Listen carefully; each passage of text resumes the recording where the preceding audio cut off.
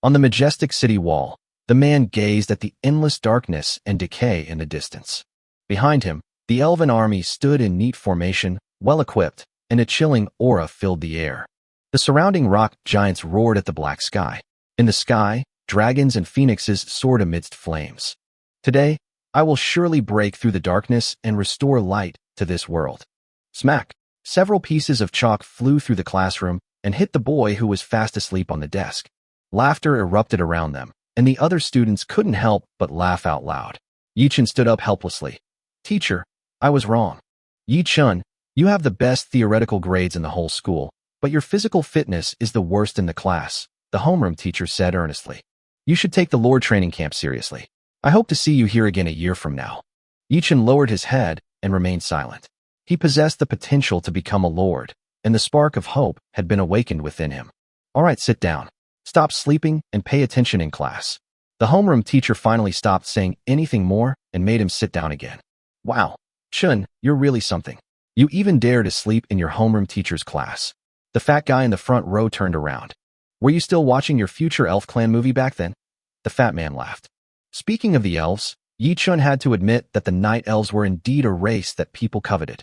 The homeroom teacher's voice rang out again. "Through the awakening ceremony, you have ignited the spark of hope. Tomorrow you will enter the world of darkness." The homeroom teacher bowed deeply. "Your future is tied to the future of the planet. Give it your all." The class ended quickly, and Yi-chun and Fatty walked out of the classroom together. Would he be able to survive after entering the dark world tomorrow? "Wow, this junior schoolgirl is so pretty.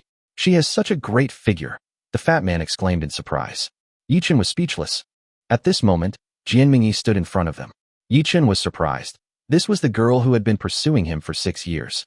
Jianmingyi walked directly up to Yi-chun and asked, "Yi-chun, are you willing to fulfill our promise?" Yi-chun was momentarily stunned. Although he was tempted, the difference in their social status was too great. Jianmingyi's parents, grandparents, and even maternal grandfather were all from a noble family. He had just awakened his own fire seed, and the gap between them was still too great. He didn't dare stand next to her at all. "You said I wouldn't give up." Jianmingyi then took a wristband out of her bag and handed it to Yi-chun.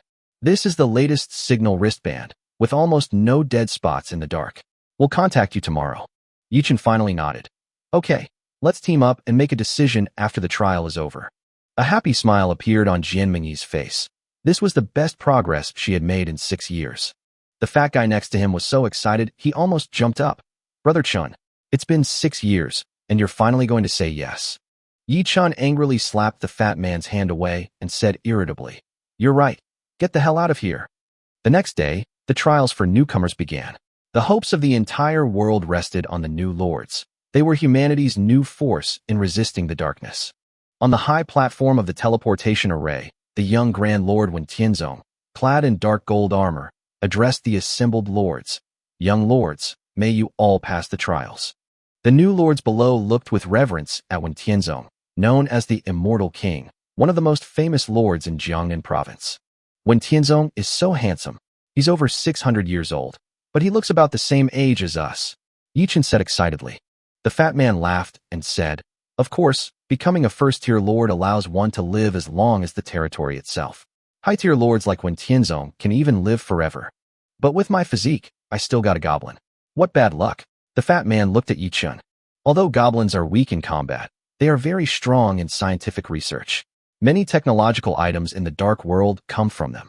Yi-chun laughed and said, "Actually, the goblins' greed can also be exploited. Give them what they want, and they will work for you." Wen Tianzong concluded his speech. "Every year, countless lords die in the dark world. I hope you can all stay true to your original aspirations." The new lords head towards the teleportation array, where they will first enter a protected trial world to begin building their own floating islands. "Don't forget what you promised me. Keep in touch." Jianmingyi turned around, waved to Yi-chun, and stepped into the teleportation array. "Brother Chun, don't forget me." The fat man laughed as he also slipped into the teleportation array. Yi-chun shook his head helplessly. "Really?"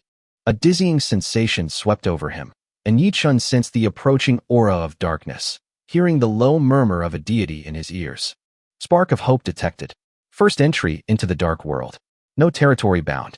Transferred to the trial world. System notification sound.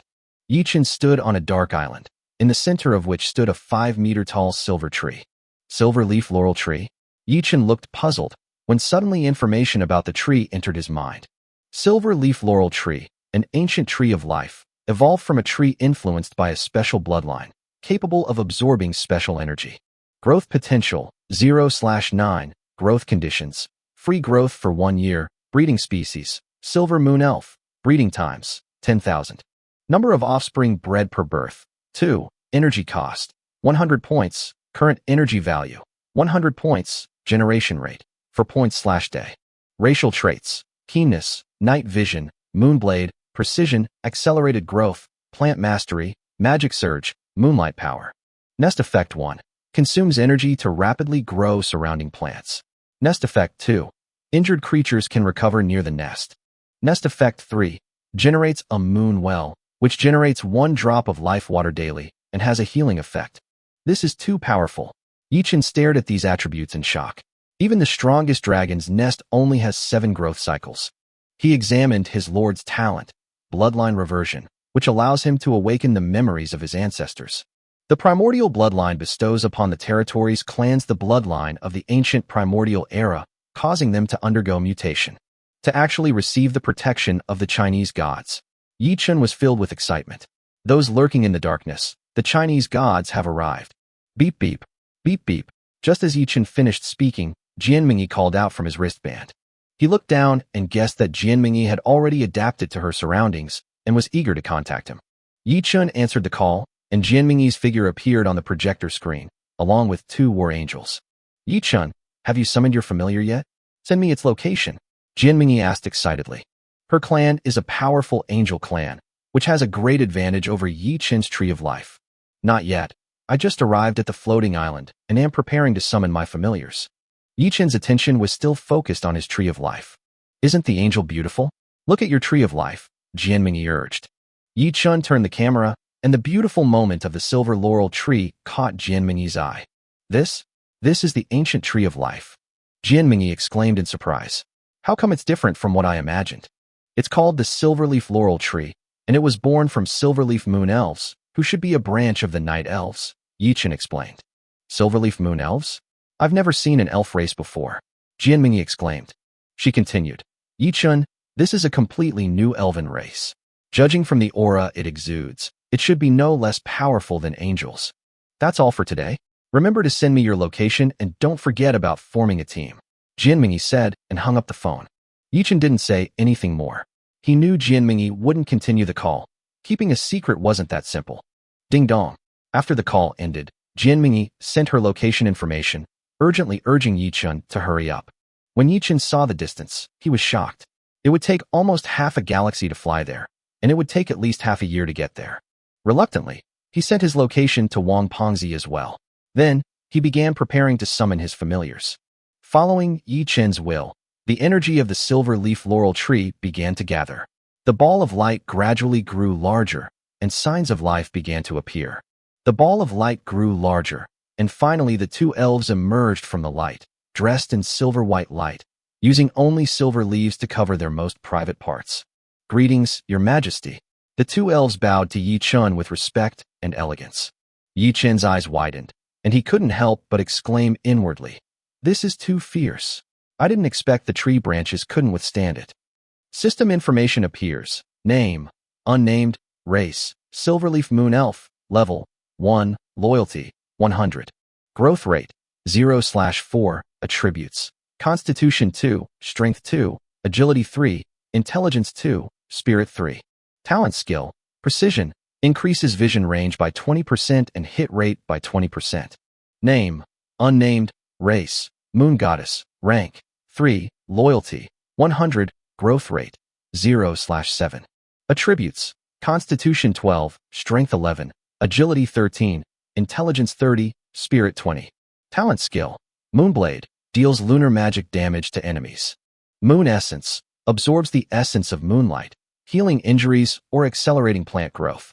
Upon seeing Yui's attributes, Yichen was surprised to find that Yui's growth potential was comparable to that of the angel race. Yui greets your lordship. Please bestow upon me a name. Yui lowered her head and said shyly. Yichen finally decided to name her.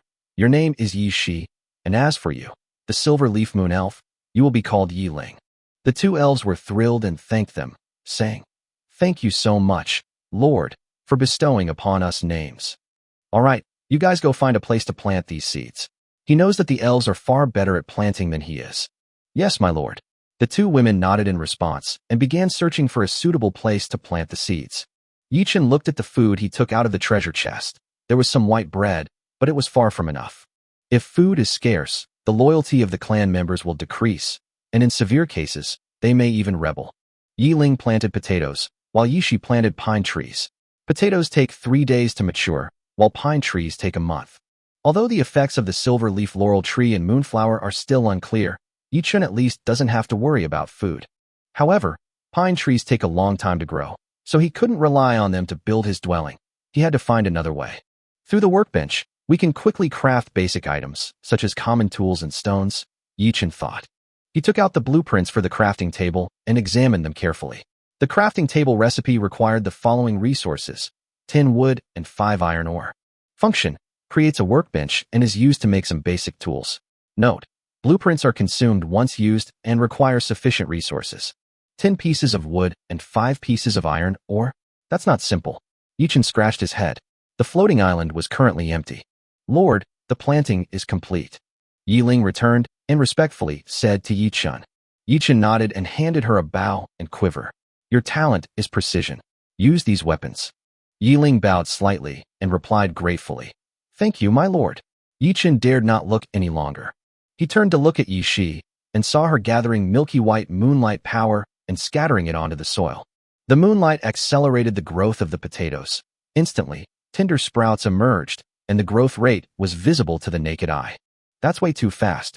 Yichun stepped forward to check the potato seedlings. Potato seedling, level 0, maturity period, 11 hours, 58 minutes, and 22 seconds. 6 times the speed? Yichun exclaimed in amazement. At this moment, Yishi scattered the remaining moonlight onto the pine tree planting area. Several tender seedlings sprouted from the gravelly ground. Pine seedling, level 0, maturation period, 14 days, 23 hours, 58 minutes, and 15 seconds. Yishi wiped his sweat and explained, "Each plant can only receive the moonlight once a day. If we accelerate every day, wouldn't the pine trees mature in just a few days?" Yichun asked. "The potatoes will be ready today, so we won't have to worry about food for now," Yishi said. "What are your plans for the future?" Yichun thought for a moment. There was nothing on the island right now. He needed to go out and find some resources. Yichun glanced at the message on his wristband. Fatty Wong was not far from him, while Jian Mingyi was on his left and right sides. If he goes to Fatty Wong's place first, Jian Mingyi will get further and further away. He should go find Fatty Wong instead. "Next, I will lead the territory in a certain direction. The dark creatures along the way are your responsibility," Yichun said to the two. "Don't worry, leave the territory to us." The two women nodded, and Yichun began to try to control the floating island, slowly moving it towards Fatty Wong's direction. However, shortly afterward, the three looked up and saw a giant black wolf crashing into the shield of the floating island, its scarlet eyes fixed on the island. Dire Wolf, Tier 1. Yichun recognized the dark creature. Its information had already been recorded. The dire wolf is incredibly strong, with its main attributes being stamina and agility, making it far more powerful than Yi Ling in combat. Filthy dark creature. Yi Ling drew back the bowstring, and the arrow shot through the air toward the dire wolf. But the dire wolf nimbly leaped away, and the arrow grazed its back without causing much damage. "You beast!" Yishi summoned a silver moon blade and slashed fiercely at the dire wolf. The dire wolf howled and tried to dodge, but the moon blade swiftly sliced into its neck, and its head fell to the ground with a thud, splattering black blood everywhere. "So powerful!" Yichun exclaimed, surprised that Yishi's moon blade was so powerful, easily killing the dire wolf. "My lord, there should be a magic crystal inside this dire wolf. Shall I retrieve it for you?" Yishi asked. "All right, thank you." Yichun nodded. Magic crystals are energy crystals formed within the bodies of dark creatures. First-tier magic crystals are extremely important in the trial world, as they can accelerate the growth of nests. Furthermore, once the dark aura of a dire wolf is removed, its carcass can be used as food, enough to feed 3 people for a month. Yichun calculated the energy supply. This magic crystal could provide the silver leaf laurel tree with 100 points of energy, enough for a second summoning. He walked towards the silver-leaf laurel tree and infused it with the energy of the magic crystal. The energy was quickly absorbed, and 2 orbs of light appeared on the branches, slowly falling down. This time, Yichen summoned 2 ordinary silver moon fairies, whom he named Eve and Bella. To distinguish the races, he gave the elves Western names, while the moon goddess race used the surname Yi. Eve will be in charge of taking care of the plants on the island, Yichen said. Bella will learn magic with Yi Shi.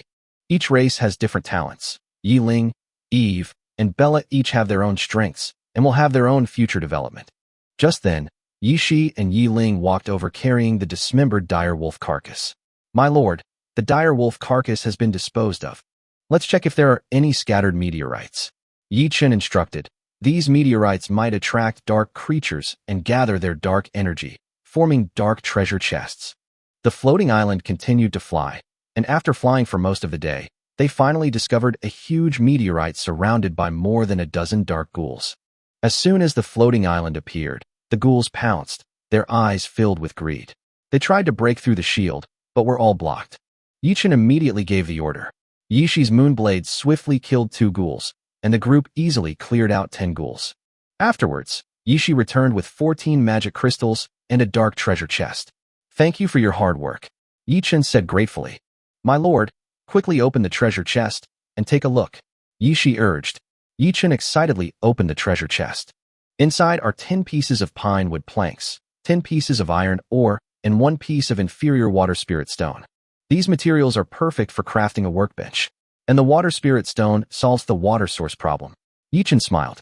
The 4 women smiled, knowing that the water spirit stones could improve their living environment, since the elves preferred fresh, natural air. Yishi, you can take care of this water spirit stone. Go and clean it. I'll make the workbench, Yichen said, then took the materials to the crafting table. The women also quickly left to clean themselves of the filth. On the workbench, blueprints and materials are neatly arranged. Guided by energy, the materials rapidly change shape and are combined into the desired items. Soon, a wooden workbench, 2 meters long and 1 meter wide, was completed, with various metal tools placed on it for use.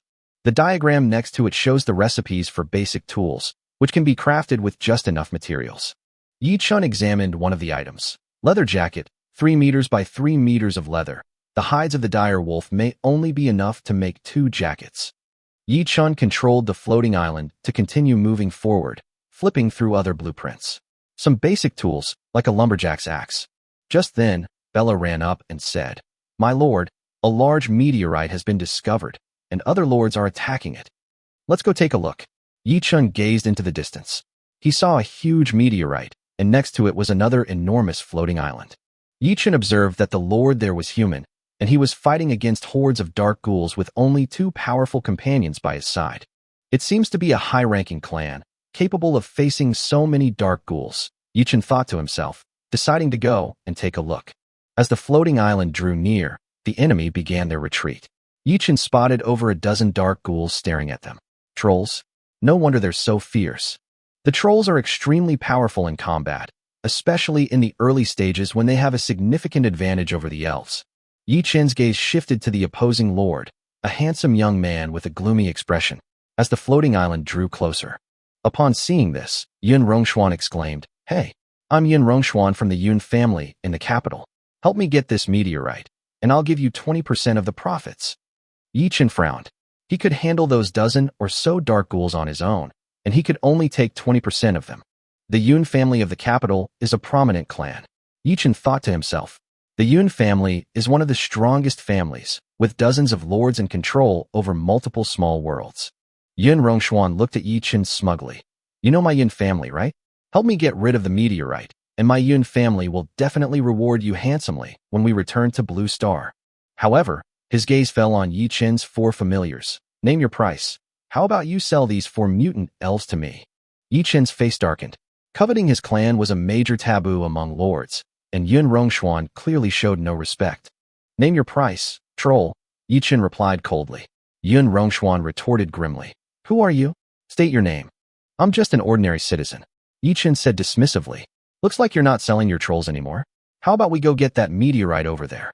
Yun Rongshuan was furious. Humph. Ignorant fool. If you have the ability to take that meteorite, what's wrong with keeping it for yourself? Yi Chun sneered.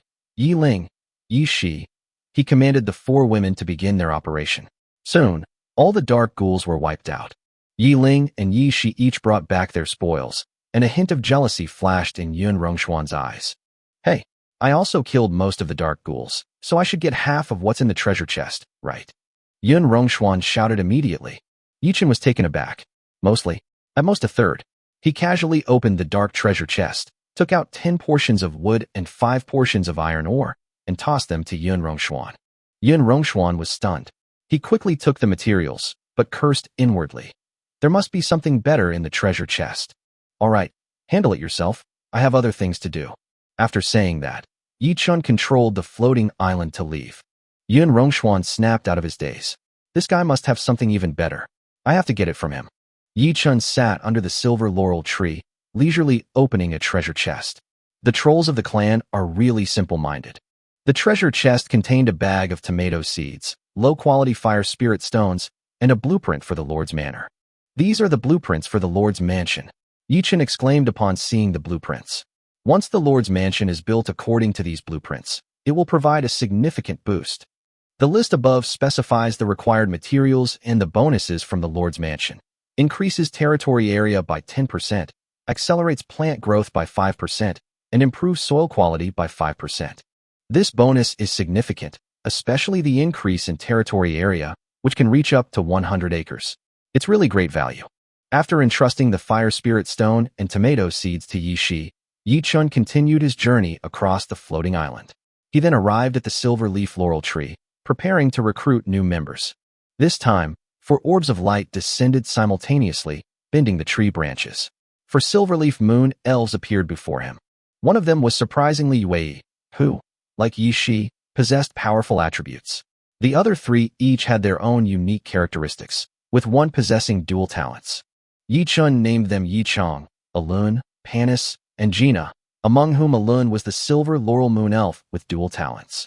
Alun is born with the ability to communicate with powerful targets through prayer, a talent that holds a very high status among the elves. I hope you can carry on the name of Alun. Yi Chun looked at her, a touch of emotion in his heart. Yi Chun controlled the floating island to fly towards Fatty Wong. Fatty Wong shouted, "Brother Chun, my goblin gave me a stone golem today." Yi Chun quickly looked at Wong Ponzi's video, where a stone figure as tall as a person was slowly walking around. Can you believe it? A goblin gave me a stone golem. I gave it a magic crystal, and it just started moving. Yi Chun exclaimed in surprise, "This is really unscientific. I remember the earliest goblin lord who built the stone golems was also a tier 2 lord. Goblins are a research-oriented race. Golems are one branch of them, and stone golems are the prototype of golems.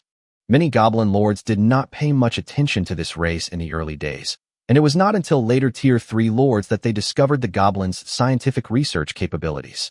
Hey, Brother Chun, do you still remember my lord talent?" Fatty Wong suddenly asked mischievously. "Lord's talent? Eloquent?" Yi Chun asked in confusion. "Yes, this talent will make my goblins more loyal," Fatty Wong continued excitedly. "Then I found some videos, and they became incredibly obedient, even willing to fight for me." Yi Chun was taken aback. "What videos?" "The complete collection of classic brainwashing slogans and classic inspirational quotes." "All right, stop talking. Stay away from me. Keep it short, no more than 3 words. Yi Chun waved his hand helplessly. Goblins are cowardly, cunning, and unpredictable. If Fatty Wong can subdue this race, he might bring about significant changes. Yi Chun looked at the attribute table sent by Fatty Wong. Stone Golem, Tier 0 to 2.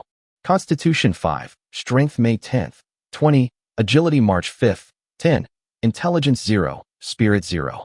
Skill 1, Petrified Skin, reduces physical damage by half. Skill 2, Magic Resistance, 50% to 0% resistance to magic damage of the same or higher level. Brother Chun, how are the attributes? They're not worse than those of a regular clan, are they? Fatty Wong asked excitedly. Yi Chun nodded. Add to that its petrified skin and spell resistance, and it's practically untouchable by second-tier races. Fatty Wong said smugly. When we meet, I'll give you a few. They should come in handy. There are 7th-tier creatures in the trial world. Can your strongest second-tier puppet defeat them? Yi Chun reminded him.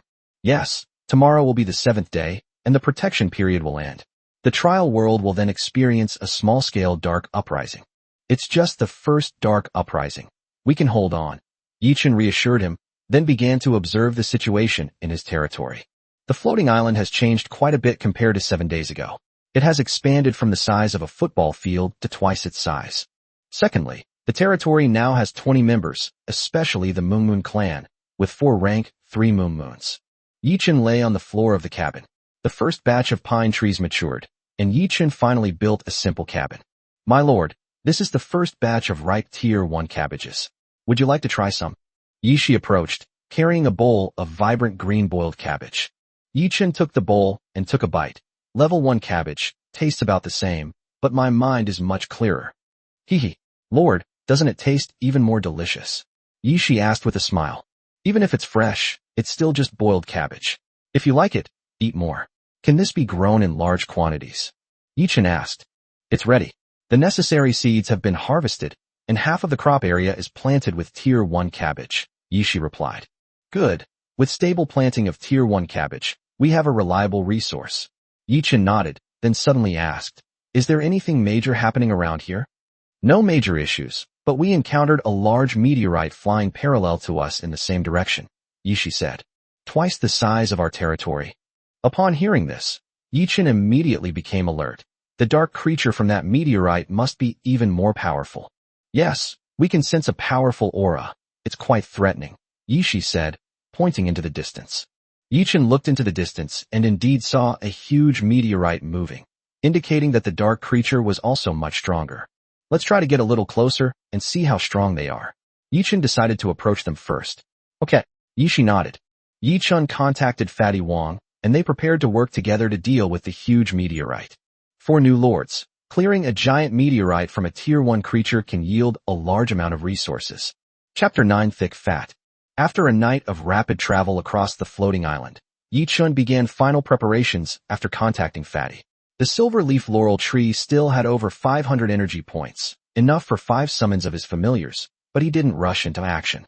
As his territory expanded, the dark rites would attract even more dark beasts, so Yichen decided to wait until the newcomer protection period ended before making any plans. My lord, the situation of the creatures on that meteorite has been confirmed. They are tier 1 frenzied rabbits, with a small number of tier 2 ones, and the leader is a tier 3 frenzied rabbit. As night fell, Yishi brought the latest news. A tier 3 frenzied rabbit? Yichen gasped. He hadn't expected to find a tier 3 frenzied rabbit, and this rabbit was even stronger than the dire wolves he had encountered before. Frenzied rabbits possess powerful hind legs capable of easily splitting mountains and rocks, and their sharp teeth are enough to crush anything. High risk means high reward. Have you investigated the quantities thoroughly? Yichen asked calmly. Jasmine discovered that there are about 20 tier 1 frenzied rabbits, 5 tier 2 rabbits, only 1 tier 3 rabbit, and most of the rest are tier 0 rabbits, Yishi replied. Understood. Yichen nodded. The frenzied rabbits are a group, and although most of them are low-level creatures, the few level 2 and 3 ones are still the biggest threat. Get ready. We'll move out as soon as we meet up with my friend. Yichen said, then contacted Fatty. The protection period was about to end, and after meeting up with Fatty, they could launch an attack while the newbie shield was active. Okay, Yishi nodded and went down to lead the others to prepare. Yichen then discussed the next steps with the fat man. As night deepened, the distance between the two sides continued to shrink. Guided by the trail, the floating island approached the Berserker Rabbit's meteorite, while the fat man's territory gradually came into Yichen's view. Brother Chun, what if we encounter other people during the fight? Fatty Wong asked, clearly a little scared. We're so weak. How can we fight against the frenzied rabbit? Don't worry, just let the other people go feed the rabbits. Anyway, people are easier to deal with than rabbits these days, Yichen replied nonchalantly. Haha, that's true. Fatty Wong was speechless for a moment, then stopped talking. The 2 floating islands drew closer. The ferocious rabbits began to stir, their crimson eyes fixed on Yichen's floating island. Meanwhile, Wang Pengzi's territory gradually came into view. It was a floating island of average size, with some stone houses and lush farmland. Brother Chun, I'm so glad to finally see you, Fatty Wong exclaimed excitedly, his face beaming with the joy of a long-awaited reunion. Yichen said impatiently, Stop dawdling. The frenzied rabbit will be here soon. As the 2 floating islands approached, the attention of the frenzied rabbits turned to them, and several frenzied rabbits quickly leaped towards the floating islands. However, The frenzied rabbits were soon blocked by the newcomer's shield and became targets for Yi Chun. Wang Pengzi was in a similar situation. Although he didn't have a bow and arrow, his goblins had launched a ranged attack on the frenzied rabbit with small catapults. Although the power was not great, it was still able to cause some damage to the level 1 frenzied rabbit. Yi Shi, take down that tier 2 frenzied rabbit, Yi Chun said, pointing to a huge frenzied rabbit in the distance. It was the only tier 2 frenzied rabbit that had charged forward.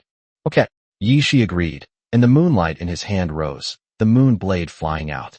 The speed of the frenzied rabbit was exceptionally fast, and the moon blade failed to kill it in one strike, only lightly grazing its hind leg. What a powerful frenzied rabbit, Yi Chun exclaimed, recalling the description of the frenzied rabbit in the book. The frenzied rabbit awakens its thick fat talent at tier 1, granting it powerful defense and life regeneration abilities. At tier 2, the thick fat talent becomes even stronger, and it awakens the killing incisor's skill, allowing it to easily crush anything.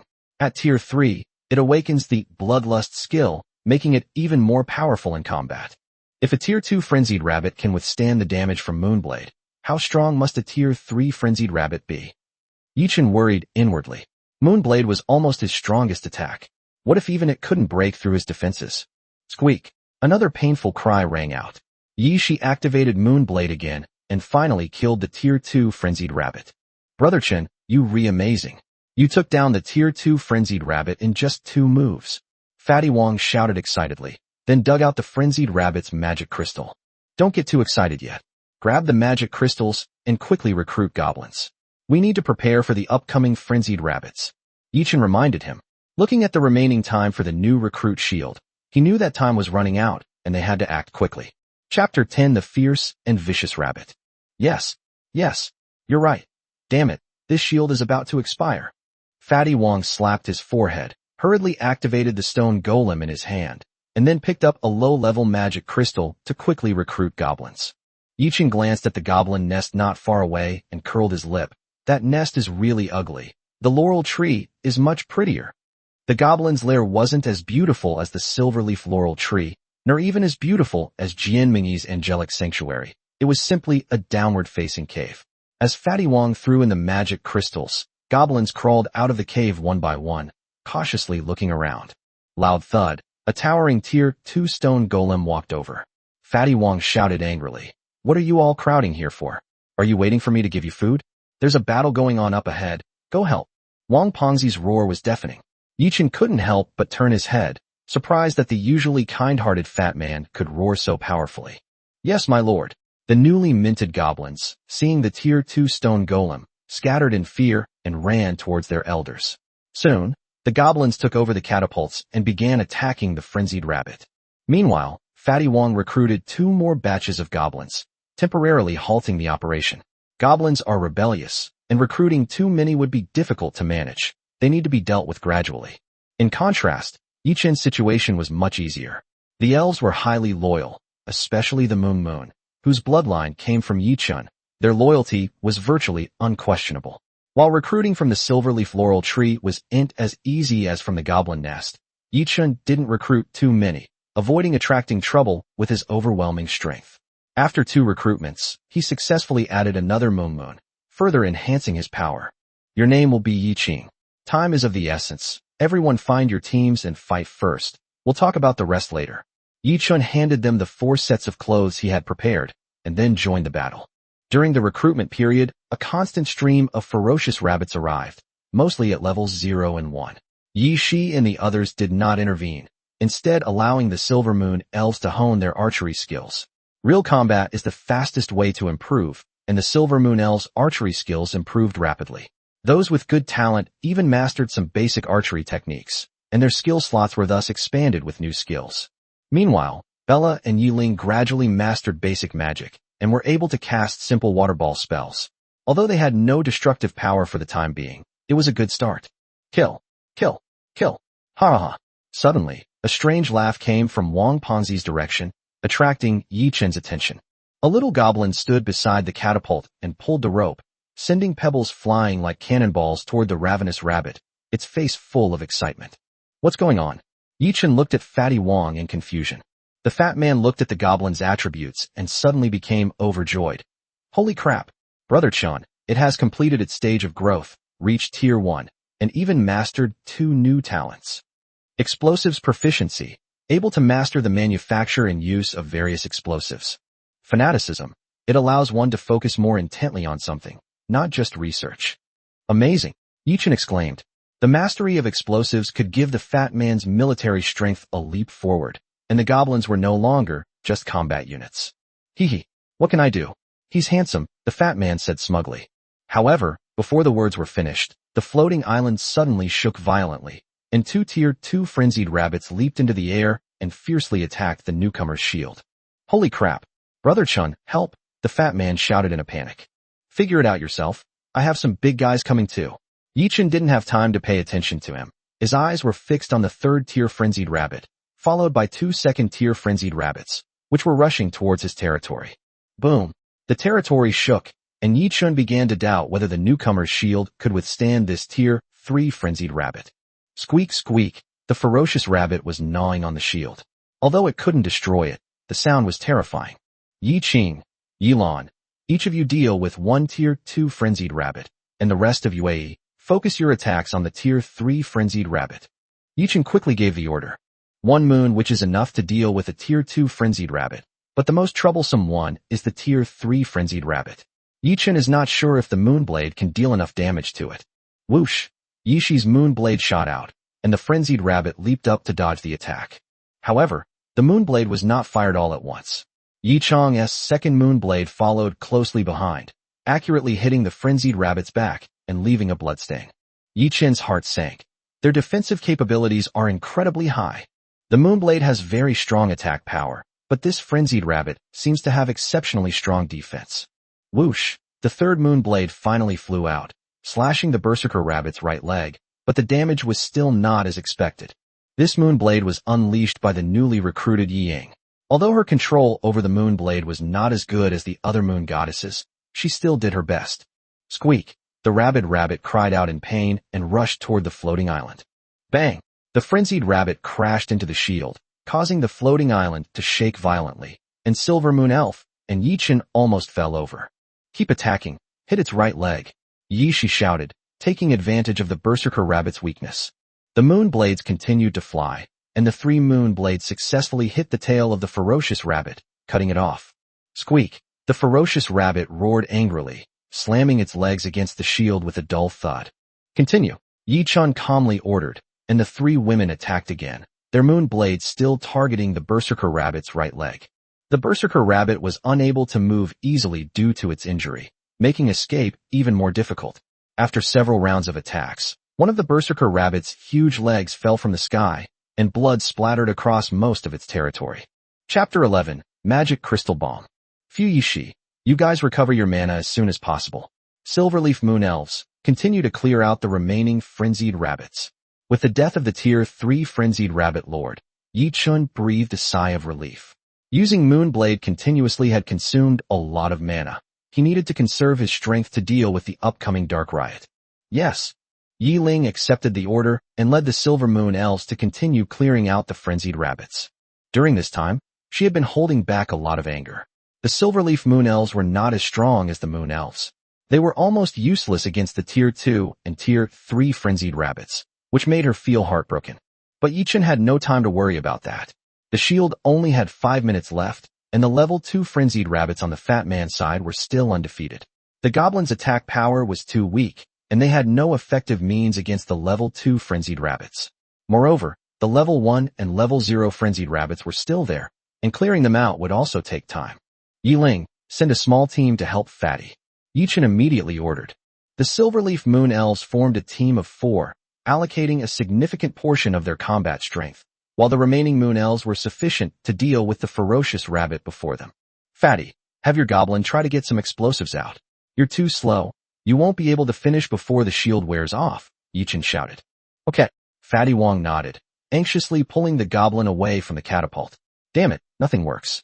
Find some powerful weapons. Weapons? High-powered weapons. The goblin spun around frantically, then suddenly grabbed the fat man's trouser leg. Give me a magic crystal. I can channel the energy out and make it explode with a bang.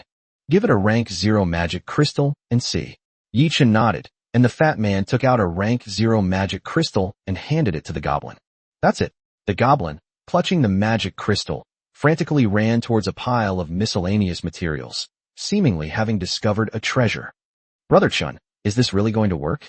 Won't it blow up my territory? The fat man asked worriedly. No, the energy of a tier 0 magic crystal isn't enough. At most, it'll blow up half the territory. Yi-Chun shook his head, trying to reassure him. Half a territory?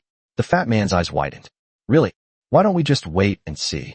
Yi-Chun gestured, and the goblin emerged from the garbage heap, excitedly running towards the catapult, ready to blast it open.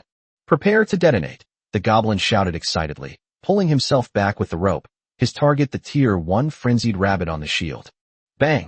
The black sphere shot out, and Yi-Chun and the fat man held their breath, waiting for the result. Boom! The explosion was deafening, and the entire island shook instantly.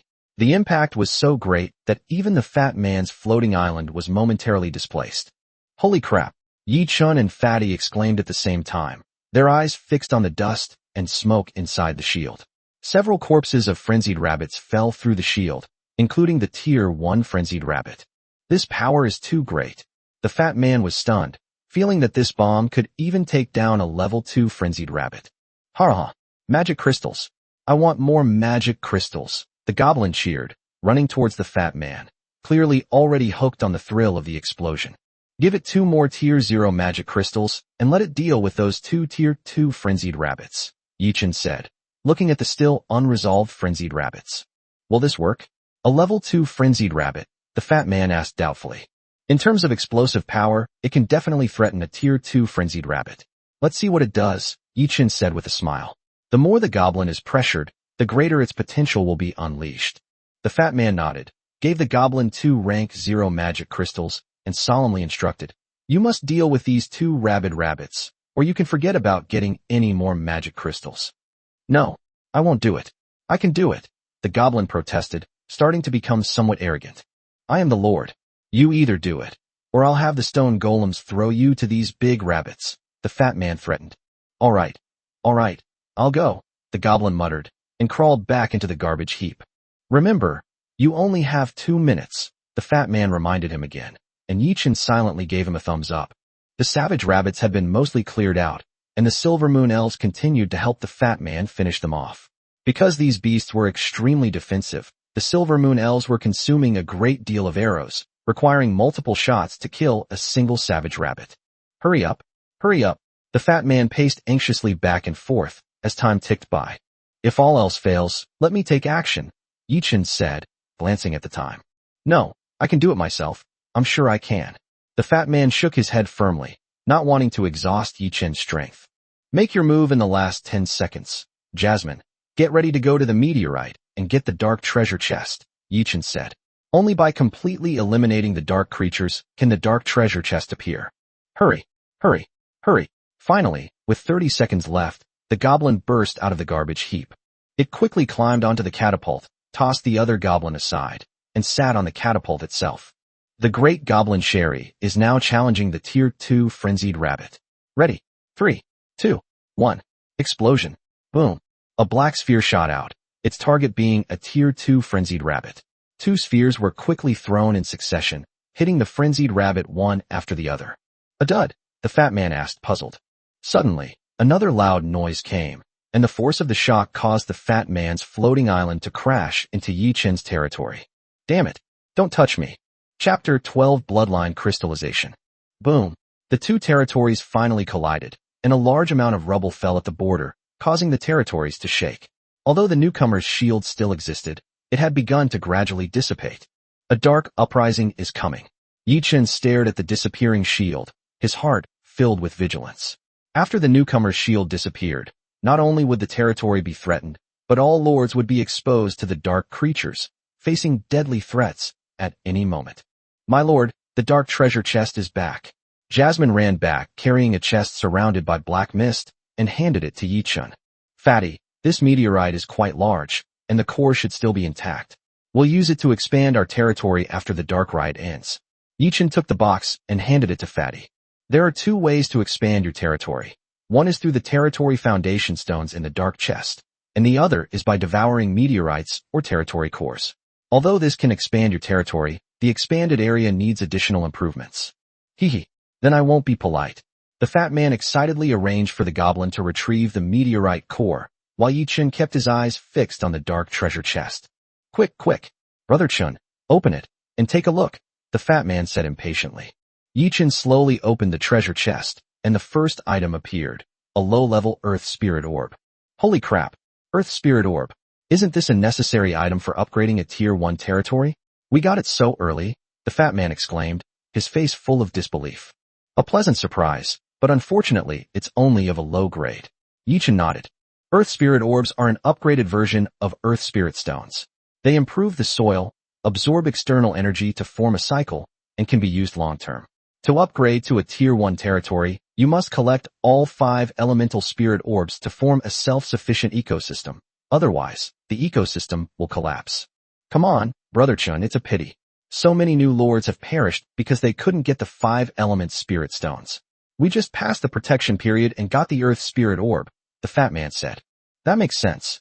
Yi Chun put down the Earth Spirit Orb and continued taking things out of the dark treasure chest. The second item was a blueprint. The fat man asked in confusion. Is it a recipe? No, it's a skill scroll for the Bloodlust technique. Yi Chun raised an eyebrow. Bloodlust is an extremely rare skill.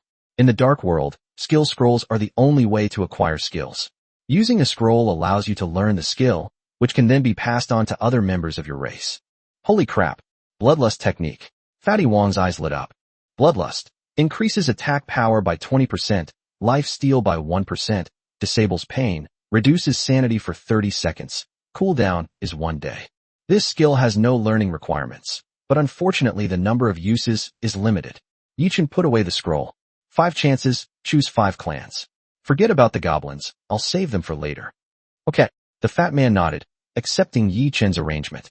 The third item was a packet of seeds, Tier 2 mist grass seeds, which could create mist within a certain range, suitable for hiding secrets. Yi Chun and Fatty each took half. That's all. When the fourth item was taken out, the dark treasure chest gradually disappeared. Both of them were surprised that the treasure chest only contained 4 items. Brother Chun, look, it looks like a big thing, the fat man said expectantly. Blood crystal in Yi Chun's hand caught their attention. After checking the information, they both exclaimed almost simultaneously, holy crap. Bloodline crystal, violent rabbit. Containing the bloodline of the Berserker rabbit can be integrated into a territory's lair, guaranteeing the recruitment of Berserker rabbits in the next 10 recruitment attempts. Depending on the lair, the Berserker rabbit has a chance to mutate and may even become a companion species. Damn, no wonder there are only 4 items. This one is enough to make up for all of them, the fat man exclaimed in shock. Yi Chun nodded in agreement. Bloodline crystals are extremely precious in the trial world, especially for high-ranking lords. They can expand the number of their followers without consuming original recruitment attempts. Their most important feature is the chance to generate a companion race, bringing even more followers. Fatty. Yi Chun looked at Fatty, but before he could finish speaking, Fatty clutched his chest, pretending to be in pain. Brother Chun, stop talking. Just use it already. It's a waste to use this trash goblin of mine, the fat man said with a wry smile. Don't say that. Goblins are very strong. Yi Chun comforted him. Don't try to comfort me. Goblins are not worthy of using bloodline crystals. You must believe that there are no useless races, only useless lords. So maybe I'm just a useless lord? No, I won't allow you to say that. Stop talking nonsense and use it already. No matter how strong the goblin is, it's not a berserker rabbit. Okay, you're welcome. The fat man smiled, already prepared to accept the situation. Yi Chun infused the bloodline crystal into the silver leaf laurel tree, the bloodline slowly flowing into the trunk, his heart filled with anticipation. Bloodline crystal, violent rabbit, is being integrated.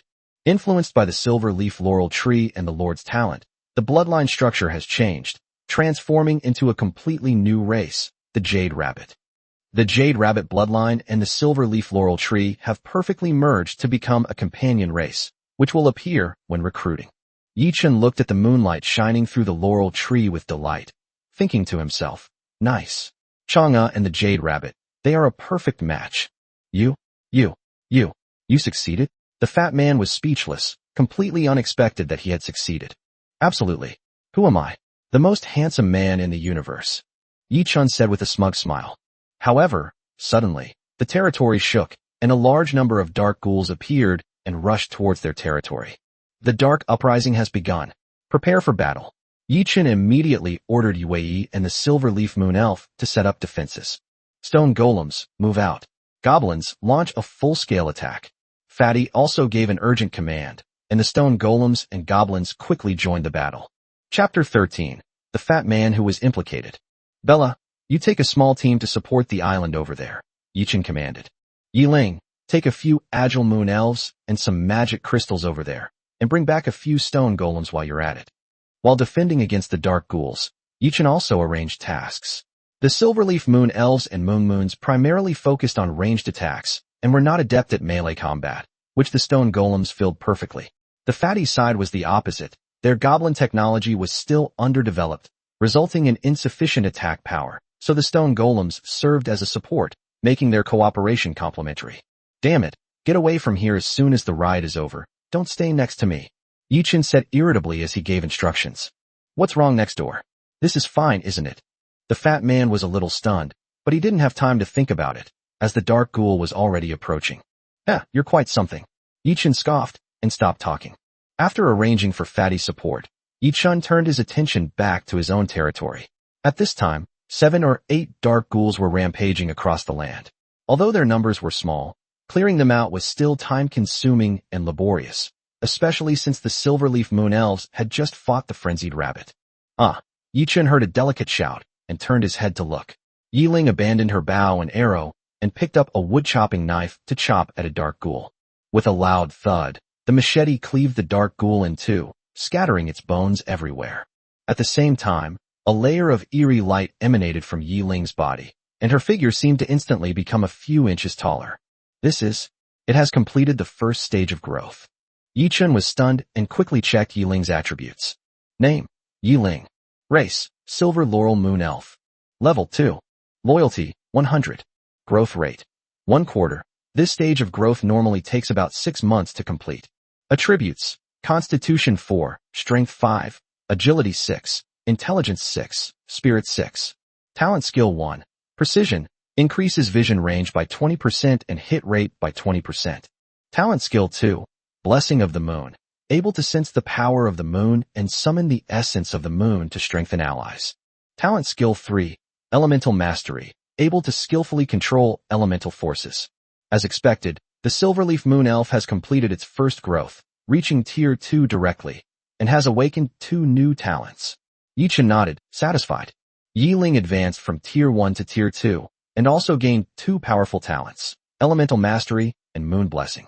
Moon Blessing is extremely rare among the elves, and is a prerequisite for becoming a high priest. This made Yichen start to consider whether Yiling had the potential to become a future high priest or clan leader. Could Yiling have the potential to become a high priest or clan leader? Yichen looked at Yiling fighting ahead with doubt, temporarily putting this thought aside and continuing to command the battle. As the battle progressed, the stone golem that Fatty Wong had prepared for Yichen finally arrived. After being equipped with Tier 1 magic crystals, the stone golem steadily blocked the attacks of the dark ghouls. Roar, the dark ghouls roared incessantly, their claws only leaving shallow scratches on the hard shell of the stone golem. They tried to bypass the stone golem to attack the Silver Moon Elf, but were blocked by the stone golem. Every time they tried to get close, they were pulled back by a swing of its huge arm. Ha! Brother Chin, what do you think? My stone golem is pretty good, isn't it? Fatty Wong laughed. Not bad, but still be careful. The dark ride has been going on for an hour, and this is just the beginning. Yichen replied seriously. Although the stone golems effectively withstood the dark ghoul's attack, Fatty Wong still lacked sufficient firepower, and the number of dark ghouls continued to increase. To alleviate the pressure, Yichen dispatched Bella's Moon Elf squad to support Fatty Wong. Yi-Shi, take 2 moon maids and go pick some Tier 1 cabbages, boil them, and we'll help everyone recover their energy later. Yichen considered for a moment and decided to provide everyone with a rest. Alright, Yi-Shi nodded and led the 2 Yue to make preparations, as they were not needed for the time being. Yichen continued to command the battle. Although the number of dark ghouls was constantly increasing, he knew that this dark uprising wouldn't last long. The number of dark ghouls was increasing every minute, while Wang Pengzi's attack power was insufficient, leading to a backlog of ghouls. The trial world was born according to the will of the gods. Yichen murmured to himself, The Dark Riot will not only give birth to ghouls. Next, the enemies will gradually become stronger. Sure enough, 20 minutes later, a level 2 dark ghoul appeared, its enormous size astonishing, and it entered the territory of Fatty and Yi-Chen directly. Watch out. A tier 1 dark ghoul has appeared. Yi-Chen warned. Only a third of the time has passed. How come a tier 1 ghoul has already appeared? The fat man asked in surprise. Looks like you've been dragged into this because of me. Yi-Chen shrugged and smiled happily. As the number of dark ghouls increased, a second tier 1 ghoul appeared on the battlefield. After a brief siege, it was easily killed by the Silver Moon Elves. These tier 1 ghouls are dealt with, but the ones coming next will be even stronger. Yi-Chen frowned slightly as he looked at the battlefield. Although the number of Silver Moon Elves was gradually increasing, it was still insufficient to cope with the growing number of dark ghouls.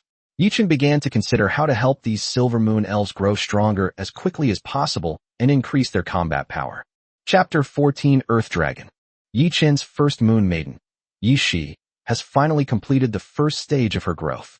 Her temperament has become increasingly ethereal, like a fairy from the Moon Palace, radiating brilliance. Yi-Shi, a member of the Moon clan, Tier 3, with a loyalty of 100, constitution of 24, strength of 20, agility of 26, intelligence of 58, and spirit of 65. Her innate skills include Moon Blade, Moon Blossom, skillful dance, basic breathing techniques, and evil repelling. Her evil repelling skill, in particular, amplifies damage against dark creatures and increases her spirit resistance, making her extremely powerful. Yi-Chen was amazed by her evolution. Although she was only at level 3, her attributes had made a qualitative leap. Yue's breathing technique provided her with almost unlimited growth potential, surpassing all other races. Yi-Shi charged single-handedly into the horde of dark ghouls, wielding a woodcutter's knife, crushing her enemies with every strike. Even without any additional buffs, her 20-plus points in constitution and strength were more than enough to easily overwhelm these low-level foes. That's incredible, Fatty Wong exclaimed in shock after witnessing the scene. Brother Chen, how come your clan is so strong? Are you on drugs? You're the one on drugs. Yi-Chen laughed and scolded. Fatty Wong continued to exclaim in surprise. This is only the first stage. How can it be so powerful? Could it already be at the 4th level? It's not at the 4th tier yet. It should be the mid-3rd tier, Yi-Chen explained. 3rd tier creatures experience a qualitative leap, with their attribute values increasing significantly, while 4th tier creatures require 300 points of total attribute, a huge difference. At this moment, the appearance of the Earth Dragon shattered the brief peace. Yi-Chen and Fatty Wong immediately recognized it as a low-level beast with a faint dragon bloodline, possessing immense strength. Fatty Wong said with a wry smile, "This monster is at least level 2. We can't defeat it. Stop talking nonsense. Prepare for battle. Moon Maidens, take out the Earth Dragons first." Yi-Chen commanded. Several Moon Elves immediately sprang into action, launching an attack on the Earth Dragon. At the same time, Yi Ling, the leader of the Silverleaf Moon Elves, also volunteered to join the battle. "We, the Silverleaf Moon Elves, volunteer," Yi Ling pleaded. They were unwilling to accept that Yi-Shi alone could handle most of the enemies. "Go ahead and assist in the operation." Yi-Chen agreed to their request.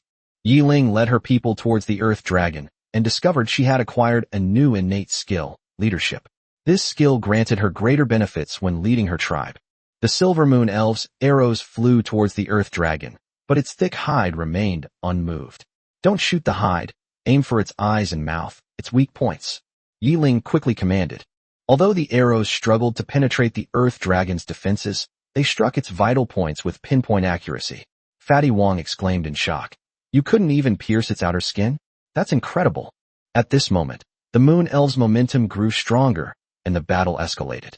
Yi-Chen knew that after this battle, Moon Goddess and Silver Leaf Moon Elves would become even more arrogant. Chapter 15, The End of the Dark Riot. "It's itchy," Yi-Chen muttered irritably, his gaze fixed on the Earth Dragon. The Earth Dragon, though only at Tier 2, possesses incredibly thick hide due to its dragon lineage, making it impenetrable to any arrows from the Silverleaf Moon Elves. Even Yi Ling, who has reached Tier 2, cannot inflict any substantial damage upon it. Compared to Yi Ling, the Earth Dragon is undoubtedly in the late stage of Tier 2. Seeing that the Silver Moon Elves' attacks were ineffective, Yi-Shi and the Moon Goddesses slowed down their movements, not rushing to kill them, but trying to limit the Earth Dragon and give Yi Ling and the others more opportunities to practice. 3 minutes later, the fourth Earth Dragon was killed, and the other two Silver Moon elves successfully completed the first stage of growth and entered the second stage. Growth time is the experience bar. It can grow naturally by idling or by killing monsters, which makes perfect sense. Yi-chan nodded, looking at the two advanced Silver Leaf Moon elves with satisfaction. These two newly advanced Moon elves are Eve and Bella, whom we recruited earlier. Their strength has increased, and they have awakened new talents. Eve's talents are nourishment and healing. Nourishment accelerates plant growth, while healing heals injuries. Eve, she's definitely a support role. Yi-chan smiled and stroked his chin. Eve's talents are almost entirely geared towards support. After advancing, her agility attribute doesn't increase much, and her offensive capabilities are average, but her spirit attribute is as high as 20 points, far exceeding Yi Ling and Bella. Compared to Eve's supportive role, Bella is more aggressive. Her talents include Arcane Radiance, which allows her to sense and learn arcane magic, and Mana Gem, which increases her mana by 30%. It's a pity that such a mage turret can only cast waterball spells for now. Yi-chan smiled helplessly. Before she finished speaking, a huge fireball appeared out of thin air in Bella's hand and slammed directly into the Earth Dragon. Holy crap! She directly mastered the fireball technique. Yi-chan exclaimed. Bella turned back and smiled at Yi-chan, seemingly quite pleased with his surprise. Then, she waved her hand and summoned a wind blade, which shot towards the Earth Dragon. But the wind blade's damage was relatively small, only causing the Earth Dragon's head to turn slightly. Bella frowned slightly and cast Fireball again, hurling several fireballs at the Earth Dragon. The Earth Dragon roared in agony under the scorching heat of the fireballs, the air filled with the aroma of burning flesh. TSK, what a pity, a live charcoal-grilled earthworm. Yi-chan couldn't help but swallow as he smelled the aroma, and teased. If only Fatty had some cumin and chili powder on his side. Brother Chun, your elves can use magic now? The fat man exclaimed, looking at Bella in disbelief. TCH, making a fuss over nothing. Yi-chan smirked, secretly pleased with Bella's progress. Being able to comprehend magic was already quite remarkable in this trial world. Brother Chun is awesome, the fat man shouted, feeling like he had finally found a powerful patron. Don't rush, keep fighting. I bet you'll be getting tier 2 creatures soon too. Yi-chan reminded him with a smile. The Dark Riot is nearing its end, and early-stage tier 3 Earth Dragons have begun to appear in Yi-chan's territory, while Fatty is still dealing with tier 1 Dire Wolves. Holy crap, a tier 2 creature? Without a shield, my territory is probably going to be destroyed, right? The fat man suddenly tensed up, remembering the terror of the tier 2 frenzied rabbit. It's only tier 2. You have so many stone golems, what are you afraid of? Yi-chan shrugged, indicating to the fat man not to panic. As time passed, the enemies of the Dark Riot grew stronger. The first true tier 3 Earth Dragon emerged from the darkness, shaking the entire floating island. This guy's strength is at least 80 points or more, Yi-chan thought to himself, feeling the oppressive aura emanating from the Earth Dragon. Yi-shi, be careful, this Earth Dragon is very strong, Yi-chan warned. Yi-shi nodded, and the other Moon Maidens began to prepare as well. Cultivators are naturally resilient to pressure, and a single Earth Dragon was not enough to make them panic. Sword come, Yi-shi shouted, and a short, icy sword materialized in his palm, which he swiftly thrust towards the Earth Dragon. Bang! The frost short sword struck the Earth Dragon and shattered instantly, but it also caused considerable damage. A bloody hole appeared on the Earth Dragon's side, from which black blood gushed out. The sword shattered after just one strike. The fat man was stunned, looking at Yi-chan in confusion. After all, it's just a short sword formed from condensed cold air. It's already quite good that it can cause this kind of damage. Yi-chan smiled helplessly. The moon goddesses continued their coordinated attack, unleashing 4 consecutive moon blades that nearly dismembered the Earth Dragon. It let out a painful roar before finally collapsing to the ground. That's incredible. Yi-shi is probably the only one who can handle this tier 3 Earth Dragon, right? The fat man exclaimed. I suspect that Yi-shi is not as good as it in any single attribute, but Yi-shi has stronger teamwork ability, Yi-chan explained. Although the Earth Dragon had strong defense and amazing attack power, it was slow-moving and lacked ranged attack methods, and was ultimately defeated by the Moon Goddess's cooperation. Chapter 16 The Goblin Trade Network. Although Yi-chan defeated the first tier 3 Earth Dragon, the Dark Riot was not over. Soon after, a second tier 3 Earth Dragon emerged from the darkness. At the same time, Wang Pengzi's side also encountered a Tier 2 Dark Ghoul, considered the pinnacle of their power. Yi Shi, conserve your energy. There will be at least 3 more Earth Dragons of this level, and there might even be stronger dark creatures. Yi Chen shouted a reminder. Yi Shi and the other moon goddesses immediately became more efficient, using their proficient moon blades to attack the Earth Dragon.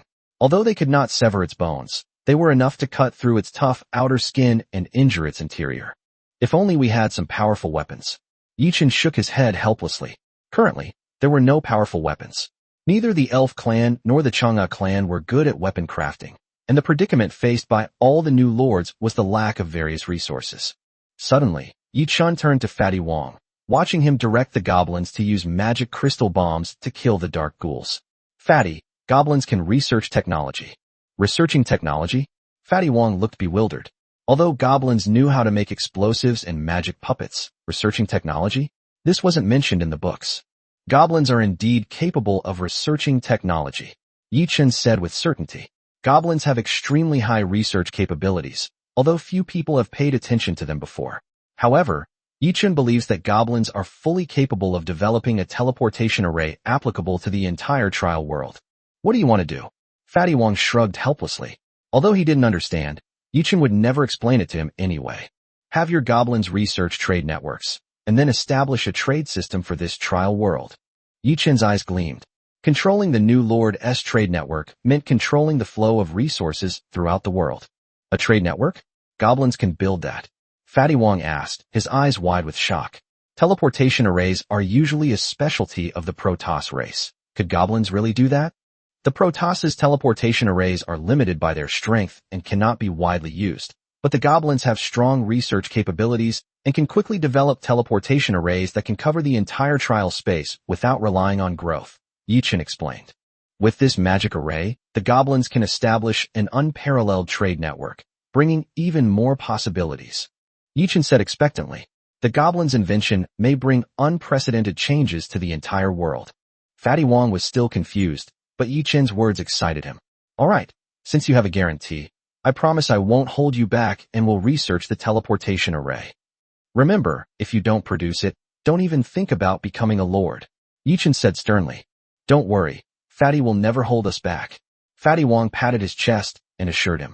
Although the dire wolves that Fatty Wang encountered were strong, Yi Chen was under even greater pressure. The final Earth Dragon was approaching level 4, and Yi Chen knew that this would be a difficult battle.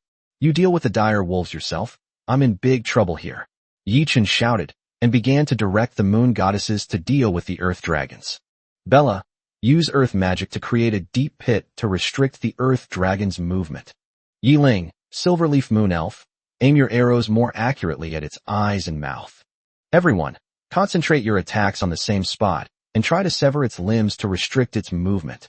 Under Yi Chen's command, the moon goddesses launched precise attacks, and the stone golems slowed down the Earth Dragon's advance. Although wave after wave of stone golems were defeated, the sacrifice was worthwhile. With the last stone golem falling, the Earth Dragon's hind leg was severed, rendering it unable to move. The Silverleaf Moon Elf's arrows finally paid off, piercing the Earth Dragon's eyes and blinding it. Roar, the restrained Earth Dragon could only roar angrily, but it was powerless to resist. The moon goddesses worked together and struck with precision, finally beheading the Earth Dragon and completely resolving the crisis. Phew, it's finally over. Yi Chen breathed a sigh of relief, but suddenly heard Wang Pengzi shout from behind. Huh? Brother Chen. I held on. I even got a dark treasure chest. Chapter 17, Holy Spirit Shield. It's itching for a beating, Yi Chen muttered. The atmosphere of opening the treasure chest was broken by the fat man's shout, so he simply opened the rare dark treasure chest at will. Suddenly, a burst of golden light flashed. Yi Chen closed his eyes slightly, turned his head, and muttered to himself. Damn, this is blinding. All this flashy stuff, it'll just dissipate eventually anyway. As the golden light gradually faded, the items in the dark treasure chest were revealed one by one. The 10 items were neatly arranged on the ground, looking particularly eye-catching. Wow, the first item is a complete set of 5 element spirit orbs? Brother Chen, you've broken into the top 10. The fat man exclaimed excitedly as soon as he saw the 5 element spirit orbs in the treasure chest. TCH, I can't even make it into the top 10. What am I supposed to do? Yi Chen said dismissively. Only 10 sets of the 5-element spirit orbs can appear during the first Dark Riot. Obtaining this set of orbs means that Yi Chun killed a large number of dark creatures during the Dark Riot and broke into the top 10 in the rankings. Yi Chun looked at the orbs but didn't rush to put them away. Instead, he directly tossed the box containing the 5-element spirit orbs to the fat man. "You can keep it. I don't know how to use low-level spirit beads for now," Yi Chun said. The 5-element spirit orbs are used for territory advancement and are key to establishing a complete ecological cycle within the territory, providing it with basic attributes such as soil, water, minerals, and life. For Yi Chun, low-level spirit orbs are not suitable for advancement. Then I won't stand on ceremony. The coverage area of the Spirit Pearl Array is the maximum expansion area of the territory. A low-level Spirit Pearl is indeed a bit of a waste for you. The fat man was stunned for a moment, then said with a smile, but he couldn't hide the tears in the corners of his eyes. Despite being a low-level spirit orb, it can still be of great help to some new lords, especially since the fat goblin is not good at planting and ecological construction. "Let me see what this second item is." Yi Chun ignored the fat man and continued picking up other items. The 5-element spirit orb is undoubtedly the most valuable item in the treasure chest, but other items are also of great value, especially suitable for novice lords. 10 bottles of growth accelerating agent can accelerate the growth cycle of a family member or animal by 10 days. Those with magical talent comprehend basic magic, and it will speed up the magic learning speed of elves. 100 square meters of fertile soil is just what I need. Thornvine seeds, fire spirit tree seedlings, brocade pheasant chicks. We'll have a steady supply of chicken and eggs to eat from now on. 100 territory foundation stones. Each stone can add 100 square meters of fertile land. Good stuff. Yi Chun and Fatty would exclaim in surprise every time they took out an item. These seeds, seedlings, and chicks are key to territory development, especially the brocade pheasant, whose meat enhances intelligence and whose eggs improve physical condition. The thorn vines can form a protective umbrella around the territory. The fire spirit fruit of the fire spirit tree can increase fire element affinity. The meat of the brocade pheasant can enhance intelligence attribute, and the eggs can improve physical condition. "This is awesome," the fat man said excitedly. "TCH, you're so ignorant. There are still 2 things you haven't brought out yet." Yi Chun curled his lip and picked up a golden bow. Golden bow, tier 4. Forged from pure gold, possessing extremely high attack power. Increases attack power by 10% 200%, and comes with accuracy, power, and penetration effects. Requires 50-300 points of strength. A tier 4 weapon. Yi Chun and the fat man were both surprised. This golden bow is not only powerful, but also requires 50-300 points of strength, making it unusable for Yi Chun and the Moon Elves for a short period of time. "Keep it low-key. There's no way to use it. Moon Elves aren't suited to this kind of heavy bow." Yi Chun shook his head helplessly. The golden bow aside, Yi Chun picked up the last item, his gaze sharpening, and his whole body trembled. It was a design drawing. Holy Spirit Shield Design. Blueprints for a shield that can summon the power of the Holy Spirit to protect the territory. Tier 1 construction materials. A complete set of low-tier 5-element spirit stones, 1,000 soul stones, 10,000 tier 1 magic crystals, and 1 mid-tier light spirit stone. Tier 1 effect. Creates a shield covering the entire territory, which can withstand attacks up to 2,000 energy points, withstand attacks up to 5,000 energy points, and store 20,000 energy points. "Brother Chun, what is it? Send it to me." The fat man shouted anxiously when he saw Yi Chun staring blankly. "Sorry, it's not convenient for you to see this, but I can say that this is the most advanced territory shield design blueprint," Yi Chun said. "The energy shield is the core of the territory's defense, and its very survival is at stake. It should not be easily revealed even to the closest confidants." The fat man paused, then didn't ask any more questions. Seeing that Yi Chun had obtained such powerful shield design blueprints, he didn't dare to easily request an audience. "Damn it. No way. I have to open the treasure chest too." The fat man wiped his face, turned around, and ran towards his treasure chest. Watching the fat man run away, Yi Chun looked down at the design blueprint in his hand again. Compared to the common lord's shield, the defensive capabilities of this blueprint were undoubtedly much stronger. "The requirements for this design are too high," Yi Chun remarked. "It requires 10,000 tier 1 magic crystals and 1,000 soul crystals, making it a long and arduous task. Looks like I need to find and clean up the layers of banshees, ghosts, and skeletons," Yi Chun thought to himself. Looking back at the fat man's side, Yi Chun's gaze flickered slightly. Although the fat man's treasure chest didn't contain as much as his, it did have some seeds and saplings, which were perfect for his current needs. Alright, stop looking so glum. Think about how many tier 3 earth dragons I killed, and how many tier 2 dire wolves you've only killed. At least you got the blueprint for the cyclic magic array, didn't you? Yichun comforted him. The fat man sighed and handed the seeds and saplings to Yichun. Take these. Goblins aren't good at planting. Just give me some food. Yichun took the seeds. I'll plant them and give you some second-generation seeds. Once you've set up the cycle array, the territory's environment will be greatly improved. The requirements for the cyclic magic array are not as many as those for the territory shield. As long as you have 5-element spirit stones and enough magic crystals, you can set it up. Moreover, the amount of magic crystals required is not much. Okay, the fat man nodded, and the two went to clean up the mess. First came the ferocious rabbit, then the dark uprising. Both of their territories were severely damaged and left in a mess. It would take some time to clean up both the spoils of war and the territory itself. Chapter 18: The Talking Rabbit. To clean up the corpses from the battle and tidy up the territory. The carcasses of the frenzied rabbit and dire wolf were processed and could be used for food, while the territory was reorganized and expanded. With the help of 100 territory foundation stones, Yichun's territory area nearly doubled, reaching a full 15 acres, and most of the land was fertile soil suitable for planting. There was also 100 square meters of fertile soil, which was even better than fertile soil, suitable for planting tier 2 crops and accelerating the growth of lower tier crops.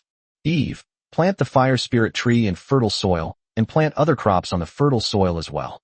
Try to make the fire spirit tree mutate, Yichun instructed.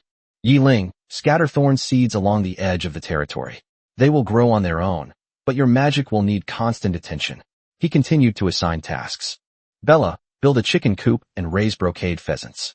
We'll be in for a treat in the future. My lord, the Silver Moon Elves are vegetarians. Oh, is that so? No problem. We can take them out to sell and exchange them for some vegetarian food. Yichun smiled helplessly. As the territory expanded, the amount of arable land also increased. Large quantities of vegetables such as potatoes, cabbage, and tomatoes became the main food source on the floating island. While the Moon Elves and Silverleaf Moon Elves were mostly vegetarians, Yichun alone preferred meat, but the supply couldn't meet the demand, so he had to give some meat to the goblins on Wang Pengzi's side. Brother Chun, what should we do next? Go find Jin Mingyi, or continue sweeping up meteorites?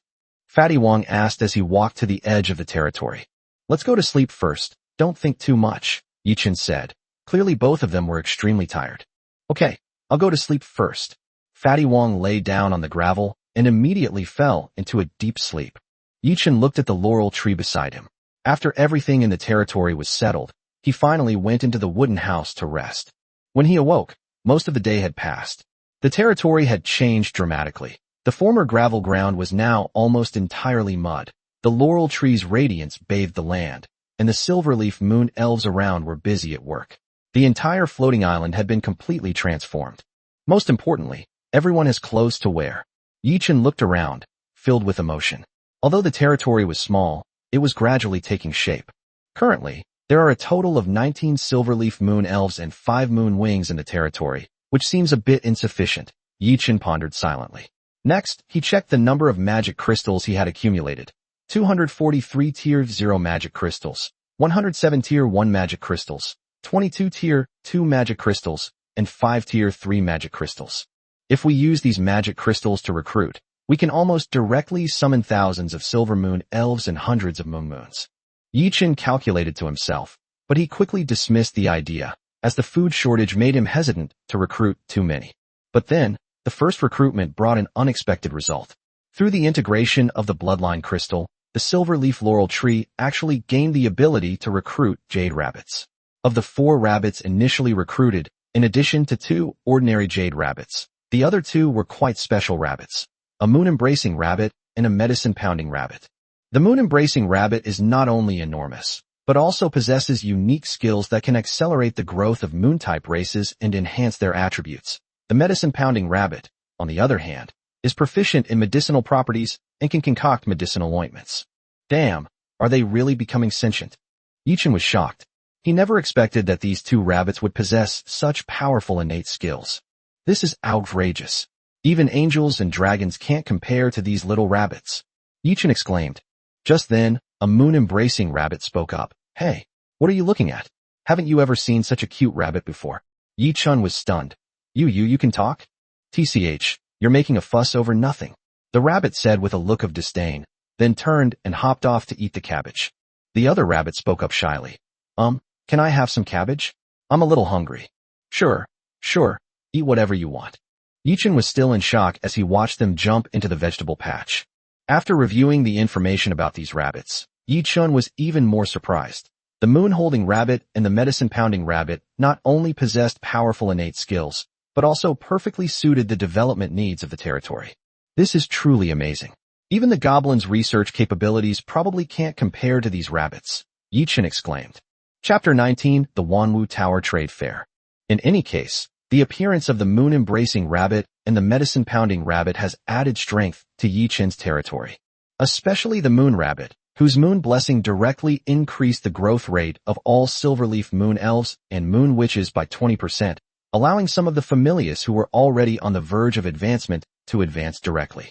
Besides the few silverleaf moon elves, the second recruited moon goddess, Yi-chun, also successfully advanced. Her attributes are very similar to Yi-shi's. Her basic breathing technique and dance skills remain unchanged. The only difference is that her last talent, warding off evil, has been replaced by brewing wine. It can use various materials to brew fine wines and spirits. Of course, this talent, like the medicine-pounding rabbit's expertise in pharmacology, also requires constant practice. Chang'e is skilled at dancing and brewing fine wines. Could it be that I should bring back a wine cellar? Yi-chun thought, stroking his chin. After recruiting 4 rabbits the first time, Yi-chun recruited them 5 more times, but only one of them was named Yue. The remaining 9 were all silver leaf moon elves. With this, the number of Moon's people reached 6, and the number of silverleaf moon elves reached 28, making the entire territory much stronger. In addition, 3 more jade rabbits were recruited during the 5 recruitment rounds, and they are now being wasted in the cabbage field. Damn it, I'm starting with level 1 cabbages. Don't let them eat all my seeds, or I won't have any to plant later. Yi-chun shouted irritably as he looked at the group of fluffy white rabbits. Don't worry, we've saved the seeds. Get some carrots too. They taste better than cabbage. The moon-holding rabbit mumbled, munching on a cabbage. You really don't stand on ceremony. Yi-chun looked at the other person speechlessly. Am I the lord or the poop scooper? Ah, brother Chin, you're raising rabbits? Preparing to eat them? Can I order a spicy rabbit head? Fatty had woken up at some point and asked while yawning at the rabbits in Yi-chun's territory, clearly having forgotten about the bloodline crystal. However, as soon as he finished speaking, he felt a murderous aura coming from the rabbit. The rabbit stopped eating and stared at the fat man with its red eyes. Even the gentle, polite, and generous medicine-pounding rabbit stood up and glared angrily at them. What? What's wrong? The fat man felt a chill run down his back, and his drowsiness instantly vanished. He looked at the murderous rabbit with a completely bewildered expression. You fatso, you want spicy rabbit head? Moon-embracing rabbit asked in an icy tone. Her childish voice didn't make her seem cute at all. Instead, it sent chills down your spine. It's me, right? The fat man answered blankly, then suddenly realized what he was doing and his face turned pale with horror. Holy crap. This rabbit can talk. He looked at the rabbit, then at Yi-chun, his face filled with disbelief. Even Yi-chun was taken aback by this, let alone the fat man who had never heard of such a thing before. It's important to know that, apart from orcs and a few other high-ranking races, there's no known rabbit that can talk. You fatso, go to hell. I'm going to eat pig brains today. The moon-holding rabbit roared angrily, kicking off with its fat hind legs and leaping towards the fat man, while still clutching the cabbage in its arms. Holy crap, what's wrong with you, rabbit? If you want pig brains, go find your lord. Why are you coming to me? You pig brain. Who else would I target if not you? Take this. Hey, don't litter with vegetable leaves. Hey, keep your leg down. Your lord and I are brothers. Pa, see if our lord even acknowledges you. Stop patting yourself on the back. Damn it. Brother Chin, quickly take your rabbit back home. Just have fun. Don't let anyone get killed. Have a good time. Yi-chun raised his hand as if to stop him, but ultimately lowered it. The two, a human and a rabbit, seemed to be having a lot of fun, so I'd better not disturb them. After patrolling the territory, the resting silverleaf moon elves and moons had mostly woken up and continued tending to the crops and repairing the entire territory. With nothing else to do, Yi-chun opened the wristband terminal, which contained many messages from Jian Mingyi, all about matters following the dark riot. However, after being told that he had gone to rest, there has been no further news, so he probably hasn't woken up yet. Girls are normal to sleep in. It's a pity this wristband can only send messages in one direction. There are no servers in the trial world, so I can't browse forums or anything like that. Yichen complained helplessly after scrolling through Jianmingyi's messages one by one. However, as soon as he finished speaking, an unfamiliar email suddenly arrived. When he opened it, it was sent by a user with the nickname Wanla007, which was clearly not the sender's real name. The Tower of All Things? Isn't that a large trading platform on Earth? Is it also in the trial world? Yichen clicked on it in confusion and found that it was a mass email with a range of 10,000 kilometers. Only people within this range could receive the email. Dear Lords, greetings. I am one of the acting lords of the Myriad Things Pavilion in the trial world this year. First of all, congratulations to everyone for surviving the Dark Riot and taking the first step towards becoming a formal lord. In 3 days, the Wanwu Tower will hold a grand trade fair at the following location, where many lords will exchange goods and services. The Wanwu Tower will also offer a variety of rare items for trading, and a grand Wanwu auction awaits you. Everything is at my disposal. Wanwu cordially invites you to visit. Finally, there is a note address that can always indicate the direction on the wristband terminal. Is it really the Wanwu Tower? Is a trade fair going to be held? Yichen murmured. The World Pavilion is a large trading platform on Blue Star, mainly trading items from the Darklands. Its occasional auctions attract the attention of all high-ranking lords. I never expected that they could possess such immense power, even in the trial world. These must be the new recruits that Wanwu trains every year, right? I remember that Wanwu has a private middle school where the students are the children of some of Wanwu's employees. These people can study for free, and even receive various scholarships, but the only condition is that they must serve Wanwu for a certain period of time. Countless thoughts flashed through Yichen's mind. If the Myriad Things Pavilion had such capabilities, then what about other large commercial groups? They must also have their own lords whom they have nurtured since childhood, and they have been developing together since the trial world. They could easily concentrate their resources on developing their own star players. It seems there's some kind of agreement between them for the Rookie of the Year award each year. Otherwise, why would the Rookie of the Year be someone from a large conglomerate every year? The power of capital is truly terrifying. Suddenly realizing that in recent years, the first rookie kings to emerge from the trial world were mostly from major conglomerates, Yichen felt a chill run down his spine. Brother Chun, did you get the news? Wanwu Tower is going to hold a trade fair. Should we go check it out? At this moment, the fat man's excited voice suddenly rang out. Looking up, he saw the other man waving the wristband in his hand and shouting at him. Go? Of course we're going. We're missing a lot of things. Putting aside his thoughts, Yichen shouted loudly to the fat man. Regardless, they still had to attend the trade fair, because only there could they acquire resources they didn't already possess, and only in this way could they rapidly develop their territory. He is currently lacking many resources, especially various basic resources. Timber, metal, weapons, food seeds. Relying solely on the territory's existing self-cultivation is far too slow. Trade is the only way to quickly acquire these resources. But the purpose of the trade fair is to trade. What do we have to trade? Looking at his territory full of crops, Yichen fell into deep thought. Those high-level blueprints are definitely not tradable. Such things are extremely rare and hard to come by. What can be traded for the remaining Tier 0 crops? Besides, there's not even enough food for his own territory. The only relatively valuable Tier 1 cabbage has already been almost completely devoured by the rabbits, and he needs to figure out how to prepare food for them next. So, all things considered, he really doesn't have anything left to trade. We sell the carcasses of the frenzied rabbit and the dire wolf? We can't possibly eat that many anyway, the fat man said after thinking for a moment. How much can this sell for? Have you forgotten that most of the corpses have been abandoned? The ones in your territory will be almost gone in 3 days. Yichen said helplessly. Neither of their territories was very large. His side was full of crops, and the fat man's side couldn't hold many corpses, so most of them had been abandoned. This? How about I make some stone golems to sell? The fat man said helplessly. This was the only thing they could currently offer. That's a possibility, but how many stone golems can your goblins make in 3 days? Yichen asked after thinking for a moment. Stone golems would be extremely rare nowadays, and if there were a sufficient quantity, they would still have a significant market.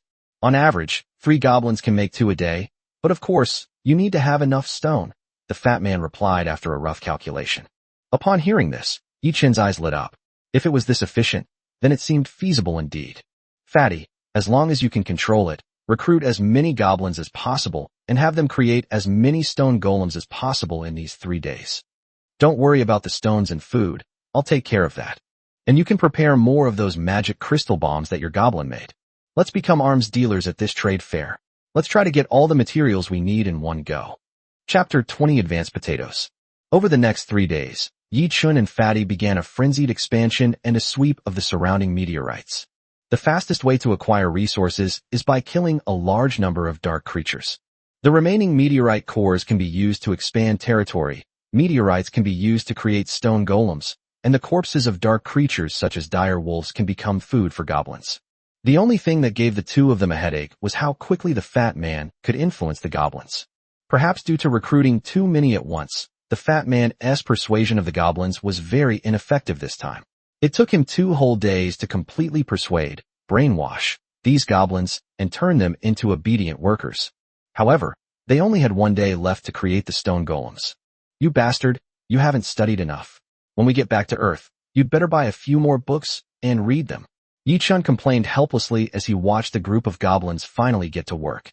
In just 2 days, he had already cleared for meteorites, but unexpectedly, the goblins held him back, and it wasn't until now that he had completely tamed them. I didn't expect this either. Recruiting 200 goblins at once is a first for me, the fat man said, wiping the sweat from his forehead. He had been exhausted these past 2 days. However, the results were still remarkable. He tamed more than 200 goblins in one go, and now he could finally catch his breath. The scale is still too small. Next time, let's try taming several thousand together. Yi Chun joked. However, the goblins can start working now, which is a good thing no matter what. Even if it's only for a day, they can still make 70 or 80 stone golems. The problem is where to put all these stone golems. Their territory is only so big, and the fat man's side has basically no crops left. They rely entirely on Yi Chen's side for food. Let's look around and see if we can find another meteorite so we can expand your territory a bit more, Yi Chen said after thinking for a moment. As they drew closer to the trade fair, they encountered fewer and fewer meteorites, but more other lords instead. Some transactions were made in advance, but the transaction amounts were not large, and they could only exchange for some basic crops. My lord, look at this. Suddenly, Yi Shi handed a potato to Yi Chun, looked down at it, and immediately his face lit up with joy. Potato, level 1. Potatoes that have undergone careful cultivation and are upgraded can improve physical condition and have a slight effect on enhancing physical attributes if consumed regularly. It's advanced. Yi Chun exclaimed in surprise. The potato, which only had a growth cycle of 12 hours, had finally advanced after nearly 10 days of cultivation, thanks to the fertile soil and the careful nurturing of many of its relatives. Yes, I just found it, but there's only one. It will probably take some time before we can plant it on a large scale, Yi Shi nodded and said. The planting of crops has a probability of advancing, but the probability is extremely low. It's okay to go from level 0 to level 1, but going further is almost impossible. It's alright, potatoes grow quickly and reproduce through root systems. One potato is enough to grow a small patch. It will expand rapidly in no time, Yi Chun said nonchalantly. The difficulty in advancing crops lies in the advancement itself, not in the planting process. Unless it's a race completely inept at farming, as long as they can keep this crop alive, the only difference is how many survive. Well, I plan to clear out a small area in the fertile soil to plant level 1 potatoes, and try to replace those level 0 potatoes as soon as possible. Yes, we can gradually phase out tier 0 crops and focus on tier 1 crops instead. Yi Chun looked at the vast expanse of crops on the territory and said, Tier 0 crops can only fill our stomachs, while tier 1 crops are the true food for the Lord and his kin. Having consumed large amounts of tier 1 cabbage these past few days, he has clearly felt an increase in his mental strength, which has now reached 4 points from the initial 3 points. Okay, by the way, the thorn vines have also started to spread along the edge of the territory. This plant grows very fast and has already covered 1/10 of the territory, and the speed is still accelerating. Should we try to control it a little? Yi Shi continued. No need. Let it grow freely for now. Just make sure it doesn't cover our territory and affect our crops and our living space, Yi Chun said. Thorn vines, covered in barbs and as hard as iron, are excellent defensive plants for any territory. However, this is not a game, and the thorn vines cannot only grow along the edge of the territory. Therefore, controlling the growth of the thorn vines is a very troublesome matter. Ordinary lords have no ability to control plants, so planting thorn vines would be very troublesome. Fortunately, Yichen did not have this worry. After reporting on the situation in the territory, Yishi finally left, and Yi Chun breathed a sigh of relief. I didn't realize it before, but now that it's only such a small territory, managing it is already giving me a headache. Yichen thought helplessly. The two continued to advance towards the location provided by the Myriad Things Pavilion. By the afternoon of the third day, the meteorites were no longer visible, but other lords could be seen everywhere. Floating islands drifted past the two of them, and there were also groups of 3 or 5 floating islands traveling together. Upon arriving here, we were essentially on the edge of the trade fair, and many lords had already set up stalls and started trading ahead of schedule. Hey, Brother Chun, look at that lord. His clan is actually demon-patterned leopards? With that kind of beast race, doesn't he usually have no one to talk to? You're right. This is a bit tragic. Look at that cat-eared girl. Isn't she a catwoman from the Orcish tribe? Wow, so cute. Look at that catwoman stretching. That figure's so supple. How come their lord is Ruhua? What a waste. Sure enough, nothing in this world goes as planned. Catwoman lost her hunky man and gained a shrew. Both of them have lost their happiness. Suddenly I realize this isn't so bad after all. Look over here. This, a 2-meter-tall hunk paired with a mountain giant? This is truly too intense. As they traveled, the diverse races broadened their horizons. With some races they had only seen in books, and others they had never seen before appearing before them. The most eye-catching of all are the captivating Catwoman and the mountain giant, whose height is nearly 10 meters.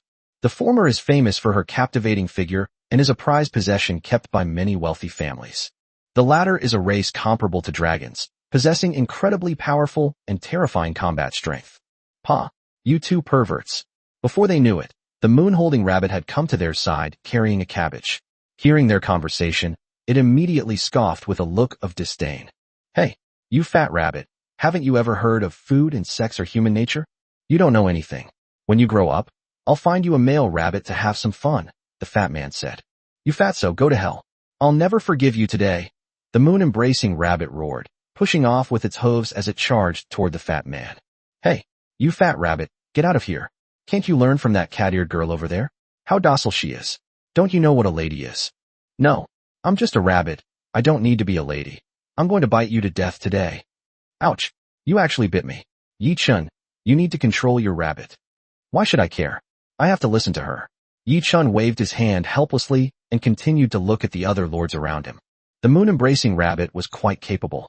It not only managed the jade rabbits well, but also assisted Yi Shi in managing the entire territory along with the medicine-pounding rabbit. These days, it wouldn't be an exaggeration to call them housekeeper rabbits. Why should I care about her? Yi Chun himself is being managed by her. Too lazy to pay attention to the frolicking between the man and the rabbit, Yi Chun walked to the other side of the territory and began to seriously observe the new lords around him. It has to be said that these new lords are really not having a good time.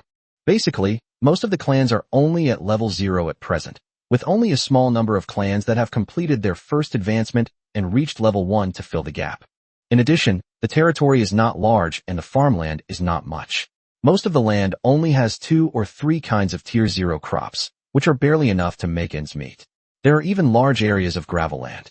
Brother, I see you've raised rabbits. Do you need some carrots? I'll give you 10 for every 0th tier magic crystal. As Yi Chun passed by a floating island where a stall was being set up, the lord on the other side shouted loudly. Carrots. Upon hearing carrots, the ears of the medicine-pounding rabbit and the jade rabbit immediately perked up, and they looked over expectantly. Even the moon-embracing rabbit slowed down its beating of Fatty Wong. Yi Chun was stunned for a moment, and carefully examined the other party's floating island. It was not large, only about 2 or 3 dozen acres in size. The clan was a group of kobolds, and there was a patch of shrubs behind it. 1 tier 0 magic crystal for 10? Sure, give me 10. Yi Chun readily agreed, and casually tossed over a magic crystal. This? Brother, you're so generous. I'll give you an extra 11 freshly dug carrots. The other party was stunned for a moment, clearly not expecting Yi Chun to be so generous, and then laughed loudly. I don't need 1 more, but isn't that a cotton tree behind you? How about selling some seeds? Instead of asking for the extra carrots, he looked at a shrub behind the other person and smiled. Carrots are everywhere. He'd seen several lords selling them along the way, but he wasn't particularly interested in level 0 carrots. Cotton trees are different. They can grow cotton, which can be used as a major raw material for cloth. They are very rare in the dark world. Otherwise, people wouldn't mainly use leather armor and suits of armor. Yichen didn't expect that he would encounter a plant so soon after arriving at the trade fair. He just had to wait and see if he could trade it back. Chapter 21 1 ton of iron ore. Cotton tree seeds.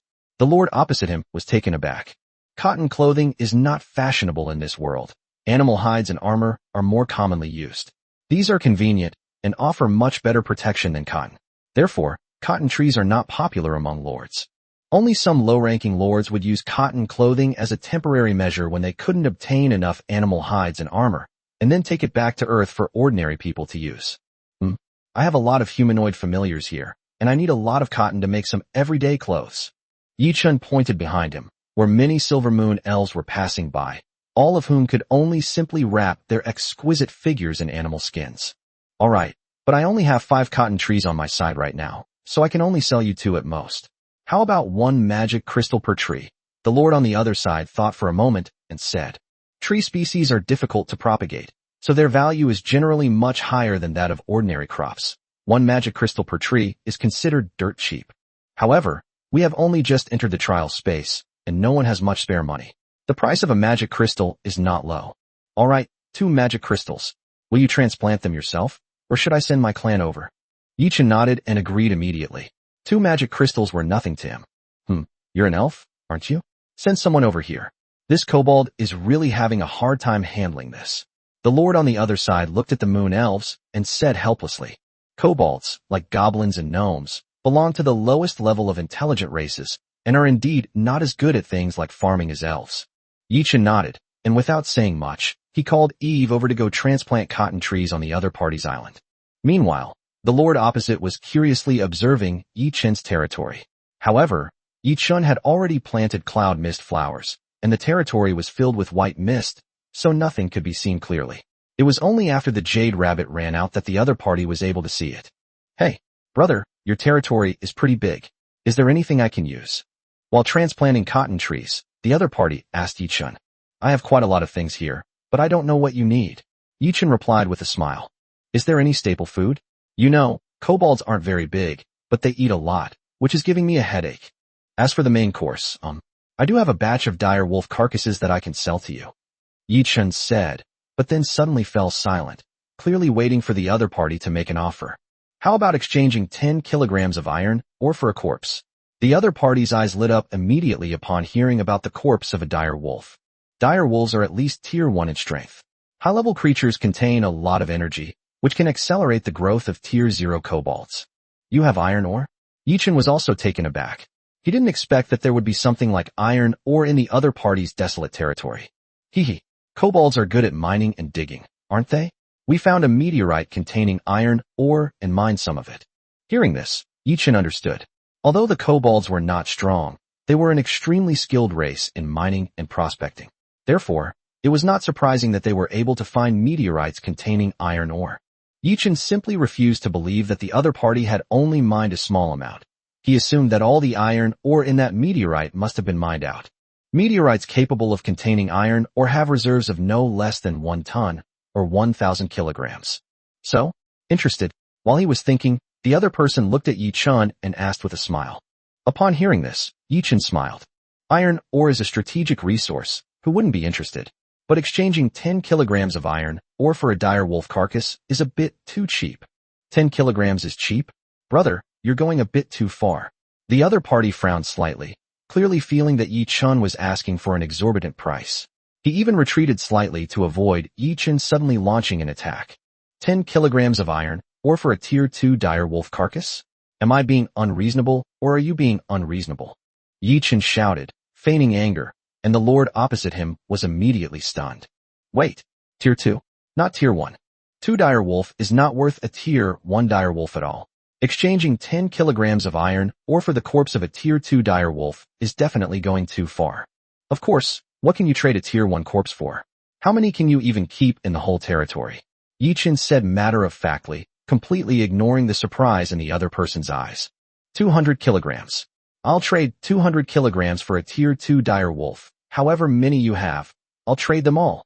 the other party said immediately, his eyes gleaming with excitement. Tier 1 direwolf corpses can only accelerate the growth of Tier 0 kobolds, but Tier 2 direwolf corpses are useful to advanced kobolds, and their value is incomparable. Then you'll have a bit of a challenge. After all, I have quite a few direwolf corpses here. Yi-Chin smiled and had several corpses carried out. As expected, they are Tier 2 direwolves, but the sheer number of them. Hissed, the opponent gasped. The moon goddesses were all hidden in the clouds and did not show themselves, so in the eyes of the enemy, Yi-Chin's familia was only a Tier 1 elf. However, it was quite terrifying that so many elves could kill so many Tier 2 direwolves. Of course, this is also related to the fact that the Lord cannot see the information of other people's clans. Otherwise, even if it is just the Silverleaf Moon Elf clan, more than half of them have already advanced to the second tier. I'm sorry, I only have a little over 900 kilograms of iron ore, which can only be exchanged for a maximum of 4 Tier 2 direwolves. The other party said with a look of shame when he saw the amount Yi-Chin brought out. I thought I could make a big purchase with nearly 1,000 kilograms of iron ore, but I didn't expect that they would be so stingy even when exchanging it for food. The difference in strength between lords is really quite large. Over 900 kilograms? Then I'll give you a discount. 900 kilograms for 5 corpses, how about it? Yi-Chin was secretly delighted, but said calmly. Put aside, the corpses of Tier 2 dark creatures are worthless, but iron ore is a perpetually scarce commodity, and its value will only continue to rise. The other party naturally understood this principle, but at this stage, having too much iron ore in hand was pointless. It would be better to exchange it for resources that could strengthen themselves. Okay, thank you very much. Upon hearing Yi-Chin's words, the other party was overjoyed and thanked him repeatedly. A few dozen kilograms of ore may not seem like much, but if it were really exchanged, it could bring back quite a few good things. Unfortunately, the kobolds weren't good at forging. Otherwise, if they could forge these ores into weapons and armor, their value would increase several times over. This time, the ore was brought over by the enemy's kobolds, and the dire wolf corpses were also taken away by them. Kobolds were mostly a slave race, serving as miners and laborers for various races. With them around, it was naturally not a good idea to trouble the noble elves with moving things. The deal was struck, and both parties left satisfied. Yi-Chin and Fatty continued their journey toward the trade fair location. I only wanted to exchange for 2 cotton plants, but I didn't expect to get such a large batch of iron ore. What a pleasant surprise. Yi-Chin looked at the iron ore piled up like a small mountain on his territory and smiled with satisfaction. Yi-Ling, have Bella dig a hole and bury these iron ore pieces so no one else can see them. Iron ore is a strategic resource, and it is always coveted by others. People understand the principle of not flaunting their wealth. What a pity. If there were a dwarf lord here, these iron ore could have been turned into armor and weapons very quickly, the fat man said with a hint of regret. He hadn't expected that Yi-Chin would get such a large batch of equipment after he had just played around with the moon rabbit. No rush. We're going to the trade fair soon, so why worry about not finding a race skilled in forging? Besides, we don't have anywhere to find the furnaces needed for forging right now. Yi-Chin shook his head, not in a hurry. Oh, and take some iron ore back with you too. See if your goblins can conjure anything up. Pay attention to their talents. Wow, this is a huge project. I have over 200 goblins now, and it feels like my territory is full of holes dug by them. Congratulations. Your family is thriving. You can eat more dire wolf meat and grow up quickly. Yi-Chin patted him on the shoulder and said, after 3 consecutive days, with the bonus from the moon rabbit, apart from those recruited just 2 days ago, the other moon elves and silver leaf moon spirits have basically completed the first stage of growth and entered the second stage. It's a pity that silver leaf moon elves don't like to eat meat. Otherwise, if they consumed large amounts of Tier 2 dire wolf meat, their growth rate would be even faster. In comparison, the goblins on the fat man's side are growing much faster. With an unlimited supply of high-grade dire wolf meat, even the 200 goblins recruited just 3 days ago have already completed the first stage of growth. Several goblins recruited earlier have even completed the second stage of growth and officially entered the full stage, including the goblin Sherry, who developed the magic crystal bomb. Having completed the advancement, Cheryl gained 2 more talent skills, gunpowder mastery and energy mastery. The former can be considered a refined and enhanced branch of blasting mastery, while the latter may be a talent generated after being influenced by magic crystal bombs, which allows it to perceive the flow of various energies more acutely. In addition, several of Shirley's previous talents have been enhanced to varying degrees, allowing him to go further and further down the path of demolition. When the fat man had someone carry the iron or back to him, Yichun even saw his eyes light up, and he casually draw a cannon barrel pattern on the ground. Chapter 22 Trade Fair. They continued their journey without engaging in any more large-scale transactions, only acquiring some basic supplies in small, scattered exchanges. Many people expressed interest in the fat man's stone golem, but none offered a price that satisfied the two. This is truly the first time I've seen so many lords in the trial world. It feels like everywhere I look are floating islands, the fat man said, looking at the densely packed floating islands around him, deeply shocked. A low percentage doesn't mean a low base. Hundreds of thousands of new lords are still born worldwide every year. It's just that many more die. Yichun sighed. Only half of those who successfully pass the trials of the trial world and become official lords actually make up half. And after truly stepping into the dark world, there are still a large number of deaths every year. Although there are now many protective measures in place, every year there are still many lords whose territories collapse and die in the darkness.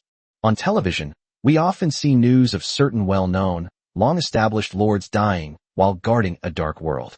Brother Chun, it's rare to be so excited. Can you please not talk about such sad topics? The fat man said with a resentful look. That's true. Yichun shrugged, realizing that saying such things at this moment would really ruin the atmosphere. Hey, it looks like people from the Myriad Things Pavilion over there. Have they gathered 5 floating islands? The fat man, regaining his spirits, pointed to the center of the trade fair and said, where several floating islands were connected together, each bearing the unique flag of the Myriad Things Pavilion. It should be. Not just them, but they are basically all people from major conglomerates. Yichun nodded and pointed to some other floating islands nearby. Those floating islands were clustered in groups of 3 or 5, and each one was marked with the flags of various conglomerates. At a rough glance, there were at least 5 conglomerates, and that only included the lords within at least 10,000 miles. Do you think these tycoons might have some good stuff to trade? The fat man asked curiously. They definitely exist, but whether we can buy them is another matter. Yichun shrugged. These large conglomerates must have cooperative relationships, and the truly good stuff only circulates within their own circles. Okay, hopefully we can make some money tomorrow. Then quickly run away. Run away? What else? Wait for someone to come and rob us. Oh, really? That depends on how good your stuff is. Ouch, what you said is scaring me. Don't be afraid. If anyone comes to take it, I'll leave you behind to cover our retreat. The night passed quickly, and the two slept soundly, soon welcoming the next day's trading session.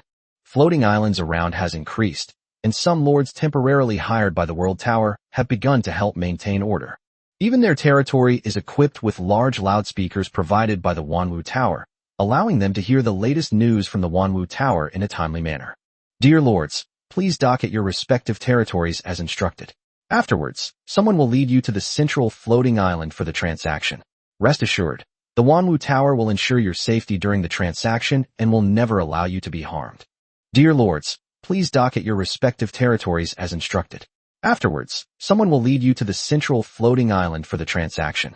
Rest assured, the Wanwu Tower will ensure your safety during the transaction and will never allow you to be harmed. The Tower of All Things played on a loop.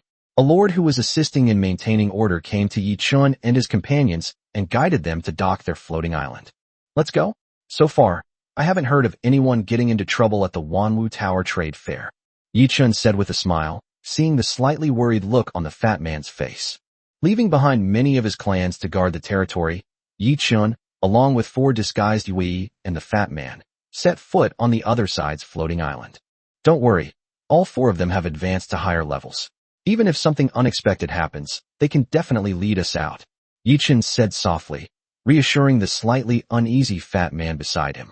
Although the Tower of All Things claims to guarantee everyone's safety, it is, after all, stepping onto someone else's floating island, so safety must still be in one's own hands. However, there is a rule prohibiting fighting. If a conflict arises between clans, it must be resolved after leaving the territory of the Myriad Things Pavilion. Otherwise, both clans involved in the conflict will be detained. Looking at the 4 graceful figures wrapped in animal skin cloaks beside him, the fat man nodded slightly. Yui's strength was currently almost invincible. Unless a high-ranking race such as angels or dragons intervenes, they will only be easy prey in front of Yui. Hee. Feeling uneasy? Don't worry. It's alright. The reputation of Wanwalu is guaranteed. So far, I haven't heard of anyone getting into trouble at Wanwalu's trade fairs. The leader, a tall and thin lord, said to the two with a smile. I'm worried because I haven't heard of it, the fat man muttered, but fortunately, no one except Yi-Chin could hear what he was saying. Yi-Chin smiled, stepped in front of him, and exchanged pleasantries with him familiarly. That's right, I haven't heard of any problems with the transactions at Wanwu Tower. Hey, that's it. Go ahead and make the deal. The other party laughed loudly. The floating island was very fast. In just a few words, they arrived at the central floating island. Looking around, the 5 floating islands are all quite large, each about 50 acres in size, roughly the same size as Yi-Chen's current location. The central floating island was nearly 100 acres in size, twice the size of his territory. At the very center stands a giant tree, similar to the silver laurel tree, brimming with vitality, its tender green branches exuding the breath of life. This is a true tree of life, the cradle of the elven race, and it can also improve the soil over a large area. Therefore, although the floating island is large, the area of sand and gravel is not large, and most of the territory has been covered by soil. In contrast, the 4 surrounding floating islands are much more desolate, with more than half of their area being gravel wasteland, unsuitable for planting. Hello? This way please. 2 long-eared elves came forward to greet us, gesturing for us to follow them. Haha, you two take your time exploring. I'm going to pick up the others first, the man who led the way said with a smile. He escorted the 2 off the floating island, and then turned and left. TSK, this elf girl seems a bit lacking compared to yours, the fat man whispered in Yi-Chen's ear as he followed behind the 2 elves. TCH, it said that elves have very keen hearing. Yi-Chen curled his lip, having clearly seen the long ears of the 2 elves twitch just now. The fat man immediately fell silent, wanting to say something to salvage the situation, but the figure in front of him had already stopped. That. Thinking the other person was going to scold him, the fat man immediately wanted to apologize, but the other person's voice rang out first. Gentlemen, this is the registration area. If you need to sell goods, you can register here. If you need to buy goods, you need to go to one of the 4 floating islands in the vicinity, where different kinds of goods are sold. As for the auction house at Wanwu Tower, it will be held in 2 hours. You two are welcome to attend in the central square. If you have any questions, please feel free to consult the staff in the territory. I wish you both a pleasant transaction. The 2 elf girls said that their task was to bring people to the registration desk, and other matters would naturally be handled by other people. Okay, thank you. You guys go ahead and get busy. We'll just wander around on our own. Yi-Chen nodded and said. He then discovered that this was actually a registration office, used to register the goods they needed to trade. Only after the 2 elves left did the fat man breathe a slight sigh of relief. Looking at his cowardly appearance, Yi-Chen chuckled and shook his head. Alright, they're not a warrior race today, they're just service staff. They won't hold it against you. Look how scared you are. What scared you? I'm just bloated from being hot. Wiping the sweat from his forehead, the fat man tried to explain, but Yi-Chun had already walked towards the registration desk. The 2 arrived early, and there weren't many people at the registration desk yet. They were quickly put in line, and the 2 elf girls were still in charge of registering them. Name? Or code name is fine too. And what goods or supplies do you need to consign or purchase? Code name? Let's call it Primordial. Yi-Chen said after thinking for a moment. The Primordial Era? Great. What would you like to consign? Tier 1 Dire Wolf Corpse. Tier 2 Dire Wolf Corpse. Tier 3 Earth Wyvern Corpse. Stone Golem with strength between Tier 0 and Tier 2. Magic Crystal Bomb capable of killing Tier 2 or even Tier 3 creatures. Yi-Chen spoke slowly, leaving those around him stunned. Tier 1 Dire Wolf carcasses are manageable, and Tier 2 ones are also acceptable, but what the hell is a Tier 3 Earth Wyvern? Is this something that even a current lord can kill? Trade Dire Wolf carcasses for some basic crops, preferably Tier 1, and at least 100 Tier 0 crops. Or it could be trading construction materials such as timber and ore. The stone golems hope to exchange for some weapons and equipment, preferably bows and crossbows, short swords, and light leather armor, suitable for humanoid creatures. In exchange for the Earth Dragon's corpse and the magic crystal bomb, we hope to trade some special items. The specifics will depend on my confirmation. Yi-Chen finished speaking in one breath, and the 2 elf girls were still in a daze. They were only at the 1st level, and it was hard for them to imagine the power of 2nd or even 3rd level creatures. Do we need to record these? Seeing that the 2 hadn't responded for a while, Yi-Chen asked again. Oh, yes, I'll register you right away. What are you again?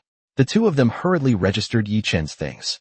Chapter 23 Conflict and Attack. I heard there's a trade for Tier 3 Earth Dragon corpses here. Where is it?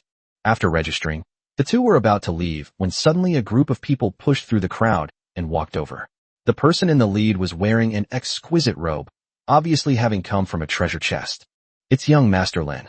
I recognize that robe. It's a Tier 3 flame robe, which greatly enhances fire magic. I heard that young Master Lin's familiar is a flame dragon. Although it is not a true dragon, it has the potential to evolve into a dragon. Many flame dragons are about to complete the first stage of growth and reach the strength of the 3rd tier. No wonder. The corpse of a Tier 3 Earth Dragon is perfect for this group of Tier 2 flame whelps. Otherwise what? It's said that young Master Lin's main purpose this time is to obtain the corpse of a Tier 3 alien beast. When the man known as young Master Lin appeared, his flamboyant fiery robes naturally caught the eye of Yi Chun and the fat man. Both of them were quite surprised. They didn't expect that someone would come for the Tier 3 Earth Dragon so soon after they registered. But that's normal. Apart from races like angels, most races start with only Tier 1 or Tier 2 strength, and they desperately need high-level food to help them break through quickly. After a moment's thought, Yi Chun understood. The corpse of a Tier 3 Earth Dragon is bound to have a better market and be worth more than that of a Tier 2 corpse. It seems like I should consider causing trouble for some Tier 3 dark creatures, Yi Chun thought to himself. At this moment, the other party had already arrived in front of the two of them at the signal of the crowd, looking at Yi Chun with curiosity and eagerness. Hello, my name is Lin Xiang. Do you have any Tier 3 Earth Dragons for sale? The other party raised his hand and introduced himself. Not bad. I have a Tier 3 Earth Dragon corpse here. How would you like to trade it? Yi Chun nodded and said in a calm tone. This Lin Xiang might also be a member of a prominent family, but for Yi Chun, who has lived 2 lives, it doesn't matter. He treats everyone the same. As expected, how many do you have? I'll take them all. How about 20 Tier 2 magic crystals per body? Lin Xiang's eyes lit up, and he immediately spoke up. 22 ND Tier magic crystals is quite expensive, considering it's just a corpse. Yet Yi Chun frowned slightly. The value may be high, but he doesn't lack magic crystals. Even 2nd tier magic crystals are something he can easily acquire with his current strength. What he really needs are some scarce resources, such as advanced materials, seed livestock, weapons and equipment, etc. Magic crystals are not important anymore. What? 20 Tier 2 magic crystals? That's not a low price. Seeing Yi Chun's expression, Lin Xiang's face darkened, seemingly not expecting the other party to be unwilling. Hey, kid, what's the deal? Give me an answer if it's going to work out. 20 Tier 2 magic crystals. Nobody can afford that price at today's Wanwu Tower trade fair. The 2 henchmen beside him shouted as soon as they saw the situation. How dare you talk like that? What's wrong with 20 Tier 2 magic crystals? Do we look like people who lack magic crystals? The other person's tone was somewhat impolite, and the fat man next to him immediately couldn't stand it anymore and retorted. TCH, what do you guys look like dressed like that? Alright, friend, 25 Tier 2 magic crystals, that's an astronomical price. The man was about to say something when Lin Xiang stopped him, assuming that Yi Chun thought the price was too low, and then raised the price again. My god, 25 Tier 2 magic crystals, did I hear that right? Upon hearing Lin Xiang's words, many people exclaimed in surprise. If this were on Earth, I remember a corpse would only cost 50 Earth coins, right? That's only worth about 5 Tier 2 magic crystals. 1 blue star coin is equivalent to 1 Tier 1 magic crystal, and 50 blue star coins are worth about 5 Tier 2 magic crystals. However, upon hearing the other party's offer, Yi Chun still shook his head regretfully. Sorry, it's not about the price. As I just registered, I'd like to exchange the corpse of a Tier 3 Earth Dragon for some special items. As for Tier 2 magic crystals, to be honest, I don't lack them. After saying this, Lin Xiang frowned slightly, and his henchman jumped out from the side. What the hell? You think you can trade a few corpses for special items? Do you think there's some kind of rare treasure? Do you know where our young Master Lin comes from? Have you heard of the Lin family of Shanghai? It's a legitimate lord family, and young Master Lin's clan is the rare Flame Dragon clan, which has the potential to grow into a true dragon in the future. It's an honor for you to even buy your stuff, especially at such a huge premium. You can't find such a good deal, even with a lantern. If you know what's good for you, sell it quickly. Otherwise, you'll regret it. Upon hearing this, many people around changed color. The fat man and Yi Chun were even more furious and laughed. They rushed in front of the other party with their large bodies and then sneered. You're giving us face? So what if the Lin family of Shanghai is so great? If you're that awesome, why don't you go kill the Earth Dragon yourself? What are you buying? You have to admit you're bad at raising things. Do you really think raising a flame dragon is something special? And that it has the potential to grow into a real dragon? You actually believe something like that? Want me to introduce you to a real dragon lord? See if they're as arrogant as you. You. What do you mean, you? Are you mute or stuttering? I think you're just so ashamed you can't even utter a word, right? Someone like you wants to be someone's lackey? Are you sure you're here to be a lackey and not to carry shoes? Oh, with your height and build, you seem a bit out of place even carrying my shoes. Are you here to be a simp? This won't do. You're just a simp. You'll end up with nothing. Besides, if you're going to simp a woman, what kind of man simp? What? Do you have some kind of unusual fetish? Then you'd better stay away from me, fatty. I'm a legitimate male, I like women, and I don't do prostitution. As the fat man spoke, he took 2 steps back with a look of disgust, as if he was genuinely worried that the other person would take a liking to him. His rapid-fire barrage of words infuriated Lin Xiang's underlings, their faces turning as red as monkey bottoms, and they stood pointing at the fat man, speechless for a long time. You fat bastard, die, the other man roared, and a dark leopard beside him pounced on the fat man. Upon seeing this, everyone's expression changed drastically. Yi Chun pulled the fat man behind him, while Yi Shi, who was wrapped in an animal skin cloak, had already made his move. Leopard, which was only at the first level, was instantly decapitated. Even the splattered blood was swept back by the palm, drenching the creature. Murder. The sudden conflict immediately plunged the surrounding area into chaos. Everyone panicked and ran towards the outer perimeter. No one expected that a bloody incident would occur so soon after arriving at the territory of the Myriad Things Pavilion. The Wanwu building at the registration desk immediately stood up and began calling for their companions to arrive. Seeing this, Yi Chun and Lin Xiang both frowned. They hadn't expected that an ordinary conflict would escalate to such a major turn of events. Bloodshed on the territory of the Myriad Things Pavilion was no small matter. Whether it was him or Lin Xiang, one of them had to come forward and give an explanation. Friend, you've gone too far. You killed my companion's kin with a mere flick of your wrist, Lin Xiang said, clearly trying to pin the blame on Yi Chun. However, how could Yi Chun possibly give him such an opportunity? Excessive? Didn't you see who struck first? If my clan hadn't acted, a lord would be dead by now, Yi Chun said in a deep voice. On Earth, lords possess the highest level of immunity, even the right to be exempt from death. Openly assassinating a lord is a grave crime. Attack? I was just scared this fatso. When did I ever intend to kill him? But the fact is you killed my kin. The Lord of the Night Panther, who had just been killed, recovered and immediately shouted. Get lost, you four-eyed bastard. Who are you calling a fatso? Trying to scare me? Ask anyone around here if they think you were just scare me. The fat man immediately retorted, genuinely startled by the dark leopard's pounce. This isn't in the territory. When a lord dies in the territory, a wisp of his true spirit remains. As long as the flame of hope still burns, he can be reborn. However, a true spirit cannot remain in someone else's territory. Once it dies, it is truly dead. This is why no lord is willing to leave their territory easily. After all, who doesn't have a few enemies? No one can guarantee that they won't be ambushed by their enemies when they leave their territory. Did my Dark Panther really harm you? I told you. I just wanted to scare you. But you were easily frightened and killed my Dark Panther, which is a fact. The lord opposite sneered. By this time, he had completely come to his senses and insisted that he was just bluffing. After all, it was just a Dark Panther, and for many lords, their kin were merely tools that could be discarded at any time. If the death of this dark leopard can earn him a place in Lin Xiang's heart, then it can be considered a worthy death. The only remaining question is how to escape. Quiet down, everyone. What's going on? Who killed this night leopard? The fat man was about to argue when a tall, mature woman led a group of elves dressed in leather armor and carrying bows and crossbows over. She frowned slightly as she looked at the blood on the ground and the night leopard's corpse. Lord Simon, you have to stand up for us. We came here to trade peacefully, and they not only tried to raise the price, but they also killed my dark night leopard. You, the Wanwu Tower, have to give me an explanation for this. Upon seeing the newcomers, the other party preemptively accused Yi Chun and his companion. Bullshit. It's obvious that you tried to kill me by ordering your dark night leopard after your deal fell through, but you were outmatched and got killed instead. Your ability to twist the truth is truly exceptional. The fat man was furious, clearly not expecting the other party to be so shameless. known as Si Meng, frowned slightly, a hint of impatience appearing on his face. Chapter 24. Si Meng. Lin Xiang? One of your men. Si Meng frowned slightly and looked at Lin Xiang beside her.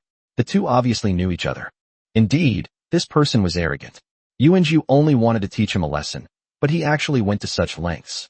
We were in the wrong, so we apologized to Lord Simeng first. Lin Xiang bowed slightly and apologized sincerely. No one could find fault with him. Your so-called lesson? Is it just tolerating the Dark Knight leopard attacking a lord? And all we said from beginning to end was that we refused to trade. How did that become being arrogant? That we were going to be attacked and killed by you? The fat man wanted to retort, but Yichen pulled him back and stepped forward, speaking calmly. What? You think 25 tier 2 magic crystals for the corpse of a tier 3 earth dragon is too low? What is this if not arrogance? The underling called Yuanju immediately shouted, but Yichen only glanced at him and then looked at Si Meng. Lord Simeng, the trading fair at the Myriad Things Pavilion is entirely voluntary. I simply don't want to trade magic crystals, and that's considered arrogant. Upon hearing Yichen's words, Si Meng did not rush to speak. Instead, she glanced at him, took the registration book from the elf beside her, and checked Yichen's registration information. Yuanju wanted to say something, but Lin Xiang stopped him, shook his head, and didn't speak. Instead, he quietly waited for Si Meng to give a result. He believed that with the friendship between the two parties, there would definitely be a result. As for what will happen to Yichun and Fatty Wang, that's not his concern. They are just country folk who have managed to ignite a spark of hope and become lords. But they are nothing more than slightly higher class poor people, unlikely to amount to much. Similarly, Yichun ignored him and instead looked at the girl in front of him who was about the same age as him. She also wore a loose white robe, but unlike Lin Xiang, it was not flamboyant. Instead, it was simple and elegant, enveloping her exquisite figure. Perhaps because she was about to preside over the trade fair, her hair was styled in an exquisite bun, adorned with various jewelry, making her stand out. Of course, the most dazzling feature was her fair and delicate face, which was no less beautiful than Jianming's, and even the elves around her seemed to pale in comparison. The information in the register was quickly read through, and then he whispered a few words to the elf in charge of registration beside him before finally fixing his gaze on Yichun. Your name is Yichun? From Jiangnan City. A pleasant voice rang out, and Yichun nodded, without having any particular thoughts in his mind. Upon receiving an affirmative answer, Si Meng nodded thoughtfully, but said nothing more, instead looking at Lin Xiang. I already know about this. You know the rules, compensation or expulsion. Choose one. Si Meng's straightforward words immediately changed Lin Xiang's expression. It was clear she was there to hold him accountable. Si Meng, think it through. I come from the Lin family of Shanghai. Lin Xiang said with a gloomy expression. So what? Don't even mention a mere collateral descendant like you. Even if it were the eldest son of the direct line, I would still say the same thing today. Compensation or expulsion? Si Meng sneered, clearly not taking Lin Xiang's words to heart. Oh, so he's just a member of a collateral branch. How can he be so arrogant? The fat man muttered as if he had just realized something. However, everyone present was a lord, and their hearing was naturally excellent. Lin Xiang immediately blushed and glared angrily at the fat man. Keep your voice down, or someone will hear you and come after you later. Seeing the other person's gaze, Yichun was not afraid and deliberately answered in a low voice, but his voice was just loud enough for everyone to hear. Upon hearing this, Si Meng frowned slightly, her gaze towards Lin Xiang becoming increasingly displeased. Don't worry, as long as it's within the territory of the Myriad Things Pavilion, we will do everything we can to ensure everyone's safety. Lin Xiang, have you thought this through? Don't waste my time here. The trade fair must continue. The first sentence was addressed to Yichun and the others, while the second sentence, directed at Lin Xiang, already revealed extreme impatience. You? Fine. You want compensation, right? Here you go. But this isn't over yet. The trial world is vast. We'll see. Lin Xiang took out a bag of magic crystals and threw it to Si Meng. After making some harsh remarks, he left with his underlings. Si Meng represents the Wanwu Tower, a colossal entity. Now that it has made its stance clear, it is beyond Si Meng's current capabilities to contend with. As for being expelled with a strong will, he wouldn't dare to do that. Although he was only being expelled from Si Meng's place, it represented the entire Wanwu Tower. If he were to agree, he would no longer be able to conduct any transactions through the Wanwula platform, and he couldn't afford such a loss. TCH, we'll see. Anyone can talk big. The fat man curled his lip. It never felt good to be the target of someone's attention. Alright, the trading will continue. Don't worry, I will strengthen the defenses and make sure everyone is safe. After Lin Xiang and the others left, Si-Ming immediately reassured everyone. Once everything was back on track, she turned to Yi Chun and the other person. Come with me. With that, he turned and left with the two elves. Yi Chun and his companion exchanged a glance and followed. Please sit wherever you like. Don't be shy. Following Si-Ming, they arrived at a wooden cabin. There were quite a few such cabins in the territory, but they were not open to the public. Let me introduce myself, Si-Ming. Jianmingyi's best friend. The two sat down with puzzled looks, and then they heard each other's self-introductions, and they were both stunned. Jianmingyi's best friend? No wonder. Yi Chun murmured, a look of sudden realization on his face. Clearly knew Lin Xiang, but under such circumstances, they still chose to stand on his and the fat man's side and expel Lin Xiang. This was obviously not simply for the sake of Wanlu's reputation. No wonder what. No wonder you helped deal with Lin Xiang. Upon hearing Yi Chun's words, Si-Ming chuckled, but quickly became serious and said, Don't overthink it. Helping you has nothing to do with me. Lin Xiang isn't important enough to warrant using the reputation of Wanlu as a guarantee. He thinks too highly of himself. Furthermore, I've seen your registration information. You have a Tier 3 Earth Dragon corpse that you want to trade? And magic crystal bombs that can kill Tier 2 and even Tier 3 creatures? Are you hoping to trade some special items? Hearing this, Yi Chun blinked. Well, it seems Lin Xiang thought too highly of him, but in the end, the other party didn't take him seriously at all. So people should have some self-awareness. Si-Ming's words were also a reminder to them that Wanwu Tower would not break the rules for Lin Xiang, and naturally, it would not break the rules for Jianmingyi either. Of course, there may be people who break the rules, since rules are made by people. That's right. Yi Chun nodded in reply. Both the corpse of the Earth Dragon and the magic crystal bomb were extremely attractive to the Lord. As expected, upon receiving an affirmative answer, Si-Ming's eyes lit up, and she looked intently at Yi Chun. I want the Earth Dragon's corpse. You can tell me what else you want, and I'll try to find it for you. As for the magic crystal bomb, did you bring a sample? If you confirm its power is fine, I'll take it too. Price is negotiable. You should know that among the people present, no one is richer than our Wanlu. Si-Ming spoke quickly, then waited expectantly for Yi Chun to make his bid. Wanlu is really rich and powerful. But you're right, there shouldn't be anyone here who is richer than Wanlu. Yi Chun also laughed. Si-Ming's actions seemed to be exactly the same as Lin Xiang's earlier actions, but there was no sense of coercion, and it didn't make people feel uncomfortable. Young Master Yi, you can't ask for too much, or she'll complain to Mengyi. Si-Ming said, feigning grievance. Her girlish demeanor added to the charm of the wooden house. Wow, it's so beautiful. Before Yi Chun could react, the fat guy next to him was already looking at him like a lecherous man. Si-Ming was stunned and immediately felt that the whole atmosphere was ruined. She sat up straight awkwardly with a businesslike expression. Speak. What do you want? Yi Chun glanced helplessly at the fat man next to him. Sure enough, old Wang next door was always up to no good. Why did he have to give a cold look when he saw such a beautiful woman? What exactly do we need? I'm not sure. After all, the territory is still in its early stages of development, and we're lacking in everything. However, I first need a large amount of basic resources, such as wood, ore, weapons, and armor.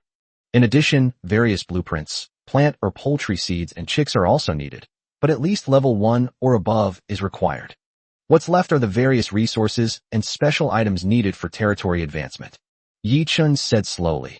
To be honest, what he needs most is a large amount of resources for territory construction, which is the key to development.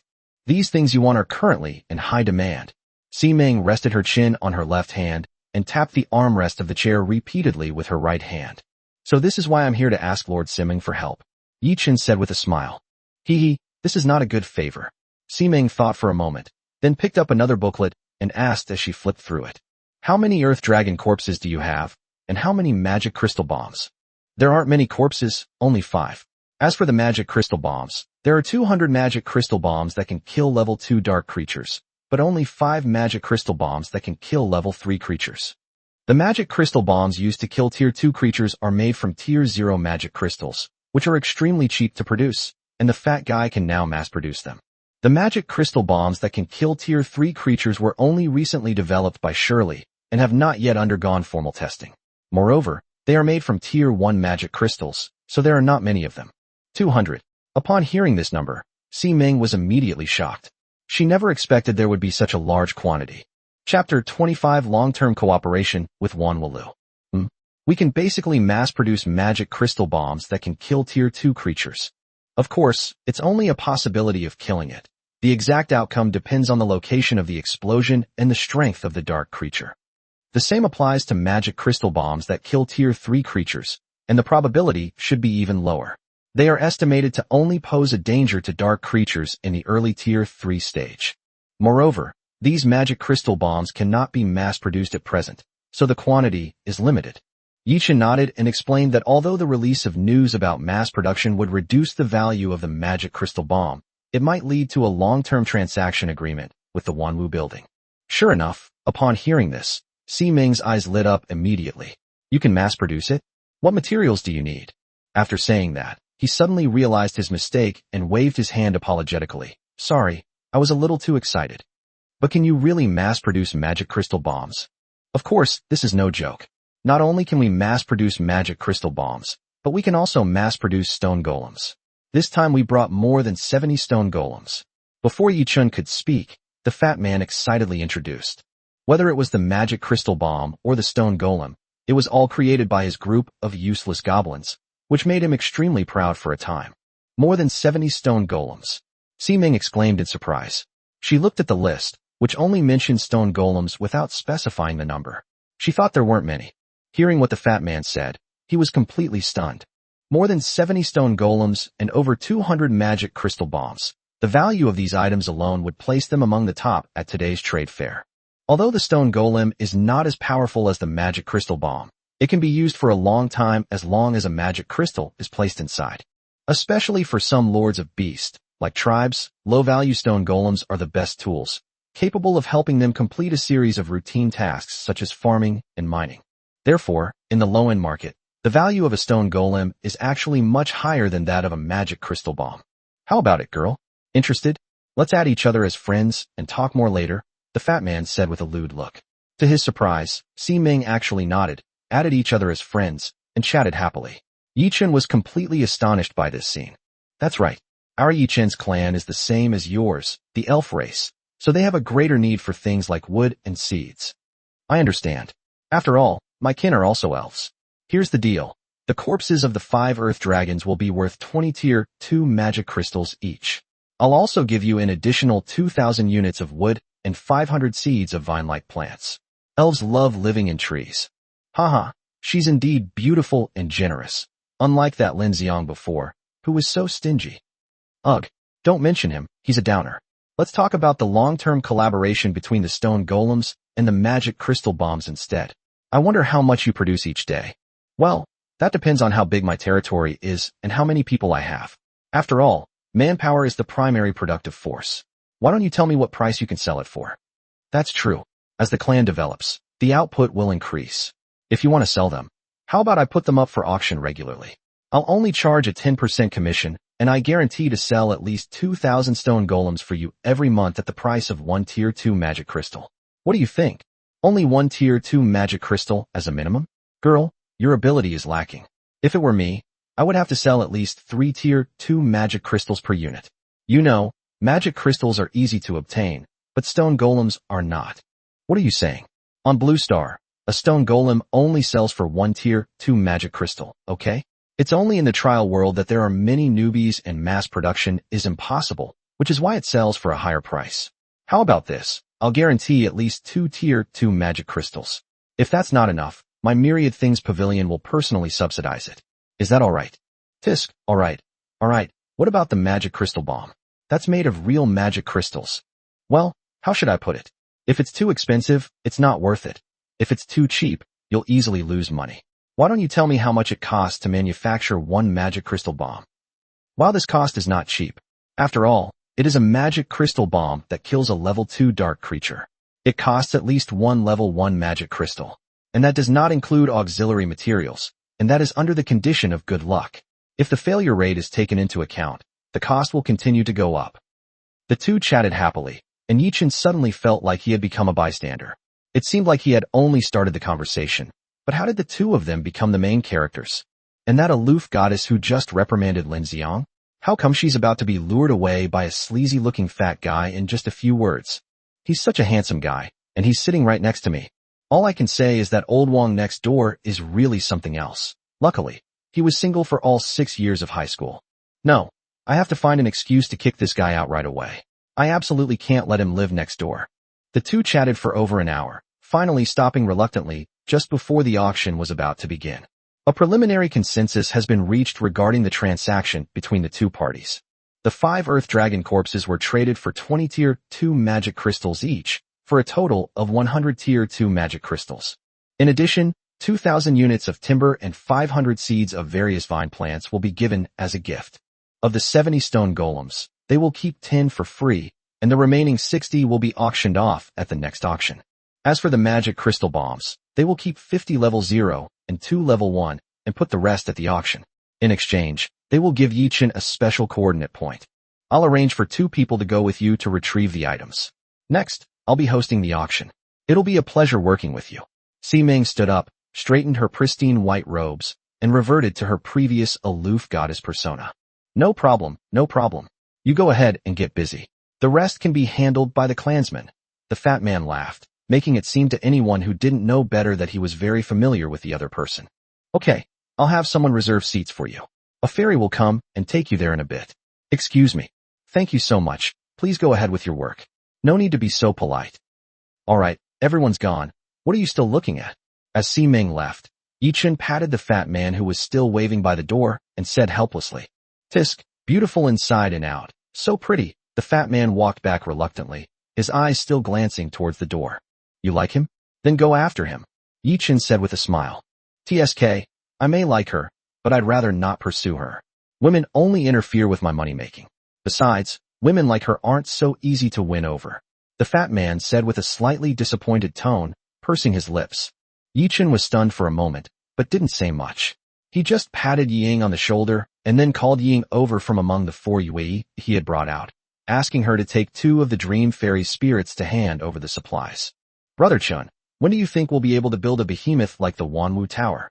Fatty said with a hint of melancholy as Ying left. Have your goblins work hard. They should be able to do it soon. Don't forget, they've already invented the stone golem and the magic crystal bomb, and the things they come up with will only get stronger, Yichin said after thinking for a moment. Upon hearing this, the fat man took a deep breath and suddenly perked up.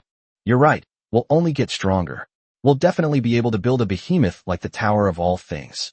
When that happens, I'll call Siming over to be my auctioneer. Didn't you just say you weren't interested in her?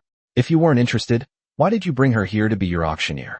Do you think it's some sexy dealer dealing cards online? Who says we're not interested? Isn't the gap between us just too big? We can't handle this now. Once we 2 brothers are powerful enough, it'll be a piece of cake. I might believe you if you said you'd be rich, but you're going to be awesome? With your goblin strength? The strongest tier 2. Once we pass through the trial world, my second race will definitely find an awesome one. Then you'd better work hard, or your auctioneer will go from a young girl to a young woman. Pa. Absolutely impossible. Not long after, Siming's elf arrived and led the 2 toward the auction square, the retinues accompanying them. If there are so many lords within a mere 10,000 miles, one can only imagine how many new lords there would be in the entire trial space. Among such a large number of new lords, how many will fail and even die in the darkness? This way, please, this is your seat, the elf said as they led the way to their pre-reserved seats. Thank you, Yichin nodded. As the elf left, he and the fat man sensed something unusual about their surroundings. Looking around, there were quite a few people, but those who had seats all came from various powerful families. The various robes and armor they wore all clearly demonstrated their status and position. In contrast, Yichin and the fat man, dressed in ordinary clothes, seemed somewhat out of place. Like an ordinary person who has luckily infiltrated a noble circle, he looks exceptionally out of place. TCH, so anyone can get a seat now. A sneer rang out, and the 2 looked up to see Lin Xiang and the others who had just been taught a lesson. The one who spoke was Yuan Zhu, who had just killed the Dark Knight Leopard. That's right, it seems like anyone can get a seat now. I'll have to give Ming a good suggestion later, and we should raise the bar for this seat, the fat man said in a smirking tone, which immediately made the other person's expression change drastically. She wanted to speak up in rebuttal, but Lin Xiang pulled her back. He looked at the 2 of them with a gloomy expression and raised his hand to make a gesture of touching their necks. Chapter 26, The Radiant Lord's Mansion. Yi Chun smiled faintly, ignoring Lin Xiang's provocation. If the other party dares to cause him trouble, they will undoubtedly be asking for trouble. At present, there are not many races that can defeat Yue. Moreover, his Silver Moon elves are gradually growing stronger, and he believes that after a while, even if lords like angels or dragons come, he will have no fear. When they arrived, the auction was about to begin. After waiting for a short while, they saw Si Ming, dressed in a white robe, walk onto the stage. Greetings, esteemed lords. Welcome everyone to the first auction of this year's newcomer trial. From now on, Wanwu Tower will hold such a trade fair every month. We welcome everyone to attend. As the territory is newly established, we are deeply sorry that the first round of trade fairs can only be held in such an open-air environment. Si Ming apologizes to everyone in advance. Si Ming bowed slightly as she spoke, expressing her apology. Many lords in the audience didn't seem to care, especially some LSPs who started whistling. Si Ming ignored these people, always maintaining a polite smile on her face. Alright, now it's time for the auction that everyone's been waiting for. I hereby announce the official start of the first round of the newcomer trial auction this year. Now let's bring out our first item for auction.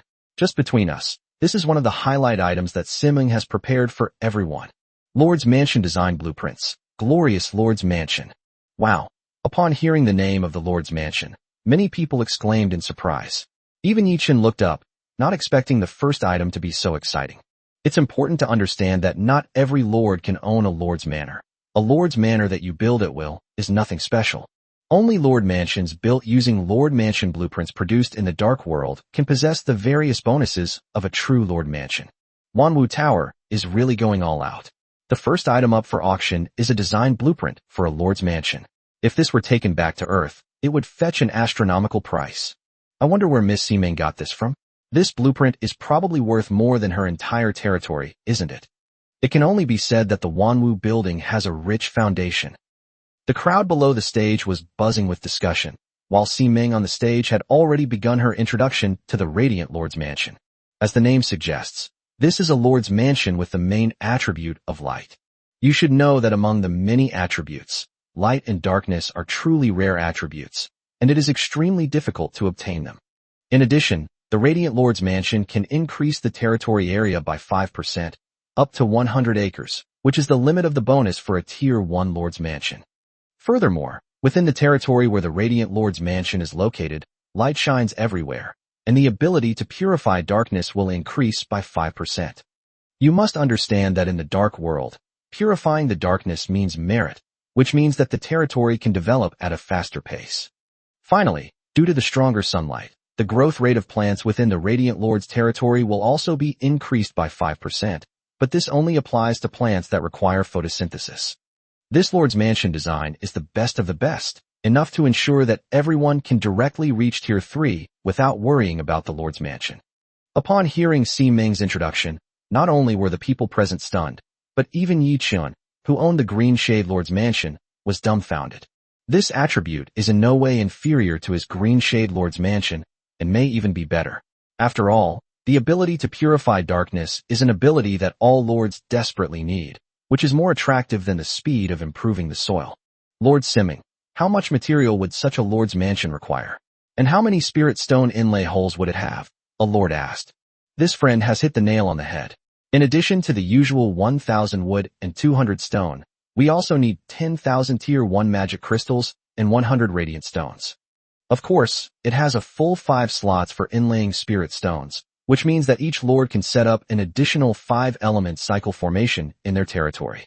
Upon hearing this, many people frowned slightly. 10,000 Tier 1 magic crystals were manageable, just a matter of time, but radiant stones were a real problem. You should know that in the dark world, everything is affected by darkness, and the radiant stones that can illuminate the darkness are not easy to find. Only lords who have light-type families can produce them in small quantities. However, the 5 spirit stone inlay slots are still very attractive.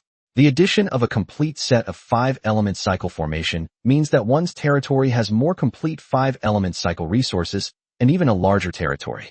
Only 5 spirit stone slots. That's fewer than the Green Shade Lord's Mansion, and radiant stones aren't easy to obtain either, making it a bit more difficult. Yi Chen shook his head slightly upon hearing Si Ming's explanation. While the Glory Lord's Mansion has good attributes, The resources it consumes and the number of spirit stone inlay slots it has are significantly less than those of the Green Shade Lord's mansion. Of course, only Yichin could think this way. In the eyes of the other lords, the Radiant Lord's mansion was already considered the top Lord's mansion. Everyone couldn't help but admire Chi's Dream's ability to obtain such a design blueprint. Alright, that concludes the introduction to the Lord's mansion. Now, let me tell you about its price. Seeing that the atmosphere had been building up, Si-Ming finally got to the point. The Radiant Lord's mansion does not require magic crystals for trade.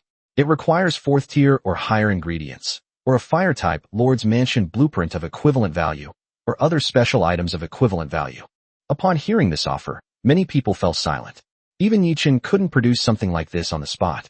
He couldn't very well offer the design blueprints for the Green Shade Lord's mansion for trade. Could he? Besides, the other party was asking for the design blueprints for a fire-type Lord's mansion, while the Green Shade Lord's mansion belonged to the wood element.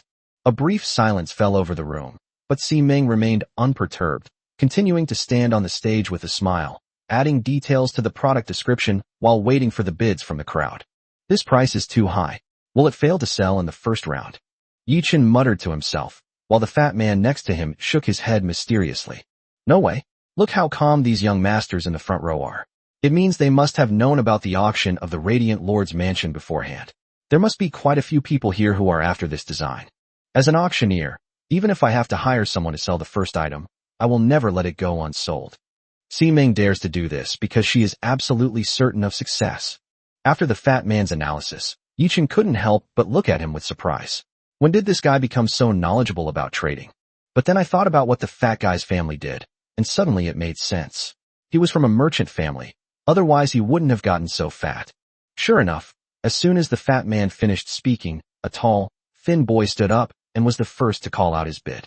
A level 4 Mafong chicken. Wow, there really is a tier 4 one. Upon hearing this, gasps of surprise filled the arena. Even Yi Chun was taken aback. Among the many trading conditions, the lowest value is undoubtedly that of 4th tier ingredients, but the most difficult to obtain is also the 4th tier ingredients. After all, the dark aura within the bodies of dark creatures of the 4th rank and above cannot be removed, and most of the dark creatures of the 4th rank and above are themselves ineatable undead creatures. If they want to eat, they can basically only rely on ingredients of level 4 or higher, such as the brocade chickens that Yi Chun has cultivated to level 4. As well as potatoes, cabbage, etc., but this is too difficult for them now. Moreover, without the corresponding level of soil and feed, forced cultivation will only lower the level of these foods, eventually turning level 4 into level 3 into level 2, and only the very beginning can be barely cultivated, and the quality is generally mediocre. This is a typical example of killing the goose that lays the golden eggs. TCH, you think you can get the Lord's Mansion blueprints for a tier 4 phoenix chicken? A tier 4 blue pond pig would be more suitable. Just as everyone was marveling, a lord with a seat next to him sneered and directly presented a blue pond pig. Compared to Ma Feng chicken, Lontang pig is significantly larger, and their value is entirely different. Yichin looked up in surprise. He was astonished that so many people could bring out tier 4 ingredients. It was truly unbelievable. At the same time, he became increasingly curious about his own auction. A design blueprint for a fire elemental lord's mansion. After several rounds of bidding on the ingredients, someone finally came up with something different, a design blueprint for a fire elemental lord's mansion of equal value. Afterwards, the design drawing of the lord's mansion was taken for appraisal, but its value did not match that of the design drawing of the Radiant Lord's Manor. Both the number of entries and the number of spirit stone inlay holes were significantly different. In the end, the Lord provided a considerable amount of additional materials before the final deal was finally reached. Looking at the enormous list of materials inside, everyone sighed in disbelief. The materials alone were already comparable to those of a tier 4 Mafong chicken. I never expected there to be so many wealthy lords. They can even bring out a lot of tier 4 ingredients. It's such a waste, the fat man exclaimed. He didn't believe that people nowadays could actually raise tier 4 crops. They were just overdrawing on the value of these things. Those who do this are mostly scions of powerful families. As long as they can grow up quickly, their families will have plenty of these things when they return to Earth. They won't lack anything. Yichin said calmly. This is precisely why it is so difficult for poor lords to rise in status compared to these people. After leaving the trial world, they still need to develop slowly. While these people have already been able to rise to the top in one step, directly becoming a great lord with a massive amount of resources. Therefore, Lin Xiang was right when he said that they were just lucky ones who had awakened the spark of hope, and in the eyes of the aristocratic families, they were nothing more than slightly higher-class poor people. Chapter 27: The Obscure Magic Crystal Bomb. Wanwalu is still ongoing. With the Radiant Lord's mansion leading the way, the subsequent auctions were unsurprisingly heated. There were indeed quite a few good items, but the Real highlight was nowhere to be found. It was clearly left for last by Ximeng. During this time, Yichun and Fatty also made a lot of purchases, including various seeds that they urgently needed, as well as architectural blueprints for a few special buildings. Of course, most of the transactions are in the form of magic crystals, which is probably the last thing they have in abundance right now. Time passed slowly, and the auction gradually drew to a close. The items that Ximeng brought out became increasingly rare. Next up for auction is a batch of stone golems. I don't need to elaborate on the value of these, do I? Ximeng smiled as she brought up a huge stone golem, which immediately caused quite a stir. It has been verified that these stone golems can exert combat power ranging from level 0 to level 2, depending on the magic crystals placed inside them. Excluding high-intensity battles, a Tier 0 magic crystal can last for about a month. A total of 60 items, sold in packs of 10. Starting bid is 20 Tier 2 magic crystals, or other special items will be given priority. Bidding begins now. As Ximeng finished speaking, bids began to rise and fall in the arena. Soon, the price of a set of stone golems was bid up to 30 Tier 2 magic crystals, and it was still rising. Both Yichun and Fatty were surprised by the price. The popularity of the stone golem far exceeded their expectations. No way? Stone golems are that valuable in a newbie world? The fat man asked in surprise. On Blue Star, this thing is only worth 3 Tier 2 magic crystals. Take a closer look. The ones making the bids are all lords of beast-like clans. They must desperately need stone golems to develop their territories. Otherwise, relying solely on killing dark creatures would be too simplistic and too restrictive, Yichun said after looking at the lords making the bids. Are randomly assigned to a beast. Kin are arguably the most unfortunate, because beasts cannot communicate directly with lords, nor can they engage in farming, construction, or other similar activities. The early development of their territory relies entirely on plundering from the outside world or on the lord's own hands-on farming. The appearance of the stone golems solved this problem for them. These seemingly clumsy giants could easily handle basic farming and construction work, allowing their territory to develop.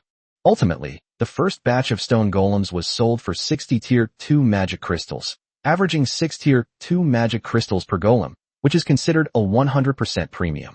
Moreover, the prices of the subsequent sets of stone golems remained high, especially after the last set was displayed by Ximeng, when someone even offered special items for trade. I want this batch of stone golems and a workshop design blueprint. Anyone else want to compete with me? A tall man stood up and shouted, holding up a stack of blueprints. Workshop blueprints are not special buildings, but compared to workshops built from blueprints, workshops synthesized from blueprints will have certain operational bonuses, so they are generally not traded using magic crystals. Only on Blue Star can transactions be conducted using the universal Blue Star currency. Converted, these blueprints are basically worth hundreds of thousands of Tier 1 magic crystals. Yichun looked at the man, who appeared to be very fierce and bold, and beside him lay a golden lion at the peak of the second tier. Despite their unremarkable name, they are a race whose strength is no less than that of dragons, and they possess extremely formidable combat power once they grow up. A workshop blueprint, any other bids? This is the last set of stone golems. Ximeng kept shouting. The price of the blueprint was definitely higher than that of the magic crystals, so no one continued to bid for a while. In the end, the last set of stone golems was sold for the price of a workshop blueprint, which was satisfactory to Yichun. With the workshop blueprints, we can do a lot of things. Just like your goblin. He now has a place specifically for researching and manufacturing things. Yichun said with a smile after the stone golem transaction was completed. That's right.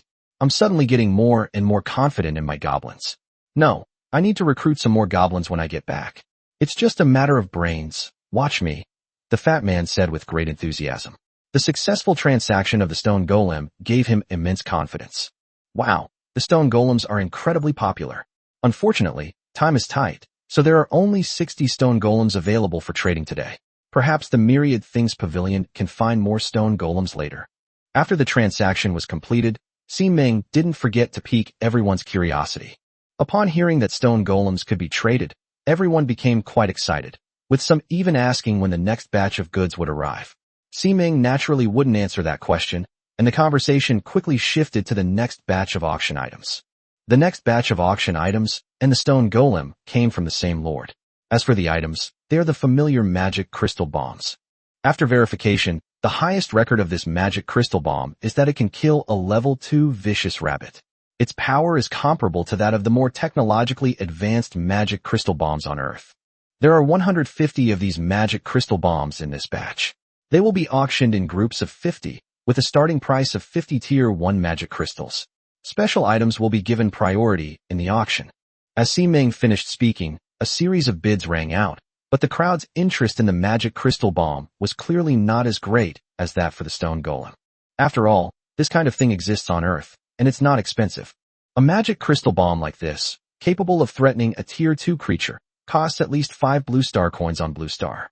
The 150 magic crystal bombs did not yield any special items. They only managed to exchange them for a few hundred Tier 1 magic crystals, and not even Tier 2 magic crystals.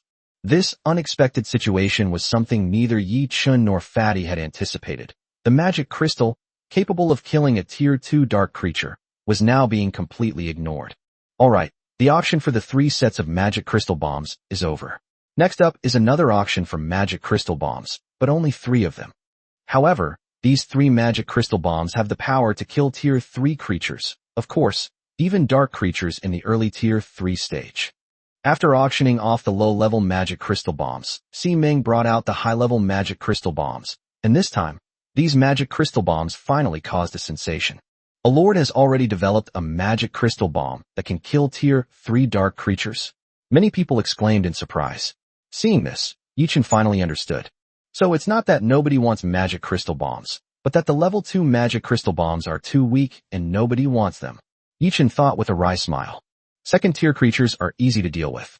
Even my goblins, if there are enough of them, can take down a few.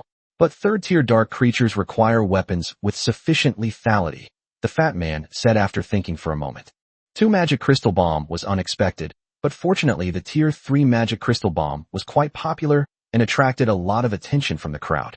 Hearing his words, Yichen nodded. Indeed, it was true.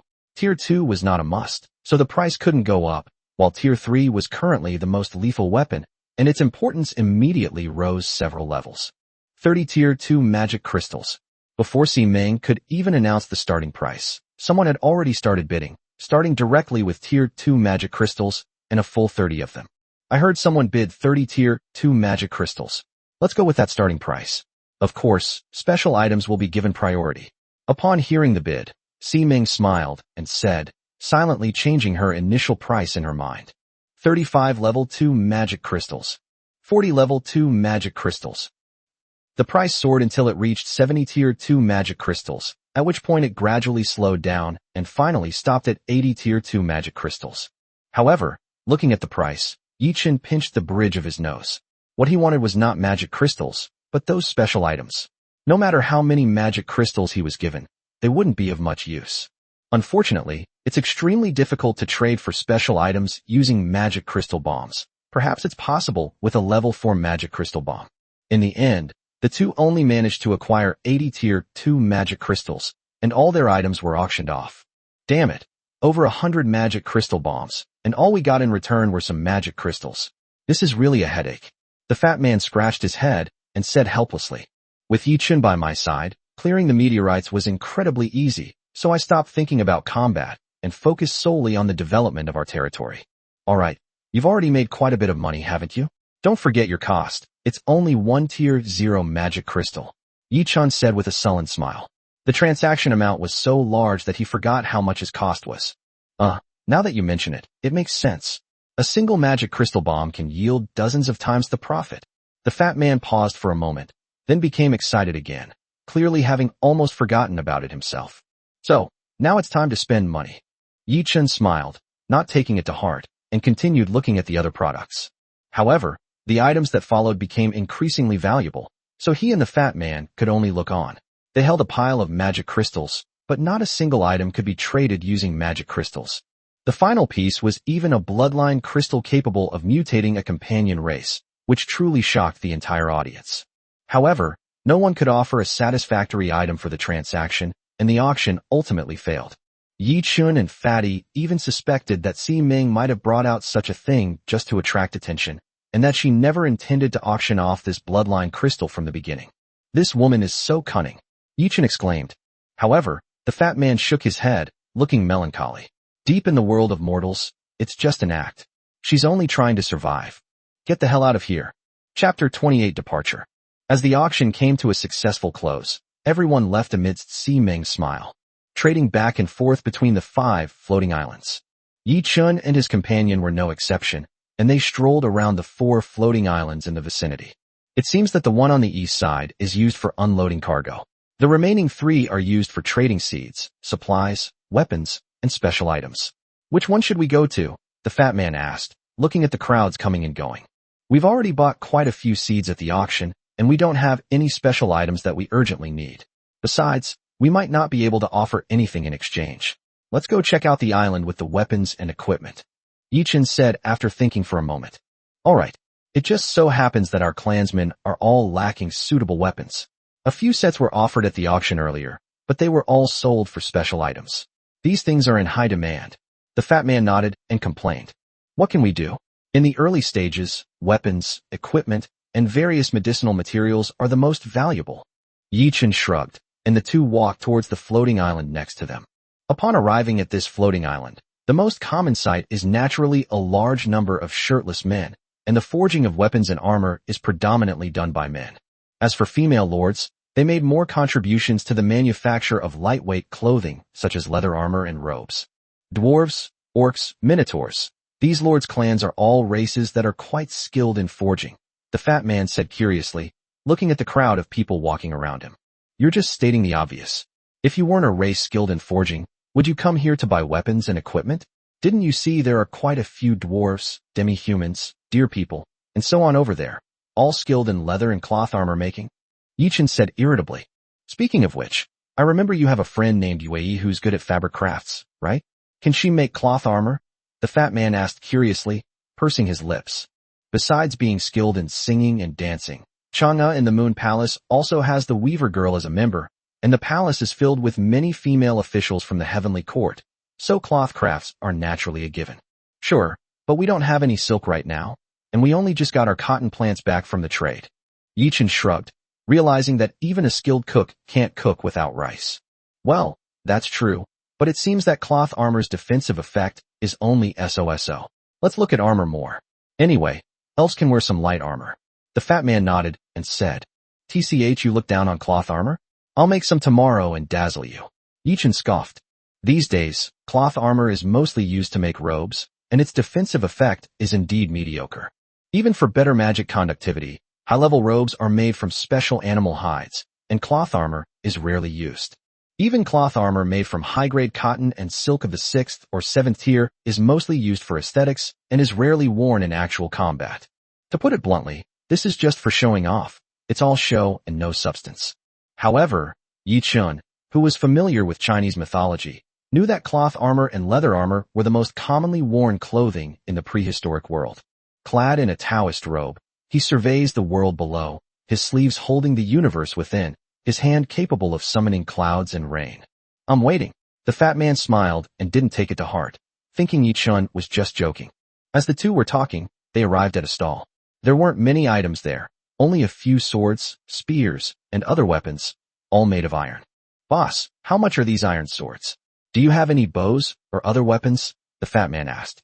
Heavy weapons like spears and lances are not easy for the lithe Silver Moon elves to use. They are more adept at using bows and crossbows. A Tier 1 iron sword costs 5 Tier 1 magic crystals. As for bows, we don't have any. These kinds of weapons are hard to make, the lord opposite said, shaking his head. Along their journey, they encountered very few lords who sold bows. A Tier 1 iron sword costs 5 Tier 1 magic crystals? Can you give me a discount, boss? The fat man exclaimed, his tone exaggerated as he bargained. However, the other party merely raised an eyebrow and glanced at him, saying, Take it or leave it. If you don't want it, don't block my business. There are plenty of people in line behind me. Yi Chun looked back and saw that there were indeed quite a few lords inquiring about prices next to them. Weapons were currently in short supply. 5 Tier 1 magic crystals. and I'll take all 3 of your iron swords. Also, do you know where I can buy bows? Preferably in large quantities. Yi Chen immediately made the decision. Weapons and armor are much more sought after than seeds and other supplies. Many stalls are sold out quickly, and the price of 5 Tier 1 magic crystals is indeed not expensive. Great, take it. As for the lord selling bows, I advise you to give up. As far as I know, no lord will be selling bows today. At most, they might bring 1 or 2 inferior bows to sell, which isn't worth it. The shopkeeper waved his hand and said, perhaps because he saw that Yi Chen had bought 3 iron swords, he said a few more words. Thank you. Yi Chen nodded. He had expected this situation, so it wasn't surprising. The 2 men got up carrying 3 iron swords, and instead of leaving because they couldn't buy a bow, they continued to browse. Firstly, they can continue to loot weapons such as iron swords and daggers, and secondly, they can collect equipment such as leather armor and cloth armor, which are useful to the Silverleaf Moon Elves and Moon Witches. That's about it, isn't it? There's not much left here. After walking around, the fat man said helplessly. They had basically swept through all the stalls, but only bought 5 iron swords and 3 pieces of leather armor, which wasn't even enough for the moon goddesses. Other options either had excessively high prices or focused primarily on spears and guns, making them unsuitable. Okay, let's check out the island with the special items. If there's nothing there, we should head back. Yi Chen nodded, and the 2 continued walking towards another floating island. The islands where special items are traded are much sparser than those where weapons and equipment are traded, since only a few lords are lucky enough to obtain special items. In addition, there are not many items for sale at the stalls here. Most of them only have 1 or 2 items on display, and the prices are outrageous. The 2 wandered around for a while, but didn't get what they wanted, so they had to leave disappointed. These lords are really greedy. They charge exorbitant prices for the blueprints of a special building, and not one of them will accept magic crystals in exchange. The fat man couldn't help but complain. Of course, would you be willing to trade magic crystals for blueprints? Yi Chen smiled and said, go say hello to Si Ming. We're leaving now. We've wasted almost a day here. A new lord's time is extremely precious. A single day can often bring about dramatic changes. If it weren't for the trade fair held by Wanwu Tower, I believe not many people would be willing to waste their time here. Wouldn't it be better to use that time to go out and clean up a few meteorites? Upon arriving at the center of the island, outside Si Ming's room, they found her receiving quite a few guests. The 2 didn't linger, exchanged a brief greeting, and left immediately. Following the lord who had led the way back to his island, the 2 finally breathed a sigh of relief. No matter where they were, nothing felt as comfortable as their own territory. Where do we go next? To find School Beauty Jin. Back in their territory, the fat man teased Yi Chen. No, didn't Si Ming give us a special coordinate? Let's go find that special coordinate. Yi Chen shook his head and said, open the wristband, input the coordinates, and a bright red arrow will appear on the map inside the wristband, guiding them in the direction to move forward. Oh, right. Special coordinates. Si Ming said this is the territory left behind by a previous lord after his death. There should be some resources he didn't use, or even his family's nests. We have to go there as soon as possible, lest someone else get there first.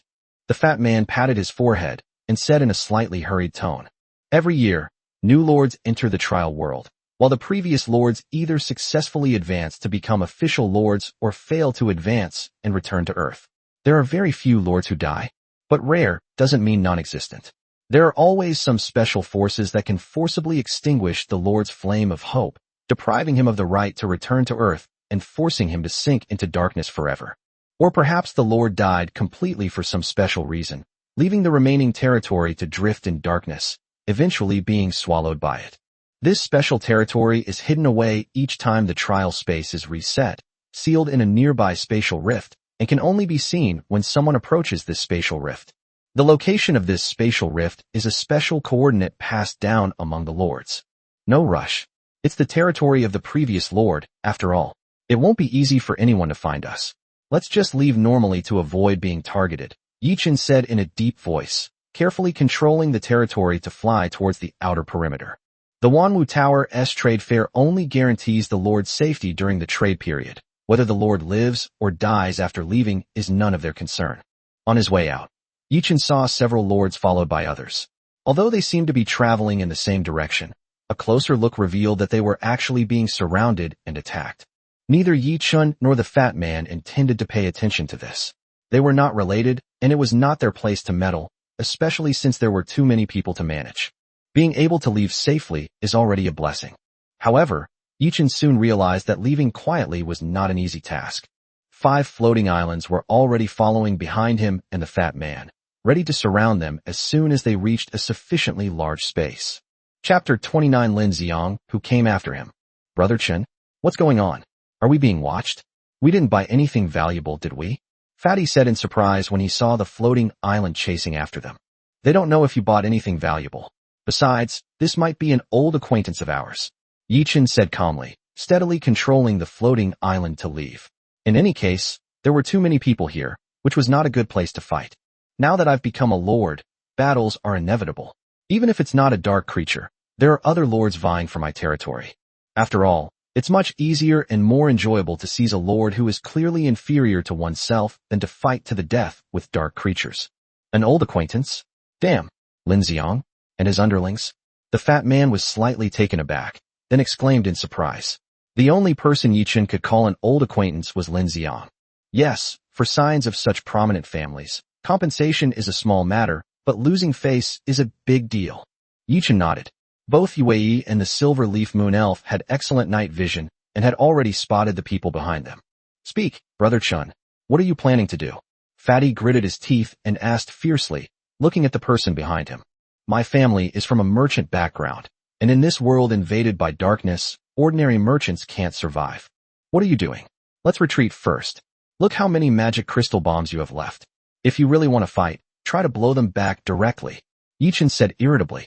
In the trial world, the death of a lord only results in failure in the trial, losing the qualification to become a formal lord, and inevitably facing retaliation upon returning to Earth.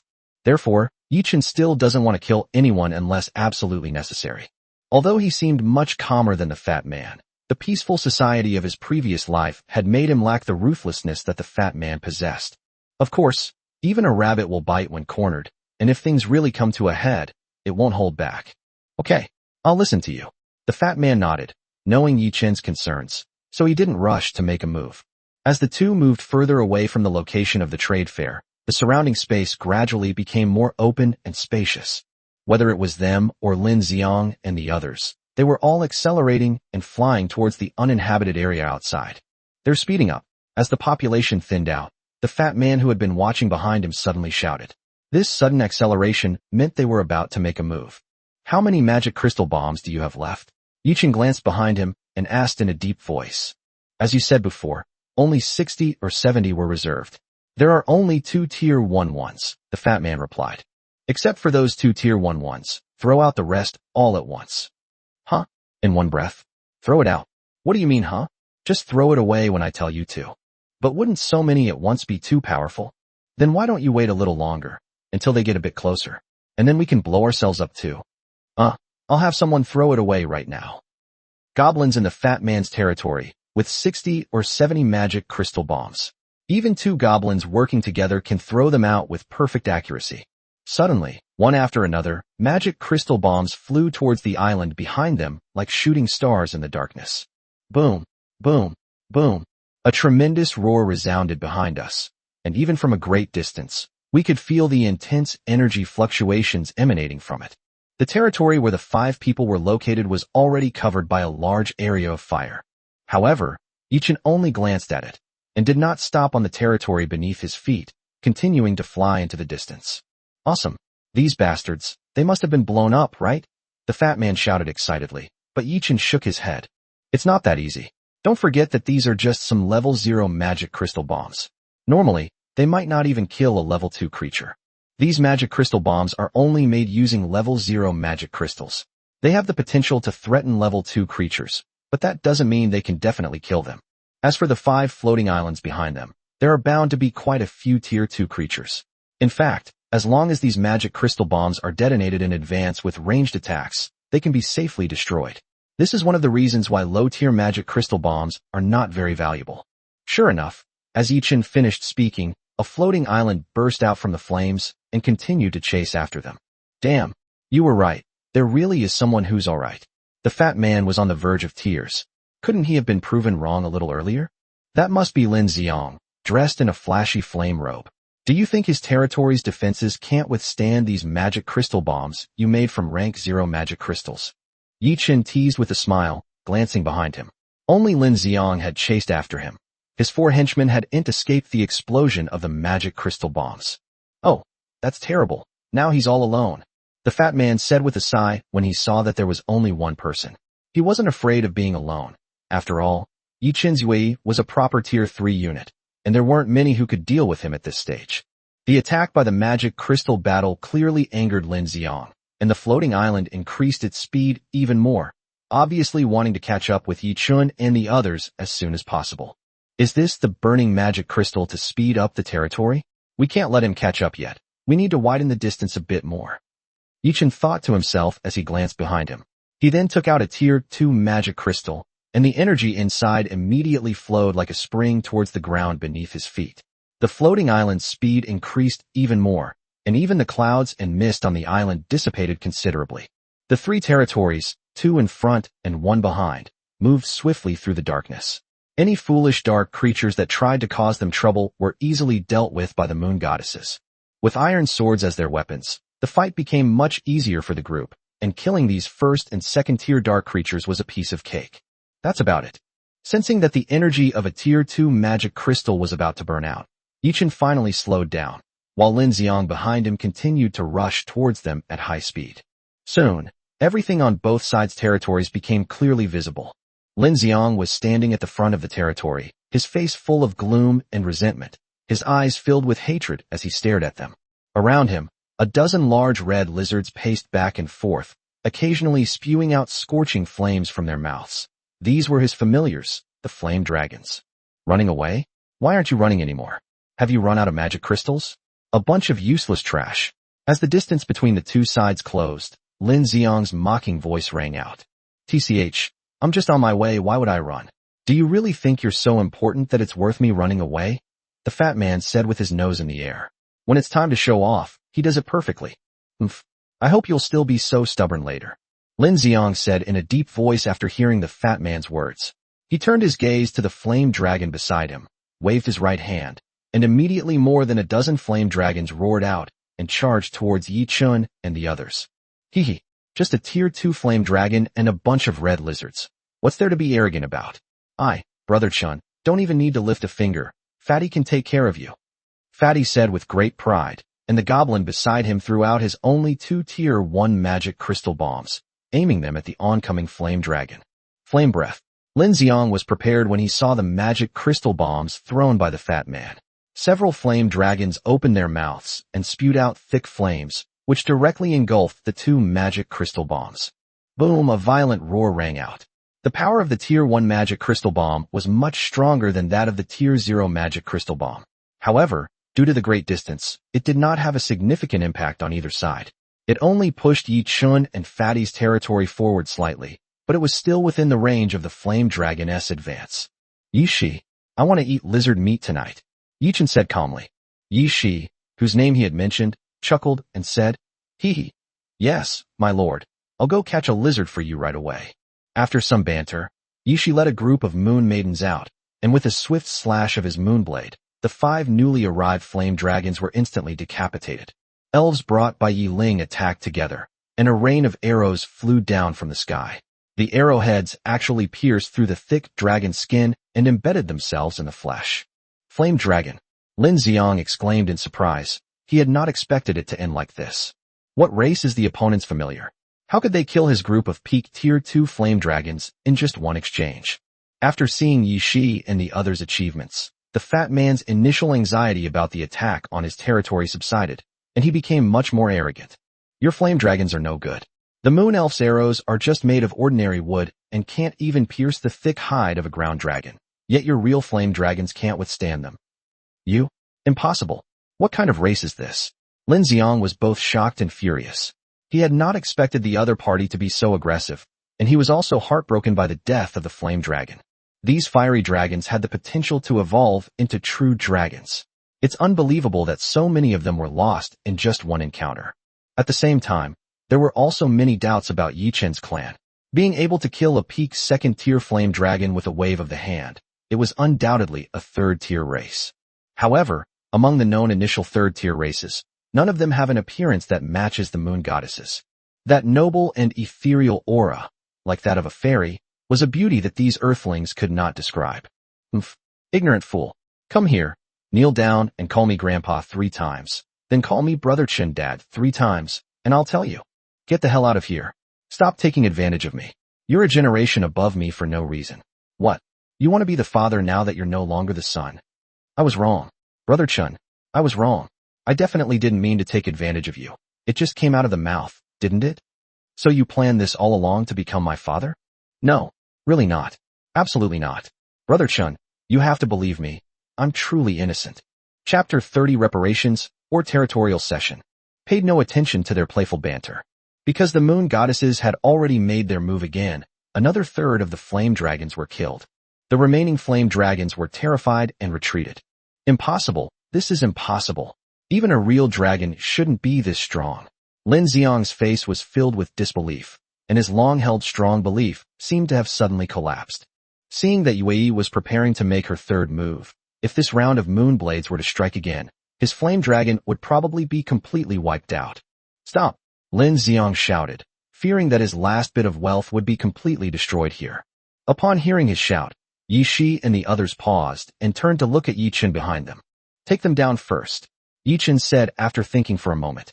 Yi Shi and the others nodded, and each of them took control of a flame dragon and detained it in the fat man's territory. These fiery dragons were terrified by the 2 rounds of sharp blades they had just received. Now, without anyone watching them, they lay on the ground trembling, showing no intention of running away. Release them, and I will let this matter slide, Lin Xiang said through gritted teeth as he saw his flame dragon being detained. He never imagined that he would be defeated by 2 poor people he looked down on, and by such an overwhelming and utter defeat. Oh, what a big mouth you've got. You think you can let bygones be bygones? Come here, let's have a good chat. Upon hearing this, Yi Chun and the fat man burst out laughing, and even Yi Shi and the others in front couldn't help but smile. You guys are going too far. This is my fault. Release my flaming dragon, and we can meet again in the future, Lin Xiang said, his face flushed, but he already harbored resentment towards the 2 of them. It's your fault? Who calculated it? You or me? Were you originally planning to say it was our fault? Yi Chen sneered. Even at a time like this, he still wanted to put on airs as a scion of a noble family. Lin Xiang glanced at his subdued flame dragons, took a deep breath, and apologized again. I'm sorry, I was wrong. I shouldn't have had those inappropriate thoughts about you. A true man can bend and stretch. No wonder you're from a prestigious family. If it were me, I'd definitely fight to the bitter end, the fat man teased with a loud laugh. Yi Chen simply rolled his eyes at this. That's why you always end up losing everything. In the adult world, there are not so many impulsive actions, only trade-offs between interests. If you don't want to become that kind of person, the only way is to keep becoming stronger so that you no longer have to make choices and can loudly proclaim, I want it all. Yi Chen thought with a touch of melancholy, but his gaze turned to Lin Xiang. Pay reparations or cede territory. Choose one. You. Lin Xiang glared angrily, but was powerless to refute, as he could already hear the painful groans of the flame dragons. What do you want? Taking another deep breath, Lin Xiang tried to calm his tone. As for compensation, it's 1 flame dragon and 1 special item. As for ceding territory, these 6 flame dragons are mine, and your territory is mine too. Impossible. Where would I get so many special items? Lin Xiang immediately refused. If he agreed, the price he would have to pay would be too high. You're right. After all, you're so dark-skinned, and your brain doesn't seem to be working too well, does it? Yi Chen thought for a moment and said, then I'll give you a 50% discount. 2 flame dragon corpses in exchange for a special item.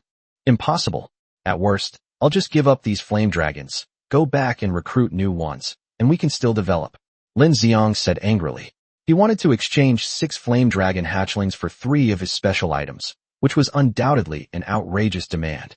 Upon hearing this, the imprisoned flame dragons let out low growls, their eyes revealing a hint of anger and sorrow. They never imagined that in the eyes of their lord, their lives were less important than some inanimate objects. This wasn't a death on the battlefield, but rather a genuine abandonment by his own lord.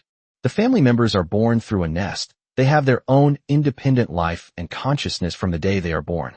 They are all complete individuals, vibrant lives. Even Lin Xiang and Fatty were quite surprised to hear this. They hadn't even put any pressure on them yet, and the other party had already given up on their clan. You beasts! These are precious lives, and you just give up on them like that? The fat man exclaimed. Despite the numerous goblin casualties he suffers in each battle, it's because the goblins are too weak. Without risking their lives, he can't protect his territory, let alone the remaining goblins. When the lair is breached, his entire goblin race will be completely wiped out. In reality, he treated these goblins very well, at least they never truly lacked food or clothing. His seemingly casual beatings and scoldings were merely to strengthen his control over the goblins. If it were an elf or a fiery dragon, he would definitely be much better than a typical lord. As long as the nest is still there, the flame dragon can have as many as it wants. 3 special items are absolutely impossible, Lin Xiang said disdainfully. In his view, the familia was nothing more than a tool to become a lord. If a stronger familia appeared, he would not mind exchanging it for the flame dragon. Upon hearing this, the several flame dragons fell silent, lying listlessly on the ground without making a sound. Lin Xiang were to check the loyalty of the flame dragons at this time. He would find that the loyalty of all 6 flame dragons had dropped below the passing grade of 60 points, which meant they were at risk of defecting. I think you've got one thing wrong. We're not killing the flame dragon just because you're being sincere, not because we're negotiating with you. Yichen suddenly said coldly. Since you don't want these 6 flame dragons, then stay here forever. Now, let's talk about the money you paid to save your life. Is it reparations? Or ceding territory? You voluntarily handed over the reparations, but as for ceding territory, we'll just have to go and collect it ourselves. Upon hearing Yi Chen's words, Lin Xiang's expression changed drastically. He never expected that Yi Chen's offer of reparations and territorial concessions would mean this. This means that regardless of whether he pays the money or not, the 6 flame dragons will not be coming back, and he himself will have to suffer a huge loss. Yi Chen, don't go too far. You can't kill people in the trial world. Aren't you afraid that I'll come back to settle scores with you when we get back to Blue Star? Lin Xiang was a little scared and wanted to use his family background to threaten the other party. However, Yi Chen chuckled upon hearing this. Should I say you're genuinely stupid or just pretending? You can't kill people in the trial world, but you can disqualify yourself from becoming a formal lord. You're just an ordinary person who's nobody. You don't actually think your family will protect you, do you? Or even make an enemy of a legitimate lord for your sake? Please get your facts straight. You're just a member of a collateral branch of the Lin family. You don't have that much power. Yi Chen's words immediately turned Lin Xiang's face ashen. Indeed, as he said, if he had failed to become a formal lord, the Lin family of Shanghai would never have stood up for him, let alone become enemies with a formal lord. Even his biological parents might not do this. After all, they have more than one son. The larger the family, the more they value ability and worth. If he cannot become a formal lord, he will completely lose his usefulness within the family. Well, have you made up your mind yet? Ceding territory or paying reparations? Seeing that the other party hadn't made a move, the fat man said impatiently. Today's matter had really given him a great sense of satisfaction. It was incredibly satisfying. Lin Xiang glared at the two of them with resentment, took a deep breath, and pulled a blueprint from his pocket. This is a blueprint for a low-level magic tower. It can create a magic tower with territorial defense capabilities. Its power is related to the level of the magic crystals used. Is this enough? Upon seeing the design, both Yi Chun and the fat man showed a hint of surprise. Magic towers are a type of defensive tower. Although they don't provide any bonuses to territory like special buildings, they are an essential defensive force for any territory. Compared to ordinary defensive towers, magic towers are naturally more powerful, and the spells they unleash are much stronger than those of ordinary arrow towers. Yi Chun pursed his lips, but didn't say anything. This drawing clearly didn't satisfy him. Lin Xiang was furious, but seeing that Yi Chun clearly didn't want to let him off so easily, he had no choice but to grit his teeth and take out another item. Hey, a mid-grade earth spirit bead? Kid, you've got some skills. The fat man teased, his face full of surprise, upon seeing the earth yellow bead in the other's hand. A rich earth elemental energy emanated from it, far more powerful than the low-level earth spirit orb he had obtained, clearly indicating that this was a higher-level earth spirit orb. Even Yi Chen couldn't help but be tempted. At this stage, the intermediate-level earth spirit orb is definitely a top-tier item. As for the advanced-level spirit orb, it will only appear in the later stages of the trial. Yi Chen remained silent, wanting to see just how many good things these scions of noble families still possessed. Don't go too far. The value of these 2 items is enough to buy your 2 dilapidated territories. Lin Xiang said angrily, clearly not expecting the other party to have such a big appetite. The blueprints for the magic tower and the intermediate earth spirit orb were no longer enough to satisfy them. But it was here that you fell, in these 2 dilapidated territories of ours. Don't forget, this is your hard-earned money. If you can't come up with something satisfactory, we'll find it ourselves. Yi Chen said calmly, since we've already become enemies, let's make it as thorough as possible. If the other party still doesn't know what's good for them, I don't mind completely ruining their chance to become a lord. Fine. You want things, right? I can give them to you. But let's see if you're alive to take them. Lin Xiang laughed angrily, then turned and walked towards the only wooden house on the territory. Chapter 31 Another Bloodline Crystal. When Lin Xiang came out of the wooden house again, Yi Chun and Fatty were stunned when they saw what he was holding in his arms. Holy crap! This is a bloodline crystal? Seriously, is this some kind of exaggerated thing? The fat man exclaimed in surprise. He never expected that what the other party brought out would be a bloodline crystal. Amazing, Yi Chun murmured as well, but he vaguely felt that things had gone a bit too far. With Lin Xiang's abilities, he shouldn't have something like a bloodline crystal. Indeed, that was the case. Seeing the shocked expressions on their faces, Lin Xiang revealed a hint of smugness. You 2 country bumpkins, you've heard of bloodline crystals, haven't you? You'll probably never see the value of this thing in your entire lives. Didn't you want compensation? Here it is, take it if you dare. But don't blame me for not warning you. This is meant for the eldest son of the Lin family. If you dare to take it, then you'll truly be at odds with the Lin family of Shanghai. When the time comes, it won't just be me, Lin Xiang, coming to cause trouble for you, but the entire Lin family. Don't even talk about whether you can leave this trial world and become official lords. Even if you do manage to get out, you'll still face the pursuit of the entire Lin family of Shanghai. Lin Xiang said arrogantly that the Lin family of Shanghai was his last trump card, and this bloodline crystal was something he was ordered to bring out from Si Ming. The eldest son of the Lin family and Si Ming reached some deals, and this bloodline crystal was one of the items traded. If Lin Xiang really dies here today, or if his bloodline crystal is taken away, then the eldest son of the Lin family will definitely use the power of the entire Lin family in Shanghai to hunt down Yi Chun and his companion. Even after returning to Earth, the entire Lin family of Shanghai will remain sworn enemies with them. This, Brother Chun. Upon hearing the other party's words, the timid fat man panicked and looked nervously at Yi Chun beside him. He wasn't afraid of fighting to the death in the trial world, but if he returned to Earth and was still hunted down by the Lin family of the Demon City, the situation would be completely different. What? Scared? Yi Chun glanced at him, smiled, and asked. To be honest, I do feel a bit of that, but seeing that kid's arrogant attitude makes me really uncomfortable. The fat man pouted, looking at Lin Xiang with a displeased expression, feeling particularly annoyed. Then let's get the hell out of there. As long as you're not afraid, I'll take this bloodline crystal back today, Yi Chun said, which startled the fat man. Brother Chun, you're not kidding, are you? You really want to? You keep calling me fatty and fat man all day long. Do you even remember your own name? Sitsong. You, the dignified young Master Wong. What are you afraid of? Me? What good is my status as the young Master Wong?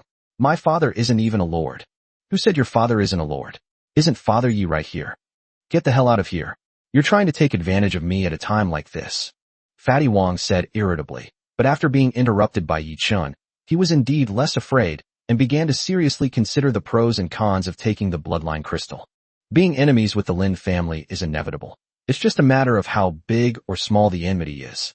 If we are truly powerful enough and have a deep enough foundation, even if we leave the trial world and return to Earth, do you think the Lin family of Shanghai will still have the ability to cause us trouble? Fatty, becoming a lord is a path of no return. You either shatter the darkness or perish in it. If we're afraid of even a small family like the Lin family, how long do you think we can remain lords? Yi Chun's words rang in the fat man's ears like a morning bell. He looked at Yi Chun with shock, as if he had never truly known this childhood friend who had grown up with him, who was indifferent to women but had outstanding academic performance. Brother Chun, you're right. The Lord's enemy is the endless darkness. Compared to this, the little Lin family is nothing. Let's take this bloodline crystal. Looking at Yi Chun's confident face, the fat man hesitated for a moment before gritting his teeth and saying. Hearing the fat man's words, Yi Chun smiled with relief and stopped teasing him. Instead, he looked at Lin Xiang again. What? You've made up your mind? If you don't have the guts to take this bloodline crystal, then I'm leaving. Lin Xiang sneered.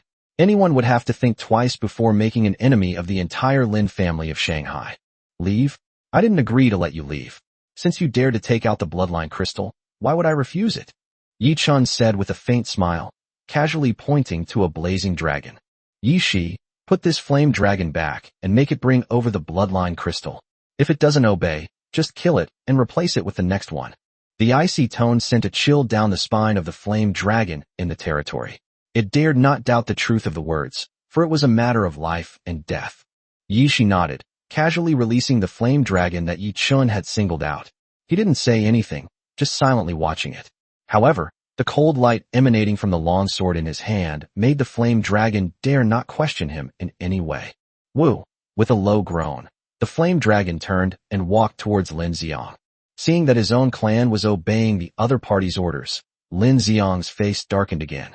He was especially surprised that the other party actually dared to take the bloodline crystal. Beast! Look carefully who your lord is. I now order you to stop. Lin Xiang shouted sternly, causing the flame dragon to pause slightly. Turning his head to look behind him, Yi Shi stood not far away, holding a long sword, looking at them with a playful gaze. The flame dragon's four hooves trembled slightly. Recalling Lin Xiang's previous abandonment and that extremely insulting beast, the pride of the dragon race filled its heart with anger and humiliation. Turning around, as if finally making a decision in its heart, it leaped up and charged towards Lin Xiang's territory. This scene shocked Lin Xiang. He never expected that his own clan would disobey his orders and turn to his enemy. No, you can't do this. Don't you know how valuable the bloodline crystal is? This is a treasure that would make the entire Lin family of Shanghai pay for it. Lin Xiang shouted, trying to make Yi Chun and the other man realize the value of the bloodline crystal and how much the Lin family valued it, hoping to persuade them to stop. But upon hearing this, Yi Chun and the fat man exchanged a smile. You know? How could I not know? If I didn't know this thing was valuable, it wouldn't have been able to save your life. Yi Chun said with a smile. Roar! At this moment, the flame dragon had arrived in front of Lin Xiang. With a roar, it not only snatched the bloodline crystal, but also the magic tower blueprint and the intermediate earth spirit orb in its mouth. Finally, it gave Lin Xiang a deep look, turned around, and returned to the fat man's territory. You beast! Get back here and give all your things back to me, you animal! Lin Xiang shouted. He hadn't expected that his clan would actually take his belongings and leave. However, as he cursed, the flame dragon's speed increased, and it uttered low growls. Its loyalty stat also dropped rapidly to single digits. Soon, the flame dragon returned to the fat man's territory with 3 items. Yi Shi took the items, and with a light leap, delivered them to Yi Chun. Holding the item in his hand, Yi Chun didn't rush to examine it. Instead, he looked at the other party with a dangerous gaze, pondering whether to eliminate them completely. Perhaps it was Yi Chun's gaze that was too dangerous, because Lin Xiang was jolted awake from his angry outburst, and looked at Yi Chun with a face full of resentment. You've taken the things, can I leave now? Lin Xiang asked. Today's events were a great humiliation for him. Forget it, let's go? Yi Chun, always keep my word. Yi Chun pouted, but finally spoke up. His and Fatty's names were already known to Si Ming at the registration office, so there was no point in hiding it. As for Lin Xiang, killing him wouldn't stop the Lin family from hunting him down in the trial world, so it would be better to let him go back. At least no one would die, right? No one was killed, so everything is just a conflict of interest. And when it comes to interests, there are gains and losses, so no one can blame anyone else. You'll regret taking the bloodline crystal. Lin Xiang sneered, turning to leave on the floating island. But then he realized something was wrong, turned back, and glared at Yi Chun, shouting angrily. Where are my flame dragons? Aren't you going to release them? Hearing this, Yi Chun smiled and said, I already said that since you don't want the flame dragon, I'll keep it. However, considering the bloodline crystal, I can give you another chance. As long as these flame dragons are still willing to go with you, I will let them go back. After Yi Chun finished speaking, he waved to Yi Shi and the others, and the moon goddesses immediately released their restraints on the flame dragon, allowing it to leave freely. However, the several flame dragons looked at each other, a hint of hesitation in their eyes. In particular, the flame dragon that went to retrieve the bloodline crystal roared at Lin Xiang, then lay down again, closed its eyes, and began to doze off in the fat man's territory. However, everyone knows that taking a nap is an excuse, His real intention is to ignore Lin Xiang. What? What are you trying to do? Are you trying to betray us? Don't forget who your master is. This scene made Lin Xiang's eyes widen in fury. He clearly never expected that his own clan would betray him one day. This is undoubtedly more distressing than losing the bloodline crystal. Roar! The remaining few flame dragons also let out a low roar and laid down one after another. However, unlike the first one, they did not close their eyes. Instead, they looked at Lin Xiang's territory with a hint of sadness and reluctance. There lies the dragon's lair where they were born, and countless more flame dragons will be born there in the future. But having encountered such a lord, it's hard to say whether they are lucky or unlucky. Chapter 32 Gray Iron Dwarfs. Looks like your flame dragons don't want to leave with you. You're a terrible lord. The fat man mocked excitedly as he watched the flame dragons collapse. The flame dragons stayed behind means that they will become his and Yi Chen's kin. As long as these 6 flame dragons are not all of the same sex, it is possible to cultivate a large group of flame dragons in the future, which will truly become their kin. You guys. Lin Xiang was furious, but he couldn't find any reason to refute the fat man's words. The family members are never slaves of any lord, nor are they dispensable tools. They are all independent individuals with their own thoughts and lives. They are willing to obey the Lord because the Lord has given them life and will lead them to fight against the darkness and reclaim the world that originally belonged to them, instead of being fish to be slaughtered or victims of profit. You have never placed your kin on the same level as yourself, so how could you possibly gain the loyalty and allegiance of the flame dragon? Don't forget, you gave them up yourself, not the other way around. Yi Chen said with a serious expression. He was not only saying this to Lin Xiang, but also to Fatty and himself. No matter what, he hoped that he and those around him would never forget their original aspirations and would not be tempted by the power and status brought by the Lord. As he finished speaking, many members of the clan turned around and looked at him with interest. Even the flame dragon, which had its eyes closed, couldn't help but open them and look at him. In contrast, Lin Xiang was unable to listen to these words at this moment. Anger and resentment had clouded his judgment. Seeing that his kin refused to return no matter what he did, he immediately flicked his sleeves and rode away on the empty floating island. Yi Chen couldn't help but sigh inwardly. The other party clearly hadn't listened to him. Whether it's good or bad, it all depends on his own fate. Phew, Brother Chen, you'll have to protect me from now on. I'm just a weak goblin. I'll have to rely on you and school beauty Jian. As Lin Xiang left, the fat man finally let out a sigh of relief. They were so arrogant just now, and now they are so terrified. The enemy they were about to face was a behemoth. How could these 2 new lords possibly contend with a powerful clan? Even Jian Mengyi, who was born into a lord's family, did not have this ability, let alone these 2 orphan lords. Why would you rely on us? Why don't you say you rely on the beautiful Ximeng? She has the Wanwu building behind her. Why would she be afraid of some powerful family in Shanghai? Yi Chen replied irritably. If a lordly family were so easy to deal with, they would have collapsed many years ago. Forget it. They're from the Wanwu Tower. How could they possibly be looking at us? The fat man said dejectedly, making Yi Chen shake his head repeatedly. What are you so cowardly about?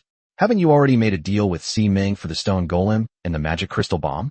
As the deal deepens and its influence on the myriad things tower grows, they will never let anything happen to you, since it concerns their interests. This? Relying on stone golems and magic crystal bombs? Can that really work? Nonsense. Of course not. So you have to research something better. Golems, high-level magic crystal bombs, strategic weapons, and even the trade network I told you about. If you can seize control of the trading network in the trial space, the Myriad Things Pavilion will only think about how to cooperate with you. As for the Lin family of Shanghai, they're nothing. Hiss. The fat man gasped, but upon closer inspection, it was indeed true. You're right. If I take over the trading network of Wanwu Tower, it will show that my trading network is stronger. When we return to Blue Star, they will only be eager to cooperate with me. As for the Lin family in Shanghai, that will really be no problem. But this is a trade network.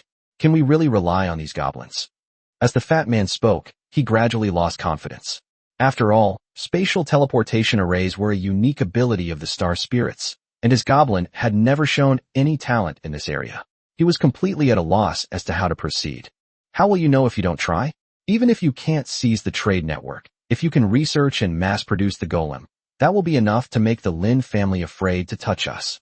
Yi Chen comforted him, and seeing the fat man's doubtful look, he could only sigh helplessly. Let's take it slow. You're right. Being able to bring out the golem is enough to make the Lin family hesitate to act. The fat man nodded, finally relieved. If he had no clue about the trade network, the golems at least had some clues to follow, and the stone golems were the best place to start.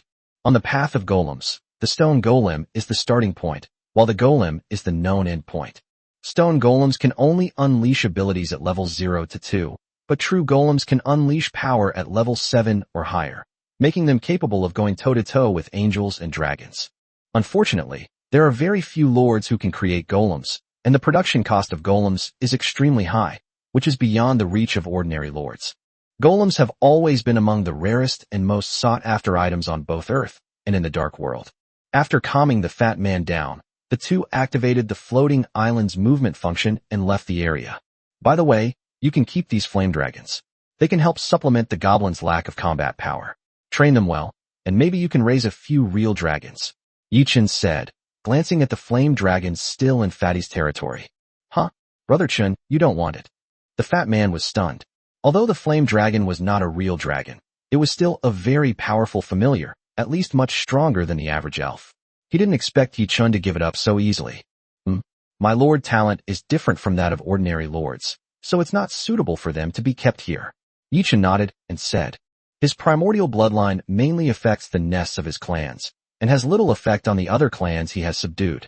Moreover, he doesn't want to raise a few large western lizards on the primordial lands of the east, nor does he want a beauty like the silver leaf moon elf. This? Alright. The fat man nodded without being polite. Yi-Chen's clan was incredibly strong, so a few more flame dragons wouldn't make a difference. Confirming the ownership of the flame dragon, the two began to examine the 3 items they had extorted from Lin Xiang. There's no need to elaborate on the intermediate level Earth Spirit Orb. It's an essential item for territory advancement. All that's left are the blueprints for the magic tower and that last precious bloodline crystal. Beginner magic tower. The magic crystals used in the construction, different magical attacks with varying attributes and power will be unleashed. Required materials: 200 wood, 100 stone, 10 spirit stones of the same attribute.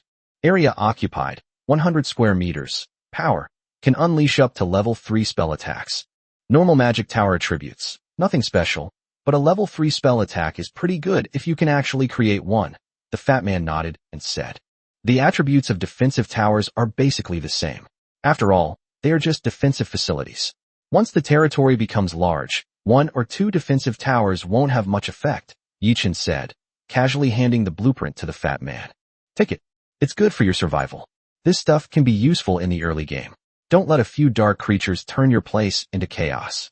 Alright then. The fat man didn't stand on ceremony. He had already taken the flame dragon, so what difference would it make if he got the blueprint for the magic tower? Their attention then turned to the final, most important part, the bloodline crystal they obtained from Lin Xiang. Bloodline crystal, Gray Iron Dwarf.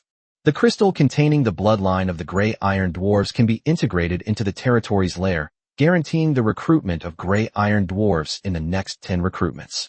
Note, depending on the lair, there is a certain chance that the recruited Gray Iron Dwarves will mutate. Note, depending on the nest, there is a certain chance that you will become a companion species of that nest. Upon seeing the bloodline crystal, the two were immediately overjoyed. Wasn't this exactly the race they desperately needed, one skilled in forging? I remember the bloodline crystal that Si Ming failed to sell at the auction was the Gray Iron Dwarfs. So, in reality, Lin Xiang took this bloodline crystal, the fat man said with a surprised look. He picked up his wristwatch, wanting to ask Si Ming, but stopped a moment later. It's best not to publicize this kind of thing too much, since Si Ming doesn't know that they stole the bloodline crystal, and Lin Xiang doesn't know that the place they're going to is a special coordinate given by Si Ming. We've met by chance, and this is our first time meeting, so it's best to be careful. It should be. After all, the probability of 2 identical bloodline crystals appearing at the same time is too small. It's estimated that Wanwu Tower and the Lin family of Shanghai reached some kind of deal, and Lin Xiang was just a deliver man. Yi-Chen nodded and said, TSK, this guy is really pitiful. Instead of delivering food properly, he came to fight us. Not only did he lose the fight, but he also lost his goods, the fat man said with a sigh. Don't pity him. Remember not to tell Si Ming about this, lest the Lin family find out our whereabouts. Yi-Chen reminded him, clearly thinking the same thing as the fat man. I understand. We won't tell anyone, but we probably won't be able to keep it a secret for long. Let's get that special coordinate as soon as possible. The fat man nodded. That makes sense. So, who should use this bloodline crystal?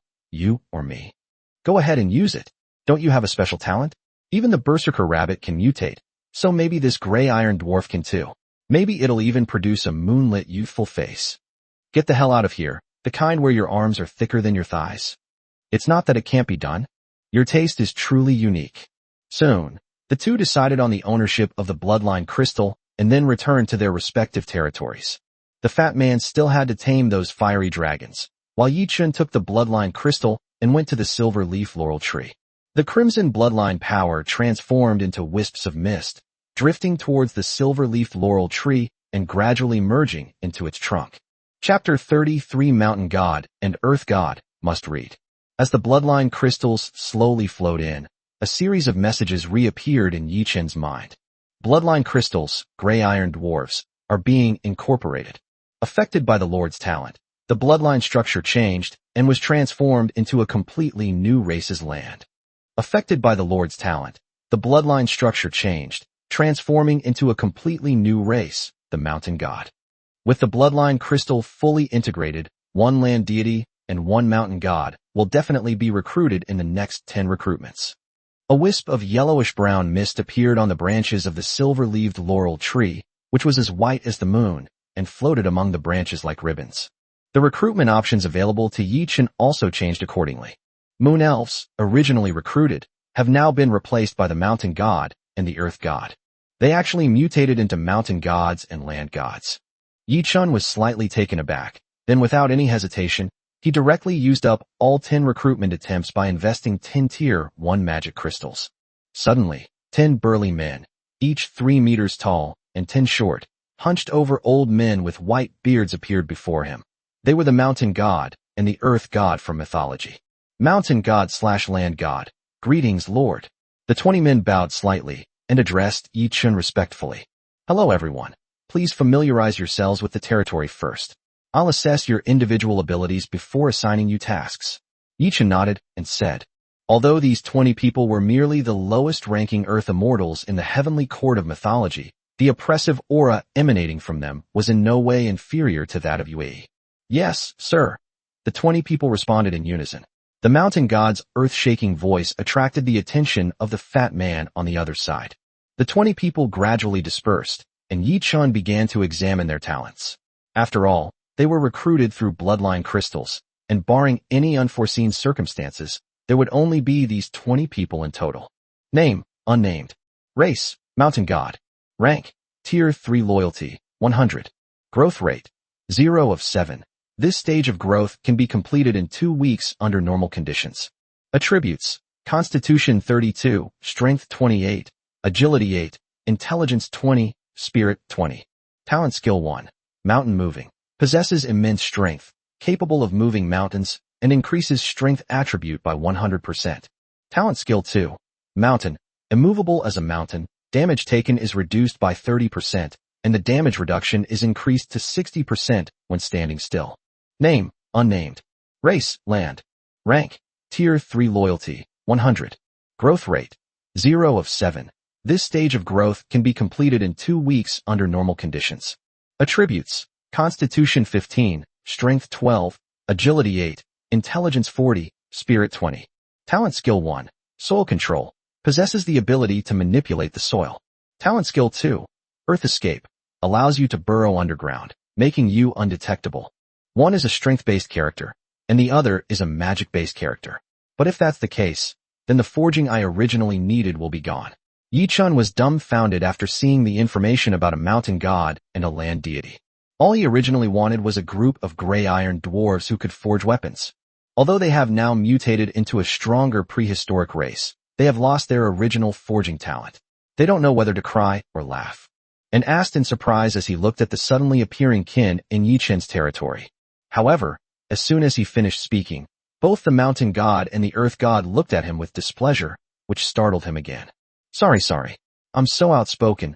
Please don't take offense, the fat man apologized repeatedly. Young man, you still need to work on your temper. Remember, loose lips sink ships, and don't let your words ruin you later. A local landowner earnestly advised.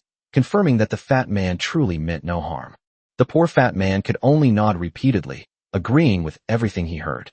He could already sense that the aura emanating from these big, clumsy men and old men was in no way inferior to that of Yue. Yi Chen chuckled to himself at the sight. Only the moon-embracing rabbit could finally teach this fat man a lesson for his loose tongue. Brother Chun, what kind of people have you recruited? I can understand those kind and friendly old men, but what's with these tall and mighty hunks? Isn't your bloodline crystal supposed to be dwarf? Finally free from the landman, the fat man came to Yi Chen's side and asked with a puzzled look. Yeah, dwarves, but didn't you know? In Western mythology, dwarves were created from the bones of giants, so dwarves themselves have giant blood. Yi Chen said with a shrug. These things aren't mentioned in books, but he knew quite a bit about dwarves in his previous life, and many ancient texts in this world also mention that dwarves might be related to the titans of creation. So you activated their giant bloodline? What exactly is your talent? The fat man asked in amazement. This guy's talent is something that other lords can't even achieve with normal bloodline mutations. And you just activated an ancient bloodline? Well, didn't I tell you? The primordial bloodline allows all my clans to possess the primordial bloodline, and the primordial era should be the oldest mythology in China. Yi Chen shrugged, but the entire earth has already been unified, and Chinese mythology has long been forgotten. Chinese mythology? I remember that our Jiangnan city is located in the ancient Chinese land, right? We Huazhou people also have the bloodline of the ancient Chinese. Could it be that the ancient Chinese mythology is so amazing? Starting from the third level? The fat man asked curiously, his face full of longing for Chinese mythology. More or less.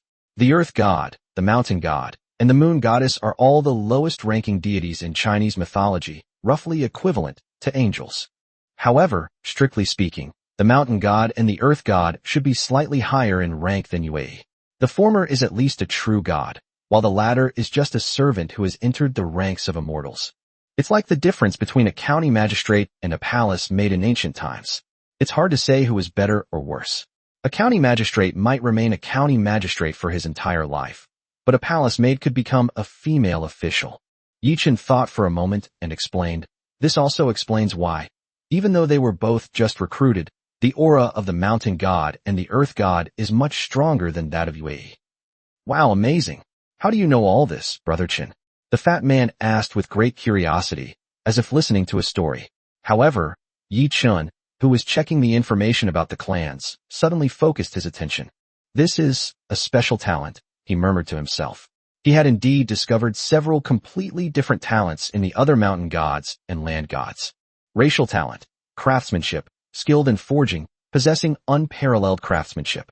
Racial talent, spirit plants, skilled in cultivating spirit plants, enabling the herbs they grow to mature faster and possess stronger medicinal effects. Racial talent, psychic communication, ability to communicate with plants and animals, helping them grow better. These three talents are possessed by only 3 land deities and 2 mountain gods. 2 of the land deities have spiritual plants, and 1 land deity has spiritual communication. It seems the forging talent of the gray iron dwarves wasn't transplanted, but the mountain god himself also possesses forging power. Yi Chen murmured, overjoyed at the same time. With the mountain god capable of forging, the pile of iron ore in his territory could finally be put to use. From today onwards, you will be called Lu Ban and Mod respectively.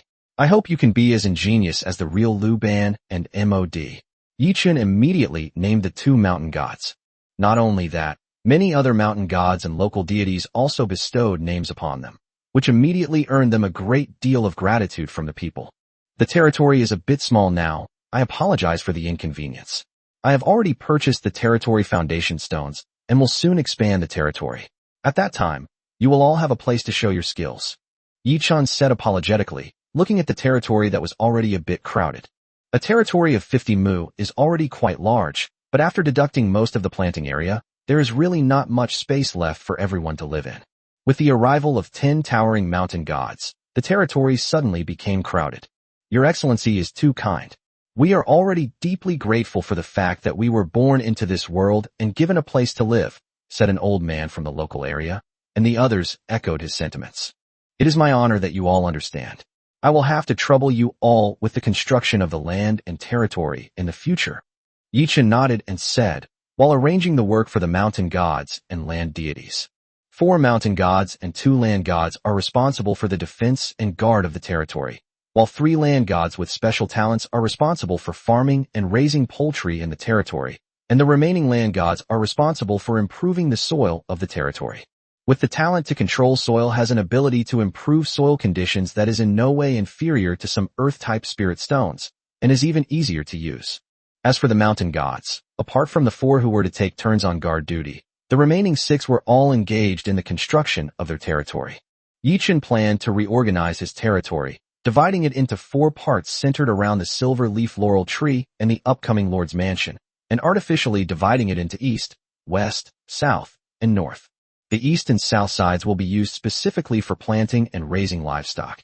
The west side will be the residence of the family members, and the north side will be his residence and the location of some special buildings. After the replanting, the entire territory will face a large-scale transformation, and many spiritual plants will need to be transplanted.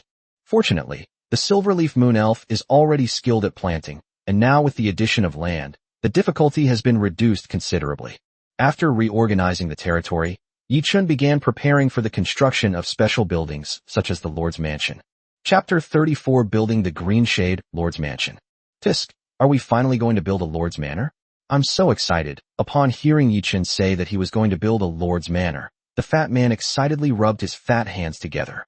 The Lord's Mansion is a building exclusive to prodigies, not something an ordinary lord can obtain, let alone the blueprints for Yichun's Lord's Mansion, which are among the most top-tier Lord's Mansions. It won't be that fast. The Green Shade Lord's Mansion needs a lot of vines, which haven't been planted yet. Also, materials like stones need to be collected by the mountain gods, Yichun said, shaking his head.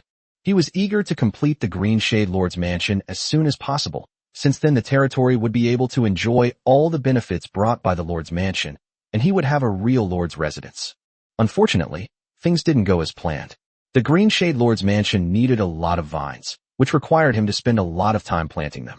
That makes sense. Although vines have a shorter growth cycle, such a large quantity still requires a considerable amount of time. The fat man nodded, his burning desire immediately subsiding. Although we can't build the Lord's Mansion, don't forget, we still have a workshop blueprint. Yichun smiled and took out another blueprint he had obtained from the auction of the stone golem at the trade fair. Workshop, Tier 1. Required materials, 300 wood, 200 stone, 50 iron ore. Area, 200 square meters. Choose from 3 workshop types: blacksmithing, jewelry making, engineering, potion making, tailoring, and leatherworking. Attribute bonus 1. Increases mental agility within the workshop by 20%. The attributes of the workshop blueprints are very simple and straightforward. You can choose any 3 types of workshops and improve your mental agility. Mental agility is a very abstract value, but it does exist. So-called active thinking and flashes of inspiration are all related to mental agility.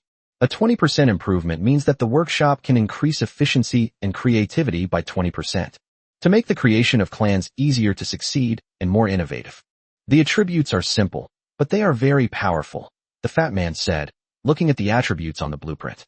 Indeed, and the construction cost is not high. It's all basic materials. Yichun nodded. They currently have no shortage of basic timber, stone, and iron ore. Then let's build it. Brother Chun, have you decided which 3 types of workshops to build? The fat man asked. Project, project, project, Yichun said, then shoved the blueprint into the fat man's arms. The fat man stared at him in utter confusion. What the hell? Are they building another one for me? Yeah, right. You're such a jerk. 3 projects can increase your mental agility by another 5% on top of what it is now. Let your goblins study engineering and get the teleportation array working soon. Yichun nodded and said, No, Brother Chun, don't we need weapons and armor? Shouldn't we have a blacksmith and a tailor? Did your math teacher teach you PE? The territory technology research clearly states that noisy buildings cannot be built next to quiet buildings, such as engineering and forging. Unless you're not afraid of the flames of engineering, which, if you're startled, could blow your territory to smithereens with a flick of your wrist. For this subject, I remember copying your answers, the fat guy said weakly. Forgive him, he really was a terrible student. Is there any subject you didn't plagiarize? Yichun sighed and rubbed his forehead. If he became a lord through his brains, this guy definitely became one through his limbs. Sports. Gone. Yichun cursed irritably and kicked out. However, the fat man didn't care and spun around again. Brother Chun, you really want it? I'd even let you build 3 forging workshops here. We're really short of weapons and armor, aren't we? Forging only requires a fire and a hammer. It doesn't need to be anything fancy. It's just for temporary use anyway. But you need to study engineering slowly and explore it little by little. You should hurry up and get started. Yichen replied. The main issue was that he wasn't sure if the forging techniques of the ancient races were the same as those of normal races. In mythology, didn't fire just appear with a wave of the hand? There might not be any need for forging workshops. It would be better to wait for them to build their own. All right then. Having received a positive reply, the fat man didn't hesitate and returned to his floating island with the blueprints. Soon, a 200-square-meter building was erected, and many goblins began to enter it. These were the goblins he had selected with engineering talent, and they would become the main force in his research team. Seeing that the workshop had been built, Yichen stopped paying attention and continued to organize his own things. In addition to the crops he had planted before, he also traded a lot of seeds and poultry at the trade fair. Cotton trees, mulberry trees, and apple trees. These are all to be planted over there in the woods. By the way, we must plant rice. How can southerners not have white rice to eat? And chili peppers, they're a great seasoning. Yiling, find a few people to be in charge of planting these vines on that open space over there. Make sure they survive, as they will be used to build the Lord's mansion later. And these silly geese, Earth God, drive them to the chicken coop and have the mountain god build a shed for them. Once they're well fed, we can have stewed goose in an iron pot later. By the way, Luban, could you find a few people to dig a pond for me? It doesn't need to be too big. I'll raise a few golden-winged fish so we can have fish to eat later.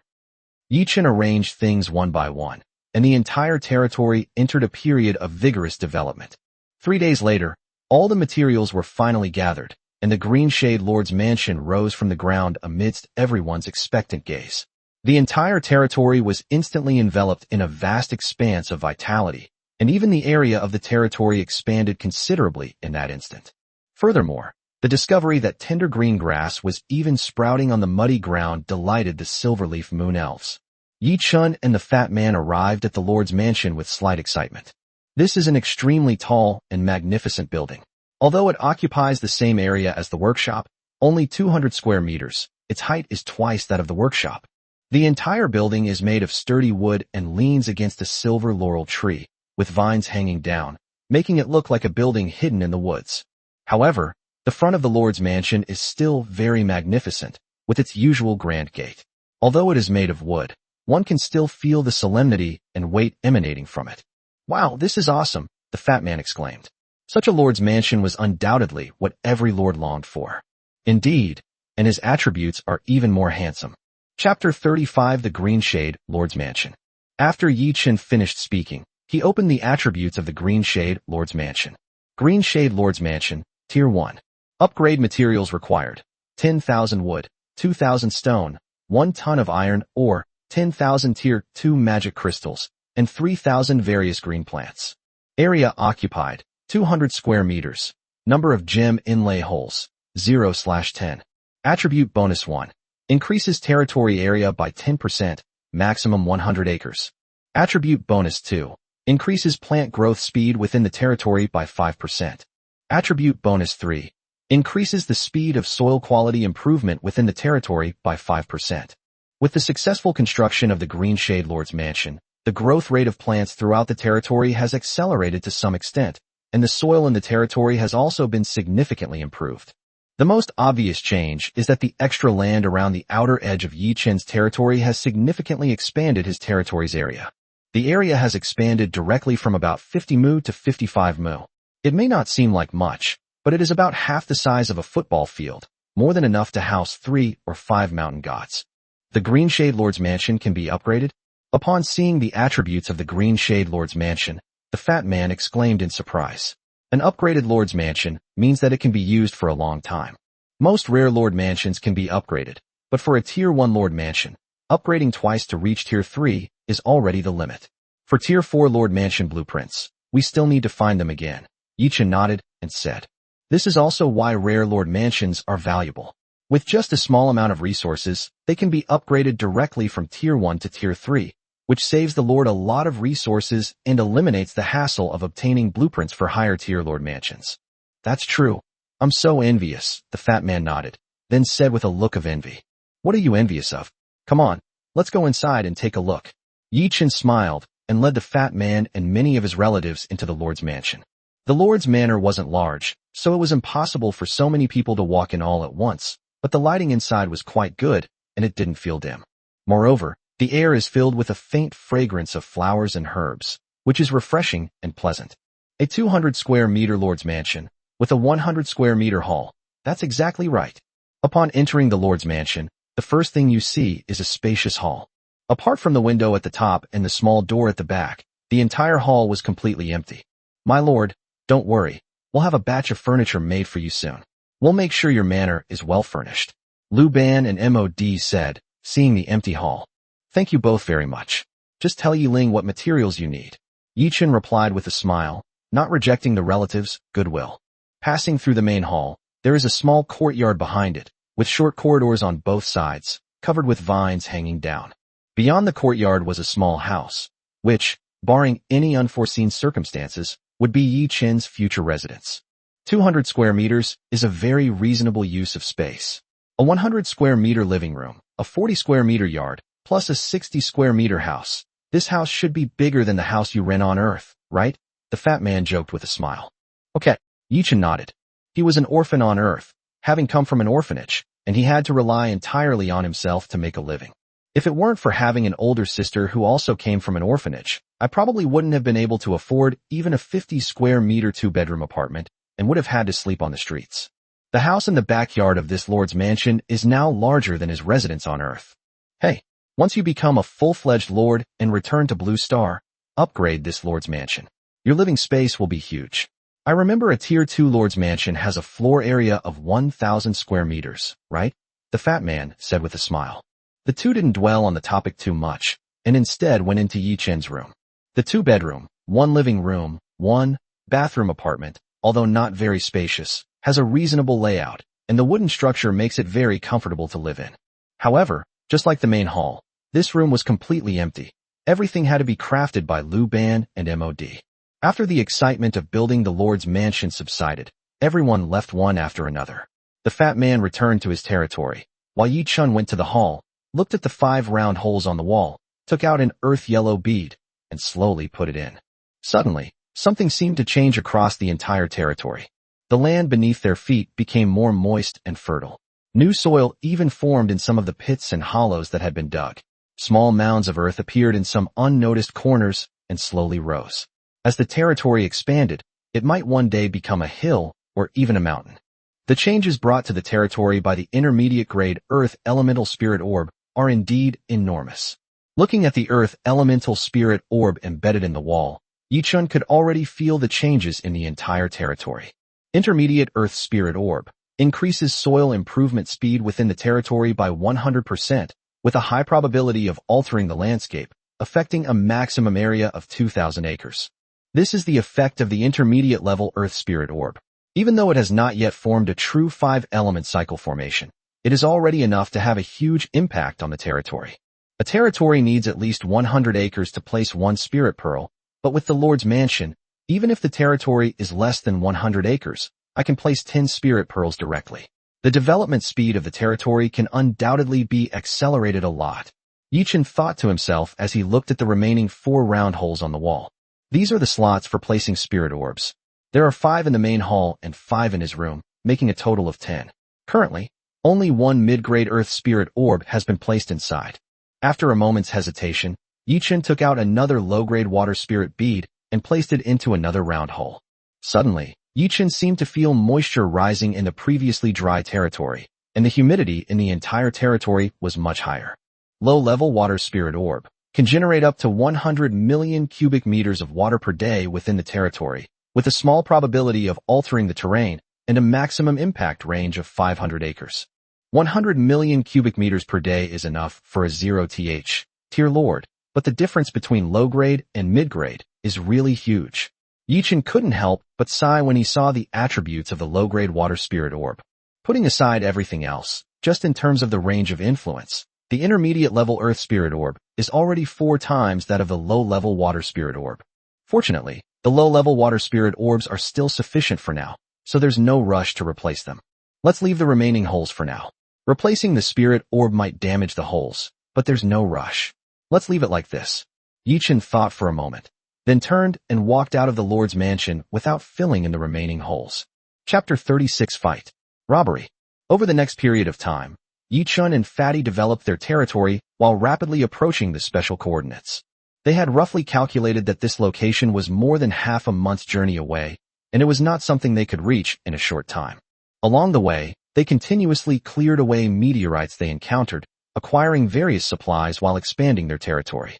2 weeks later, Yi-chan and Fatty's territories had both reached over 100 acres, and that didn't even include the bonus from the Green Shade Lord's mansion. However, the two territories are quite different.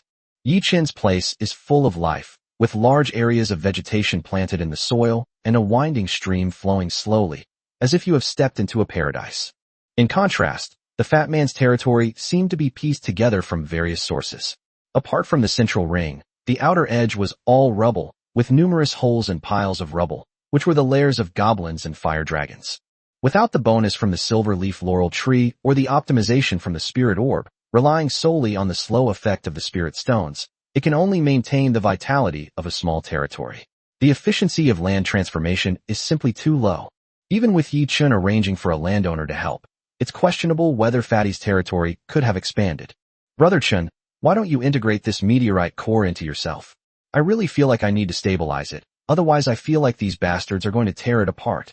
After cleaning up another piece of meteorite, the Fat Man handed the meteorite core to Yi-chan and said, with the Lord's mansion and the bonus from the intermediate Earth Spirit Orb on Yi-chan's territory, expanding the area is not a problem at all. But he was different. The outer edges of his territory were already in danger of collapsing. Okay, I'll have the Earth God go over and take a look again later. Now that the Earth God and the Mountain God have both advanced, their control over the soil has been strengthened again, and they'll be able to improve things for you soon. Yi-chan nodded and said, casually opening the dark treasure chest on the meteorite. Inside were mostly common materials and seeds, except for a machete that looked decent. I'll take it to the Mountain God later. After clearing away this meteorite, many of his mountain gods and land deities have already advanced to higher levels. The first advancement also failed to send them to Tier 4, but their overall strength still improved a lot. Like UAE, they moved from the early stage of Tier 3 to the late stage of Tier 3. The next advancement will definitely enable them to become a Tier 4 unit. Thank you very much. Haha, the Fat Man laughed loudly. He had a deep understanding of the land and mountain god's ability to control the soil. The only fertile land in the center of the territory was created by Yi-chan's land improvement project. Now that the land has completed its first round of advancement, its strength has increased dramatically, and its ability to improve the land must have also improved considerably. Indeed, after checking the attributes of the mountain god and the land god, Yi-chan's face immediately lit up with joy. Race, mountain god. Rank, Tier 3 loyalty, 100. Growth rate, 1/7. After 6 months of normal growth, the total attribute points will reach 250. Attributes, Constitution 62, Strength 58, Agility 17, Intelligence 30, Spirit 30. Talent Skill 1, Mountain Moving. Possesses immense strength, capable of moving mountains, and increases strength attribute by 100%. Talent Skill 2, Mountain. Immovable as a mountain, damage taken is reduced by 30%, and the damage reduction is increased to 60% when standing still. Talent Skill 3, Basic Breathing Technique. A special breathing method that can slowly improve one's own attributes. Talent Skill 4, Rock Solid. The body becomes as hard as rock, reducing damage taken by 40%. Talent Skill 5, Exorcism. Increases damage to dark creatures by 20% and reduces mental damage taken by 20%. Race, Land. Rank, Tier 3 Loyalty, 100. Growth rate, 0/7. After 6 months of normal growth, the total attribute points will reach 250. Attributes, Constitution 28, Strength 19, Agility 16, Intelligence 80, Spirit 60. Talent Skill 1, Soil Control. Possesses the ability to manipulate the soil. Talent Skill 2, Earth Escape. Allows you to burrow underground, making you undetectable. Talent Skill 3, Basic Breathing Technique. A special breathing method that can slowly improve one's own attributes. Talent Skill 4, Abundant Harvest. Entrusted with the management of a region, protecting the peace and tranquility of the village, ensuring a bountiful harvest within the protected area, and increasing the maturity rate of crops by 30%. Talent Skill 5, Exorcism. Increases damage to dark creatures by 20% and reduces mental damage taken by 20%. Apart from Lu Ban and the other mountain gods and earth gods with special talents, the talents of the others are basically the same. Only a few have awakened other special talents, but they are nothing more than craftsmanship, spiritual plants, and spiritual communication. Furthermore, the ability to ward off evil and basic breathing techniques are talents that almost all prehistoric races must possess, and almost all mountain gods, land gods, and even the moon goddess have them, which surprised Yi Chun. Of course, the most important talent is the newly emerging bountiful harvest talent of the land. The land god, who is appointed to govern a region, can protect the peace and tranquility of the village and ensure a bountiful harvest. Although it's only a 30% improvement, it's still quite terrifying. This is especially true for lords who specialize in logistics. It's practically a divine skill. Brother Chun, there are people over there. Yi Chun, who was still checking the clan information, suddenly heard the fat man's exclamation. Looking up, they saw 5 floating islands connected together, heading towards their location. Just passing by, Yi Chun was taken aback, but didn't think much of it. There were quite a few lords in the trial space, so it wasn't surprising to run into one. Wait a minute. It looks like they're charging straight at us, the fat man said suddenly after a moment of surprise.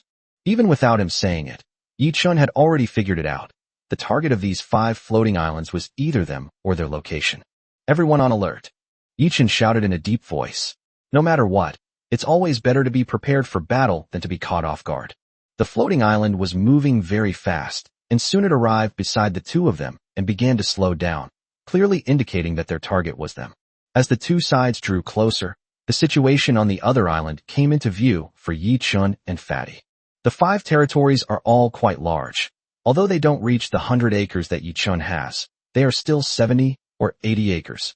Moreover, the island's clans are quite strong, all of whom started at level 1, and, after nearly a month of growth, have mostly reached level 2 or even level 3. However, when the leader of the group came out and shouted his words in a gruff voice, both Yi Chun and the fat man were stunned. Attack. Robbery. Chapter 37 The 5-man Robbery Team. Starry Sky Robbers? The thought flashed through their minds. In the constant struggle against darkness, the Lord's path is undoubtedly arduous and dangerous. This naturally gave rise to a brand new profession, space robbers. They moved through the darkness, ignoring the powerful dark creatures, focusing only on the weaker, lower-ranking lords. They extract the meager value from them to strengthen themselves, and then return to the Lord's circle to show off. They call it robbing the rich to help the poor, meaning they rob you of your wealth to alleviate my poverty. Yi Chun and Fatty had no idea that this was the trial world for new lords. A group of positive and ambitious young people who had just become lords had already begun to develop this great cause. You? What did you say? Yi Chun asked uncertainly. If it was about seeking revenge, he might be able to understand. But this was robbery? Aren't they afraid of getting beaten to death if they go out? I said, it's a robbery. Give, all the things you just got. To us. Hand them over. Hand it over? The fat man couldn't take it anymore and added, Yes. Hand it over. The leader on the other side immediately spoke up, finally managing to say what he had been struggling to say for a long time, and he could finally breathe a sigh of relief. Brother Chun, this guy's a stutterer. Is being a space bandit this hard these days? Not only have they expanded their reach to the trial world, but they've also chosen a stutterer to lead the team. Fatty said to Yi Chun with a helpless expression. Maybe it's because of the recent economic downturn? I heard that another world has completely fallen on the front lines, and darkness is one step closer to Earth. Yi Chun thought for a moment and said, perhaps that's the only explanation. What are you whispering about? Didn't you hear my brother? Robbery. Hand over everything. At this moment, the lord of another island shouted. He was a slightly chubby boy with fair skin. His stern rebuke did not make him look fierce at all. Instead, he looked quite cute. Seriously, we're robbing you. Stop dawdling. Hand over your stuff. This time, the speaker was a tall, thin boy, as thin as a bamboo pole, but the way he occasionally raised his pinky finger while speaking was nauseating. Wait. What a handsome young man, I want to bring him back too, a sweet voice rang in their ears, and when they turned to look, they saw a big, burly figure. She was no shorter than Yi Chun and even wider than the fat man. At this moment, she was holding her face and looking at Yi Chun with a shy expression, blinking her eyes incessantly. My God, who are these people? The fat man felt his worldview being shaken. He looked at the fifth floating island with a little trepidation, but unexpectedly did not see any people. Even the familiars were just a few harpies flying around. What are you looking at? We're asking you to hand over your stuff. What are you staring at? Do you believe I'll tear your territory apart? The chubby boy shouted sternly, seemingly very dissatisfied with Yi-chun and his companion's disregard. Indeed, after talking for a while, Yi-chun and his companion remained silent, and the stutterer in the lead was getting a little anxious. Say it. You said it. That's right. Look. What are you looking at? Look. Hurry up. Hand over. Hand over the things. I'll count. 3, 3, 3. And you? Are you going to hand it in or not? Hand it over now? We're about to attack, the fat man said helplessly, sounding incredibly anxious. Yes, yes, yes. The stutterer nodded and said yes several times, but he was too lazy to repeat it. Instead, he raised 3 fingers. 3, 2, 1. After stammering through the 3 numbers, Yi-chun and the fat man remained motionless, staring blankly at them, leaving all 4 of them momentarily stunned. They looked at each other, and he stammered in confusion. Me? I've finished counting. I've finished counting. But they haven't made a sound, the chubby boy replied. Then, what do we do? Count again? Count again? Count one more time. What are you counting for? They're obviously playing us for fools. Attack directly, all troops out. The chubby boy waved his hand, and the red birds in his territory rushed towards Yi-chun's side. The red-crowned bird is a small bird-like beast companion. It starts at level 1 and has 3 stages of growth, reaching a maximum of early level 3. Chirp. Upon receiving the Lord's command, the flock of red-crowned birds immediately swooped down, and the hundreds of red-crowned birds looked extremely spectacular. Mengguan, Yi-chun called out. This was a mountain god who had awakened a special talent. Upon hearing Yi-chun's call, he immediately stepped forward from the crowd. He stomped his legs, took a deep breath, and then roared. Ah! A terrifying shockwave immediately spread out, and the flock of red-crowned birds flying in the sky were instantly impacted by this force. The smaller red-crowned cranes were blown backwards, and those that managed to fall to the ground tumbled and even fell silent.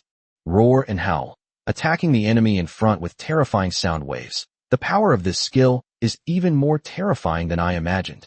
Yi-chun laughed after seeing Mengguan's results. He had just seen this talent skill and wanted to have someone test it out. The power was quite good, and it could be considered a decent area of effect attack. Red-crowned birds. The chubby boy was shocked to see his scattered flock of red-crowned birds. He hadn't expected that in just one encounter, with only one person from the other side, his entire clan would be severely injured. That's incredible, but these red-crowned birds are too small. If they were stone golems or mountain gods, they probably wouldn't have the same effect, the fat man exclaimed in amazement. He hadn't expected the power of the roar. No way. These 2 people. Very. These 2 are strong. Everyone, attack together. The chubby guy couldn't stand it anymore and shouted on behalf of his leader. Yes, let's go together. The stuttering leader breathed a sigh of relief, waved his hand, and the 5 members of their clansmen rushed forward again. The harpy on the 5th floating island. The remaining 3 races are the mountain giants, the blue, scaled serpent people, and the hill dwarfs. They are all races with enormous potential, especially the mountain giants, who are born with the strength of the 3rd tier and the growth potential of the 5th tier, making them no less than angels and dragons. Fortunately, the growth rate of the mountain giants is very slow. Even the first stage of growth takes more than a month. Therefore, the strength of these mountain giants is not exaggerated and is still within an acceptable range. Chapter 38. Did he cry after being beaten? Mountain God, listen to my command. Block those mountain giants. The rest of you, prepare for battle. Yi-chun immediately gave the order. Since the enemy had already made their move, he naturally couldn't remain indifferent. Mountain gods obey. The towering mountain gods rose and charged toward the opposite side, while the others also went into battle ready. Where are my goblins? Stop hiding in the back and bring over a few stone golems, the fat man shouted. The blue, scaled serpent people and the hill dwarfs, but the mountain giants were an extremely powerful fighting force, and there were quite a few of them. The difficulty of recruiting mountain giants is similar to that of dragons. Only one can be recruited at a time, and there is a cooldown period. There is a certain interval between 2 recruitments, so the number is not very large. Only a few have been recruited so far. However, the mountain giants were enormous. The leading mountain giant, which had clearly advanced once, was over 10 meters tall. Even the mountain god, who had advanced to 5 meters, was far inferior to it. Silverleaf Moon Elves, prepare. Bows and arrows, fire. Yi Chen shouted to the archer team composed of moon elves after assessing the distance. Over the past 2 weeks, we've accumulated a decent stockpile of bows and arrows. Although they're all wooden bows, at least we don't have to worry about running out of arrows. A dozen or so arrows were fired, creating a small rain of arrows. Some hill dwarves who couldn't dodge in time were pierced by the arrows and lay on the ground groaning in pain. However, the agile blue-scaled serpent clan did not suffer many casualties, as they skillfully dodged most of the arrows falling from the sky. However, dodging the arrows did not mean the end.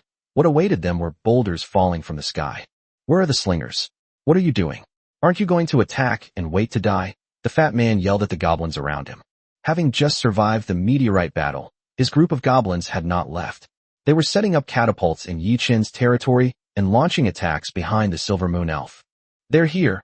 They're here. The goblins around them muttered. The large group of goblins made quite a racket, unlike the quiet Silverleaf Moon Elves. Bang! Bang! Bang! The sound of ropes being launched rang out. The number of goblins far exceeded that of the Silverleaf Moon Elves. Instantly, a rain of stones crashed into the enemy's battle formation, severely injuring a large number of blue-scale snake men and hill dwarfs. Only the thick-skinned mountain giants could ignore such attacks, but even they were hindered by the mountain god. Although the mountain gods are not as large as the mountain giants, their attributes and strength are in no way inferior, and they are even superior in terms of defense. When the mountain giant's granite crashed down, the dwarf mountain god easily blocked it by simply raising his arm. However, their casual counterattack shattered a large amount of rock on the mountain giant's body. This? So strong. The 4 robbers were dumbfounded. They never expected that their army of 4 would be stopped so easily. It should be noted that, apart from the relatively small number of mountain giants and harpies, there are quite a few blue-scaled serpent people and hill dwarfs. Hundreds of blue-scale serpent men and hill dwarves were actually stopped by a few dozen Silverleaf Moon Elves and a group of goblins. In everyone's mind, goblins are a race that can be slaughtered at will and only know how to run away when faced with war. When did they become so well-trained in using catapults? This was even before the group of dragons behind the fat man made a move. The flame dragon's enormous body was impossible for anyone to ignore. Good, good, good. The stuttering leader spoke up again, shouting good 3 times in a row, leaving everyone speechless. What's so good about it? We've almost lost 1/3 of our health, the chubby boy said irritably. Wow, that's amazing. Me. What are you going to do? It seems like we can't win. Isn't what you're saying obvious? This is clearly one-sided. Don't even mention the blue-scale serpent people and the hill dwarves. Your mountain giants are almost wiped out. Ru Hua said with a pained expression. The 5 of us are all of one mind. If any of our families are sacrificed for nothing, we will all feel heartbroken. That's right, boss. It seems we've hit a brick wall. Should we continue the attack? The effeminate man asked, pinching his pinky fingers and speaking in a high-pitched voice. Attack! Attack! All right then, poor men of our family. The effeminate man was on the verge of tears, but he could only wave his hand. A large number of blue-scaled snake men surged forward and charged towards Yi Chen's territory once again. On the other side, the flowery hill dwarf did the same, wielding his iron hammer, bypassing the massive mountain giants and mountain gods, and charging towards the Silverleaf Moon Elves behind him. Even the chubby boy who had been injured had once again commanded his red bird to charge over. But at that moment, the stuttering lord spoke up again. Attack my ass. Retreat. Retreat. The 3 of them. Clearly, it was too late to retreat at this point. All the clans had already rushed to the front of Yi Chen's territory, and the Lord War had begun in full swing. Prepare earth magic to counterattack on all lands. Magic units in position, fire fireball. UAE, stand by, ready for rescue and elimination missions at any time. Yes, sir. All the clans fought in an orderly manner. With the intervention of land and magic units, the overwhelming army was once again defeated. The earthquake shook the hills, and many hill dwarves were hit by falling rocks and rolled into the nearby thicket of thorns, where they were covered in cuts and wounds. Even the agile and nimble blue-scale serpent people were hit by the goblins' overwhelming barrage of stones, and were subsequently killed by the fireball spells of Bella and the other Silverleaf Moon Elves. 2 weeks is enough time for these naturally magical elves to develop basic spell models. Fireballs, wind blades, ground spikes, water bullets. They can already use all the basic spells, and Bella and the others are even working on more advanced magic research. This scene terrified the four robbers. The other three looked at their leader and saw that his slightly raised hands were trembling. Me, my mountain range. Giant. The bandit leader cried out, his face contorted with grief. Just now, he saw one of his mountain giants fall permanently, its granite body scattered all over the ground, meaning there was absolutely no possibility of resurrection. I surrender. Stop hitting me. I surrender. The bandit leader cried out, startling Yi Chun and the fat man. This is nothing. They surrendered after losing only one mountain giant and less than a third of their kin? She even cried after being beaten? That's incredibly weak. Chapter 39 Dark Erosion. This is too bad. The fat man was stunned and asked with a puzzled look. Could this be a feigned surrender? Yi Chun replied with a hint of doubt, looking at the other party's sincere expression. But as soon as he finished speaking, the other three also raised their hands. The chubby boy who had been shouting the loudest even produced a white cloth from somewhere and started waving it around. I surrender. Please don't kill my red-crowned bird. I'll bring them back right now. Yes, stop. We surrender. On my king of the hills. I'm dying, my dear little snake. Another one is dead. Stop. Don't hit it anymore. Along with the stuttering leader, the four of them let out a heart-wrenching cry that moved heaven and earth. Even the mountain gods, who were engaged in a fierce hand-to-hand combat, paused and couldn't help but look up. It seems quite sincere, right? It should be true, right? The fat man asked again. This was the first time he had encountered such a situation. How about we hit it lightly first, to test if it's real? Yi Chun thought for a moment and said, forgive him, he really didn't have much experience in this kind of situation. It wasn't taught in books. If you genuinely surrender and then say a few harsh words, he won't care. If you're not convinced, just beat him into submission. But I've never seen a team crumble and surrender in tears before it even really put in the effort. Then go easy on them.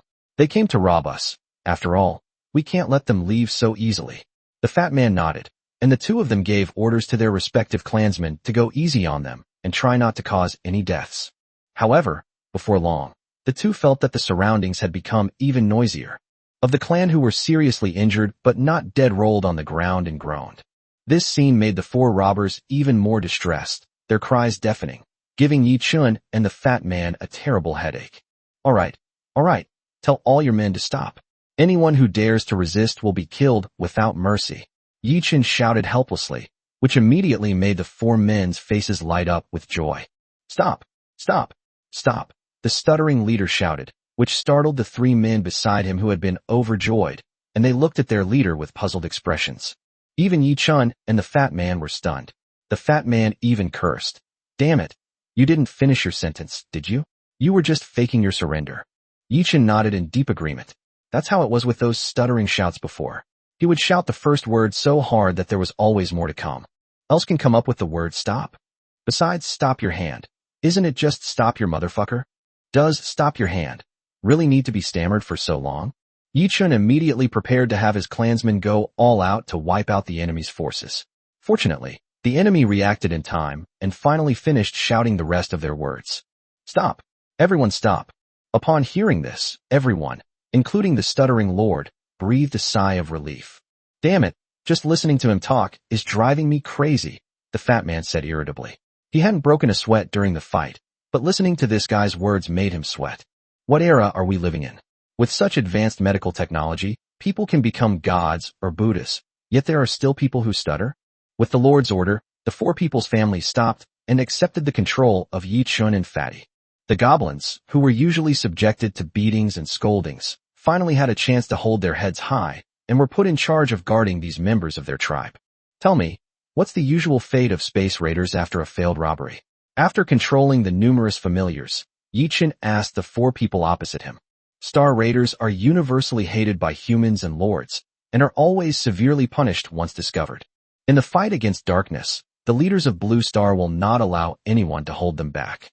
Therefore, upon hearing Yi Chun's question, the four people opposite him were also shocked. No matter how stupid a person born on Blue Star is, they would know the fate of a space robber after being caught. We had no choice. It was all my idea.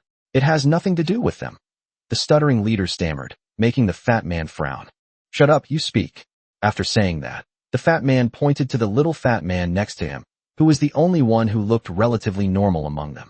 However, when they turned around, they found that the kid was drooling and staring at the Yue women around them with a dreamy look on his face, completely ignoring what the fat man said. The two of them were immediately speechless. Well, none of these four are normal. Yichen couldn't help but rub his forehead and wave to Yishi beside him. Instantly, a moon blade slashed down in front of him. Boom! Shards of rock flew everywhere, instantly bringing the chubby boy back to his senses. Tell me, what are you going to do now that your robbery failed? Yichen asked, then glanced at the stuttering leader and said, You're not allowed to speak. We didn't want to rob you. We had no choice. Please, have the mercy of others. Let us go. That's right. You've already killed so many of our people. It's heartbreaking enough. The effeminate man and Ruhua cried as they spoke, clearly heartbroken by the casualties suffered by their clansmen. Heartache, what if you had successfully robbed us? Would we still be alive? We haven't even said we're heartbroken, and you're already feeling heartbroken. The fat man said irritably. How come he, the one who was robbed, was the villain? No. We told the clansmen before we started that we would only rob them and try not to kill them. The chubby boy waved his chubby hands and shook his head as he spoke. Upon hearing this, Yi Chun and the fat man were dumbfounded. Such a robbery method? What were these people trying to do? That's right. They only resorted to robbery because they desperately needed a lot of magic crystals to save their lives. Yes, you are still our first target. We made our move because we saw that you had just finished clearing a meteorite and must have a lot of magic crystals in your hands. Who knew we'd run into a big shot? How could we be so unlucky? Wow, we're so miserable. As they talked, they broke down in tears again. Yi Chun and the fat man exchanged a glance, then rubbed their temples in exasperation. You need magic crystals to save your lives? What's going on? Me, my little. Our little sister has been corrupted by darkness and is now being consumed by it. The chubby boy quickly interjected. Fortunately, we have obtained a treasure that can temporarily resist the effects of the darkness's corruption. Ruhua continued. But this treasure requires a lot of magic crystals, and a little magic crystal energy is only enough to last for 1 second. The effeminate man covered his mouth, tears welling up in his eyes. So, that's why we have no choice but to fight. Robbery, the fat man added helplessly. However, upon hearing their words, Yi Chun and the fat man's expressions changed drastically. Darkness encroaches. This is the problem that those who step into darkness and fight against at least want to encounter. Chapter 40 Holy Light Stone. The invasion of darkness does not turn the entire world into darkness all at once, but rather subtly and imperceptibly leads everything to depravity. Generally speaking, although there are many dark creatures in the trial world, there are not many dark substances that can truly corrode everything. After all, this is just a trial ground for new lords. However, precisely because of this, once one becomes tainted by dark matter, it becomes extremely troublesome, as there are very few things in the trial world that can counteract dark matter. Of course, there aren't many truly dark worlds, otherwise countless worlds wouldn't have fallen. So, you're saying you're forced to rob this treasure because you need a large number of magic crystals to keep it running? Yichen said. No wonder. I was wondering why there were still starry sky robbers in the trial world, and such stupid ones at that. Turns out they desperately need magic crystals to save people. The fat man said with a sudden realization, while not forgetting to express his contempt to the others. Yes, this is really our first time. Please let us go. We still need to collect magic crystals to save our little sister. Ru Huan nodded and shouted, her eyes never forgetting to glance at the floating island of the harpy, where the person they cared about was. Big brother. Please, let me go? Little sister. There's really not much time left. The stuttering leader pleaded, his eyes filled with anxiety. The other two also spoke up, trying to persuade Yi Chun to let them go so they could accumulate magic crystals as quickly as possible. In order to accumulate magic crystals, they did not even dare to recruit familiars. Therefore, the death of each familiar was heartbreaking for them. This meant a decrease in their overall strength, and that they could no longer face stronger enemies or obtain higher-level magic crystals. How long can your magic crystals last? Yi Chun asked, not in a hurry to let them leave. 10 hours. 15 minutes. Yi Chun was stunned. No wonder these people were in such a hurry. In 15 minutes, it would be difficult to even find a meteorite, let alone clean it up. Moreover, as the newcomer protection period ends, The strength of the dark creatures in the trial space is slowly increasing. Therefore, with the Lord's retinues and their strength greatly increased, many lords are no longer able to clear the meteorites on their own. They can only form small groups of 3 to 5, choosing smaller meteorites to attack, slowly accumulating strength and developing their territory. These are 2 Tier 2 magic crystals, enough to sustain her life for half an hour. Bring her over, let me check on her. Yichin casually tossed out 2 Tier 2 magic crystals and said, a second tier magic crystal contains over 1,000 points of energy. Assuming 1 point of energy lasts for 1 second, 2 second tier magic crystals are enough to sustain life for half an hour. Okay. Me. Stop. And you'll be dead if you wait any longer, the fat man shouted, clearly tired of hearing the stutterer's words. The stuttering leader nodded vigorously and ran quickly toward the floating island of the harpy. The other 3 nodded repeatedly and thanked Yi Chun and the fat man. Soon, at the stuttering lord's behest, 2 harpies flew out carrying a stretcher, on which lay a girl surrounded by black mist. Is that the treasure that can resist darkness? The fat man looked at the girl's abdomen. Under his palm, which was covering her abdomen, there was a faint glow. Judging from its nature, it seemed to be some kind of gemstone. Yes, this is a holy light stone. As long as you keep injecting magic crystal energy, it can temporarily suppress the erosion of dark energy. The chubby boy nodded and said, while the stuttering leader was automatically ignored by everyone. No matter how powerful darkness is, there is always a force that can fight against it. The origins of various elements possess the energy to purify darkness, and the holy light stone contains a trace of the power of the origin of light. Wow, you guys can even get your hands on holy light stones, the fat man exclaimed, his eyes gleaming with envy as he looked at the stone before him. This thing was just as valuable as the Lord's mansion. After all, it was a treasure that could evolve darkness. Moreover, in high-level light element Lord's mansion, holy light stones are also an essential item. At that level, primordial items are already necessary items in the territory. Well, we were just lucky. If we could, we wouldn't want to get this holy light stone. Otherwise, my little sister might not have. The effeminate man was about to cry again as he spoke. All right, stop crying. Tell me what happened. What's the connection between the dark matter and this holy light stone? Yichin said impatiently. Why couldn't these people be normal? A stutterer, an effeminate man, a chubby guy who's afraid of death, a sickly man who's about to die. This combination is truly bizarre. That's right.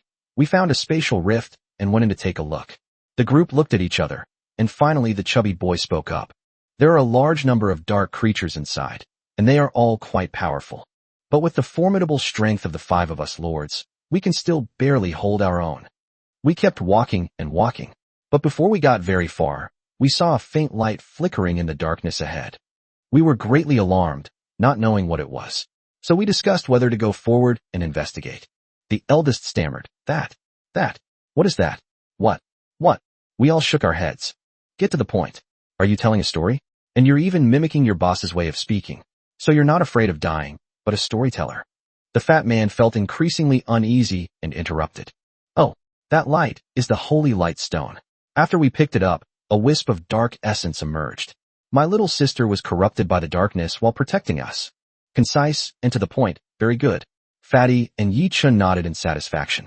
Moving the holy light stone without permission, should we say your insatiable greed, or are you just young and fearless? The fat man asked irritably. Primal objects like holy light stones appear in darkness primarily to suppress it. If you take them without permission, the source of darkness will naturally emerge. These things are mentioned in school textbooks. Ignorance is bliss. You've really put ignorance in a very euphemistic way. Now that things had come to this, Yi Chun and Fatty understood the whole story. As the stuttering leader slowly injected the magic crystal as energy, the time it took for the girl to be swallowed by darkness was delayed. However, just as everyone was talking, 2 plump rabbits, each carrying a carrot, hopped over and stared curiously at the unconscious girl on the ground.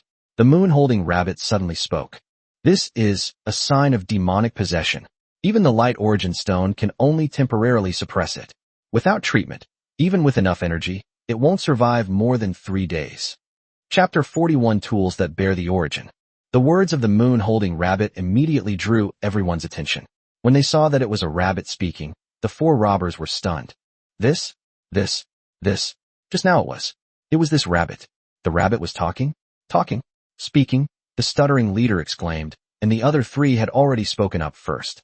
A monster has appeared. The rabbit can talk now. Am I hallucinating? But, what an adorable bunny. Spicy rabbit head. The continuous calls made the moon-holding rabbit and the medicine-pounding rabbit frown. The timid and gentle medicine-pounding rabbit even hid behind Yi-chun. What are you yelling about? You bunch of ignorant fools. And who just said spicy rabbit head? I'll knock his head off. Moon-embracing rabbit shouted, holding up a carrot with a roguish look on his face. It's her. The medicine-pounding rabbit, hiding behind Yi-chun, timidly poked its head out and pointed at Ruhua. No. It wasn't me. I was just saying it offhand. I absolutely didn't want to eat it. Suddenly called out, Ruhua was so frightened that her soul almost left her body. She waved her hands frantically and hid her plump body behind the effeminate man. TCH coward. Seeing this, Moon-holding rabbit looked bored and continued to gnaw on the carrot. Do you have a way to save her? Yi-chun, who knew his clan's temperament well, asked curiously. After completing their advancement, both rabbits experienced a significant increase in strength and acquired some new talents. But Yi-chun was still unaware that they could heal from the darkness's corruption. Yes, there is, but it's a bit troublesome. The moon-holding rabbit frowned and continued munching on its carrot. You, do you have a way to save my little sister? Please, save her. Save her. Whatever conditions you want, I can agree to them. Upon hearing that the moon-holding rabbit had a way to save the girl, the stuttering leader immediately spoke anxiously, and even his stuttering seemed to have improved considerably. The other three reacted a little slower, but they all realized what the rabbit had just said. They gathered around and kept praying that the moon-holding rabbit would heal the girl. Ruhua even kept apologizing for the spicy rabbit head incident, saying she was willing to give her own life to save the girls. All right. Do you think I, moon-embracing rabbit, am the kind of petty rabbit? I do have a way to save her, but given the current circumstances, it's very troublesome. Moon-embracing rabbit frowned, jumped back a few steps, and then said with a helpless expression. Upon hearing this, the group pleaded again, and Yi-chun had no choice but to look at the moon-embracing rabbit. Tell me your ideas first. If all else fails, at least we can make them give up, Yi-chun said. Since their lord had given the order, moon-embracing rabbit had no choice but to nod. This stone of the origin of light contains a trace of the power of the origin of light. As long as we can draw it out and combine it with some exorcising medicine, it will be fine. But at present we do not have the tools to contain the power of the source. Not to mention whether we can draw out this power. Even if we do, without a place to contain it, it will quickly dissipate into the world. The method for raising moon rabbits is very simple and brutal. Since slow and gentle nurturing cannot solve the problem, it is better to just let them all come out like a flood. However, due to the limited tools available at the moment, it was impossible to divert such a massive flash flood, and the problem ultimately lay with the tools. This, if I remember correctly, a tool that carries primordial energy needs to be at least at the 6th level, right? The fat man asked weakly, but Yi-chun nodded with certainty. That's quite remarkable. You passed this time. You didn't get anything wrong. That little sister. Wah-ah. After hearing what the moon-holding rabbit said, the four people opposite burst into tears again, and even the harpy flying in the sky couldn't help but shed tears. For the kin, the Lord is the one who gave them life. It wouldn't be an exaggeration to say that he is their parent.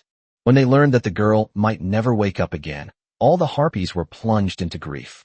No, there's no way. At this moment, the medicine-pounding rabbit hiding behind, Yi-chun suddenly poked its head out and said softly, Is there a way? Yi-chun was taken aback and asked the medicine-pounding rabbit. Hope was rekindled in the eyes of the four people on the other side. Well, you said before that the light origin stone was used to suppress the dark origin, which means there must be a vessel there that can hold the power of the origin. If we can find it, Yaya can draw out the power of the light origin.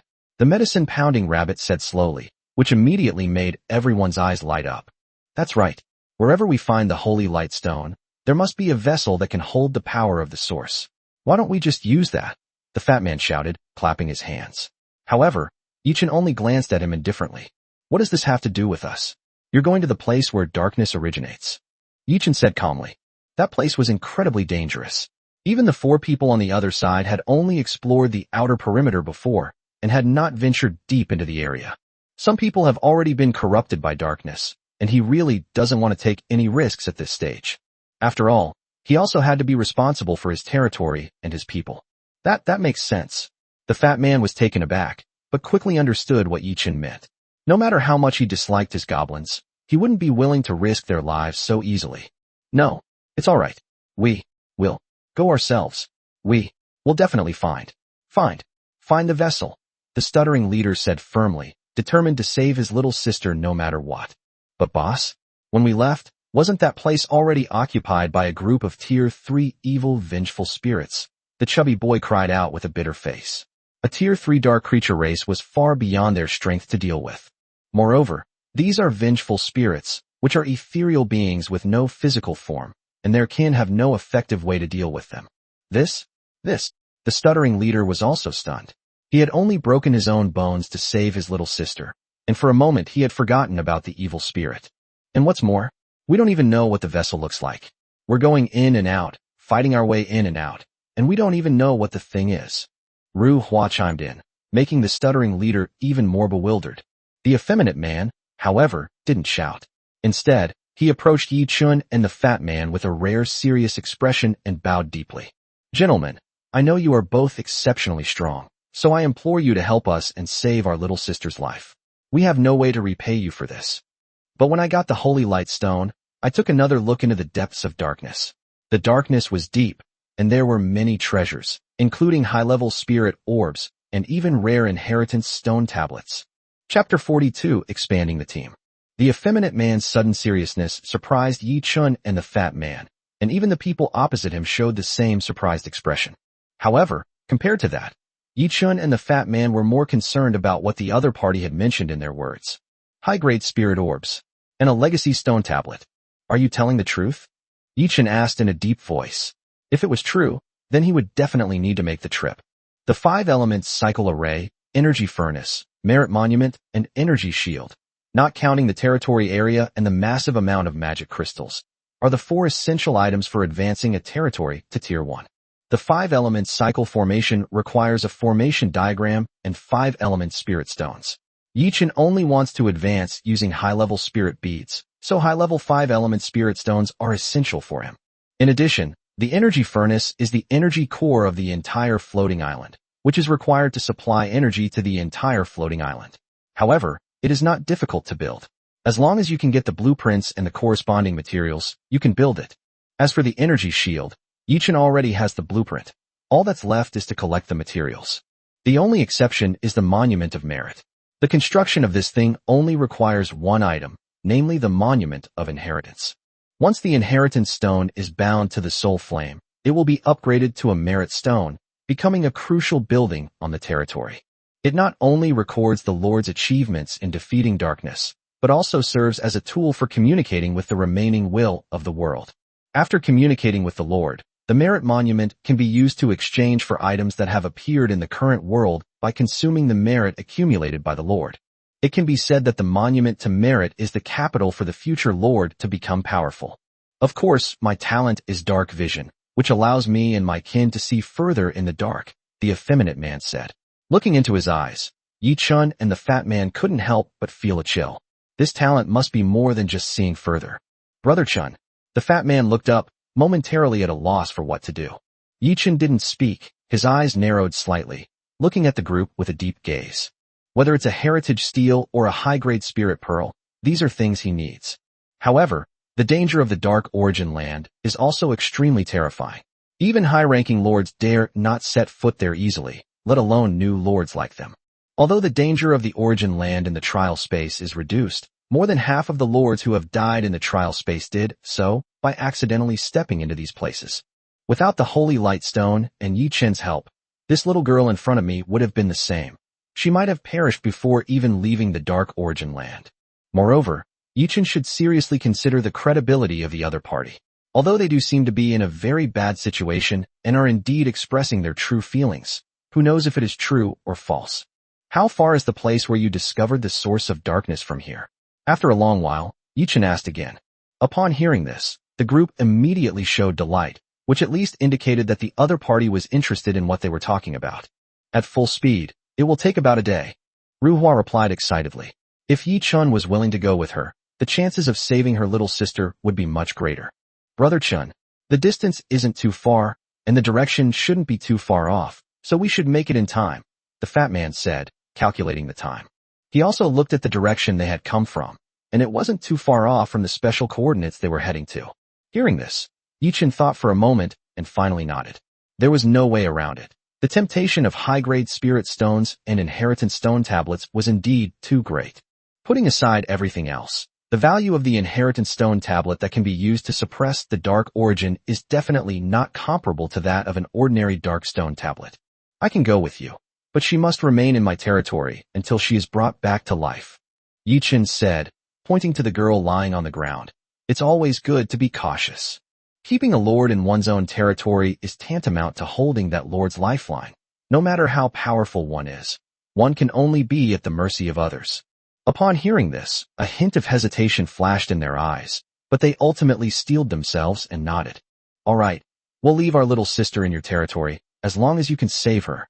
No, but we don't have many magic crystals left, and we don't have much time left. The stuttering lord looked troubled and stammered for a long time before Yichin finally interrupted him. I will take care of the energy needed to maintain the holy light stone during this period, but if I find out that you are lying to me, then she will be the first lord to truly die, Yichin said in a deep voice. No matter what, it's always better to be upfront about the unpleasant things first, so that one can be a gentleman later. Moreover, these people have exhausted their magic crystals over the past few days, and they even have to rob them to maintain the power of the holy light stone. Expecting them to take out magic crystals to maintain the holy light stone is nothing short of wishful thinking. Deal, the stuttering lord said immediately, and the faces of the others showed joy. Please wait a moment, we'll go back to the island to pack up, and then we'll set off.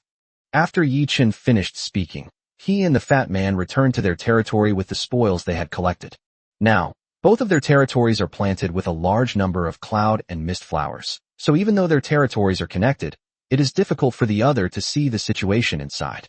After cleaning up the meteorite, Yichin went to the silver leaf laurel tree, put in 10 tier 1 magic crystals, and recruited 16 silver leaf moon elves and 4 moon wings. He also recruited 5 jade rabbits, which are companion species. However, the moon-holding rabbit and the medicine-pounding rabbit seem to be extremely difficult to recruit. Currently, there are only 2 of them in the entire territory. Currently, there are a total of 48 silver leaf moon elves, 11 moon maidens, 8 jade rabbits, and 10 mountain gods, and 10 earth gods. Yichin thought to himself as he arranged the newly recruited members of the clan. To go to the land of darkness, we must be fully prepared. Recruiting more silverleaf moon elves and moon moons will help us accumulate more strength. Although this will make the territory look a bit crowded, 20 people are still within acceptable limits. The main reason is that Yichin occupied too much land for farmland, and at the same time, he did not want his family members to live too crowdedly, so he had to limit the population growth. You'll probably have to work hard tomorrow, as you'll need to prepare food and lodging for them, and also teach them the rules of the territory, Yichin said apologetically to Yishi beside him. What are you saying, Lord? Look at whose territory is as empty as ours. Yishi covered his mouth and chuckled as he replied. Chapter 43 Believe in Brother Chun, and you will gain eternal life. After tidying up, Yichin settled the girl in a wooden house next to the Lord's manor. A woman of unclear background could not be brought back to the house at will. Then, the 2 of them, along with the others' 5 floating islands, sped towards the location of the spatial rift. Along the way, thanks to the fat man's enthusiasm, the 2 got to know each other. The stuttering leader is named Zhou Wenbin, and the girl is his younger sister, named Zhou Wenshuan. However, like Yichin, they were all orphans, including the effeminate man, Ru Hua, and the chubby boy, all from the same orphanage. However, due to their various shortcomings, they faced various forms of rejection in the orphanage. In the end, they could only huddle together for warmth and eventually became like a family. Let me tell you, my brother Chun was also born in an orphanage, but his strength is top-notch. He doesn't even give ordinary lords a second glance. Believe it or not, the winner of the last Dark Riot was definitely my brother Chun, no doubt about it. Who can be as powerful as my brother Chun? His moon elves, that special race, didn't they even beat your mountain giants to a pulp? Didn't they? Yes. Hey, I knew it. Trusting Brother Chun is the right thing to do. Trust Brother Chun, and you'll live forever. After finishing up in the territory, before I had even emerged from the mist, I heard the fat man bragging by the territory. It hasn't even been a night yet, and it seems like he's already become one of the guys. Believe in Brother Chun, and you'll gain eternal life? Do you think if I kicked you down right now, you could catch up? A dangerous voice echoed from behind the fat man, above his head. Oh my gosh, Brother Chun, you've arrived. I'm just here to spread the word about your glorious deeds. Please have a seat.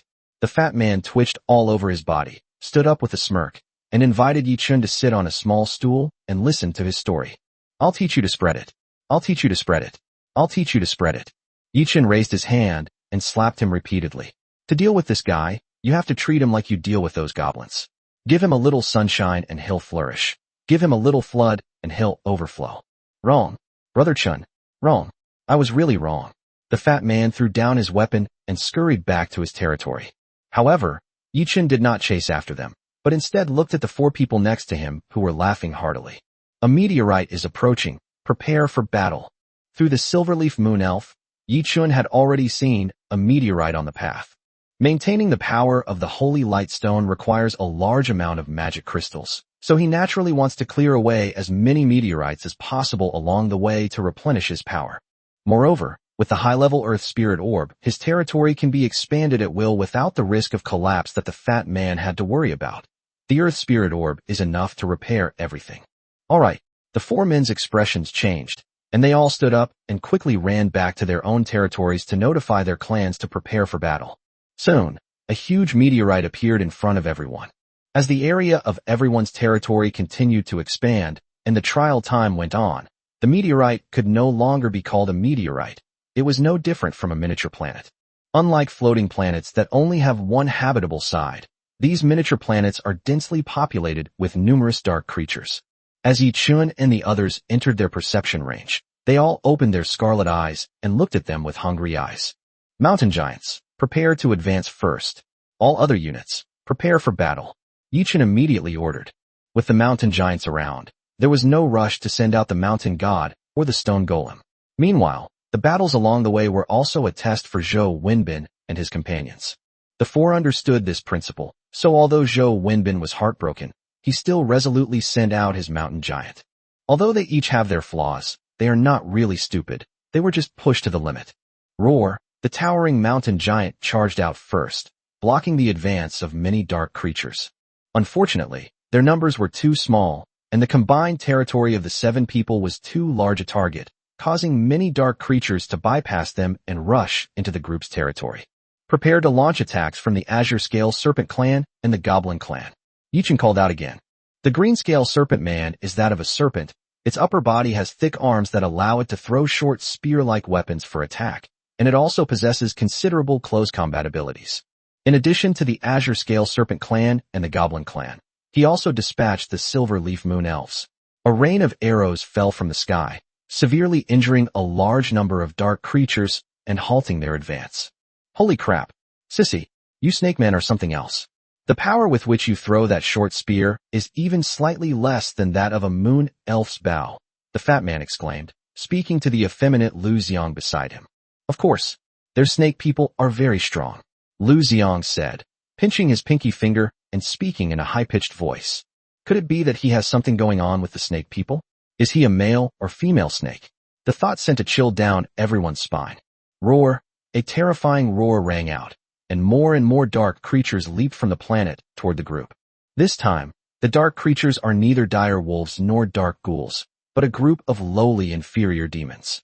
Although they are called low-level, these creatures are at least tier 2 in strength, far stronger than dire wolves, and even comparable to earth dragons. On a miniature planet like this, there are definitely many beings of the 3rd rank or higher. If Zhou Wenbin and his group were to come, they would certainly not come out on top. But now that Yi Chun and Fatty have come along, things are different. Yue, the mountain god, and the earth god are all powerful enough to sweep everything away. Even among the Silver Moon Elf race, many are showing signs of approaching their 2nd advancement. Once the advancement is complete, these Silver Moon sprites will possess strength of rank 3 or higher, undoubtedly making Yi Chun's team even stronger. They're getting closer. Hill dwarfs, red-crowned birds, and stone golems are on the move. Blue-scaled serpent men switched to melee. After 2 rounds of attacks, quite a few low-level demons finally rushed over. This is where melee units like dwarves and red-crowned birds come into play. In close combat, hill dwarves are considered quite strong among their tiers, and dealing with some low-level inferior demons of tier 2 is no problem. Soon, Nearly half of the low-level demon hunters on the microplanet were wiped out, and the casualties among the group's members were negligible. Apart from a significant number of red-crowned birds dying, there were almost no other casualties. Such a result stunned everyone. As the beautiful Gao Kaidai gazed at Yi Chun with dazed eyes, she thought, "This is really amazing and so handsome, I can't take it anymore." Chapter 44, Warrior, Mage, and Priest, Complete Set. Don't get excited, the real treat is yet to come, Yi Chun said calmly, looking at the four excited people. Some low-level demons, not worth worrying about. Even without them, he and the fat man could easily defeat them. The real highlight is the demon leaders later on. These low-level demons have almost all reached the level of 3, and it would be almost impossible for these second-level servants to defeat them head-on. Even so, Yi Chun did not intend to let Yue participate. A Tier 2 clan does not mean that it cannot defeat a Tier 3 enemy. This is a war of lords, not a 1v1 individualistic war.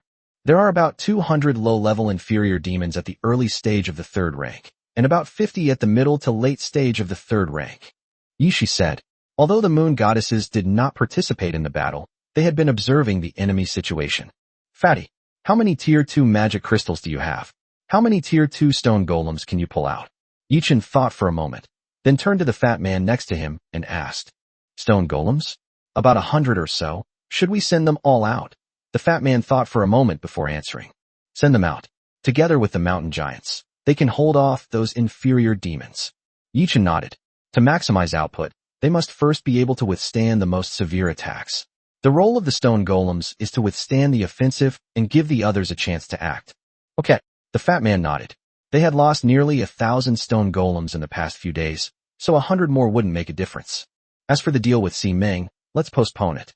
Once we're strong enough, are we afraid we won't be able to create stone golems? One after another, enormous rock giants marched up, forming a solid rock wall in front of the group's territory, blocking the attack of the lower demons.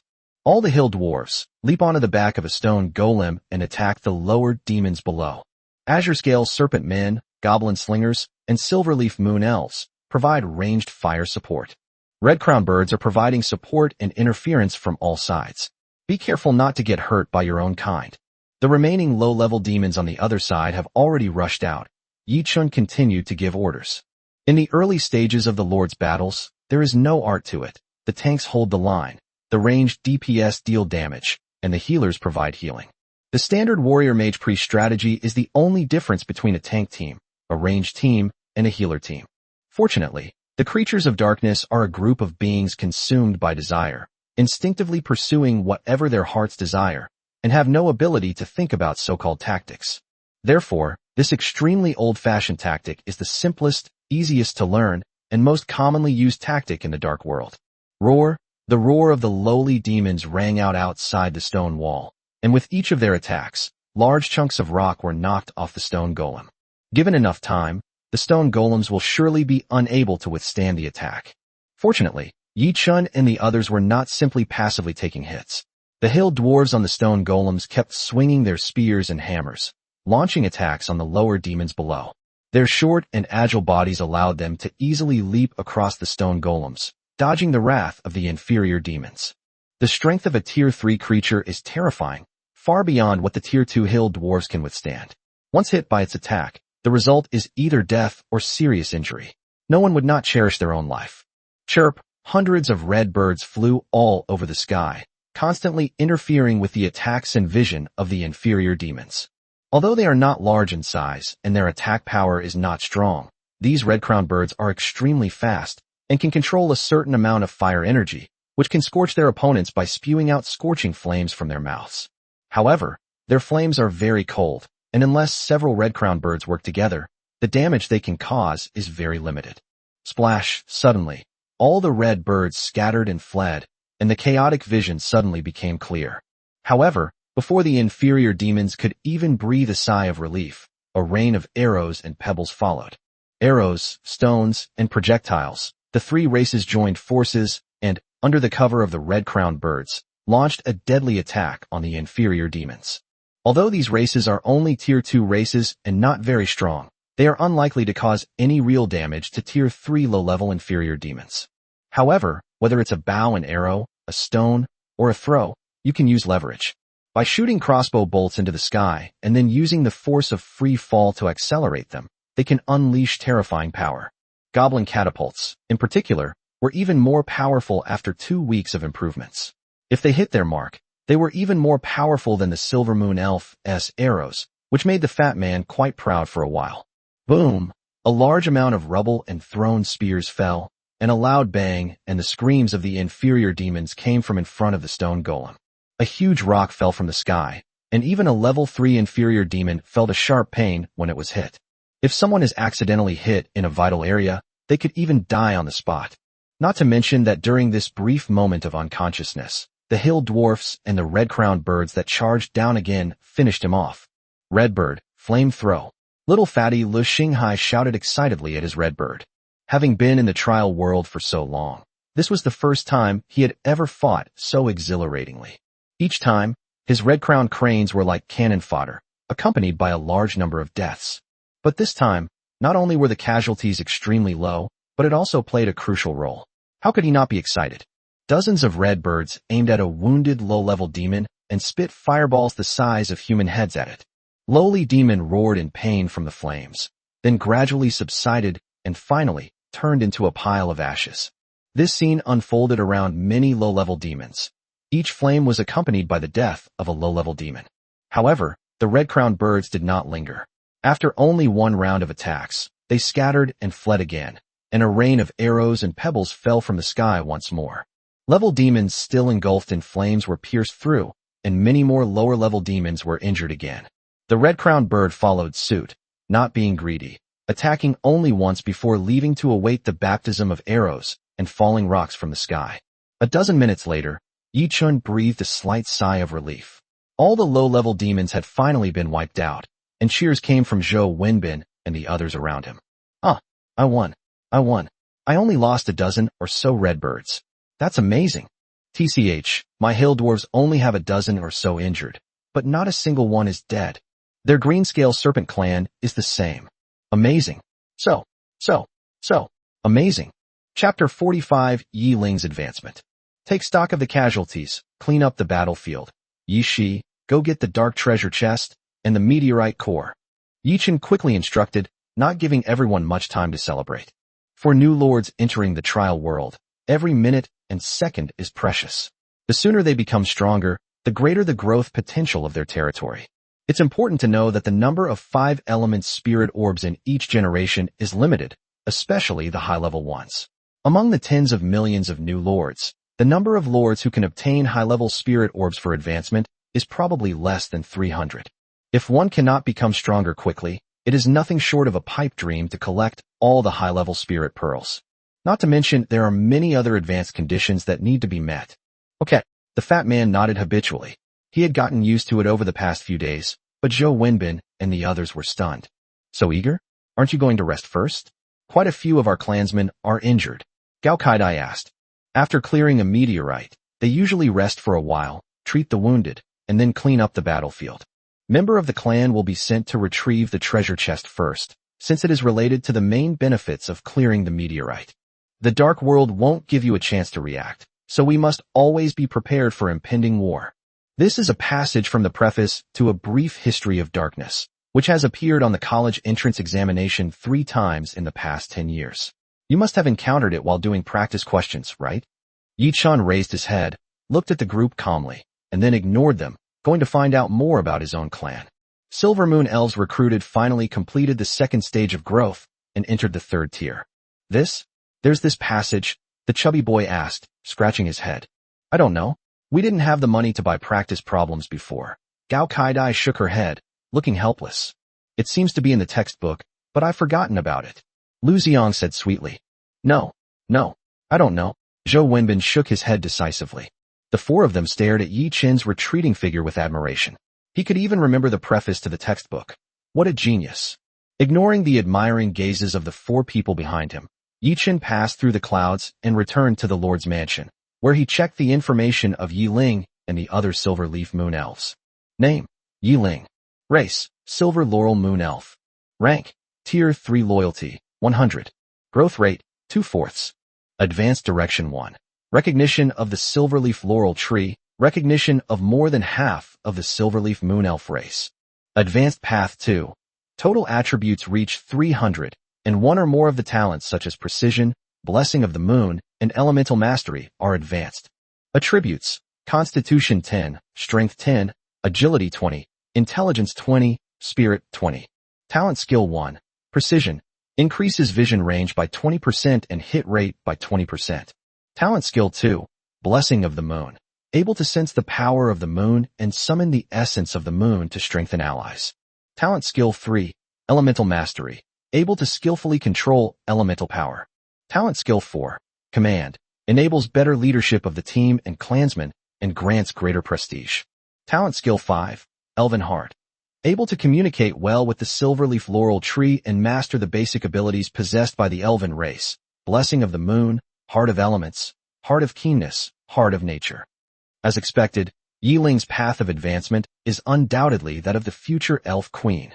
Seeing Yiling's talent, Yi-chun felt slightly reassured. Generally, the king of a tribe will appear in the first few recruitment rounds.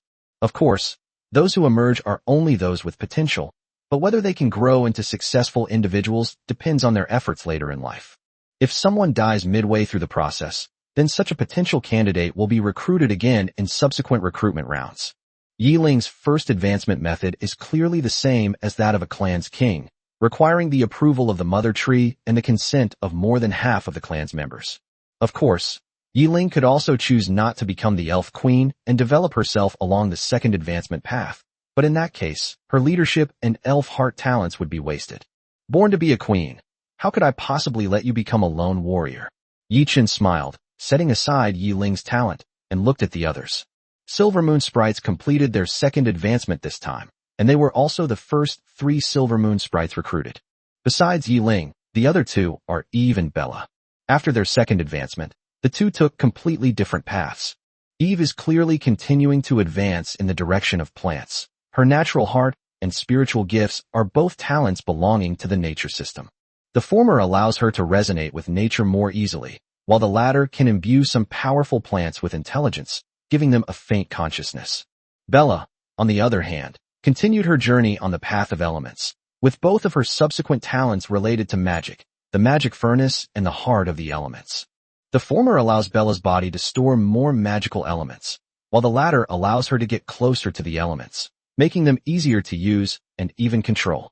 Both of them experienced a rapid increase in strength, becoming leaders in natural and elemental forces respectively, but they clearly lacked the potential to become administrators. Eve's advancement requirement is to obtain plant resonance from a vast territory without any spiritual bestowal. Bella is even more terrifying, requiring mastery of at least 10 elements of high-level magic. 10,000 acres of territory. This is something Yi-chun couldn't achieve even after advancing to the first-tier Lord level.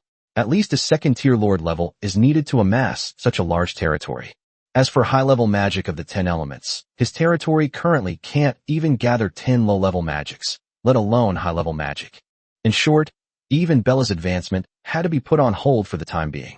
The third advancement of the Silverleaf Moon Elf race could no longer be achieved simply by waiting for time to pass. They need to leave the trial space and seek opportunities in the real dark world. However, this is also because these 3 have great potential. If it were an ordinary Silverleaf Moon Elf, its total attributes would probably reach 300, and with 1 talent being promoted, it should be able to advance. Yi-chun said softly. The greater the potential of a clan, the more difficult it is to advance. Although Yiling provided a second way to advance, it was clearly a method for ordinary clan members. Only a fool would use this method to advance. After turning off the attributes of the others, Yi-chun turned his gaze to Yi-shi, who had just returned carrying the dark treasure chest. Silverleaf Moon Elf is stuck on the 3rd advancement. So, which advancement will Moon Goddess, Mountain God, and Earth God, who have 7 advancements, get stuck on? Chapter 46 Crisis in the Land of Dark Origin. The contents of the dark treasure chest were fairly normal. In addition to some basic supplies, a workshop blueprint also appeared. As the 7-day newcomer protection period ends, the dark creatures in the trial space become increasingly powerful, and the output of special items also increases significantly. It is said that after the dark riots of the first month end, a reasonable number of low-level spirit orbs will appear. While it may be difficult to collect a complete set of low-level spirit orbs, possessing one or two to improve the ecological environment within one's territory is something most lords can do. Let's put the blueprints in the safe first and see if they've finished cleaning up the battlefield. If everything's fine, then we can continue on our way. Also, have the medicine-pounding rabbit take a few jade rabbits to see them and treat the wounded. Yi Chen handed the blueprints to Yi Shi for safekeeping and said, "The jade rabbits have all awakened healing talents, and thus currently serve as healers on Yi Chen's island." Okay, Yi Shi nodded and turned to leave, speeding through the darkness towards their predetermined destination. Along the way, they encountered several more miniature planets, all of which were easily destroyed under Yi Chen's command. However, compared to that, Yi Chen and his group are currently more concerned about the birthplace of the Dark Origin, as well as the monthly dark riots that will occur in the coming months. Calling it a dark riot isn't entirely accurate, as it differs from the riot that occurred when the newbie protection period ended. Perhaps describing it as a monster release would be more precise. This is, after all, a trial world created by the gods, and many of the rules within it are traceable. At the end of each month, a large number of dark creatures emerge to increase the number and strength of dark creatures in the trial world, putting greater pressure on the new lords. The sudden surge in the number of dark creatures can easily create a beast tide, impacting the lord's territory. Many lords who have developed too slowly are easily killed by such a beast tide. I remember there's a saying that the dark creatures in the trial grounds were born from the source of darkness. I wonder if it's true or not. The fat man said with a worried expression after hearing Yi Chen's concerns. "You can shut your mouth." Yi Chen glanced at him indifferently. "Could you please stop bringing up things that are hard to talk about?" However, Yi Chen also knew that this statement was based on facts. Otherwise, the origin of those dark creatures would be impossible to explain. There must be places in the trial space where dark creatures can be born. It's impossible that they were all drawn in from the outside, because that would expose the space to darkness too easily. The place of origin of darkness is very likely the breeding ground for dark creatures in the trial space. They're just giving a friendly reminder. If that's really the case, then we're currently in the midst of the first dark riot, and there are probably quite a few dark creatures there, the fat man said dismissively, pursing his lips. With Yi Chen around, he didn't need to worry about these things. He had an inexplicable trust in this childhood friend. Yi Chen didn't speak this time, because what the fat man said was true. Now was indeed not a good time to enter the Dark Origin, but Zhou Wenbin's sister couldn't wait that long. "Don't worry, it's the first high tide. The dark creatures aren't too strong yet. They're only at level 3 at most. They're just more numerous." After a while, Yi Chen finally spoke up to comfort them. High tide is another name for the dark riots in the trial space, symbolizing the ebb and flow of dark creatures. Hearing Yi Chen's words, the fat man finally felt relieved. The first high tide did not produce any 4th-tier creatures. 3rd tier was already the limit, and the only difference was the sheer number of them. At the same time, with the start of the first surge, it also means that lords should start increasing their population. The elite force route is still viable in the early stages when the number of dark creatures is small, but as the number of dark creatures increases significantly, the elite force route is no longer feasible, and a large number of kin will still be needed to defend the territory. Yi Chen calculated that he had quite a few magic crystals on hand, and if he really wanted to mass-produce troops, he could create a 1,000-man army in a short period of time. However, his current territory was not large enough, so expanding his territory was imperative. Thinking of this, Yi Chen glanced at the fat man. "When you trade with Si Ming next month, all the items traded should be in the form of territory foundation stones and meteorite cores. Our territory should be expanded." "Okay, I understand. That was my plan anyway." The fat man nodded. This coincided with his own thoughts. "How's your goblin research on the teleportation array coming along?" Yi Chen asked again. "It's been almost a month now, and some of the faster Protoss lords may already be close to completing their missions. I'm starting to get a clue, but there's too little spatial power to refer to, and nowhere to learn from, so I'm stuck for a while," the fat man said with a hint of distress. "I'll have Bella and Eve help you later. Also, when we were in the spatial rift today, we were able to sense a trace of spatial power. Tell your goblins to work harder. There's not much time left," Yi Chen said after thinking for a moment. Eve and Bella are both specializing in magic, and although neither of them has mastered spatial magic, who knows, they might have that talent in the future. They can try to comprehend it while traversing the spatial rift. "That makes sense. I'm going to find those goblins right now." The fat man slapped his thigh, stood up, and ran towards his territory. If he had some doubts about Yi Chen's words before, he was now really looking forward to his goblin figuring out the teleportation array, since he had already made some progress. Moreover, putting that aside, in just 2 weeks, these goblins have even invented guns and cannons, though they are few in number and haven't been used yet. A day passed in the blink of an eye. The group had cleared 4 miniature planets in succession, and Zhou Wenbin and his companions were exhausted. It seems that the closer you are to the spatial rift from the source of darkness, the higher the probability of encountering a miniature planet. Under normal circumstances, you might not encounter even one in a day. Yi Chun pocketed all 4 dark treasure chests and the meteorite core. Zhou Wenbin and the others had no objections. As long as they could save their little sister, they didn't care about anything else. Yi Chun integrated all 4 meteorite cores into his territory, expanding the original 100-acre territory to over 130 acres, making the entire territory much larger. Yi Chun didn't stand on ceremony and recruited another 20 Silver Night Moon Elves, along with 2 Moon Goddesses and 4 Jade Rabbits.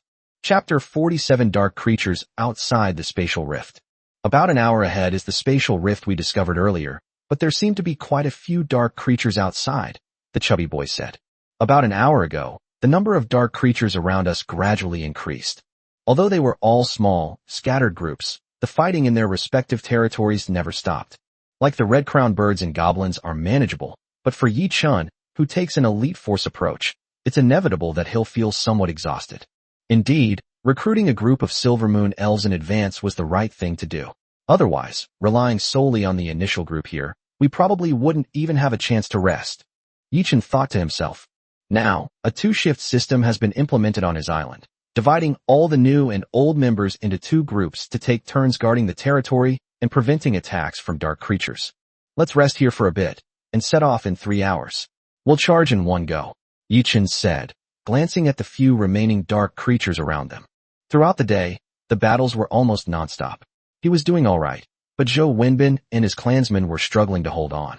His mountain giants, in particular, were few in number and were always at the forefront of every battle. All of them were covered in wounds and looked exhausted. Everyone formed a circle. Except for the harpy, one person will take turns going to the center to rest every half hour. Zhou Wenbin will go first, Yi Chun said again. Each person will rest for half an hour, so the 6 of them will have exactly 3 hours. Hearing Yi Chun's words, Zhou Wenbin breathed a sigh of relief. Without any hesitation, he obediently entered the central area surrounded by the 5 people, becoming a protected entity along with his sister's floating island. During this time, he made the most of it, allowing his mountain giants to rest while the others defended the perimeter against the scattered dark creatures. Fortunately, these dark creatures are not very strong. They are mostly 0th and 1st-tier creatures, with 2nd-tier creatures appearing only sporadically. If it weren't for the fact that 7 people were such a huge target, Yi Chun alone would have been fearless and could have easily resisted them. 3 hours later, after everyone had rested, they set off again. This time, Yi Chun did not hold back. Except for Zhou Wenshuan's harpy, everyone on the 7 floating islands followed behind him and rushed towards the spatial rift. Regardless of their strength, all the dark creatures along the way were slain by Yi Chun's moon goddess and the mountain gods with a single strike, their formidable power immediately astonishing Zhou Wenbin and the others. My goodness, that's huge. A real behemoth. I know him, he's really tough. But these delicate, pampered young ladies are actually quite fierce. Zhou Wenbin stammered. This was the first time they had seen Yue take action, and her formidable strength had stunned everyone. It's not just the little girl. Look at those old men with white beards. Their earth magic is terrifying, the chubby boy exclaimed, his eyes filled with surprise and curiosity as he looked at Yue and the earth god. He's so strong. I love strong men like him, the effeminate Lu Xiang said in a coquettish voice, only to be retorted by Gao Kai Dai next to him. You like my ass. Don't try to steal my man, okay? Chingij is someone else's now. Just looking at him makes me want to die. Do you think you can handle him, you stinky man? Why can't she be your fat wife? How could Brother Chen possibly like you? She's way more feminine than you. Are you trying to get yourself killed? You damn transvestite. If you really wanted to marry Brother Chen, you should at least go to Taizhou for a visit before you talk about it. You can't even die right now, and you're still trying to steal my man. Fat woman, I think you've been bored lately. Want to start a fight? Come on, come on. I'm going to argue with you to my heart's content today. The two started arguing for no apparent reason. Fatty was dumbfounded. What was going on? Were Ru Hua and the effeminate man going to fight over Brother Chin? Wait a minute. Are you two overthinking this? Even if Jian, the school beauty, is waiting for him, she wouldn't be interested in either of you. Not to mention, one of you isn't even a woman. Wait a minute. Shinji hasn't accepted Jian, the school beauty, all these years. Could it be that he actually likes guys? That's terrifying to think about. It's really possible. He always makes me go to sleep first, and he doesn't like me living next door to him. Looking back now, he was protecting me. Was he afraid that one day he wouldn't be able to resist turning against his brothers? Brother Chun, I'm sorry, I misunderstood you. If you ever really need my help in the future, I, Fatty, will reluctantly do it for the sake of brotherhood and bear the humiliation.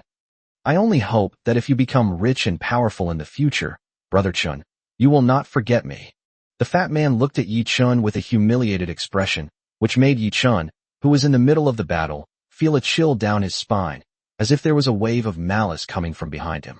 Across the floating island, countless battles, large and small, took place during this time. Even after they arrived at the entrance to the spatial rift, the fighting showed no signs of abating. My God, there are so many dark creatures around here, but where exactly is the spatial rift?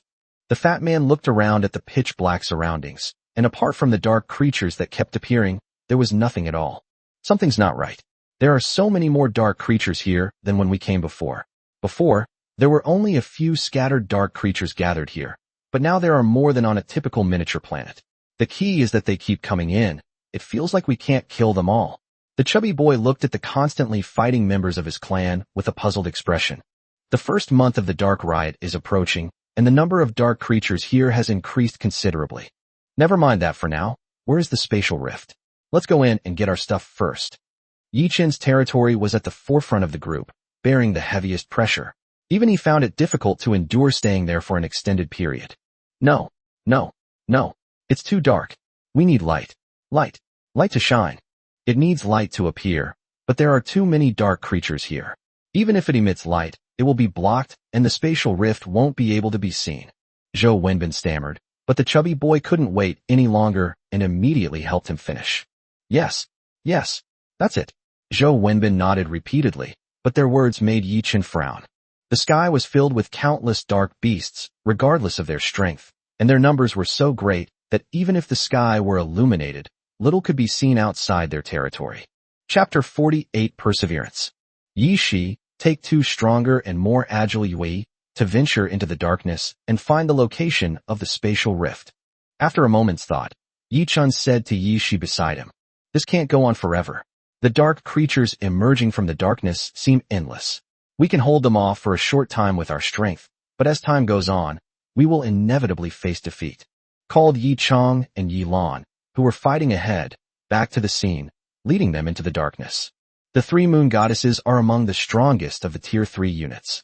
Unless they encounter a large-scale siege, they are unlikely to be in danger. Moreover, Yue has excellent eyesight, no less than that of the Silver Leaf Moon Elves who have the talent for night vision, so it is the most appropriate thing to send them to find the spatial rift. Chang shouted to the others after sending Yi Shi out. While Yi Shi and the other two went to search for the spatial rift, all they needed to do was stay put, draw the enemy's fire while conserving their strength, and wait for the three to return. Raven swooping down scratched a deep, bone-revealing wound on his body. The mountain god immediately channeled his power to accelerate the healing of the wound. As a primordial race, after obtaining the basic breathing technique, they can basically achieve precise control over their own energy, which is something that other races do not possess. Brother Chun, come quick. A Tier 3 prehistoric crocodile has charged in and already eaten more than a dozen goblins, the fat man shouted, and this plea had been heard several times in a short period of time. Zhou Wenbin and his group lacked even more methods to deal with high-level combatants than the fat man, so they called for help more often. Comparatively speaking, the fat man had been training with Yi Chun for so long, and although he was no match for him, he already had countless ways to delay his opponent and wait for Yi Chun to make a move. In this respect, Zhou Wenbin and others are still far behind. They were more like other new lords who, when the dark creatures arrived, would swarm forward and engage in a bloody battle, with the outcome being roughly equal for both sides. What are you yelling about? Don't you have a magic tower on your island? Those flame dragons have also advanced to level 3. It's just a prehistoric giant crocodile. What's there to yell about? Yi Chen said irritably after glancing at it. This guy is so used to being called out. Everyone calls on him for anything. He's clearly incredibly strong, but he's too cowardly to actually fight. Compared to others, Zhou Wenbin and his group were truly caught in a fierce battle. Especially for Zhou Wenbin. Even with the presence of a mountain giant of Tier 3 strength, it was still extremely difficult to resist the dark creatures. The reason is simple. The number of mountain giants is too small, and their attack power and speed are rather average. Faced with a large number of dark creatures, it is difficult for them to defend their territory. Fortunately, the Fat Man's goblins and Lu Xinghai's red-crowned birds were sent over to provide support. Otherwise, he would have had a hard time holding on. Ying, take a local deity and go help them over there. Yichen shouted again. The 7 territories were too vast, and the people in his territory alone couldn't possibly manage them all. Yue and the local deity were shuttling between the islands like firefighters. Even some jade rabbits that had reached Tier 3 were sent out. When Zhou Wenbin and the others saw those seemingly harmless little white rabbits unleash terrifying power, everyone was stunned. I never imagined that the mountain giants I've been developing so vigorously would be inferior to even a rabbit in Yi Chen's territory. These were Zhou Wenbin's exact words at the time, and remarkably, he didn't stutter much. The fat man patted him on the shoulder, deeply agreeing. Don't even mention you. There aren't many who can outdo the rabbits in Yi Chen's territory. You'll get used to it. Even so, staying here was still quite difficult. Since Yi Shi and the other 2 left, they had been holding out for more than 10 minutes, but still hadn't seen anyone return. Helpless, Yi Chun went to the silver leaf laurel tree and recruited 20 silver leaf moon spirits again, but this time only 1 moon goddess and 3 jade rabbits were born. Moreover, the initial attributes and racial talents of this group of familiars are clearly slightly inferior, especially this moon goddess, whose total attributes are only stuck at the edge of Tier 3, not much different from Tier 2 peak units. The repeated recruitment efforts in a short period of time ultimately put considerable pressure on the silver leaf laurel tree, which is why Yi Chun has always been reluctant to recruit a large number of members. However, the situation is urgent now, and we can't wait that long. A moon goddess who has just reached level 3 is already a decent combat force. Moreover, these 20 silver moon elves are a new force, and by fighting alongside the elders, they will soon be able to grow stronger. Clans in Yi Chen's territory had exceeded 100, reaching the scale of a small tribe. Brother Chun, haven't they found them yet? They're about to give up. 10 minutes later, the fat man shouted at Yi Chun. The half-hour battle resulted in heavy casualties for Zhou Wenbin and his men. Even one of the mountain giants fell, not to mention the hill dwarves and blue-scaled snake people. Now, less than half of them are still able to fight. The fat man's situation was much better. After all, with the stone golem and magic tower, he wouldn't have any problems as long as he had enough magic crystals. Hold on a little longer. If it really gets too much, we'll just have to leave, Yi Chen said after thinking for a moment. The current situation is certainly not a good time to enter the Dark Origin Land. Perhaps it will be better to wait until the tide ends. As for Zhou Wenshuan's situation, we can only think of other solutions. We're fine. We can still hold on. Zhou Wenbin shouted loudly upon hearing their conversation. He knew very well that if he backed out this time, his sister might not be saved. Not only them, but Lu Xiang and others also expressed their desire to continue. Even the chubby boy, whose red bird had suffered more than half its casualties, did not cry and back down this time. Instead, he gritted his teeth and held on, waiting for the opportunity to rush in. Then let's hold on a little longer, the fat man said uncertainly. He and Yi Chen didn't really care, as the losses within their territory weren't actually that great. For them, as long as no powerful dark creatures appear, this place is actually a good place to farm magic crystals, but Zhou Wenbin and his group are under too much pressure. My lord, we're back. Just then, silver moonlight finally shone in the darkness. Dressed in white, Yi Shi, along with Yi Chong and Yi Lan, descended by moonlight and returned to their territory with joy on their faces. They looked at Yi Chun and shouted excitedly. Chapter 49 No-Fly Zone. How are you? Are you alright? Yi Chun asked with a hint of concern, looking at the 3 travel-worn individuals. The warm words touched Yi Shi and the others, who nodded happily. Don't worry. Apart from being a little exhausted, we're fine. Besides, we've found the entrance to the spatial rift. That's good. You all get some rest. You can point the way, and we'll charge in one go, Yi Chun said, telling the 3 women to sit down and rest in the territory. From now on, they would just need to point the way. We're fine. Yi Shi and the others shook their heads and said. The sisters around them were still fighting, so how could they sit here and rest in peace? My lord, the The spatial rift is located in that direction. We just need to head in that direction and rush in. Yi Chang said, pointing to a spot in the darkness. That place was being obscured by a black water tortoise, which was roaring and fighting with a mountain god. Okay. Yi Chen nodded and turned to look at the other floating islands. Everyone regroup. Floating island, prepare to depart. Follow behind me, Yi Chen shouted. Upon hearing this, everyone's faces lit up with joy. It seemed they had found the location of the spatial rift. Great, great, Zhou Wenbin exclaimed breathlessly as the mountain giants in his territory gathered around him, abandoning the other crops. Not only him, but also Lu Xiang and others suffered the same fate, with the battle lines shrinking significantly and many farmlands being abandoned. Currently, only the crops in Yi Chen's and Fatty's territories remain unscathed and have not been greatly affected. Islands took off rapidly at Yi Chen's command. The dark creatures encountered along the way were either intercepted by the mountain god when they rushed into the territory, or they were directly knocked away. In the short sprint, Yi Chen no longer cared about damaging the foundation, since it wouldn't cause much damage anyway. As the floating island began to move, within just a few breaths, everyone felt as if they had passed through a special membrane, and all of time and space seemed to stand still in that instant. Perhaps a long time passed, or perhaps only a moment, and everything around them returned to normal. However, Yi Chen and the others were now in another space. Is this what it feels like to travel through space? Yi Chen took a deep breath and wondered. Unlike when he first entered the trial world, this time he was experiencing it on his own initiative. Moreover, over the past month, by continuously consuming high-quality vegetables and meat, his own attributes have improved considerably, and his perception of spatial power has become increasingly clear. Is this the space where the origin of darkness is located? It doesn't seem any different. It's still pitch black. The fat man's voice rang out not far away. Yi Chen came back to his senses and was about to turn his head to look when he felt his hair stand on end and a huge sense of crisis rose in his heart. You beast! How dare you be so insolent? The cold light of the silver moon slashed down, and the rotting corpse dog that had just rushed into the floating island was instantly beheaded. Everyone be careful. Let's clear out the dark creatures in the territory first. Yi Chen immediately understood and shouted a reminder. During his rapid flight, many dark creatures crashed into his territory and were brought in with him, now wreaking havoc on it. Fortunately, the mountain god and the land god intervened, and the crops were on the other side of the territory, so the losses were not significant. Upon hearing Yi Chen's words, everyone began to observe the situation in their own territories.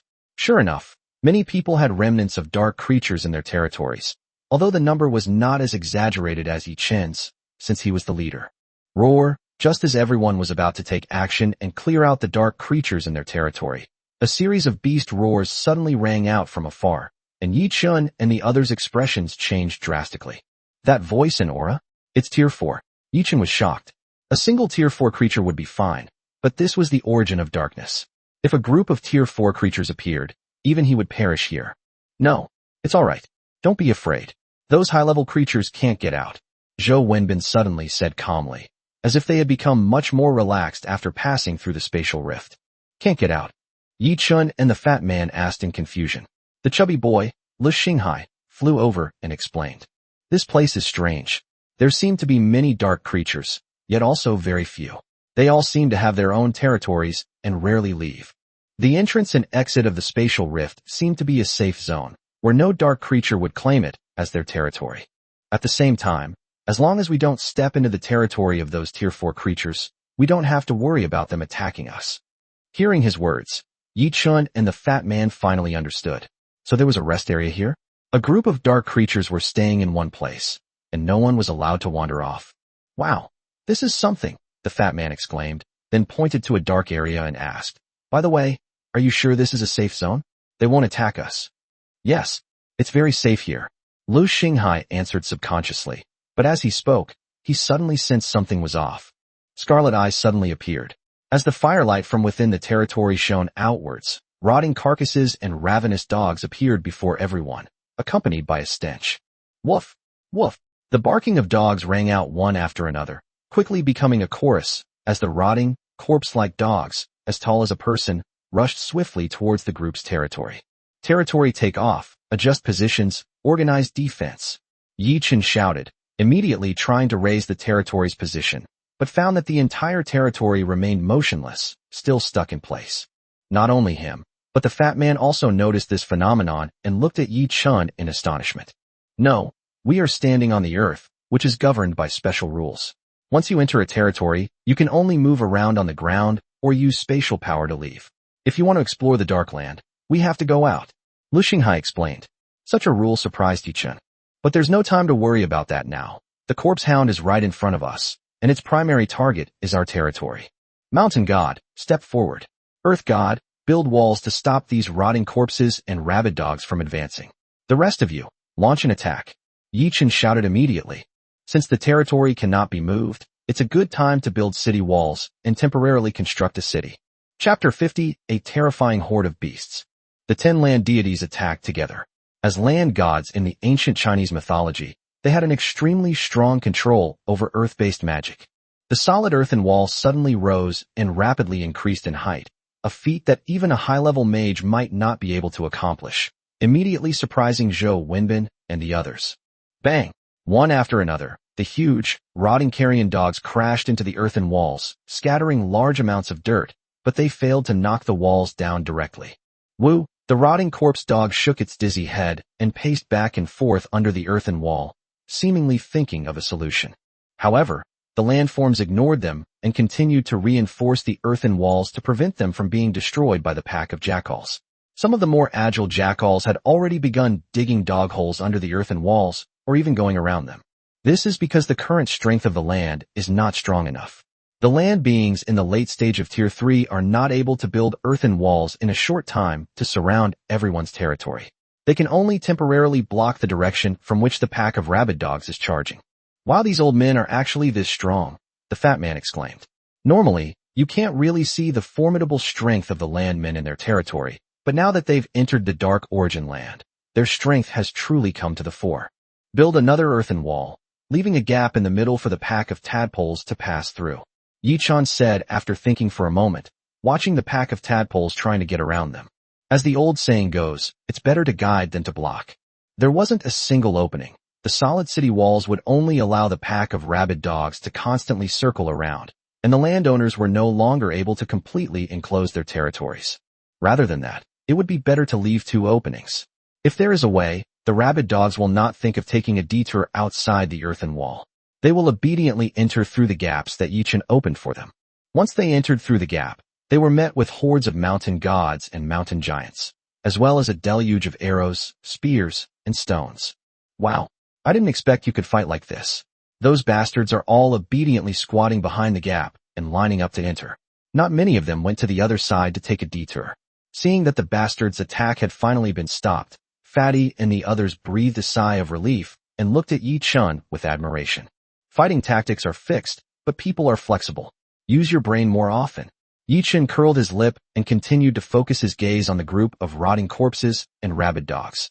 These dark creatures weren't particularly strong, mainly consisting of Tier 0 and Tier 1 creatures. Tier 2 corpse hounds were only a minority, let alone Tier 3 corpse hounds, which were almost never seen. These dark creatures can only grow to level 3 at most. To advance to level 4, they need to undergo a special form of evolution. Although the rotting corpse dogs are not strong, their numbers seem to be endless.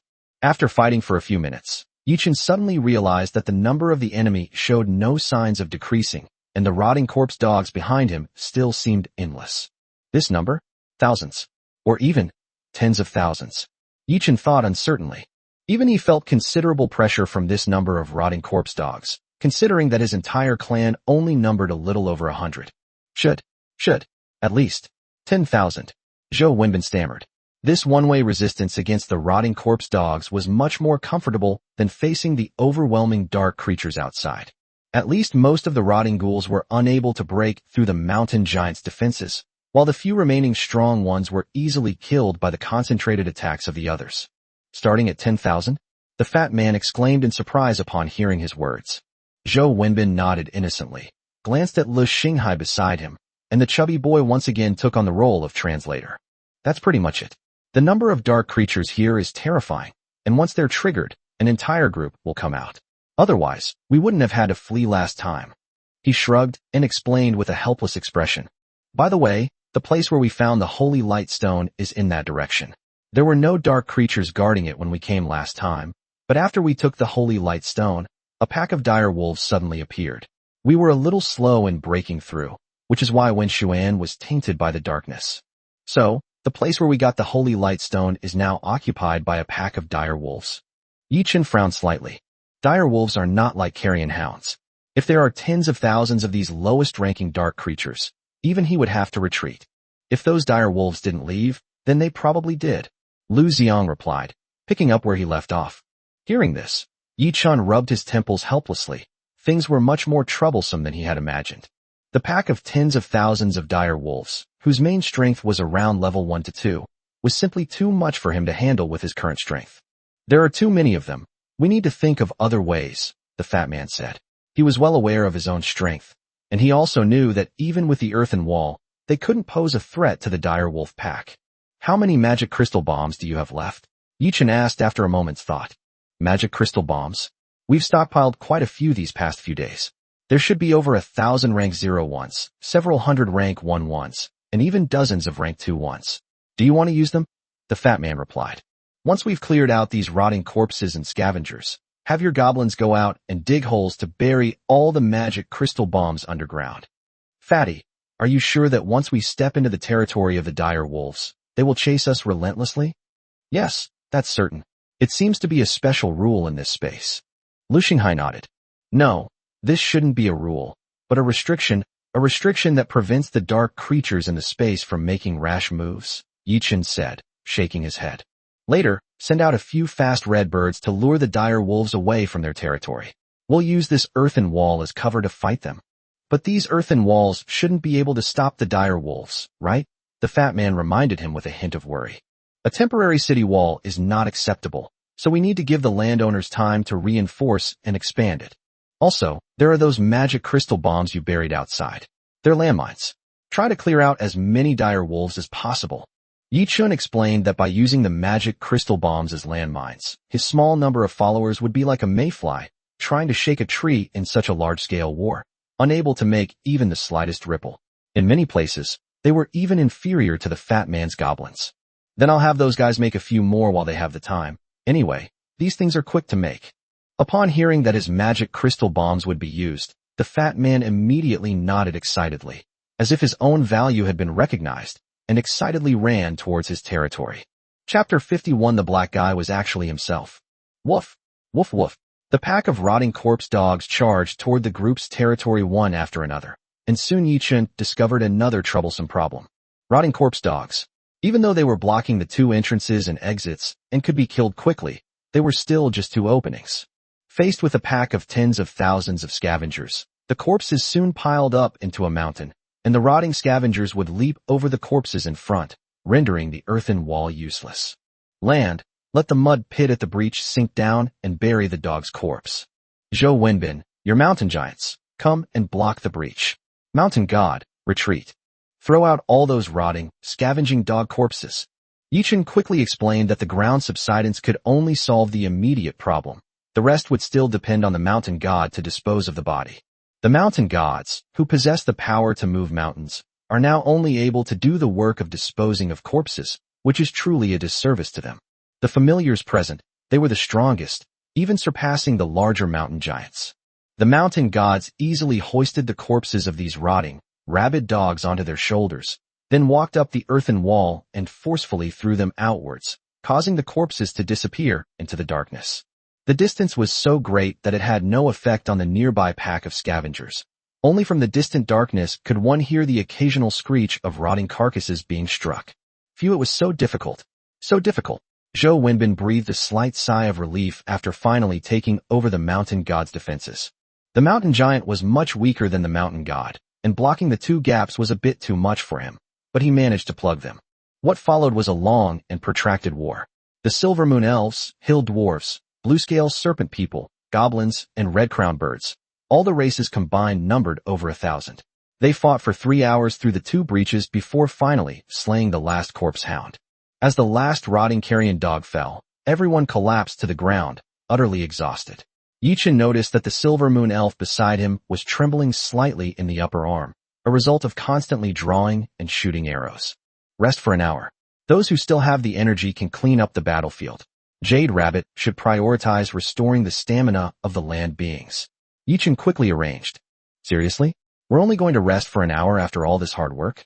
My little snakes can't take it anymore, Lu Xiang shouted in a high-pitched voice, but Yichin did not change his mind. This is the entrance and exit of the space. This batch of rotting corpse dogs is very likely about to leave the space and go to the trial world. Staying here for too long will not give us more opportunities to rest, but rather the next batch of dark beings. What do you think we'll encounter then? A Tier 1 corpse hound? Or a Tier 3 earth dragon? Yichin's words caused everyone's expression to change drastically. Lu Xiang and the others waved their hands repeatedly. No, let's not have any more. People will die if we do. The Tier 1 corpse hounds had already left them in such a sorry state. If a Tier 3 earth dragon were to appear, would they even be able to survive? This isn't just one or two, but a group of tens of thousands. They don't even have the advantage of numbers. As everyone finished speaking, Yishi and the others who had gone to clean up the battlefield returned carrying several dark treasure chests. My lord, these were found on the battlefield, especially these two largest ones, which are not far from the gap in the stone wall.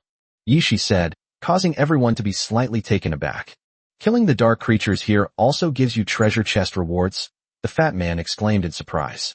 Basically, apart from clearing the meteorites, killing those scattered dark creatures usually didn't yield any dark treasure chests. I originally thought the dark creatures here were the same, since they didn't have their own territory. But I didn't expect that after a large number of rotting corpse dogs died, they left behind a considerable number of dark treasure chests. I remember now, we got one last time we came in, but it was very small and didn't have much of anything. It suddenly appeared during the battlefield. Lu Xinghai slapped his forehead and said as if he had just realized something. Dark treasure chests are formed from a large amount of dark energy. They are rewards given by the gods to new lords who defeat the darkness. The dark energy here is so dense that it is normal for dark treasure chests to be generated. Yichin pondered for a moment and then understood the key point. The trial space is essentially a training ground created by the gods to hone new lords. Everything here operates based on the rules. The land of dark origin is filled with a dense aura of darkness, and according to the rules of the trial space, dark treasure chests should naturally be born here as well. And now it seems there are quite a few dark treasure chests here. But, last time, how did we only get one? Zhou Wenbin suddenly asked, which drew a scornful look from everyone. Brother, let's not ask that kind of question. Last time, we didn't kill that many dark creatures in total before we escaped.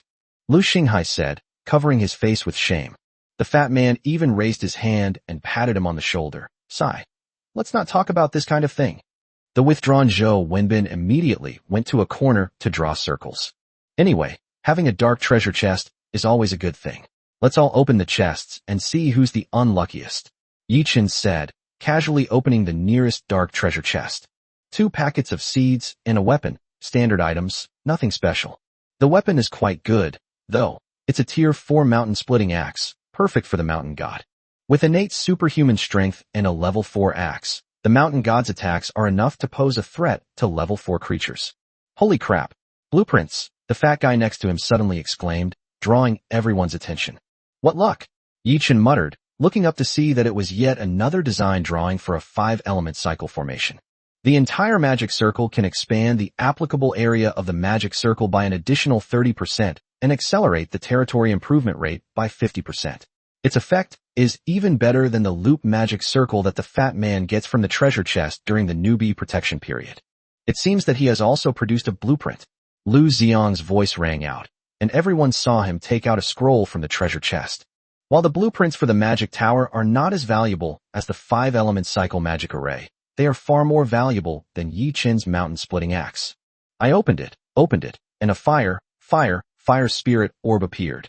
I am the blueprint for the stone dwelling, which seems to be designed for the dwelling of clansmen, and has additional bonuses for races such as dwarves and gnomes. I am a spell book, with flames rising, which can enhance the power of my fire spells. Yichin didn't say anything more, and silently put away the axe in his hand. I thought the treasure chest contained nothing good, but I never expected that the Black Devil would be myself. Chapter 52: The Tall City Wall. After a brief respite, an even fiercer storm is brewing. A dozen or so pure white jade rabbits hopped around, healing the mountain gods and the land gods and restoring their strength. The moonlight shone down, adding a touch of haziness to the dark night sky. Then the mountain god and the earth god stood up, and rows of tall, thick earthen walls rose up, surrounding everyone's territory. The heavy rocks were moved by the mountain god to strengthen the city walls. The swift and efficient actions of the 20 people stunned even the mountain giants who fed on rocks. Where did these little guys, who were less than half their own height, get such good stamina and strength? Really, really amazing, Zhou Wenbin exclaimed as he rested on the pile of rubble. Compared to his mountain giant, which seemed to have no advantage other than being larger in size. Of course, I wonder what Brother Chen's lord talent is. The mutated members of his clan are all incredibly strong. They're all starting at tier 3. The fat man nodded in admiration. Aside from the basic moon elf, moon goddess, mountain god, earth god, all of them are initial tier 3 families. Yes, even those people, harmless rabbits, also, have tier 3, Zhou Wenbin stammered, but received unanimous agreement from everyone. I really didn't expect that my red rainbow bird would be inferior to a bunch of little white rabbits. Lu Xinghai rested his chin on his hands, looking utterly dejected. Come on, at least the red bird has room to grow. My goblin will only reach tier 2 at most, which is not even as high as its initial level. Alas, some people spend their whole lives searching for Rome, while others are born in Rome. Where's Rome? I think it's in Italy and Western Europe. Everyone else chatted and joked. Yi Chun directed his clan to diligently build the city wall. Without the interference of dark creatures, the construction of the city walls was relatively easy. After all, this is the original profession of the land and mountain gods, which is much better than the earth magicians of today. The thick, sturdy city wall rose up to everyone's astonishment. The city walls are over 10 meters high, so high that even a mountain giant couldn't see the top at a glance. Brother Chun, I swear, I'll never joke around with these old men again, the fat man exclaimed in surprise. It was the first time he had ever realized that these old men were so strong. Stop flattering me. You've had enough rest. Let your goblin lay landmines, and the red bird will assist you. Yi Chun slapped his fat head away and said irritably. Constructing a massive city wall that could encircle hundreds of acres of land was a considerable drain on the mountain god and the land god, who were now resting on the ground. The work to come next was the work of the fat man and his companions. All right, I guarantee I'll complete the mission, the fat man said, patting his chest. The two fat men, one big and one small, led their respective clans and ran towards the outside of the city wall. Along with them were Lu Xiong's Azure Scale Serpent clan. The green, scaled serpent man's tail can effectively bury traces on the ground, preventing it from being discovered. Meanwhile, the red-crowned bird continuously transported magic crystal bombs through the air. In just over an hour, the fat man and his hundreds of goblins worked together to create thousands of magic crystal bombs. If he hadn't run out of low-level magic crystals, he probably could have fed one to each member of the herd. Fortunately, this is enough for now. With such a large horde of beasts, a single magic crystal bomb might not only kill one. Lu Xinghai, we can send some red-crowned birds out to scout ahead and confirm whether the area is still occupied by the dire wolf pack. Yi Chun said to the chubby Lu Xinghai after most of the landmines had been laid. Okay, the chubby boy nodded, and several more red birds flew out and disappeared into the darkness. Now that there are enough magic crystals, apart from the ones necessary to sustain Zhou Wenshuan's life, the rest have been used to expand the army. The number of red birds has exceeded 1,000, surpassing the number they had when they robbed Yi Chun and his group. Greenscale serpent people and hill dwarfs has also reached more than 200 each, more than double the previous number. Only the mountain giants, due to the cooldown period for recruitment, have not seen a significant increase in numbers. A dozen minutes later, several red birds flew back and chirped around the chubby boy. Beast, kin and lords cannot communicate directly. They can generally understand each other's meanings. Brother Chun, that area is still occupied by the dire wolf pack, but it seems that some of the dire wolves have changed in appearance, as if they have evolved, the chubby boy said with a hint of worry as he returned. Their appearance has changed? The peak strength of a dire wolf is tier 3. If they have truly evolved, then these dire wolves are probably already tier 4. Yi Chun's expression changed slightly. Tier 4 dire wolves already exceeded the strength they could currently handle. I estimate so, but there aren't many of these dire wolves, only about 5. 5 monsters? That doesn't mean we can't fight them. Let your red bird lure the monsters, prioritizing the weaker ones outside. We'll try to take them out in batches. Yi Chun thought for a moment, and said that there was no better time than now. If we waited any longer, other dark races might come. After all, this was the entrance and exit, and it was in the early stages of high tide. The roars of beasts in the distance were becoming more and more frequent. Okay, Lu Xinghai nodded and turned to make the arrangements. The others took their positions on the city wall, waiting for the enemy to arrive. Yichen even had the landmen thicken the outer layer of soil to prevent these magic crystal bombs from being detonated by the initial low-level dire wolves, which would be a waste. TSK, a pack of dire wolves, the exciting moment is about to begin. The fat man looked on with anticipation, his expression a mixture of excitement and fear. If you're going to get excited, then stop hiding behind me, grabbing my arm, and shaking like that, Yichun said, turning around with a hint of annoyance. Typical example of someone who's bad at games, but loves to play. Where did you shake? Who's hiding behind you? The fat man stood up straight, raised his neck, and retorted defiantly. Awoo! Just then, the howling of wolves rang out in the distance, accompanied by a slight tremor in the ground, indicating that a large pack of dire wolves was charging towards them. The fat man who had just peeked out was so frightened that he shrank back behind Yichun before he could even finish speaking. No, Yichun curled his lip, too lazy to pay attention to him, and looked seriously towards the outside of the city. Pairs of scarlet eyes flickered in the darkness, chasing after several rapidly flying figures ahead. The red-crowned birds dared not fly too high to avoid escaping the hatred of the dire wolves, but this also put them in danger. The dire wolves were exhausted from running at high speed, but thankfully they were finally getting home. Chapter 53 Howling Moon Demon Wolf. Awoo! Unlike the rotting corpse dogs woof woof horde, the howls of wolves rang in everyone's ears as they followed the red-colored bird and rapidly approached their territory. Get your red birds airborne, or they'll be eaten, Yichun said in a deep voice, quickly flying in a straight line. The red birds were not as fast as the dire wolves, and were already catching up to them. The chubby boy nodded and hurriedly called over a few red-crowned birds to fly in the opposite direction to deliver the message. Chirp! The sound of birdsong rang out in the air, but was easily drowned out by the howling of wolves behind them. Fortunately, birds have different vocal frequencies, and after a while, they were finally heard by the other bird, and several red-crowned birds took off.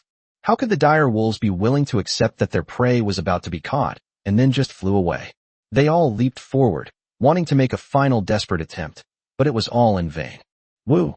The dire wolf pack continued chasing for a while before stopping, looking at the sky with resentment and letting out a low growl.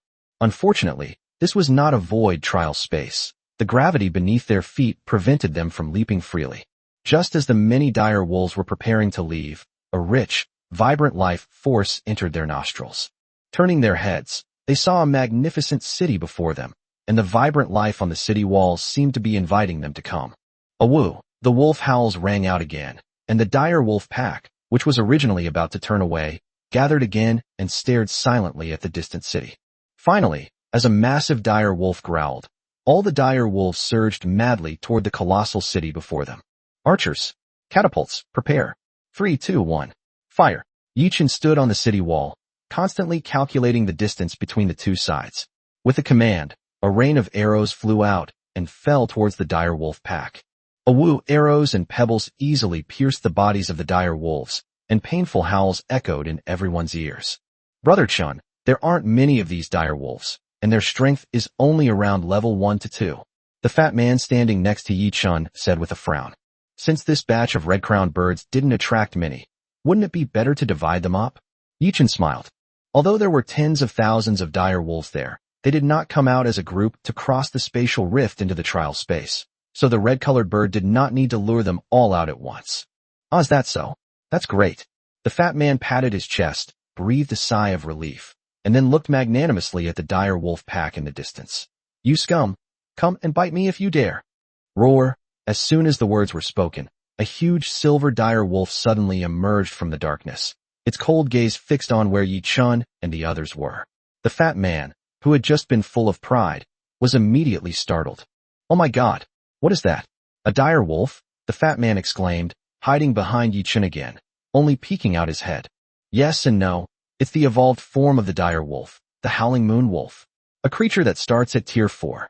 Yichun said calmly, though the howling moon wolf had put considerable pressure on him. The power of a tier 4 creature, judging solely from its attributes, is enough to overwhelm them. Even this city wall might not be able to withstand it. 4. A level 4 creature? Are you kidding me? Brother Chun, let's run, the fat man said tremblingly, his previous arrogance completely gone. What? Not showing off anymore. I told you before, showing off will get you struck by lightning. Look at what you just said, didn't it all come true? Yi Chun teased with a smile. I was wrong. I was wrong. Brother Chun, I promise I'll never act pretentious again. The fat man shouted, but Yi Chun ignored him and waved to Yi Shi beside him. Have all the moon goddesses, mountain gods, and earth gods get ready. A big guy is coming this time. It's also an opportunity for you to advance quickly, Yi Chun said in a deep voice. Yi Shi nodded, her expression equally solemn. She also felt immense pressure from this dire wolf. I understand, Yi Shi replied, then went to summon Yue, the mountain god, and the earth gods, ready to take action at any time. The dire wolf pack continued to charge, but after several volleys of arrows, their numbers dwindled. The number of dire wolves that came this time was not large, and they were defeated quickly. The real trouble was the howling moon wolf in the distance. No, it wants to leave. The other party took a slight step back. Yi Chen's eyes narrowed. He didn't expect that this howling moon demon wolf would suppress its impulse and choose to retreat first when it saw that the situation was not right. Lu Xinghai, send out a few red-crowned birds to entangle this howling moon demon wolf and leave it here. Yi Chen shouted. If it were allowed to return, the pressure of facing 5 howling moon demon wolves at the same time would be much greater. Chirp, a small flock of red birds rushed out, causing the howling moon demon wolf, which was about to retreat, to pause. Seeing the red birds rushing towards it, it didn't mind having some appetizers first. The howling moon wolf paused slightly, turned around, and waited for the red-colored bird to arrive. Just as the distance between the two sides gradually closed, the swooping red-winged bird flapped its wings and was about to take off again when the howling moon wolf suddenly pushed off with its hind legs, leaping high into the air and pouncing towards the swooping red-winged bird. Chirp, the bird's chirping stopped abruptly, and its amazing jumping power allowed it to swallow the 2 red-crowned birds directly into its mouth. The other red-crowned birds frantically flapped their wings and took to the air, fearing they would become the next target. The howling moon demon wolf landed easily on the ground and let out a provocative howl towards the giant city. What amazing jumping ability! Everyone standing on the city wall was shocked. Lu Xinghai looked at the rainbow birds in the sky with heartache. These were all his family members. They're here. Unlike the other's surprise, Yi Chun, who was staring intently at the howling moon demon wolf, suddenly spoke up. As his words fell, a crescent moon suddenly lit up in the darkness and slashed towards the howling moon demon wolf. Kill! Along with it came a group of mountain gods that suddenly emerged from the ground, roaring as they charged toward the howling moon demon wolf. The earth peeked out from underground, the ground trembled, and earth-based spells spread out from the howling moon wolf. Even with its agile body, it was not immune to being hit by the earth spikes. Not to mention the power of the mountain god, which, with the blessing of racial talent, is in no way weaker than that of a 4th-tier creature. The leader watched as the golden mountain splitting axe was constantly swung, and even the howling moon demon wolf had to temporarily avoid its sharp edge. A whoop! Suddenly, another wolf howl rang out, and a silver-white figure rushed out of the darkness, biting at the mountain god who was holding a mountain-splitting axe. Clang! A crisp metallic sound rang out as the mountain god used his axe to block the opponent's attack, but he was knocked away by the force of the blow, and the axe flew out of his hand. Upon seeing the howling moon demon wolf, Yi Chen's expression changed drastically. He never expected that there would be another howling moon demon wolf hiding in the darkness, waiting for them to come out of the city wall. Chapter 54, I am the god of mountains. Woo! Another howling moon wolf emerged, and the 2 giant wolves brought immense pressure, surveying the surrounding crowd like a king on a royal procession, subtly forming an encirclement. You beast! Cease your arrogance! Yi Shi shouted softly, his body radiating moonlight, and a vast amount of moonlight power gathered around him, like a bright moon in the night. The 2 demonic wolves stared at Yi Shi and growled softly. They actually felt a faint threat from this group of not-so-powerful humans. God, whose axe had been knocked away, stood up and roared in the direction of the demonic wolf. Then, with a roar, he leaped up and charged towards the howling moon demonic wolf. His name is Mount Tai. Apart from a few mountain gods with special talents such as Lu Ban and Mod, all other mountain gods are named after the mountains of China. This is the mountain god with the highest strength attribute and the strongest attack talent among all the mountain gods. Otherwise, Yi Chen would not have given him the mountain-splitting axe.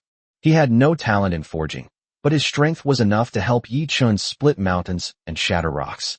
Axe bestowed upon him by the Lord has been knocked away, and he himself has been severely injured by 2 wolf cubs. How could the proud mountain god tolerate this? There are no useless gods in China. How could a mountain god like him not be able to handle 2 wolf cubs? Mount Tai charged wildly toward the howling moon demon wolf.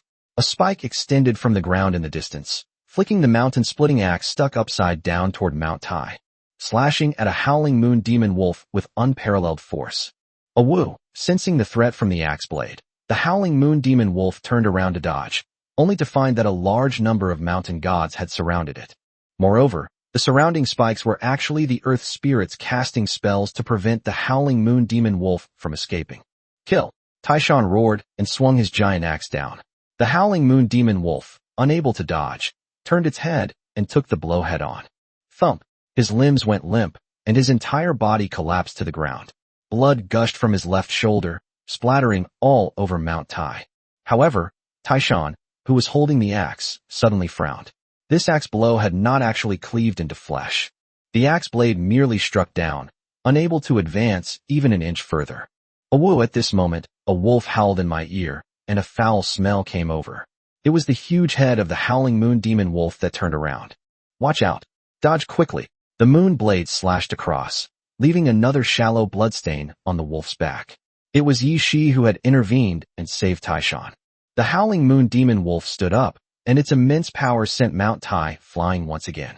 He hadn't expected to be defeated by a demon wolf once more, and his face was filled with dejection and disbelief.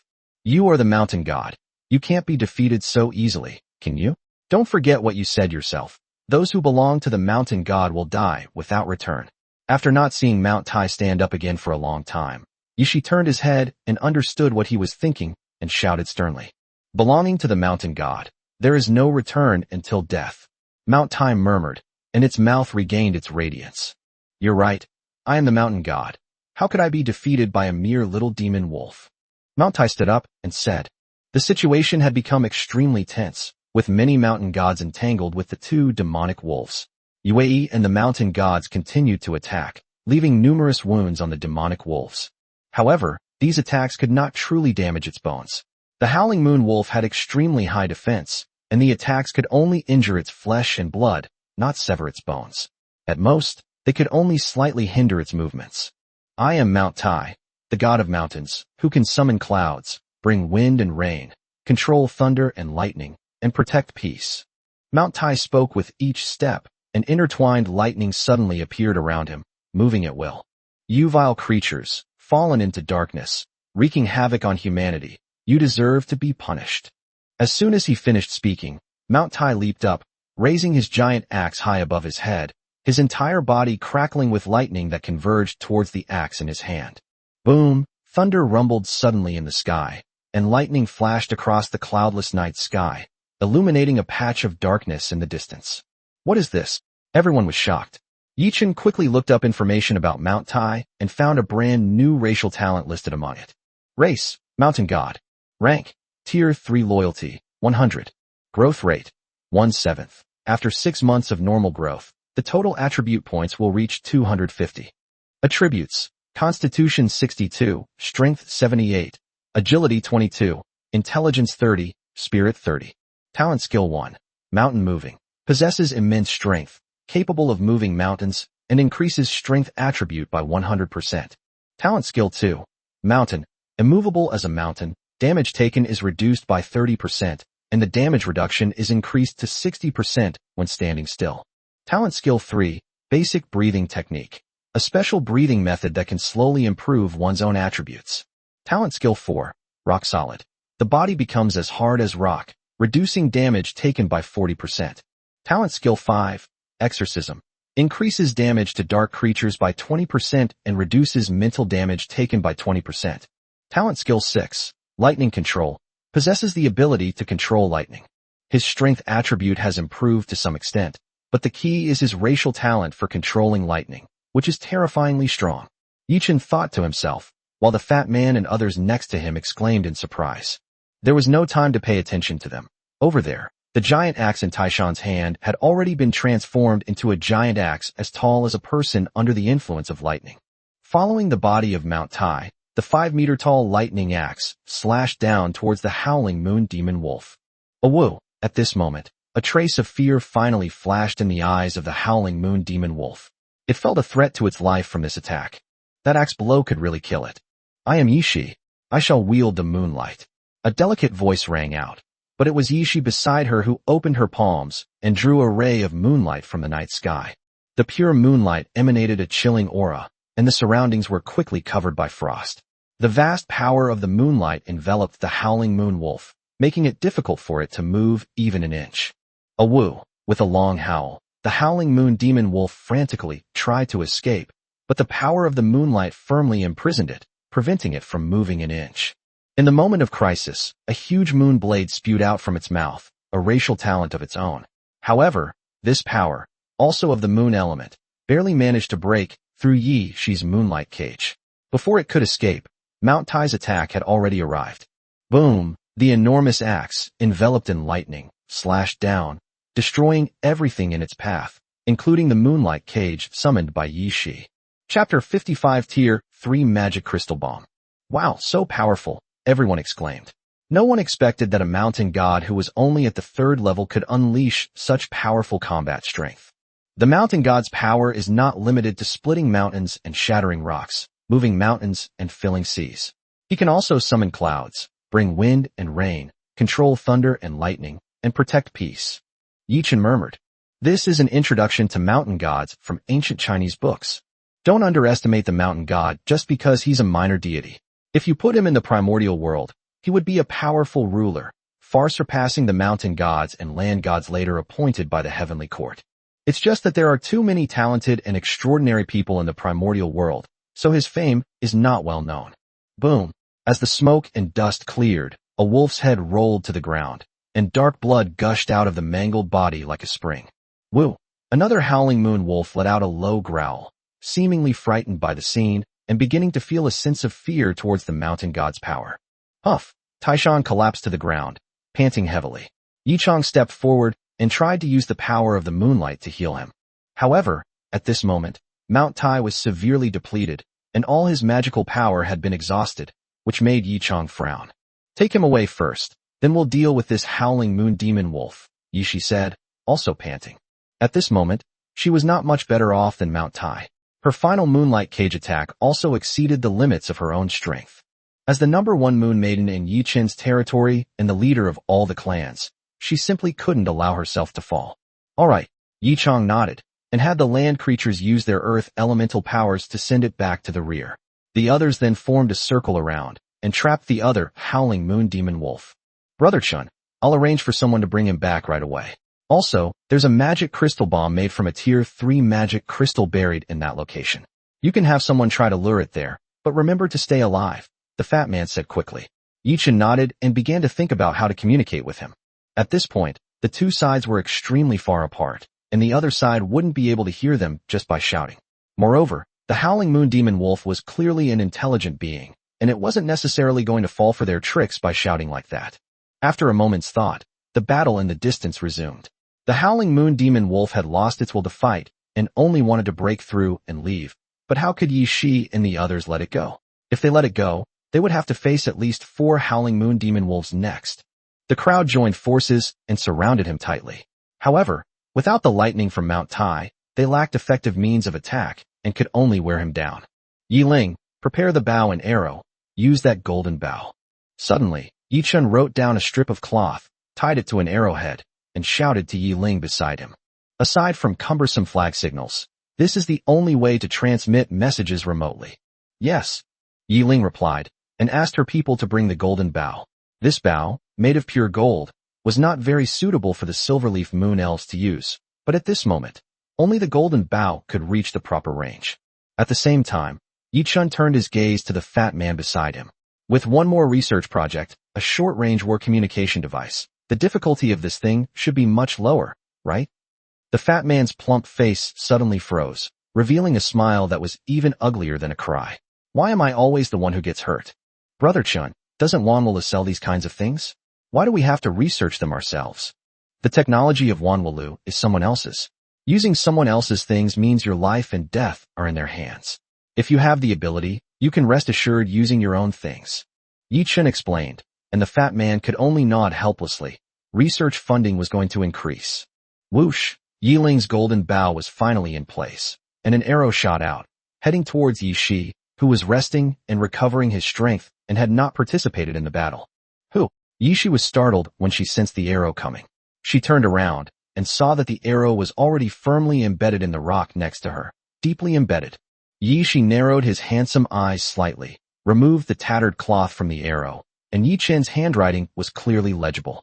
After reading it, Yi Shi paused for a moment, looked towards a certain spot in the distance, then glanced at the people fighting and the howling moon demon wolf, before getting up and rejoining the battle. Soon, Yi Chen and the others watching from afar noticed that the battlefield was slowly moving, not fast, but always getting closer to the location the fat man had given earlier. Blow it up, blow it up, blow it up, the fat man muttered, looking expectantly toward the battlefield. This is the first time he has used a Tier 3 magic crystal bomb. He doesn't know what kind of power it can produce or whether it can pose a threat to Tier 4 creatures. Today is a perfect opportunity to witness a miracle. The howling moon wolf moved its position imperceptibly, slowly advancing towards the predetermined location. As Yi Shi and the others expended their strength and had to evacuate before the explosion, the pressure of fighting the howling moon demon wolf increased.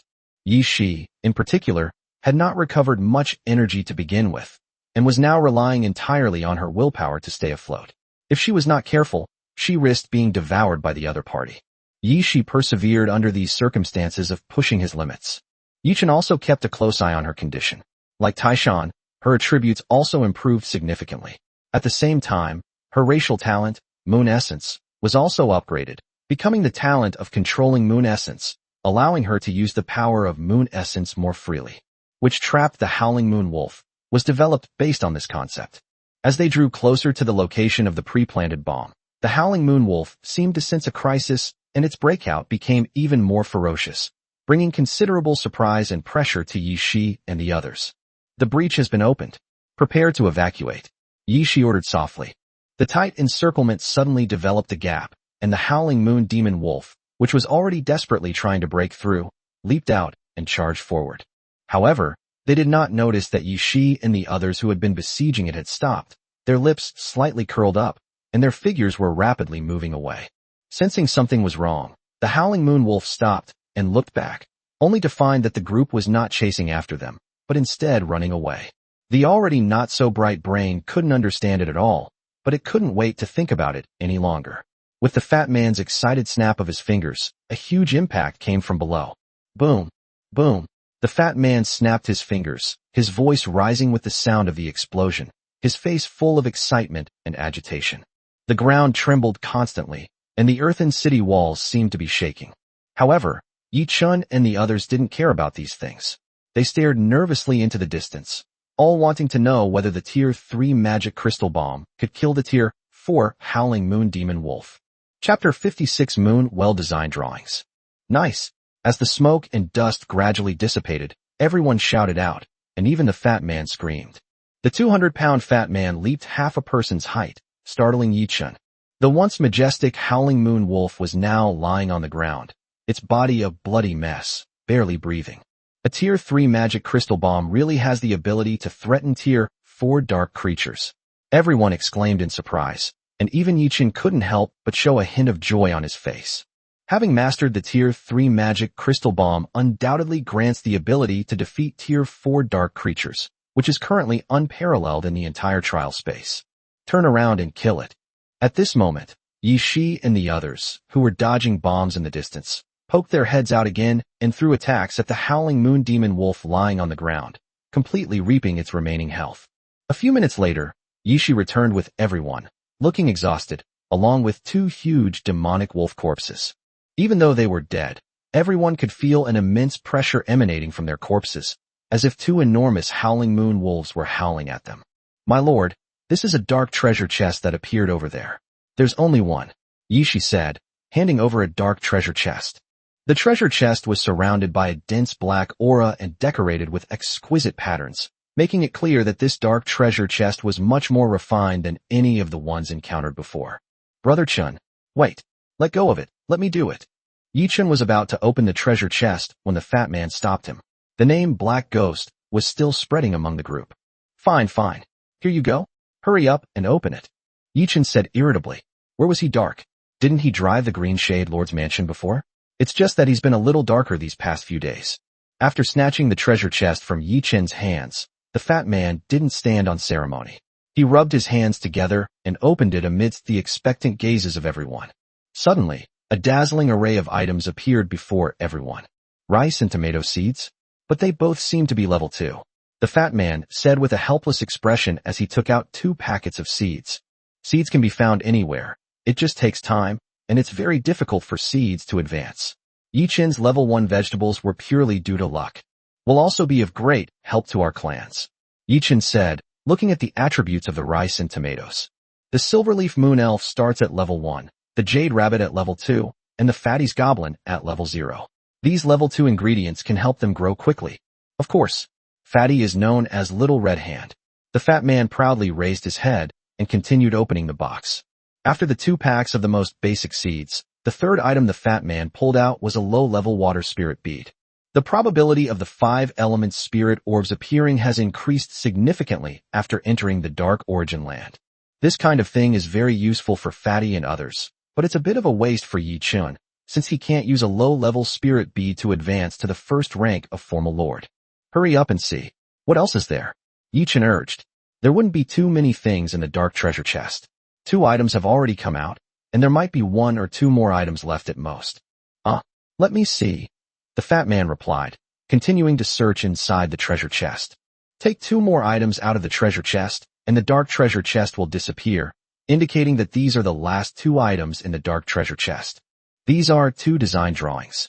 When 2 scroll-like sheets of paper appeared in front of everyone, it was clear without even looking at the contents that these were definitely 2 design drawings.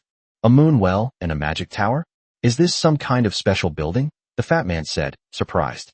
Buildings such as magic towers and workshops, although they also used blueprints, are all conventional buildings. Moonwells, judging from their names, don't seem like conventional buildings. They are often structures with special effects. Let's see what the moonwell is for. Yi-chun asked expectantly, and the fat man revealed the blueprints of the moon well amidst everyone's anticipation. Moonwell, level 1, can be upgraded to level 5. Materials needed, 500 stones, 10 moonstones, next to the mother tree. Area, 12 square meters. Building attribute 1. Using the moon well can collect well water, which, when drunk, can slowly restore one's vitality and accelerate growth. Building attribute 2. The water in the moon well can accelerate the growth rate of crops and livestock by 50% and increase the mutation probability by 0.1%. Building attribute 3. A faint moonlight rises from the moon well, increasing the control of nearby units over lunar abilities when they get close. These are just 3 very simple attributes, but each one is extremely useful to Yi-chun. The first ability to restore vitality allows any lord to heal the wounds of their kin, which is a boon for many new lords. As for the second attribute, compared to accelerating the growth of crops and livestock, the 0.1% mutation probability is the most important. Don't underestimate the low probability of 0.1%. Every time you plant vegetables, you can harvest a large quantity of finished products. With such a high mutation rate, the probability is actually very high when considering the large number of plants. Applies to Yi-chun's clan. TSK, you want moonstones and the mother tree. Isn't this just what I prepared for you? Take it. The fat man curled his lips. Although the attributes of the moon well looked very tempting, only Yi-chun had the mother tree, and only he could build such a structure. Then I won't stand on ceremony. Yi-chun nodded and accepted the design drawings directly. The mother tree refers to a type of tree of life. The moon well is an elven structure, and the silverleaf laurel tree can also have the effect of the mother tree. But moonstones are hard to come by, so we'll have to go find Si-Ming again, the fat man said, as if Si-Ming's image was already appearing in his mind. Moonstone is a special stone that condenses lunar power. It contains a vast amount of lunar power, but there are not many of them. At least Yi-chun and his group have not seen any yet. However, this kind of thing is described in middle school textbooks and is not a rare item. With the strength of the Wanwu Tower, it should not be difficult for them to obtain it. Then this task is yours. Here's another chance for you to have a private conversation with the beautiful Si-Ming, Yi-chun said without any politeness. After saying that, He turned around to check on the injuries of the members of the clan, leaving the fat man standing there bewildered in the wind. Chapter 57: Forging Bows and Crossbows. The items from this dark treasure chest were all quite good, including some rare gems, and everyone was very satisfied with the result. After returning to their territory, Yichen did not rush to have Le Xinghai send out more red birds to lure monsters, since Yue and the mountain gods were exhausted and needed to rest. Especially for Mount Tai, who has only just recovered from exhaustion, it is practically impossible for him to unleash such an attack again in a short period of time. Fatty, is there any way to integrate a Tier 3 magic crystal bomb into a catapult and launch it directly? Yichen asked. Relying solely on landmines is too reliant on luck. The Howling Moon Wolves aren't stupid. If they appear together, they won't repeatedly walk into the trap. It's a bit difficult. As for catapults, the distance is too close, and the accuracy and projectile speed are not enough. Tier 4 creatures can easily dodge them. If we use guns or cannons, the impact would be too strong, and the barrel might explode before it even fires. The fat man shook his head. His goblins had indeed invented firearms, but they were not suitable for launching magic crystal bombs. Yichen nodded. This was to be expected. Otherwise, the fat man would have already loaded the zero-tier magic crystal bomb into the musket. If it's just for dealing with the Howling Moon Demon Wolf, why not use a crossbow? Or that golden bow should also work. MOD, who was resting nearby, suddenly spoke up, and everyone's eyes lit up. That's right. I've seen your musket. Although it's powerful, the impact when it's fired is too great, and it's easy for it to explode.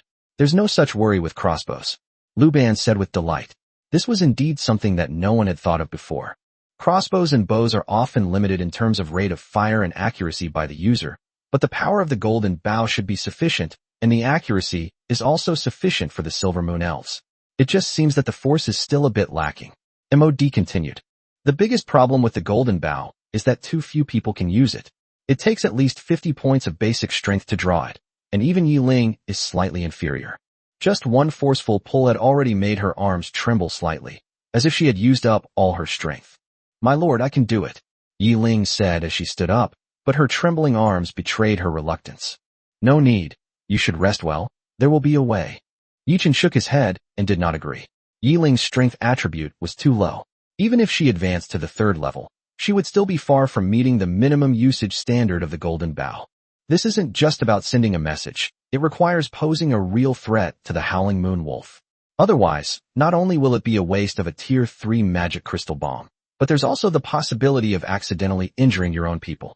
My lord, I can switch to an ordinary bow and arrow, and then follow Lord Yi Shi and the others to the front line. Yi Ling continued, showing no intention of backing down. Hearing this, Yi Chun frowned slightly. The method was correct, but Yi Ling's strength was somewhat lacking. Although she had also reached level 3, she was only at the early stage of level 3, and her overall attributes were far inferior to those of Yi Shi and others. Even ordinary Tier 3 creatures might not be able to handle it, let alone the Tier 4 Howling Moon Wolf, whose individual attributes are probably almost 10 times that of Yi Ling. It's too dangerous, Yichen said, not wanting his own clan to be put in danger so easily. The range of a typical bow and arrow is only a little over 100 meters, though a better one might reach 200 meters. This distance is too dangerous for the Howling Moon Wolf. A distance of 100 or 200 meters can be covered in just a few breaths, leaving no chance to escape. How about we forge a bow separately? A bow that focuses on speed and range, sacrificing power? After all we need to do is send out the magic crystal bombs. Luban suddenly suggested. This idea immediately caught everyone's attention, and Mosey said, then why not use a crossbow? I remember there is a repeating crossbow that has an extremely fast rate of fire and is also very accurate. But the range of this repeating crossbow is a bit short. I think a longbow would be better. After all, Yi Ling's archery skills are very accurate. Luban shook his head, holding a different opinion. Then we can try to increase the range of the crossbow. After all, compared to the bow, the crossbow is much lighter and easier to use, and anyone can use it, Mosey argued. The two began to discuss the design of the bow and crossbow, and later even many goblins and hill dwarfs joined in. Of course, catapults and muskets were also included in the discussion. For goblins and dwarfs, muskets and crossbows are far more useful than bows and arrows. However, the musket design was quickly abandoned, as its powerful recoil made it unsuitable as a launcher for magic crystal bombs. Ultimately, they focused their attention on crossbows and bows. Liu Ban and Mo Di each took a design blueprint to the workshop in Gao Kai Dai's territory to have them forged, as only her workshop currently had a forging furnace. This? Can they really do it? The fat man asked doubtfully. Amidst the heated discussions and enthusiastic implementation, they, the lords, seemed to have become mere supporting characters. The families are also independent life forms. They have their own thoughts and abilities, and are no less than us lords, Yichen said calmly, seemingly having absolute confidence in the families. My lord, please rest assured, I will definitely be able to kill the Howling Moon Demon Wolf, Yiling said firmly after hearing the words of the lords. I believe you, but your safety is more important. Yichun patted her shoulder, his face full of worry. These were all vibrant lives that had accompanied him for almost a month, his family and followers who believed in him. He had an obligation to be responsible for their safety, and this was the burden that Yi Chun felt he should shoulder. Yiling kept her head down and didn't speak, her tall and slender figure exuding determination and perseverance. Half an hour later, Liu Ban and Mod arrived, each carrying a longbow and a crossbow. This was the time Yi Chun had given them. This is a longbow I just forged from refined iron. The craftsmanship of the dwarves is truly exceptional. I certainly couldn't forge it myself right now, Liu Ban said with admiration, taking a silver longbow from the dwarf's hand and handing it over. The bow, which was over a meter long, immediately caught Yiling's eye. The dwarf's forging skills are indeed impressive. This is a crossbow I made. It has a range of 300 meters, but its rate of fire is extremely fast, no less than the muskets made by the goblins, Emojai said, taking out a crossbow. Both weapons were irresistible, but in the end Yiling chose the longbow crafted by Liu Ban. This bow is made entirely of refined iron, and the bowstring is made of the sinew of a third-tier earth dragon. After Liu Ban's minor adjustments, its original power has decreased slightly, but its attack range can reach the maximum of 500 meters, which undoubtedly improves Yiling's safety considerably. Most importantly, compared to crossbows, the elven race has a greater talent for bows. Chapter 58. Another battle against the dire wolf pack. My lord, this bow is excellent. I'm sure I can do it, Yiling said, holding the bow with obvious delight. Silver Moon elves in the territory had never been able to possess a good bow. This bow was considered the Silver Moon elves' first top-quality item. Although it is not as powerful as the golden bow, it is still much stronger than an ordinary wooden bow. That's good, but you still need to be careful. Taishan will protect you the whole time. Yichen nodded and said, glancing at Taishan beside him. In terms of combat power, Mount Tai is now the strongest among all the mountain gods. Even if his physical strength has not been fully recovered and he can no longer exert the terrifying attack power he had before, protecting Yiling is still not a problem. Don't worry, leave it to me, Taishan said, patting his chest. Yiling smiled and nodded at him. With everything arranged, Li Xinghai's red-colored birds set off again. This time, if conditions allowed, they would attract some of the dire wolves, but it was more likely that they would attract the entire dire wolf pack, since they were carrying the head of the Howling Moon Demon Wolf this time. A high-ranking dark creature, its head alone is enough to drive an entire dire wolf pack mad. Chirp, a full 10 red birds took flight, their clear chirping echoing in the sky. Yi Ling and Yi Shi, along with the others, prepared to set off again. 5 arrows in total. There's no other way. Making tier 3 magic crystal bombs is still quite troublesome, so this is all we have for now. The fat man handed 5 special arrows to Yi Ling and said, 5 arrows and 3 wolves are enough. Yi Ling smiled, turned around, and followed the earth's spirits underground. Soon, the howling of wolves rang out again in the distance, and pairs of scarlet eyes appeared in the darkness, rapidly approaching the city. Chirp, 10 red birds took off, using the heads of howling moon dire wolves as bait. This time, they didn't need to fly too low, they just needed to stay at a relatively safe height, and keep the dire wolves luring them away. A woo, a snow-white howling moon wolf rushed out of the darkness and suddenly charged towards the red-colored bird in the air. The flock of birds scattered immediately, and only one red-crowned crane was caught off guard and pounced on, dying in the wolf's jaws. Please accept my condolences. At least there was only one this time, the fat man said, his face filled with grief. A woo, at this moment, another howling moon wolf rushed out and leaped into the sky. A fleeing red bird, in its panic, plunged headfirst into the wolf's mouth. The howling moon wolf, which was originally about to pounce on the wolf's head, was stunned. Dessert delivered to the door? Where's the main course? It was purely an accident, purely an accident. Didn't it just rush in on its own? Maybe surviving in this darkness was too hard, and it couldn't think straight. It's a relief, the fat man explained somewhat awkwardly, comforting the little fat boy, Li Xinghai's wounded heart. Whoa! As soon as the words were spoken, the third howling moon wolf rushed out. This howling moon wolf was larger and more powerful. It snatched the wolf's head in its mouth, along with 2 red birds that were flying with the wolf's head in their hands. Looking at Li Xinghai's resentful eyes, the fat man didn't know how to comfort him. So, if you have a jinx, you should talk less, or better yet, not at all. Yi Chen patted his shoulder and said earnestly. This wasn't the first time he'd experienced the venom in Fatty's mouth. Wu, the Wolf King, did not eat the wolf head. After swallowing 2 red birds, it looked at Yi Chen and the others with hatred in its eyes.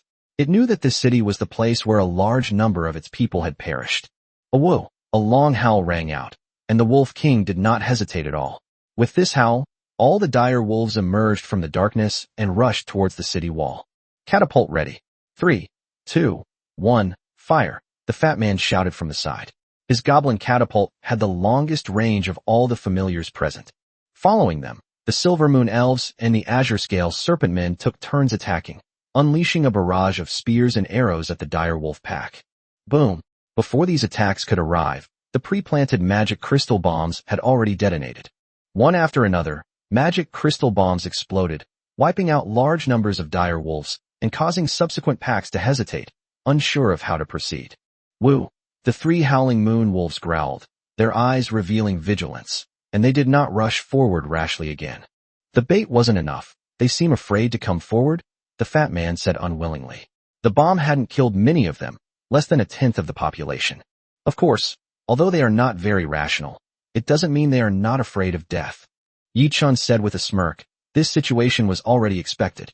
As he finished speaking, 10 mountain gods emerged from the ground one after another, unleashing earth-based spells at the dire wolf pack. While killing the few remaining dire wolves, they also provoked their roars once more. A pack of dire wolves charged at them recklessly once again, but before they could reach the ground, another violent explosion rang out.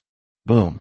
Giant wolves were blown away, and some dire wolves were even blown up more than once.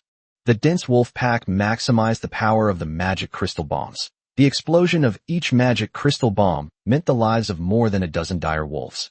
Just as they were about to reach the land, all 10 land beings sank underground, only to reappear in a different location.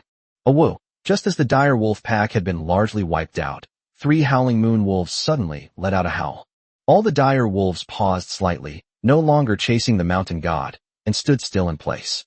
However, by this time they were not far from the city wall, only 200 or 300 meters away, which put them within the attack range of the Silver Moon Elf and others. Deadly arrows, spears, and boulders rained down from the sky, once again silencing a large number of dire wolves. Great! There are less than 1,000 dire wolves left now, and we'll be able to take them all down soon, the fat man said excitedly, but Yi Chen just glanced at him indifferently. Shut up, don't talk. Also, these remaining dire wolves are basically all at the late stage of Tier 2, or even Tier 3, Yi Chen said irritably. The remaining dire wolves are all quite strong. Low-level magic crystal bombs are not enough to kill them in one blow. Even if they are lucky enough to step on a level 2 magic crystal bomb, they are usually seriously injured. The fat man silently shut his mouth and went to draw circles in the corner. Chapter 59, Severely Injured Wolf King. Woo! The wolf howls rang out once again, and the dire wolf pack stopped completely at the distance of the projectile. Even with the land creatures continuing to interfere, it was difficult to prevent the dire wolf pack from advancing even an inch. Woo! The 3 howling moon wolves suddenly moved, running on all fours, and in a few breaths they arrived in the pack of dire wolves. They opened their mouths and shot a moon blade toward the ground where the spell was being cast. Boom! A deafening roar rang out, and a local deity was blasted out of the ground before he could dodge. The howling moon demon wolf immediately rushed up, wanting to swallow the local deity whole. Boom! The sound of an explosion rang out, but it was only a few Tier 1 magic crystals. Apart from causing the howling moon demon wolf at the front to pause slightly, the 2 behind it pounced forward without any effect. Get out of the way. 2 mountain gods rushed over, leaping out from underground to block one of the howling moon demon wolves. They did not linger in battle, retreating after a brief encounter. After a short while, the mountain gods had already hidden underground again, and the 2 mountain gods also withdrew. What a pity, There are too many magic crystal bombs buried around here, otherwise it would be a good battleground, the fat man said regretfully. Magic crystal bombs buried underground cannot stop these 3 howling moon wolves. Only tier 3 magic crystal bombs can truly threaten them. It's not such a pity. I remember there was a tier 3 magic crystal bomb buried nearby, Yichen said, looking around. Tier 3 magic crystal bombs. Besides the 5 that Yi Ling has, the remaining 5 are buried in various locations. Apart from those that were blown up earlier, there are currently 4 left. One of them is located near the current location of the Howling Moon Wolf. That location is still quite a distance away. The fat man estimated that it was about 50 meters away, and it was on the side, so it would be quite difficult to lure them there. It's easier than leading them back, Yichen said without hesitation. Now that they've come all the way to their doorstep, there's no point in expecting the wolves to want to retreat. These are creatures of the dark, not just a pack of wolves. Death may have a certain deterrent effect on them, but their thirst for life can drive them mad. As soon as he finished speaking, Yi Shi and the others on the battlefield clearly had the same idea as him. One of the land spirits peeked out from another spot and launched an attack directly at the Howling Moon Demon Wolf. 3 magic crystal bomb. The landman's current location was right between the Howling Moon Demon Wolf and a bomb that was buried there. Woo! However, this time, the Howling Moon Wolves did not rush forward. Instead, they kept whimpering and their eyes swept between the mountain god and the city wall, as if they were hesitating about which way to go. Seeing this, several more landmen rose from the ground, but this time their target was not the Howling Moon Wolves, but the pack of dire wolves beside them. Various earth-based spells emerged, continuously reaping the lives of these dire wolves. Woo! Finally, one of the Howling Moon Demon Wolves couldn't stand it any longer and roared as it charged toward the landmen. However, its powerful leaping ability allowed it to jump directly over the magic crystal bomb without detonating it. Kill! At this moment, 2 mountain gods rushed out from underground, their fists as big as casserole dishes, smashing towards the Howling Moon Demon Wolf. Boom! The immense force sent the Howling Moon Demon Wolf flying back more than 10 meters. This retreat caused it to step directly onto a bomb. Boom! A huge roar rang out, and the Howling Moon Demon Wolf's body was blasted away, rushing towards the 2 mountain gods who were still fleeing. The enormous impact caused the 2 mountain gods to stagger and fall forward, but fortunately the land deity arrived in time to take them underground. Whoosh! The violent tremors and terrifying impact shocked the 2 Howling Moon Demon Wolves behind them. They retreated continuously, but touched a large number of magic crystal bombs buried in the ground, which immediately triggered a series of explosions. A great opportunity. Yi Chen's eyes lit up. In a corner, Taishan had already brought Yi Ling out of the underground state. With the longbow drawn, a specially made arrow was knocked at his fingertips and suddenly shot towards the 2 Howling Moon Wolves. Whoosh! This arrow was extremely fast. While it benefited from the bow, the arrow itself was also specially designed to withstand less resistance and achieve greater speed. Such an arrow was nothing to the Howling Moon Wolves. It couldn't even pierce their fur. But the moment the arrow struck their bodies, a tremendous roar suddenly rang out.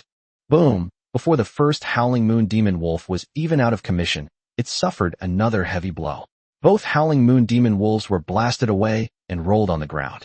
Yi Ling, however, had no illusions and immediately drew her bow and shot 2 more specially made arrows, each aimed at one of the 2 Howling Moon Demon Wolves. Boom! The explosions on the field never stopped. The terrifying power made the dire wolf pack not far away tremble, their eyes filled with fear and unease. Meanwhile, the city wall where Yi Chun and the others were located shook as if an earthquake had struck. Fatty and Le Xinghai even sat down hard and couldn't stand up at all. That's incredible, the fat man exclaimed excitedly.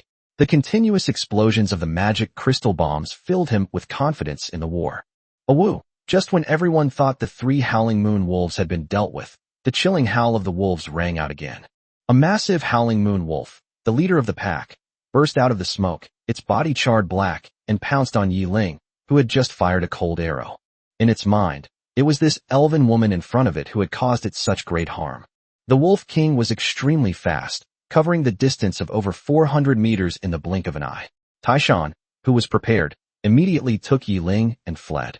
Yi Shi and the others then appeared and launched an attack on the Wolf King. No way.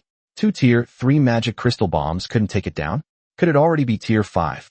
The fat man stared at the Howling Moon Demon Wolf that rushed out from the center of the explosion, his face filled with disbelief. Tier 4 attributes are already incredibly strong, so it's normal that it didn't kill us. Besides, the first magic crystal bomb didn't hit us very accurately. Yichen said quickly. Seeing that Yi Ling and Tai Shan had successfully dodged the Wolf King's attack, he couldn't help but breathe a slight sigh of relief. Yi Shi and the others are currently focused on dealing with the other two severely injured Howling Moon Wolves, and there is indeed no time to come and support them. Fortunately, as the explosion ended, the other two Howling Moon Wolves were seriously injured, and their life force was gradually depleted under the attacks of Yi Ling and the others. After losing its target, the Wolf King let out an angry roar of resentment in the air, and turned its gaze back to Yi Chun and the others on the earthen wall. Then it charged over without hesitation. Chapter 60, Please stay away from the treasure chest. Stop it, Zhou Wenbin shouted, and several mountain giants rushed out, blocking the Howling Moon Wolf King's path. This Wolf King's strength is probably already in the mid to late stage of the 4th tier. It's difficult for a 3rd tier magic crystal bomb to seriously injure it. Yichen said helplessly. If the energy level is not high enough, it is difficult to cause fatal damage to high-level life forms. Boom! The Wolf King's strength was extremely strong. The mountain giant, which was more than 10 meters tall, was sent flying by a single palm strike, scattering a large amount of rubble. None of the mountain giants could withstand a single blow from the Wolf King. Their strength was terrifying. What should we do? The Tier 3 magic crystal bomb is already our strongest weapon, the fat man asked in a panic. This was the strongest attack they could currently use. If the quality isn't good enough, then we'll make up for it with quantity. If the remaining magic crystal bombs in Yi Ling's hands explode at the same time, they should be able to severely damage it, right? Yichen thought for a moment and said.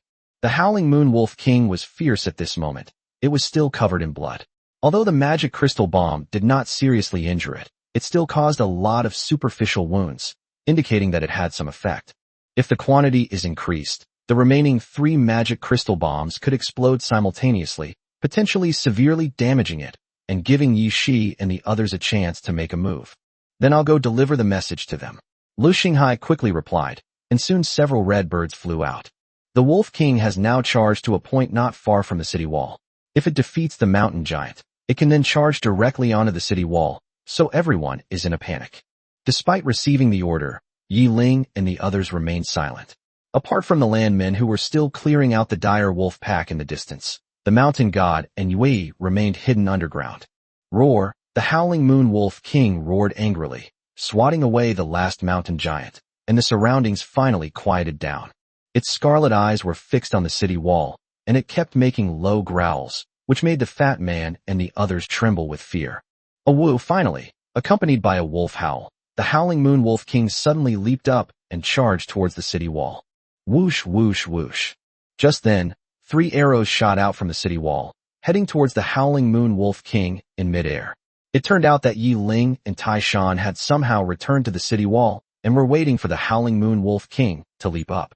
The Howling Moon Wolf King, high in the sky, had nowhere to grab hold of and desperately tried to twist its body to dodge the deadly arrow, but it was too late. Boom! A huge explosion rang out, and the terrifying impact forced Yi Chun and the others to retreat continuously until they were pressed tightly against the female wall behind them. Compared to the clansmen, the new lords who have not yet become official lords are far inferior in terms of attributes, and may not even have the strength of a first-tier lord. Such an energy impact is somewhat difficult for them to withstand. Fortunately, the explosion was far enough away from them that they recovered quickly after only experiencing a wave of energy impact. The crowd ran to the edge of the city wall and looked at the explosion site in the distance. Because the explosion occurred in the air, the Howling Moon Wolf King's body had already fallen to the ground due to the impact of the explosion. Large areas of his body were charred black, his abdomen was rising and falling slightly, and he was only breathing weakly. It works, the fat man said excitedly. The ground around the Howling Moon Wolf King was already stained with black blood. The loss of a large amount of blood made the Howling Moon Wolf King's aura weaker and weaker. Let's begin the final assault. Yichen nodded. Now he no longer needed to give orders. With the Howling Moon Wolf King severely injured, Moon Goddess, Mountain God, and Earth Gods rushed over and launched a final attack on the Wolf King. Although the Wolf King, severely wounded and bleeding profusely, did not die, he was powerless to resist the attack of numerous prehistoric clans and breathed his last for a short time. The next phase involved the final cleanup of the dire wolf pack. The massive dire wolf pack and the powerful howling moon wolves were no longer a threat to them. Send Red-Crowned Bird to check the situation over there, in case other dark creatures move in prematurely. Also, arrange for another batch of Crimson Birds to keep watch at a distance. If any other groups of dark creatures come and try to use the spatial rift to reach the trial world, notify us immediately. Ignoring the remaining dire wolves, Yi-chun began making arrangements for what to do next. Other groups of dark creatures may arrive at any time, trying to reach the trial space through the spatial rift, so their time is extremely precious. Okay, I'll arrange it right away. Lu Xinghai nodded. Meanwhile, as the dire wolf pack was gradually cleared out, Yi Shi and the others returned one after another, bringing back a series of dark treasure chests. The dire wolf pack is stronger than the carrion hounds, and the dark chests they collect are far more numerous and exquisite, with each wolf having one, and some even having extra. What Yi-chun was holding was the treasure chest that had been formed after the Howling Moon Wolf King died. If nothing unexpected happened, this should be the most valuable of all the treasure chests. I could never be a black man, Yi-chun said firmly in the face of everyone's rejection, and opened the dark treasure chest in his hand. Suddenly, a dazzling golden light shone, causing everyone to turn their heads in surprise. Could it be that something good was about to be revealed? As Yi-chun took out the contents of the treasure chest, everyone gasped in surprise. A low-grade golden spirit orb? Brother Chen, are you kidding me? This is a level 4 Wolf King, for crying out loud. The fat man said, holding the golden spirit orb he had just opened from the treasure chest, his voice filled with heartache. It's not finished yet, what's the rush? Good stuff is coming out soon, Yi-chun said, reaching into the treasure chest again, but this time he only pulled out 2 packets of seeds. The seeds of ginseng, a 4th-tier spiritual herb, and the fry of silverfish, a 3rd-tier species, are the highest level crops that everyone has seen so far. Still calling me a black devil, Yi-chun said smugly, reaching his hand into the treasure chest again. Finally, a scroll was taken out, and the treasure chest disappeared to everyone's astonishment. You only got 4 items from a treasure chest condensed by a tier 4 Wolf King. The fat man reached out and touched it, unwilling to accept that the treasure chest was indeed about to dissipate. This design is definitely pretty good, Yi-chun said, picking up the design. It turned out to be another blueprint for a 5-element cycle formation, but its attributes were average, even worse than the one they had obtained before, which made everyone heartbroken. Brother Chun, I'm telling you, why don't you just stop opening the treasure chest? My heart is aching, the fat man said with heartache, casually taking a spirit pearl from the treasure chest in his hand. Intermediate grade, gold-type spirit orb. Chapter 61, Leaving the Territory. Alright, I'll let you open all the treasure chests from now on, Yi-chun said dejectedly. Why did he suddenly become so unlucky? It's definitely not his fault. It seems to have started after he met Zhou Wenbin and the others. They must be the ones who are corrupt, and they infected him with their ideas. Yes, that's definitely it. Yi-chun quickly found the reason and reassured himself with certainty. Luck is a truly mysterious thing. Some people are born in Europe, while others struggle their entire lives to be considered unlucky. Compared to Yi-chun, the items offered by the others were much better. Gold-type spirit orb that the fat man obtained. The others successively obtained 3 more spirit orbs, but they were all low-grade. There are also 3 blueprints for special buildings and 1 blueprint for a cyclic magic circle. However, the design of the cyclic magic circle was not very good, and its effect was slightly worse than the one obtained before, so the fat man put it away to use as future stock. Brother Chun, the red bird has sent back a message. It hasn't been occupied by other dark creatures yet. Should we go over there now? After packing his things, Lu Xinghai's red bird flew back and looked at Yi-chun, saying, Go? Of course I'll go. And the sooner the better. Yi-chun nodded. Fatty, your goblins come and clean up the battlefield. Dwarves grab your muskets. And the mountain god, the earth god, the moon goddess, the moon, embracing rabbit, and the medicine-pounding rabbit. Come with me. The movement speed within the territory is too slow. To reach the location of the Holy Light Stone, the only option is to leave the territory and lead your own kin. This is why many lords lose their lives or even become tainted by darkness. After all, many of the locations of the source of darkness are inaccessible from floating islands. Only lords can lead their kin to those places. How about we go? You shouldn't go. It's too dangerous. Zhou Wenbin stammered. He was already extremely grateful that Yi-chun had come with them. So how could he let him take any more risks? That's right. She's our little sister after all, We can't let you take such a risk. Lu Xinghai said as well. If Yichen really got into trouble here, they would feel guilty for the rest of their lives. Stop talking nonsense and hurry up and leave. If I don't go and we run into other dark creatures, will you be able to come back? Yi Chen retorted, leaving the others speechless. If they were to encounter a horde of tens of thousands of dark creatures, it's hard to say whether they would be able to return alive. The crowd looked at each other, unable to find any words to refute him. Yi Chen had already jumped onto the shoulder of a mountain god with Zhou Wenxuan, ready to set off. What?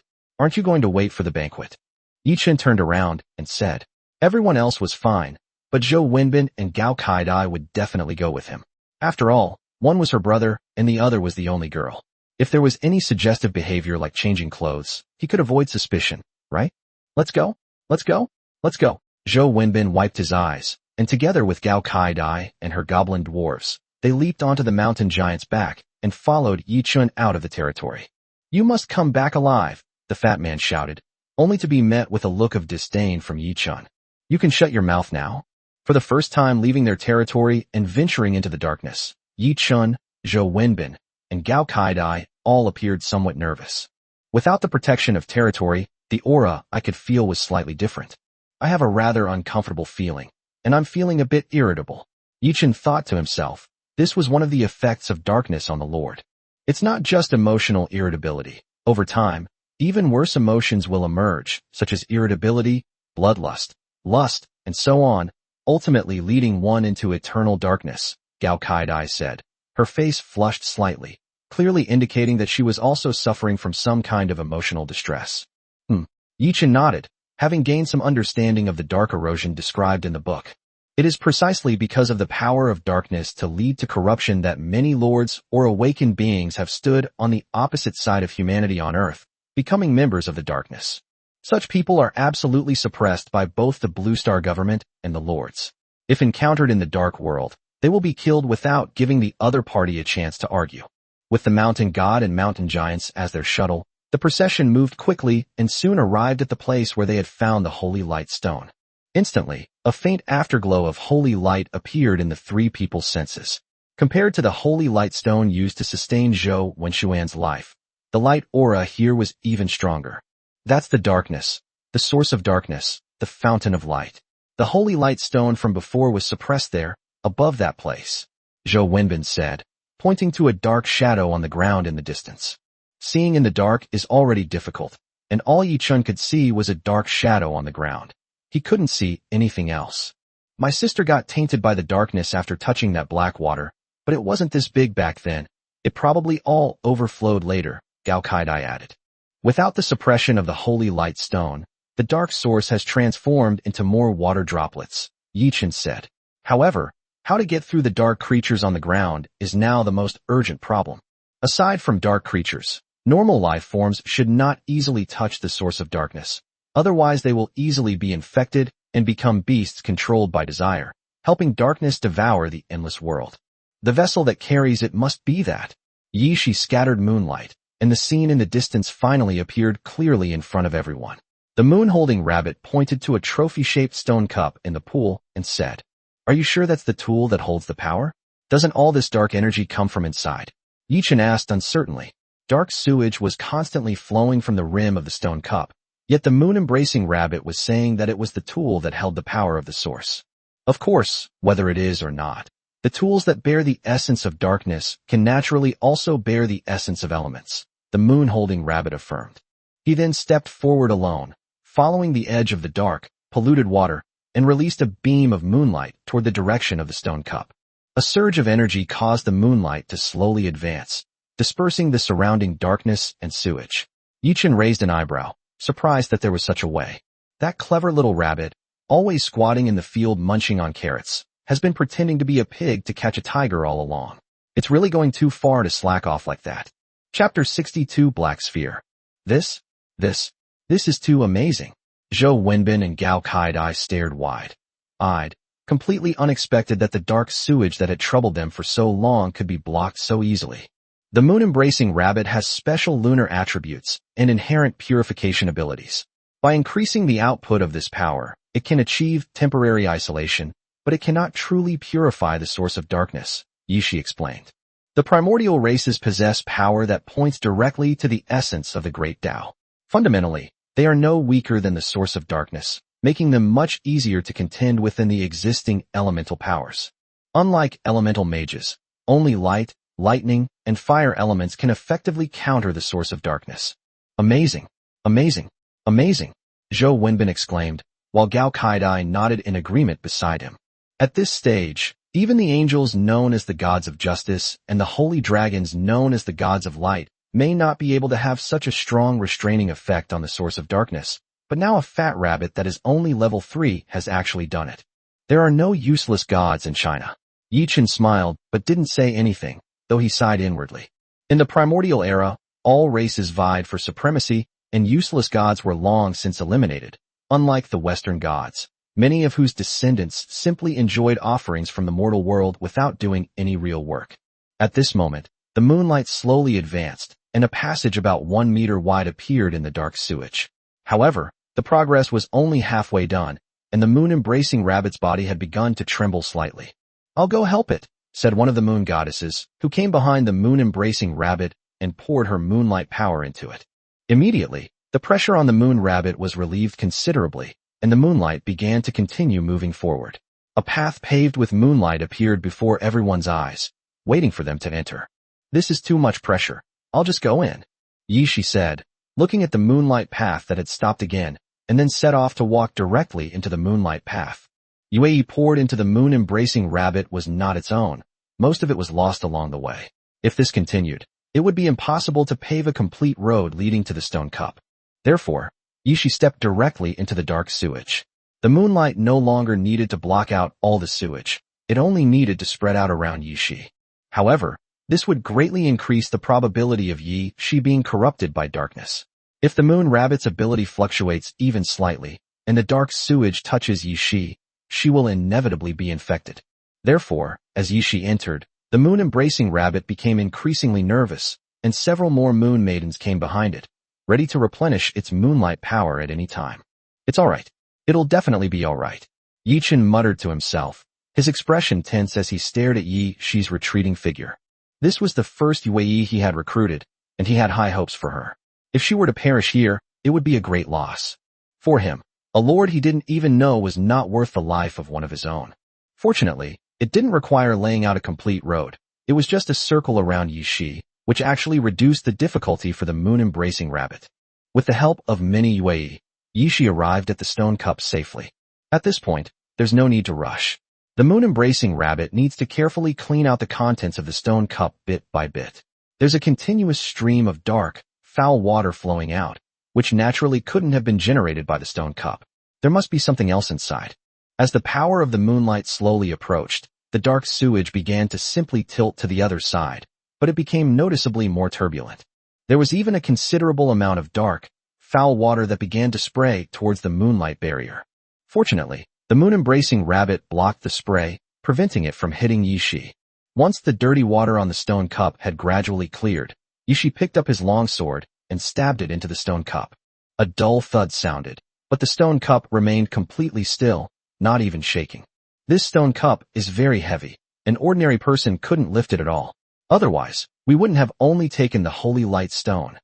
Zhou Wenbin wanted to speak, but he couldn't get the words out for a long time. In the end, it was Gao Kaidai who spoke. Upon hearing this, Yi Chen frowned slightly.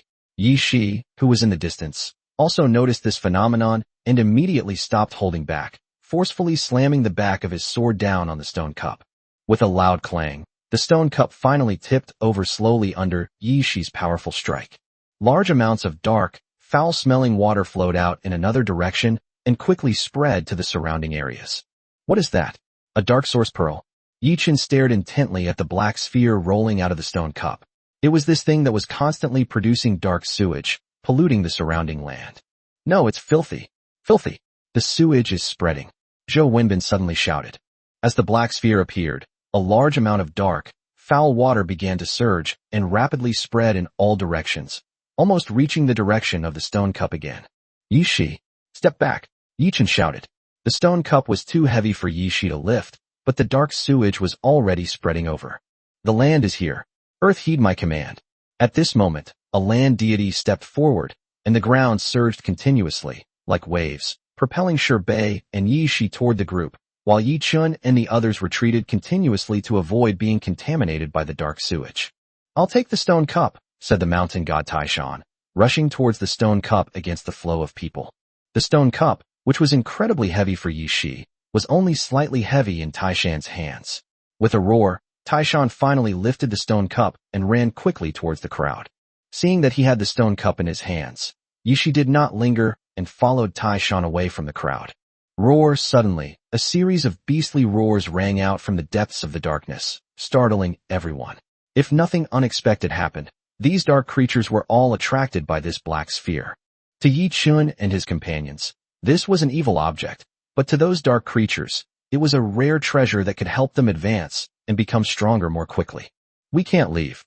We must destroy that black sphere. Otherwise, without the holy light stone to suppress it, the dark power will continue to spread, and soon the entire space will be polluted, and it may even spread into the trial space." Hearing the roars of the beasts around him, Yi Chun suddenly stopped and looked behind him with a worried expression. Although it is only the weakest of the dark objects, if left unattended here, it will eventually become a scourge day after day. Chapter 63: Destroying the Source. Upon hearing Yi Chun's words, everyone stopped and looked at the black bead not far away. The dark sewage was spreading rapidly, gradually approaching them. It wouldn't be long before this area was swallowed up by the dark sewage. This was followed by a riot of dark creatures in the surrounding area, for whom the dark sewage was an excellent source of nourishment. But, do we have the ability to destroy the bead? Zhou Wenbin asked. Destroying something that is the source of darkness is not difficult, but that is only relative to a formal lord. For these new lords, destroying the source of darkness will be no easy task. That's right, and when it's destroyed, it releases a large amount of dark power all at once, which we probably won't be able to withstand, right? Gao Kaidai said as well. These are the two biggest problems in destroying the original item. Lord, we are willing to stay and destroy the source of darkness. We will die without regret. Yi Shi and the others knelt on one knee and said to Yi Chun with a look of fearlessness. Roar! Not only them, but Zhou Wenbin's mountain giants also approached, letting out low roars towards everyone, clearly wanting to destroy the source of darkness as well. Upon seeing this, Zhou Wenbin and Gao Kaidai fell silent, their unfinished words caught in their throats. Resisting the darkness is the meaning of their birth in this world, and we, as lords, are here to help them achieve this vision. Yi Chun said in a deep voice, looking at the clansmen kneeling on the ground, and raised his hand to help them up. You don't need to kneel down, and no one needs to sacrifice their lives. It's just a dark entity. It's not enough to cost you your lives. In Yi Chun's words, Zhou Wenbin and Gao Kaidai both felt the weight and responsibility in them. But sir, Yi Shi spoke up, wanting to argue further, but was stopped by Yi Chun. Mountain giants and mountain gods, retreat to a safe distance. Earth gods, prepare your strongest single-target spells. Moon goddess and jade rabbits, construct defenses. Yi Chun quickly instructed, while also having the mountain gods raise the ground beneath them to slow the spread of the dark sewage. The encroachment of darkness, though unaffected by anything, is undoubtedly slowed down by raising the terrain, since an angled path always covers a greater distance than a straight line. The mountain god, is only at level 3. Can they really shatter that bead? Zhou Wenbin and Gao Kaidai both had similar doubts. Shattering something of the origin of darkness requires at least level 4 attack power, which is why most new lords cannot do it. With enough time to prepare, this old man can do it. Before Yi Chun could speak, a local deity spoke up first. That's right. And if the 10 of us working together can't even break a tiny stone bead, then we wouldn't deserve the name of the land. Another land deity said confidently. UAE will definitely fight to the death to protect everyone. If we are unfortunately breached by the dark energy, UAE is willing to stand in her own body to buy time for everyone to evacuate. Yi Shi said, even making a pledge. All right, today, let's face the darkness head on. Yi Chun shouted. Zhou Wenbin and Gao Kaidai began to lead their clansmen to retreat, while the mountain gods continued to raise the terrain to slow the spread of the dark sewage. You, be careful, Zhou Wenbin shouted at Yi Chun, turning back every 3 steps. Yi Chun waved and left them with only his imposing back. Boom, the 10 landmen worked together, and a 2-meter-thick earthen gun slowly rose from the ground, continuously compressing and solidifying as it spun. The power of the land beings originates from the earth, and in China they are even known as Earth Immortals, whose control over the land is unparalleled. The massive, 2-meter-thick earthen spear, under their combined force, continuously solidified and compressed, eventually transforming into a normal-sized stone spear, demonstrating its immense density. Moreover, as they continued to polish it, the clay spearhead developed a metallic sheen, with a few glints of cold light, and its sharpness far surpassed that of ordinary weapons. This earthen spear has the power to break through the formation, a local earth god shouted, and the earthen spear buried in the ground shot into the sky, passing before everyone with the sound of dawn breaking. Rock spear is a commonly used spell in advanced earth magic, but even a regular rock spear could not achieve the level of skill shown here. The moment the earthen spear rose, the other 9 earth spirits released their control over it, and began to compress and solidify the land around the black bead, making it able to withstand the impact of the stone spear. This is much easier than using a clay gun. You just need to compact the soil. As for the person controlling the clay gun, he didn't let it pierce the ground directly. Instead, he made it fly around the hill beneath his feet, waiting for others to compact the ground, while simultaneously increasing the inertia of the clay gun and enhancing its impact. Once the ground beneath the black bead was sufficiently compacted, the clay gun shot into the sky, then turned its head and, aided by gravity, fell back to the ground. Gravity boost. The land gods acted again, this time with the help of some mountain gods. The sudden increase in gravity multiplied the acceleration of the falling stone spear, and in an instant, it crashed to the ground like a meteor. Guided by the spiritual power of the many land beings, the stone spear landed precisely on the location of the black bead. It's our turn. Yi led the many moon goddesses and jade rabbits up, and even the moon-embracing rabbit and the medicine-pounding rabbit were not left out this time. The soft moonlight shone down, forming a gentle curtain of light in front of everyone, protecting them from the darkness. Boom! In just a moment, before the sound of the stone spear crashing down had subsided, everyone felt a terrifying force rapidly spreading outwards from the black bead. Stop! Yi Shiqing shouted, and all the power of Yue and the jade rabbit began to surge wildly into the moonlight curtain. The hill beneath their feet rumbled and roared, and even with many Yue standing in front of them, the immense impact still forced everyone to retreat. Fortunately, a mountain god stood behind Yi Chun, supporting his frail body. Puffed, dark power surged wildly, and a jade rabbit was immediately knocked unconscious by the impact of the first wave of power. Then the other jade rabbits collapsed one after another, but fortunately they were all just exhausted and fainted, and none of them were seriously injured. This final force came and went quickly. In just an instant, the terrifying impact gradually subsided. A large amount of dark sewage was kept out by the moonlight barrier, while a mysterious power surged into Yi Chen's body. Before he could even get a good feel for it, Zhou Wenbin and Gao Katie's voices came from behind him. Yi Chen, run. Good. Good. So many dark creatures. Chapter 64 Nightwalker. Turning their heads, they saw several mountain giants striding toward them with huge strides, their expressions filled with panic. Having just withstood the surging dark sewage, Yi Chun, who hadn't even had a chance to catch his breath, was suddenly stunned. But he couldn't care less about anything else, so he called to his fellow clansmen and leaped forward using the high platform. Behind the towering figure of the mountain giant, pairs of scarlet eyes gleamed in the hidden darkness. Although they didn't know what it was, any random group of dark creatures would be beyond their current capabilities to handle. What's going on? Didn't you say they wouldn't leave their territory easily? After releasing the power of the hilltop platform, Yi Chun and his many kin leaped over the black water beneath their feet and asked Zhou Wenbin and Gao Kaidai, who were fleeing in panic. How would I know? We were about to find a place to wait for you when suddenly a lot of dark creatures jumped out of the darkness, which scared us so much that we ran over here. Gao Kaidai replied quickly, ignoring Zhou Wenbin's stuttering voice. Damn it! Yi Chen couldn't help but curse. These people's words were really unreliable. However, before he could speak again, there were more roars of beasts coming from ahead. The successive roars were terrifying, and the mountain giant and the mountain god paused in their tracks. This way, Yi Chen shouted, turning around, and the group avoided the pursuers who were attacking from both sides, running to the left. Just as the group passed by, the dark creatures in front of them rushed out of the darkness. They were a group of night demons, true dark creatures, possessing strength starting from the 3rd tier. They originally mutated from dark ghouls, and slowly evolved into a completely new race. Although lower-level creatures are generally weak, they have the potential to mutate and become higher-level dark creatures, an ability that ordinary races do not possess. Wu, looking in the direction Yi Chun and the others left, Night Demon paused slightly, a moment of hesitation in his eyes, but in the end he still ran in the direction he had chosen. The shattering of the source of darkness unleashed a deluge of its own dark essence, a feast for them that few lives could not compensate for.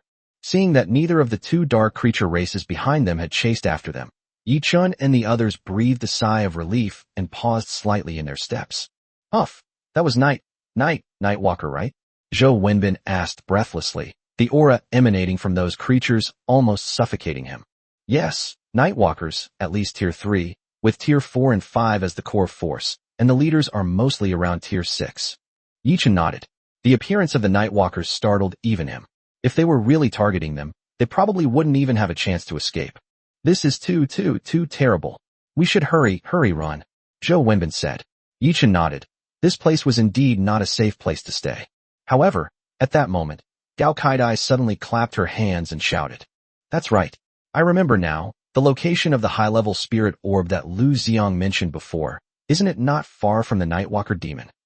Upon hearing this, Yi Chun and Zhou Wenbin, who were both about to leave, were stunned. You mean the location of the high-level spirit orb is next to the Nightwalker demon's territory? Yi Chun asked, slightly excited. A high-level spirit orb is something that ordinary lords can't obtain. Yes, he told me that if Wen Xuan hadn't been corrupted and there hadn't been a group of Nightwalkers next to the high-level spirit pearl, he would have gone to check it out no matter what. Gao Kaidai nodded. Despite her constant bickering with Lu Xiang, they were actually very close friends, sharing everything. This? Zhou Wenbin swallowed hard, looking at Yi Chun. This temptation was really too great. The Nightwalker demon has left, so there shouldn't be any other dark races there right now.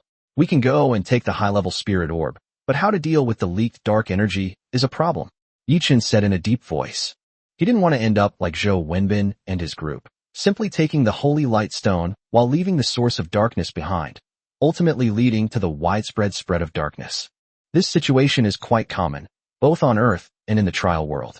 Sometimes it's due to an irresponsible lord, sometimes it's because the lord is simply not strong enough, and more often it's because of lords like Zhou Wenxuan who are corrupted by darkness after taking something.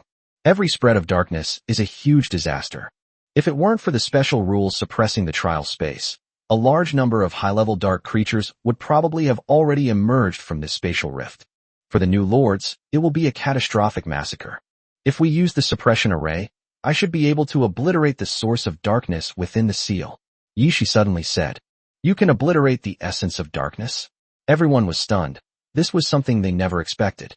The book describes only a few methods for eliminating the source of darkness, violence, and holy light, followed by expending great effort to purify the dissipated dark energy. But now Yi Shi suddenly says that she can use the suppression array to directly obliterate the source of darkness, which is beyond their understanding from books. It should work.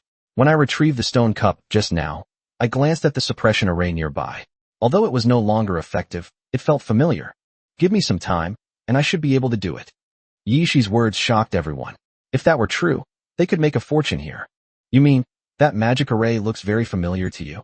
Yi Chun asked, frowning. Seeing Yi Shi nod affirmatively, he immediately had the answer in his mind. As a member of the Moon Goddess clan with primordial blood, although she is not good at magic arrays, who in the primordial world doesn't study array pattern refining and such. Patterns were far more profound than the magic arrays in this world, often pointing directly to the great Tao. Therefore, seeing the magic circle on the ground at this moment is equivalent to asking an amnesiac adult what 1 + 1 equals. He might not know why, but he could instinctively give the answer because it was the simplest thing for him. You guys go back first. I'll go find that high-grade spirit pearl, Yi Chun said immediately, patting the mountain god beneath him, and turned to run in the direction the Nightwalker demon had come from.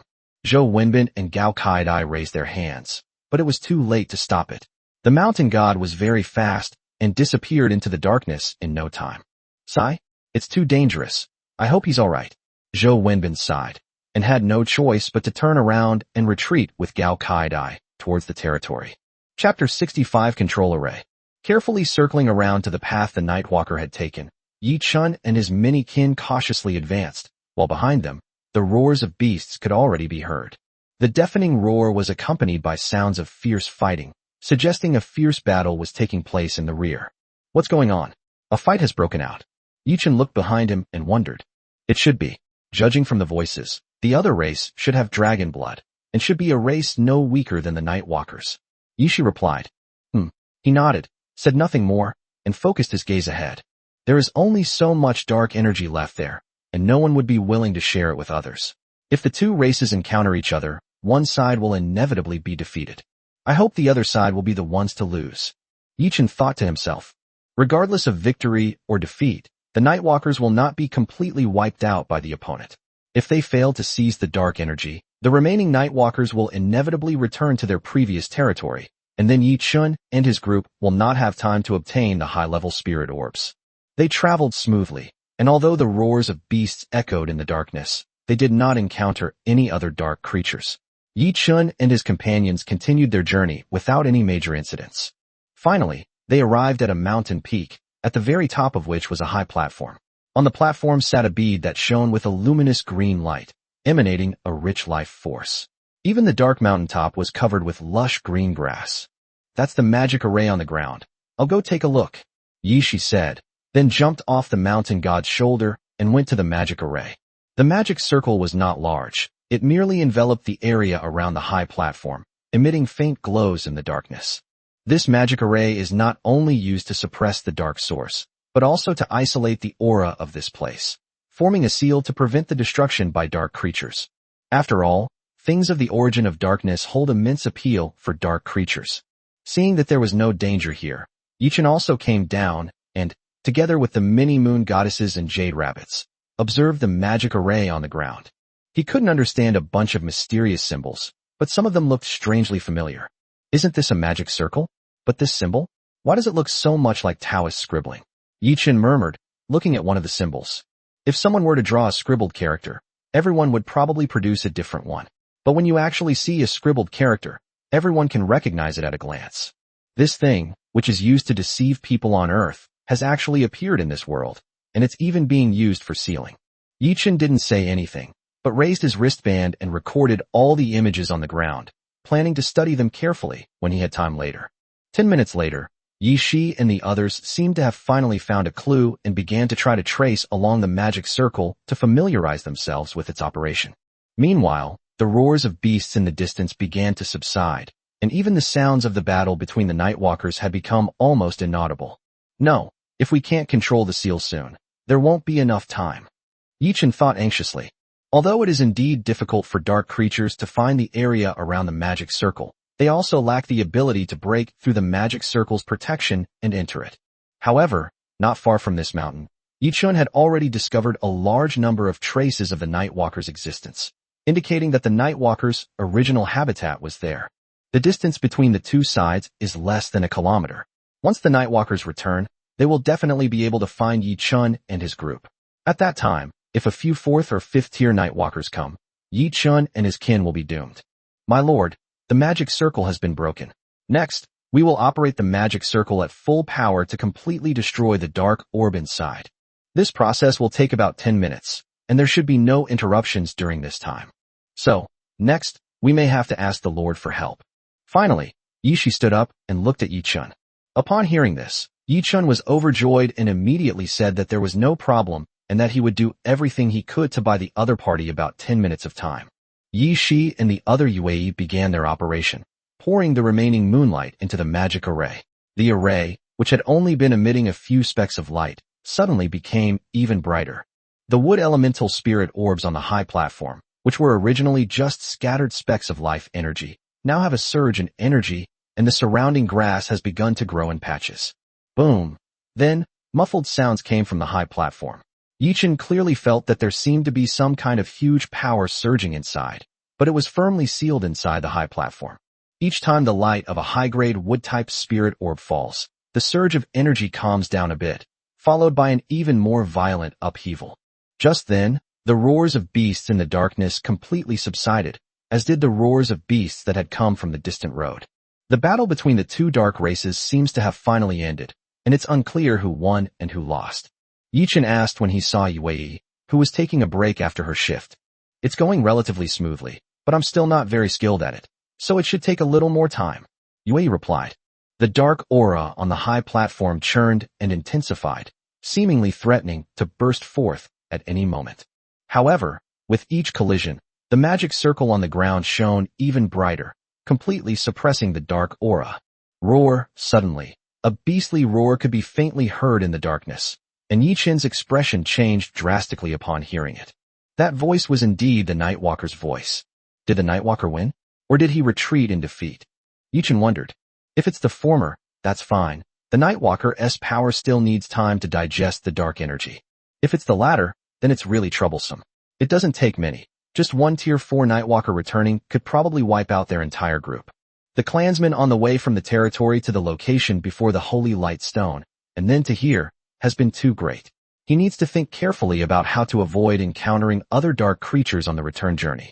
Almost there, almost done, Yi Shi replied while controlling the energy. Yi Chen nodded, his gaze lingering worriedly into the darkness. Whether it was psychological or not, he felt as if he could hear the sounds of the other person walking along the way. No, there really were footsteps. Yi Chen was stunned for a moment, then came to his senses. This wasn't just his imagination. At the speed of the Nightwalker, he would probably be back soon. If he wasn't gone by then, he would be really doomed. Chirp. At the same time, the message sent back by the red bird confirmed Yi Chen's guess. Nightwalkers were indeed returning. Chapter 66 Returning to the Territory. Alright, Yi Shi, who was leading Yue in using the purification array, finally spoke, her pretty face full of exhaustion. At the same time, it seemed that some kind of power surged into Yi Chen's mind again. Before he could think any further, he took the high-grade wood-type spirit orb, then had the mountain god lift the platform, and the group ran frantically in another direction. The red-crowned birds returned one after another, and now the last one had returned, which meant that the Nightwalker was very close to them and might appear in front of them at any moment. Thump, thump, thump. Sure enough, just as Yi Chen and the others disappeared into the darkness, clear footsteps sounded behind them. Yi Chen and the others dared not look back and continued deeper into the darkness, not even caring whether they would encounter other dark races. At this moment, avoiding being discovered by the Nightwalkers was the most important thing. Phew. Only after completely escaping the Nightwalkers' territory did Yi Chen and the others finally breathe a sigh of relief. At this moment, Yi Shi and the others had exhausted their energy. Apart from the mountain god, there were almost no other people with combat power left. If they were to encounter the Nightwalker demon, even if it was only the weakest 4th-tier Nightwalker demon, they would surely die. The red-crowned birds continue to scout ahead and try to find a way back. The rest of you, take a short rest and recover your strength as soon as possible, Yi Chen instructed. The few remaining red-crowned birds flew out again to find a way out for everyone. This place is now filled with the lairs of dark creatures. Just standing here, you can hear the roars of beasts echoing in your ears, and you can even faintly hear a dragon's roar. Dark creatures capable of emitting dragon roars must possess extremely pure dragon bloodlines, and such dark creatures are at least of the 5th rank or higher. If it weren't for the rules suppressing him in the trial world, Yi Chen would have even dared to think about the range above the 7th rank. My lord, there seems to be another object over there used to suppress the source of darkness. It appears to be a monument. Suddenly, a moon goddess pointed in a certain direction and said. Yi Chen turned his head and saw Yi Ying, who had been recruited later.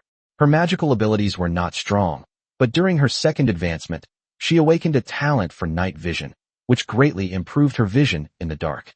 Therefore, Yi Ying has been learning tracking and exploration skills with the Silver Moon Elves, and is Yi Chen's main reconnaissance unit.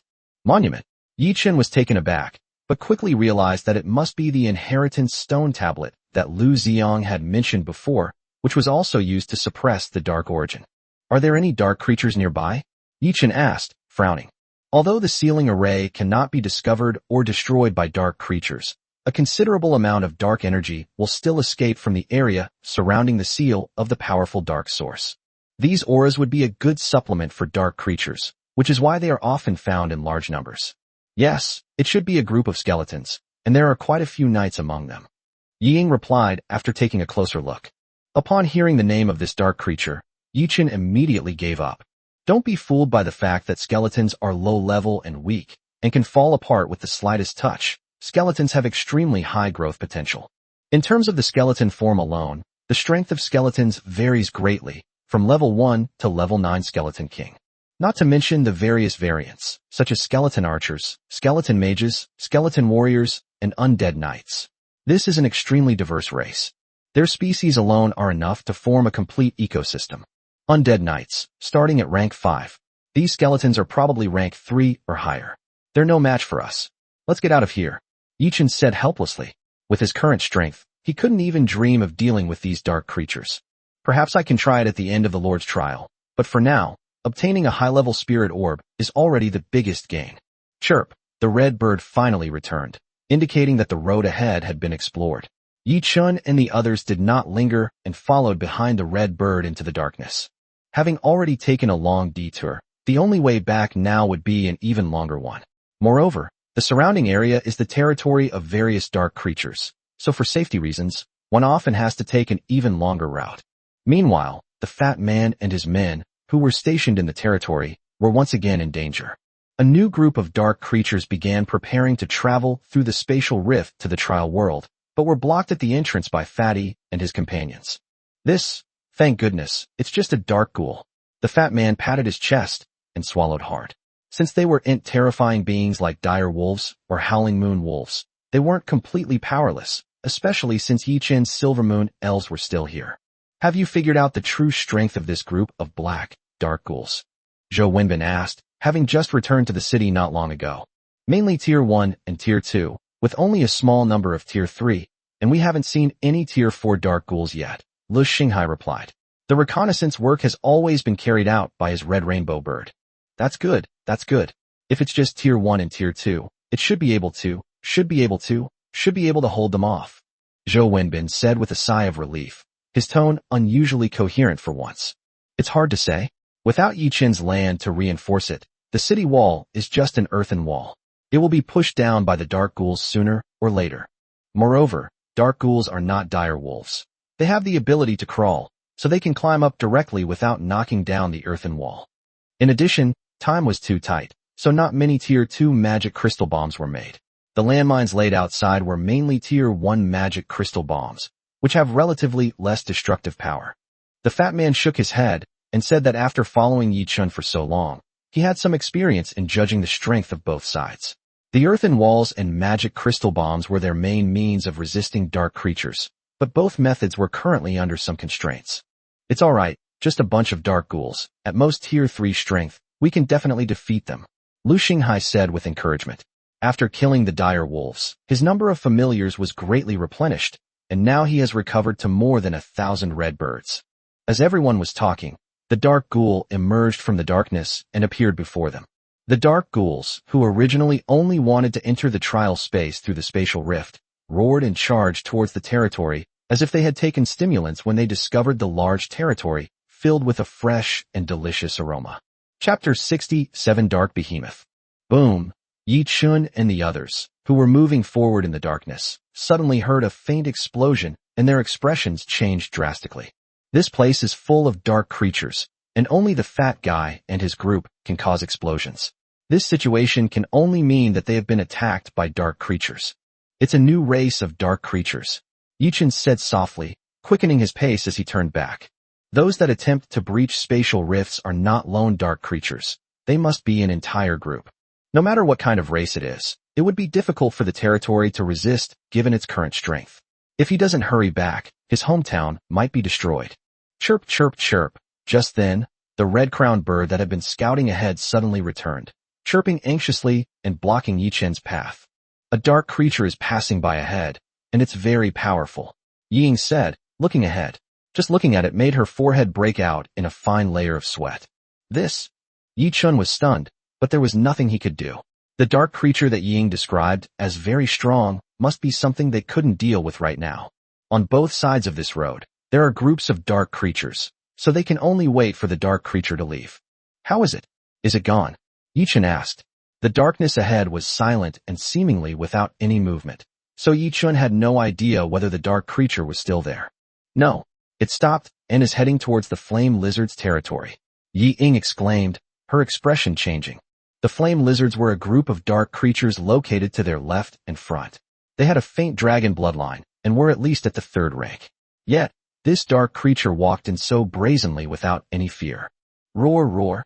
Suddenly, a huge roar of beasts rang out from the darkness to the left. But if you listen carefully, you would find that many of the roars were filled with angry, painful, and desperate cries. Moreover, waves of heat emanated from the left front, and flashes of fire occasionally illuminated a tall figure. It is feeding on fire lizards. Even a level 4 attack doesn't have any effect on it. Yi Ying exclaimed, her pretty face filled with horror. These things startled not only her, but also Yi Shi and the others, and even Yi Chun. How strong is this dark creature that ventures alone into a horde of dark creatures and feeds on fire lizards around level 3? Are you sure you didn't see wrong? Yi Shi asked incredulously, as they couldn't even imagine such a powerful force. There's no mistake, that's one. A very tall orc, about the same height as the mountain gods. But it's surrounded by a lot of black energy, or maybe death energy. Yi Ying said uncertainly, as she had never seen such a creature before. However, upon hearing these words, a tall figure flashed through Yi Chen's mind. It's a dark behemoth, and it's a behemoth that has fallen from at least the gold level. Yi Chen said, the behemoths are a race whose strength is comparable to that of dragons. In fact, they feed directly on dragons. The flame lizard has a trace of dragon blood, so it's not surprising that it was targeted by the dark behemoths.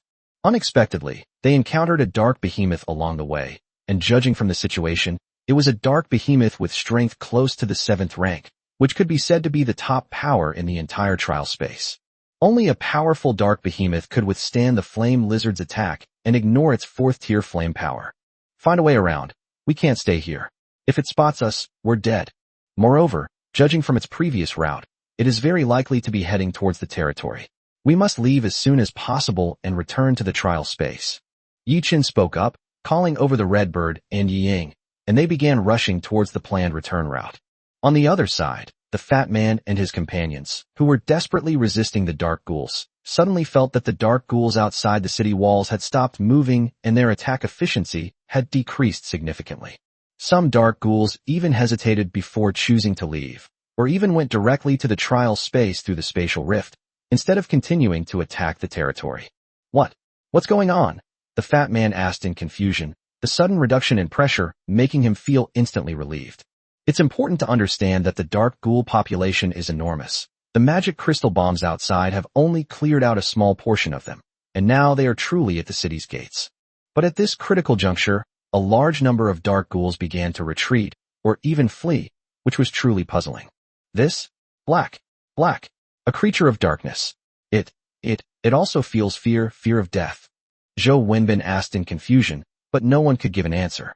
The only reason the dark creatures could flee is that even more powerful dark creatures have appeared, and they must be the kind of powerful creatures at the top of the food chain.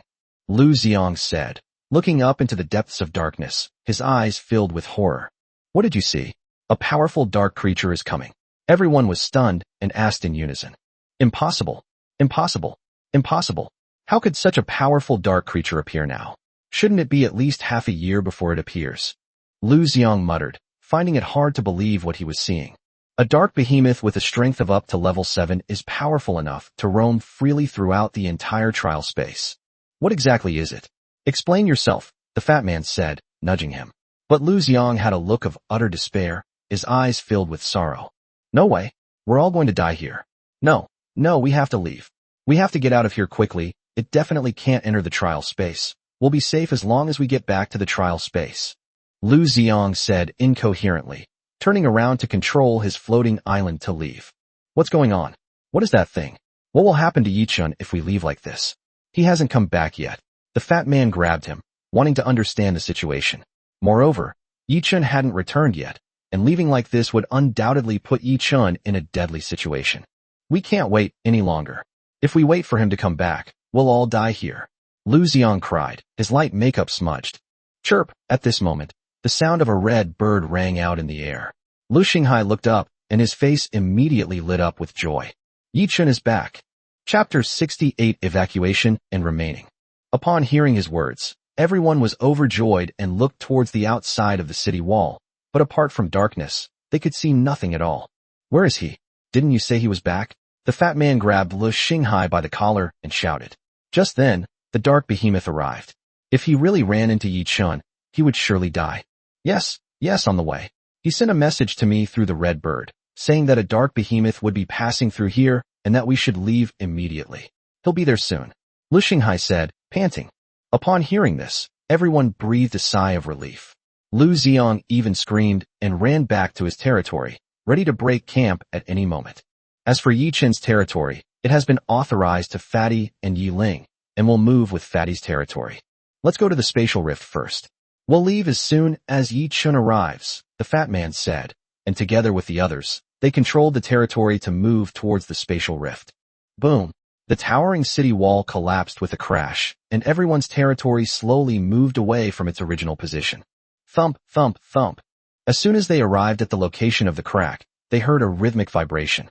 It's footsteps. The dark behemoth is coming out. It'll see us in a minute at most. Lu Xiong screamed. If he were worried about the huge number of dark creatures outside, he probably would have already run away. Look there, Yi Chen is back. At the same time, the fat man stood at the edge of the territory and shouted, looking at the dark corner in the distance. The mountain god's tall and majestic figure had already come into view and was running swiftly toward the territory. Quickly here, the fat man shouted, waving his hand. Zhou Wenbin and the others breathed a slight sigh of relief. If Yi Chen really hadn't made it back, they would have felt incredibly guilty. Even Lu Xiong couldn't help but breathe a sigh of relief. However, his expression suddenly changed drastically very quickly. Oh no, the dark behemoth seems to have sensed our presence and has turned around to head straight this way. Lu Xiong exclaimed in alarm. The dark behemoth originally moved around in a wandering manner, not very fast. Although it was also heading in their direction, it would take some time to get there. But now the dark behemoth seems to have sensed their presence and is walking directly towards them at a much faster speed. This was just a normal walk, not a jog. If it really put all its strength into a charge, with its power, this distance would probably only take a breath or two. You guys go out first, the fat man said through gritted teeth. Even without Lu Xiong's reminder, they could feel the footsteps getting clearer and clearer. I'll go out first and hold the line. You all do your best, as soon as possible. Zhou Wenbin responded after only a moment's hesitation. As a lord who was leading 4 people to wander in the trial space, he was much more decisive than the other 4 in this situation. You two go out first. I'll send the red bird out to see if it can attract the other side's attention. Lu Xinghai said with heartache.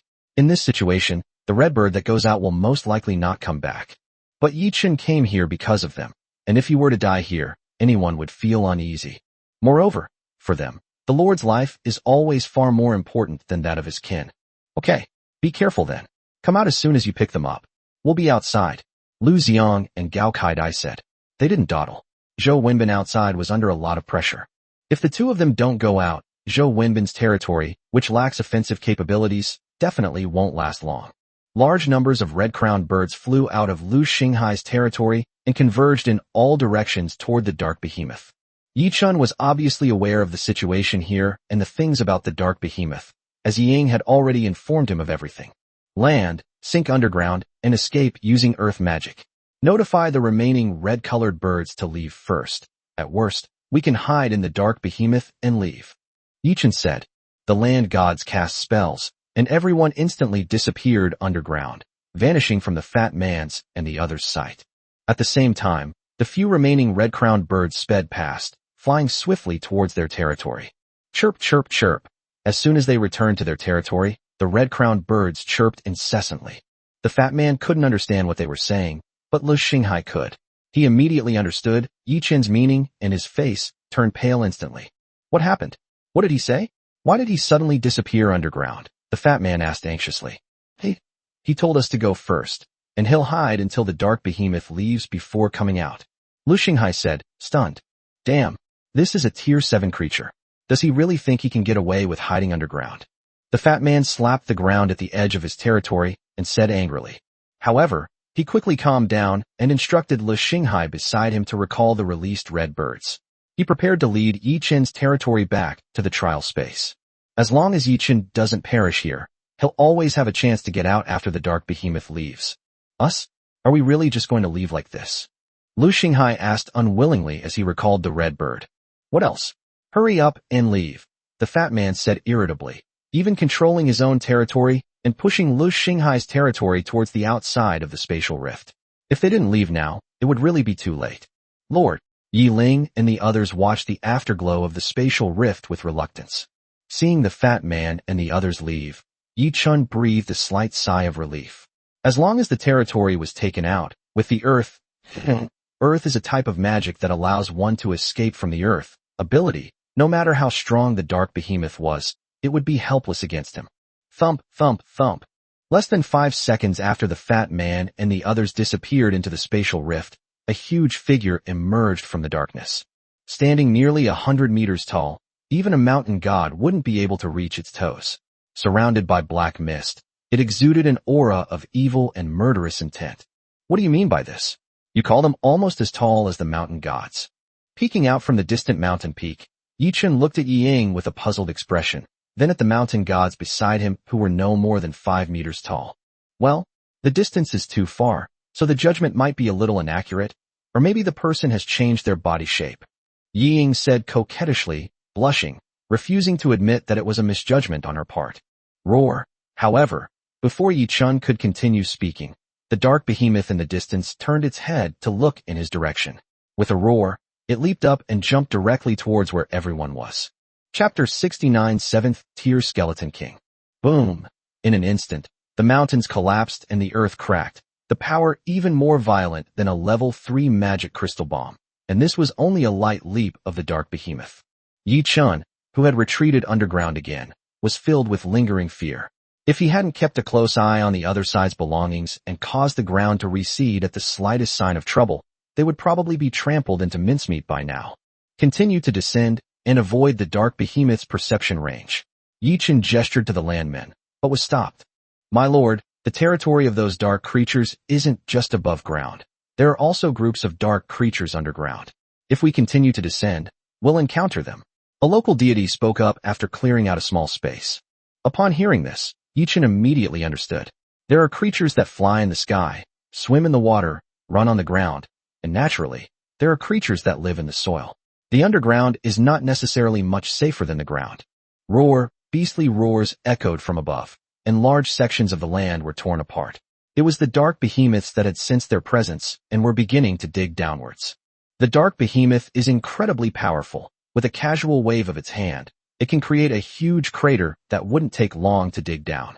No, get out of here first, run forward. Try to find a way to shake off its senses. Yi Chun's expression changed slightly as he spoke to the ground beside him. At this point, the dark behemoth still hasn't reacted and is just blindly going at it. If it were to react, a light stomp would be enough to split mountains and rocks. Why bother with all this trouble? At that time, even a small crack in the ground would be enough to kill them. The group fled at top speed, and the dark behemoth sensed the movement of Yi Chun and the others' auras and began to chase after them on the ground. However, his ability to sense downwards was significantly impaired, making it less convenient for him to move around. He barely managed to keep up with Yi Chun and the others. One was on the ground, the other underground, and they chased each other relentlessly, moving once again into the depths of darkness, with none of the dark creatures along the way daring to stop them.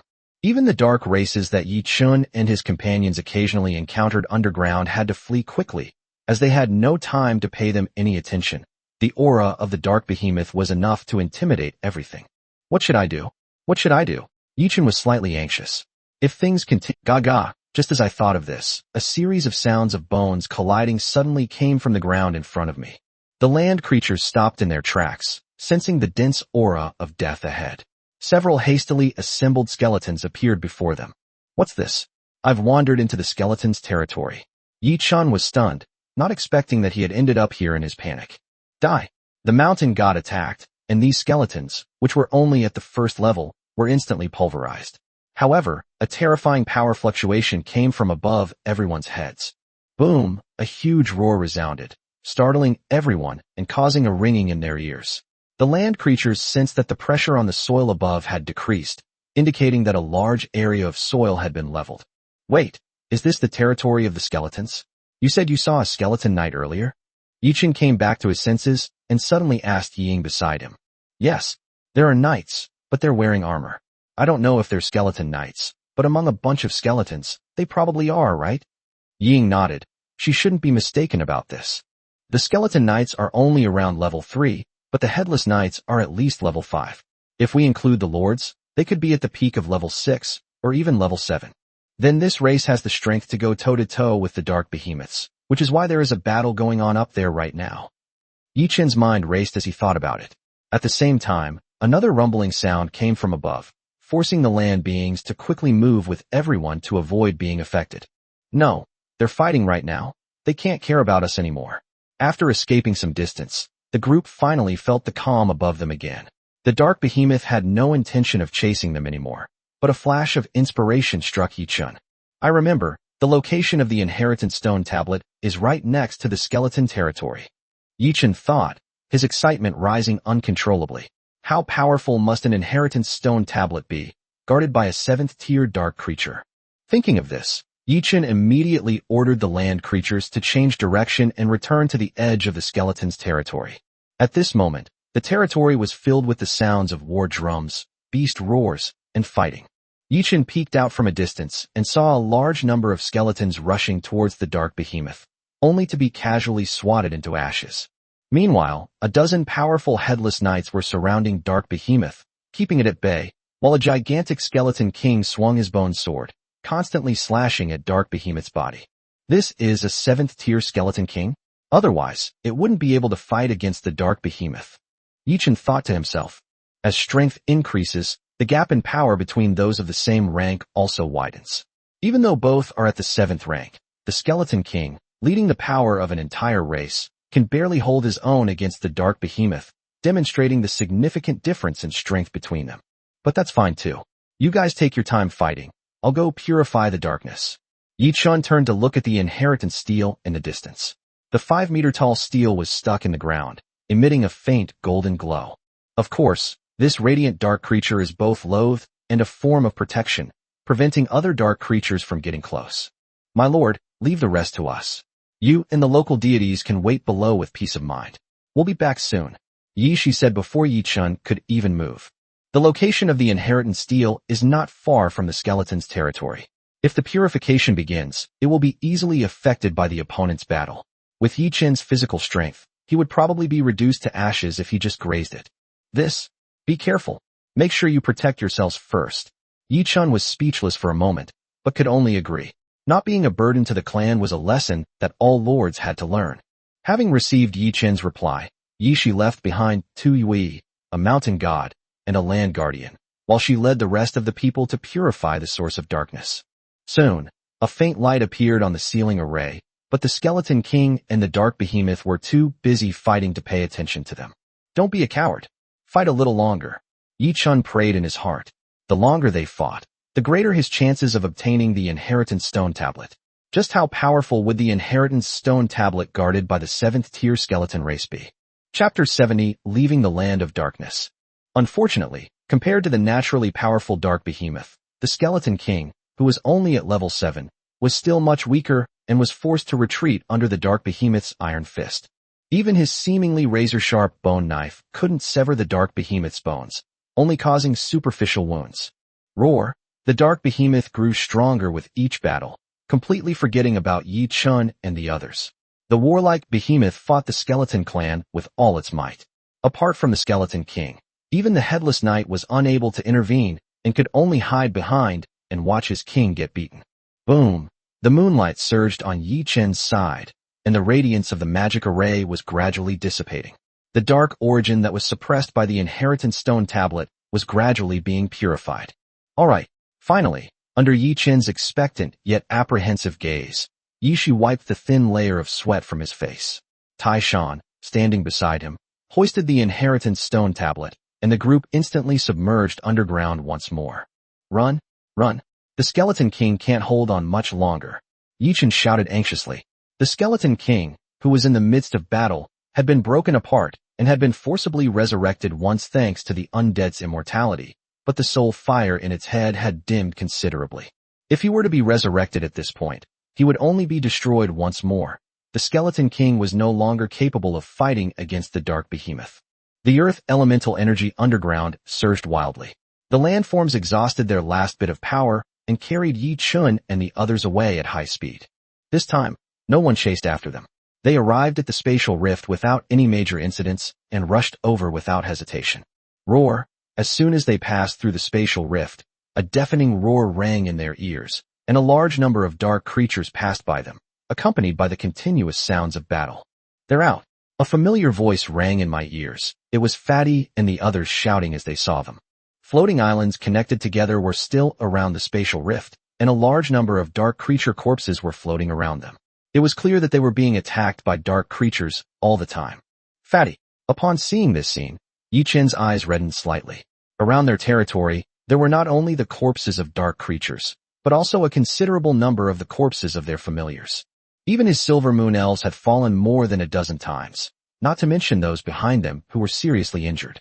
Clearly, the group had been waiting outside, and had not left even as they were being attacked by the beast horde. "Great. Cover them and get them back to their territory as soon as possible, then we'll leave," the fat man shouted, his eyes reddening as he watched Yi Chen finally emerge from the spatial rift. "If they don't come out soon, they're all going to die here. Let's go home," Yi Chen said, looking at the people around him. For the clans, their territory was their only home. Yes. The many members of the clan nodded and flew towards their territory. The journey had been nerve-wracking, and anyone who returned alive felt like they had been given a second chance at life. Even on the battlefield, there is no place more secure than one's own territory. "Ha ha ha, you really came back. I told you wouldn't die," the fat man shouted excitedly when he saw Yi Chen and the others return to the territory. "Evil deeds live on for 1,000 years. Yi Chen smiled and looked at Yi Ling and the others who were still fighting. By this time, the mountain god had already taken their place, and they were the only ones left with any fighting power. It was time for them to leave. "Thank you for your hard work, we'll be leaving now," Yi Chen said with gratitude, while calling to the others and beginning to control the floating island to move away. "It's all right. It's good that the Lord is back," Yi Ling said with red eyes, almost thinking that their territory was going to be lost and that she would follow in the footsteps of her sisters. He patted her head, sighed, and said nothing more. The floating island had already started moving rapidly. The 7 territories were rapidly moving outwards. All the dark creatures they encountered along the way were slain by the mountain god, and they fought off the howling moon demon wolves. These ordinary tier 3 creatures were no match for them before their numbers grew. Moreover, as they moved further away from the territory, the density and strength of the dark creatures gradually decreased, and the pressure on everyone was constantly reduced. This was the biggest difference from when they first entered. An hour later, the group's flight speed finally slowed down, and they eventually stopped in the darkness, clearing out the remaining dark creatures in their territory. "Phew, it's finally over," the fat man plopped down on the ground, feeling completely exhausted. Just now, even the Lord personally took to the field. He personally launched several magic crystal bombs using a catapult. "My little snake," Lu Xiong's crying rang out. His Greenscale Snakeman clan had been almost completely wiped out, even after several rounds of recruitment. The first group of blue, scaled serpent people were already few and far between. Not only him, but Gao Kaidai and Lu Xinghai were in similar situations, and even Zhou Wenxuan, who was in a coma, had very few harpies left in her territory. Guarding the entrances and exits of spatial rifts is something no one would dare to do, as the endless stream of dark creatures could easily engulf any new lord. It's all right. It's good that you're back alive. And your little sister can be saved too, right?" Gao Kaidai comforted her, knowing she had to take care of her best friend. "I'm sorry, this was my fault. You can divide these magic crystals and dark treasure chests among yourselves. Also, take a short rest, and I'll have the moon-embracing rabbit come to rescue her," Yi Chen said apologetically. If he hadn't coveted the high-level spirit pearls, he wouldn't have put everyone in such a predicament. "No, don't say that. If we can get the high-level spirit pearl, it's worth it. If you become a powerful lord, you'll have to help us out," Zhou Wenbin stammered, and Lu Xinghai nodded in agreement. "That's right. You still have to help us save our little sister. If we can bring her back, then it's all worth it," Lu Xinghai said. The whole thing started because they wanted to save someone, and they should bear all the consequences. Even if it meant sacrificing everyone's territory, it would be worth it for them to save Zhou Wenxuan. "Don't worry, after we rest for a bit, the moon-embracing rabbit will come to rescue us. We've already used up too much energy." Yi Chen nodded, not dwelling on the matter too much. It's all right. Anyway, we have enough magic crystals now, and my little sister can hold on. We can come back when they've recovered," Zhou Wenbin and the others said immediately. The thought of their little sister waking up made all their unhappiness disappear. Chapter 71 Holy Light Purification. 2 hours later, everyone arrived in Yi Chen's territory. At this time, The moon-embracing rabbit was holding up the holy light stone, laboriously guiding the holy light power within it into the stone cup below. At this moment, the stone cup contained a full half cup of green liquid, which was the medicinal juice made by the pounding rabbit using the available herbs. It could help Zhou Wenxuan better absorb the power of the holy light, while preventing her body from being burned by the enormous source of light. The primordial energy of the elements is something that even powerful races may not be able to withstand, let alone the weak and frail blue star people who have just become lords. The power of holy light flowed out slowly, staining the dark green liquid in the stone cup with a touch of gold. When gently shaken, it seemed as if gilded liquid was rolling inside. Just give her this to drink, the medicine-pounding rabbit said crisply, looking at Mount Tai beside it. Only mountain gods and giants of the mountains could lift such a behemoth.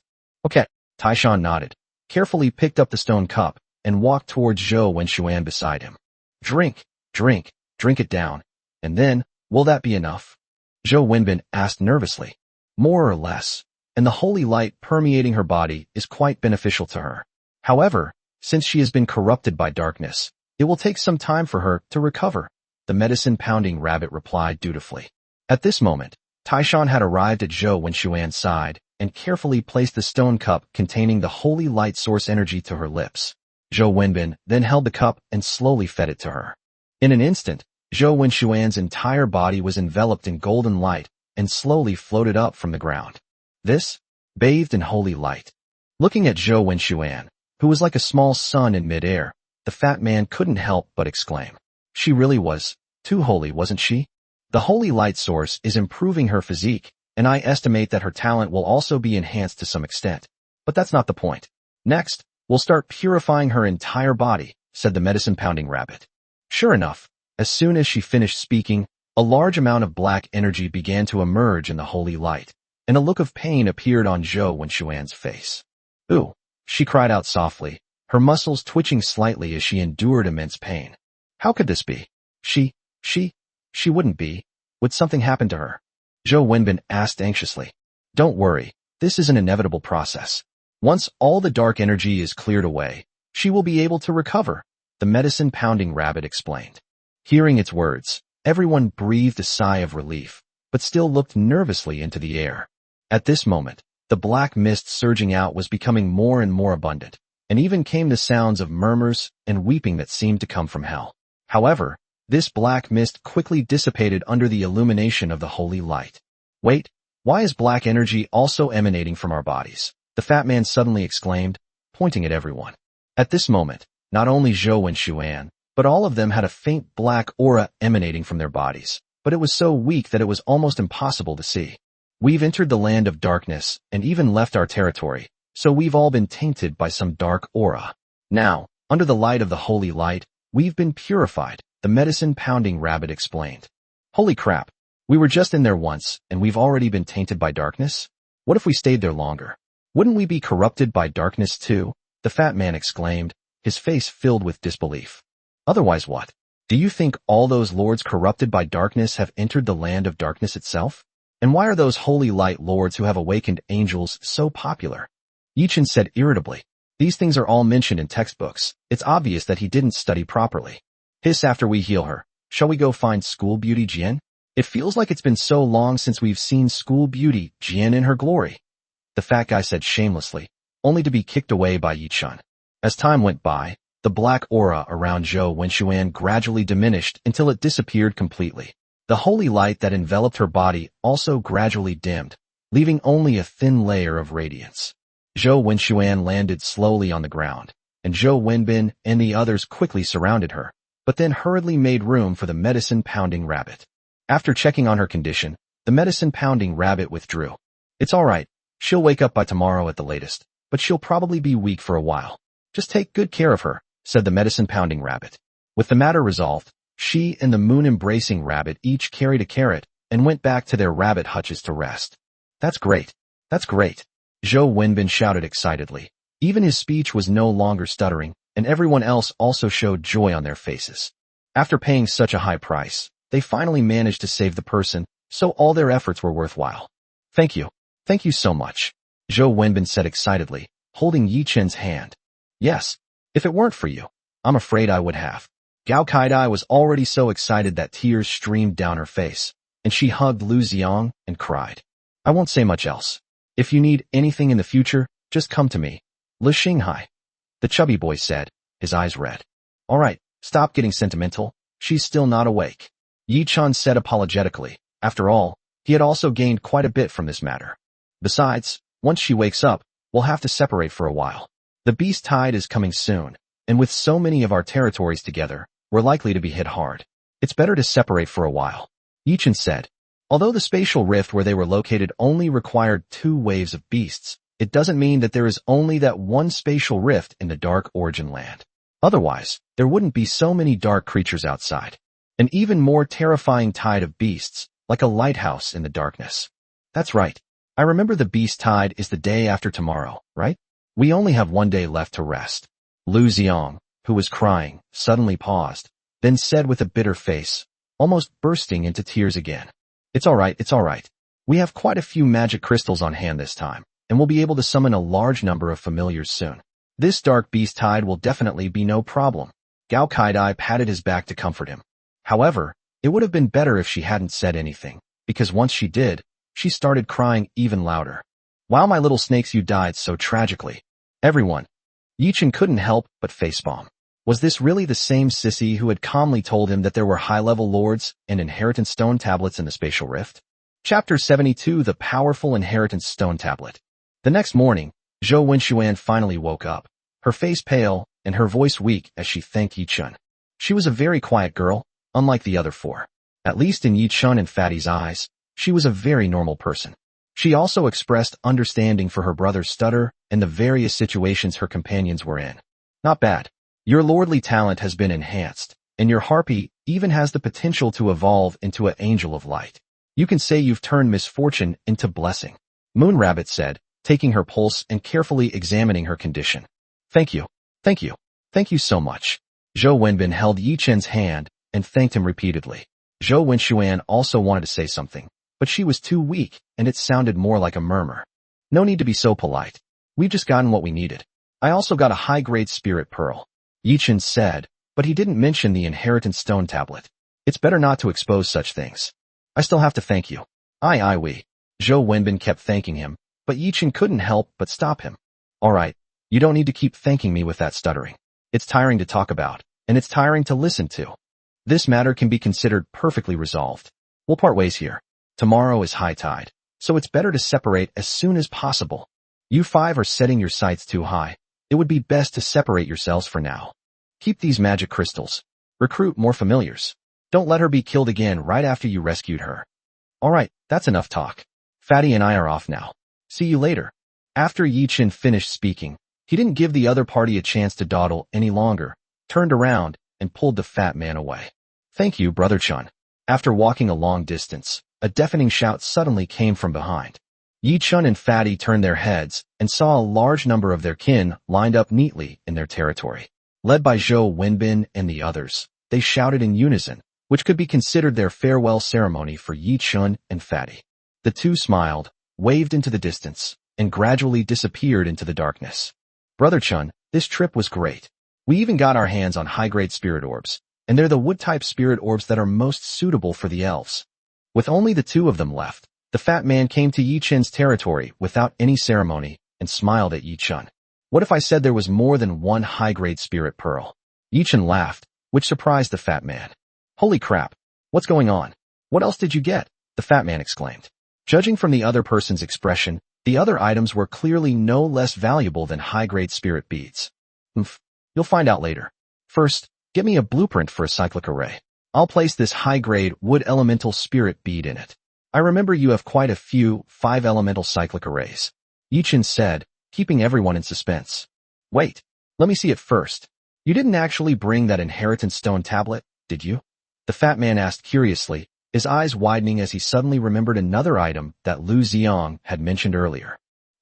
Yi Chun nodded and had the mountain god bring out the inheritance stone tablet hidden in the Lord's mansion. Suddenly, a 2-meter-tall stone tablet stood before the 2 of them, exuding a wild and profound aura, enveloped in a faint, mysterious light. This was the first time Yi Chun had carefully observed the inheritance steel. Intricate characters were faintly visible on it, which were said to be the script used by the gods. Inheritance steel, compatibility 92%. The stone tablet, blessed by the gods, possesses functions such as Lord Resurrection, recording merits, passing on professions, communicating with the world, and exchanging rare items after being bound to the fire seat. Passing on a profession. 5 basic combat classes: warrior, mage, priest, hunter, assassin. 9 basic support professions: blacksmithing, alchemy, enchanting, leatherworking, tailoring, inscription, cooking, jewel crafting, engineering. 3 special classes: void walker, evoker, astral guardian. Inherited talent: body tempering techniques, meditation methods, and the myriad spirits array. Skills passed down. The densely packed content of the inheritance made Yi Chun and Fatty drool.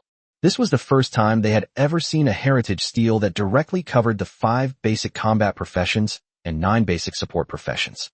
Generally, a good legacy steel is one that has 3 basic professions and 5 auxiliary professions, not to mention that it also has the legacy of 3 special professions.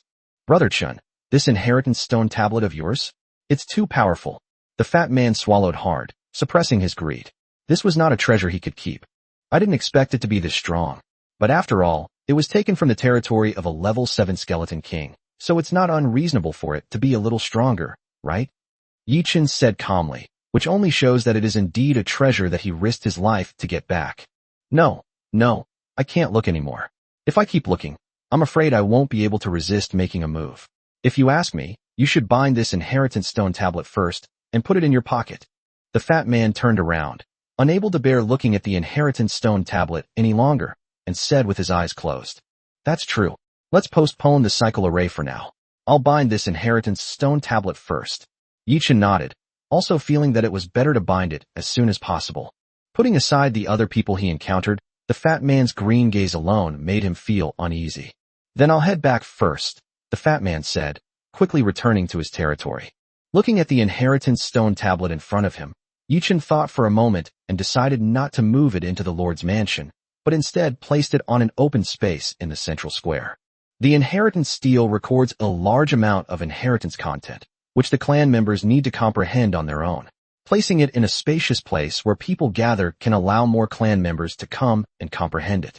As for his own use of the inheritance steel, that's just a matter of his mind, and he doesn't necessarily have to be bound by the location of the inheritance steel.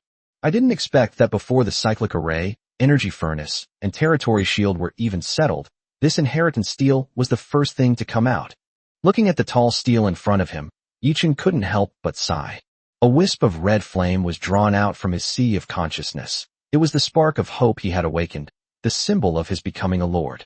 Now, he will rely on the spark of hope to inscribe his aura on the inheritance stone tablet, binding it completely to his territory.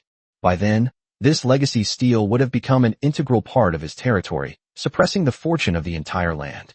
The territory exists as long as the monument stands. The territory perishes when the monument crumbles. Chapter 73 Inheritance Stone.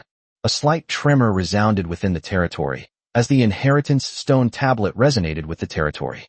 Yi Chun's face also showed a hint of paleness, as the burning of the flame of hope was also a great drain on his spirit. Fortunately, this was just a necessary process, and the tremors in the territory gradually subsided, and the seed of hope returned to Yi Chun's body. When Yi Chun opened his eyes again, he felt that something was different in the entire territory. The rootless feeling that he had been like a floating duckweed had disappeared, and everyone had a sense of belonging. This is their ancestral land, and it will become the source of their heritage. Yi Shi, Yi Ling, everyone come and see if we can glean anything from the inheritance stone tablet, Yi Chun said to his fellow clansmen. Everyone excitedly sat down cross-legged, closed their eyes slightly, and carefully contemplated the contents recorded on the heritage stone tablet. Yi Chun then checked the information on the inheritance stone tablet again.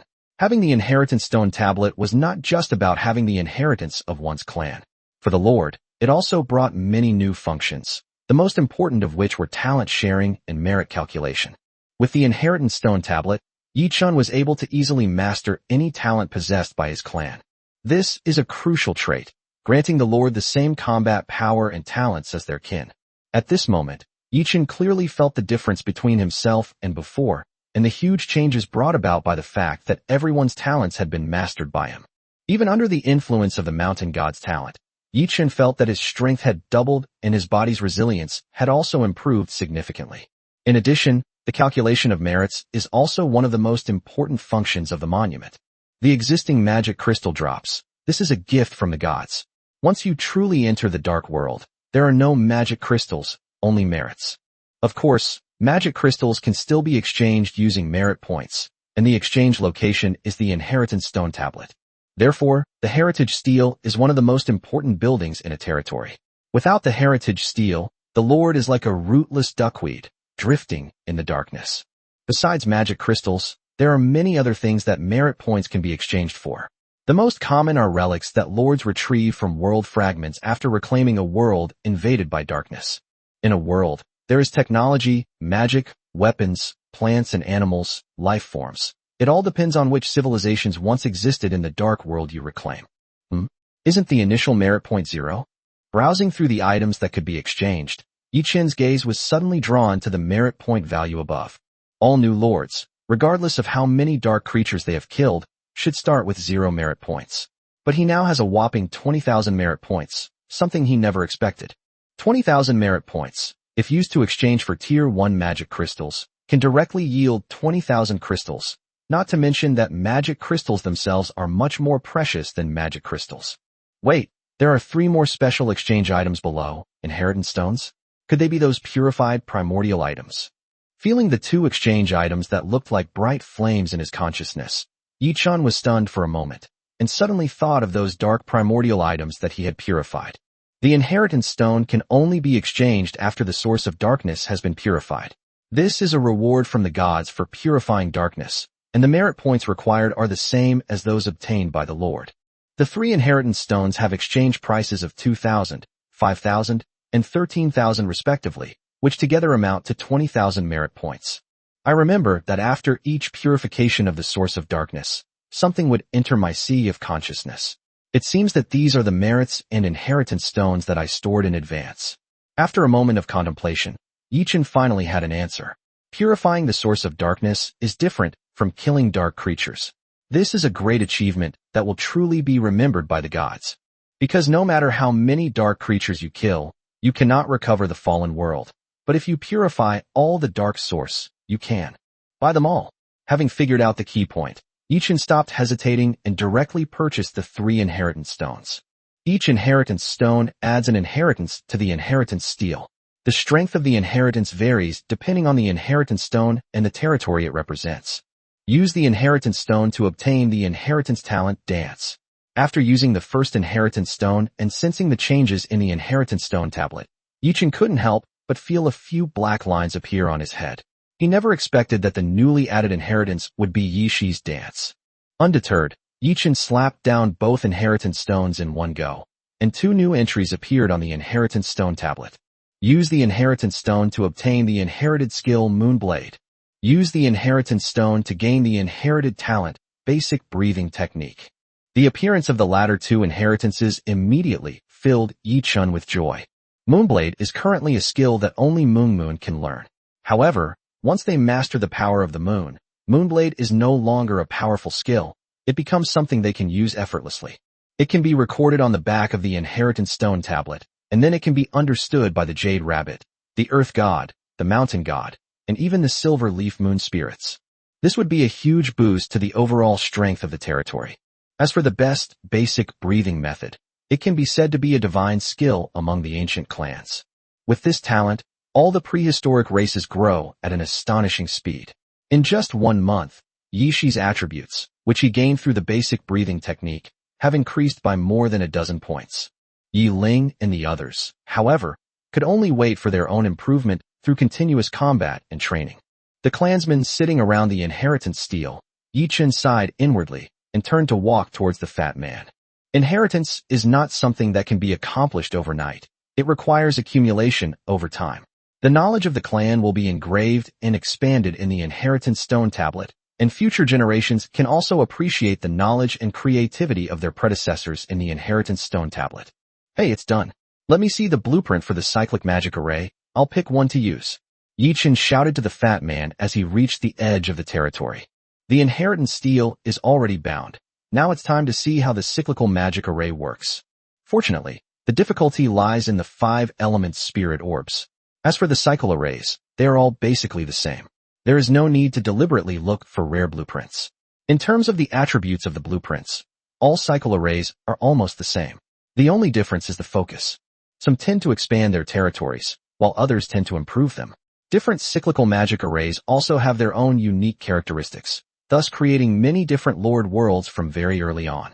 Chapter 74 5 Elements Cycle Formation and the King's Altar. Design blueprints for a cyclic magic array? Wait a moment. The fat man, who was sulking in his territory, was stunned when he heard the voice, then rushed towards Yi Chun carrying a stack of design blueprints. As soon as they stepped into Yi Chen's territory, they felt a heavy aura pressing down on them. It was the power of the Inheritance Stone Tablet.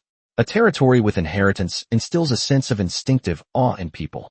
At the same time, the stone tablet itself will uphold the Lord's will and change according to the direction of the Lord's will. Tisk, no wonder it's a territory that possesses a legacy steel, the fat man exclaimed, his eyes filled with unspeakable envy. All right, you'll have it sooner or later. You'll become a great lord, won't you? Yi Chen laughed, taking the stack of design drawings handed to him and carefully looking through them. The blueprint for the 5-element cycle formation is not difficult to obtain. It can be found in most dark treasure chests. Of the 5-element cycle formation are not significant. The real difference lies in the 5-element spirit orbs used. In the end, Yi Chun chose the 5 elements formation design diagram with the widest coverage. 5 elements cyclic formation design diagram. It covers an area of 500 mu, with a maximum coverage area of 1500 mu / 5000 mu / 15,000 mu. Materials required. One of each of the 5 elemental spirit orbs, with the number of magic crystals required varying depending on the orb's level. Clans, creatures, and minerals within the territory by 1% / 2% / 5%. This design has a very limited attribute, with the only effect being to accelerate growth and cultivation. Compared to other 5-element cycle formations, it is much weaker in terms of functionality. 50% larger than other 5-element cycle formations. Yi Chun possesses the silver leaf laurel tree and the mountain god land, making it much easier for him to improve his territory than others. Therefore, simply expanding the area is the best approach. As for the final bonus effect, although the value is not large, it is very practical. The growth and cultivation speed of the entire group directly covers all people and things within the territory. This one's the best. Keep the rest for yourself, and give the rest to Wanwalu to sell. These things are still quite rare these days. Yi Chun left one design and returned the rest to the fat man. Alright, I'm going to take that blueprint for enhancing technological capabilities and, as you said, dig deeper into the technological realm with these goblins, the fat man said, taking back the remaining blueprints. The goblins have already achieved a great deal of scientific research, which has given him a lot of hope and made him more and more confident in the development of technology. However, upon hearing his words, Yi Chun frowned slightly. The direction of goblins should be engineering. Engineering and alchemy in the fantasy world are different from real technology. However, Yi Chun only hesitated for a moment and did not intend to stop it. There was no technology category in the magic array bonus. Maybe his goblin could really research it? Mechs in a fantasy world? They seem pretty cool. Goblins possess abilities that make even the gods jealous or fearful. If we were to conduct research on them extensively, could they also instill fear in the darkness? By the way, aren't you going to put the first spirit pearl in place now? After putting away his things, the fat man asked Yi Chun. After careful consideration, I think it's better not to do it now. Let's replan it properly when the territory reaches 500 acres. Yi Chun shook his head, not in a hurry to place the high-grade wood spirit orb. Although each spirit orb can be placed individually once the territory reaches a certain size, the overall magic array cannot be moved. If the wood spirit orb is placed inside now, the entire magic circle will no longer be in the exact center of the territory. So next, I'm going to start expanding my territory like crazy. Yi Chun said, expanding from the current 100+ acres to 500 acres is no small amount. Fortunately, with the silver leaf laurel tree and the intermediate earth spirit orb, it's not a bad situation. If it were Fatty's territory, it would already be showing signs of collapse. Alright. The territory foundation and meteorite core are yours, understand? The fat man shrugged. Giving him these things wouldn't allow him to expand his territory for the time being. His territory has expanded too quickly, resulting in an excessive amount of wasteland. If it continues to expand, his territory may really collapse.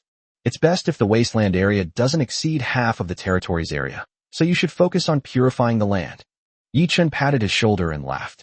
Although they haven't used the high-grade wood-type spirit bead yet, the two of them gained much more from their trip to the Dark Origin Land. Within the Skeleton King's territory alone, Yi Chun risked his life to find several dark treasure chests. These were treasure chests left behind by high-level dark creatures after their deaths, making them far more valuable than other treasure chests. Moreover, while waiting for Yi Chun, the group also killed a large number of dark creatures outside the spatial rift. Those who survived would be converted into resources. War is the easiest way to make money. Otherwise, why would there be so many lords who only develop pure combat units? 2 magic towers and 3 arrow towers in total. Are you really going to give them all to me? The fat man stared at Yi Chun and asked blankly. Take it. The thorn bushes are enough to protect my territory. These magic towers can't stop any dark creatures that can break in. Yi Chun shook his head and said, however, I'll take the remaining 2 workshop blueprints, as well as this special building, the hero altar. Tisk, take it. Anyway, barring any unforeseen circumstances, I'll probably be developing in the support direction. So far, I haven't found a single goblin with combat talent, the fat man said helplessly. The goblin's weakness in combat power in the early stages is the most troublesome aspect. It's alright. Once you become a formal lord, won't you have the opportunity to contract with more clan nests? You can find a strong one then, or you can directly train your flame dragon, which would also be a decent fighting force. Yi Chun comforted him. Dragons grow extremely slowly. Even the flame dragons, which only have a trace of dragon blood, have not yet completed the second stage of growth. They generally need about a week to grow, and that's with the best food and drink they get every day. That's true. If we could really train the flame dragon into a giant dragon, then we could be considered a dragon lord, the fat man said with a dreamy look on his face. Yi Chun shook his head helplessly, took the blueprints for the workshop and the hero's altar, and went to prepare the necessary materials. The workshop is alright, it's just a regular building, but the king's altar is a building that can greatly enhance the clans within the territory. Chapter 75 The Primordial Races That Could Not Obtain Inheritance. Unfortunately, the hero altar was never built. Only the workshop was constructed. The materials required for the hero altar are too special. You'll need to trade with the Myriad Things Pavilion first. As for the 2 workshops, Yi Chun set them up for forging and potion making respectively.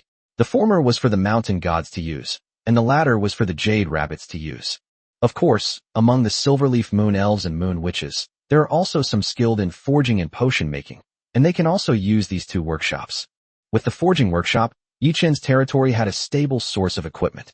Lu Ban and Mo Di worked together, with the other mountain gods assisting, and piece after piece of standard equipment was transported out in preparation for the upcoming Dark Uprising. In addition, Yi Chun recruited twice more, bringing the total number of his clan to 100. After that, he planned to recruit once a day, which was the optimal recruitment frequency based on historical experience. By restoring the nest once a day, can it have a stable recovery time, preventing it from recruiting a large number of poorly talented members. Lord, we have gained insights into new magic and combat skills from the Inheritance Stone Tablet, and many of us have even obtained job directions for basic professions. After a day of rest, as night fell, Yiling came to Yi Chun with great enthusiasm and said with a hint of excitement, "Oh, so fast." Yi Chun's face lit up with joy. The effect of the Inheritance Stone Tablet was far better than he had imagined. Yes, I also got the job path to become a mage, and I've even mastered quite a few new Tier 1 spells. But I haven't taken the job yet. I want to try the summoner class. It sounds like it's much more powerful than a regular mage. Bella said excitedly from the side. The most magically talented among the existing Silverleaf Moon Elves, and Yi Chun was no exception in inheriting her magic. I also received the career path to becoming a mage, and I've mastered quite a few first-tier spells. Eve and the others chimed in, their faces beaming with pride. Not bad. Very good. Yi Chun nodded with a smile, praising each of them. Compared to the Silverleaf Moon Elf race, Yi Shi and the others looked much more downcast, and there was a hint of confusion and bewilderment between their brows. My lord, the Moon Maidens have basically all comprehended some magic and martial arts, but the professions inscribed on the Inheritance Stone Tablet don't seem to suit us. Yi Shi said, frowning. Hearing this, Yi Chun was also taken aback, but he quickly understood that the professions in these magical worlds were not suitable for the prehistoric races. They did not have any special professional aspirations. Everyone was only pursuing the supreme path. Don't worry about it. It's normal that it's not suitable. You have your own paths to follow, and they are no weaker than the inheritance in the inheritance stone tablet. Yichen comforted him. Hearing his words, Yi Shi and the others breathed a sigh of relief. They had originally thought that their own aptitude was lacking, which had dealt a significant blow to their confidence. However, some of the magic and martial arts techniques passed down in the inheritance are very useful for us, and have greatly improved our actual combat strength. Yi Shi said with a slight ease after putting aside his concerns. Although they possess great strength, their fighting style is far too simplistic, relying solely on a single moonblade. Now, within the inheritance steel, they have also comprehended a great deal of magic and martial arts, which has greatly helped their own strength and combat power. At least for now, no one among the Tier 3 races can rival them. Only Tier 4 creatures can pose a real threat to them. Having learned about everyone's growth, the real Dark Uprising is about to begin. This Dark Uprising will not be as sudden as the newbie protection period, but will gradually intensify over time. After all, it takes a considerable amount of time for a large number of dark creatures to flood into the trial space. Perhaps because the two had gathered together, before the second day had even arrived, their territory had already been attacked by a dark race. The tide has started, Yi Chun said to the fat man next to him, looking at the dense swarms of dark bats flying in from the darkness.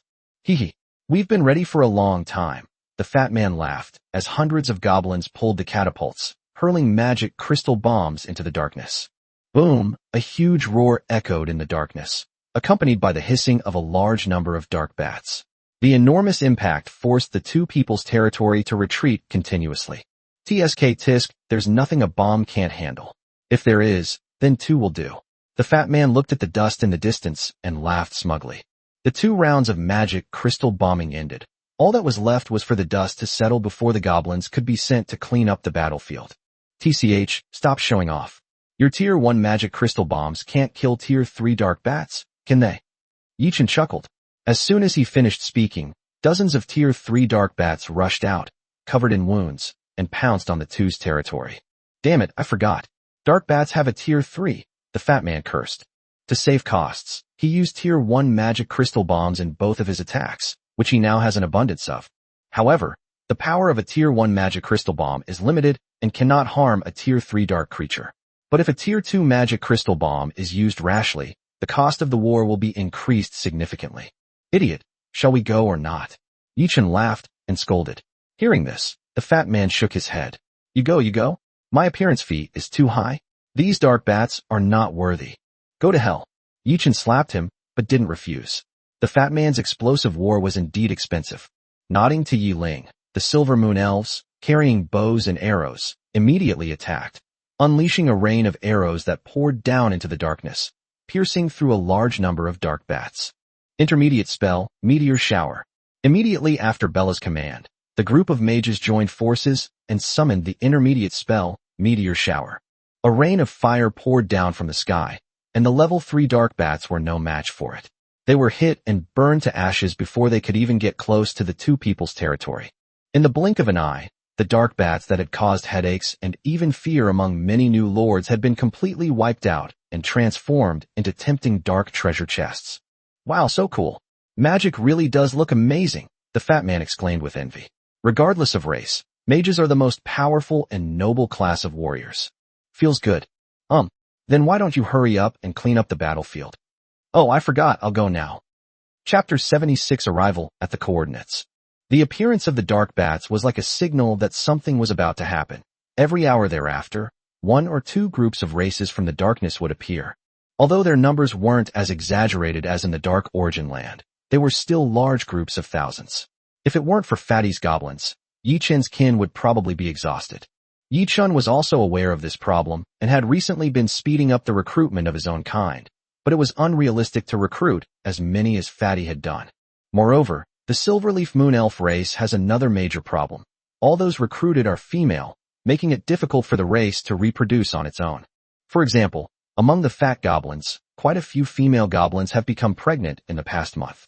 Given the goblin gestation cycle, he will soon welcome a batch of newborns, which will accelerate the development of his race.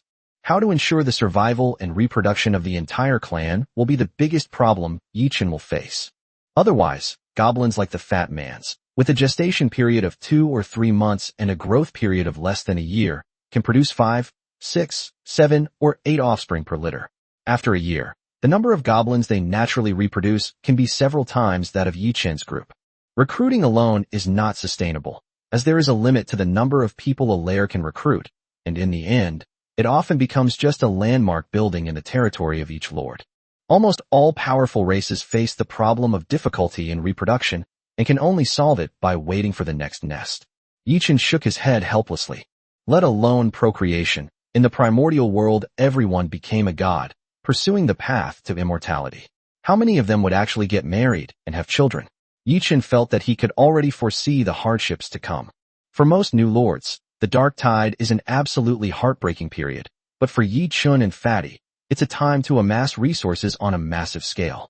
The dark creatures, which were at most level 3, were no longer a concern for them.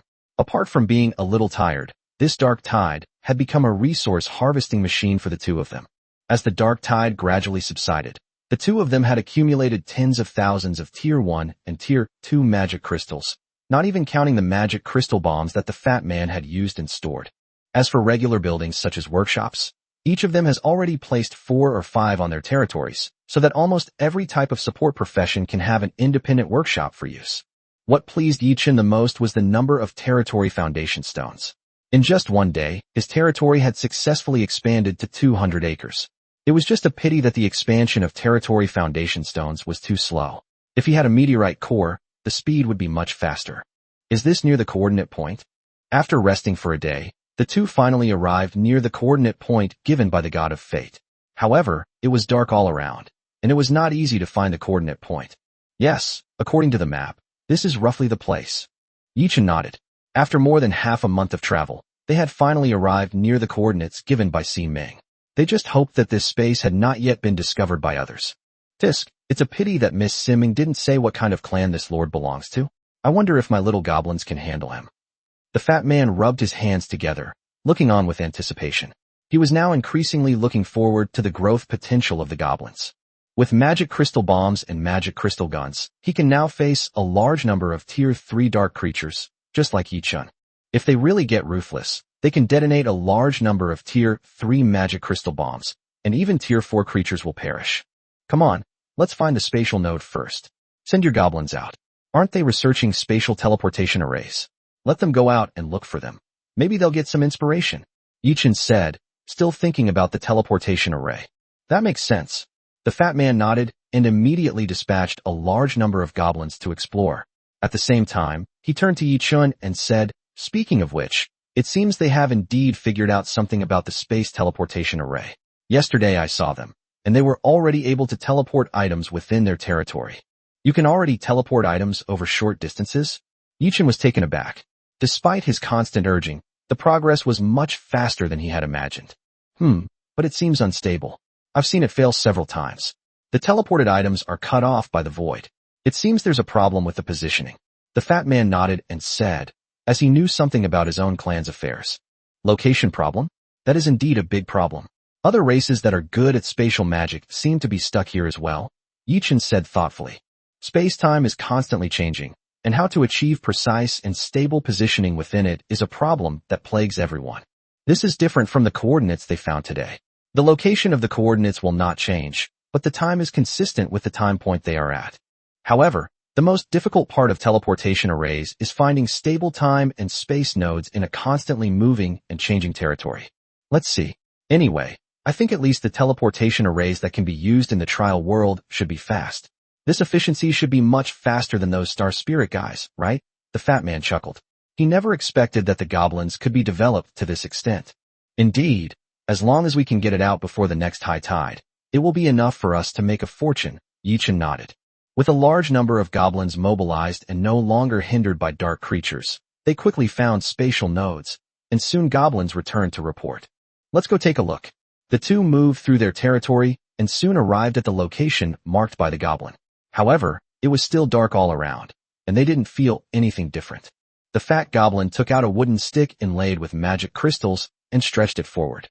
Immediately, The magic crystals on the stick lit up. This is a great invention of the goblins. It can find hidden spaces and make darkness nowhere to hide, the goblin said proudly. The special item was something even the fat man hadn't expected. All right, this is Mina's amateur work. Seeing that neither Yi Chun nor the fat man spoke, the little goblin lowered its head dejectedly, seemingly saddened by the lack of approval from its lord. No, it's amazing. How did you come up with the idea to make such a thing? Yi Chun said gently, equally curious about the goblin's ingenious idea. Really? This is what Mina thought of when she traveled through space last time. Many nodes are hidden. With this, wouldn't it be easy to find these hidden spatial nodes? Hearing Yi Chun's words, the little goblin became excited and excitedly described his invention. Well done.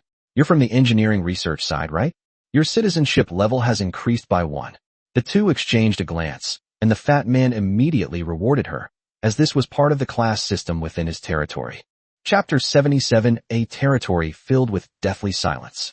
Unlike Yi Chun's small population, the fat man's territory already has thousands of goblins, not counting the pregnant female goblins who are preparing to give birth to the next generation. The goblins are a cunning and greedy race. They dare not confront the fat man, but they are constantly embroiled in conflicts, both big and small. Therefore, at Yi Chun's suggestion some time ago, Fatty directly started to establish a citizen ranking system. The higher the citizen's ranking, the better the treatment and living conditions they can enjoy. Therefore, in the past few days, all the goblins in his territory have been striving for a higher citizenship level. However, this method is not suitable for Yi Chun's territory. The gap between the Silver Moon Elf race and the primordial races is already established from birth, and strength determines everything. The clans in Yi Chun's territory are all very friendly and harmonious, and their numbers are not large, so this kind of management system is not needed for the time being. As for how to manage them in the future, he does have an idea in mind, but it is too early to say for now. What do you mean? Should we go in directly or in batches? After confirming the entrance to the space, the fat man asked Yi Chun. Yi Chun always made the decisions regarding combat. Let's check the situation first. To be on the safe side, Yi Chun did not launch a large-scale invasion directly, but instead looked at Yi Shi beside him. Have Ying take a mountain god and a few nimble Silver Moon elves to go in and scout out the situation. Bring a few goblins too. After Yi Chun finished speaking, he added, although goblins are not good at fighting, it's always good to train them more. Maybe we can train a few assassins. Okay. Yi Shi nodded and went down to find Yi Ying. This coordinate point is the territory of the departed lord. Unlike the Dark Origin Land, this place is more like a closed world, a world with a flat sky and a square earth contained in a crystal ball. Therefore, Yi Chun and Fatty's territory cannot be entered. Only their clansmen can explore it through spatial nodes. Of course, they could go in on their own, but that would be far too dangerous. Once the lord dies, he will follow in the footsteps of this predecessor. Yi Ying quickly selected the men, and the fat man even sent out 20 goblins armed with magic crystal guns and magic crystal bombs on their waists. This setup made even the Yue women tremble with fear. The group entered the spatial node with great pride and high spirits. The power of space-time can be vast or small. The spatial node discovered by the goblins was just a point in everyone's sight, but when Yi Ying and the others touched this point, everyone vanished from sight in an instant. The power of space-time, it's amazing. They really just disappeared like that tiny dot, the fat man exclaimed, watching the group vanish suddenly. A spatial rift in the Dark Origin Land that they could crawl into, but this time there is only this one spot here. Otherwise, why are space mages so hard to find? Why are teleportation arrays so difficult to set up? Let your goblins take a good look around here. This is a rare spatial node. Yi Chun shrugged and said. Even before he spoke, a large number of goblins had already surrounded him. Goblins are having a tough time right now, caught in a fierce competition and frantically showcasing their abilities in an attempt to raise their citizenship level. On the other side, Yi Ying and the others who led the team into the spatial node felt an indescribable deathly silence. There was no sign of life here, just ruins, lifeless corpses, and rotting tree roots everywhere. If a few crows, symbols of death, were added, it might have been more fitting. Here? This is so strange. Yi Ying looked around in confusion as she walked on the ground. This territory is very large, at least much larger than Yi Chun's territory, covering nearly 1,000 acres, and it is clear that the 5-element cyclic formation has already been set up. But here, apart from death and decay, there is not a single trace of life. Silver Moon Elf, who was with Yi Ying. Her name was Maiev, and she was a hunter with exceptional scouting skills. She quickly noticed that something was amiss. That's right, corpses. Everyone was stunned, and looked at the corpses lying haphazardly on the ground in the distance as if they suddenly realized something. Although each of them was covered in dust and had turned a brownish-brown color, they still perfectly retained their human form, whether they were lying down, prone, reclining, or even standing. This was quite eerie. It's worth noting that even the houses right next to them had collapsed, and the walls they were leaning against had crumbled and disappeared, yet they themselves appeared to be completely unharmed. Am I seeing things? Those corpses seemed to have moved a little. The mountain god Taishan, who had followed in, was stunned and raised his hand to rub his copper bell-like eyes. No, you're not seeing things, they really moved. Ying exclaimed in surprise. The goblins beside her had already raised their magic crystal guns, ready to launch an attack at any moment. Intruder detected. Proceed with the cleanup plan. A mechanical voice rang out from the puppets in the distance. As the dust on their bodies fell away, mechanical bodies were revealed, startling Yi Ying and the others. Moreover, as the mechanical voice faded, red light shone in the eyes of all the puppets, and hundreds of puppets rose from the ground and rushed towards Yi Ying and the others. It's a golem, probably a race similar to golems. Everyone prepare for battle. Go back and report to the goblin. We need to request reinforcements. Yi Ying said immediately. Taishan had already stepped in front of everyone, ready to block the enemy's approach. However, he alone could not possibly stop them. The goblin Mina had already taken her staff to explore the internal spatial nodes, preparing to return and report as soon as possible. Mountains rise. Mount Tai plunged his hands into the earth, and with a roar, the massive earth's surface was lifted up, forming a wall in front of everyone. Bang, bang, bang. However, the stone wall was completely useless. In just an instant, it was shattered by the opponent, who rushed up again. Upon seeing this scene, both Yi Ying and Taishan's expressions changed drastically. The opponent had no weapons, yet he was able to shatter the earthen wall summoned by Mount Tai with a single punch using only his body. His physical strength must have been at least at level 3. Thunder come. Seeing this, Taishan did not hesitate and summoned thunderclouds. Instantly, his whole body was covered in lightning, and he charged towards the nearest puppet like a thunder god. Chapter 78 Major Offensive. Mina quickly found the spatial node for returning, glanced behind her, and plunged into it. How did it go? What's the situation inside? Why did you come out so quickly? Yi-chun and Fatty were both taken aback when they saw Mina come out just a few minutes after she went in. Fatty immediately asked, "Help! Rescue! There are so many people, even the big guys can't hold them back." Mina cried out in panic, and upon hearing her words, the two men's expressions changed drastically. The big guy Mina was talking about was none other than Mount Tai, the strongest of the mountain gods. If even he couldn't stop it, then either the enemy was too strong, or there were too many of them, or even both. Yi Shi, Yi Ling, take everyone inside. Yi-chun shouted loudly. If it weren't for Fatty holding him back, he would have even had the urge to go in himself. Received. The two women nodded, and the already assembled team followed them and rushed in. Apart from the necessary Silverleaf Moon Elves guarding the territory, all the Moon Goddesses and Silverleaf Moon Elves of level 3 and above went in. Not only that, but most of the Fat Man-esque goblins were also sent out, and this round was a real large-scale attack. As the army entered the space node one after another, Yi-chun and Fatty were also caught in an anxious wait. Inside the space, the mountain god Taishan was struggling to defend against the enemy's attack, as a large number of mechanical puppets rushed in and launched a frenzied attack on them. Some of the mechanical puppets even bypassed Mount Tai and rushed towards the rear. These mechanical puppets all possessed strength at level 3 or higher, and were extremely agile and nimble.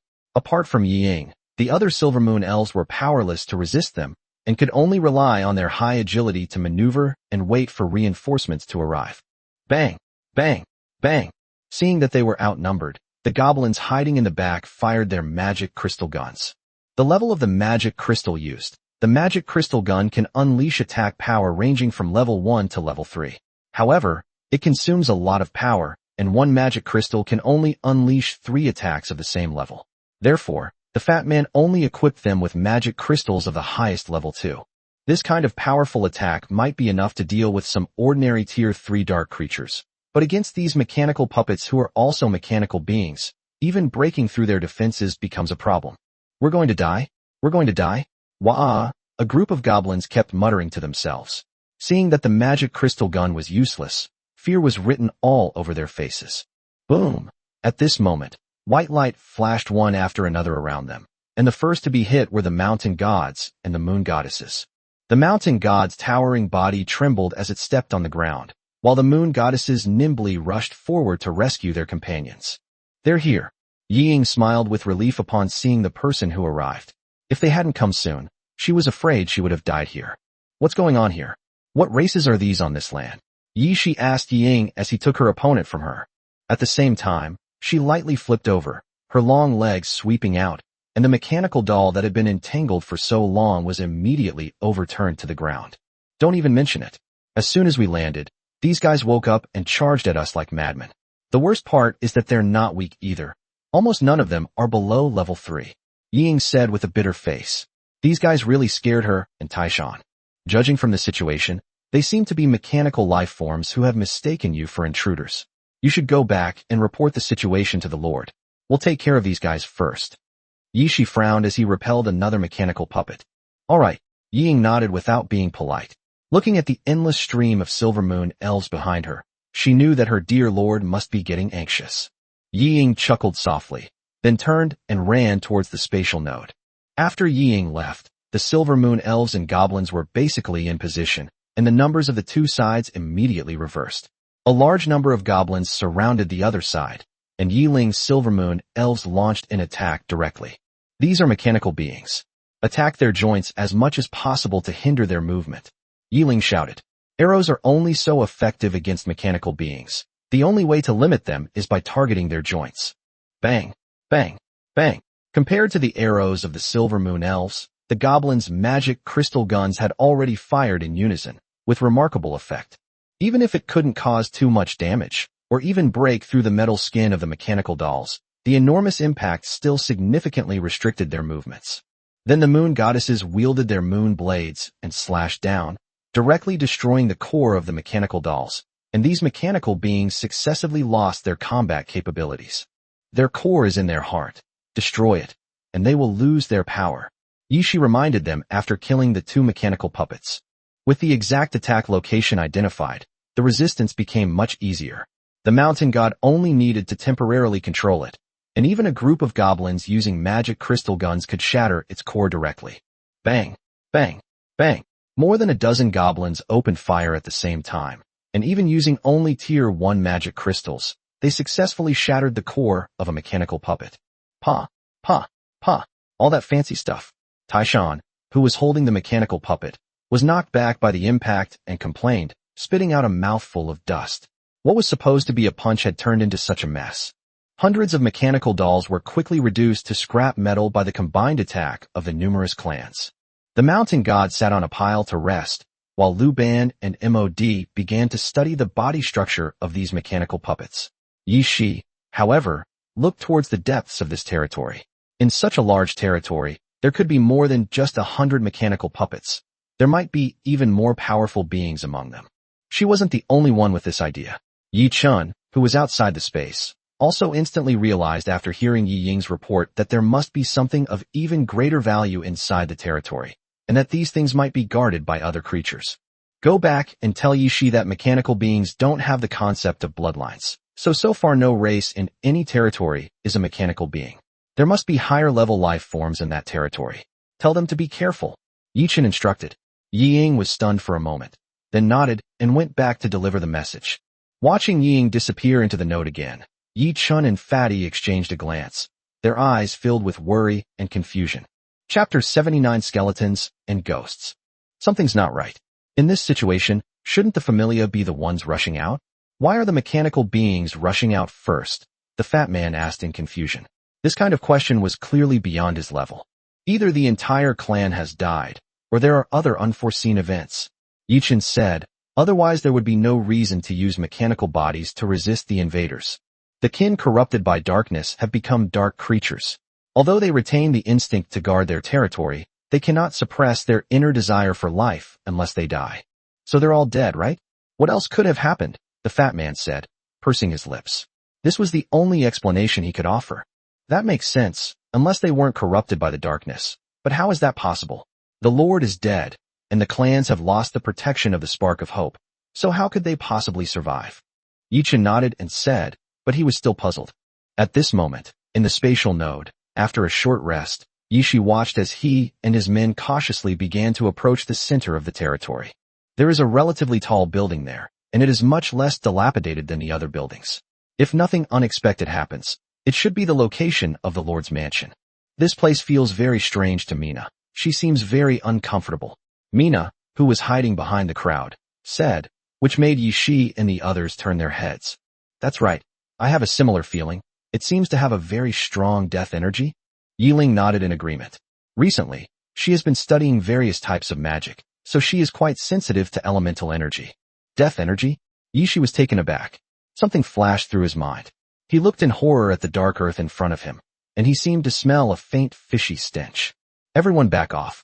Mountain God, Earth God, control the ground beneath your feet. Yishi suddenly shouted, turning around to lead everyone to run behind him. However, as soon as she finished speaking, skeletal arms emerged from the soil beneath their feet, reaching out to grab their ankles. Don't grab me. Don't grab me. The goblins behind them immediately fell into chaos, with many of them being grabbed by these skeletal arms and trapped on the ground, unable to move. Mountain God, save people. Earth God, be careful. Silver Leaf Moon Elf and Moon Goddess, retreat, at full speed. Yishi quickly gave the order. The Mountain God was enormous, and these skeletal arms could not grab them, only leaving some scratches. At this moment, they were running back and forth behind them, rescuing the trapped goblins. Fortunately, Yishi stopped in time, and since the goblins were originally at the back of the group, not many of them were trapped. However, this chaos still resulted in the deaths of many goblins. There was no way around it. Their bodies were too fragile. These goblins, which could only scratch the mountain god's skeletal arms, could easily tear their bodies apart. Crack, crack, crack. Following the skeletal arm, the sound of bones breaking apart echoed, accompanied by the churning of earth. One after another, skeletons wielding bone knives crawled out of the ground, their heads glowing with pale green soul fire, looking utterly terrifying. It seems these are the true masters of this territory, a bunch of undead skeletons. Yishi said in a deep voice. When hundreds of skeletons appeared in front of her, she actually breathed a sigh of relief. The most terrifying enemy is the unknown one. When the skeleton actually stood in front of her, it brought only pressure, not fear. Whoosh, a cold wind blew through the air. After the skeleton got up, one after another, illusory ghosts floated out from the ground and danced above everyone's heads. Thunder come. Boom. Mount Tai roared, and lightning flashed and thunder roared. He lashed the lightning in his hand at the ghost in the sky, dispelling it. You can handle the land. We'll take care of the sky. Yishi said, leading a large group of moon goddesses and the silver leaf moon elves skilled in magic, and launched an attack on the sky. Ghosts are basically immune to physical attacks, so the arrows of the mountain god and the silver moon elf cannot harm them. Only moon goddess and magicians can deal with them. Whoosh! In an instant, spells flew across the sky, including elemental magic from Bella and others, as well as spells used directly by Yishi and others. As the moon blades slashed, even the strongest ghosts vanished into thin air. Moon and Silverleaf Moon elves possess the racial talent of exorcism, which makes them more effective against ghosts than the previous mechanical dolls. Mountain gods, charge with me, Taishan shouted from the other side, and 10 mountain gods charged directly into the oncoming horde of skeletons, wielding their weapons and slicing through a large number of skeletons. Kill! Mount Tai, his entire body enveloped in lightning, roared along with the other mountain gods, wielding his mountain-splitting axe as he fought relentlessly in the sea of skeletons. Goblins, charge! Seeing that the situation had been stabilized again, the goblins regained their fighting spirit and launched an attack on the sea of skeletons. This is a race that is greedy for life and cowardly, and bullies the weak and fears the strong. When they found that skeletons and ghosts could not pose a threat to their lives, they immediately started jumping around again. Bang! Bang! Bang! A barrage of gunfire erupted, accompanied by the explosions of numerous magic crystal bombs. If Fatty were there, he would surely be heartbroken over the cost of his money. Every round of attacks by the goblins was bought with money. However, the effects of the magic crystal gun and magic crystal bomb were also significant. A large number of skeletons were blown away, and their already fragile bodies were even shattered into bone fragments, leaving only their heads with soul fire and consciousness. Two magic crystal bomb had an unexpected destructive power on these fragile skeletons. Although it could not directly extinguish their soul fire, it could not save their fragile bone bodies. Oh my god, this is too fierce. A level 3 skeleton and a level 3 ghost. Should I go back and report to them? Yi Ying, standing at a distance, was terrified.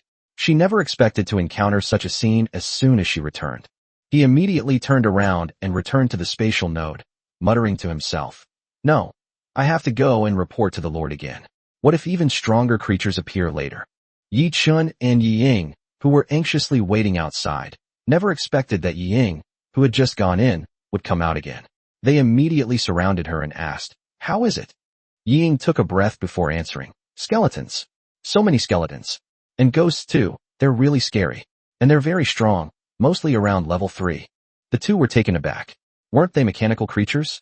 How did they become undead creatures? Wasn't that a bit too much of a leap? Chapter 80: The Powerful Skeleton Mage. Boom! At this moment, the massive loss of skeletons and ghosts in the spatial node finally triggered some of the big guys underground. A slight tremor came from underground, and the ground in the distance gradually cracked open.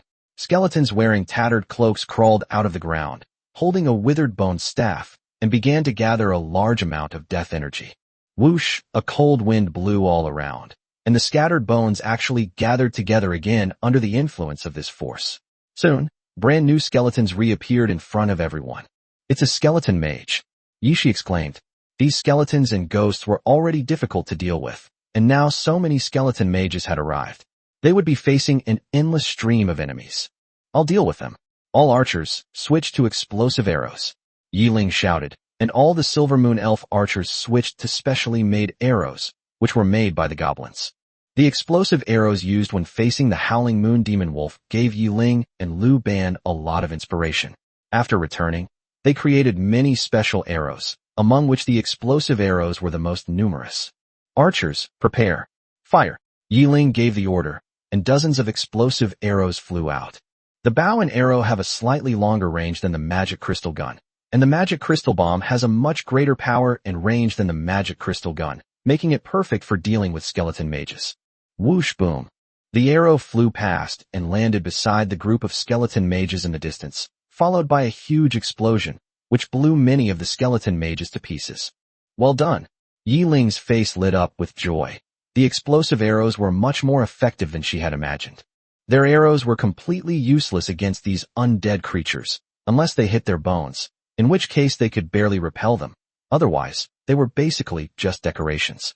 The explosive arrows are proving very effective, much to the delight of the many Silverleaf Moon Elves, who now have a chance to put their skills to good use. However, Yi Ling's joy did not last long. The next moment, the broken skeleton mages actually stood up again, casually picking up the broken bones on the ground and stuffing them into their bodies, clearly without any problems. "How could this happen?"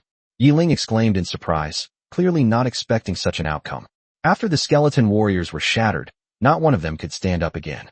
Skeleton mages are undead creatures of the mage class. They have extremely strong mental power. They can directly use their mental power to find broken bones to repair their bodies. As long as the soul fire in their heads is not extinguished, they can live indefinitely. Bello explained, pointing to the skeleton warriors on the ground that had been reduced to a pile of bones. Most of the skeleton warriors have perished, but a few still have soul fire flickering in their skulls. These skulls are slowly moving their jaws, trying to find bones that can repair their bodies. Boom! A fireball shattered the skull, extinguishing the soul fire completely, and the skeleton warrior was finally annihilated. Must the soul fire be completely extinguished? Yi Ling was stunned for a moment, then took out another explosive arrow, knocked it, and drew her bow. Whoosh! Another explosive arrow flew out, accurately hitting a skeleton mage's eye socket and penetrating deep into the skull. Boom! A violent explosion rang out, and the skeleton mage was instantly blown to pieces, his hard white bones scattered all over the ground, and the soul fire that had been completely extinguished did not reignite. "It's working.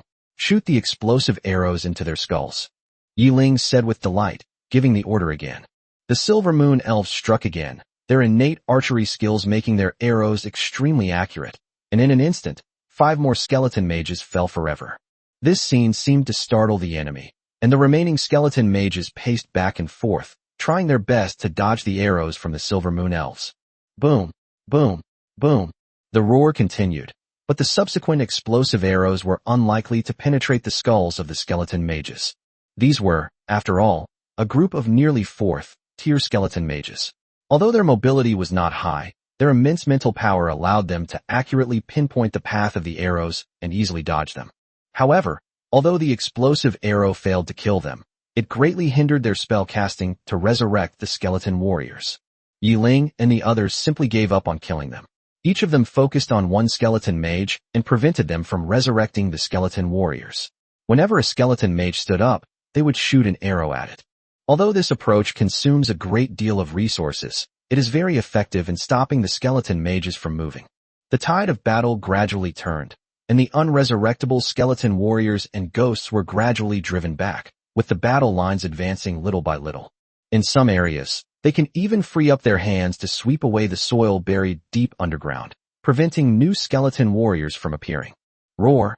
As the situation became increasingly unfavorable, a roar suddenly came from underground in the distance. The ground shook, and another new skeleton crawled out from underground. Who dares disturb my slumber? The deep voice startled everyone. Looking up, they saw a skeleton mage, also clad in a robe, with soul fire emanating from his head. As he appeared, deathly energy rose up across the entire territory and quickly surrounded him, as if he were the king of this world. Very strong energy fluctuations. This is a tier 4 creature, the explorer said in a deep voice. The aura emanating from afar was chilling. Not the Skeleton King. This skeleton gives off a much more sinister vibe. It seems to be a magic-type skeleton. Yishi said solemnly. This skeleton gave off a very cold and terrifying feeling. It should be a magic-type skeleton.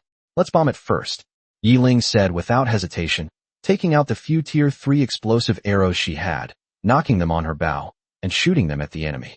Whoosh! The explosive arrow shot out, hitting the skeleton mage who had just woken up without fail. Boom! It hit. Yi Ling's face lit up with joy. The terrifying power of the tier 3 magic crystal bomb was something even a tier 4 howling moon wolf couldn't withstand, let alone this fragile skeleton mage. You annoying fly. An impatient voice came from the smoke, causing Yi Shi and the others to change their expressions drastically. Before they could react, a black energy ball shot out from the smoke and rushed straight towards Yi Ling. Watch out, Yi Shi exclaimed, her moon blades slashing down without hesitation, heading straight for the power ball. Taishan stepped in front of her to block it. Chapter 81 The Immortal Lich. Boom! The huge roar seemed even more terrifying than the previous exploding arrows. Taishan took a step back with his right foot. Even though the energy ball was detonated by the moon blade in advance, the terrifying impact was still difficult for him to withstand. Many Silver Moon elves and goblins in the vicinity were blown away by this force and fell to the ground, their fate unknown. Impossible. As the smoke gradually dissipated, when everyone saw what the other person looked like, disbelief was written all over their faces. A faint energy shield appeared in front of him, but his body was not harmed at all by the exploding arrow. Even his beggar-style cloak was still fluttering freely in the wind, without any new injuries. It's a magic shield. A level 4 magic shield, which can already ignore level 3 magic crystal bombs. Bella exclaimed. This magic, but not as strong as the opponent's. At present, she can only block a 3rd-tier magic crystal bomb to a certain extent. Even if she exhausts all her magic power, it won't be enough to make her immune. I'm back. The Lord said the situation here is complicated and told me to report back immediately in case of any trickery. At this moment, a familiar voice rang out behind them. It was Yi Ying, who had gone back to deliver the message, returning once again. However, as soon as she landed, she quickly noticed the unusual situation on the field. Her teammates seemed to be stunned and dared not step forward for a moment. Lord, has the New Year's Lord trial begun? At this moment, the skeleton mage opposite seemed to have heard Yi Ying's words, and his eyes, which were shining with dark red flames, looked over. Suddenly, Yi Ying felt as if she were being targeted by a venomous snake, and a chill ran from the soles of her feet straight to her head. Me? What is he? The Skeleton King here? Yi Ying looked at Yi Shi and asked in a trembling voice. I suppose so. And he's a level 4 Skeleton King from the mage class. You can go and report to the Lord now, Yi Shi said, blocking Yi Ying's path and cutting off her gaze. Interesting, but I'm not some stupid creature like the Skeleton King. I'm a lich. You can call me the Lich King. The skeleton mage chuckled as he explained to Yi Shi and the others. A tier 3 clan. This new lord seems to have quite a bit of talent.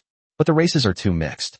Giants, dwarves, humans, elves, goblins. Is this one lord? Or are several lords working together? Bring your lord here. Otherwise, with only your 3rd tier clansmen, you'll likely be stuck here. Even with those magic crystal bombs, it's useless. 4th tier strength is beyond your current comprehension. The Lich King looked at the crowd with great interest, seemingly happy that people had finally come here, showing no sense of crisis about being surrounded. However, upon hearing his words, Yi Shi and the others' expressions changed slightly, showing no intention of backing down. Taishan even rushed forward first. TCH, just a 4th tier creature. It's not like I haven't killed them before. I am the mountain god, and shall wield thunder and lightning. Mount Tai roared, lightning flashed and thunder roared in the sky, and his whole body was engulfed in lightning. Go back now and tell the Lord the truth about what happened here. After Yi Shi finished speaking, he followed Taishan and rushed out. The moonlight shone down, and he looked like a fairy in the moon. The battle resumed in an instant. The other moon goddesses, mountain gods, and earth gods also stepped forward to provide cover for Yi Shi and Mount Tai. Bella even led the magician team to prepare intermediate-level magic together. Hey, me. Ying was taken aback. She hadn't expected to have to leave again so soon after arriving. Was this guy really a professional messenger? Sigh. He sighed deeply, glanced at his companions who were already fighting fiercely, and then turned around and jumped into the spatial node once again. This power of lightning? It shouldn't be like this. The Lich King was stunned when he saw the lightning on Mount Tai. In his understanding, this should not be an attack that a tier 3 creature could use. Moreover, Bella's intermediate-level magic is relatively easy to deal with, since it is used by many low-level mages working together, so its power and control are slightly weaker than normal. But what's with that agile assassin next to him? That moonlight power he exudes is undoubtedly powerful lunar magic. Kill. Mount Tai glared angrily. The skeleton warriors around him were no match for him. He charged violently to the Lich King's side, leaped high into the air, and brought down his giant axe, which was wrapped in lightning. At that moment, the Lich King actually sensed a threat to his life from the giant axe.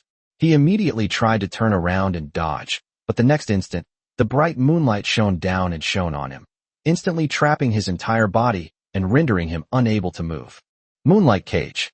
Yi Shi shouted softly from afar, and a massive surge of moonlight power erupted, firmly binding the Lich King in place. Boom! The giant axe slashed down, and the Lich King's magic shield shattered instantly. Without the magic shield, the Lich King, like the fragile body of a skeleton mage, was instantly crushed by the lightning. Even the soul fire enveloping his skull was extinguished instantly by the ravages of the lightning. Taishan knelt on one knee, the lightning on his body gradually dissipating. He kept panting and finally breathed a sigh of relief as he watched the soul fire gradually extinguish. Great! Yi Ling and the others who were fighting in the distance exclaimed with joy. They were all shocked to see a level 4 creature that was still unafraid of a level 3 magic crystal bomb. Fortunately, it was finally dealt with. The group's morale soared, and they sped up their efforts to eliminate the remaining skeleton warriors and ghosts. Ying jumped out of the spatial node. Yi Chun and the fat man had just turned around to leave when they heard the sound of 2 feet landing behind them. When they turned around, there were Yi Ying's long legs. My lord, something has happened. A level 4 lich. How terrifying. Ying said quickly. The look the other party gave her still sends chills down her spine when she thinks about it now. A tier 4 lich, the two exclaimed in surprise. Their worst fears had come true. A tier 4 dark creature was something that Yi Shi and her companions were currently unable to deal with. Yes. When I left, Taishan and Sister Yi Shi had already rushed up. In the end, I think I saw Taishan swing his axe and cleave the lich in two. Ying said quickly.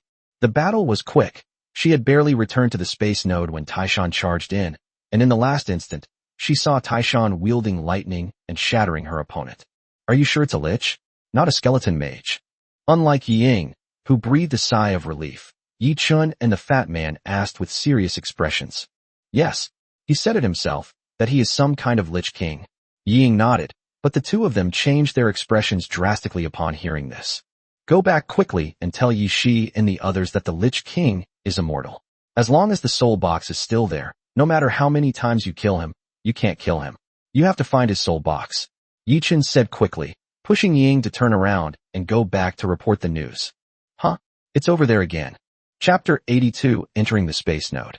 Watching Ying disappear into the spatial node once again, Yi Chun and Fatty's faces remained filled with worry. A lich. That thing is really hard to deal with, the fat man said, frowning. Powerful and immortal, this kind of creature is indeed difficult to deal with. Yi Chun nodded, but compared to that, he was thinking about something else. Ying just said that the other party revealed himself to be a lich? That seems to be the idea. The fat man nodded, his pupils suddenly contracting. Wait, how could a level 4 dark creature self-destruct? Are their communication abilities that strong? It seems this lich is quite extraordinary. You know, ordinary dark creatures only have the instinct to hunt and do not possess the intelligence to communicate. Only dark creatures of level 6 and above have some basic consciousness. Yi Chun said in a deep voice, his gaze towards the spatial rift gradually becoming more profound. On the other side, Taishan and his group, who had finally managed to kill the lich, were breathing a sigh of relief and began to clear out the surrounding skeleton warriors and ghosts. Suddenly, a dense aura of death began to gather on the battlefield, just like when the lich appeared before. How could this be? Yi Shi and Taishan and the others exclaimed in shock, their eyes filled with horror. If another 4th-tier lich appeared, they would have no way to kill it again. I'm back. The Lord said that the lich is unkillable, and you must find his soul box. At this moment, the messenger Ying once again sprang out from the spatial node and shouted towards Yi Shi. Oh, this lord seems to know quite a lot. Why not invite him in for a chat? A mocking voice rang out, and the Lich King's figure slowly emerged. His sturdy skeleton formed directly from the immense death energy, requiring no fragments of bone on the ground. Yi Shi was speechless. The inability to kill the dark creature was beyond her comprehension. Taishan collapsed to the ground, having exhausted all his strength with all his lightning, but he never expected that his opponent would have the ability to revive. It's over. It's over. We're going to die. The goblins cried out in a cacophony, their attacks weakening. Fortunately, with the Lich's resurrection, the attack frequency of the skeleton warriors and ghosts has slowed down. I told you, I just really want to see your lord. Why are we all fighting and killing each other? The Lich said calmly, seemingly unconcerned about the dead spirits around him. Want to see our lord? That's easy. Surrender, and I'll take you to him. Yi Shi said in a deep voice. For them, the safety of their lord was the top priority. TSK, what a clever clan. You must be this lord's right-hand man. I wonder if he would be heartbroken if you died here? Oh right, and this big guy too. To be able to unleash attacks of level 4 or higher with the strength of a level 3 is indeed surprising. I'm curious, what races are you two? I wonder how much power I can unleash after transforming it into an undead creature. The Lich King spoke casually, as if the people before him were already meat on his chopping block, causing Yi Shi and the others to change their expressions drastically. Stop him. Everyone else, prepare to evacuate. Yi Shi shouted. Except for Mount Tai, all the mountain gods stepped forward. Yue followed around, waiting for an opportunity to act, while the remaining goblins took the lead in evacuating. Stop me? Do you think you can stop me? The Lich chuckled, gathering dark energy in his hand, and a brand new dark energy ball appeared, which he hurled towards the crowd. What is there to fear from demons and monsters? Yi Shi shouted, and the moon goddesses around him had already swung their moon blades to intercept the energy ball in advance. Boom! A huge impact came, and everyone was shaken back. The Lich in the distance frowned slightly. These members of the clan are indeed powerful enough to withstand his attacks. It's obviously impossible to capture them all in a short time, but killing a few of the big guys should be achievable. The Lich's cold gaze flickered, and a large amount of death energy began to gather in front of him again. This time, he was not using an energy ball, but a true necromancy spell, the Death Ray. Upon seeing this spell, Yi Shi and the others felt a chill run down their spines. From the ray that had not yet been released, they sensed the threat of death. I heard you want to see me? A lich? Or perhaps, a former senior? Just then, a familiar voice rang out behind them, startling both them and the Lich King. Lord? Haha, you have guts. The Lich was stunned for a moment, then burst into laughter, dissipating the energy in front of him. Everyone breathed a sigh of relief. Yi Chun didn't rush to reply, but looked at the undead creature opposite him, becoming even more certain of his guess. This lich is not some dark creature, but a former lord who fell into darkness and became a lich. Although it is unknown how he preserved his consciousness, he can no longer be considered a lord guarding the darkness. The two people standing outside the spatial node already had a bad feeling. With the large-scale withdrawal of the goblins, they knew that Yi Shi and the others were powerless to resist this lich. As the Lord, he needed to come and lead his people back. At the same time, he also wanted to see what kind of lord it was that was willing to fall into darkness and become a dark creature that was neither human nor ghost. I've never lacked courage. But what about this, senior? What is your purpose in lingering in this trial space? Yi Chen said calmly, without a trace of fear in his eyes. Senior, are you so sure I'm a lord? Instead of answering his question, she looked at him with interest and asked him in return. Otherwise what? Your clan shouldn't be able to produce such a highly intelligent dark creature, right? Yi Chen sneered, and the other party's smug smile froze instantly. This was undoubtedly an irrefutable mockery. A clever lad, but people like that usually don't live long, the lich said in a deep voice, his gaze toward Yi Chen growing increasingly cold. Otherwise, why would you say I'm stubborn? If I were afraid of death and stupid, I wouldn't have come in today, would I? Yi Chen said with a faint smile, casually finding a rock to sit on. Tell me, what do you want from me? Are you planning to possess someone? Or do you have some unfulfilled wish? By the way, my fees are very high. Yi Chen's words made the lich pause again.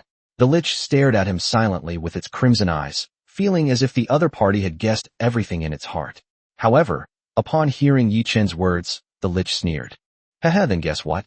Do I want to possess someone's body? Or is it just that I still have unfulfilled wishes?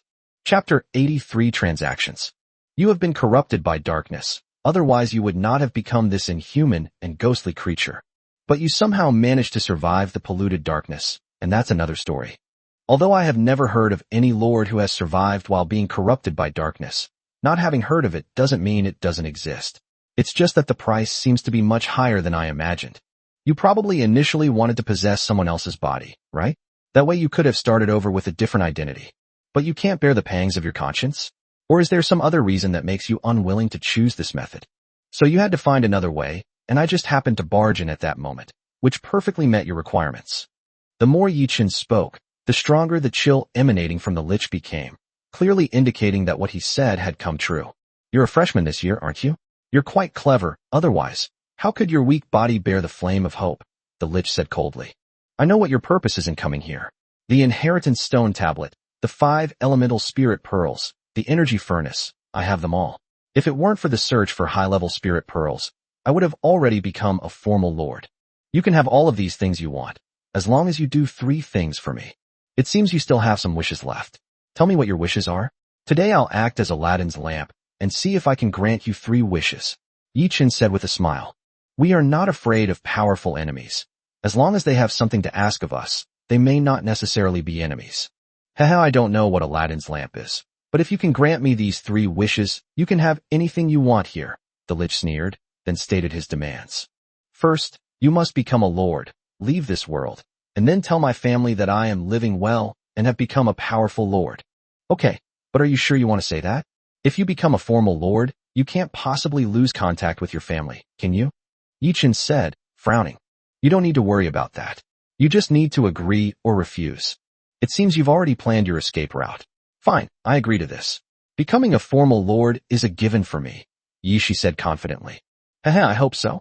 If you can't become a lord, then there's no need to worry about the rest, the lich sneered. Secondly, my kin's lair, as I was corrupted by darkness, all fell into the dead, but they did not perish. As long as I live, new dead will be born among them. So I hope you can take over this nest so that they can continue and not eventually perish with the collapse of their territory. Upon hearing the second condition, Yi Chen frowned slightly. The nests of the undead race's kin were not exactly desirable, especially since they had been transferred from others. Clan nest after I leave the trial world. There shouldn't be a way to do that in the trial space, right? Yi Chen shook his head and said. He didn't mind the undead race's kin, but new lords in the trial space couldn't load a second kin. Only after they passed the trials and became official lords could they load more kin nests as their territory level increased, thus enhancing the diversity of their territory. There's no way to do it in the trial world. What I'm saying is that once you get out, someone will naturally offer you the undead nest with both hands. The lich's cold voice came, which made Yi Chen turn his head. If the other party can say something like that, then either they are preparing to leave, or they have already made arrangements outside. Staying in the trial space might also be a premeditated scheme. What about handing over the nest to him? Could there be some kind of scheme involved there as well?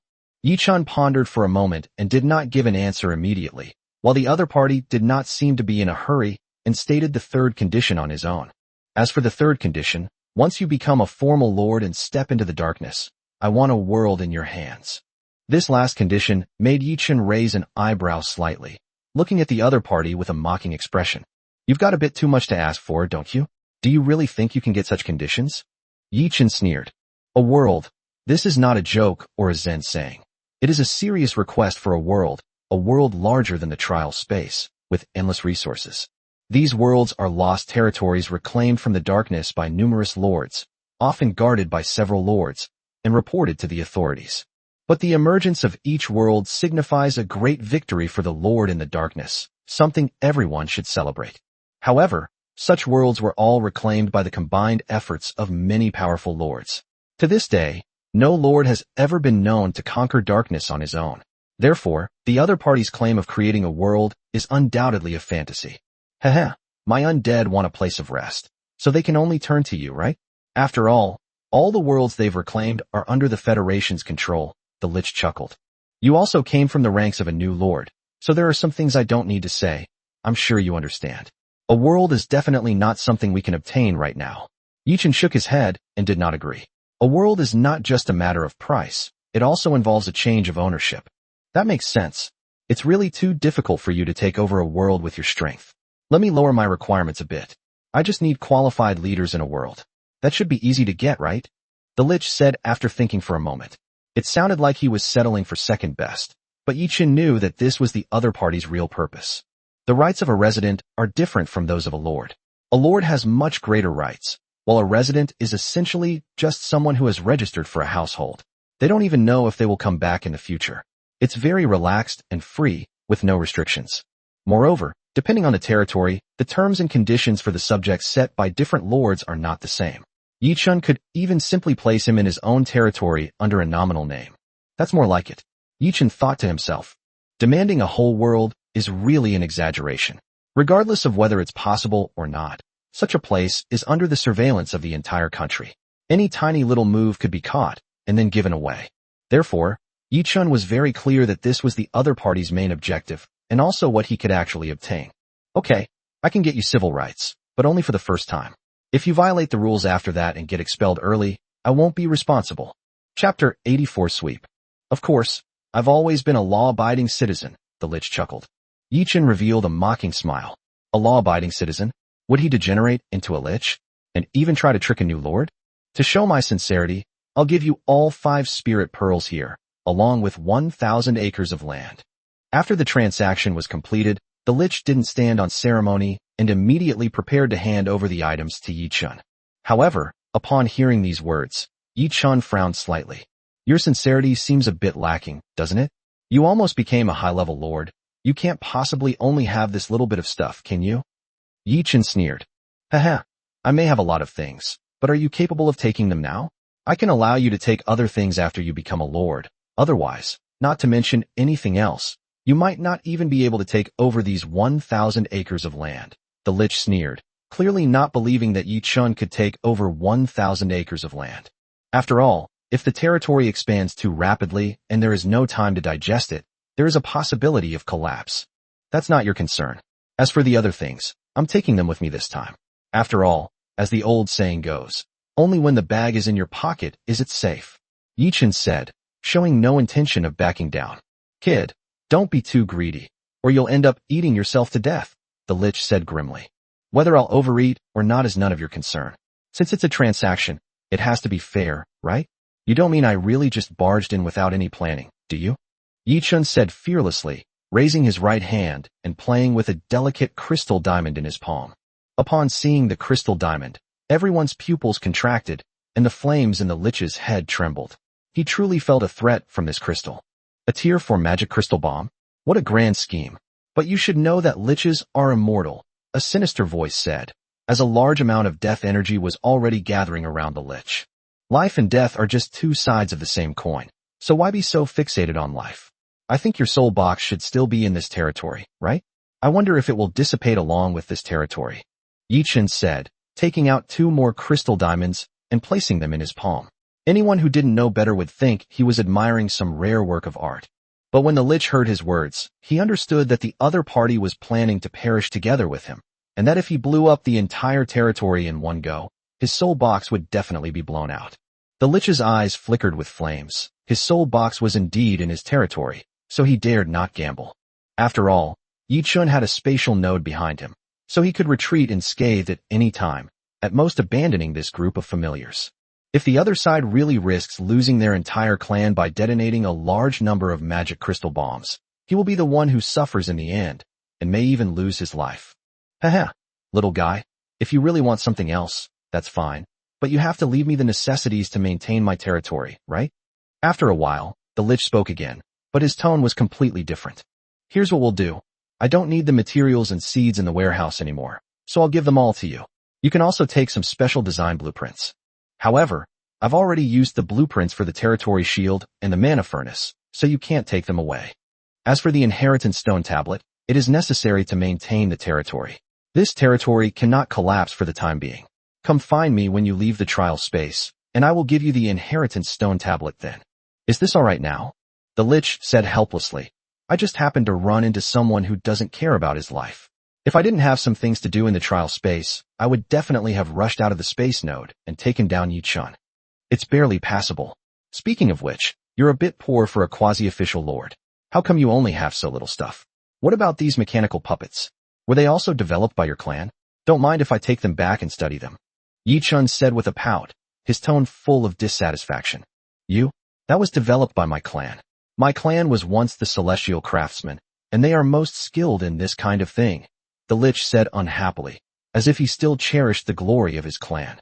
Didn't I also fall into the lowest form of skeleton because of you? Yi Chun said sarcastically, but a hint of surprise flashed through his mind. The celestial crafters are a race second only to angels and dragons. They possess a weak Titan bloodline and are extremely skilled in forging and manufacturing. They are a race with greater potential for growth than races such as dwarves and elves. No wonder the other party was able to become such a powerful lord. With the celestial craftsman clan around, it would be difficult for them not to rise to power. Unfortunately, he was eventually corrupted by darkness. Although he survived by chance, he became the inhuman, ghost-like creature he is today. The Lich was speechless for a moment, but Yi Chun was right. It was indeed he who led the celestial craftsmen to become what they are now.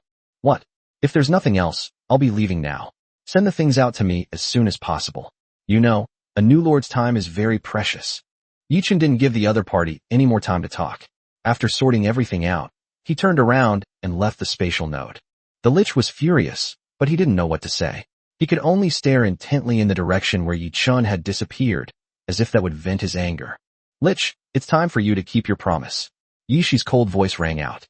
Although Yi Chun had left, his clansmen had not. The warehouse is in that lord's manor in the middle. Take what you need and get out of here.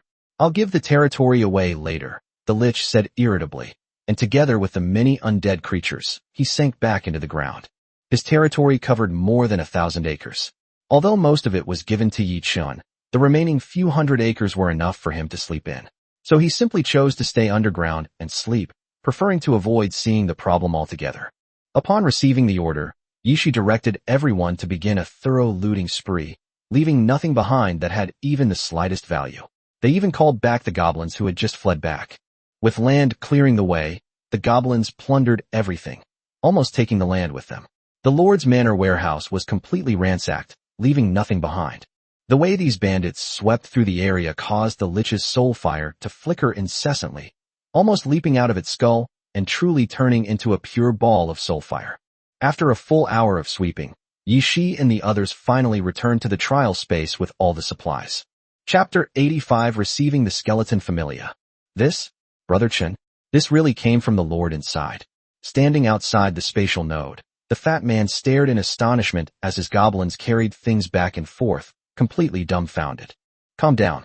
He's a new lord who almost became a high-level lord, so it's normal for him to have more stuff. Yi Chun said calmly with a smile. It was just a pity that the blueprints for the territory shield and the ability furnace had been used up by the other party. Otherwise the fat man would also be a lord who was about to become a formal lord. Yes, calm down, but you have way too much stuff. The amount of timber alone is over 100,000 tons, most of which are graded. Not to mention ores and jewelry. You can hardly find any without grades. In that box of magic crystals, there's a whole small box full of tier 4 crystals, at least 100 of them. There are countless low-level magic crystals. You've practically raided someone's home base, haven't you? The fat man was extremely envious of that pile of stuff. Yichen's hundreds of acres of territory were almost overflowing with it. Calm down. This is just raiding someone's hometown, right? And this is nothing compared to what's to come. These are all low-grade items. The real value is yet to come. Yichen shrugged and said, and as soon as he finished speaking, something new was sent out from the spatial node. There aren't many items this time, but they are all high-quality products. Seeds of the Tier 6 medicinal herb, Tianshan Snow Lotus. Chicks of the Tier 5 brocade pheasant. Seedlings of the Tier 5 spiritual herb, purple thundergrass.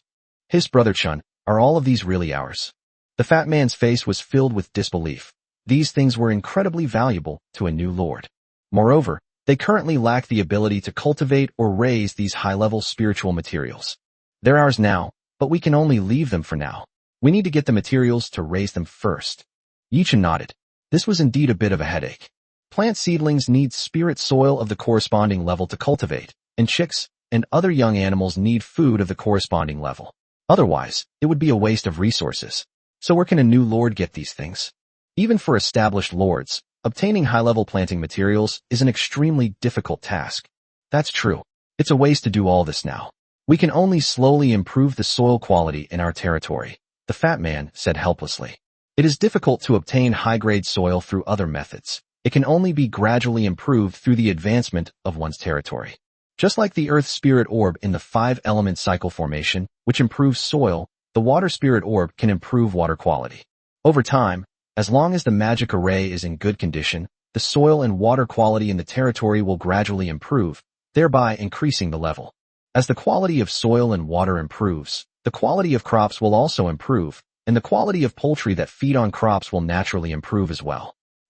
As the two were talking, they had gradually taken all the items, and finally, Yishi returned carrying an exquisite box. Upon opening it, one finds 8 spirit beads on top, including 7 intermediate-grade spirit beads and 1 advanced-grade spirit bead. Beneath the spirit pearl lay stacks of design blueprints, all collected by the other party. My lord, there are a total of 8 spirit orbs in the warehouse. I have taken them all, along with the corresponding design blueprints. I have also brought back the corpses of those mechanical dolls. However, when we took them away, they asked us to bring some undead creatures with us, saying that they would be given to us as a gift and made them our kin. Yishi dared not agree and asked the lord to make the decision. Yishi said softly that the fact that the lord had to risk his life to save them made her feel very down. Give away some undead creatures? Alright, I got it. Let them come over. Consider it a free batch of thugs for us, right? Yichen was taken aback, then quickly let out a cold laugh. This? Okay. Yishi was taken aback, but nodded and turned back to the spatial node. Brother Chen, what's going on? The fat man asked, looking completely bewildered, but Yi Chun didn't rush to explain. I'll tell you later, but we absolutely have to accept this batch of undead creatures. Otherwise, some people won't feel at ease. Yi Chun shook his head and said. Upon hearing this, the fat man didn't ask any more questions, but instead looked at the spatial node with the other person. Soon, Yishi returned with over 100 undead creatures. Yichen glanced at them and saw that there were 10 skeleton mages, 60 skeleton warriors, and 50 ghosts, which was already more than half of the enemy's fighting force. The leader of the skeleton mages approached Yichun and handed him a black stone. The Lich's familiar voice immediately followed. Boy, I've thought about it, and I'm entrusting these 120 members of their clan to you. It's a way to give them a chance to live, and it's better than them coming with me to their deaths. Please treat them well. The sound stopped abruptly, and the skeleton mage lowered his bony arm. The stone, having lost its magic, rolled to the ground like an ordinary stone. Yichen curled his lip and glanced at the hideous skeleton in front of him. Alright, you guys find an open space to stay for now. We'll see how to settle you after the territory expands. He paid no attention to the skeletons. The other party had given him most of his possessions, so how could he not leave himself some backup plan? These skeletons were said to be his kin, but they also served as a form of surveillance. Their loyalty of only 60 points was enough to show that these skeletons could rebel at any time. But it doesn't matter. They're just a bunch of skeletons. They can't cause any trouble. We can slaughter them on our own territory, let alone on ours. The skeletons gradually left, and the fat man looked puzzled. Before he could speak, a huge territory suddenly flew out from the spatial node and appeared abruptly in front of the two of them, slowly floating. Take the 5 mid-grade spirit pearls, carve out 300 acres of territory from here for you, and then quickly set up the 5-element cycle formation to prevent the territory from collapsing. Yi Chen said quickly, while controlling his territory to rise, preparing to take over this huge territory covering thousands of acres. Holy crap! This is too exciting. The fat man screamed, his face flushed. He never imagined that he, a goblin lord, would one day become a formal spirit pearl with a mid-level spirit pearl and receive 300 acres of territory in one go. This is just too exciting. However, despite his loud shouts, his body betrayed him. Shaking his fat body, he quickly ran back to his territory while carrying the 5-element spirit pearl. Chapter 86: The Sudden Expansion of Territory. Boom! The vast territory gradually merged into Yi Chen's territory, and booming sounds echoed throughout the land.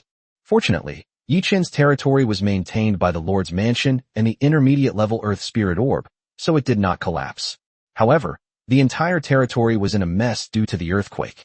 Large numbers of trees and crops collapsed, and poultry and livestock scattered and fled, only to be captured by the Silver Moon Elves. 200 acres, 300 acres, 500 acres. The entire territory is expanding at a visible rate. It eventually stopped at 900 mu, just a little short of becoming a 1,000 mu territory. At this moment, the remaining territory was severed by a mysterious force and merged into the fat man's territory. Yi Chen then stopped the merging of his territory. Hurry! While integrating, set up your 5-element cycle formation. If you're too late, your territory will collapse. Yi Chen shouted. The fat man's territory was different from his own, and it was already on the verge of collapse. Forcibly integrating it into the new territory would only hasten its collapse. Fortunately, when Yi Chen merged into the territory, the fat man had already set up the magic array for the Earth Spirit Orb and the Wood Spirit Orb, and placed the intermediate Earth Spirit Orb and the intermediate Wood Spirit Orb down. A brief period of soil improvement and vegetation growth occurred across the entire territory. Otherwise, his territory would have collapsed the moment it was integrated into the new territory. Hurry, hurry, hurry! The fat man shouted in his heart, rapidly spreading the array patterns on his hands, throwing magic crystals into it, as if they were free. Setting up the 5-element cycle formation requires a large amount of magic crystals, and the two of them have already given all their magic crystals to Fatty, fearing that they might not have enough. Even so, the number of magic crystals is still decreasing rapidly at a visible rate. I gave him several thousand Tier 1 magic crystals, and about the same number of Tier 2 magic crystals. If I include Tier 3 ones, that should be enough, right? Yi Chen thought uncertainly. Normally, placing one 5-element spirit pearl requires the energy of tens of thousands of Tier 1 magic crystals. 5 of them together would require 50,000 magic crystals. Yi Chen hadn't calculated the exact energy value of the magic crystals in his hand, but roughly speaking, it should be enough as long as he wasn't too unlucky. While pondering, the fat man placed his 3rd spirit pearl, this time a mid-grade water spirit pearl. Instantly, a large amount of water vapor surged across the entire territory, and a spring even gushed forth, quickly gathering into a lake. The placement of the water spirit orb did not make the territory more stable. On the contrary, the floodwaters caused a large amount of soil to be washed away, plunging the entire territory into danger of collapse once again. Faster! Faster! The fat man ignored the situation in the territory and went to the new territory he had just integrated into. He began to prepare to place the 4th spirit orb, this time a fire-type spirit orb. Seeing the situation on the fat man's side, Yi Chen was extremely anxious. The fusion of the territories had been completed, but the collapse of the territories was also continuing. If he cannot complete the arrangement of the 5-element cycle formation before the territory completely collapses, he will have to start all over again. They returned to the original floating island, which was only 10 square meters in size, and began to expand their territory little by little. The 5 elemental spirit orbs that had already been placed there would be wasted. Boom! As the intermediate level fire spirit orb was placed, a large amount of water vapor rose up across the entire territory, and the temperature suddenly increased. The fat man in the territory immediately felt dizzy.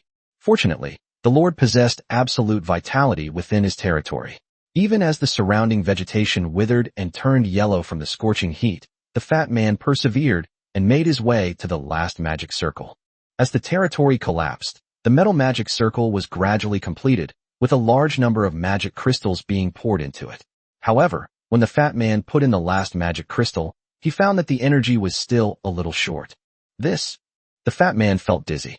The collapsing territory in front of him had reached the edge of the array pattern. If it continued, even if he gathered enough energy, he would not be able to set up a complete array.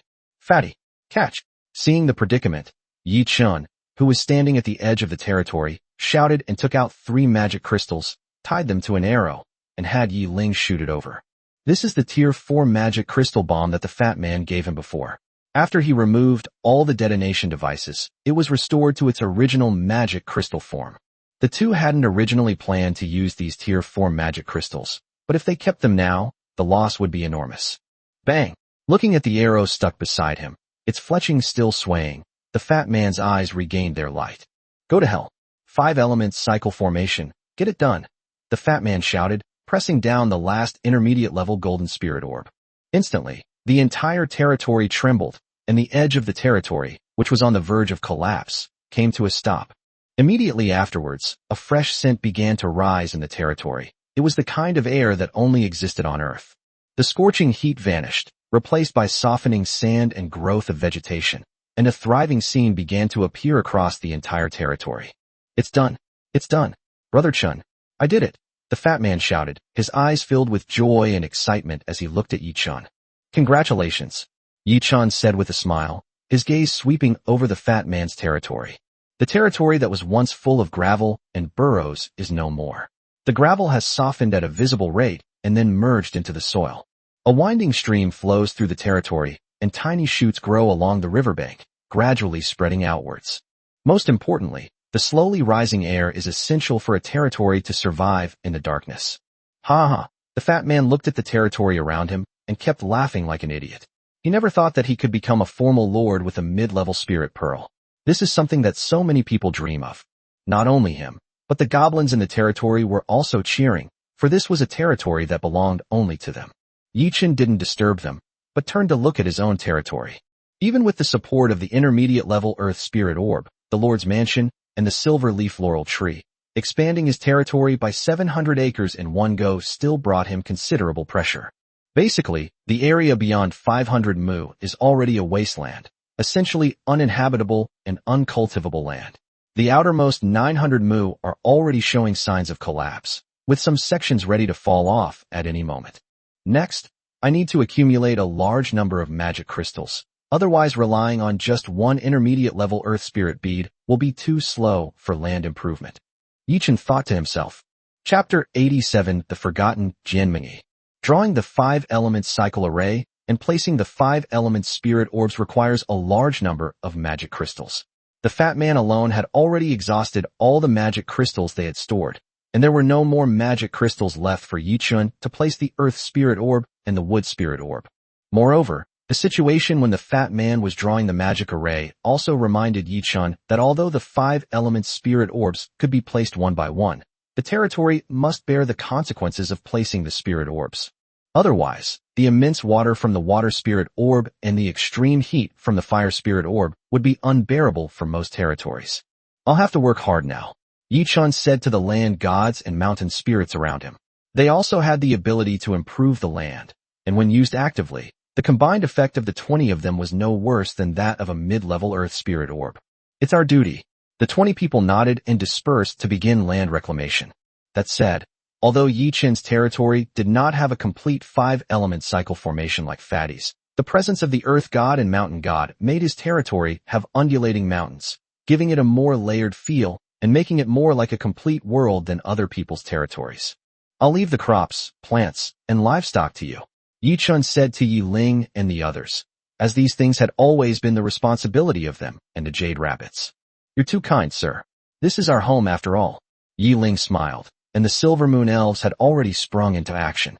Looking at the land that had suddenly expanded several times over, Yi Chun felt a surge of pride, as if he had the world in his grasp. No wonder people in ancient times all wanted to become kings or emperors.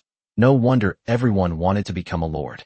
This feeling of looking down on all the mountains is indeed intoxicating. Standing on a hilltop, Yi Chun sighed inwardly. But only a few people can truly stand at the top, and even fewer can become kings or emperors and look down upon the mountains. Doesn't this just prove the Lord's strength and wisdom? Yi, she said with a light laugh from the side. Both powerful and wise. Just lucky. I only wish that thousands of years from now, I can still hold fast to my original intention and lead you to suppress the darkness. Yi Chun chuckled, feeling sentimental. After speaking, he leaped down and returned to his territory. Never forget your original intention, and you will achieve your goal. Yi Shi murmured as he looked at the departing figure at his feet. As their territory gradually became more secure, they also began to consider their next steps. The successful entry into 2 spatial nodes yielded substantial gains for them, and they no longer valued those scattered meteorite planets.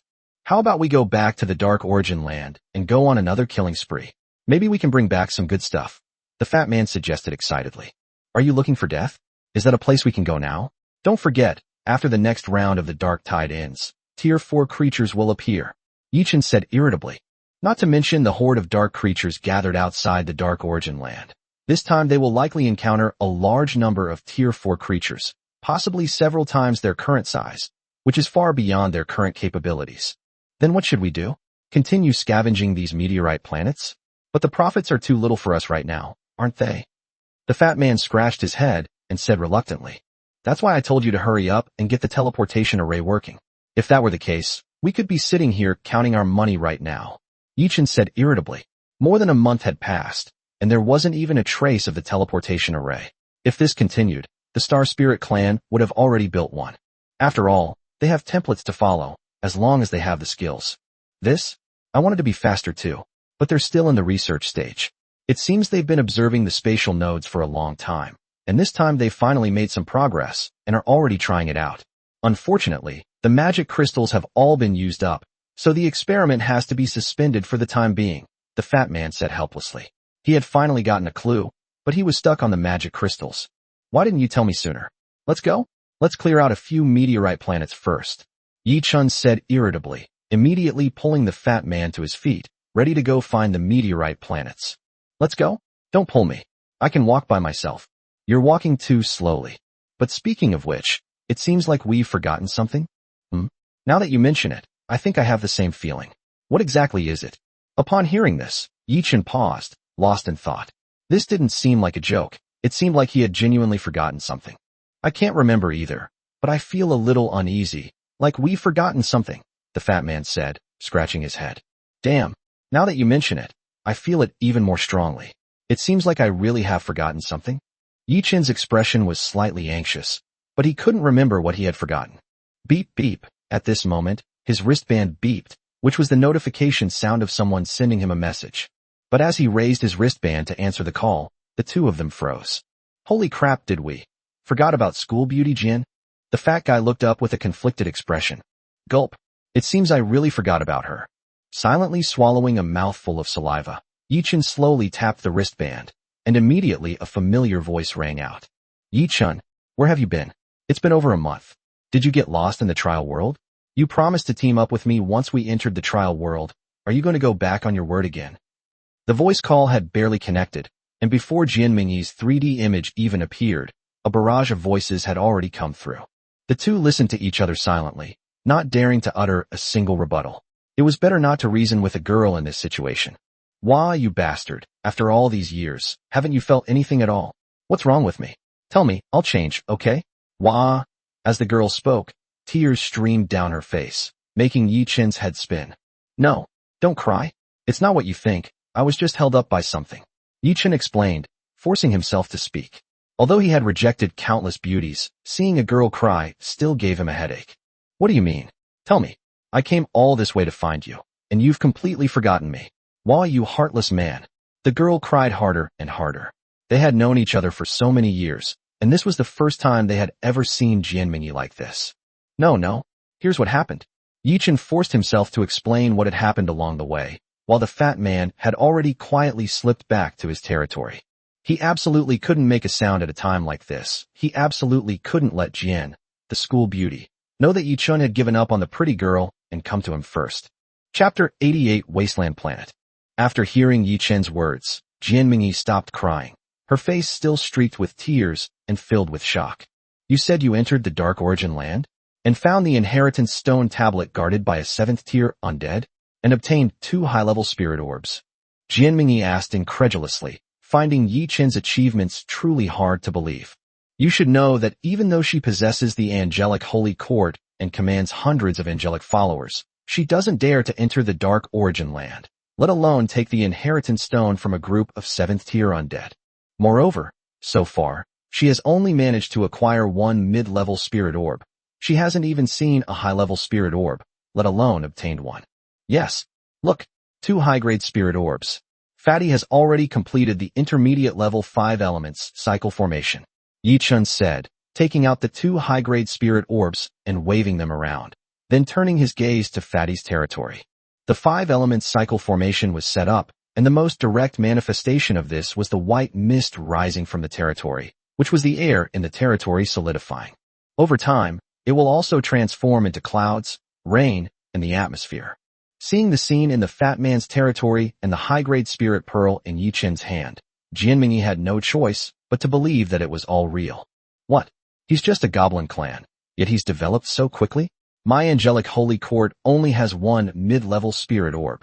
Jianmingyi was extremely aggrieved, looking like she was about to cry again. It's all right. I'll come find you right away, and then we'll go raid the meteorite planet together. We're sure to find a few high-level spirit orbs. Yi Chen said quickly, afraid that this old lady would start crying again. He had never seen her like this before. No, I'll send you the coordinates, and we'll meet there. Even if we have to burn magic crystals to get there, we must arrive within 3 days, or it will be too late. Jianmingyi turned her head arrogantly, then remembered something, and quickly sent Yi Chen a coordinate. What's wrong? What's going on? Yi Chen asked, looking at the coordinates with a puzzled expression. Judging from the distance, it would normally take a week to travel there. In other words, he would have to use magic crystals to travel. A brand new wasteland planet has appeared there, and everyone who has heard the news is rushing there. Jianmingyi said with a hint of excitement. A brand new wasteland planet. Yi Chen exclaimed in surprise, not expecting that a lost continent would appear in the trial world so quickly. Yes, you should know that wasteland planets are those that survived from the fallen dark world, and were not completely destroyed. They are home to a large number of dark creatures, and also contain many remnants of the original planets. These ruins can help your clan grow, master new skills and talents, and even obtain brand new clan layers. At the same time, in places where dark creatures gather in large numbers, a large number of high-quality dark treasure chests will inevitably be generated, which may contain intermediate or even high-level spirit orbs. Jianmingyi said with slight excitement that the appearance of the wasteland planet made the lords who had high-ranking clans ecstatic. But aren't wasteland planets usually only found in the later stages of the trial? It's only the 2nd month of the newcomer trial. Yi Chen asked in confusion. This difficulty level was really a bit beyond the scope of the course. Who knows? But the appearance of the wasteland planet means huge gains. We can't just give up so easily, can we? Jianmingyi said. Yi Chen nodded. You're right. Now that it's happened, we can't miss it. Fatty and I will head over right away. Then I'll wait for you at the coordinates. Jianmingyi said sweetly, completely different from her tearful appearance just now. After hanging up the call, Yi Chen looked at his empty pockets and felt a headache coming on. A single magic crystal. How are we supposed to travel? I can only hope we encounter a meteorite planet along the way. Yi Chen thought helplessly, then called Fatty, and the two set off immediately. On the way, the fat man was shocked to hear about the wasteland planet. Such planets are common in the dark world, but they are rare to see in the trial space. Things that usually only appear in the later stages of the trial have been released so early this time. Nobody knows what changes have occurred in the trial space. Brother Chen, do you think it might be because we took the inheritance stone tablet that caused the dark power in the trial space to strengthen? The fat man asked suspiciously. Probably not. People have taken things from the dark land in previous years. As long as the darkness is purified in time, there won't be any problems. Yi Chen thought for a moment and shook his head. For some reason, the image of the Lich King flashed through his mind, and he had a feeling that this matter was somehow related to him. But what exactly did they do? What caused the anomaly in the trial space? This is the birthplace of new lords. Yi Chen glanced at the burial ground of skeletons in his territory, a hint of worry flashing in his eyes. The two ignored the small things along the way and focused on flying toward the coordinates provided by Jianmingyi. They were quite lucky along the way and soon encountered a small meteorite planet. After clearing it, They obtained several hundred Tier 1 and Tier 2 magic crystals, and then began burning the magic crystals to speed up their journey.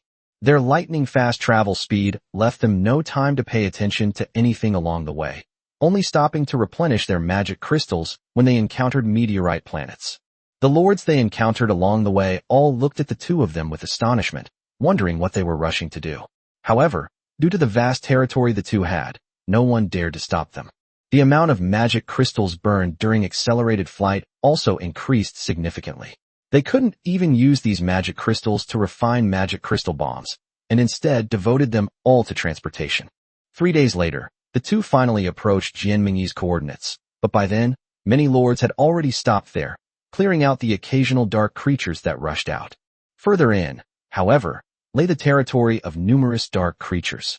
A cursory glance revealed that they were all around level 2 dark creatures, which explained why the lords dared not venture forward. This is too much, the fat man exclaimed in amazement as he looked at the two sides facing off. The dense, scarlet eyes in the darkness in the distance were enough to make one's scalp tingle. Never mind them. Let's go to Jianmingyi first. After rejecting the lords who wanted to curry favor with him, Yichun led the fat man and continued flying towards the coordinates. Soon they arrived at the gathering place of a group of high-level lords. Dragons, behemoths, titans, phoenixes, one after another, these high-ranking familiars startled the two of them. Fortunately, Jianmingyi's angelic holy court was equally dazzling, illuminating the darkness. Only then did the two of them fly towards that direction, surrounded by a group of high-ranking lords. Chapter 89, A Gathering Place of Prodigies. What's going on? How come a goblin lord has come here? Who invited him? Said a red-haired lord whose retinue consisted of a group of red dragons that looked extremely irritable. Retorted irritably.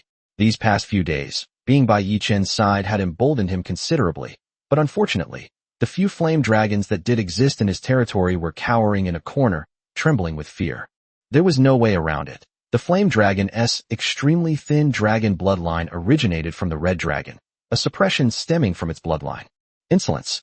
How dare a mere goblin lord spout such nonsense? Do you know who I am? The red-haired lord roared, utterly unable to accept that he had been rebuked by a mere goblin lord. Chris, they are my friends. Do you want to fight? A clear and melodious voice rang out, and everyone looked up to see Jianmingyi walking out of the lord's mansion, glaring angrily at the other party. Upon seeing Jianmingyi appear, the red-haired lord known as Chris immediately fell silent. Although his red dragon was ferocious, it was still somewhat inferior to an angel, let alone an oriental beauty like Jianmingyi. So they're your friends. For your sake, I'll be magnanimous and let them off this time. But I hope my dear Jane will accept my invitation to dinner. Chris glanced at the two of them indifferently, then turned his gaze to Jianmingyi and said with a look of infatuation, You're not going to hold it against us for Mingyi's sake? You're really good at patting yourself on the back. How many dragons in your territory do you think will be left after this bomb is dropped? Yichen asked, taking out a magic crystal bomb and looking at him dangerously. You think you can have dinner with school beauty, Jin? You re-dreaming.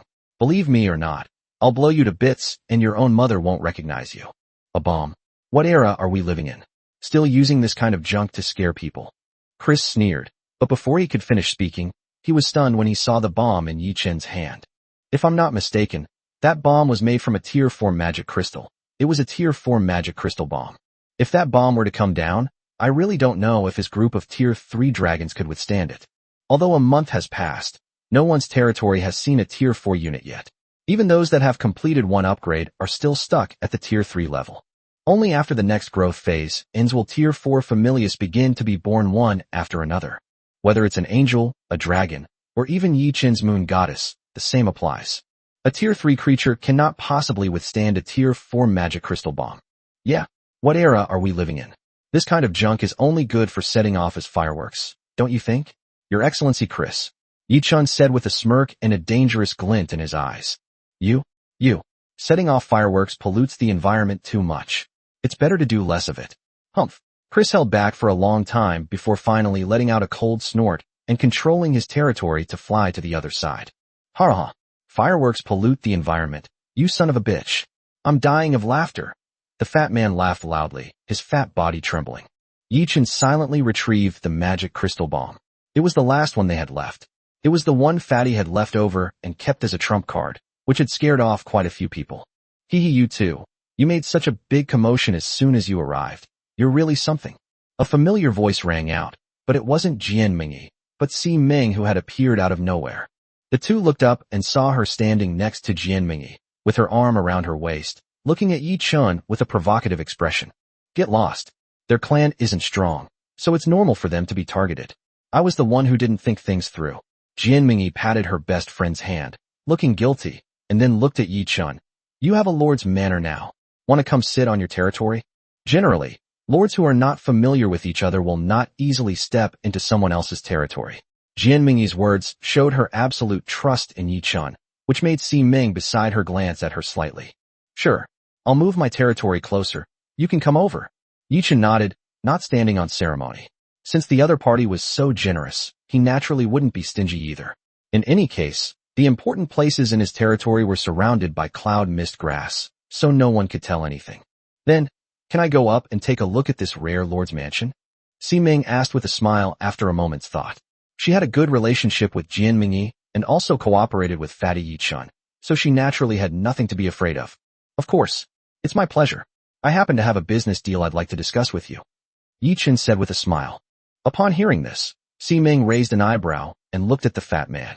The rows of stone golems on the territory were clearly the goods to be delivered this time, and the business Yi Chun mentioned was naturally not this prearranged transaction. Then I'll have to see what kind of good business it is. Si Ming smiled and followed Jian Mingyi to Yi Chun's territory. After traversing vast wastelands, the two gradually stepped on a soft grass and, led by a silver moon elf, headed towards the lord's manor.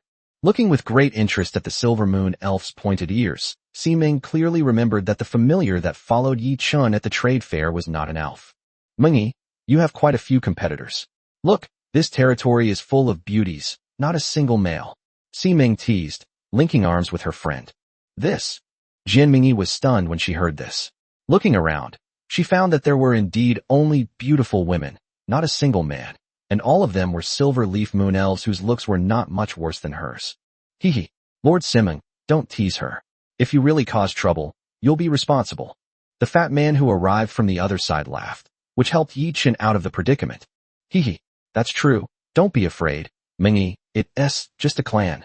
Simring patted her shoulder to comfort her, and the group arrived at the lord's mansion amidst their laughter and conversation. Gazing at the tall, silvery laurel tree shimmering with moonlight, even Siming, a fellow elven, paused briefly. It was simply breathtaking. Welcome. Please come in. At this moment, Yi Chun, who had been waiting for a long time, stood in front of the lord's mansion and gestured to him. Only after the four disappeared from the lord's mansion did the many lords outside, who had been focusing their attention on Yi Chun's territory, turn their attention back to their own affairs. This place is a gathering place for many geniuses. The lords who can gather here are either high-level lords of the third rank or above, or lords like Si Ming who have a huge power behind them. Therefore, the arrival of Yi Chun and his companion made everyone have to carefully examine them. Fortunately, their vast territory was enough to intimidate everyone, and the retreat of the Fire Dragon Lord Chris was also seen by many people. For a time, no one dared to cause them any trouble, and the four of them enjoyed a rare period of peace. Chapter 90 Spatial Teleportation Array. Yi Chun, standing in the main hall of the Lord's mansion, Jian Mingyi was unusually nervous. The person she had liked throughout her student days was now actually standing in front of her, making her feel so unreal. Huh? What's wrong? Please sit wherever you like. Don't be shy. Yi Chun was taken aback, thinking the other person was just being polite, so he immediately said, Oh, okay. Jian Mingyi snapped out of her daze and hurriedly sat down next to her best friend, her cheeks flushed slightly, which made Si Ming next to her chuckle. You've come at the right time. What's going on here? Why are so many powerful lords gathered outside? After everyone was seated, Yi Chun looked at the two women and asked curiously. As you can see, the wasteland planet has attracted a large number of lords. In order to maximize their profits, powerful lords have gathered together. All those who can enter here are top-tier lords. Si Ming replied, which also explained why the two of them were met with difficulties by Chris as soon as they entered. Without sufficient strength, you can't stay here. But why is everyone staying outside and not going inside? The fat man asked curiously. Let me speak, Jian Mingyi said, having gradually regained her composure. This is a gathering place for geniuses. Some are far away, while others are close. So we agreed to wait for our respective reinforcements to arrive within 3 days. Beyond the wasteland planets lie endless dark creatures, which cannot be cleared away by 1 or 2 new lords. After all, our number of followers is not large, so we can only gather everyone's strength and then slowly clear them away. Furthermore, even if we manage to open up the outer passages and enter the wasteland planet, none of us know how many powerful dark creatures are inside. Judging from the current situation, there must be a large number of Tier 4 races, which is not something any one of us can handle alone. Jian Mingyi slowly explained, and Yi Chun and the other gradually understood. To put it bluntly, it was about making up for a lack of strength with numbers. As for who was just there to make up the numbers, and who was qualified to take the fruits of victory, that would depend on everyone's own abilities. How long until we launch a full-scale attack? Yi Chun asked. Tomorrow morning, all the lords will join forces to open up the road to the wasteland planet. Siming said. Although her clan was only elves, she was the most well-informed. Okay, I understand. This battle should last quite a while, right? Yi Chun nodded and asked again. It's hard to say, we'll see, but it shouldn't be too short. Jian Mingyi thought for a moment before replying. What? Is there a problem? Do you want the match to last longer? Siming saw through their thoughts at a glance and teased them. There's nothing I can do. I ran out of magic crystals on the way here, so I can only hope to collect as many as possible before going in. Yi Chun shrugged and said nonchalantly. You're really poor. By the way, you said you wanted to make a deal with me? What kind of deal is it this time? Siming said jokingly, then looked at Yi Chun and asked. Yi Chun didn't reply, but looked at the fat man next to him, who immediately understood. Here's the thing, my goblins have developed a spatial teleportation array that can freely transport items through this array. So, we're thinking of cooperating with the All Things Pavilion to see if we can open up the entire trading network of the trial space, the fat man said slyly. However, upon hearing his words, both Siming and Jian Mingyi were shocked. Your goblins have developed a spatial teleportation array. Siming exclaimed in surprise, no longer as calm as before. It should be noted that although the celestial spirits of their Myriad Things Tower also possess spatial teleportation capabilities, they can only use them internally and cannot promote them to the outside world. Goblin race, which was considered useless, had actually developed a space teleportation array that did not require spellcasting, was truly astonishing. Hee. Lucky me, I just got it a couple of days ago, the fat man said, taking out 2 palm-sized discs, handing one to Yi Chun and keeping the other in his own hand. He then picked up the water glass on the table and put it in. Energy surged, and array patterns appeared on it. The water glass suddenly disappeared from his disc, and then reappeared in the disc in Yi Chun's hand. This teleportation array is controlled by a main array and can connect all the subarrays.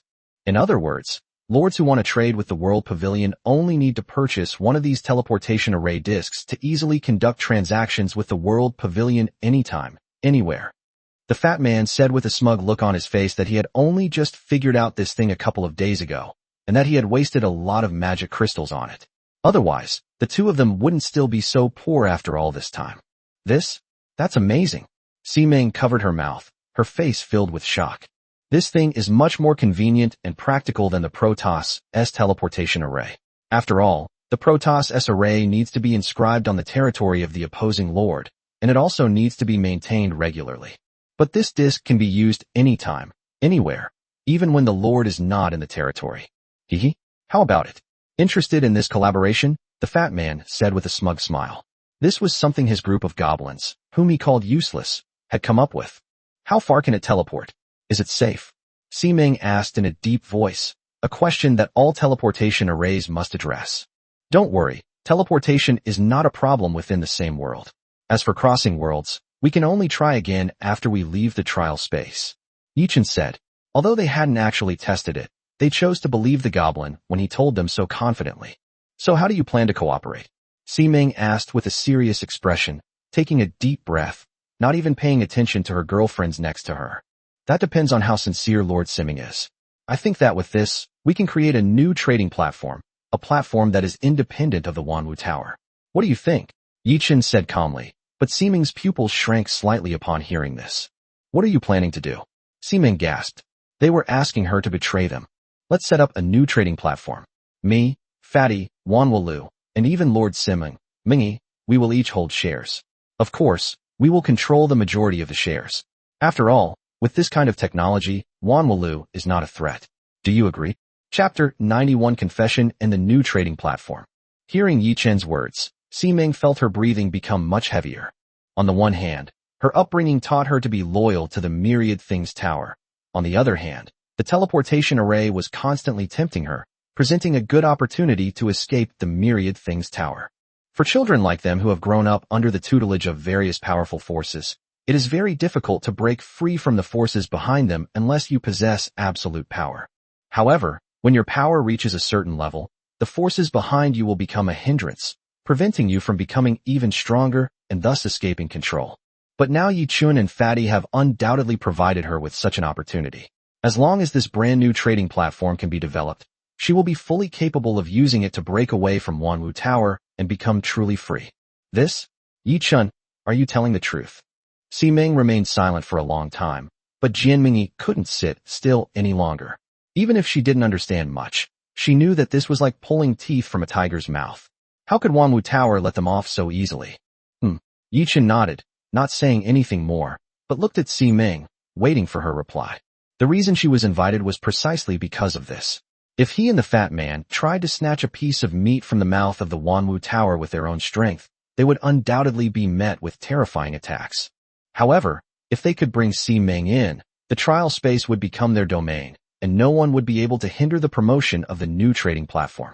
At the same time, after returning to Blue Star, Si-Ming can also become a link between the two sides, buying them time in the Wanwu building, giving the new platform and themselves an opportunity to grow and develop. How many shares do you plan to give me? And how many shares will you give to Wanwu? After a long while, Si-Ming took a deep breath and asked. Upon hearing this question, Yi Chun and the fat man exchanged knowing smiles. They had successfully won over this woman. Let's make this clear first. I don't need too many shares, but I can't ask for less of Wanwu's shares, otherwise I won't be able to shut those people up. Si-Ming said in a deep voice. Got it. You, Si-Ming, will take 10%, and Wanwu will keep 30%, for a total of 40% of the shares. That should be enough to satisfy you, right? Yi Chun said, presenting the plan he had already prepared. It's so refreshing to talk to smart people. Si-Ming said with a smile. Some things don't need to be said, they're understood immediately. This 30% stake is meant to shut up the shareholders of Wanwu. Too much would make them lose control of the new platform, while too little would not be enough to silence them. 30% is just right. Moreover, the 10% stake in Si-Ming should theoretically belong to Wanwu, which means that Wanwu can enjoy 40% of the shares without doing anything. Of course, whether Si-Ming will hand over this 10% share in the future is hard to say. Of the remaining 60% of the shares, Jin Xiaohua and I will each take half, and Brother Chun will take the other 50%, the fat man chuckled. Upon hearing this, both women were stunned, and even Yi Chun was shocked. What's going on? Didn't we agree before that we'd each get 30%? Yi Chun said in a deep voice. That's right. I didn't do anything. I can't take these shares for nothing. You and Yi Chun can each get 30%.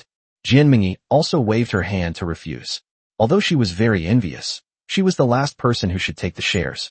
Hey, listen to me.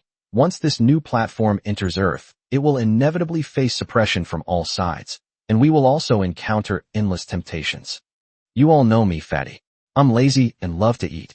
Who knows, I might get tempted one day and sell these shares in a moment of impulse. Then we'll lose control, won't we? So I thought about it and decided to give all the control to Brother Chun. I won't take any shares, but can Brother Chun not give me dividends? In this way, at least Brother Chun will have absolute say in this platform. Even if one of us turns against us one day, at least we'll still have this platform in our hands, right? The fat man said with a slightly embarrassed expression. It was clear that he was genuinely afraid he wouldn't be able to resist the temptation, while also showing his absolute trust in Yi Chun. He said he would hand over all his shares and only receive dividends. But if Yi Chun didn't give him any dividends at all, he would have nowhere to complain. Are you so sure Yi Chun won't switch sides? Si-Ming asked incredulously. No.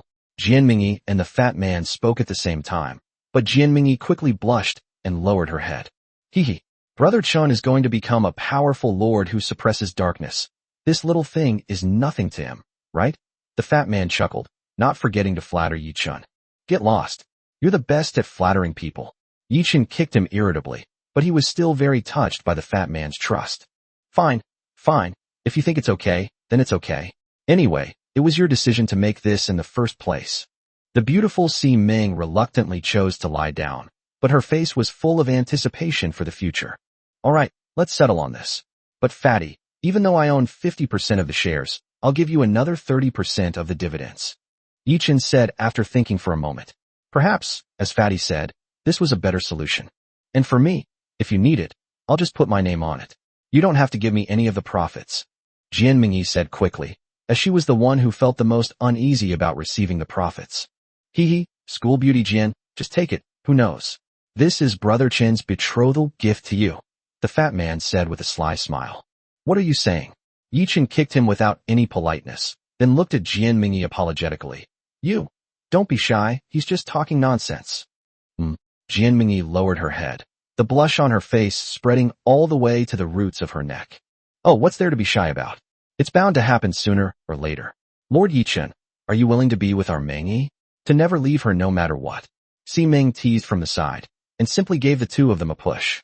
Yichin was taken aback when asked the question, as he hadn't really thought about it carefully.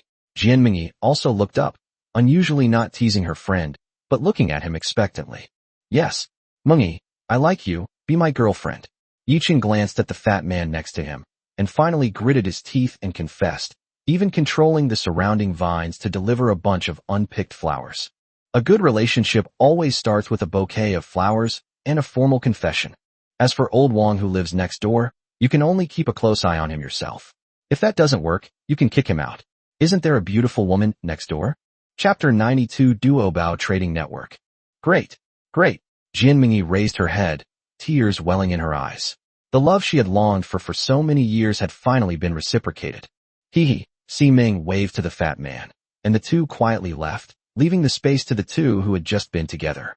Once he realized that no one was around, Yichin stepped forward and carefully and nervously pulled the other person into his arms. Such a beautiful girl from school, who has liked him since childhood, it would be a lie to say he wasn't moved. As for the so-called neighbor Wang, he was just an excuse for not daring to accept her. This is a world above lords. If he cannot become a lord, then what good is it if the two of them are together? Or perhaps he only became an ordinary lord. How could he possibly be worthy of her who controlled a top-tier clan? Love isn't something you can just be passionate about. You need to have the ability to match it. Fortunately, his primordial bloodline gave him endless possibilities. The moon goddess, the mountain god, and the earth god were beings no weaker than angels and dragons, and even stronger. That's how he came to have the means to be with her. The two, who had just gotten together, always had endless sweet nothings to say to each other, while Si Ming and Fatty, who had just left the Lord's mansion, had already begun discussing the new trading platform. How many of these teleportation arrays do you have now? Si Ming asked, sitting on the edge of Yichin's territory. Well, we don't have much yet. After all, as you know, we're a bit short on magic crystals right now, the fat man said somewhat awkwardly. In order to set up the 5-element cycle formation, the two of them had completely exhausted their magic crystals. Tisk, so poor. But I didn't expect you to set up the 5-element cycle formation so early. This will be a huge advantage later, Si Ming said, pouting as she looked at the fat man's territory. As the person in charge of the Wanwu Tower in the trial space this year, it's not that she couldn't set up a mid-level 5-element cycle formation. However, people like her never make a move until the very last moment. A high-level 5-element cycle formation is the dream of every new lord. What do you mean? Upon hearing the other person's words, the fat man immediately perked up and asked with a curious expression. Si Ming rolled her eyes with a charming expression and only spoke slowly after the fat man was stunned. The various lords, in order to reach that elusive and advanced 5-element cycle formation, will not set up the 5-element cycle formation too early. This also leads to a slow pace of territorial expansion for these lords, and the growth rate of their clans will also be affected to some extent. Especially since you've set up a mid-level 5-element cycle formation, it would be very difficult for an average lord to expand their territory to more than 1,000 acres without such a formation. And you can expand without limit. How much impact will this have on the clan's magic array? I don't need to say more, do I? After hearing Si Ming's words, the fat man immediately understood that he could now expand his territory to 5,000 acres in one go. With his vast land area, his clan could also develop rapidly, an advantage that other lords did not have. For top lords, 1,000 acres of land might not even be enough for their families to live in, let alone develop. You're right. It seems I can expand my territory quite a bit now. the fat man said, sounding slightly excited. No rush. It's obvious that your 5-element cycle formation was set up hastily. You should take it slow. Even with the formation's blessing, your territory is still showing signs of collapse. Simeng said irritably. That's right. That's right. It's better to wait until later. It's better to wait until later. The fat man scratched his head and said blankly, looking at the other person's rolled eyes. Look at you, you idiot. You actually managed to set up a teleportation array. Tell me, how fast can you produce this thing? How many can you produce by tomorrow morning? Simeng chuckled, her captivating appearance leaving the fat man speechless once again. Production volume. If we have enough materials and work at full speed, we can probably produce around 100 units tonight, the fat man estimated. Unlike magic crystal bombs, this thing can only produce a small number of goblins, and its production cannot be increased in a short period of time. But if that happens, I won't have anyone to make magic crystal bombs anymore. When Yi Chun and the others enter the wasteland planet, their firepower might not be enough. After saying that, the fat man suddenly frowned and said, It's all right. You go all out to manufacture these 100 teleportation arrays. We'll hand them over to those genius lords tomorrow morning. Then, once you've cleared the outer perimeter of the wasteland planet, you can continue making magic crystal bombs. Clearing the outer perimeter won't be done in a day or two. Simeng thought for a moment, and then said. Upon hearing this, the fat man nodded. After discussing the matter further, the two prepared to return to their respective territories to carry out their duties. However, before leaving, he still went to Yi Chen's manor and made a shout. Hey, bossy, stop all that lovey-dovey stuff in there and come up with a name for our new business, so I can go back and set up the trading website. Simeng teased into the lord's mansion. Soon, the two walked out hand in hand. Jianmingyi blushed and didn't dare to look up. She let go of Yi Chen's hand and ran to Simeng's side. The two girls played around for a while. You've really put me in a difficult position. Let me think about it, Yi Chun said with a smile as he walked down the stairs. After a while, he spoke again. In the ancient times, there was a story of the treasure distribution rock where treasures were distributed. Later, a Taoist named Duobao was created, who later became the Buddha. So, let's call it Duobao Trading Network. In short, it can be called a treasure. Yi Chun thought to himself and immediately said the name, Duobao Trading Network, to everyone. Simeng and the others pursed their lips, saying that the name was too ordinary and didn't sound good. But Yi Chun insisted, so they had no choice but to accept it in the end. Fine, you're the boss, you decide. It's just a name, I can't be bothered with it, Simeng said irritably. Yi Chun smiled and didn't refute. The name did sound rather ordinary on its own, but he couldn't exactly tell them all about ancient myths, could he? They would probably think he was a monster. You should know that my lordly talent is what makes my clan special, and the name Duobao is related to them. Seeing the indignant expressions on their faces, Yi Chun could only explain helplessly. Upon hearing that it was related to his clan, no one had much to say, since a name is just a label. Chapter 93 Moonblade, Severed Palm. As everyone left, Yi Chun began to reorganize the resources at his disposal. The number of moon goddesses has reached nearly 30 in recent days, and the number of silver leaf moon spirits has once again exceeded 100. Moreover, they have a complete range of different talents. Archers, priests, mages, druids. They have all the talents that elves have. However, the biggest problem is that they are all female and cannot reproduce. The creatures recruited by her tree of life are both male and female and can reproduce, while Yi Chun's race cannot. Could it be that I have to find a daughter river to cross over? Yi Chun thought with a troubled expression, frowning. When reading novels, it seems so cool to have an entire territory filled with female members, but when it actually happens to you, it can be a nightmare. Even the most powerful race will perish one day without the infusion of fresh blood. We can only take it one step at a time. Yi Chun sighed helplessly, looking at the large number of magic crystals Jianmingyi had given him, and for a moment he felt that he had nowhere to use them. The night passed in the blink of an eye. In the darkness, there was no sun or moon, and no counting of days. Before they knew it, the day they had agreed to set off arrived. Yi Chun followed Jianmingyi and the others into the group, and only then did he truly sense the power around him. Dragons, angels, demons. Every lord has an initial tier 3 of followers. What they come here for is the possibility of finding a high-level spirit orb. Mingyi, who are these people? Why don't you introduce them? As the group arrived, some familiar lords greeted each other, while Jianmingyi was clearly surrounded by many suitors.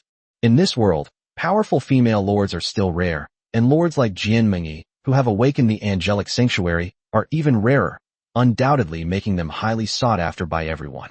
This is Ming's boyfriend, Steve. You'd better not get any funny ideas, Ming said with a faint smile. Upon hearing her words, all the lords present couldn't help but change their expressions. They never expected that the flower they had guarded for so long would be picked by someone else. Boyfriend? Or is he just a kept man? A bunch of silver elves? When did such an ordinary race become equal to us? Another voice rang out. The speaker was a bald, burly man. The tall behemoth standing next to him brought considerable pressure to everyone. Yichun simply smiled faintly, showing no fear whatsoever. A moon blade shot out from the white mist, heading straight for the lord. The lord's expression changed drastically, and the tall behemoth beside him stepped forward to block him, raising its hand to grab the moon blade. A roar. A severed hand flew up, followed by splattered blood and a deafening roar. This behemoth never expected that its proudly sturdy body would be so vulnerable in the face of this moonblade. It seems your race is quite ordinary. You can't even block such a casual attack. Do you need treatment? My clan is quite knowledgeable about bone setting, Yichun said with a faint smile, but the other lords around him all showed solemn expressions. Originally thought to be just a little elf, it turned out to have injured even behemoth who could fight dragons. Most importantly, no one knows what is hidden in that white mist. You, the behemoth lord roared, but was stopped by his companions. With the attack on the wasteland planet imminent, they really shouldn't waste time here. Seeing that they could no longer cause trouble for Yichun, everyone turned their attention to the fat man. He was just a lord of a goblin race. Surely he couldn't possibly have such terrifying combat power as Yichun. However, upon hearing that the fat man was being criticized, Ming simply smiled and stepped forward. Lord Wang is indeed not good at fighting, but like Ming, he is here to provide logistical support for everyone. What kind of logistical support can a goblin lord provide? To feed my dragons? Don't let him turn on us in the end. Chris reappeared yesterday, looking at the fat man with sarcasm. For now, no one dares to touch Yichun, and no one knows what else is hidden in his white mist. But the fat man's goblin followers are fearless. Chris, it seems you're not planning to take this item today, Ming said coldly, her face turning icy. At the same time, she took out a disc that the fat man had given her. This kind of early promotion still needed the reputation of Wanwalu to guarantee it. Lord Wang and Lord Yichun have reached a cooperative agreement with our Wanwu Tower and jointly established a brand new trading platform called Duobao Trading Network. I have already sent the website address to the nearby Lord's wristbands. You can check it out later. And what I'm going to talk about today is this teleportation array. It's a marvel that the goblins of Lord Wang have just developed. It can transport items anywhere in the same space without any distance restrictions. In terms of both convenience and functionality, it is much better than the Protoss teleportation array used before. Later, the items traded by Wanwu Tower will be listed on Duobao Trading Network. At the same time, all lords can also trade and consign items on the website. Our Duobao Trading Network only charges the corresponding handling fee, and at the same time, we are responsible for the transportation of your goods. Time is of the essence, and this technology is only the latest development. There are only 100 copies available today, which will be given away to all the lords for free. Afterwards, this teleportation array will be sold on the Duobao trading website for 1 tier 2 magic crystal. 2 magic crystals was a huge loss, but their purpose was not to sell teleportation arrays, but to promote their Duobao trading network. After discussing this matter, Yichun and the others decided to sell the teleportation array at an extremely low price, making it affordable for many weak new lords. Duobao Trading Network can only truly grow and thrive if they conduct transactions on the website. Upon hearing Ming's words, the lords fell silent. Everyone knew the importance of teleportation arrays, yet no one had been able to create one. Unexpectedly, everyone has now fallen into the hands of a goblin, and they are quite curious about this teleportation array. Has 100 teleportation arrays. So, who will get them and who won't is something worth pondering. Chapter 94 Issuance of the Trading Disc. Seeing everyone's expressions, Ming smiled. She naturally understood what these people were thinking. Regardless of whether Duobao Trading Network could succeed, being able to obtain this teleportation array ahead of time would naturally demonstrate their status and position. What do these chosen ones care about most? Besides strength, it's undoubtedly face. Being able to obtain one of the first teleportation arrays is naturally a symbol of status and prestige, and it also brings prestige. After hearing Ming's words, Many people looked at the fat man with much more kindness. They had always welcomed support-type lords. After all, these kinds of lords not only don't rob them of their resources, but they also provide them with a lot of convenience. I wonder if I might be fortunate enough to obtain a teleportation array. At this moment, a young man dressed in an exquisite black robe asked, his long, glossy black hair drawing envy from many girls. Young Master Moro? Of course you are qualified. This teleportation array is offered to you with both hands. Ming said to the young man opposite her, taking a teleportation array with both hands. However, calling it a teleportation array all the time is hard to understand. So let's call this disc the trading disc or the treasure trading disc. The teleportation array inside is only for use on the treasure trading network. After Ming finished speaking, she threw the disc in her hand toward the other party.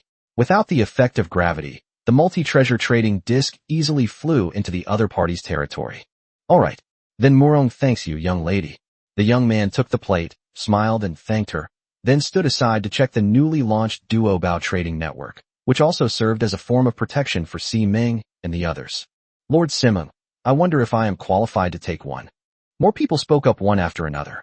As young Master Murong obtained the trading disc, the other lords also asked. Everyone, please don't rush. Our priority right now is to clear out the outer perimeter of the wasteland planet.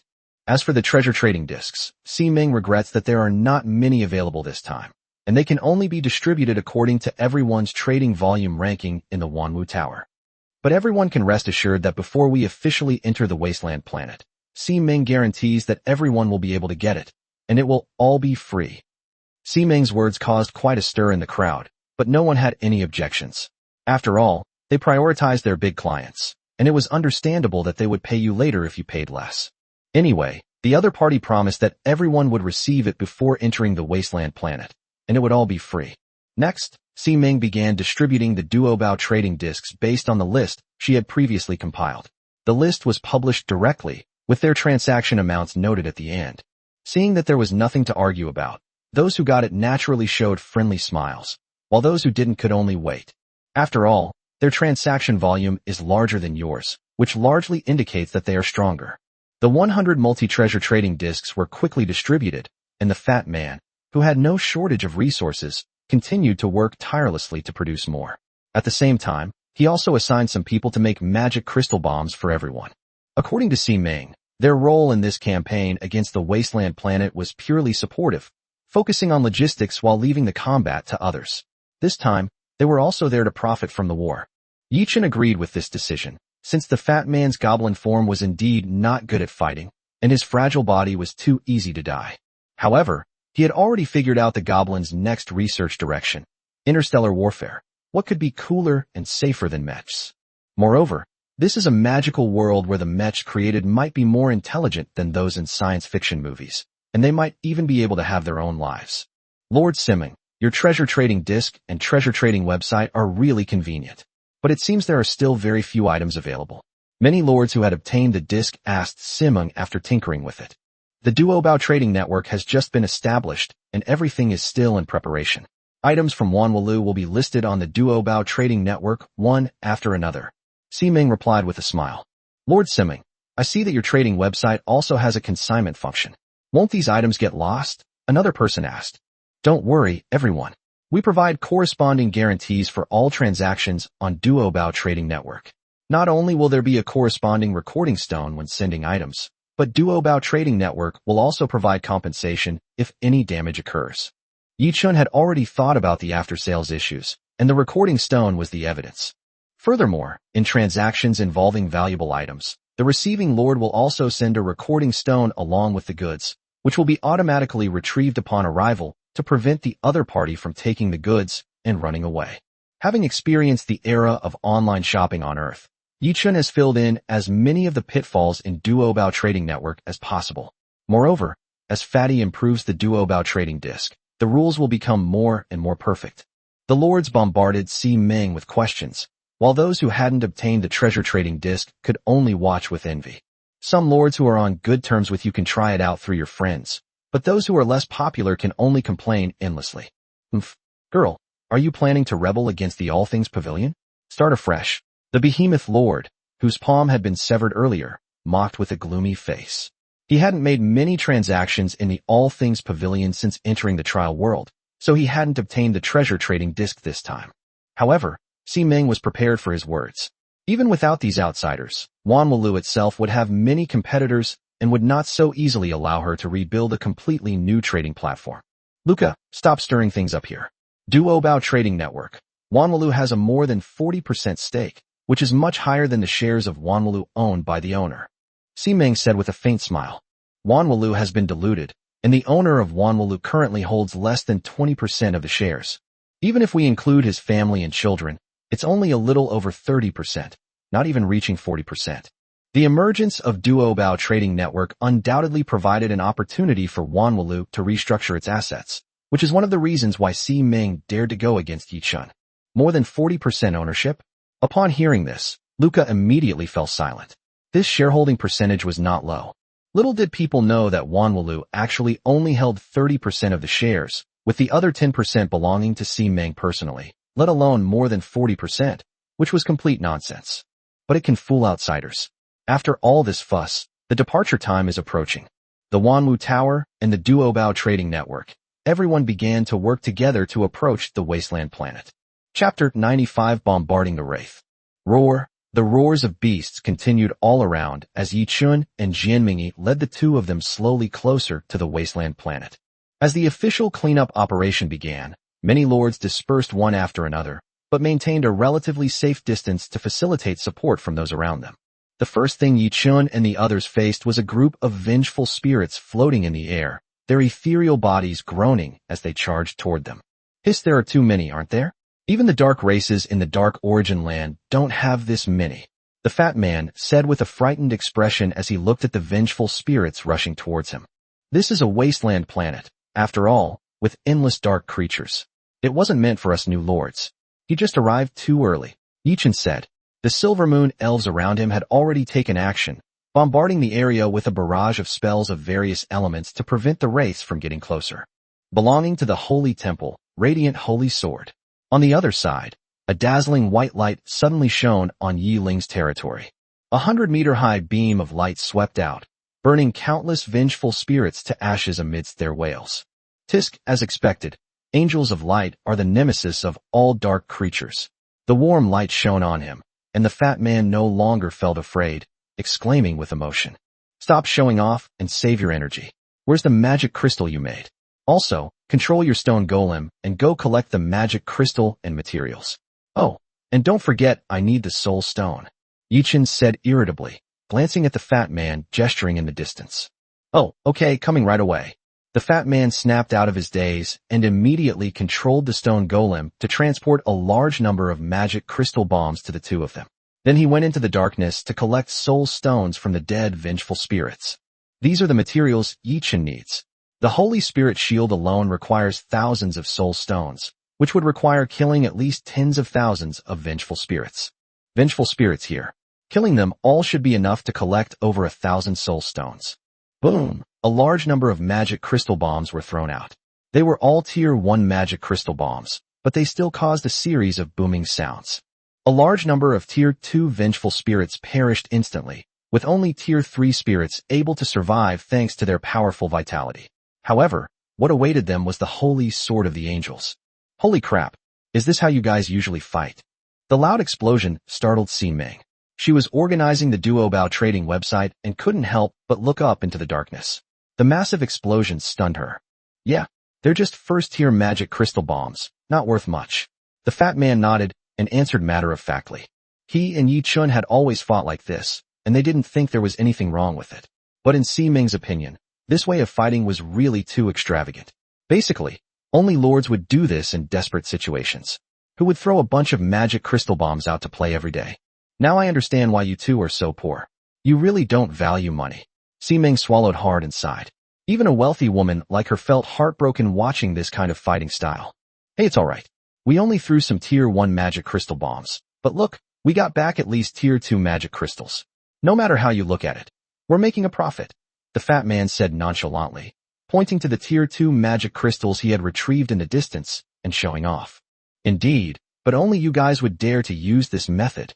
Si-Ming shrugged, too lazy to pay attention to their fight, and continued her work.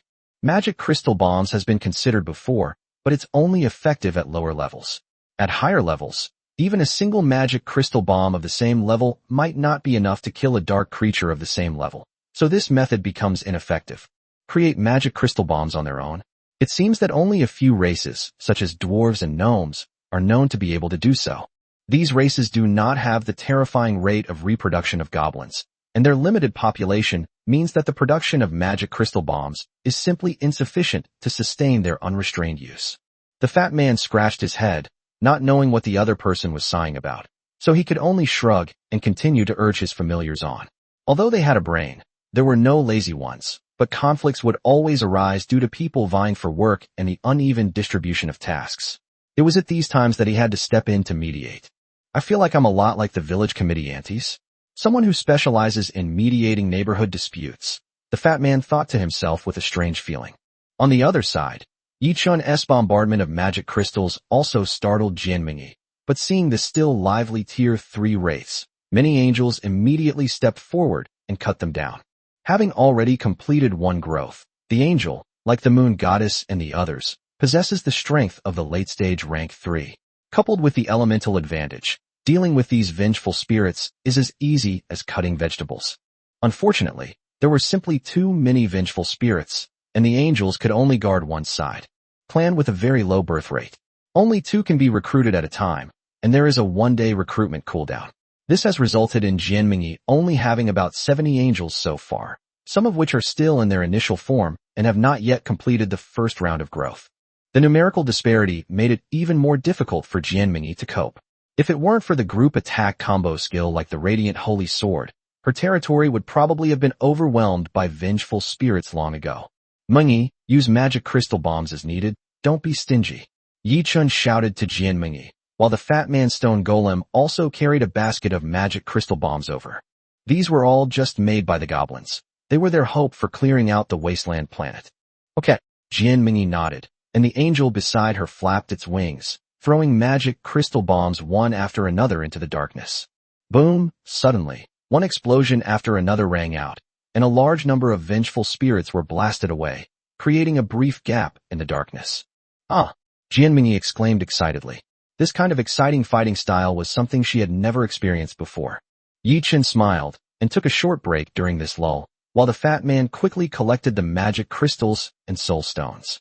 Tier 1 magic crystal bombs that had been thrown out were replaced with Tier 2 magic crystals, which the fat man used to remake magic crystal bombs. In addition, there were hundreds of soul stones to be harvested. At this rate, it is estimated that Yichun will be able to gather all the materials needed for his Holy Spirit Shield in just one day. At that time, the security of the entire territory will undoubtedly be improved by several levels. Chapter 96 Lin Hu, the eldest son of the Lin family.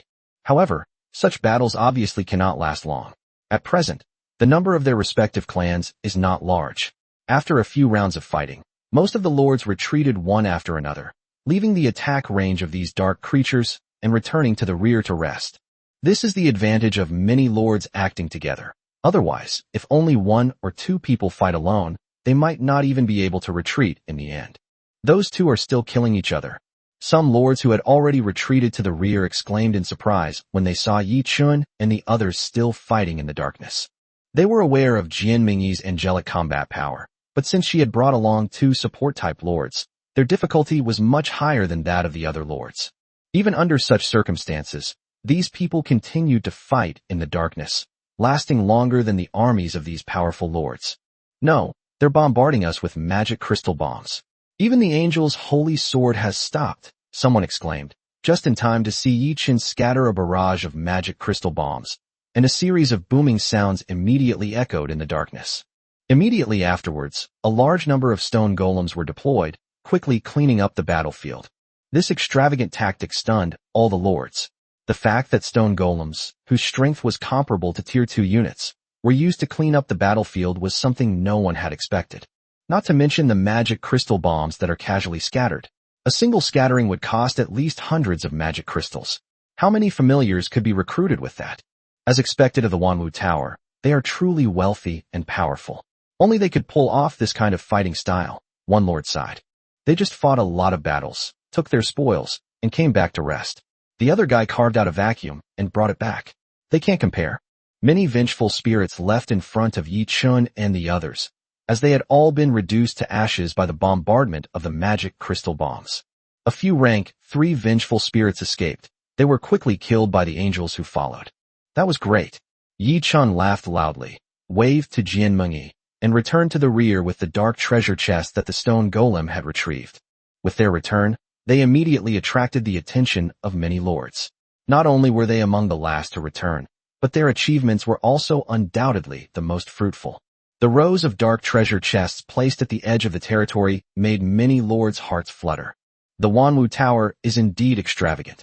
If this fighting style could be popularized, we might be able to take over the wasteland planet this year, Chris said sourly. Heaven knows how big the dragon's appetite is. He used all his magic crystals to exchange for food at the All Things Tower. These gluttons are almost eating him out of house and home. The key point is that dragons are very picky eaters, only eating high-grade ingredients, which are priceless for ordinary lords. In comparison, Jian Mengyi's angels are much easier to raise. Normal food is enough. However, angels require more resources to grow in the later stages than dragons. Each advancement may require various special materials, and the overall cost is no lower than that of dragons. Therefore, high-ranking families are not something that ordinary lords can afford to support. This isn't the extravagance of Wanwu Tower. It's Lord Yi Chun who's extravagant. Si Ming chuckled, easily shifting the blame to Yi Chun. All eyes immediately turned to Yi Chun beside him. In addition to his previous strength, everyone now had a new understanding of his wealth. Hee, I wonder which family this lord comes from. I don't think I've ever seen you before. Chris asked Yi Chun. Many lord families on Blue Star have close-knit relationships. The younger generation may not know them, but they have definitely heard of them. However, Yi Chun is a lord that no one knows. You're overthinking it. I don't come from any family. I'm just an ordinary lucky guy who awakened a lord's talent. Yi Chun said with a faint smile, but the lords who heard this were stunned.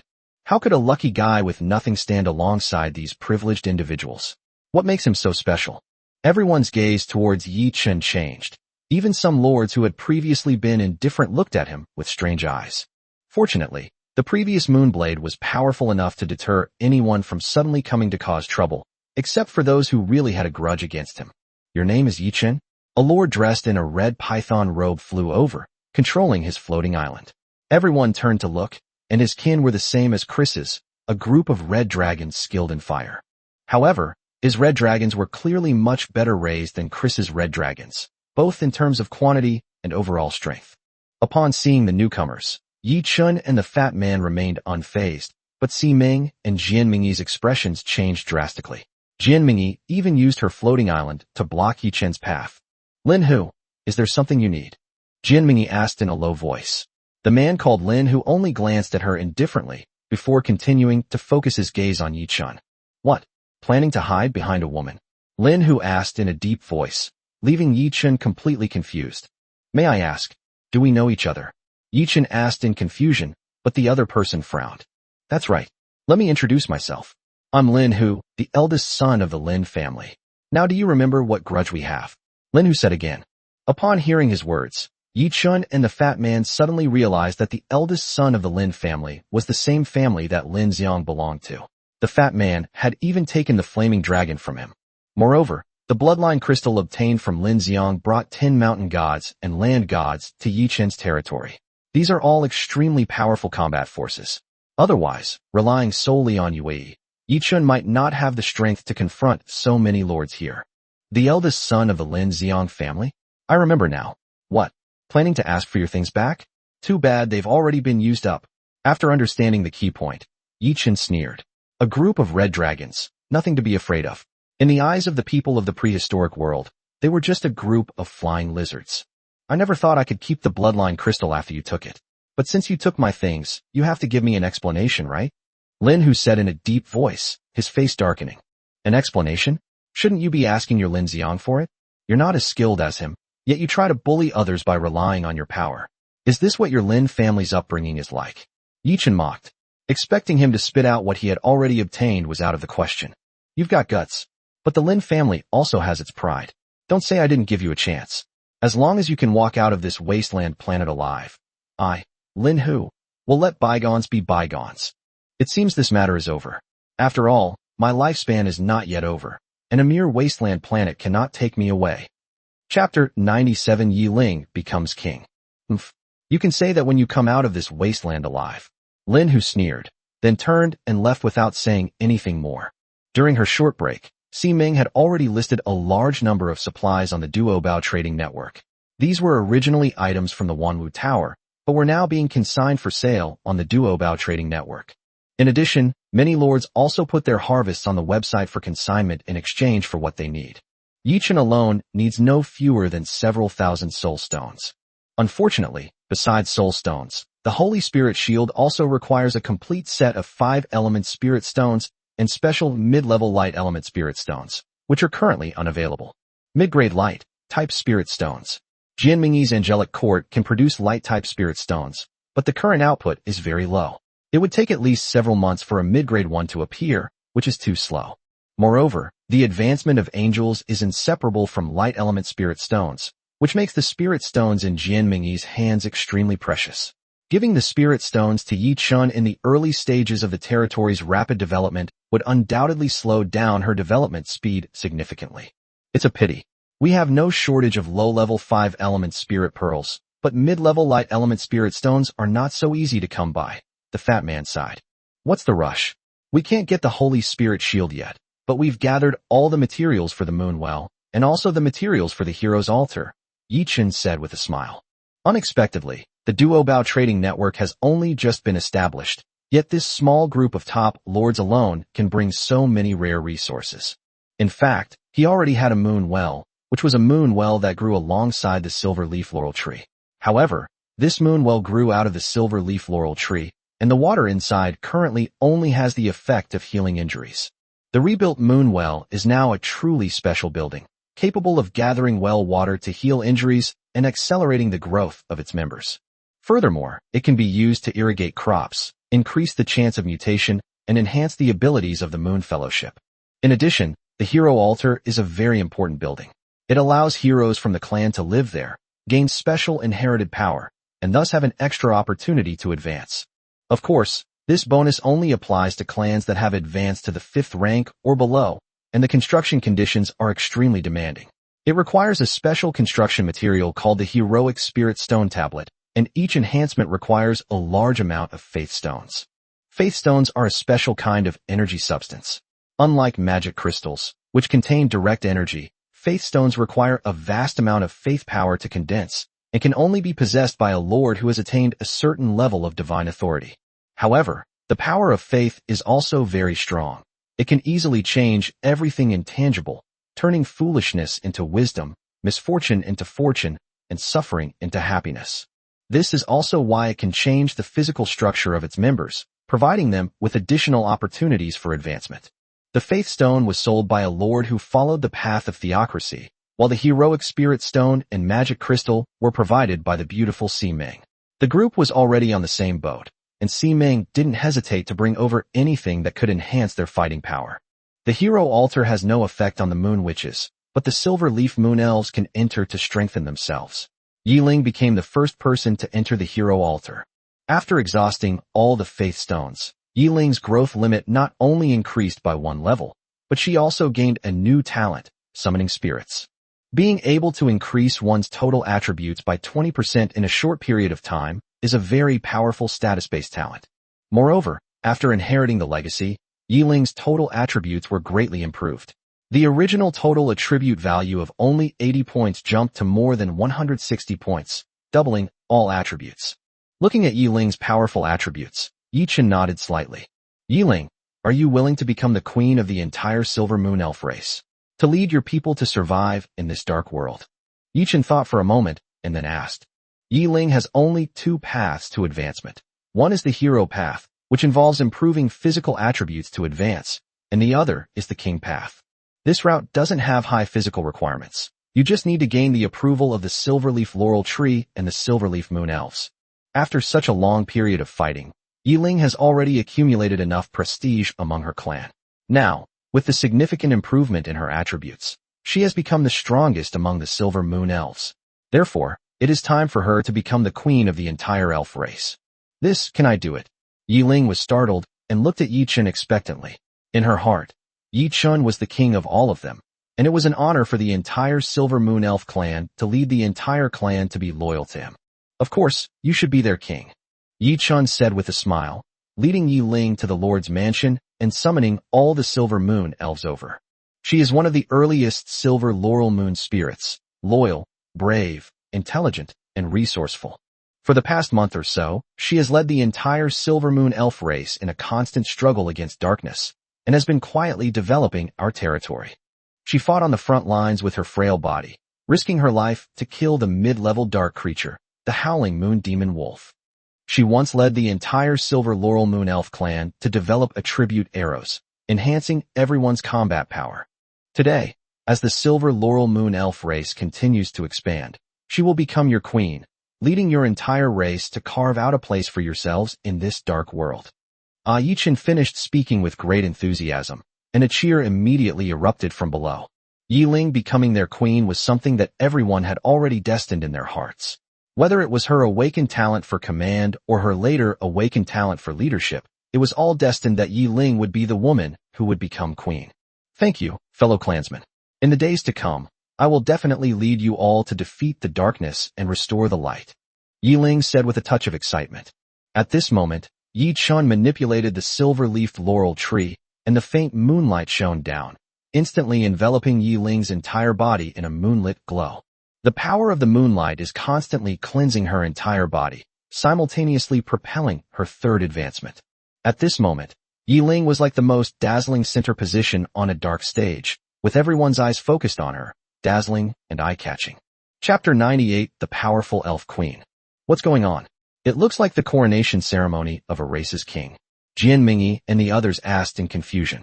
At first, they just saw Yi Chun summon the entire clan and thought something had happened, but they didn't expect there would be such a big commotion. They had all heard of the coronation ceremony of the race's king. It was very common among the Lord's kin. However, this was the first time they had actually witnessed it in person, since they were all new lords and few of them needed to undergo such a coronation ceremony. At this moment, Yi Chun, who was standing next to Yi Ling, felt the girl's aura rising steadily. He quickly surpassed the mid-stage of Tier 3 and reached the late stage of Tier 3. This did not stop him. He continued to advance towards Tier 4. What? Is a Tier 4 unit about to appear here? Yi Chun thought expectantly. Just then, two phantom images began to appear on Yi Ling's forehead and right hand. A silver straw crown and a silver, exquisitely crafted staff. It's the elf crown and the staff of life. Many Silver Moon elves exclaimed in surprise. These two items, which belonged exclusively to the Elf King, were deeply engraved in their blood. Yi Chun also looked at the two items with curiosity, as a powerful and majestic aura emanated from them. Elf Crown Growth Type. The grade increases as the overall strength of the race increases. The current grade is 1. Staff of Life Growth Type.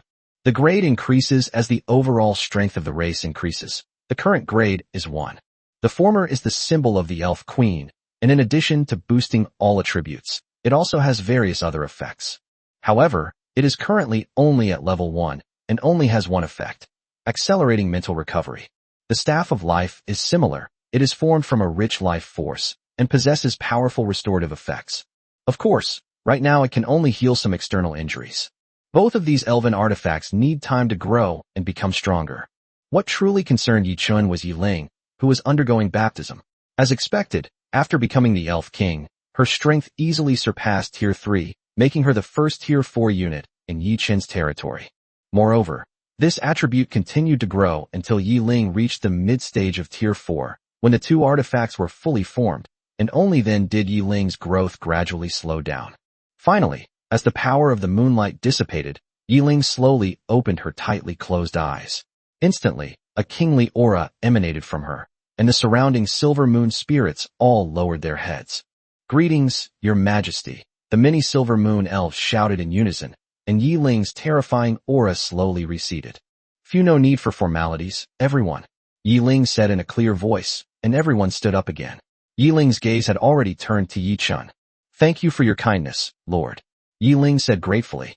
Without Yi Chun, she would never have become the Elf King. "You're welcome. This is what you've earned through your own hard work," Yi Chun said with a smile. Among all the Silver Laurel Moon elves, Yi Ling was undoubtedly the most hardworking. Now that she has achieved the position of queen, it is well deserved. Thinking of this, Yi Chun checked her attributes and was immediately stunned by their formidable strength. Name: Yi Ling. Race: Silver Laurel Moon Elf, Elf Queen. Rank: Tier 4 Loyalty, 100. Growth rate: 3/5. Advanced goals: total attributes reach 600, growth cycle 100 years, clan size reaches 10,000, average strength reaches level 3. Attributes: Constitution 60, Strength 60, Agility 100, Intelligence 100, Spirit 100. Talent skills: Precision: increases field of view by 20% and hit rate by 20%. Blessing of the Moon: allows one to sense the power of the moon and summon its essence to strengthen allies. Elemental Mastery: the ability to skillfully control elemental forces.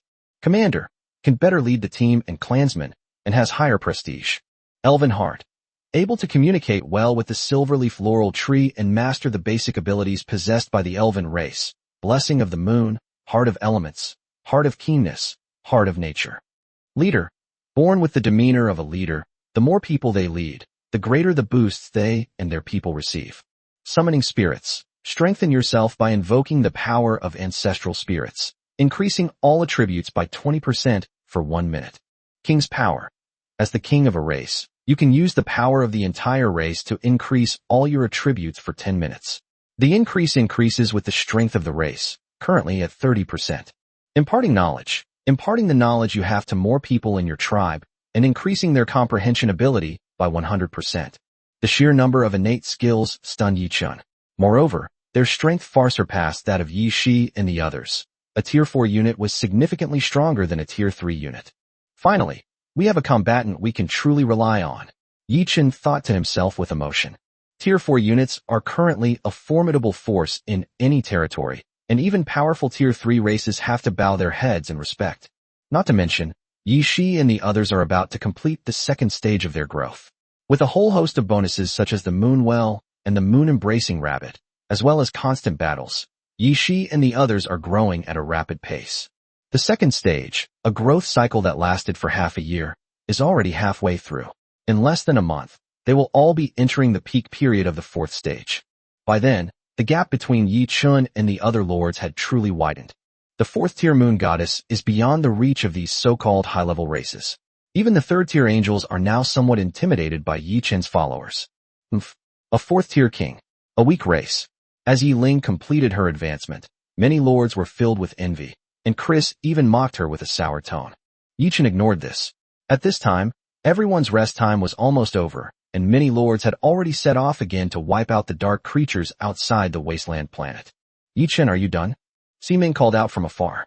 The other lords had already left, and they couldn't linger here for too long. All right, let's go. Yi Chun nodded, and the group once again ventured into the darkness. This time, under the leadership of their queen, the Silver Moon Elves could clearly feel a completely different atmosphere. Everyone's mental outlook was completely renewed, showing more drive and energy than before. Chapter 99: Dark Predator. As we approached the wasteland planet once more, we could clearly sense a decrease in the number of dark creatures on the outer perimeter. The horde of vengeful spirits that Yi Chun and his group had previously dealt with were gone, replaced by a group of dark predators. These are a group of humanoid dark creatures, extremely fast and powerful. Among races of the same level, only top races such as dragons can reliably defeat them. However, the Dark Raiders have extremely high growth potential, starting from Tier 2 and reaching a maximum of Tier 5 before evolving. Fortunately, the Dark Raiders blocking Yi Chun and his group's way are currently only at the second or third tier, not at the fourth tier. They're Dark Raiders. You all need to protect yourselves as much as possible, safety first. Upon seeing the group of ferocious-looking dark creatures, Jianmingyi's expression changed drastically, and she shouted to Yi Chun and the others. If it were just a matter of accumulating attributes, there would be nothing to be afraid of. The biggest difference between Dark Raiders and ordinary dark creatures is that they are a group of creatures that were truly born from the darkness. This is quite different from typical dark creatures. Whether it's a dire wolf, a dark ghoul, or a ravenous rabbit, they were all once normal beings who were corrupted by darkness and became dark creatures. Therefore, these creatures retain some of their instincts from their previous lives, but their minds are traumatized, and their reactions are not as sharp as before. But the Dark Raiders are different. They are life forms born in the darkness, possessing the same intelligence and complete growth system as normal races. This makes them far superior to ordinary dark creatures in both strength and growth potential. My God, how can there be such a thing? Could it be that this wasteland planet has been taken over by these dark raiders? The fat man said with a look of fear. The fear he felt for these strongest Tier 3 dark raiders was no less than that for some Tier 4 dark creatures. That ferocious smile and terrifying screams stirred the deepest fears in everyone's hearts. No matter how strong they are, they're only Tier 3. What's there to be afraid of? Yichen shouted.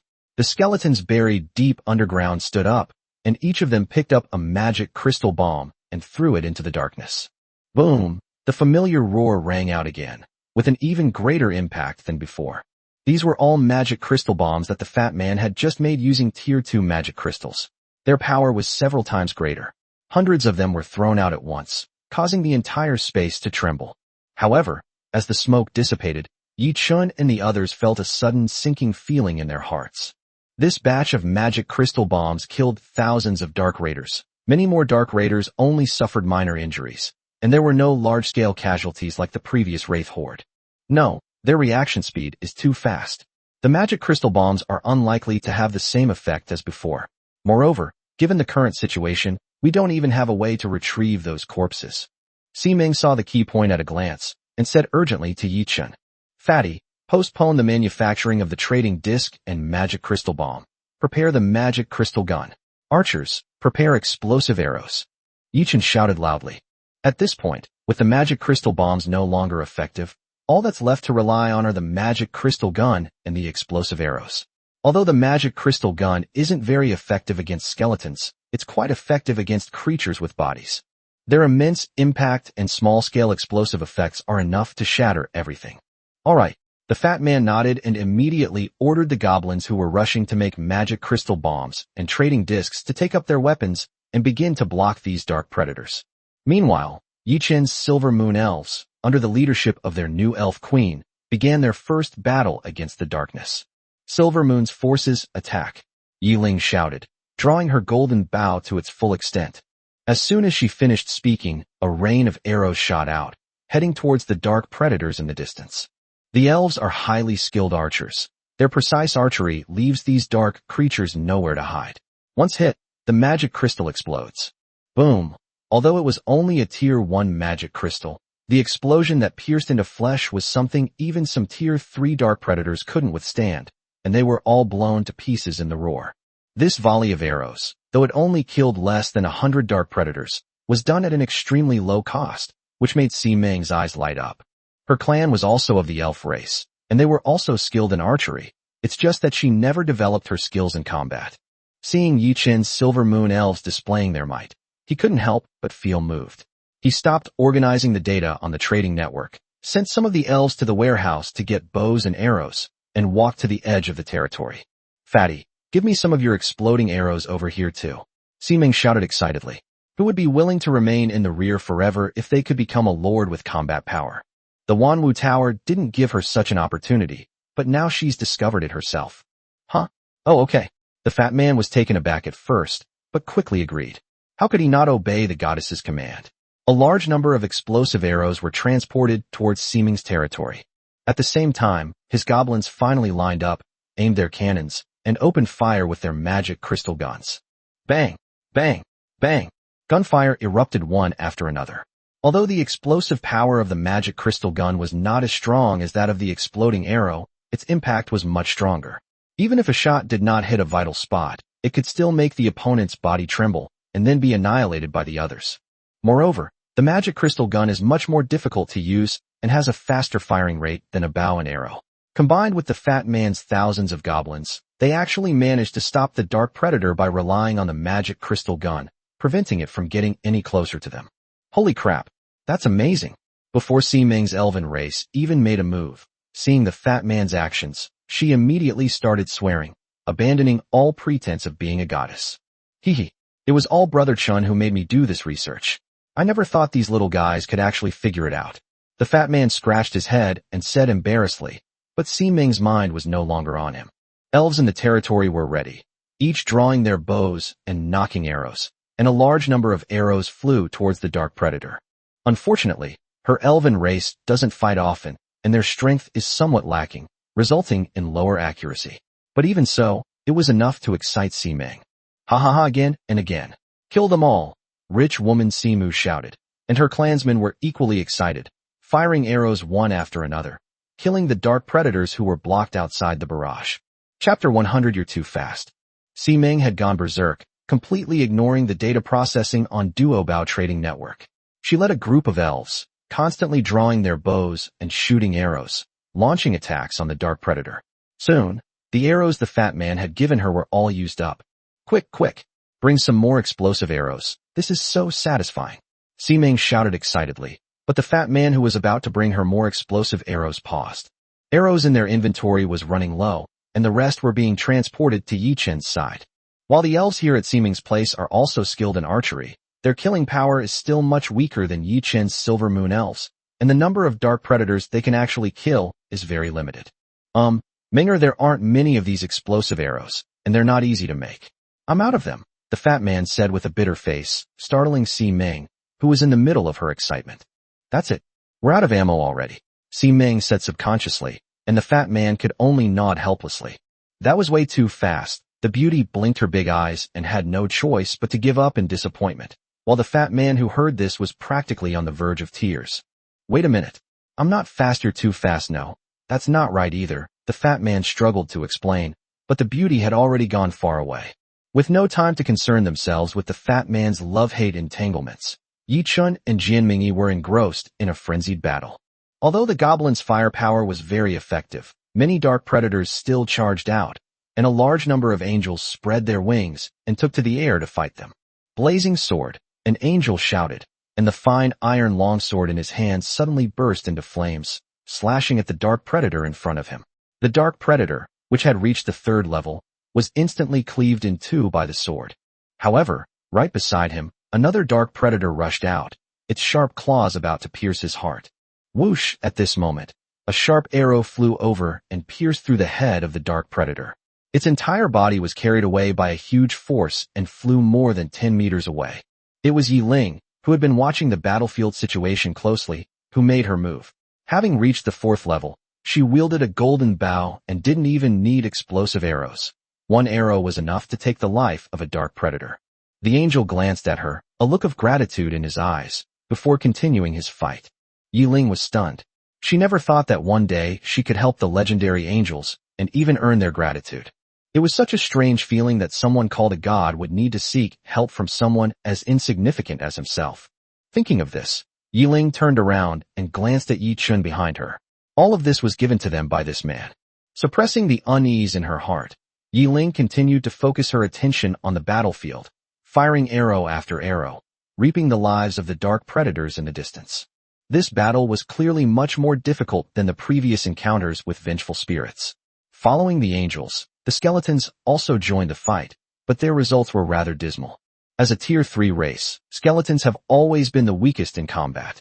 Fortunately, their immortality and the infinite resurrection of skeleton mages make them one of the most troublesome enemies.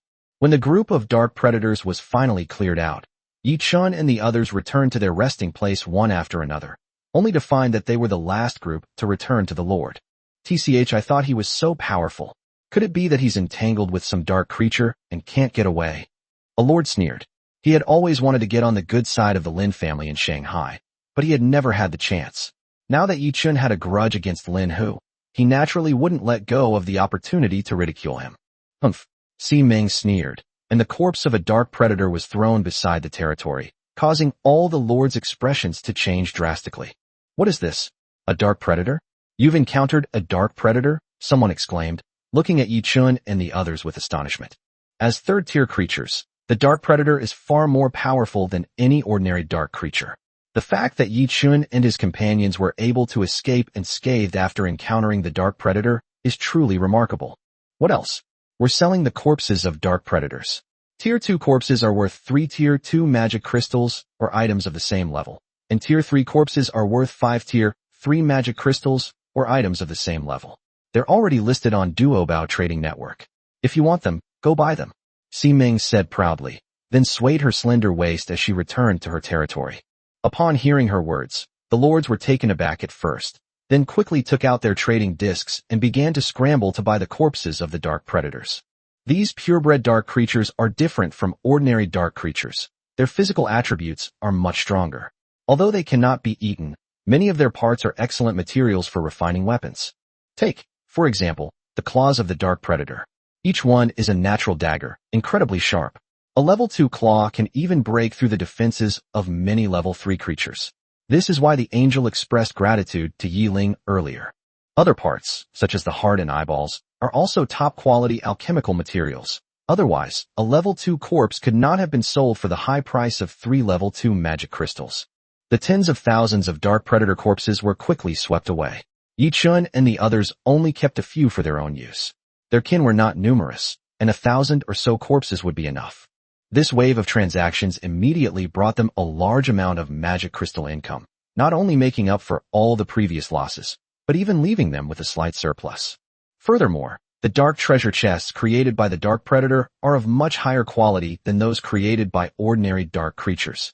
They obtained a set of low-level 5 element spirit beads directly, and Yi Chun also obtained the light element spirit stones that he urgently needed, and they were even higher-level spirit stones. Although the Holy Light Shield provides the minimum material requirements, the higher the grade of the material used to create the shield, the stronger it will be. Holding this high-grade light element spirit stone in his hand, Yi Chun suddenly felt that he was being a little greedy. It's only been a little over a month since we entered the trial world. Instead of using the lowest grade materials to make a Holy Light Shield now, why not accumulate more high-grade materials and make a more powerful Holy Light Shield? After all, there's only one blueprint. Yi Chun thought to himself. In the end, he suppressed the temptation and put the high-grade light elemental spirit stone away.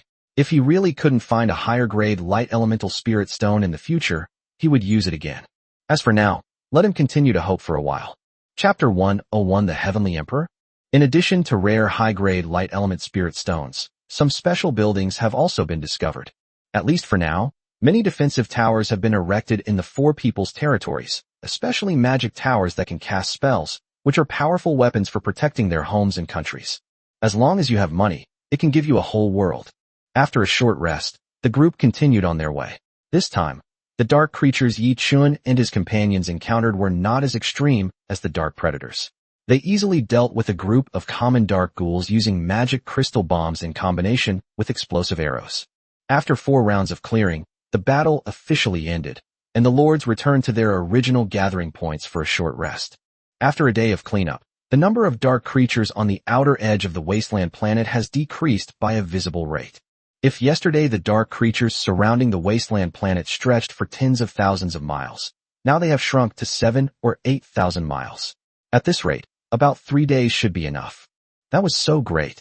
The transaction volume on Duobao Trading Network alone has already skyrocketed today. I estimate that Fatty and I won't be able to fight with you guys tomorrow. The transactions here already require a lot of manpower. My elves alone can't handle it. We'll need his goblins too. As soon as she returned, Seeming's face flushed red as she chattered on and on. In fact, she and Fatty didn't participate in the last 2 rounds of battles. They were busy with the Duobao Trading Network from the rear.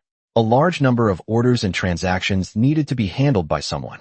After all, they were not only operating a platform, but also managing the logistics within that platform. Every order transaction and shipment of goods requires their verification. Otherwise, any errors or omissions would undoubtedly be a huge blow to the reputation of Duobao Trading Network. It's alright, you can just stay here in the back. You don't need to go out for the next 2 days. To be honest, a wasteland planet is nothing compared to the value of our Duobao Trading Network. Yi Chun nodded and said, if they can build the Duobao Trading Network well, they won't be able to get as many wasteland planets as they want when they return to Earth. That's right, but we can divide the work. You and School Beauty Jian will be in charge of the power-ups, and Menger and I will be in charge of logistics. The fat man nodded and said excitedly. The money he earned today also gave him a taste of success. Is that how you address me, Menge? Are we that close? Please call me Lord Simming. Upon hearing the fat man's address, Simming immediately frowned and reprimanded him. She hadn't reacted when they were on the front lines, but now that they were back, he still dared to call her that? Yes, Lord Simming, the fat man said with a smile, not arguing, and bowed his head to admit his mistake, which made Yi Chun and Jian Mingyi chuckle. Hey Menger, don't be so fierce. We're all family, it's good to be friendly. Look, we just called him Fatty. Jianmingyi comforted her best friend, while giving Fatty and Yichen a wink. The two of them immediately made excuses and left. After a day of intense fighting, all the members of the clan were exhausted. Tomorrow, they would lose the numerical advantage of the goblins, which greatly increased the pressure on Yichun and Jianmingyi. So after returning, Yichun instructed everyone to get a good rest and to digest today's battle experience and results so that they could better cope with the next battle tomorrow. Since we have chosen to become lords who fight against darkness, then while enjoying many privileges, the war will never stop. Looking at the tired eyes on everyone's faces, Yichun couldn't help but sigh. Isn't this our destiny? Yishi had somehow walked up to him and replied with a smile. Hee, that's true. Why did you come here? Didn't I tell you to go and rest? Yichun smiled and asked the other person. They didn't fight much today, so they have nothing to rest on. But those moon elves must be exhausted. Yishi laughed, his delicate face looking stunning in the moonlight. Yichun couldn't help but shake his head, looking at the other party with amusement. Yiling's advancement to the 4th tier has put pressure on you? Upon hearing this, Yishi raised his handsome eyebrows slightly. As expected of the Lord, you can recognize me at a glance. Haha, do you even need to look? What you want to say is written all over your face. Your little lips are pouting so much you could hang an oil bottle on them. Yichun laughed loudly, making Yishi's cheeks blush slightly. Alright, it's nothing else. It's just that I feel my strength is improving too slowly. Do you think the Moon clan might produce a king? Yishi pouted and looked at Yichun with a serious expression. Hearing this question, Yichun was also taken aback. Could the Moon Goddess clan produce a king? Strictly speaking, Yue is not a race, but a profession that guards the Taiyin Guanghan Palace. After a moment of contemplation, Yichun slowly said, So I don't know if the Moon Goddess clan can produce a king, but since it's a profession, it should be possible to advance from Moon Goddess to Chang'e, then from Chang'e to the Lord of a Palace, and even to the Lord of the Moon Star. But I don't know how to walk this path in today's world either, so you'll have to figure it out yourselves. The reason I named you Yishi is because He and Chang'e are the most ancient lords of the moon.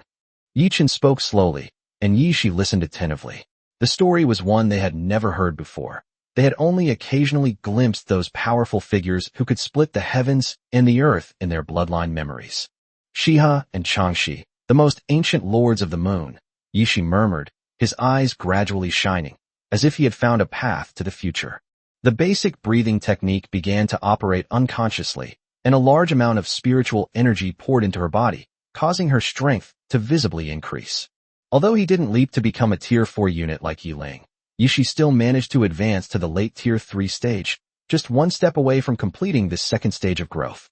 My lord, I've heard that every territory should have its own name. How about we call our territory the Primordial Wilderness?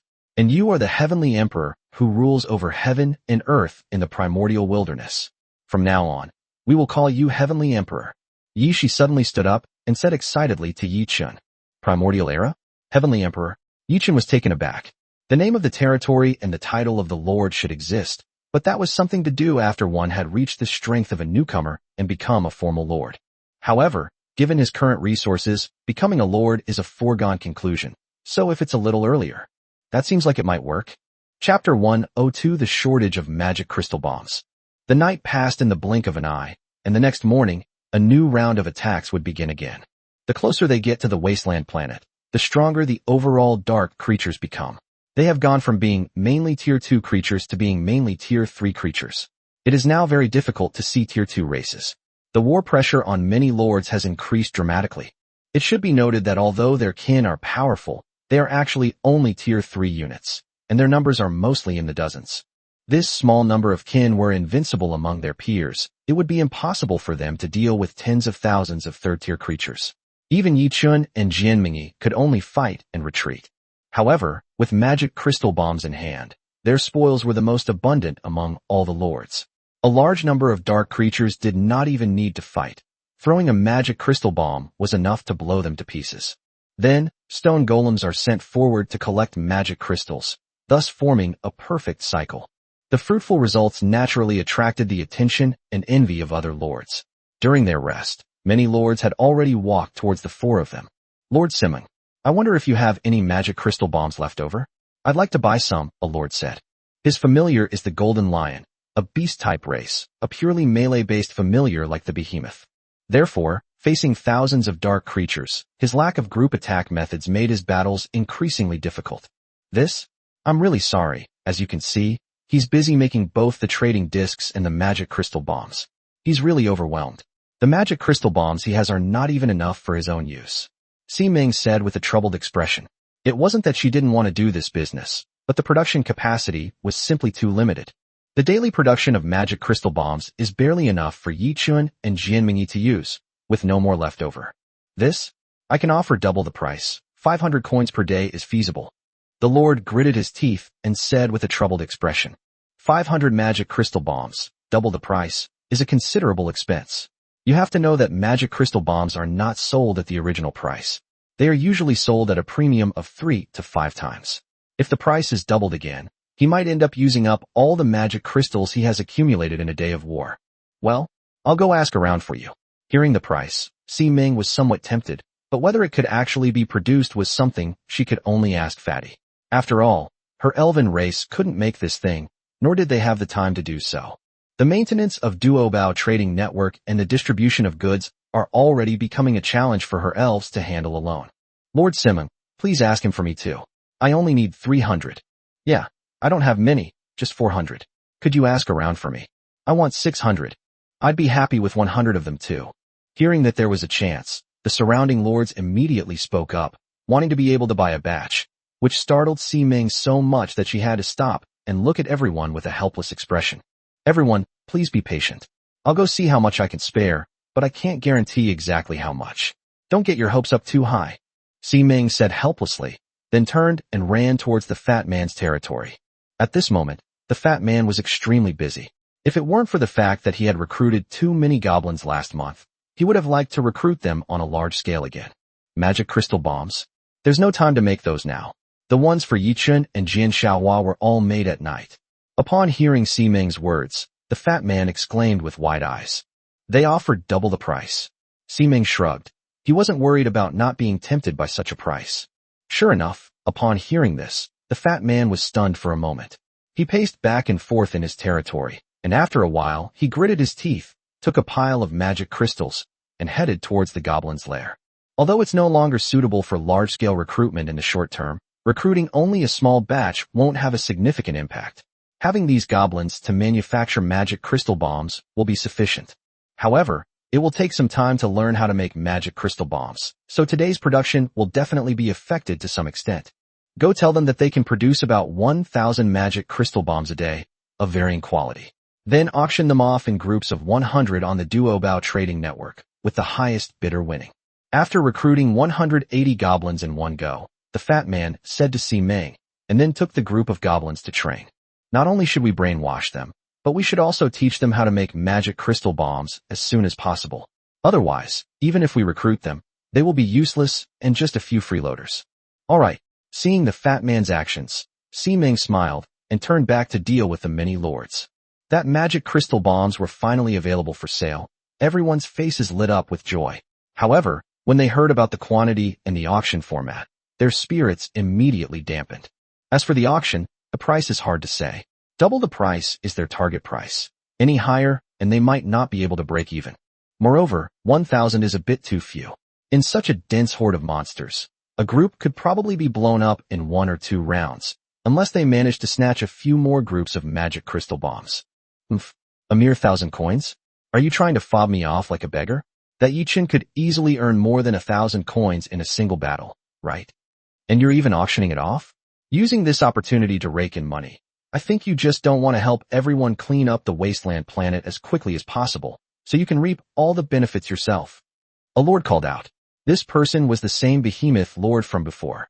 His clan was also not good at group attacks, so they could only come here to buy some magic crystal bombs, but unfortunately they were unable to buy any. His words resonated with many lords. Even if magic crystal bombs were available for sale, buying them at exorbitant prices would undoubtedly increase their war costs significantly. Despite the difficulties posed by the crowd, Si-Ming remained unfazed and sneered at them. What? Help everyone clean up the wasteland planet? Does that mean I have to offer up all these magic crystal bombs with my bare hands? Orib, is your brain as idiotic as your behemoths? Hearing what was said before, Orib was still smug, thinking that the other party was really scared by him. but he didn't expect that the other party would scold him in the end. What are you saying? Orib exclaimed angrily.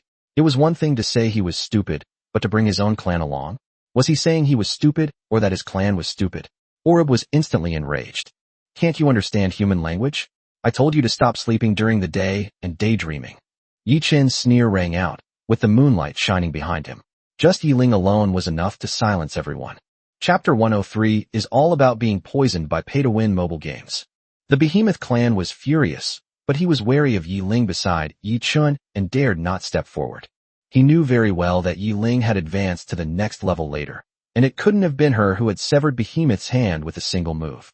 There must be an even more powerful clan in Yi Chen's territory. What are you looking at? Just because you have big eyes doesn't mean you're so great. I said we'd be auctioning 1,000 magic crystal bombs tomorrow morning. What more do you want? If you have nothing else to do, hurry back home. Are you going to stand here like a statue? Yi Chen said bluntly. Of course, he was only talking to Orib. He was still very kind to the other lords who were genuinely interested in buying magic crystal bombs. You? Just you wait and see, with Lin who to deal with you. Let's see how you get out of this wasteland planet. Orib gritted his teeth, uttered a harsh threat, and then turned and left. The most terrifying thing about Yi Chun and Jianmingyi right now is not the clans in their territory, but the endless stream of magic crystal bombs that are being unleashed without any limit. No lord present can withstand it. Oribu's words had no effect on Yi Chun. He smiled and looked at the other lords around him. Don't worry, everyone. The transaction of the magic crystal bomb will definitely adhere to the principles of fairness and impartiality. You can bid with confidence. After all, the production of this thing is not high at present. When everyone enters the wasteland planet in a large number of days, the production will gradually increase. Hearing Yi Chen's words, many lords were immediately relieved, but some still looked worried. How are we lords, who haven't yet obtained the trading disc, supposed to bid for the magic crystal bomb? There were quite a few lords present, but not all of them successfully obtained the trading disc. A considerable number of lords did not obtain the trading disc, and Yi Chun had no good solution to this. Seeing this, Ximing walked out with a faint smile on her face. Don't worry, everyone. The shortage of magic crystal bombs is mainly due to the large amount of manpower being used to manufacture the multi-treasure trading disc. We currently have over 200 discs in reserve, which will be distributed gradually. It is expected that by the end of tomorrow's battle, all the lords who participated in the pioneering will be able to receive the treasure trading discs. Moreover, once everyone has obtained the treasure trading disc, we will be able to free up a large number of people to manufacture magic crystal bombs, and then everyone will no longer need to rush to buy them like they are now. Ximing's words finally put everyone at ease. The pioneering work on the wasteland planet has been damaged, and a large number of high-level dark creatures have emerged. Even these chosen ones are finding it difficult to resist. One day is not enough to clear the outer area, and they still have a chance. Moreover, Ximing is right.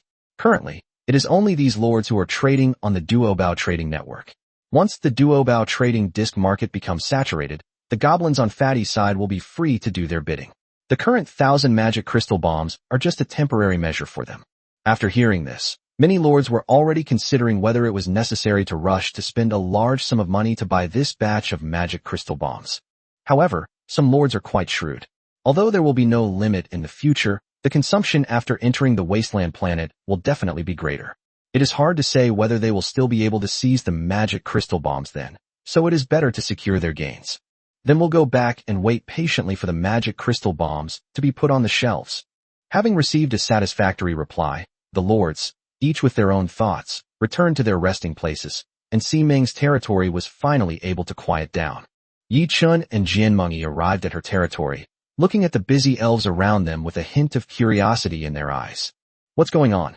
Is our Duobao trading network really that popular? Jianmengyi asked. So popular? Of course it's popular. You know, the teleportation array of the Myriad Treasures Pavilion hasn't been developed yet, so the trading network can't be formed. Right now, we're relying entirely on our trading disc. Ximing said excitedly. The popularity of the Duobao trading network was both unexpected and expected. Do you know that every day, tens of thousands of dark creature corpses are traded on our Duobao trading network? And this is with only a little over 100 traders. Do you know how much profit that is? The transaction of tens of thousands of corpses alone brings in thousands in fees.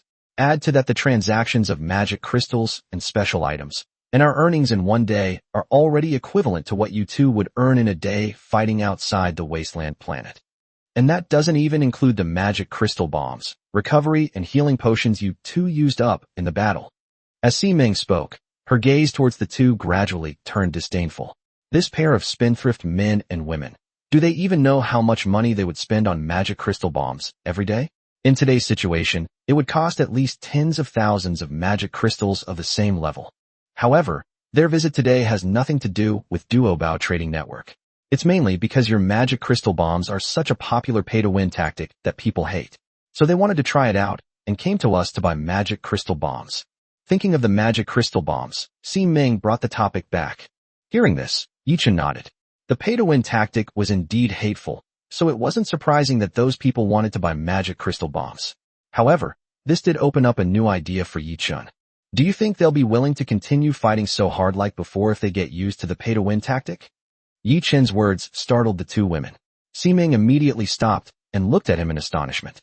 After a while, she murmured to herself, "Fatty said you were ruthless before, but I didn't realize it then.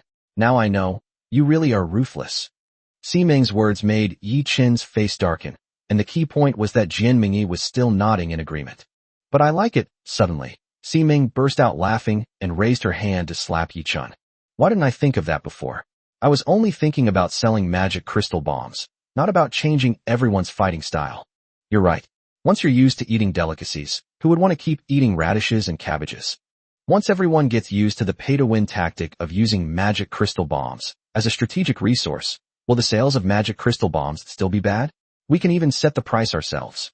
However, there are quite a few races capable of manufacturing magic crystal bombs, so we still need to find a way to reduce costs. Otherwise, once everyone starts manufacturing magic crystal bombs, prices will inevitably drop. "You're a genius. How did you come up with such a perfect business war strategy? Wait here, I'll go talk to Fatty about it right now." As Si-Ming spoke, she left Yi Chen and the other person behind to go back and think about the specific implementation plan.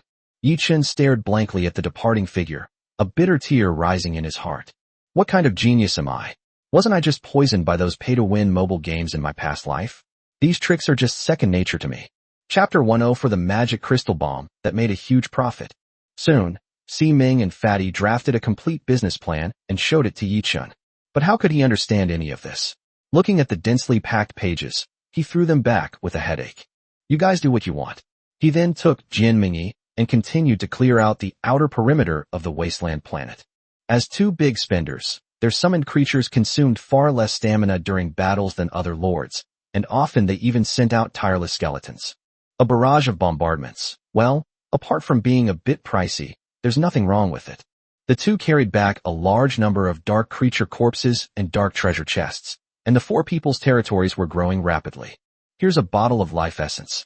Take it to Fatty and have him use it on the goblin nest.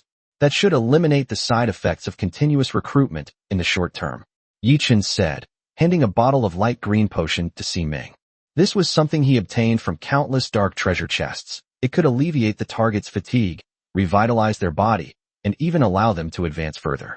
Generally speaking, this item is best used by those who are about to break through or are seriously injured.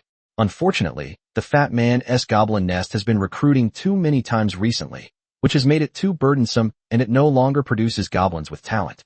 Therefore, Yi Chen had no choice but to use this precious bottle of life essence to deal with the emergency, and the newly recruited goblins could also make up for the manpower shortage in the future. On the third day, at dawn, the auction for the magic crystal bombs began as scheduled. Everyone discovered that not only was the originally expected number of 1,000 far exceeded, but all of them were Tier 2 magic crystal bombs. Even a Tier 3 dark creature would find it difficult to withstand such a massive bombardment. All of this is thanks to the essence of life.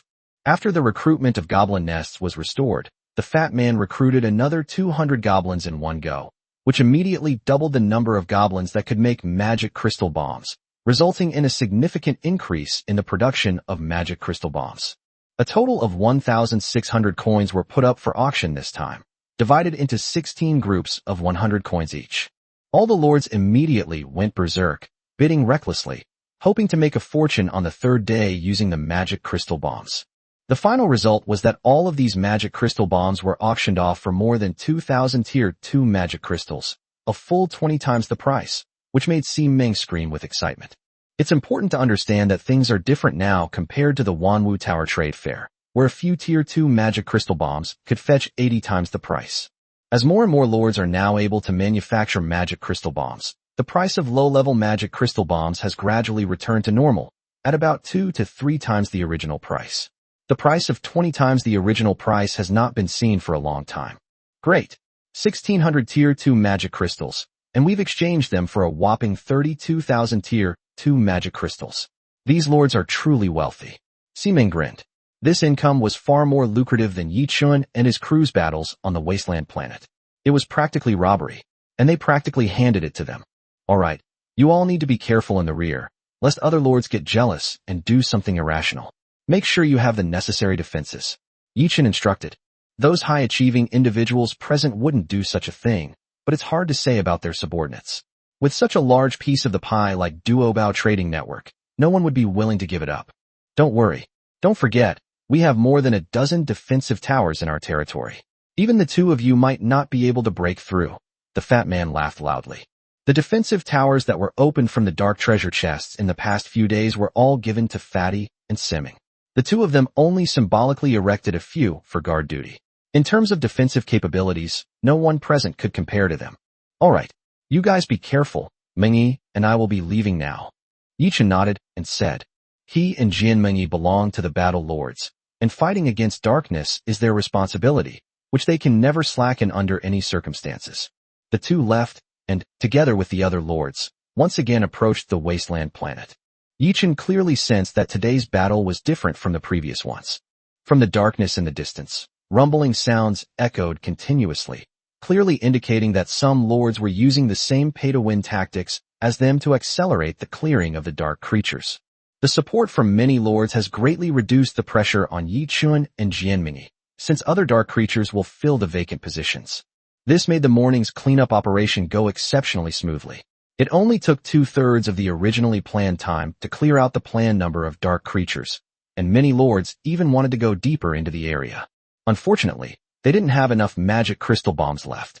Therefore, by the afternoon, the overall pace of the battle slowed down again, and Yi Chun and Jianmingyi once again felt considerable pressure as a large number of magic crystal bombs were thrown to block the dark creatures from getting closer. With the end of the third day of battle, only a thin layer of dark creatures remained outside the wasteland planet, and the wasteland within was now clearly visible. However, the outermost layer of dark creatures is not so easy to clear out. They are all races that have reached the late stage of Tier 3, and there are even some that are about to break through to Tier 4. Such a powerful race was beyond the capabilities of the many lords to handle, so everyone stopped and reconsidered their strategy. This time, Yi Chun relied on his own strength to enter the group of lords who were holding a meeting. Through the wristband, the figures of the lords appeared in each person's territory. Tell me, even with magic crystal bombs, no lord should be able to deal with a late-stage Tier 3 dark clan, right? A tall lord said, glancing at Yi Chun as he spoke.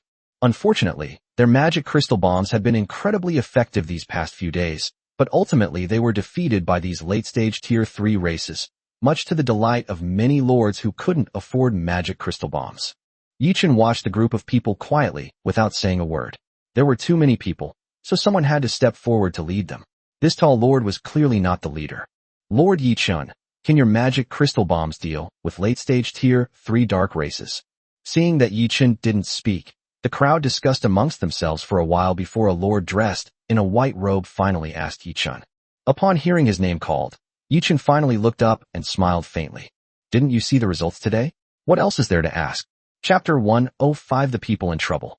Insolence. Several lords immediately shouted in rebuke, but Yi Chun's nonchalant attitude clearly showed that he did not take them seriously. The lord who had spoken first frowned slightly, but quickly recovered and continued to look at Yi Chun with a warm gaze. That's not quite right. Today's magic crystal bombs were indeed not powerful enough. Do you know of any more powerful magic crystal bombs? The lord asked. Yes, but it cannot be mass-produced and cannot pose a threat to a large number of dark races. Yi Chun said decisively. Through Jianmingyi's introduction, we learned that this lord's name was Edward, a priest, and his clan was also a powerful angelic race, but he followed the path of faith, which was different from Jianmingyi's. Lords and their kin. Yi Chun and Jian Mengyi represent the most common imperial route, while Edward represents a different theocratic route, absorbing the faith of his kin by glorifying himself as a god.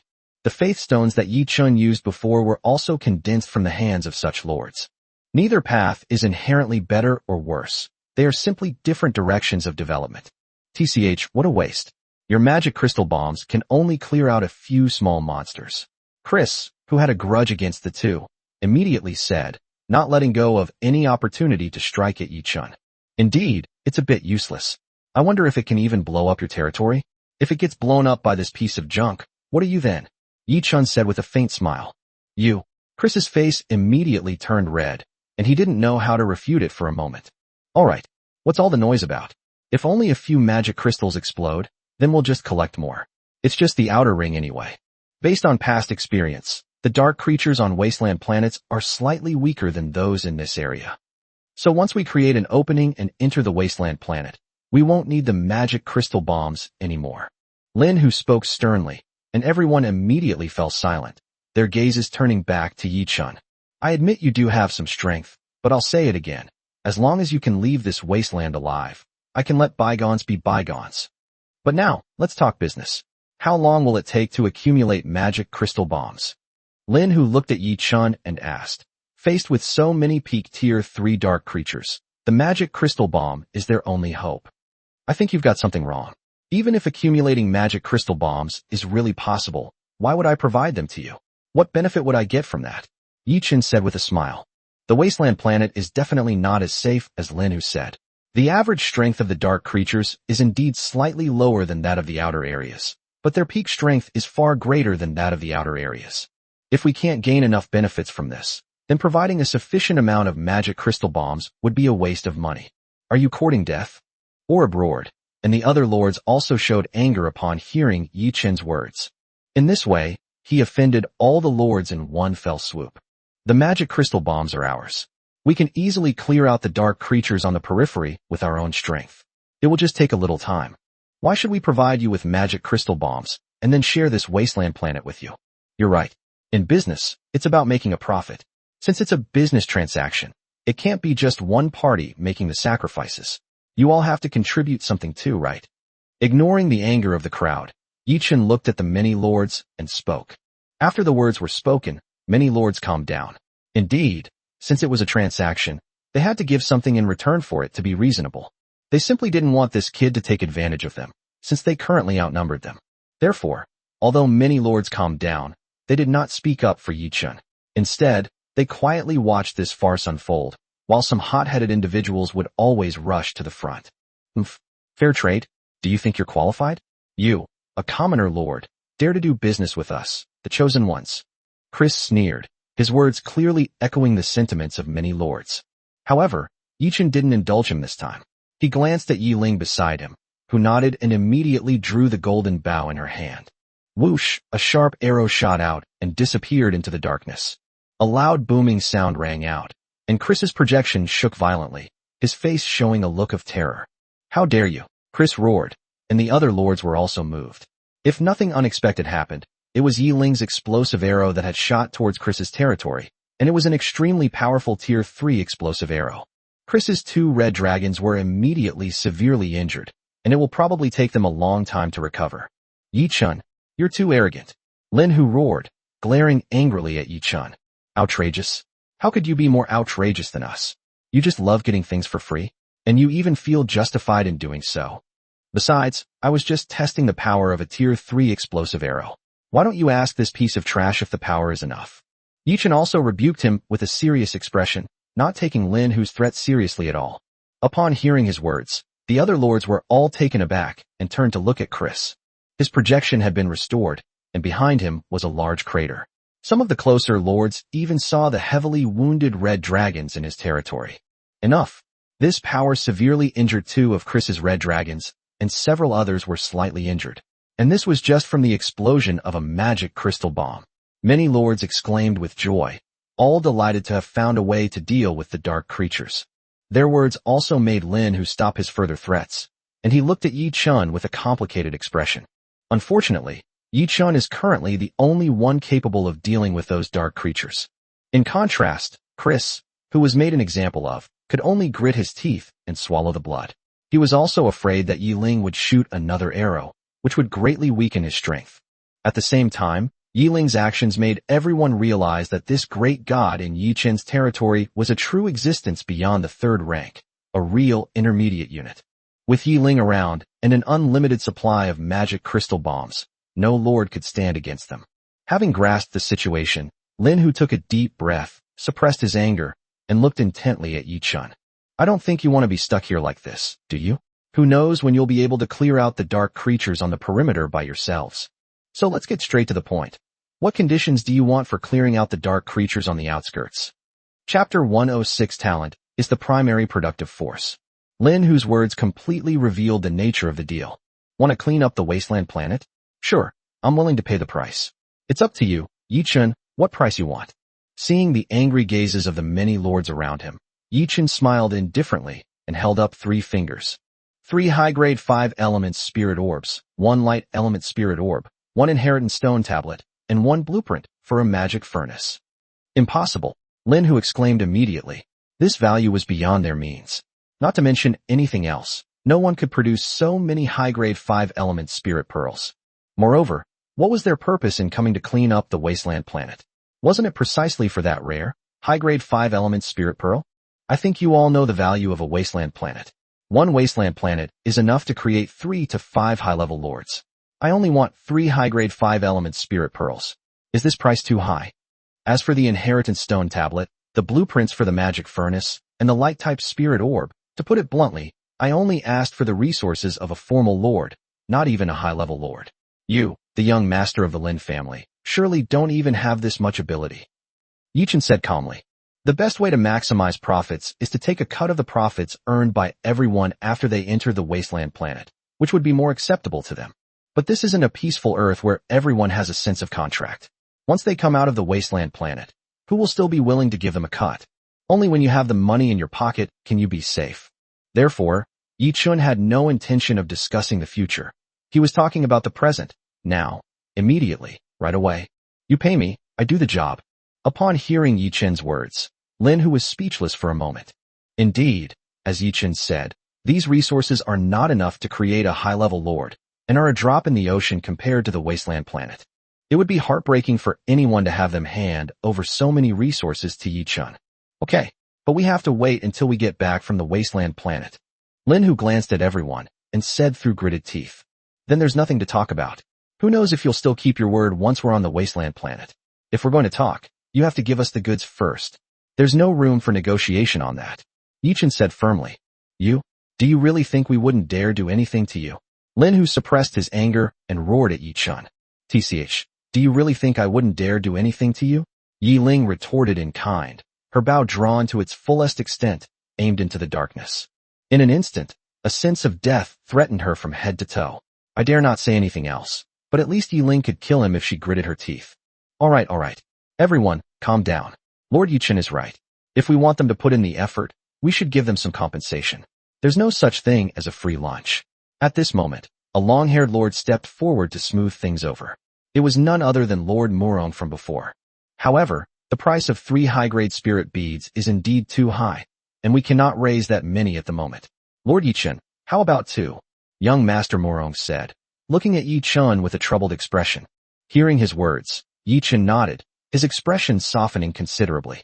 3 high-level spirit orbs were already priced exorbitantly, so getting 2 is already a pleasant surprise. What more could you ask for? For young Master Murong's sake, then 2 will do. Yi Chun was overjoyed, but his face was full of difficulty as he looked at Murong and said with difficulty. Then thank you very much, Lord Yi Chun. Murong bowed slightly in thanks. Seeing how easily others had reached a deal, Lin Hu left the meeting with a grim expression. Even though he is no longer here, the bills will still be sent to him. This is a joint operation by many lords. Although Murong is amiable, he is not stupid. He will not bear the huge cost alone. He will find someone to share the burden. The lords acted swiftly. Each one was a chosen one, and since they had agreed, they wouldn't cause any trouble. The promised supplies were delivered to Yi Chun the very next day. It's another high-grade fire spirit bead, but unfortunately this high-grade water spirit bead is a duplicate. Mungi, you can take it. Yi Chun looked at the other 5-element spirit bead with regret and handed it to Jianming. He already had the wood spirit orb and the water spirit orb, and now he has obtained the fire spirit orb. He only needs 2 more to set up an advanced 5-element cycle formation. Tisk, you're not going to become the fastest official lord in history, are you? And a high-level one at that. Ming said with a look of amazement. The other party's speed was really too fast. How long has it been? Just over a month. The most difficult advanced 5-element cycle formation has been more than half collected, and the most difficult to find inheritance steel has been completed.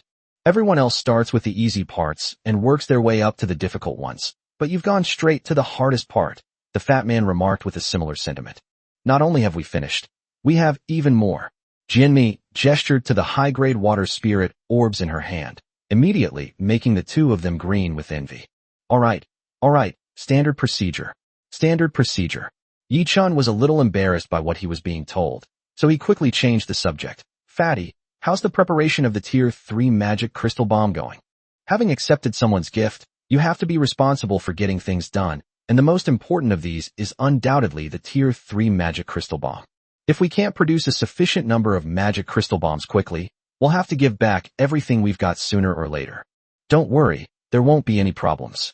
There are already 1,000 goblins working on it.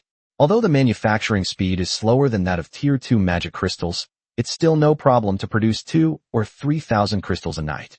At most, 2 days will be enough to blow up those dark creatures, the fat man said with a hint of excitement.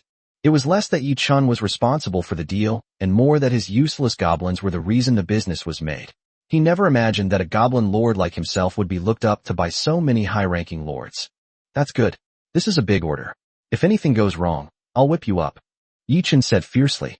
High-grade spirit beads are extremely rare in the trial space. Getting 2 before even entering the wasteland planet is an unexpected bonus. Absolutely impossible. Ha ha, the fat man laughed smugly. Among all the lords, he had the most goblins, so his manpower was top-notch. Look at those elves, angels, dragons. Who can match the sheer number of his goblins? Who could produce so many magic crystal bombs in one night? They'd probably be exhausted to death by now. Therefore, talent is the primary productive force. Chapter 107 Rushing to be Reincarnated? Having confirmed that there were no issues with the production of magic crystal bombs on the fat man's side, all that remained was a long wait. 2 days of rest allowed all the members of the clan to recover to their peak condition, and the magic crystal bombs finally reached a sufficient reserve. In the past 2 days, apart from a few lords, most lords have been hostile towards Yi-chun and his group, clearly dissatisfied with their exploitative practices. Simming and Jianming even chatted with him for a while, asking if he should try to mend relations with them. After all, these lords all had intricate backgrounds. However, Yi-chun's single sentence left the 2 women speechless. Has the transaction volume and order volume on Duobao Trading Network decreased in the past few days? Not only that, with the large-scale distribution of Duobao trading disks, the transaction volume and order volume of Duobao Trading Network entered a stage of rapid growth, which was something that Ming and others had never expected. So, whether they are friendly to us or not is not important. What is important is whether we have value that makes them have no choice but to give up. If Yiling hadn't advanced to the 4th rank, and if we hadn't possessed the magic crystal bomb, do you think they would still have traded with us so peacefully? No, they would have come straight here already. They would have captured the fat man's goblin, tortured him so that all the recipes would have been leaked, and then we would have lost our value. If you don't believe me, look around. Haven't the number of lords surrounding us increased recently? They're all envious of our wealth. If we are unable to protect our wealth, or even if we are even slightly negligent, they will pounce on us without hesitation and take everything away from us. Yi-chun spoke slowly, his words sending chills down their spines. Ming and the others couldn't help but look around. Indeed, there were more lords surrounding them, but they never imagined that these lords were coming for them. They thought these people just wanted to get the magic crystal bomb as soon as possible. Then, Brother Chin, what should we do?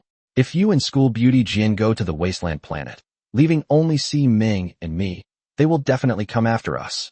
The fat man's face was full of fear. Besides being lazy, his biggest characteristic was being terrified of death. What are you afraid of? Are all those defensive towers just for show? I'll gather more in the next few days and make 99 for you. Let's see who can break through then.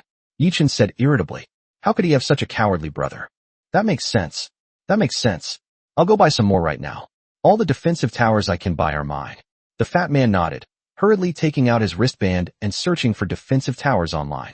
A large number of design blueprints were transferred from his trading disk, while a large number of magic crystals or special items were transferred out for this transaction. Won't they become suspicious if we build so many defensive towers? Ximing asked, equally apprehensive, after seeing the fat man's actions. As a businesswoman by profession, she knew all along that Duobao Trading Network would be the envy of others, but she didn't expect it to happen so quickly. It's too late to be alert. The defensive towers are built using blueprints. As long as there are enough materials, they can be erected quickly. By the time they discover that a large number of defensive towers have been purchased online, it will be too late to withdraw them, Yi Chun said with a faint smile. This was also the reason why he did not urge the two of them a few days ago. Sure enough, as Fatty and Ximing began to acquire the blueprints for the defensive towers, one defensive tower after another was erected in the territory, and the strangeness here finally alerted Lin Hu and the others. Upon opening the Duobao trading website, it was confirmed that all the defensive towers had been sold out. Apart from a few towers with ridiculously high prices, there wasn't a single blueprint to be found. Meanwhile, in Fatty and Ximing's territory, defensive towers were visibly erected, their presence causing everyone to tremble with fear.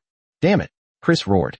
He had already arranged for people to leave, but he didn't expect the other two to set up so many defensive towers. The sheer number of defensive towers was so overwhelming that even he dared not venture inside, let alone his weaker lords. They wouldn't stand a chance against them all. It seems we can't touch these two. Chris, let's think about how to deal with them on the wasteland planet. Don't forget, they have 2 high-level spirit orbs. Orb said. After the conflict with Yi Chun, Chris stood by his side. Although neither of them would admit defeat, they were of one mind in dealing with Yi Chun, and they might even need to add the young master of the Lin family to their list. You're right, the wasteland planet is extremely dangerous, and they definitely won't come out alive. Chris took a deep breath and said through gritted teeth. It wasn't just about the high-grade spirit pearl. He also wanted to retaliate for the arrow Yi Ling had shot at him. 2 days passed in the blink of an eye, and soon Yi Chun and Jianmingyi set off with a large number of magic crystal bombs, followed by many lords. This time, Yi Chun did not hand over the magic crystal bombs to them. Instead, they were responsible for luring the monsters, while he and Yi Ling were responsible for bombing them. For this purpose, he even specially asked Fatty to bring over a large number of stone golems. When the time comes, a large number of magic crystal bombs will be launched, which will definitely be able to annihilate everything. Many lords were unwilling, but Yi Chun insisted and they had no choice. After all, given the current situation, Yi Chun was more afraid that these lords would kill him first after obtaining the magic crystal bomb than kill the dark creature.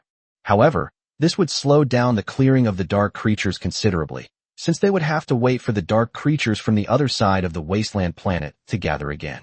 Boom, boom, boom. A large number of magic crystal bombs exploded. The power of the level 3 magic crystal bombs was extremely terrifying. Even Yi Chun and the others had to stay far away to avoid being affected. Any dark creature touched was annihilated, leaving no trace of its body. With the assistance of many lords, the group spent a day finally opening the breach in the outer reaches of the planet. Looking at the lifeless surface of the planet, many people showed a hint of excitement.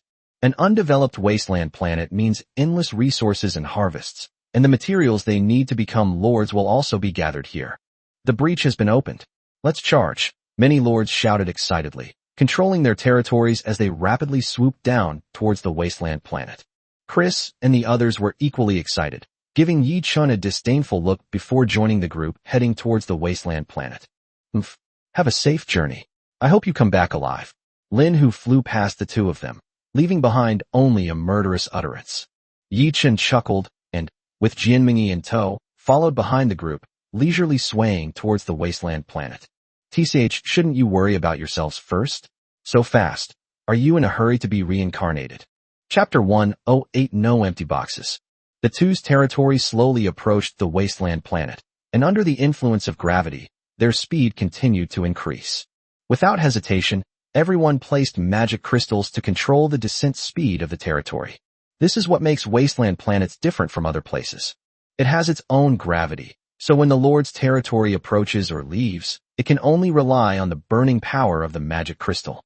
Moving around on the wasteland planet is even more difficult, unless you stop in the ocean. But in a wasteland planet, where the entire planet is abandoned, how could there be water resources that are considered the origin of life?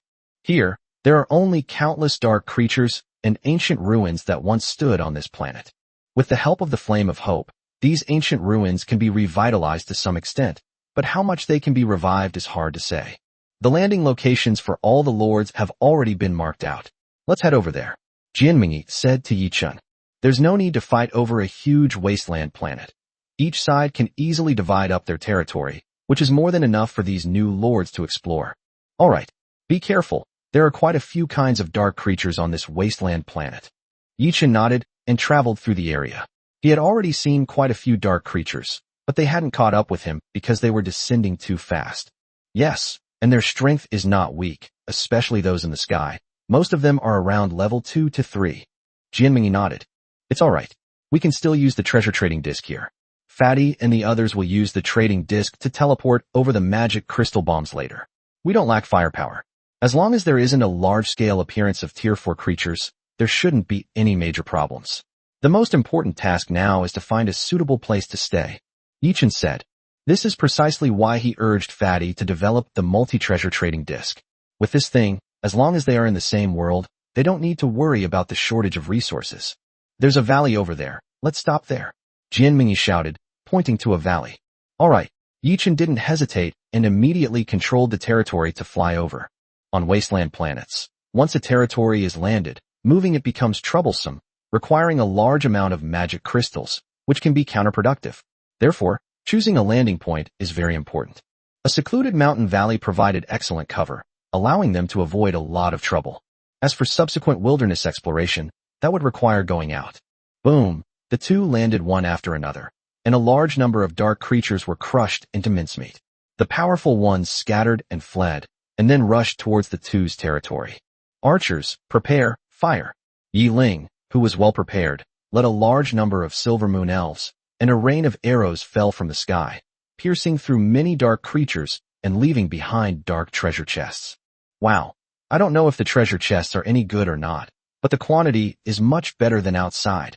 Yichun laughed as he saw dark treasure chests forming next to his territory. That's right. Otherwise, why would so many lords be rushing to the wasteland planet? Jianmingyi smiled, and her angel army also took action, cutting down one dark creature after another, leaving behind a pile of corpses. Brother Chun, hurry up and see what we can get from the treasure chests. The fat man, who was remotely video connected, shouted excitedly. Yichun had no choice but to have the landmen smuggle back a batch of dark treasure chests. All right, time to open the chest. Yichun laughed, and with a whoosh, he opened the dark treasure chest in front of him, revealing a large amount of supplies to everyone. Wow, no wonder this is a wasteland planet. You can find 5 elemental spirit orbs in just a random treasure chest. Ximing exclaimed in surprise. Among the many supplies, a fire-type spirit orb was particularly dazzling. Although it is only a low-level spirit pearl, it is extremely difficult to obtain it outside. If you are unlucky, you may not be able to obtain it even after clearing hundreds of miniature planets and meteorites. Good luck, let's keep opening and see what else we can get. Yichun smiled and continued opening treasure chests. In the end, he opened 4 of the 10 dark treasure chests and found 4 5-element spirit orbs, but they were all low-level. In addition, there are 6 design blueprints, so it can be said that not a single treasure chest is empty, and Yichun and Jianmingyi's territory buildings have become much more abundant. What a steal. Not a single empty crate. This trip to the wasteland planet has been incredibly lucrative, the fat man said with envy. Such a haul would drive any lord mad. Unfortunately, he and Ximing were not strong enough, so they could only prepare some supplies for everyone in the rear, and the maintenance of Duobao trading network also required people. The Wanwu Tower, Ximing has launched the Duobao trading platform. As a result, the trading volume of the Duobao trading network has increased again in the past few days, and the trading platform is in short supply. There have even been huge transactions on the black market, just to be able to trade on the Duobao trading network. It's important to know that the earliest recipients of the treasure trading disc were a group of exceptional individuals. The items they obtained on the outskirts of the wasteland planet were enough to make ordinary lords look up in awe. Even low-level spirit orbs have become regular trading items on the treasure trading network. How could this not make the ordinary lords envious? They toil away outside, probably unable to even obtain a single low-level spirit pearl. Therefore, now all the lords outside who know about Duobao Trading Network are frantically trying to establish connections to obtain a trading disc, even if it's just for borrowing. At least while there are fewer people around, I can quickly trade a few spirit orbs from these big shots to increase my chances of becoming a formal lord. The welcoming ceremony upon landing lasted for a full 2 hours before gradually subsiding, leaving only a few scattered dark creatures. Yi Ling and the others were finally able to breathe a sigh of relief. After arranging for people to take turns on duty, they returned to the central area to rest one after another. No living being can sustain a prolonged battle. The battles during this period brought Yi Chun and Jianmingyi over 100 dark treasure chests. If it were truly possible to eliminate every empty container, that resource would be truly remarkable. I'm afraid even low-level 5-element spirit beads would become regular commodities on the Duobao trading network, since those who came to the wasteland planet probably don't know about these 2 spirit beads. Finally, under the red-eyed gazes of Fatty and Simming, the 2 began their frantic unpacking of the packages, laying out one item after another, a sight that was truly dazzling. Chapter 109: The Primordial Beast, Ho. The Ho is a strange beast from Zhangyi Mountain. It looks like a rabbit, with long, pointed ears and a body only about a foot long. Its urine can rot flesh and blood, and it often makes lions and tigers fear it. In the end, besides bringing them dozens of low-level spirit orbs, the hundreds of dark treasure chests even yielded a mid-level spirit orb, which Yi Chun temporarily stored away. In addition, 2 more life essences that the fat man had used before were also obtained. However, this time they didn't give it to the fat man again, as continuous use wouldn't do any good and would only reduce the drug's effectiveness. So he chose to use one on the silver leaf laurel tree himself, and then use one on Yishi. The essence of life can accelerate Yishi's growth without any side effects, and what he lacks now is the strength to suppress mountains and rivers. If even one Yue can grow up, she will be enough to exert absolute deterrence on all the spirit pearls. Boom! After consuming the life essence, a massive life force began to surround Yishi's body. The terrifying energy, combined with her breathing technique, was continuously surging into her body. During this process, Yishi's strength also continued to increase. 200 points of total attribute, 210 points of total attribute, 220 points of total attribute. Yishi's strength increased at a visible speed, quickly reaching the required 250 total attribute points, and then rapidly surpassing that level. Ultimately, Yishi's total attribute value stopped at 299 points and could no longer increase. This is the limit of the 3rd tier. To go any higher, one must wait for a qualitative change in the body to break through the final constraint. Her attributes had reached their limit, but the power of her life essence was not exhausted, continuing to strengthen Yishi's body and accelerate her growth. Although Yishi ultimately failed to break through to the 4th rank or complete the 2nd stage of growth, he was actually very close. Not only did they have only 1 week left to grow, but they also gained a brand new talent, Vitality. This is a passive talent that can increase Yishi's vitality and speed up the recovery of injuries. It's not very useful, but it's better than nothing. Fatty, keep an eye on Duobao Trading Network and see if there are any more deals on Life Essence. If there are, get them no matter the cost. Yi Chun said to Fatty on the other end of the video. Life Essence is extremely rare, and it's a consumable item. Every lord wants it, and it's almost impossible to find on the trading website.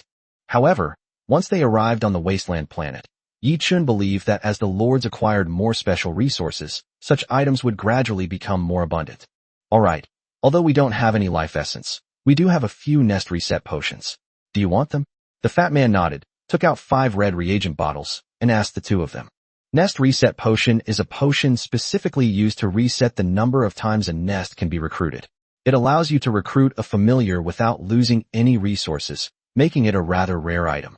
The key is that it cannot be crafted and can only be obtained by opening dark chests. Yes, give it to me. My territory just ran out of life essence and can recruit again, Yi Chun said immediately. Of the angelic holy court has a built-in cooldown, so it's much better to give the nest reset potion to Jianmingyi than to him. Okay, the fat man nodded and handed the potion to Jianmingyi, while Yi Chun went to the silver laurel tree and began recruiting again. This time, he didn't overdraw the recruitment chances of the silver leaf laurel tree again. He recruited 10 times in one go and then stopped. He planned to continue recruiting once a day to ensure the quality of the recruited members and to ensure that the best racial talents could be passed on. Perhaps due to the enhancement from the essence of life, the quality of this batch of recruits is very high. After 10 recruitments, 5 people were recruited as Yue, averaging 1 person recruited every 2 recruitments. As for the accompanying jade rabbits, 7 were recruited, one of which was a rare and special jade rabbit. No, it's no longer appropriate to call this rabbit a jade rabbit. Its fur is not as white as that of the jade rabbit. It even has a hint of dark gray. It is only a little over a foot long, but has long, pointed ears and a fierce look in its eyes. Was slightly startled when he saw the rabbit. He quickly checked its attributes and was speechless when he saw its name. Name, unnamed. Race, Ho. Rank, Tier 3 Loyalty, 100. Growth rate, 0 of 7. This stage of growth can be completed in 2 weeks under normal conditions. Attributes, Constitution 20, Strength 40, Agility 30, Intelligence 10, Spirit 40. Talent Skill 1. Roar to the sky. Unleash a deafening roar that intimidates everything. Talent Skill 2. Levitation. Allows you to fly. Talent Skill 3. Fire Control. Can breathe fire and control fire. Talent Skill 4. Venom. The urine contains a potent poison that can corrode everything. This is actually a hoe. Yi-Chen murmured in disbelief. He never expected that a hoe could be born from the companion species of the jade rabbit. This is a genuine primordial divine beast. Legend has it that the hoe is the ancestor of the Qilin, can fight with dragons, and eats dragon brains. What does that have to do with the jade rabbit? Yi-Chen smiled wryly. However, the fact that he could recruit a hoe was still very tempting to him, as its growth rate was already the same as that of the Yue. Even in terms of initial talent, it surpasses Yi Shi and the others. Levitation, fire control, venom. Isn't this the legendary Ho's ability? This is just a rabbit about a foot in size, yet it can only be described as terrifyingly strong. Gurgle. The little rabbit took off and floated in front of Yi-Chen, tilting its head and looking at him with curiosity. Very well, I won't change your name. You can just call yourself Ho. Yi-Chen raised his hand and carefully touched the other's long ears. The little guy twisted his body comfortably, then rubbed against Yi-Chen's palm. The furry texture made it hard for Yi-Chen to associate it with a prehistoric ferocious beast. Perhaps becoming a member of the familia has made him more peaceful in his personality? Yi-Chen thought to himself, while also looking forward to seeing Ho grow stronger. They've only just been recruited, yet their attribute value of 140 is already astounding, making even the Silver Moon Elves who have completed the second stage of growth feel ashamed.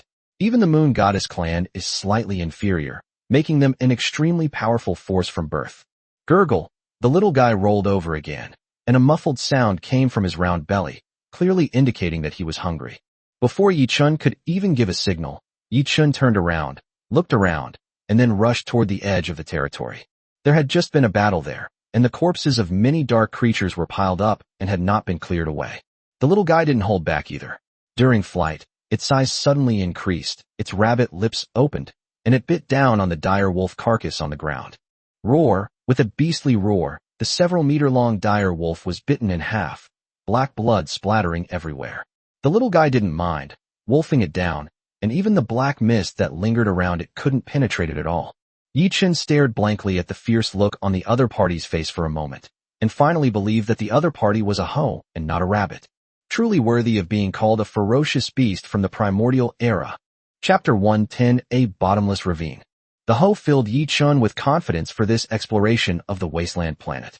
Once all the members of the clans had rested, the first expedition team set off under Yi-Chen's expectant gaze. This is a team consisting of 30 Silver Moon Elves, 5 Moon Goddesses, 2 Earth Gods, 2 Mountain Gods, and 20 Angels, plus the hoe we just recruited. There were 60 people in total, and the rest stayed behind in the territory. This place is unlike any other. Dark creatures could break in at any time, so the territory's defenses must be strong. If it's just an exploration mission, these people are enough.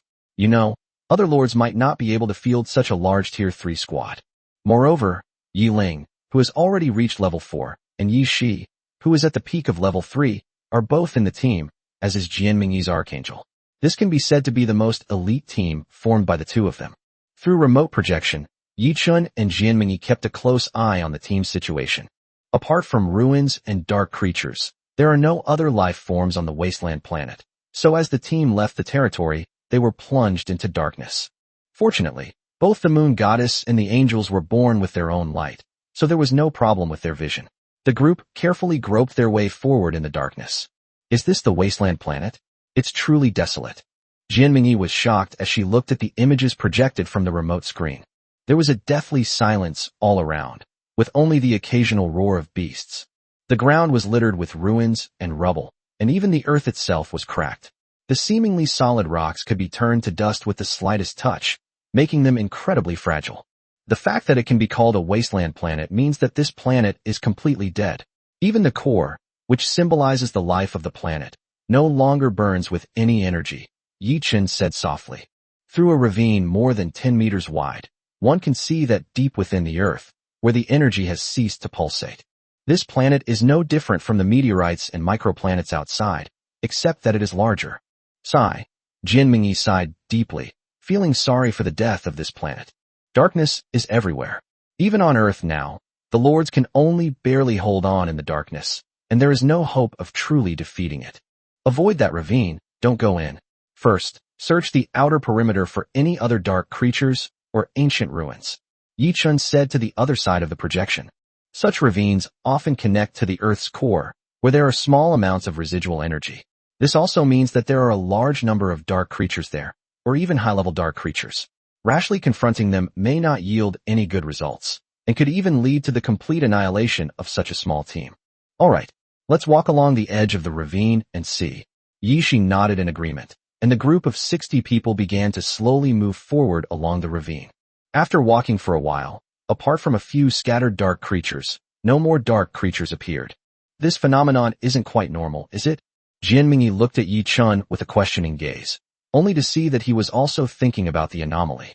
Logically speaking, the wasteland planet is full of dark creatures. It's impossible that they haven't encountered a single species after traveling this far. They probably haven't even killed 100 scattered dark creatures along the way, right? Yi Chun asked in confusion, looking around. This number of dark creatures is less than the number that previously attacked their territory, which is clearly abnormal. Could it be that there are powerful dark creatures around, which drove away the ordinary dark creatures? Should we quickly summon them back? Jian Mingyi suddenly asked, a hint of tension in her expression. However, upon hearing her words, Yi Chun shook his head and looked into the crack. If there were powerful dark creatures, they should have rushed over when we arrived. Their territorial instincts are quite strong. Moreover, powerful dark creatures do not necessarily drive away lower-level dark creatures. These dark creatures are also their food source in normal times, so they will try to keep some of them in captivity. So I'm more inclined to believe that there are ancient ruins here. Ancient ruins? Jian Mingyi exclaimed, covering her red lips with her fair hand, her face filled with disbelief. This is the most valuable place on the wasteland planet. How could they find it just by landing here? Yi Shi, be careful, try exploring into the ravine, Yi Chun said to the other side of the projection. The whole team immediately stopped and found the edge of the ravine to regroup. Soon after, a makeshift team of 5 angels began to approach the ravine, while the earth and mountain gods began to descend into the soil to check the situation from underground. God said, "Let there be light." 2 angels intervened, and a dazzling light shone above the ravine, instantly illuminating everything around it, including the ravine itself. Roar suddenly, a series of beastly roars rang out, and withered skeletal arms emerged from the soil. These were the skeletons buried deep underground. Bang! Not only that, the land gods and mountain gods who had gone down to explore using earth magic also emerged from the ground in a slightly panicked manner. Skeletons. There are so many skeletons underground, and other undead creatures too, a local official said anxiously, the fine beads of sweat on his forehead betraying his tension. Solidify the ground beneath your feet. Everyone else prepare for battle. Yi Shi said quickly, and Yi Ling on the other side gave the same order. All the Silver Moon elves sprang into action. Roar as the sound of the earth subsided, a dense cacophony of howls and footsteps echoed through the valley. A large number of skeletons were climbing the rock walls and charging towards Yi Ling and the others. Prepare the exploding arrows. All Silver Moon elves, launch an attack into the ravine. Do not allow those skeletons to rush up. Yi Ling shouted to the numerous Silver Moon elves. As the queen, she was increasingly displaying the majesty of a queen, and her prestige among the Silver Moon elves was growing ever greater. Boom! One after another, the explosive arrows exploded, and the huge roar echoed in the valley. Everyone's feet trembled, and it felt as if the ground on the entire cliff had lowered a few degrees. No, we can't use explosive arrows, they'll cause a collapse. Yi Shi shouted immediately. This wasteland planet is already riddled with holes, having endured countless torments. No one knows how many cavities lie beneath the earth, connected by ravines. Using a powerful magic crystal bomb rashly could easily cause the ground beneath our feet to crack. Chapter 111 Entering the Ravine. I'll do it. Angels are the bane of these undead creatures, Jianming said. 20 angels soared into the sky, their dazzling light shining brightly. Sword energies saturated with light echoed through the ravines, instantly purifying a large number of skeletons. These angels are experts at dispelling undead creatures. The presence of so many dark skeletons here is enough to prove that there must be something in this ravine. It's very likely the reason why there are so few dark creatures in the vicinity, Yi Chun said with a delighted expression. They didn't come to the wasteland planet for a vacation. If they can't find any dark creatures, it's like they've wasted their time and come for nothing. Gurgle. As the skeletons were destroyed one after another, Ho curiously leaned over to sniff them, then swept away the bone fragments with a look of disgust. This deathly aura, tainted by darkness, is absolutely awful, let alone edible. Do you really think a bone can be used to make soup? Despite its disgust at the skull fragments, Ho tentatively sniffed into the ditch. Its 2 long ears on its back twitched, and suddenly it plunged head first into the ravine. Watch out, Yishi exclaimed, but it was too late. When the group reached the edge of the ravine, all that remained besides a few scattered skeletons was the little guy's figure rushing down. He must have discovered something. Let's go down and take a look, Yishi said, and immediately led several Yue down. The Ho was one of their kind, and it was also a cute, newly born little rabbit. She couldn't bear to see the little one perish here. No rush, go down together and take a look. More people means more strength. Let the angels protect you so you don't fall, Yi Chun said immediately. The moon spirits cannot fly. The land gods and mountain gods are fine, as they can use earth magic at any time. However, there aren't many moon spirits that can fly yet. If one of them accidentally falls, they will have to rely on the angels to rescue her. The angels had no objections to this, as Yi Shi and the other's strength had already been recognized by the angels. Roar, just as everyone was ready. A huge and familiar roar rang out from the depths of the ravine. It was the roar of the Ho that had just charged down. Hurry down and take a look. Yi Shi's expression changed slightly, and she rushed down first, followed closely by the others who fell down.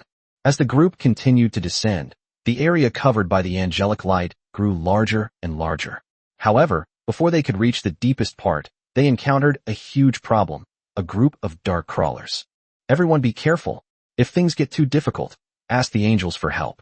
Come in and use ranged attacks and spells to repel these dark crawlers. Yi Chun quickly gave the order, and Yi Shi and Yi Ling shouted in unison. Dark crawlers are a variant of dark ghouls, also belonging to the undead species, but they are much stronger than dark ghouls, generally possessing strength of tier 3 or higher, and rarely seen at tier 2. However, the growth of these dark creatures seems to be predetermined from the moment they are born.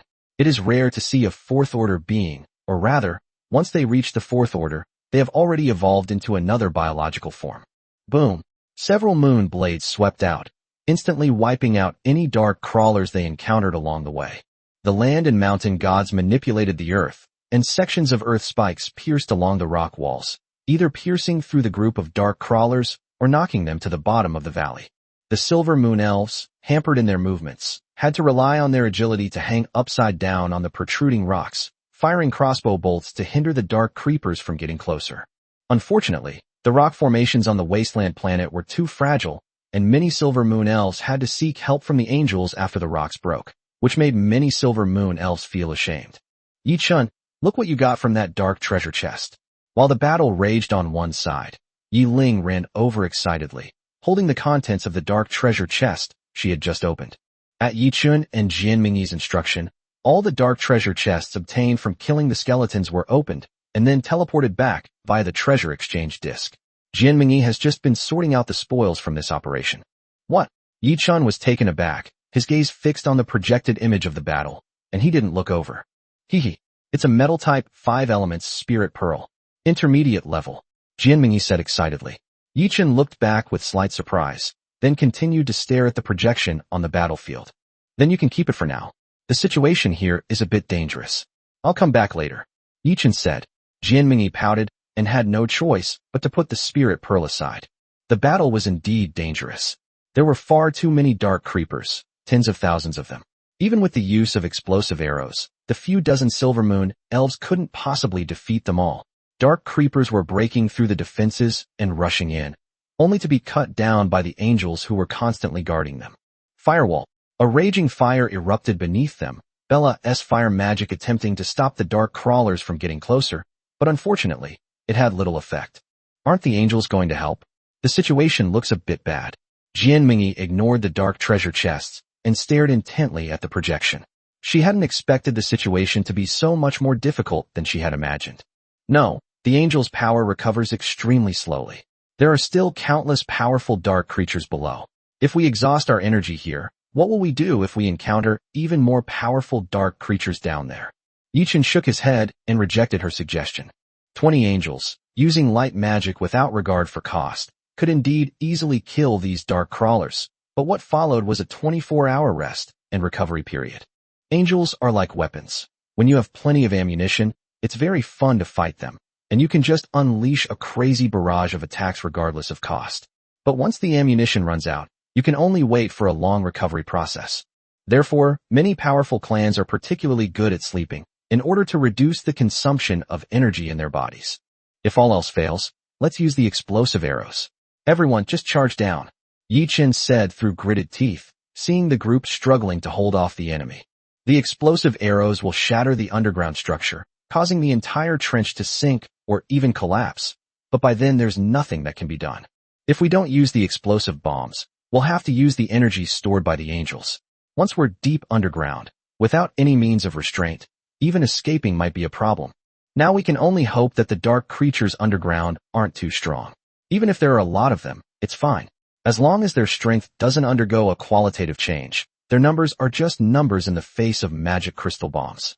Chapter 112. The terrifying roar to the sky. Roar. Just then, a terrifying roar suddenly rang out from the depths of the ground, and a figure rushed out of the darkness and stopped in front of everyone. Ho! Yi Shi and the others looked delighted and exclaimed in surprise at the figure that rushed out. They hadn't expected the little guy to come back. However, the Ho seemed to be in bad shape. Its originally gray fur was now covered with black bloodstains. Although it was a creature of darkness, the occasional bright red stains also told of its injuries. Roar. However, Ho ignored Yi Shi and opened its mouth towards the depths of the ravine, spewing out a terrifying burst of flames. Whoosh! Flames erupted, a terrifying number of flames spewing from the Ho's petite body, spanning the entire ravine. Those dark crawlers that had not yet rushed up were all reduced to charred remains by the scorching flames. How terrifying. This isn't elemental power, it's real fire. Bella, who majored in magic, exclaimed.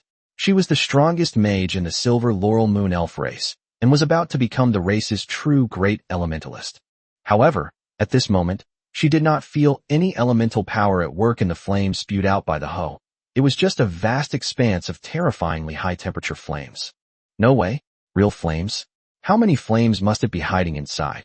Many Silver Moon elves exclaimed in surprise, and even Yi Ling looked astonished. Elemental flames are different from ordinary flames. They are powered by elemental forces. Depending on the caster's ability to control the elements, the power of the fire magic used varies greatly. Once the elements are lost, these flames will extinguish or even dissipate. However, real flames are different.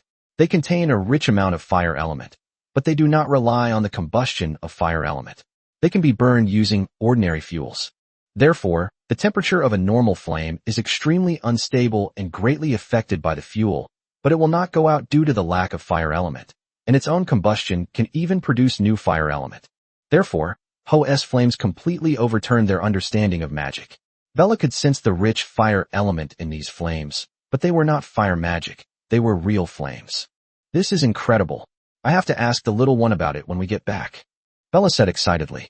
It was like a magician from a fantasy world suddenly telling her that the world was scientific, a completely revolutionary change in her understanding. The Ho's flames was immense, both in terms of range and temperature, something Bella couldn't currently achieve, which drove her mad. Whoosh! The scorching flames burned in the canyon. There wasn't much flammable material, so the flames came quickly and went quickly. Soon darkness returned to the canyon, leaving only the dark crawlers writhing in the flames and the roars echoing from the depths of the canyon. Roar! Terrifying roars rang out one after another, startling Bella and the others. Only those with strength around the fourth rank, such as Yi Ling and Yi Shi, could stare down with serious expressions. However, the roar seemed to be a provocation to the Ho. The little guy's face was full of anger, and he slowly rose up with his cheeks puffed out, clearly preparing some powerful move. Cover your ears. Yi Chun and Yi Shi's expressions changed slightly, and they both spoke up. As soon as their voices fell, a terrifying roar echoed throughout the canyon. Roar, sand, and stones fell all around, and the angels flying in the sky were startled and fell into the canyon. Not to mention the silver moon elves hanging upside down on the rock face, who had already fallen along with the loose rocks. Watch out, Yi Ling exclaimed. Only she and a few others, including Yi Shi, were able to stay conscious, but their minds were still buzzing. Roaring towards the sky. How terrifying!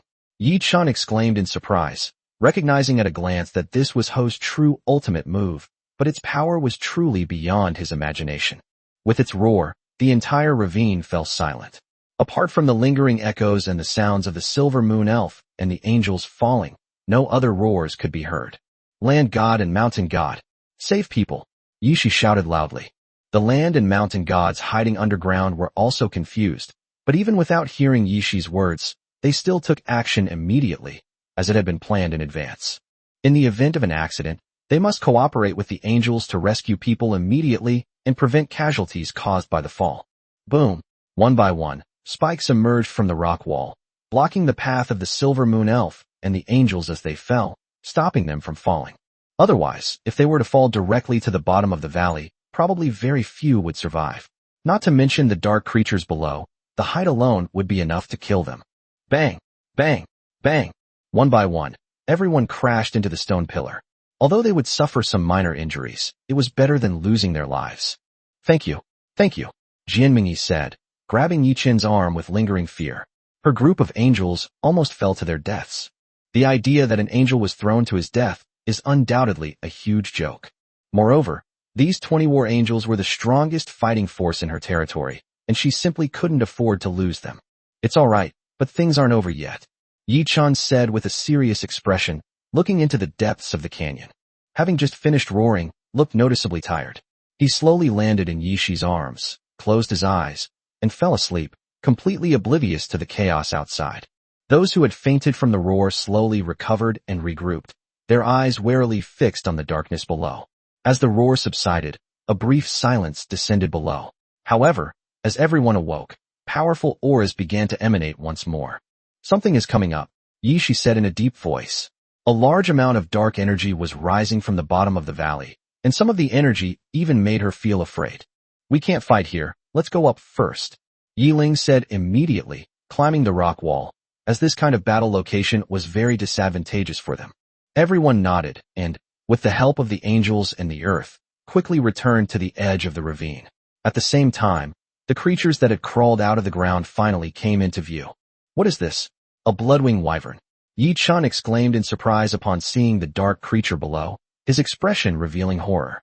Not only him, but Yi Ling next to him was also shocked, covering her mouth with her hands, unable to speak for a long time. Chapter 113, The Powerful Ho. How could this be? Wasn't it said that this wasteland planet wasn't very powerful? After a while, Jianmingyi finally calmed down and asked Yi Chun. Strength level is just a relative tie value, and it does not mean that this is the peak combat power inside, let alone the bloodwing wyvern. It would not be surprising if there were dark titans and behemoths, Yi Chun said in a deep voice.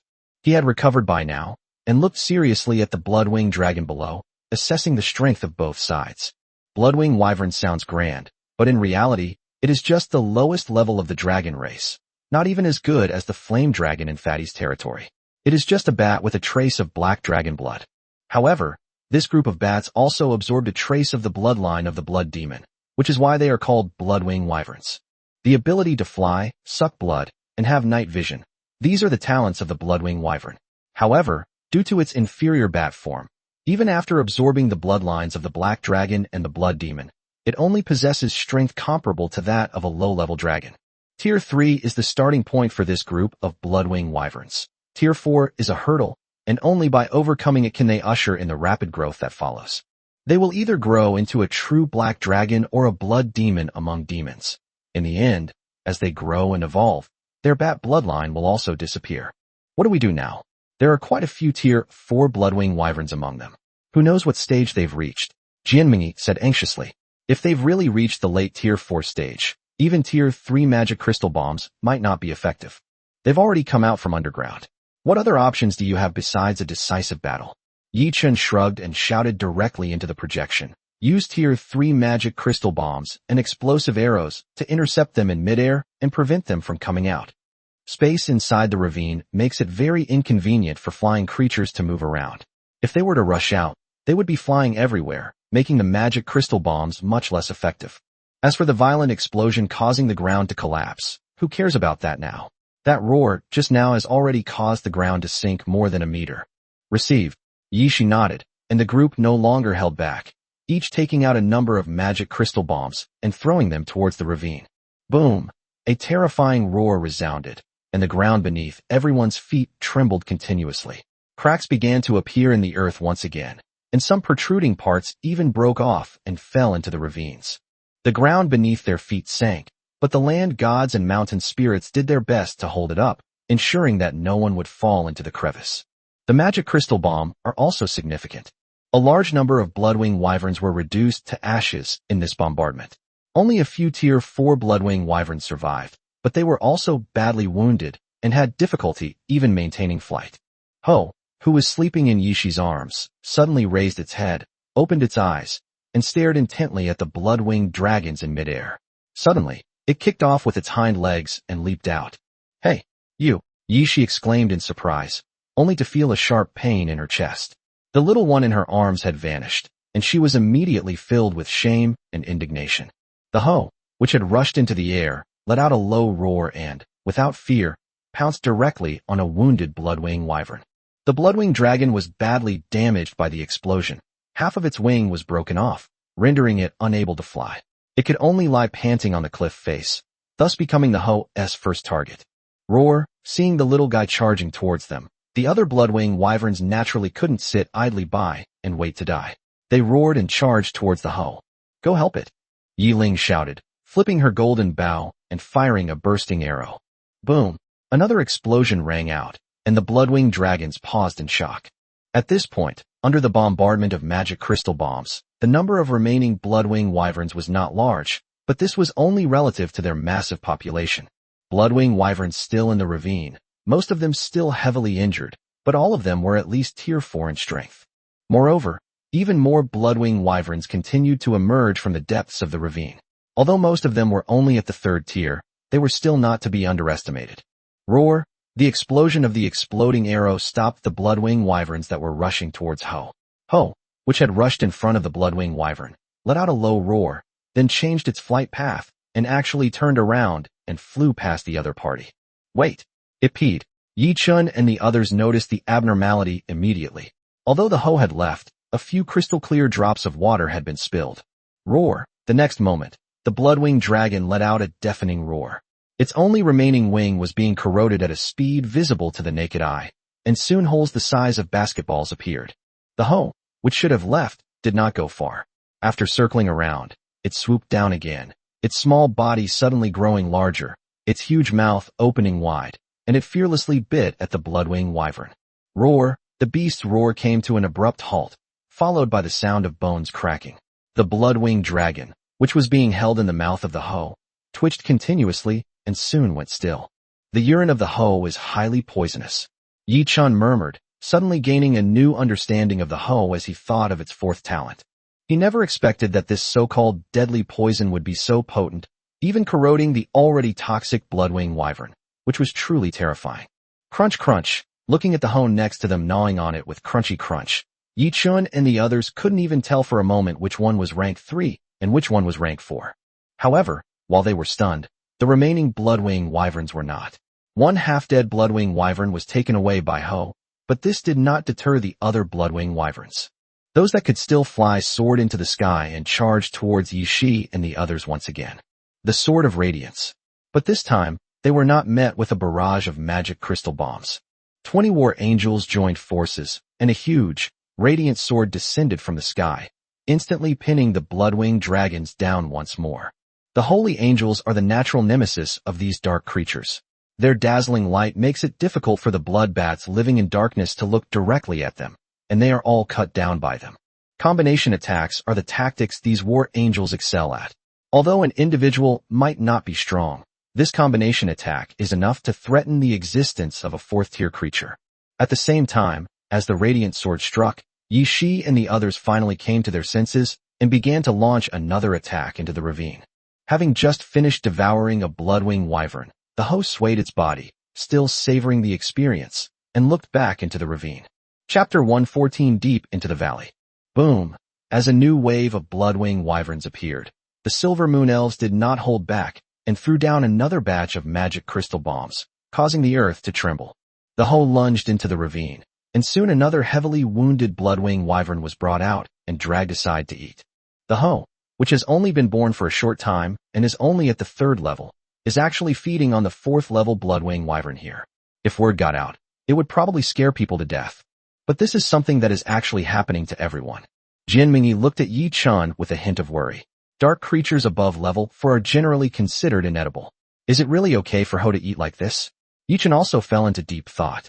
However, judging from Ho's condition, there seemed to be nothing wrong with it. On the contrary, it was eating happily and didn't seem like anything was wrong. Yi Shi, teleport back a level 4 bloodwing wyvern corpse, Yi Chun said after thinking for a moment. Then, they took the corpse to Wei and the others who were left behind in the territory and asked them to try to eat it, but they found that none of them were willing to take a bite. Only the mountain god can eat some of it after it's been roasted without any qualms, but it's surrounded by a huge black aura that takes time to dispel.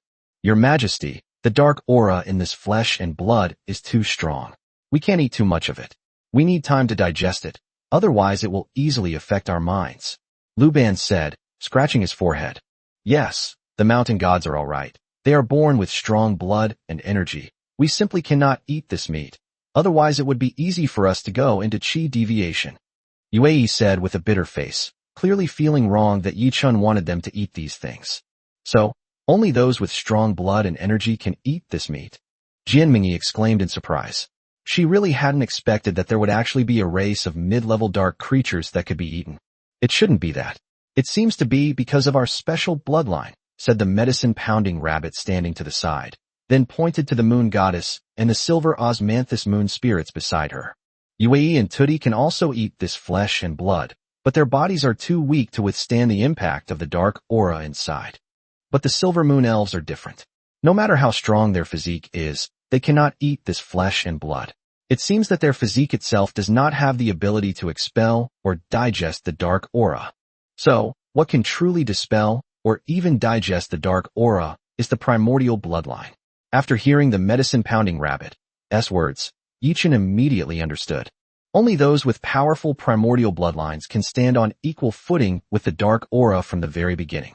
After all, Pangu split the heavens and earth with his axe, repelled 3,000 demons and gods, and established the primordial world. Only such power could truly contend with darkness. What kind of bloodline is this? Jian Mingyi murmured, her face filled with disbelief. However, Yi Chun did not answer her question, but instead quietly watched the image on the projection screen. After all this commotion, the bloodwing wyverns have been almost completely wiped out, with only a few tier 4 bloodwing wyverns remaining to hold on. No new bloodwing wyverns are flying out of the ravines anymore. During this process, Ho devoured 5 tier 4 bloodwing wyverns before stopping and falling into a deep sleep in Yishi's arms again.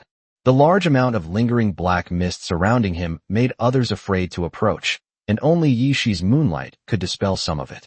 Yi Chun couldn't see Ho's condition through the projection, but he could imagine that its growth rate would definitely improve significantly after this round of feeding. He just didn't know how strong it would become if it advanced. Compared to that, the countless dark treasure chests are the most important thing. These treasure chests cannot be teleported back via the trading disc.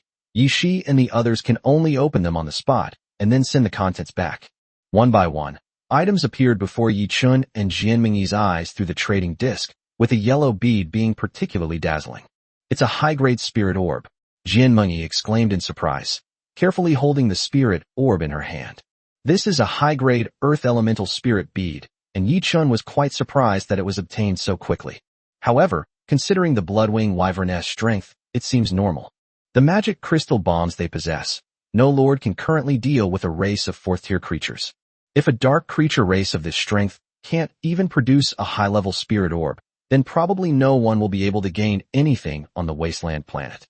Put it away first, and we'll tidy it up together when they come back from downstairs, Yi-Chen said, his gaze continuing to look at Yi-Shi. After opening all the dark chests, the group regrouped and prepared to officially enter the ravine. With a large number of bloodwing wyverns already killed, there shouldn't be any other dangers deep in the ravine. The fact that a large number of high-level dark creatures can gather there, causing a significant reduction in the number of dark creatures in the surrounding area, suggests that something extremely attractive must exist below. Under the radiant light of the angels, everyone slowly made their way into the depths of the ravine. Under the pure white light, the snow-white rock face was clearly visible to everyone. The rock face, which had just collapsed after being bombed, was unusually smooth, and the people had to rely on the help of the land and the mountain god to climb down it.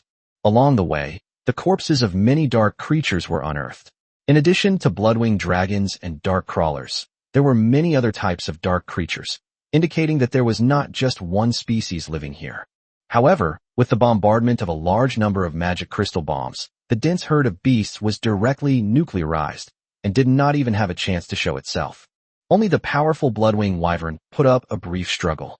Yi-Shi teleported all the corpses back to his territory via the trading disc, while the dark treasure chest was opened directly, and the resources inside were then teleported back. Half an hour later, the group finally reached the bottom of the ravine. The abyss, hundreds of meters deep, was completely dark, and even the angel's light could only illuminate a small area around them.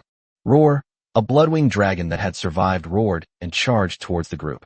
The magic crystal bombs dropped from above weren't very accurate, and some scattered, powerful dark creatures managed to escape with their lives. Now, the group will be facing them head-on. I'll take over.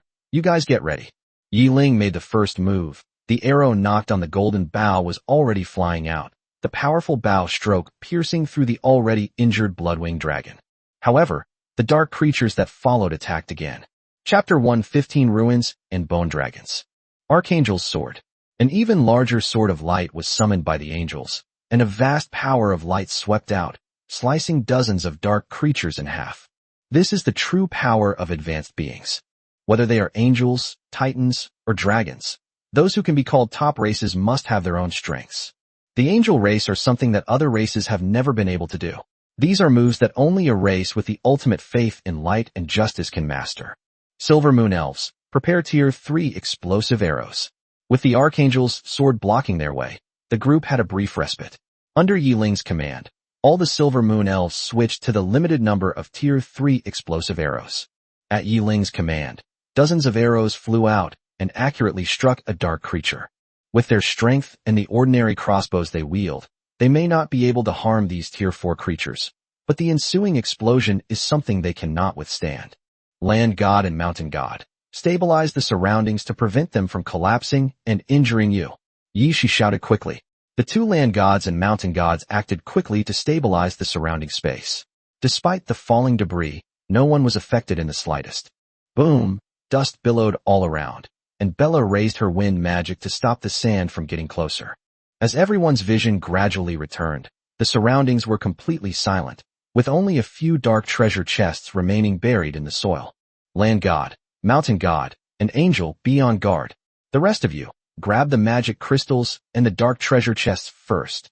Yi-Shi ordered, and everyone sprang into action. There aren't many dark treasure chests on the ground, but they are all rare, high-level chests, and there's a chance you can get good items from them. However, Yi-Chun and the others clearly had no interest in what was inside the treasure chest.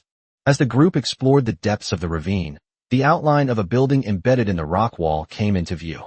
The land was immediately pushed, and the soil was pushed to reveal the entire building. This is a building nearly 10 meters high, and its exquisite patterns remain clearly visible even after the planet died and was swallowed by darkness. Even amidst the roar of the magic crystal bomb, it showed no signs of breaking, despite appearing tattered and on the verge of collapse. This is an ancient god's ruins, Jianmingyi exclaimed in surprise. It was hard to believe that they had just entered the wasteland planet and had already encountered an ancient god's ruins on this planet. Their luck was really too good. If nothing unexpected happens, it should be, but since there are ancient god ruins here, there are probably even bigger things underground. Yi-Chen said in a deep voice. Some things are best left unsaid.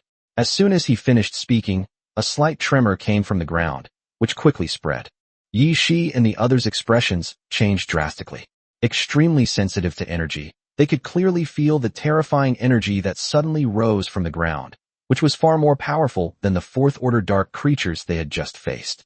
Everyone back off. Quickly, Yi Shi shouted, while the two earth gods continued to sense the ground, trying to figure out what was emerging. The numerous silver moon spirits retreated rapidly, while the angels ascended into the sky. The moon goddess and the mountain gods, acting as the final barrier, slowly retreated to the rear.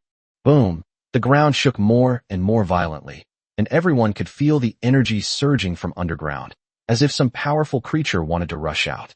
Boom! The spot where everyone had been standing suddenly exploded, sending up clouds of dust. Yue and the mountain gods retreated while trying to see what was inside. A 10-meter diameter pit appeared before them, and a skeletal dragon poked its head out of it, its slender neck struggling in the pit, but only its head could emerge. It's chained up below, and this is the limit it can reach, the two land deities shouted, startling everyone. They hadn't expected it to be a chained bone dragon. We should still be careful. Its strength is definitely above level 5. Yiling said with a look of horror. She felt a terrifying pressure from this bone dragon. Even the silver moon elves were trembling, and their movements were not as agile. At this point, only Yue and the angels could remain normal. Their higher life forms gave them more confidence to resist the dragon's oppressive power. Be careful, everyone. I'm sending you some Tier 4 magic crystal bombs. You can use them if necessary. Yi Chan said to the other side of the projection, and then sent over the few Tier 4 magic crystal bombs he had. These were sent to the fat man to be made after we killed the level 4 dark creature. There were only 3 of them, and they were only good for saving our lives.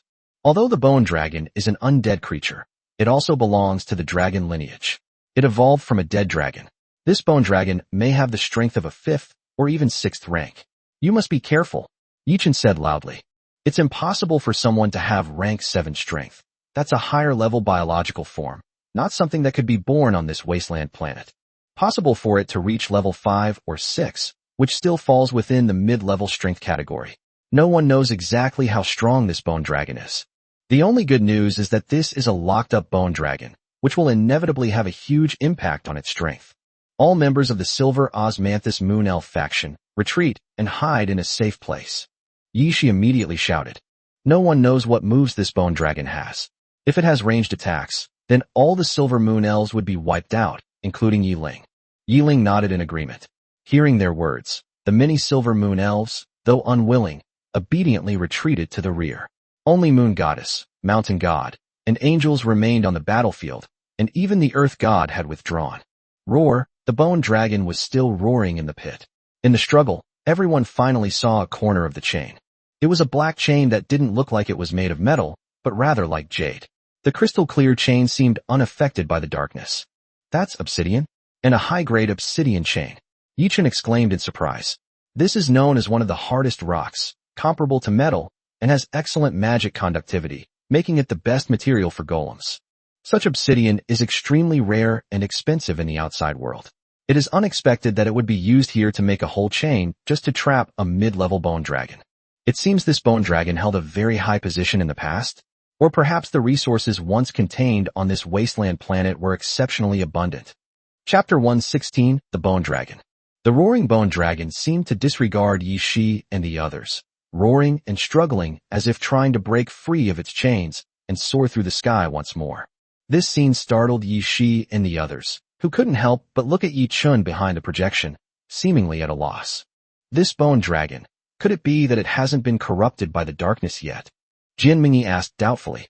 Although it was just ahead, this bone dragon seemed to have its own consciousness, desperately trying to break free of its chains.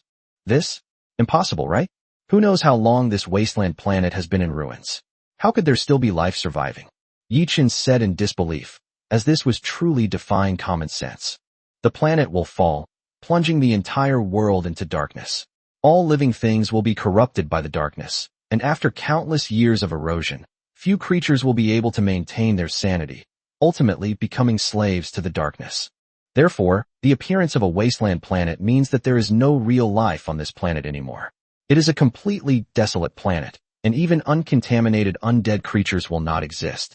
No, this is an ancient god's ruin. Could it be that the ruin protected it? Look at the obsidian chains on its body. They haven't been contaminated. Even obsidian can't withstand the erosion of darkness. Jianmingyi suddenly said. The obsidian on the bone dragon's body was the biggest point of suspicion. Darkness erodes all tangible and intangible matter. Although obsidian is one of the most solid rocks, it is no exception to the erosion of darkness. In the long river of time, it will continue to decay and crumble, and it will never be as smooth and lustrous as it is now. You're right. Even if the bone dragon can do it, obsidian shouldn't be able to. Yi Shi, tell the land to dig up the sand and gravel below. Yi Chen's eyes lit up, and he immediately shouted loudly to Yi Shi on the other side of the projection. Obsidian cannot remain unpolluted. This land has completely lost its vitality. Apart from the dark treasure chest, there could be no other materials that could have survived. There must be some mystery here that has always protected the bone dragon and the obsidian chains. Awoo! At this moment, the hoe, which was lying in Yi Shi's arms, suddenly yawned, slowly opened its eyes, and looked toward the bone dragon with a puzzled expression. At this moment, the earth god, having received the order, stepped forward again and used earth magic to gradually dig away the soil beneath the bone dragon. Roar! The bone dragon continued to roar and struggle, but it did not attack the land creatures. It just kept tilting its head and gnawing on the chains on its body, but it seemed to be of no use. Soon, the upper body of the bone dragon appeared in front of everyone, measuring 40 or 50 meters long. If it were fully unleashed, it would probably be over 100 meters long. This is a fully grown bone dragon, Jianmingyi exclaimed. Adult dragons are rare, and their long growth cycle means that such dragons are usually only seen in the territories of high-ranking lords. Adulthood means it needs to be around level 6 in strength, and that's only because the bone dragon's body isn't as strong as a giant dragon's. If it really grows up, it could easily reach level 7 or even level 8. Yi Chun quickly analyzed, filled with apprehension about the bone dragon. Fortunately, the bone dragon didn't seem to have any intention of attacking them. It just kept battering against the chains on its body, trying to escape as soon as possible. The hoe, which had been nestled in Yi Shi's arms, suddenly rolled over and flew towards the bone dragon, making gurgling noises towards its blue soul core. However, the bone dragon, determined to escape, ignored it. The little guy seemed a bit angry, bent down to the chain, raised its hind leg in an extremely lewd manner, and peed directly on it. Sizzle! Suddenly, the sound of corrosion rang out, and the incredibly sturdy obsidian chains actually emitted blue smoke. This change stunned the struggling bone dragon, followed by a deafening dragon roar. Roar! The bone dragon roared because a few drops of urine from the little guy accidentally landed on its ribs, instantly creating tiny holes in the white bones, making them look extremely breathable. However, after the pain subsided, the bone dragon lowered its head again, curiously looking at the corroded chain. The beast's urine did not completely corrode the obsidian, but it visibly thinned it, reducing it to only 2/3 of its original size. My god, the urine of the hoe can even corrode obsidian? Isn't it immune to toxins? Jianmingyi exclaimed in amazement. This was truly beyond her comprehension. It seems that the hoe's urine contains not only poison, but also acid and other substances. Yi Chen smiled wryly, but he was also shocked by the hoe's toxicity. Who's only been born for a few days, can corrode obsidian and even damage bone dragons of level 5 or 6. Roar!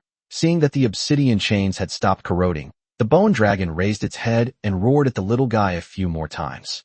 Gurgle! Seemingly puzzled as to why the urine hadn't corroded the obsidian chains, the little guy flew down again, raised its buttocks, and sprayed a few more drops of urine. It seems that I urinated too much in a short period of time. This time, not much came out, but it was just enough to cover the small piece of obsidian chain. Suddenly, the familiar blue smoke rose again, and the obsidian chains were corroded at a speed visible to the naked eye.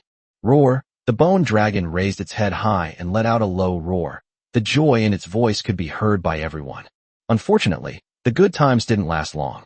The corrosion stopped again when it had reached 1/3 of the way through, and this time no matter how much the hoe raised its buttocks, no urine came out.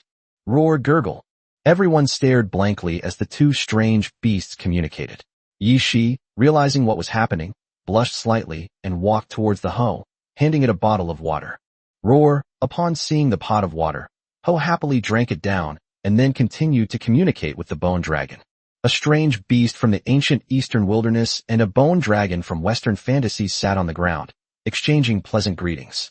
Not to mention Yi Shi and the others. Even Yi Chun and Jianmingyi couldn't help but look at each other in bewilderment. The scene looked strange, yet it seemed so harmonious. Roar suddenly. A dragon's roar rang out, and with the continuous efforts of the landmen, the bone dragon's entire body was pulled out. The dragon was able to swing its tail freely, causing the bone dragon to let out a joyful cry. Although it was bound, it still saw the hope of liberation. With the dragon no longer a threat, the two land beings once again ventured underground, hoping to find the secret of how the bone dragon was bound and protected from the darkness. Chapter 117, The New Inheritance Steal. Knowing that the chains could be unlocked, the bone dragon was no longer in a hurry and chatted with the hoe with great interest. Unfortunately, neither of the two creatures, one big and one small, could speak human language, leaving everyone listening in utter bewilderment. Bone dragons are not born from nests and cannot be naturally familiar with the language that the Lord is proficient in. Moreover, the language that it has mastered belongs to this wasteland planet and is incomprehensible to Yi Chun and the others. Unfortunately, after drinking a bucket of water, the hoe didn't seem to want to urinate for a while. When the land creatures came out from underground, they were still talking to the bone dragon on their own. Below is a massive stone tablet possessing divine power, which holds the obsidian chains binding the bone dragon, preventing it from breaking free, the land deity said after coming up. A divine steal? Or rather, a legacy steal? Yi Chun and Jianmingyi looked at each other. A steal with divinity could definitely become a legacy steal. Not all inheritance stone tablets are like the ones Yi Chun obtained. Most of them are formed from divine matter and, with the blessing of the seed of hope, they condense into inheritance stone tablets in the territory. Therefore, many heritage stone tablets may not even look like stone tablets. An oil lamp, a piece of paper, a table, could all be heritage stone tablets. What is really important is the divinity contained within them and how much power of inheritance they can bring. Therefore, upon hearing the land's words, Yi Chun and Jianmingyi's first reaction was to think of the inheritance stone tablet, as only such a thing could trap the bone dragon. After all, what truly trapped it was not a stone tablet, but the divinity within it. Is there any way to get the stone tablet out? Yi Chun asked. However, upon hearing his words, the two landowners shook their heads. The stone tablet connects to the depths of the earth, borrowing the power of the entire earth and merging with the wasteland planet. Although this planet is dead, even a starved camel is bigger than a horse. It's still difficult to shake the power of the entire planet. The two land deities explained, and Yi Chun understood as well. The divinity within the stone tablet was connected to the entire planet, and to move it, the entire planet had to be moved as well. Do you really think you can move the earth with just a bamboo pole? Then they wouldn't need to go to all the trouble of cleaning up the dark creatures. They could just pull a rope and pack them up and take them away. Forget it. Let's think of a way to release the bone dragon first. Usually, these kinds of stone tablets have special uses. Maybe if we release the bone dragon, the power of the stone tablet will dissipate. After racking his brains without success, Yi Chun could only say helplessly, there are quite a few such heritage stone tablets. Many of them are right in front of you, but you can't take them away no matter what you do. There's just nothing you can do about it. Okay, I hope so. Jianmingyi looked slightly disappointed, but there was nothing she could do. It's all right. We can always get the inheritance stone tablet. Yi Chun comforted him.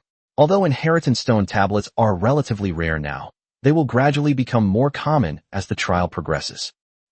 Jianmingyi smiled and nodded in response. These things can't be forced. Besides, isn't there still a building that hasn't collapsed? Perhaps there are other divine things there too. Everyone remembered that behind the bone dragon was a building that had survived the darkness, and their exploration was interrupted by the sudden appearance of the bone dragon. However, seeing the bone dragon lying in front of the building, chatting happily with the hoe, everyone was unsure whether they should interrupt them. Yi Shi, why don't you go up and ask? Yi Chun said helplessly. The bone dragon and the hoe, and even doubted whether they could understand each other. Yet the two of them chatted enthusiastically, and the hoe even played on the slide in the chain. Yes, sir. Yi Shi nodded and carefully approached the dragon and the beast. Roar soon. Her movements were noticed by the bone dragon, which turned its head and roared angrily, stopping Yi Shi in her tracks. Gulu, the hoe, who was having a great time, was startled, and then flew happily into Yi Shi's arms. It's tired after playing for so long, so it's time to go back and rest. As for the bone dragon's chains, we'll see when we get there. Upon seeing that it was someone Ho knew, the bone dragon's attitude softened considerably, but it still looked at Yi Shi and the many angels behind her with wariness. It's hard to say about others, but at least for bone dragons, the angels of light and holiness are their mortal enemies. Yi Shi clearly saw the hostility in the other party's eyes, waved his hand behind him, and the many angels retreated with cold expressions. I hope I can go into that hall. Yi Shi pointed to himself, then to the hall behind the bone dragon, relying entirely on body language without saying much. This method was indeed very easy to understand. The bone dragon turned its head to look behind it, and then looked at Yi Shi. Just when Yi Shi thought that the other party was about to agree, the bone dragon raised its head and crashed into the main hall. Roar, a violent roar rang out, and the bone dragon once again went berserk, launching a frenzied attack on the main hall. Tier 6. This is definitely a Tier 6 bone dragon. Jian Mingyi covered her mouth, her face full of shock. Even from such a great distance, they could clearly feel the ground trembling beneath their feet, demonstrating the immense power of the bone dragon. Yi Shi, who was standing next to it, was so unsteady that he had to retreat temporarily to avoid being accidentally injured. This time, even the Ho didn't dare to rush forward, quietly staying in Yi Shi's arms, looking unhappily in the direction of the bone dragon. The ferocious attack continued for quite some time before it subsided. The entire ravine below was a scene of devastation, with large amounts of rubble collapsed, and even the bone dragon's body, which had been unearthed from the ground, was buried halfway back down.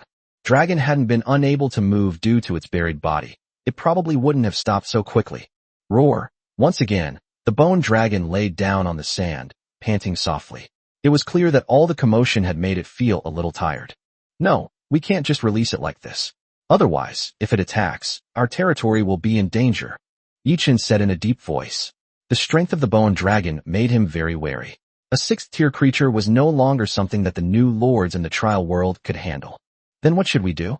Just leave it here, Jian Mingyi asked. It was truly cruel to abandon a creature that hadn't been contaminated by darkness in the dark. Even if it is rescued, without the protection of divinity, it will only become a puppet of darkness, unless it is willing to submit to a certain lord. But this is a Tier 6 bone dragon. Which new lord would dare to accept such a huge creature? They might lose their territory if they are unhappy with it. Chapter 1:18 Contract Bone Dragon. No, we can use a contract. Contracts between lords, made through the seed of hope, have absolute validity.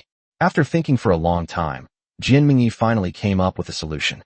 Upon hearing her words, Yi Chen's eyes lit up. A contract was indeed a good method, and some creatures that had not yet been swallowed by darkness could indeed be integrated into the Lord's territory in this way. However, such situations are extremely rare, and lords capable of subjugating wild clans are usually well equipped and can simply incorporate them directly, without needing to go through such trouble. It's quite rare for someone like Yi Chen to encounter a bone dragon of rank 6 in the newbie trial world. That won't work either. If we use a contract, you'll have to go there in person to sign it, which is too dangerous. Before Yi Chen could reply, Jian Mingyi directly rejected her suggestion. Clan is qualified to sign such a contract. The lord must personally intervene. Sign it in person? That doesn't seem like a bad idea. Yi Chen thought for a moment and said, a level 6 bone dragon would be enough for him to roam freely in the dark world, so this risk was worth it. No, it's too dangerous. This is a wasteland planet. Jian Mingyi shouted, trying to stop Yi Chen from going out, but he just smiled. What are you panicking about? Who said I was going out? It's inconvenient to move around on the wasteland planet, but that doesn't mean it's completely impossible to move. Yi Chen chuckled softly, as a large number of magic crystals around him turned into dust, and a huge amount of energy surged into the territory. You mean, move the territory over there? Jian Mingyi's eyes immediately lit up.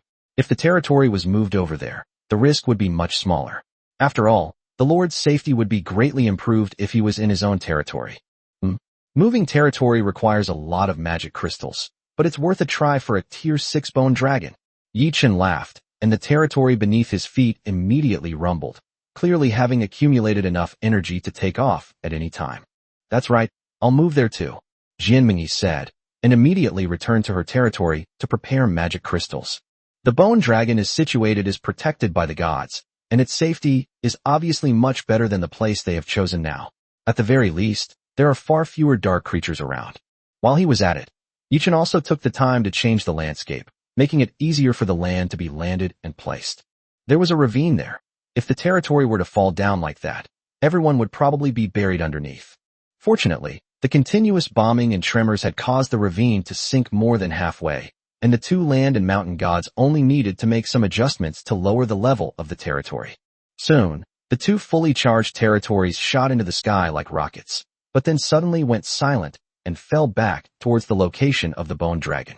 Boom! The landing of the territory finally caught the attention of the bone dragon. Seeing this territory, which was comparable to a small island, suddenly appear in front of it, the soul fire in the bone dragon's body immediately wavered. Your Majesty, the Heavenly Emperor. Several exhausted land gods and mountain spirits returned and bowed to Yi Chun.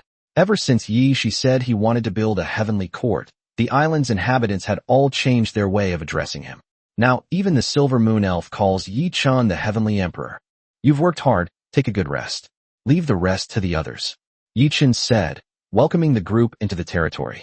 The hoe she was holding remained outside. It wasn't that she didn't want to leave, but the bone dragon was staring intently at her, making it impossible for her to escape. The hoe is the bone dragon's only hope of breaking free of the obsidian chains, so naturally it's not going to let the little guy go so easily. Relax, everyone. Don't be afraid. Yi Chun said calmly, walking confidently to the edge of the territory before stopping. No matter what, confidence and composure are the best ways to win over subordinates. Even if you are panicking inside, you must never show it. Roar, the bone dragon roared, and a cold light even rose from its mouth, clearly indicating that it was about to spew dragon breath at Yi Chun. Roar, suddenly, another earth-shattering roar rang out, and a petite body stood in front of Yi Chun, roaring angrily at the bone dragon. Upon hearing the roar, the bone dragon paused, its icy gaze fixed on the little creature. A section of chain, mostly melted, was swung over and slammed heavily in front of everyone. It seems to be telling everyone that even its patience is limited.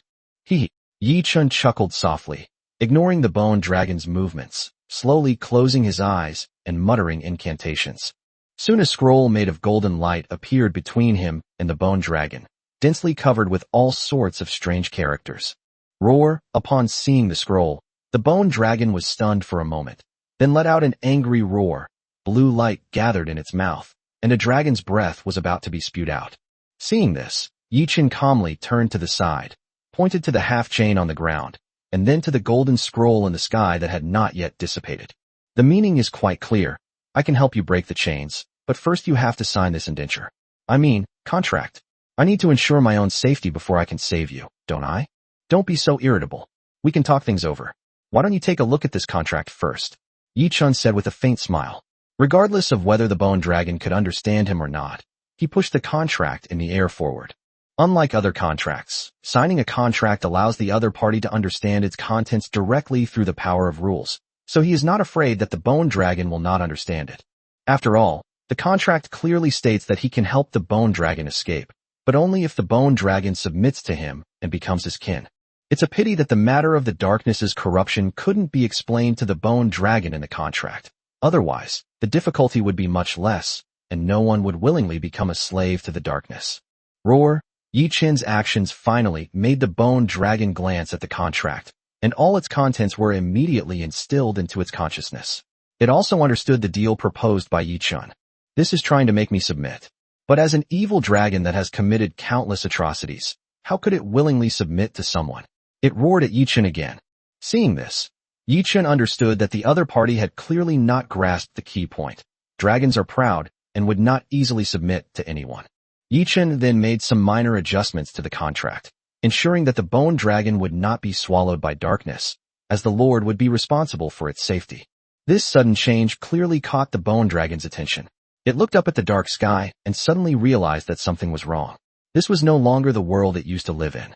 There was an aura that made it feel uneasy all around, and only this territory in the distance could make it feel slightly at ease. The bone dragon stopped its attack, its eyes gleaming with soul fire, seemingly lost in thought. However, the inability to communicate effectively made it difficult for it to understand the ins and outs of the matter, and its gaze kept sweeping back and forth between the starry sky and the contract. Finally, the bone dragon took a deep look at the chains on the ground, and a wisp of soul fire the size of a fist floated out and imprinted itself on the contract in the air.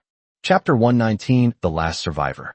With the signing of the contract, a faint connection was established between Yi Chun and the bone dragon. This connection was no different from that of other clans, except that the perception was clearer due to the existence of the contract. The greatest function of the contract is to prevent the bone dragon from harming Yi Chun and the territory, which is a guarantee for the safety of the lord and the territory. However, after signing the contract, Yi Chun learned the other party's name, Frost Dragon, Horus.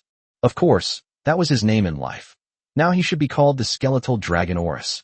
Becoming a member of the clan, Yi Chun gained a basic ability to communicate. This ability could not be used for direct communication. It could only be used to convey simple meanings through consciousness. Just like the usual communication between the lords of those beast-like clans, it might be even more difficult, since Horus' clans are not born from their territory's lair, and their loyalty is still very low. Roar. As the contract was signed, Horus let out a low roar towards Yi Chun and gestured to the chains on the ground. Don't rush. This can only be solved by the little guy, Yi Chun said with a smile, suppressing his excitement. It's a tier 6 bone dragon. This strength is enough for it to roam freely throughout the entire trial space. At least with the growth rate of high-level races like dragons, it's impossible for it to grow to tier 6 before the newcomer trial ends, and the probability of it even reaching tier 5 is not high. Gurgle. Upon hearing Yi Chun's words, the Hoenn Yishi's arms raised its head and let out a soft cry. Then, it looked at the chains on the ground, got up, and flew over. The familiar pert buttocks lifted, and a stream of pale yellow urine dripped down, causing wisps of blue smoke to rise from the obsidian chains. Clang, amidst the expectant gazes of the crowd, this chain, which could be described as the strongest, finally snapped. Roar. Horus roared excitedly. The chains that had bound it for countless years had finally broken, and it was finally about to regain its freedom. With a whoosh, Horus flapped its wings and slowly crawled out of the pit. The broken chains gradually came off its body and fell to the ground. Roar. With a huge dragon roar, Horus' entire body was finally revealed to everyone, and its 100-meter-long body shocked everyone. Excluding the high-level creatures of the Dark Origin Land, this skull dragon is arguably the largest creature the group has ever seen. Its enormous body can only be described as blotting out the sky. In its presence, even mountain gods and mountain giants are insignificant. Name: Olos. Race: Skeletal Dragon, formerly Frost Dragon. Rank: 6th Loyalty, 30. Growth rate: 5 of 7. This stage of growth would normally take 100,000 years to complete. Attributes: Constitution 1000, Strength 1000, Agility 500, Intelligence 1000, Spirit 600. Talent Skill 1. Dragon Remains. Possesses the skeleton of a dragon, as sturdy as a dragon, and can comprehend the skills and magic mastered in its previous life. Talent Skill 2. Undead. Undead creatures that are resurrected from the dead and possess undead characteristics. Talent Skill 3. Dragon Breath. The breath of a dragon.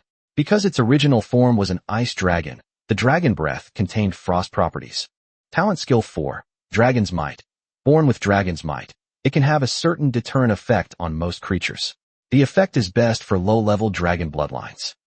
Wow, amazing! Yi Chun flipped through Horus' attribute panel. As a tier 6 unit, its attributes could only be described as powerful. Even its weakest attribute, agility, exceeded the combined attributes of Yi Shi and the others. Not to mention their seemingly endless innate skills, which are far beyond what the 3rd and 4th tiers of their clansmen in the territory can compare to. Roar. At this moment, Yi Chun suddenly felt a chill rise up. Before he could react, Horus's painful roar suddenly rang out in the sky. His body, which had just flapped its wings and taken to the sky, plummeted down and crashed to the ground. Seeing this, what else could Yi Chun not understand? The other party was preparing to betray them after escaping their predicament. After all, who would willingly submit to a weak lord? However, because of the contract, it suffered the consequences of the contract the moment it prepared to rebel. Ordinary members of the Familia, Horus did not become a member of Yi Chun's territory voluntarily. He was forcibly bound to Yi Chun's ship through a contract. Therefore, the contract restricts it from maliciously attacking any creature within its territory, not even domesticated livestock or cultivated crops. It is no exaggeration to call it the strictest contract ever. Ordinary members of the clan are at least capable of attacking their own kind. Horus' strength is too great, and Yi Chun has to be on guard. Otherwise, if the other party betrays him like this, he will be the one who gets hurt in the end. The contract is now in effect. I advise you not to do anything inappropriate.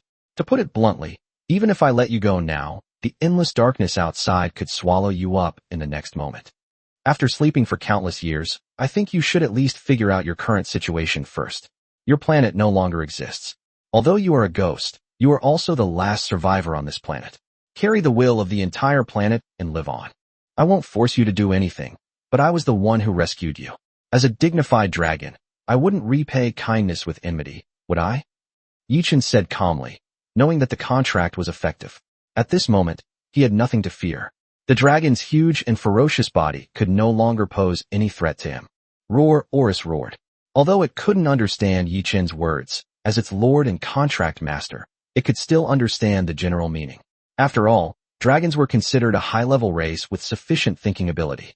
After roaring, Oris looked up at the sky and the world beyond the ravine, and suddenly realized that the whole world was no longer the same as the world he used to live in. Lush primeval forests, towering mountain peaks, and boundless plains. Everything was gone, leaving him only with endless darkness and deathly silence, and the unfamiliar aura that permeated the entire world. Even he was startled by this aura. At this moment, it finally understood what Yichin meant. The whole world was different. Even if it wanted to leave, it had to figure out what kind of world it was in. Let's take it to a place in the territory to rest first, and also send someone to teach it some language. Communicating with it like this is too troublesome. Yichin sighed slightly, and said to Yishi beside him, waking up to find that the world he has lived in for countless years has been destroyed, and he is probably the only one left in the world. Anyone would feel endless confusion and helplessness. Chapter 120, A Bountiful Harvest. This time, Oris neither refused nor made a fuss, and obediently followed Yishi to rest in the territory. Yichin breathed a slight sigh of relief. The matter of the bone dragon was finally over. Next up were the inheritance steel and that building. The matter of the stone tablet and the temple can't be rushed. Anyway, we've already moved the territory here. Let's rest well first, and we'll arrange for our clans to investigate tomorrow. Yichin thought for a moment and said to Jianmingyi, who was not far away. That divine building is most likely a temple or similar structure. Such buildings are very common in theocratic worlds, serving as places for gods to spread their doctrines and gather faith, as well as places of worship for believers. Okay, Jianmingyi nodded. She had no objections to this. Being able to subdue the bone dragon was already the biggest gain. As for the inheritance stone tablet and special buildings, their value in the trial world might not even be comparable to that of a 6th-tier bone dragon. Although he was resting, Yichin didn't idle around. The landmen who hadn't gone out before went deeper underground to try to get the stone tablet out, or at least get his hands on the obsidian chain. This thing is extremely sturdy. It wouldn't be an exaggeration to call it a tier 7 material. I really don't know how the little guy's urine managed to corrode it. But one can imagine that if it could be used to create an obsidian golem, even the little guy would be unable to handle it. The obsidian golem at that time would not be corroded by a single pea. In addition, 2 land workers were sent to clear the sand and gravel around the building, to present it as completely as possible, so as to facilitate tomorrow's exploration. Back in his territory, Yichin saw Yishi and the others communicating with Oris, as well as Ho sleeping soundly in her arms. Only then did Yichin realize that Ho had eaten so many dark creatures, and he wondered if there had been any changes in Ho's body. He immediately checked Ho's attributes. Everything else remained unchanged, except for the constitution and strength attributes, which each increased by about 10 points. In addition, the biggest progress was in its growth rate. The first stage of growth, which originally took 2 weeks to complete, is almost over in just 1 day. Ho will be able to begin its first advancement in about 1 more day. I wonder if it can reach level 4 in one go. If it can, that would be incredibly powerful. Its growth potential is simply immeasurable. Yichin thought to himself. Even divine races like Titans and Angels cannot reach level 4 on their first advancement. If Ho can really do it, wouldn't that mean its growth potential is even stronger than that of a god? But the Ho is a mythical beast from the primordial era, feeding on dragon brains, so it's normal for it to be a bit stronger. Yichin consoled himself. After glancing at Oris, who was still focused on learning the language, Yichin didn't disturb him and went back to the Lord's manor to rest. Today's harvest was considerable. I even obtained another high-level spirit orb from the dark treasure chest later on. Unfortunately, this spirit orb's attribute was wood, which I already had, so I could only give it to Jianmingyi. Including the high-grade earth spirit bead he obtained today, he now only needs 1 more gold spirit bead to complete the set of 5 elemental spirit beads, which will allow him to set up the 5-elemental cycle array. Intermediate wood spirit orb, intermediate fire spirit orb, intermediate lightning spirit orb. These are rare items. I'll keep them for now. A faith stone. The faith power inside isn't low either. It seems there are divine items nearby. Otherwise it would be quite difficult to get something like this from a dark treasure chest. This is a tier 5 spell book, right? Bella is so lucky. She should also tell Yi Ling to relinquish the positions of priestess, guardian, and high elementalist in the clan as soon as possible. A special building blueprint for a training tower?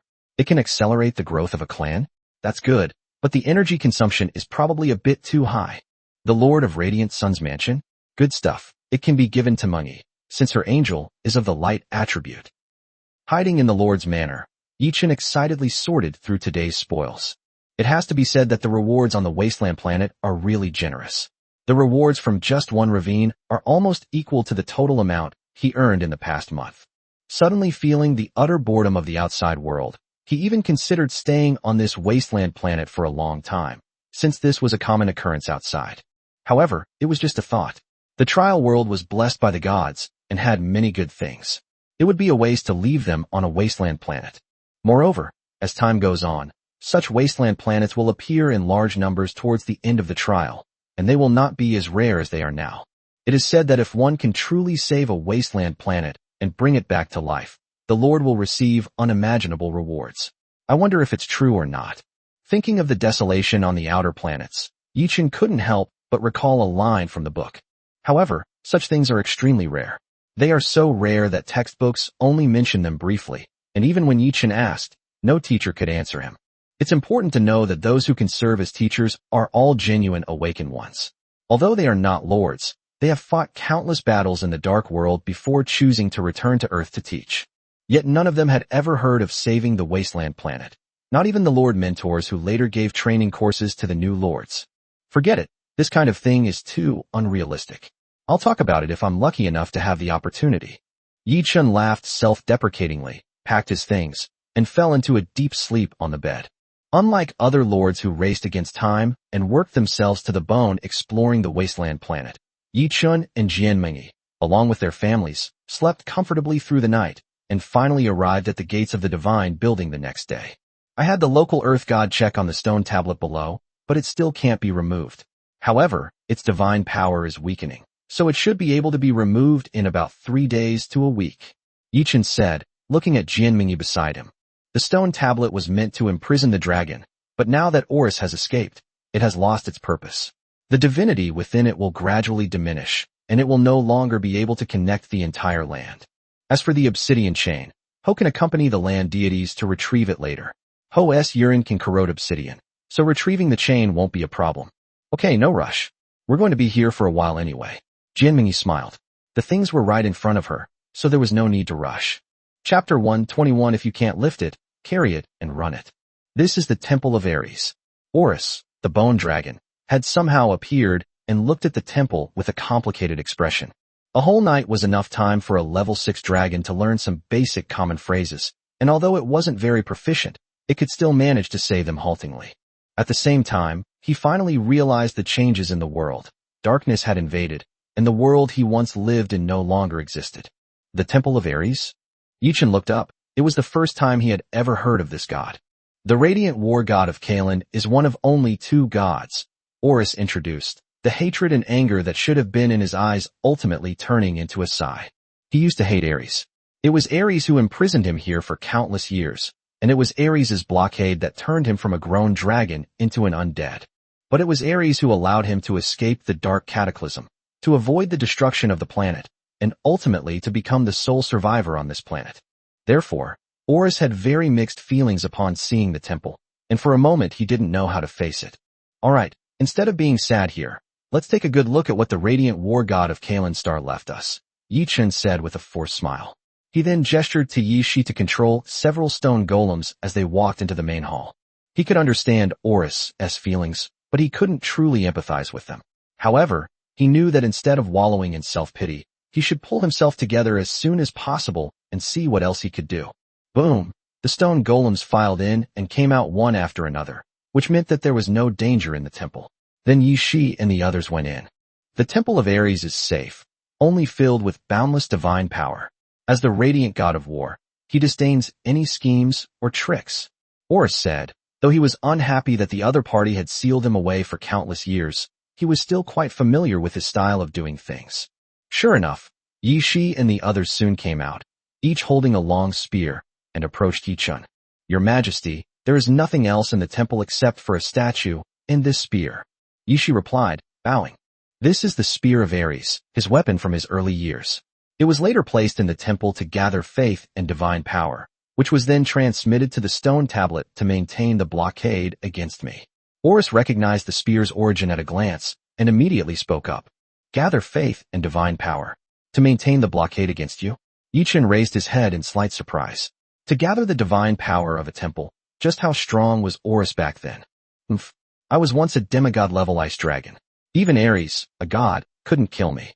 He could only join forces with his to seal me away and let time wear me down, Horus said smugly. So he was sealed away until he died? With a cold snort, Horus silently turned and left, returning to his territory to rest. Yi Chun shrugged and, together with Jianmingyi, turned their attention back to the spear of Ares. The spear was made of ordinary material, just a regular iron spear, but the divinity it contained was dazzling, even surpassing the inheritance stone tablet that Yi Chun had obtained before. Why don't you use it as a heritage steel? Yi Chun asked Jianmingyi, who was standing next to him. Upon hearing this, Jianmingyi's heart stirred. The divinity within the spear of Ares was indeed sufficient to forge a legacy steel, but using it to make a legacy steel would inevitably feel somewhat wasteful. The divine requirements in the inheritance steel don't need to be that high. As long as the inheritance can be passed down, that's enough. Anything more would be a waste. It only increases the chances of successful inheritance. Families with poor aptitudes still won't be able to comprehend it. However, the divinity of other gods is not of much use to the Lord. At most, it can be used to condense some divine weapons or faith stones. For example, this spear of Ares was forged from ordinary materials, but it contained a great deal of Ares divinity, making it comparable to some 6th or 7th tier divine artifacts with immense power. Let's not use it. I'll just use the bottom one for my inheritance steel. Didn't you say it would be moved soon? As for the spear of Ares, let's keep it. It's too wasteful to use it as an inheritance steel. Jianmingyi hesitated for a while, but finally shook her head and said, the legacy stone tablet here was clearly created to inherit Ares' legacy. As the radiant war god of Kalen, he is quite compatible with Jianmingyi's angel. However, it is hard to say how strong he is, since Kalen is already dead. But if we just leave it like this, the divinity on the spear of Ares will slowly dissipate, and its grade will continue to decline. Wouldn't that still be a waste? Yi Chun shrugged helplessly. Surely he couldn't ask Jianmingyi to turn all of it into faith stones or divine power stones, could he? With the few angels she had, wouldn't she be exhausted? That's true, Jianmingyi lowered her head, her tone full of regret. It was a real pity to be sitting on a treasure trove, but not knowing how to use it. Actually, if you really think about it, it's not entirely true that divinity is useless. Yi Chun stroked his chin and looked at the spear of Ares thoughtfully. Huh? What else could it be useful for? Jianmingyi was taken aback, looked up at Yi Chun, her eyes full of doubt. Our status as lords was bestowed upon us by the gods, and what is the strongest power in the hands of the gods? Isn't it precisely this divinity? So, if we could possess sufficiently powerful divinity, could we, to some extent, alter the rules established by the gods? Yi Chun's words stunned Jianmingyi. No one had ever thought of using the divine power of a god to change the rules set by the god. So, what can divinity do? Rekindle the divine fire for an ordinary person? Jianmingyi asked blankly, feeling completely bewildered and unable to think straight. It's not that easy. Even the full divinity of several gods might not be enough. But it should be possible to gain some benefits for oneself within the rules, right? Yi Chun said with a smile, looking back at the open temple. Mount Tai, you and a few mountain gods should join forces and try to move this temple, along with the rocks below, into our territory. Yi Chun said, not sure how to handle it right away. Then let's move it back and figure it out slowly. Throughout history, he's the only lord who couldn't carry something that he had to run away with. Chapter 122 The Role of Divinity. Yes, sir, Taishan replied, leading several mountain gods toward the temple. Despite their smaller size compared to dragons, when it comes to moving mountains, even true gods might not be able to match them. Boom. Soon, the temple, along with the ground below, was lifted up. I originally thought that only 2 or 3 mountain gods would be enough, but unexpectedly all 10 mountain gods took action, with local earth gods assisting them as well. It is evident that the divinity contained within the temple is no less than that of the spear of Ares, and may even surpass it. The divinity contained within this temple is simply beyond imagination. Such immense divinity, perhaps it really can do something? Yichen murmured to himself. Boom! The temple was moved into the territory piece by piece. The commotion obviously attracted the attention of Horus, who flapped his wings and flew out again. He was quite surprised to see that Yichen actually wanted to move the temple into the territory. It should be noted that the temple is protected by the gods, and even with his 6th level strength, he could hardly shake it. Yet these mountain gods and land deities actually managed to move it back. This territory is truly full of wonders. Horus thought to himself, the pale blue soul fire in his head flickering. Ultimately, at Horus's request, the temple was placed directly next to his residence, as a way for him to remember his homeland. After the temple was moved to the territory, Yichen went inside to take a look. It was indeed, as Yishi had said, empty except for a statue. The statue was indeed majestic and imposing, radiating light and fortitude. Unfortunately, the face of the statue is blurred, which is due to the fall of the god, and the statue can no longer record the god's appearance. The divine power contained in the temple is no less than that of the spear of Ares, and may even be greater. Perhaps it can really do something? Yichen thought to himself. For the next few days, he did not go out, focusing on studying divinity within his territory. He entrusted all exploration of the outside world to Yi Shi and Yi Ling, with Jianmingyi overseeing the process. With the bone dragon's presence here, there weren't many dark creatures nearby, so he wasn't worried about any danger unless he went a long enough distance. That said, the little guy Ho has finally completed his first advancement. Unfortunately, his strength has not reached level 4. Instead, like Yi Shi, he is stuck at 299 points of total attributes and needs a qualitative change. It either needs rare and precious materials to help it improve its strength, or it can only wait for the next advancement, which requires 3 months of growth. At the same time, the Ho did not gain any new talents after advancing, but instead strengthened its original 4 talents. Yichen tested it, and the current Ho could burn down half of its territory with a single fire, which greatly affected Bella, who majored in magic. Can divine power be used to accelerate the growth of the silverleaf laurel tree?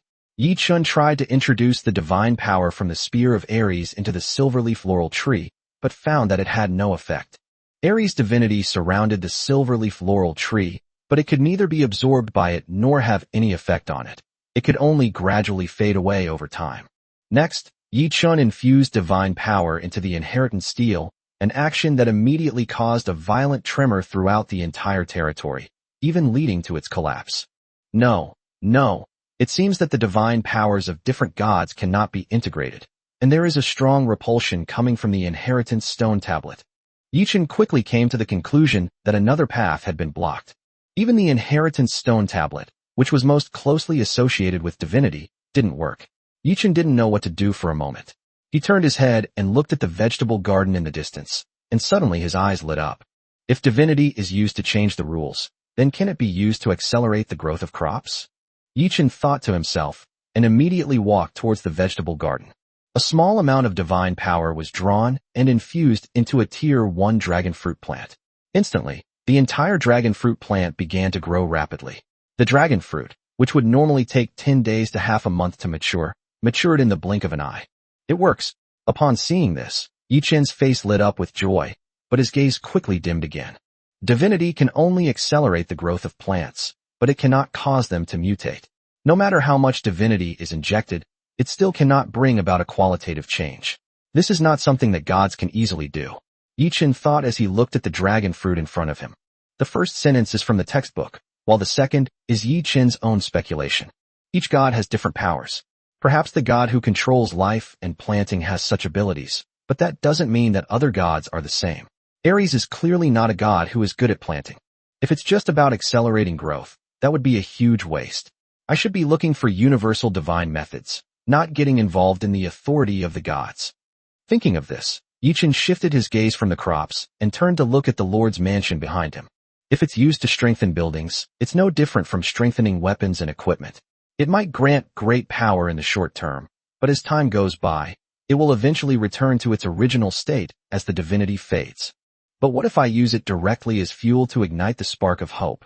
After Yi Chen finished speaking, he channeled all the divinity from the spear of Ares into the flame of hope, using it as fuel to ignite the flame.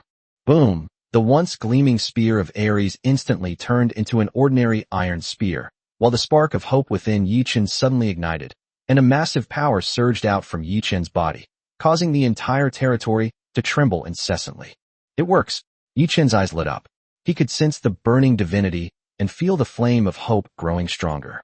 Although I don't know how long it will last, I hope that since the flame can grow stronger, then some changes will naturally occur throughout the entire territory. Yi Chen thought to himself. A great deal of divinity burns within the spark of hope, becoming nourishment for its growth. Yi Chen felt a tremendous power rising from within him. At this moment, he felt full of power, and he dared to fight even the frost dragon Horus. His surging emotions led him to check his attributes, and he immediately discovered that all of them had received a temporary attribute boost, and the boost was still increasing. From 1 point to 10 points, and then to 100 points. In the blink of an eye, his attributes reached level 4 or higher, and they are still growing. Ah! A painful roar came from his mouth. Yi Chen felt like his whole body was about to explode. The power that filled his body had nowhere to go.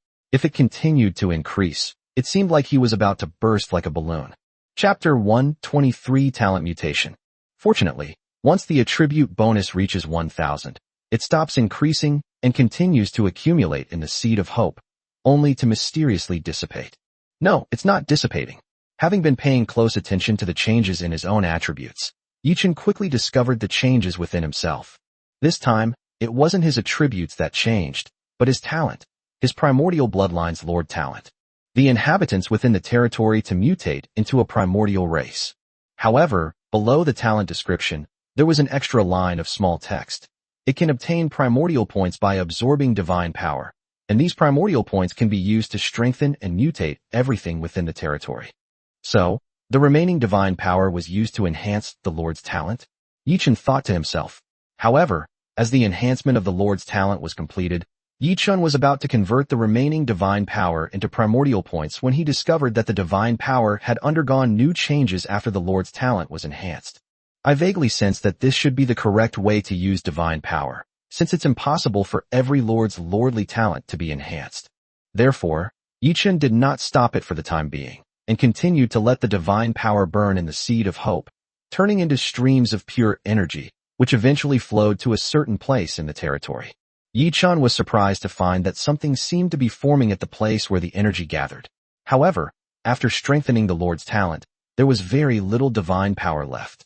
Only a slight sign appeared before the remaining divine power was exhausted.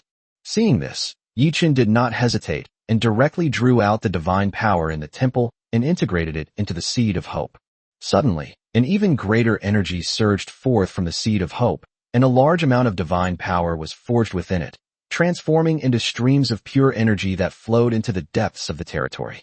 Yi Chen kept a close eye on the changes in the territory and was very curious about what kind of changes such a huge influx of energy would bring to the territory. What is this? Suddenly, Yi Chen's gaze sharpened as he looked toward the silver-leaved laurel tree. Suddenly, a new pile of rubble rose up there, and not only that, a large amount of energy was flowing into that pile. A new bloodline nest. Despite the excruciating pain that felt like his body was about to explode, Yi Chen was filled with joy. That pile of rubble was all too familiar. It was the initial bloodline nest that all new lords possessed when inheriting a territory. After claiming it, they could dig through the rubble to see what their true bloodline nest was. I never expected that divine power could generate a new bloodline nest after transformation, but the amount of divine matter consumed is far too much. Yi Chen thought with a slight pang of heartache as he looked at the divine power that was still pouring in. The pile of rubble was like a bottomless pit, absorbing all the energy that came in, and the energy transformed from the divine nature forged by the flame of hope also poured into it continuously. Finally, just as the divinity of the temple was about to be burned out, Yi Chen made a tough decision, cut off the burning of the divinity, and transformed it into the primordial point. However, there wasn't much divinity left.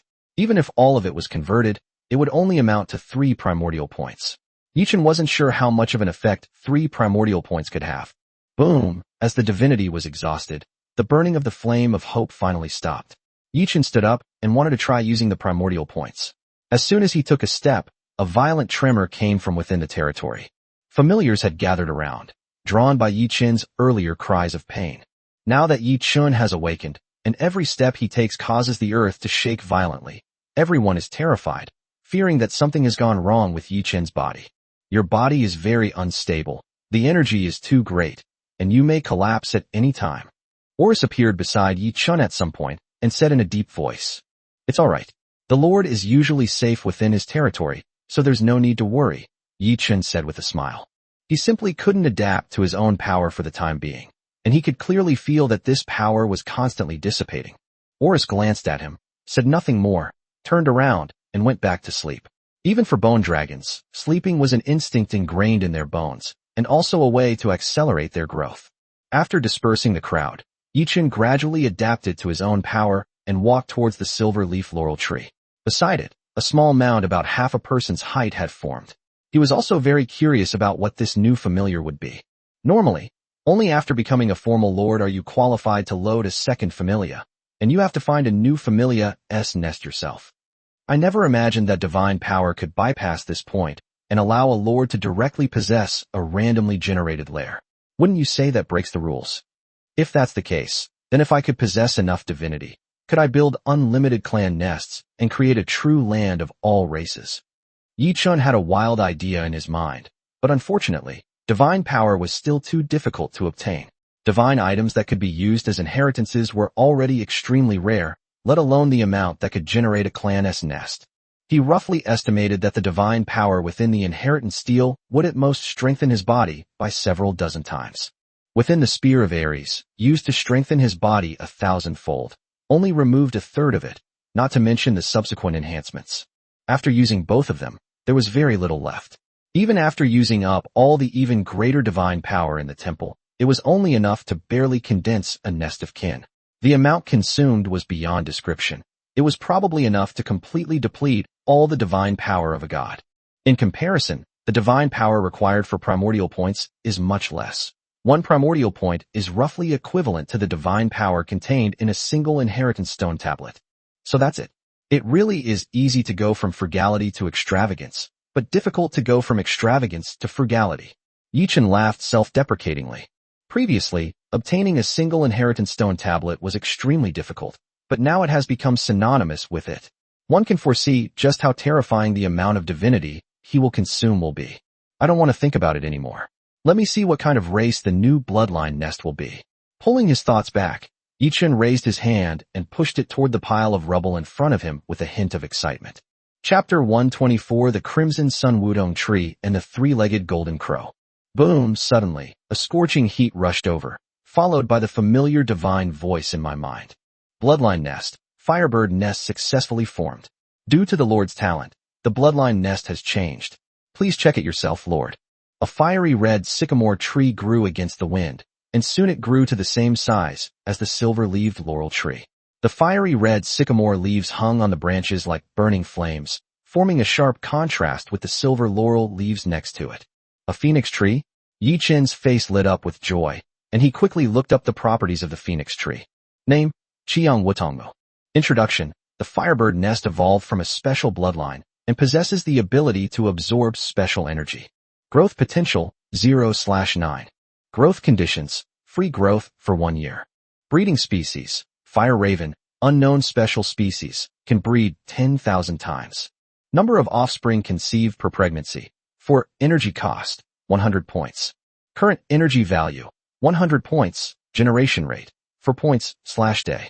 Racial traits: fire affinity, magic power increase, fire control, fire breath, solar power. Nest effect 1. Consuming energy can raise or lower the surrounding temperature, increasing the power of fire spells within the territory. Nest effect 2. Fire-type creatures living nearby can increase fire-type talents. Nest effect 3. By purifying internal impurities, the aptitude of the summoned creatures can be improved. His Crimson Sun Phoenix Tree. This is a clan nest that is comparable to the Silver Leaf Laurel Tree. Upon seeing the properties of the Crimson Sun Phoenix Tree, Yi Chen exclaimed in surprise. Although the attributes of the Fire Crow are still unknown, the attributes of this Crimson Sun Wudong Tree alone are already comparable to those of the Silver Leaf Laurel Tree. Moreover, This is also a nest that can recruit primordial clans. Boom! With the appearance of the Crimson Sun Wudong Wood, the temperature in the entire territory suddenly rose, and many creatures felt a burst of heat before it subsided after a while. The enormous tree, as blazing as the sun, also caught Oris' attention. This giant tree, along with the silver-leaved laurel tree next to it, brought him immense pressure. What is this? A clan lair? What kind of race can it give birth to? Oris walked over and asked curiously. Over the past few days, he has gained a general understanding of the situation outside. He is equally curious about lords, territories, and clans. Now, seeing a clan's lair that can put him under pressure appear before him, how could he not be surprised? Yes, a clan's nest, Crimson Sun Phoenix Wood. It's a pity it doesn't match your attributes. Yi-Chin said, because both ice and necromancy attributes are contrary to the properties of Crimson Sun Phoenix Wood. It can also recruit followers, just like these elves. Oris nodded. He also disliked the giant tree, but was simply curious. Of course, he can recruit fire ravens, a type of fire-type bird, as well as many other special creatures. Yi-Chin said with a smile, and without any hesitation, he directly used magic crystals for a 10 recruitment run. Caw-caw, the cries of crows echoed from the red, feathered parasol tree. A flock of fire crows with red feathers and flames in their mouths flew in the treetops, calling out to Yi-Chin with joyful cries. Within the tree canopy, a dazzling light shone, its intense heat making one feel as if facing the blazing sun. Name, unnamed. Race, fire raven. Rank, Tier 1 loyalty, 100. Growth rate, 0/4. This stage of growth can be completed in 2 weeks under normal conditions. Attributes, Constitution 1, Strength 1, Agility 2, Intelligence 4, Spirit 2. Talent Skill 1, Flame Breath, can spew out scorching hot flames, causing massive magical damage. Name, unnamed. Race, three-legged golden crow. Rank, Tier 3 loyalty, 100. Growth rate, 0/8. This stage of growth can be completed in 2 weeks under normal conditions. Attributes, Constitution 24, Strength 11, Agility 23, Intelligence 40, Spirit 30. Talent Skill 1, Fire Control, a natural-born darling of fire, possessing the ability to control fire from birth. Talent Skill 2, Blazing Sun, illuminate the night sky like the blazing sun, drawing power from the endless darkness to illuminate everything. Indeed, this is a three-legged golden crow. Yi-Chin looked at the dazzling spot on the Crimson Sun Wudong Wood, his eyes filled with undisguised joy. The three-legged golden crow was once the supreme heavenly emperor, the king of all demons, and the incarnation of the sun in the primordial world. Although he ultimately met a tragic end, it was only because he failed to become a saint. The name of the heavenly emperor was enough to resound throughout the 3 realms. What is this? What a powerful race. Oris also looked at the three-legged golden crow on the Crimson Sun Wudong tree. At the moment of its birth, it actually felt a life-threatening crisis. It seems that this race has a more advanced bloodline, enough to crush its pride as a dragon. The legendary sun bird, the embodiment of ultimate yang in the world, the three-legged golden crow. Yi-Chin said softly, "Impossible. How could the sun god be a bird?" Oris immediately denied, but the terrifying pressure emanating from the other party made even Oris feel alarmed. Crow was not very strong at this time. The tremor from the depths of its bloodline could not be hidden. This was the first time that Oris had felt this way about other creatures. Even the glorious war god, Ares, only made it fear. Chirp! As he pondered, the three-legged golden crow flapped its wings and took flight, swooping down towards Yi-Chin. Unlike the hoarse cries of crows, the cries of the three-legged golden crow are clear and bright, as if they resonate from the very soul, giving one a sense of exhilaration. An even hotter aura swept over them, and the people around them couldn't help but take a slight step back. Yi-Chin, however, was fearless. He raised his right hand and made the golden crow stand on its 3 legs. This is a giant golden crow, half the height of a person, with wingspans reaching 3 meters, and its golden fur shimmering with a steel-like luster. Yi-Chin's right hand trembled slightly. Even with his current physical condition, he was actually a little too weak to lift the giant bird, which made him feel quite ashamed. "I don't know if you're male or female, but my surname is Yi, so you'll take my surname and be named Yi-Jun. I hope you can truly restore the glory of Emperor Jun," Yi-Chin said, looking at the three-legged golden crow on his arm. Then, with a flick of its right hand, the three-legged golden crow spread its wings and soared into the sky, instantly becoming like the rising sun, and the entire territory saw a light again for the first time in the darkness. Is it really the sun? Oris stared blankly at the sky. The world, which had been dark since he woke up, was finally illuminated for the first time. Caw-caw, a large number of fire crows took flight, dancing behind the three-legged golden crow, illuminating the entire territory. Chapter 125 Radish Spirit. Yichun, what's going on? How come there's suddenly a sun? Jianmengyi, on the other side, also noticed the commotion and looked at the sky with a puzzled expression. She knew that Yichun was studying the effects of divinity, so she hadn't paid much attention to the previous anomalies in her territory. The Lord himself was practically safe in his own territory, but she didn't expect that the other party would create a sun, which completely baffled her. It should be noted that angels, as one of the few races capable of wielding light, only gain the ability to become the sun once the Nest Angelic Holy Court reaches its highest rank. Not only angels, but other clans are the same. Those that can be called the sun are the ultimate clan nests. But Yichun is only a new lord now, not even a formal lord yet, and he has already created the sun. Although, well, the sun is a bit weak right now. But it was a real sun, enough to illuminate a new territory. The power of ultimate Yang, the incarnation of the sun, the three-legged golden crow. Yichun raised his head and said with a hint of excitement. It was easy to imagine that the strength of the three-legged golden crow was definitely no less than that of the Ho, and its growth to the 8th level was enough to crush the angels and dragons of today. Three-legged golden crows? I've never heard of this race before, Jianmengyi asked in confusion. Of course you haven't heard of it. This is a mutation of my lord's talent. Yichun shrugged and laughed. The myriad races of antiquity, it would be truly amazing if this were to appear in textbooks. Alright, but your lord talent can actually mutate into such a powerful familiar. Isn't that a bit too strong? I feel like even newly born angels wouldn't be a match for it. Jianmengyi asked with a curious expression, but she was just saying it and didn't really want to know the answer. Lord talent is the biggest secret of all lords. Yichun smiled but did not answer. He turned and walked towards the vegetable garden, preparing to test the effect of the primordial points. This movement immediately alerted Jianmengyi to the abnormality. The terrifying aura emanating from Yichun and the immense power in his every move were truly astonishing. Jianmengyi wanted to speak, but found herself struggling to breathe under the pressure of Yichun's aura, and the entire territory trembled with each step Yichun took. It's alright, the power boost was too great. It will dissipate in a while. Seeing Jianmengyi's appearance, Yichun immediately understood and smiled as he spoke. In fact, as the divinity weakened, the power boost on Yichun's body was already dissipating, but the speed was very slow. So far, it had only reduced his attributes by 1 or 2 points, so the effect was not obvious yet. Alright, Jianmengyi pouted, suddenly becoming curious about the effects of divine power. It was terrifying that it could give Yichun, a lord with an average attribute of only 1 point, strength exceeding level 6. Turning around, Yichun ignored the thoughts of the people behind him and pointed his 1 point of primordial power at a tier 1 radish in the vegetable garden. Suddenly, an aura seemingly from the wilderness rose from Yichun's body. However, this aura came and went quickly, disappearing in an instant, leading Jianmengyi, Oris, and the others to believe it was just their imagination.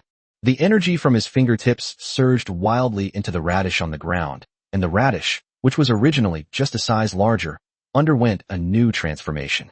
Under Yichun's perception, the lower end of the radish forked, forming 2 pointed tips, while in the middle, 2 more forks grew out, hanging down on both sides like arms. Immediately afterwards, the radish leaves above stood up, a pair of big eyes suddenly appeared, and then with a kick of its legs, the radish buried in the ground actually stood up. Wow wow wow. Curiously bending down to examine its own body, the radish spirit let out an excited, strange cry. Yichun, looking completely bewildered, checked the other party's attributes and was surprised to find that it really was a radish spirit. Name, unnamed. Race, spirit, carrot. Level, 0 loyalty, 100. Growth rate, 0/X. Absorb the essence of the sun and moon for 1 month. Attributes, Constitution 1, Strength 1, Agility 1, Intelligence 1, Spirit 1. Talent Skill 1. Growth. It can absorb the essence of the sun and moon to grow strong. The growth limit is determined by the energy absorbed. Watering with spiritual water can accelerate growth. Holy crap, I actually managed to conjure up a spirit? Yichun was stunned. He didn't expect that spending 1 point of primordial point would actually conjure up a radish spirit. What is this? It's so cute. Jianmingyi walked over and was immediately charmed by the adorable shape of the radish spirit. This is a radish spirit. I just enlightened it. Yichen said uncertainly. He was still a little confused. The purpose of the primordial point was enlightenment? To enlighten beings without intelligence into spirits?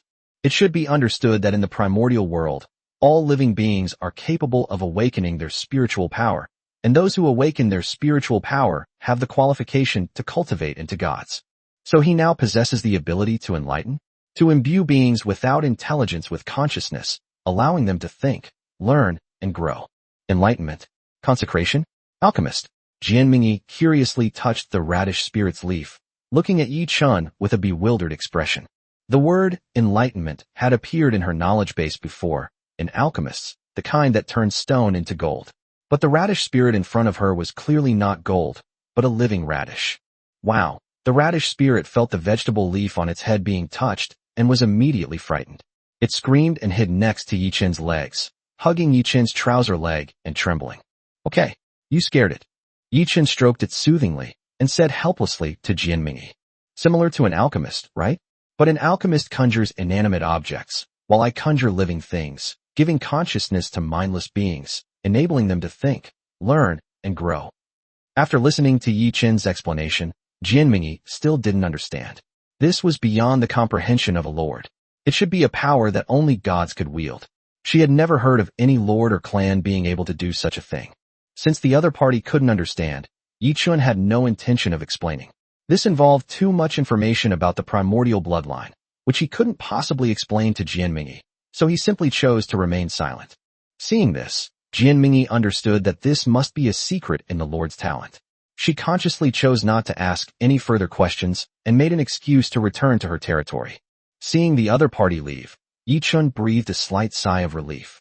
The primordial bloodline was simply too powerful, and there were more and more anomalies in the territory. It would be too difficult to stop them all by relying solely on the mist flower. It's manageable in the trial space now, but once we return to Blue Star and enter the true dark world, facing those powerful lords who have fought for many years, these secrets will likely be impossible to keep without sufficient strength. A sense of urgency immediately rose in Yi Chen's heart.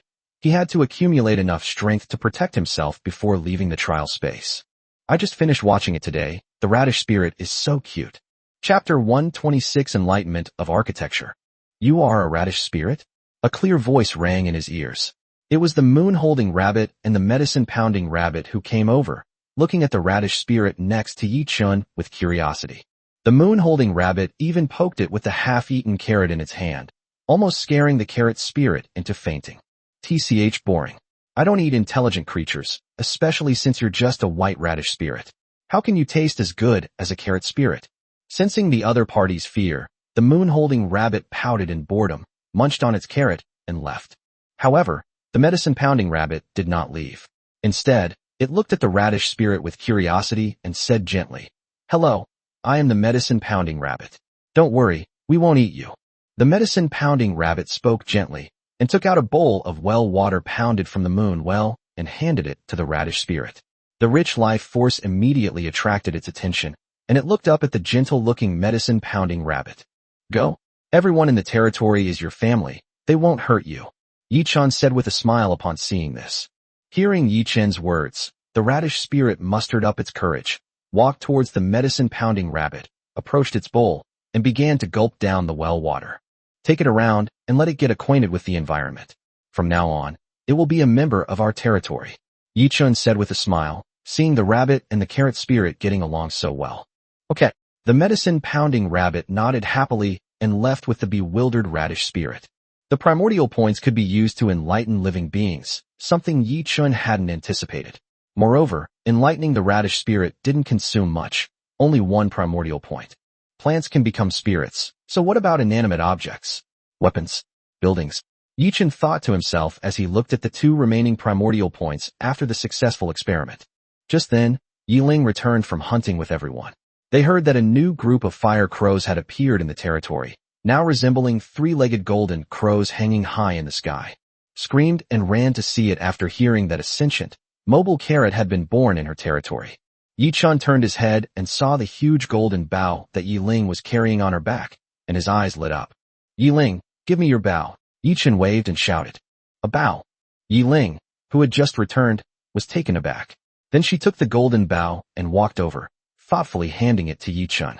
The golden bow was very heavy, and it wouldn't have been easy for Yi Chen to lift it given his previous attribute values. However, Yi Chen now possessed divine power, and to Yi Ling's astonishment, he grabbed the golden bow. Then, a familiar, primal aura rose and slowly flowed into the golden bow. Soon, everyone felt that the bow, which had been lifeless, seemed to have come to life, and they could even sense a hint of intimacy and killing intent emanating from it. What is this? The elf's pretty face was filled with surprise. She seemed to sense that this bow was different, but she couldn't quite put her finger on what was different. It wasn't until the bow trembled and floated up from Yi Chen's hand, flying in midair without any assistance, that everyone realized that the bow had come to life. Name, Golden Bow. Race, Spirit Bow. Rank, Tier 4 Loyalty, 100. Growth rate, 0/X. Absorbs the essence of the sun and moon for 1 month, then reforged using high-grade materials.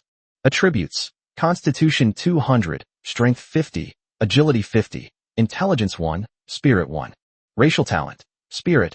It can grow through the growth of the spirit and the reforging of materials, with no fixed growth limit. Attack power increased by 10% to 100%. Additional effects, Precision, Power, Penetration. Usage requirements, Strength 50 to 300 points. The Golden Bow's weapon attributes have remained unchanged, but it has gained the attribute of a familiar. Not only has its race become a weapon spirit, but it also possesses certain combat abilities. Most importantly, the Golden Bow is no longer limited to the level of a Tier 4 weapon, but now has the potential for unlimited growth.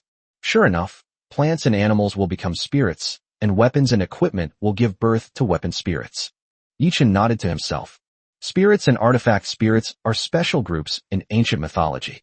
All living beings have spirits, and only those that have awakened their intelligence can be called living beings.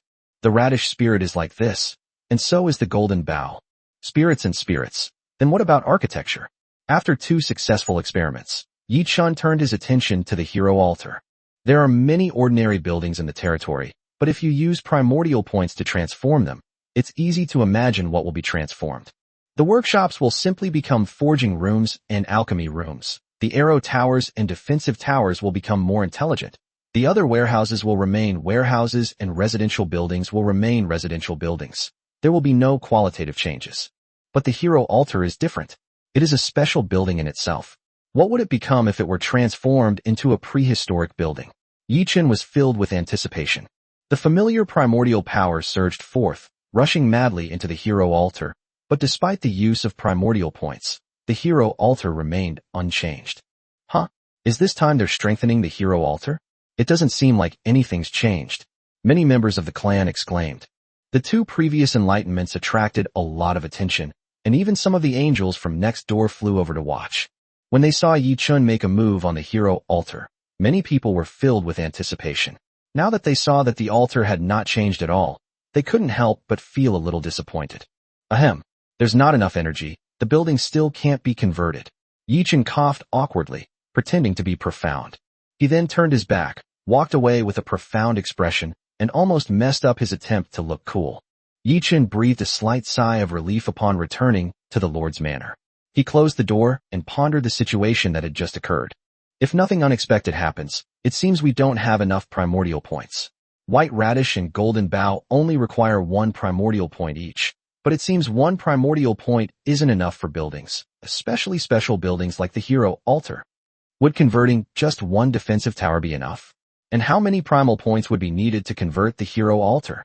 Yi Chen thought to himself, but unfortunately, he had already used up all his primordial points, and there was no way for him to continue the experiment. Ares' weapon, which contained the divine power accumulated over countless years in an entire temple, was swept away by Yi Chen in one fell swoop, and in the end, Yi Chen even complained that it was too short and too fast. It seems that obtaining divine power has become a top priority. Yi Chen silently noted this down, as these were the resources he would need in the trial world. Otherwise, once they return to the real world, the difficulty of seizing resources from numerous high-ranking lords will undoubtedly increase several times over, and their very survival will be uncertain. Chapter 127 Dark Nightmare. However, It's fortunate that I drew the fire crow in the clan's nest. Otherwise, how could a true primordial king like the three-legged golden crow have been born if I had drawn another clan? Therefore, there is actually no upper limit to the amount of divine power.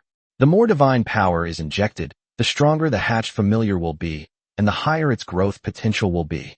Yi Chun analyzed bit by bit, mainly because compared to the Silver Moon Elf, the Fire Raven's growth potential was too low, and it couldn't even be considered a mid-tier race. If it weren't for the enhancement from its primordial bloodline, a normal Fire Crow would just be a magical beast race that's slightly stronger than a goblin. The benefits brought by immense divinity are far less than imagined. Moreover, Yichen could sense that if he wanted to continue using divine power to open the third nest, the amount of divine power required would increase 100-fold. In other words, using divine power to open the clan's lair is no longer an option for him. In contrast, converting divine power into primordial points at this time would bring him greater benefits.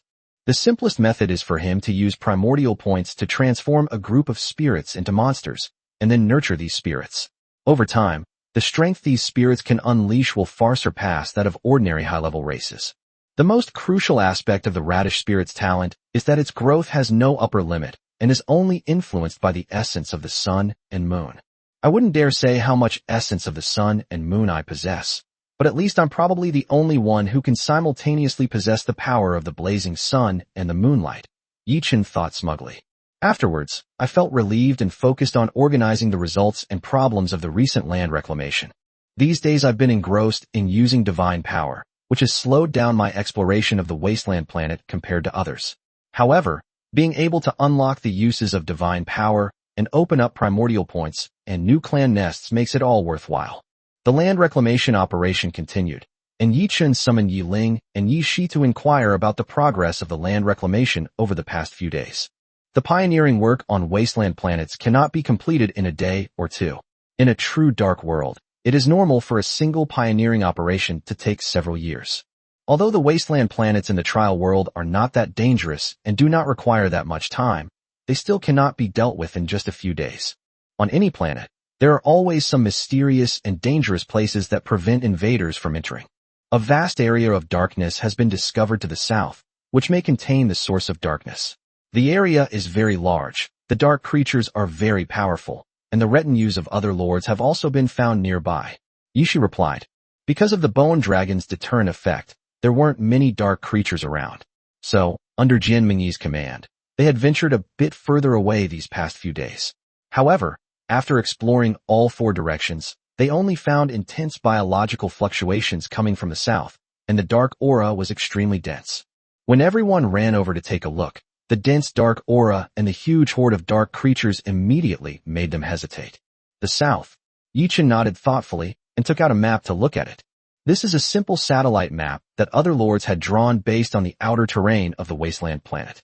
There were no special locations marked, and they didn't even know the place names. They could only make simple identifications. Yes, according to the map, that should be a plain, but now it's shrouded in darkness, occupied by a group of dark nightmares. Yiling nodded and said, the once flat plain has become an area that ordinary people cannot enter. Dark nightmare. Yichen was taken aback. This kind of dark creature was described in textbooks. Its appearance is exactly the same as a real nightmare, and it can even be mistaken for one, since nightmares themselves are creatures of the dark attribute, and even their eyes are red. However, the dark nightmare, corrupted by darkness, is more violent and dangerous than the ordinary nightmare. The difference between the two is almost immediately apparent.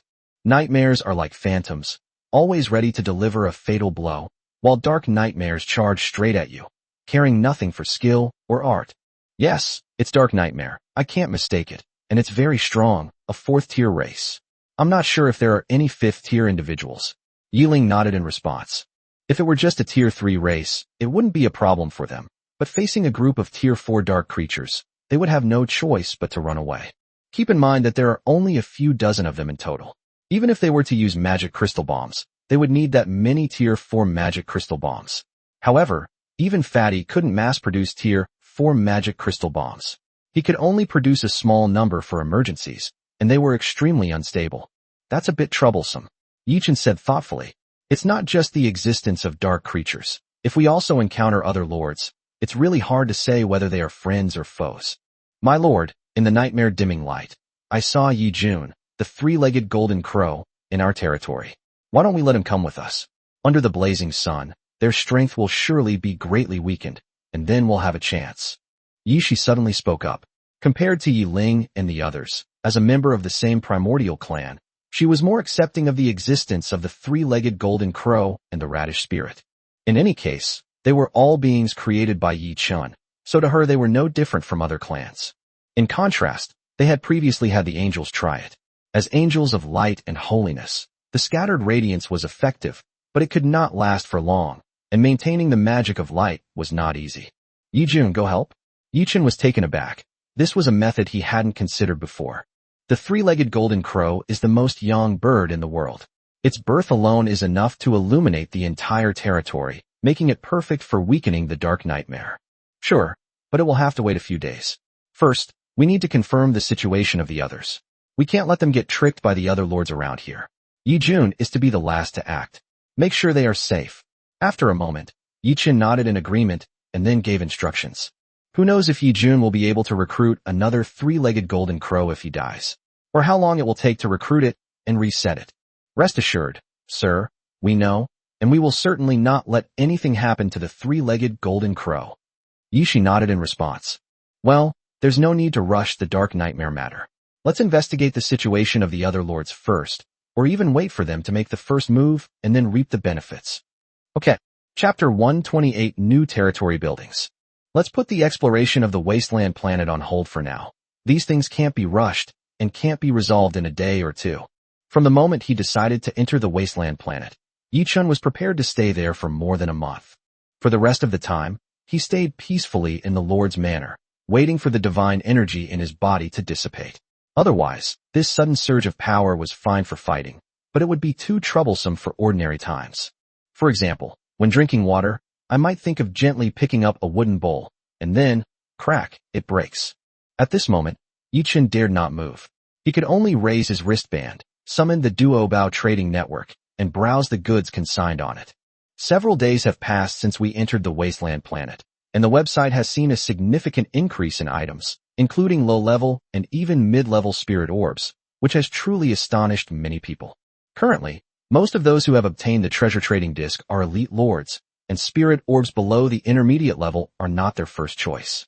After looking at them for a while and casually taking pictures of a few special architectural blueprints, Yi Chun immediately posted a purchase request, seeking to acquire divine substances of any kind. The effects of primordial points have not yet been fully tested, and he needs a large number of primordial points to experiment with them. Therefore, divine matter has become an urgent need. Fortunately, these kinds of things are generally unwanted and have little use other than building steels for heritage. In the trial world, there are rules guiding the way, and there is a relatively large amount of divine matter. Once we leave the trial world, unless we venture deep into the darkness, it will be difficult to obtain divine matter again. Yi Chun thought to himself, and his heart became more and more anxious. At the very least, he needed to thoroughly study how to use the primordial points in the trial world. After posting and browsing for a while, the divine power emanating from Yi Chun finally began to dissipate at an accelerated pace. It lasted for almost an hour, so this method isn't entirely useless, Yi Chun said softly, feeling the energy rapidly draining from his body. A surge of divine power boosted attributes by nearly 1,000-fold, significantly impacting the overall battle and lasting for an hour, which was enough to play a decisive role in crucial battles. It's just that this divine power is hard to obtain, and even harder to preserve. Thinking of this, Yi Chun sighed and shook his head. Even if placed on territory, the divine power is still constantly dissipating and cannot be preserved unless it is refined into a heritage steel or transformed into primordial points. Otherwise, this unpreservable power would never have become a regular tool for lords. Otherwise, it would have been discovered and utilized by other lords long ago. After all the strength in his body dissipated, Yi Chun finally walked out of the Lord's mansion. Upon returning to the territory, everything had changed drastically. The once dark world no longer exists. The three-legged golden crow in the sky illuminates everything like the sun and casts down warmth. Yi Chun nodded in satisfaction, paid no more attention, and walked towards Jianmingyi's territory. Recently, she has been leading her clan to explore the wasteland planet. If you want to understand the situation, Now is the best time to find her. Similar to Yi Chen's territory, Jianmingyi's territory is also filled with light, especially the angelic sanctuary next to the Lord's mansion, which emits a soft glow. Unlike the blazing sun of the three-legged golden crow, the holy light of the angels is gentler and less intense. Everyone be careful, and don't take any further action for now. Just keep a close eye on the other lords around us. As I walked to Jianmingyi's side, I overheard her giving instructions to the projection. Yichen glanced around and saw several agile silver moon elves lurking in the darkness, quietly watching everything around them. In the distance lay a flat plain, now shrouded in darkness, with shadowy figures occasionally lurking within. Meanwhile, in the other trees around them, there were other races that were equally adept at camouflage. "Oh, what brings you here?" Jianmingyi was startled when she sensed someone approaching and asked with a reproachful look. "Now that you've finished, come and see what the situation is," Yichen asked, looking at the projection. "There are quite a few people, but they are all testing the waters. That's a goblin, the night elf next to it, and a little further on is a raven. There are also a few skeletons lying on the ground, and some ghosts flying in the sky," Jianmingyi said irritably. "While there are quite a few people, this isn't even all of them, is it?" Yi Chun exclaimed in surprise, never expecting that there would be so many lords next to the territory he had chosen. "Of course not. Which of the people who can come to the wasteland planet aren't top-tier lords? These are just their lackeys. Only when the real war starts will those people show themselves," Jianmingyi said, pausing after speaking and glancing at Yi Chun with a worried expression. "However, it seems Lin who is also nearby. I saw the red dragon fly by earlier, but I don't know if it was him." "Lin who?" Yi Chun was taken aback, not expecting to encounter him so soon on the wasteland planet. "It's all right. I'm not afraid of anyone as a new lord," Yi Chun said with a smile, trying to reassure her. "They're just a bunch of Western dragons. They can't even beat a hoe, a mythical beast, of the same level, let alone a three-legged golden crow. Skilled at breathing fire? Let the three-legged golden crow teach you what it means to roast dragon meat." "Yes, but we still need to be careful," Jianmingyi nodded. Having seen so much in Yi Chen's territory, she really didn't think Lin who could do anything to them. The strength of the young master from Shanghai might not even be comparable to theirs. For the rest of the time, Yi Chen stayed here with Jianmingyi, watching the projection and keeping a close eye on the battle situation. At the same time, he asked Fatty and Si Ming for materials and erected the special building blueprints he had obtained one by one. In addition to the usual defensive towers, workshops, and residences, 3 special buildings have been added to the territory: the cultivation tower, the temple of knowledge, and the purification pool. As the name suggests, the training tower is used for training by the members of the clan. It can simulate dark creatures below the 3rd rank by consuming magic crystals, thereby improving the members' combat abilities. The Temple of Knowledge is essentially a study, but it is protected by a special power that prevents the books inside from decaying or being lost. Yi Chen thought for a moment and then threw in the bloodlust skill he had acquired the earliest. He hadn't found a suitable clan to learn it yet, so he decided to leave it for now. As for the final purification pool, it is used to cleanse the impurities from the members of the clan. Those who fight in the darkness year after year inevitably become tainted by the aura of darkness. Over time, this can easily corrupt their minds, ultimately leading to their complete annihilation by the darkness. The purpose of the purification pool is precisely this. The pure water in the pool can purify away the dark aura picked up while walking in the darkness, preventing it from being disturbed. Chapter 129 Foolish Chris. These 3 special buildings are not particularly rare, but they are not something everyone can obtain. Take the most inconspicuous Temple of Knowledge, for example. Although this type of building has little function, it appears very rarely. Most lords' libraries are built later and do not have the protective function of a Temple of Knowledge. Lower-ranking clans, the training tower can greatly accelerate their growth and combat abilities, which is essential for the rapid improvement of their territory strength. As for the purification pool, only a few lords possess this structure, and these lords often make a fortune by relying on it. The reason is simple. Every lord's retinue needs to purify themselves of the dark aura they have accumulated. This phenomenon is not yet obvious in the trial world. Once you become a formal lord and step into the dark world, purification will be essential after years of fighting. "My lord, Lord Jane has sent word that the dark nightmare has begun its attack."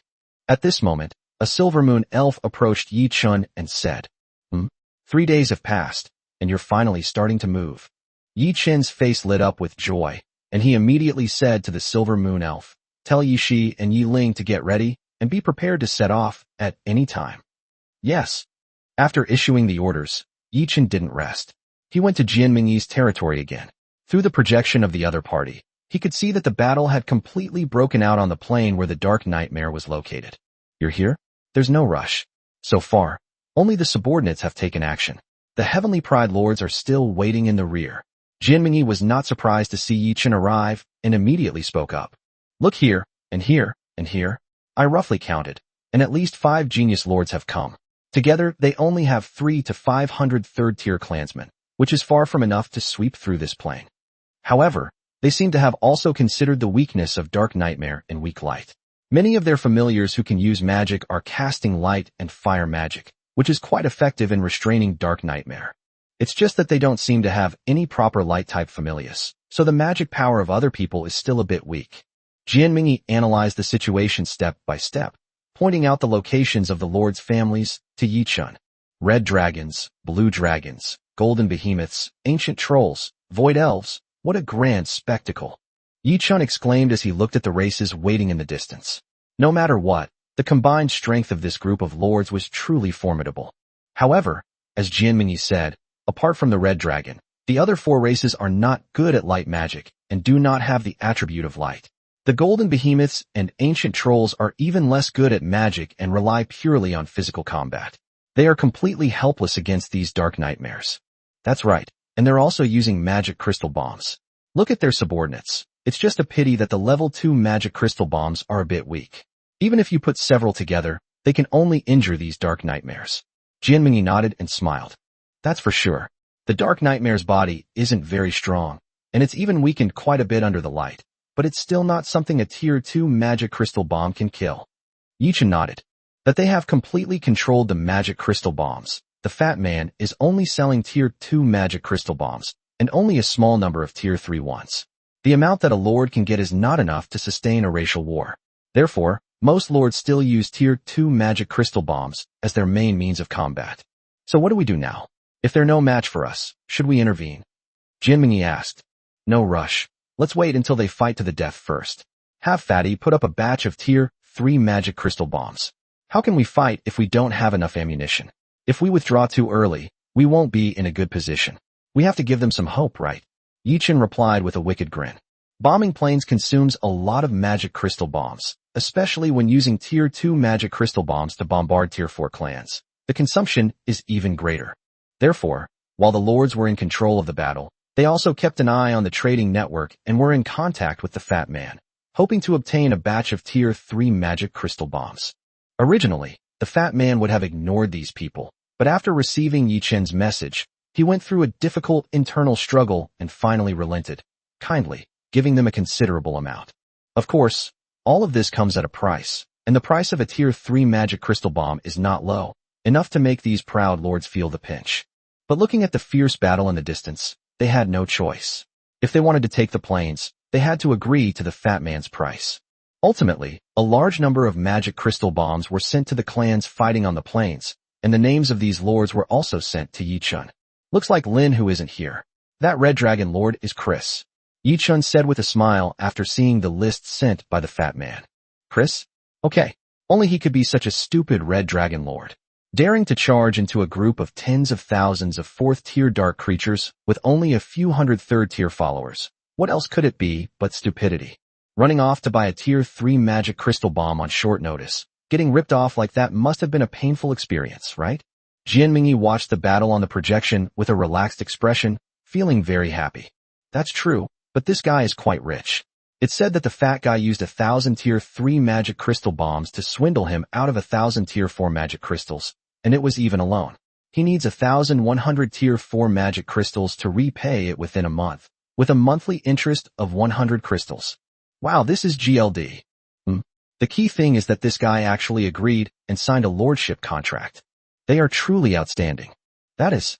The two discussed the deal between Chris and the fat man in a relaxed tone, while on the other side, the battle on the plains finally began. Tier 2 magic crystal bombs were no longer being used. Instead, many members of the clan switched to tier 3 magic crystal bombs. A large number of magic crystal bombs were thrown out, and a terrifying roar immediately followed. Despite the distance between them, Yichun and Jianmingyi both seemed to feel a slight tremor beneath their feet. These idiots, they threw out 500 in one go. Do they have money to burn? Yichun stared at the projection, completely stunned. They had only bought 1,000 magic crystal bombs, and they had already thrown out 500 at the very beginning. What were they going to do next? 500 magic crystal bombs. At most they'll kill the dark nightmares on the outer perimeter. Who knows how many are inside? It seems we can prepare to take over. Jianmingyi took a deep breath. The actions of these people really made her feel ashamed of the title prodigy. Chapter 130, The Golden Crow's Journey. That being said, the bombardment of the magic crystal bombs was still quite effective, with a large number of dark nightmares turning to ashes and leaving behind a ground full of magic crystals and dark treasure chests. It may seem like a piece of the plane was blasted away, but in reality, not many dark nightmares were actually killed. I roughly estimated that there were only a few hundred. Based on their trading prices, they barely broke even and only made a profit from the dark treasure chest. Of course, this is on the premise that they have the ability to retrieve those dark treasure chests. As the magic crystal bombs bombarded the planes, the gaps that appeared were quickly filled by the rampaging dark nightmares. Chris and his team only managed to retrieve 2/3 of the magic crystals, and even less than half of the dark treasure chest. See? These idiots. The firepower will slow down from here on out. Slower firepower means it will be harder to collect magic crystals and dark treasure chests. This is a huge loss. Yichun shook his head and said with exasperation. Sure enough, as soon as he finished speaking, the speed at which the Lord's clan in the projection used magic crystal bombs to bombard the area slowed down, and they were only throwing out dozens of bombs at a time. Such a bombing frequency can only slow down the dark nightmare's attack speed. There is basically no hope of rushing in to seize the magic crystals and dark treasure chests. The opposing lord had obviously noticed this situation as well, and finally gave an order, and several of the prodigy lords made their move. The fastest are the Void Elves, a group of elves who walk in the void. Their understanding of spatial magic rivals that of the Protoss and far surpasses that of ordinary elves. They traversed the void directly and arrived on the plains. Then, spatial rifts appeared, sending the dark nightmares back to the rear. The retinues of the other lords around them sprang into action, quickly picking up the magic crystals and dark treasure chests on the ground. Following behind the Void Elves were the valiant behemoths and ancient trolls, both of whom were typical melee units with immense physical strength, capable of even fighting dragons with their bare hands. The two races charged into the plains like heavy tanks, seemingly making a great show of force, but in reality, it was completely useless. Physical attacks had very limited effect on the Dark Nightmare, a semi-ghost-like creature, and were even less effective than the impact of their vigorous life force. Roar, finally, a giant dragon soared in the sky, flapping its wings and unleashing a roaring dragon breath. The breath of dozens of dragons lashed out, causing the ground to tremble. Although it did not effectively damage the Dark Nightmare, the enormous impact successfully halted their advance, giving other members of the race time and opportunity to collect the magic crystals. With the dragons mobilized, this is basically the end of the matter, Yichun said, looking at the projection. The Tier 3 magic crystal bombs had been almost exhausted, and the remaining time was simply to use high-level familiars to buy time and reap the rewards. If that's the case, they've really lost out in this battle, Jianmingyi said. The thousands of Tier 3 magic crystals they obtained didn't actually kill thousands of dark nightmares, and the Tier 4 magic crystals they got were far less than 1,000. If they can't get anything of value from the dark treasure chest, then this wave can be considered a huge loss. They haven't contacted Fatty again. It seems they're not planning to launch a full-scale attack, Yichun said after contacting Fatty for a while. So what about us? Should we make a move? Let's wait a bit. We'll talk about it after they leave. They've been thwarted here, so they'll definitely be looking for other solutions. They won't be back for at least a short time, so once they're gone, that'll be our chance, Yichun said, shaking his head. Surrounding them, a rash attack might just benefit others. They should wait for them to leave first. By the way, did you find the Silver Moon Elves when you sent them to scout out the territories of these lords? How far is the area? Will they be able to sense us if we make a move? Yichun asked. The distance is over 100 kilometers.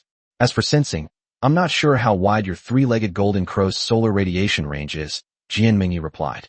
Confirming the enemy's location was something that had been going on from the beginning, and at the same time, it was also necessary to hide the location of her own territory. Hundreds of kilometers? That's really timid. But it gives us an opportunity. As for the three-legged golden crow, that range is controllable, so there's no need to worry. Yi-chin said with a smile. As the two were talking, the battle situation on the projection finally changed. The magic crystals and dark treasure chests on the ground had been mostly collected, and many of the familiars began to retreat under the cover of the dragons and void elves. The powerful behemoths and ancient trolls could only launch futile attacks into the air, trying to intimidate the group of dark nightmares. With the void elves and dragons covering their retreat, the group of void elves evacuated quickly, disappearing into the darkness in no time. As the last void elves departed, the plane finally returned to calm after a series of strange cries. Notify Yi-shi and the others that we can set off now. Move quickly and finish this quickly, Yi-chin said to a silver moon elf beside him. Yi-shi and the others had already prepared outside the territory, and Jianmingyi's angel army was also in position. This time, the two of them had mobilized most of their kin, determined to take over this plane. Chirp, the blazing sun hangs high in the sky, the golden crows emerge, and angels illuminate the earth. As far as the eye can see, there is a bright expanse, and the momentum is no less than that of the giant dragons before. Most importantly, the three-legged golden crow and the angel brought light back to this land. 5,000 magic crystal bombs, plus the three-legged golden crow and the angel, should be enough to take down this group of dark nightmares, right? Jianmingyi murmured uncertainly as she looked at the procession. Don't worry, although the dark nightmare is strong, its weaknesses are also obvious. As long as we find a way, it won't be too difficult to deal with. Besides, with 5,000 magic crystal bombs, our firepower is much more abundant than Chris's. Yi-chun had good hearing and immediately comforted Jianmingyi after hearing her words. That's true. Hearing this, Jianmingyi breathed a sigh of relief and smiled with a relaxed expression. Compared to that, I'm more curious about what kind of expression Chris and his men would have if they had come back fully prepared to take over this plane, only to find it had already been razed to the ground. Yi-chun said with amusement. Jianmingyi was stunned for a moment, then burst out laughing. They're probably going to regret it to death, aren't they? Chapter 131 The sun shines brightly. Please leave a good review. Following Yi-chen's orders, Yi-shi and the others moved quickly. Under the holy light, weak and lone dark creatures dared not approach. Moreover, Yi-chun and Jianmingyi's territory is not far from the plains. It's even closer than Chris's territory, only about 80 kilometers away. In less than 3 hours, Yi-shi and the others arrived at the outskirts of the plains at full speed. Meanwhile, Yi-chin estimated that the kin of Chris and the others who had evacuated had not yet returned home. Upon arriving at the outskirts of the plains, the numerous clans did not immediately launch an attack. Instead, under Yi-chin's orders, they rested on the spot to recover their strength. After traveling more than 80 kilometers in one go, no one could avoid exhaustion. 10 minutes later, after resting, the group, under the command of Yi-shi and Yi-ling, officially launched their attack on the dark plains. Chirp, the three-legged golden crow, leading a flock of fire crows, soared into the sky, and scorching light descended from the heavens, illuminating the entire plain as if it were daytime. What an amazing three-legged golden crow! Jianmingyi exclaimed in disbelief, covering her mouth as she saw the scene projected on the screen. The previous illumination of Yi-chen's territory was already exaggerated, but now it has directly illuminated the entire plain, where the pitch-black nightmare is clearly visible. It was even possible to see what was behind the dark nightmare through the mist emanating from its body. Woo! In an instant, terrifying howls echoed across the entire dark plain, and a large number of dark shadows rose into the air, rushing towards the three-legged golden crow in the sky. Angels, join forces with the three-legged golden crow to illuminate the earth. Yi-shi shouted. 30 angels suddenly ascended into the sky, their holy flames showering down. Combined with the scorching heat of the three-legged golden crow, black smoke began to rise from the bodies of all the dark nightmares, their power dissipating under the blazing sun. What a pity! If the three-legged golden crow were stronger, it could probably render these dark nightmares helpless just by scorching them under the blazing sun. Yi-chun sighed as he looked at the three-legged golden crow under the blazing sun. The three-legged golden crows, the most young creatures in the world, possess flames powerful enough to incinerate everything, especially these sinister and wicked beings, for they have nowhere to hide under their light. Chirp, a burst of solar flame was spewed out, and even through the projection, Yi-chun and Jianmingyi seemed to feel the temperature within it, and couldn't help but take a few steps back. The pale yellow flame seemed even more terrifying than the holy white flame of the angel, and wherever it passed, there were only screams of nightmares.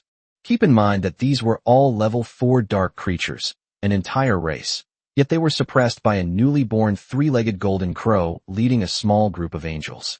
It's truly unbelievable. However, it was merely a suppression. As the entire dark nightmare race ascended into the sky, the three-legged golden crow and the others had to retreat, as there was still a considerable gap in their raw strength. Silver Moon Elf, prepare the explosive arrows. Fire. Seeing that the time was almost up, Yi Ling gave the order, and the Silver Moon Elf, who had been preparing for a long time, immediately released their bowstrings, and one after another, the explosive arrows flew into the air. Crows that Yi Chun later recruited also joined forces, and a large number of magic crystal bombs rained down from the sky, directly hitting the most densely populated area of the Dark Nightmare clan. Boom! The violent explosion resounded throughout the dark plains. Taking advantage of the flight units, this wave of magic crystal bombs was almost an all-round bombardment without any blind spots. The entire Dark Nightmare on the plains was impacted. Some of the higher-flying Dark Nightmares were the first to be blasted down and crashed to the ground. Oomph. That's what you call overwhelming firepower. It only took 300 to 500 magic crystal bombs to suppress the Dark Nightmare across the entire Dark Plains. Unlike those idiots like Chris, who are completely incompetent. Yi Chun chuckled as he looked at the battle on the Dark Plains. That being said, we still can't underestimate them. There are still a few that have escaped our grasp. These Dark Nightmares are almost at the three-legged Golden Crow's side. Jianming wasn't as confident as him, and said with a worried expression as she looked at the situation. It's all right. The sun is blazing overhead. How could it be so easy for anyone to catch up? Yi Chun laughed. Seeing the approaching enemies, the three-legged Golden Crow let out a cry, flapped its wings, and rose into the air again, putting distance between itself and the Dark Nightmare once more. Not only that, several bursts of solar flames were spewed out, and large patches of black mist were immediately burned off the bodies of several Dark Nightmares, who fell down again with painful screams. The three-legged Golden Crow isn't very strong, but its power level is probably very high. The true fire of the sun is one of the strongest flames. Even if it fights a higher level, it's just a matter of dimensional reduction. Yi Chun said with admiration as he looked at the three-legged Golden Crow that stood proudly in the sky. True Sun Fire, True Samadhi Fire, Six Ding Divine Fire, Nirvana Fire. These are all famous flames in the primordial world. Their power is far beyond that of the holy flame of the angel clan. These flames can even burn your soul to ashes. Therefore, using the true fire of the sun from the three-legged Golden Crow to burn away the Dark Nightmare is not an exaggeration at all. The sun's fire? It's so powerful, Jianming exclaimed. She had never seen such terrifying flames, not even on television. She had never even heard of the three-legged Golden Crow being able to purify the dark aura on the Dark Nightmare with just light. Only a top-tier holy angel could possibly do such a thing. That's right, the sun and the moon are the two strongest forces. Yi Chun chuckled softly, glancing at Yi Shi and the others who were still standing by watching the show. He wondered when the power of the moon would be able to unleash the terrifying combat power of the three-legged Golden Crow. However, Yi Chun also understood that the stronger an individual is, the rarer it is. He recruited 10 times in a row and only managed to recruit this one three-legged Golden Crow. You should know how many races inhabited the phoenix tree in the primordial world. The most famous phoenix perching on the Wutong tree has not yet been recruited. The three-legged Golden Crow is already this strong. How strong will the phoenix, as the king of birds, become? Chirp! The cry of the three-legged Golden Crow rang out again in the projection. As the numerous powerful Dark Nightmares retreated under the scorching heat of the sun's true fire, the three-legged Golden Crow released an even more dazzling light. Under the blazing sun, even the holy angels paled in comparison to the three-legged Golden Crow. Woo! The Dark Nightmares that fell to the ground let out even more painful howls, and some of them even began to flee. However, the three-legged Golden Crows have a very wide range of sunlight, so even if they go out, they are still under the sun's rays. Not only that, a new round of magic crystal bombardment began again, and before a group of Dark Nightmares, who were already dizzy from the bombardment, could react, they were once again engulfed by the roar. Chapter 132 Sweeping Through the Dark Plains. Boom! A violent roar rang out again as Tier 3 magic crystal bombs rained down from the sky, still proving very effective against these weakened Dark Nightmares. After all, these are energy entities, and like ghosts, they do not have physical bodies. Therefore, the energy impact of the magic crystal bomb is quite damaging to them. Especially under the scorching heat of the three-legged golden crow's true solar fire, a large amount of black gas immediately emerged from the ruptured wounds, and some of the weaker dark nightmares even spontaneously combusted. The three-legged golden crow is far too powerful to deal with these treacherous creatures.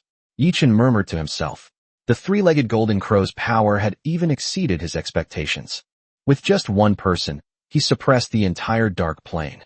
In the three-legged golden crow, one could almost see the figure of the primordial gods suppressing an era. No, the three-legged golden crow is a true primordial race, unlike the earth god and moon goddess, which are products of the later heavenly court.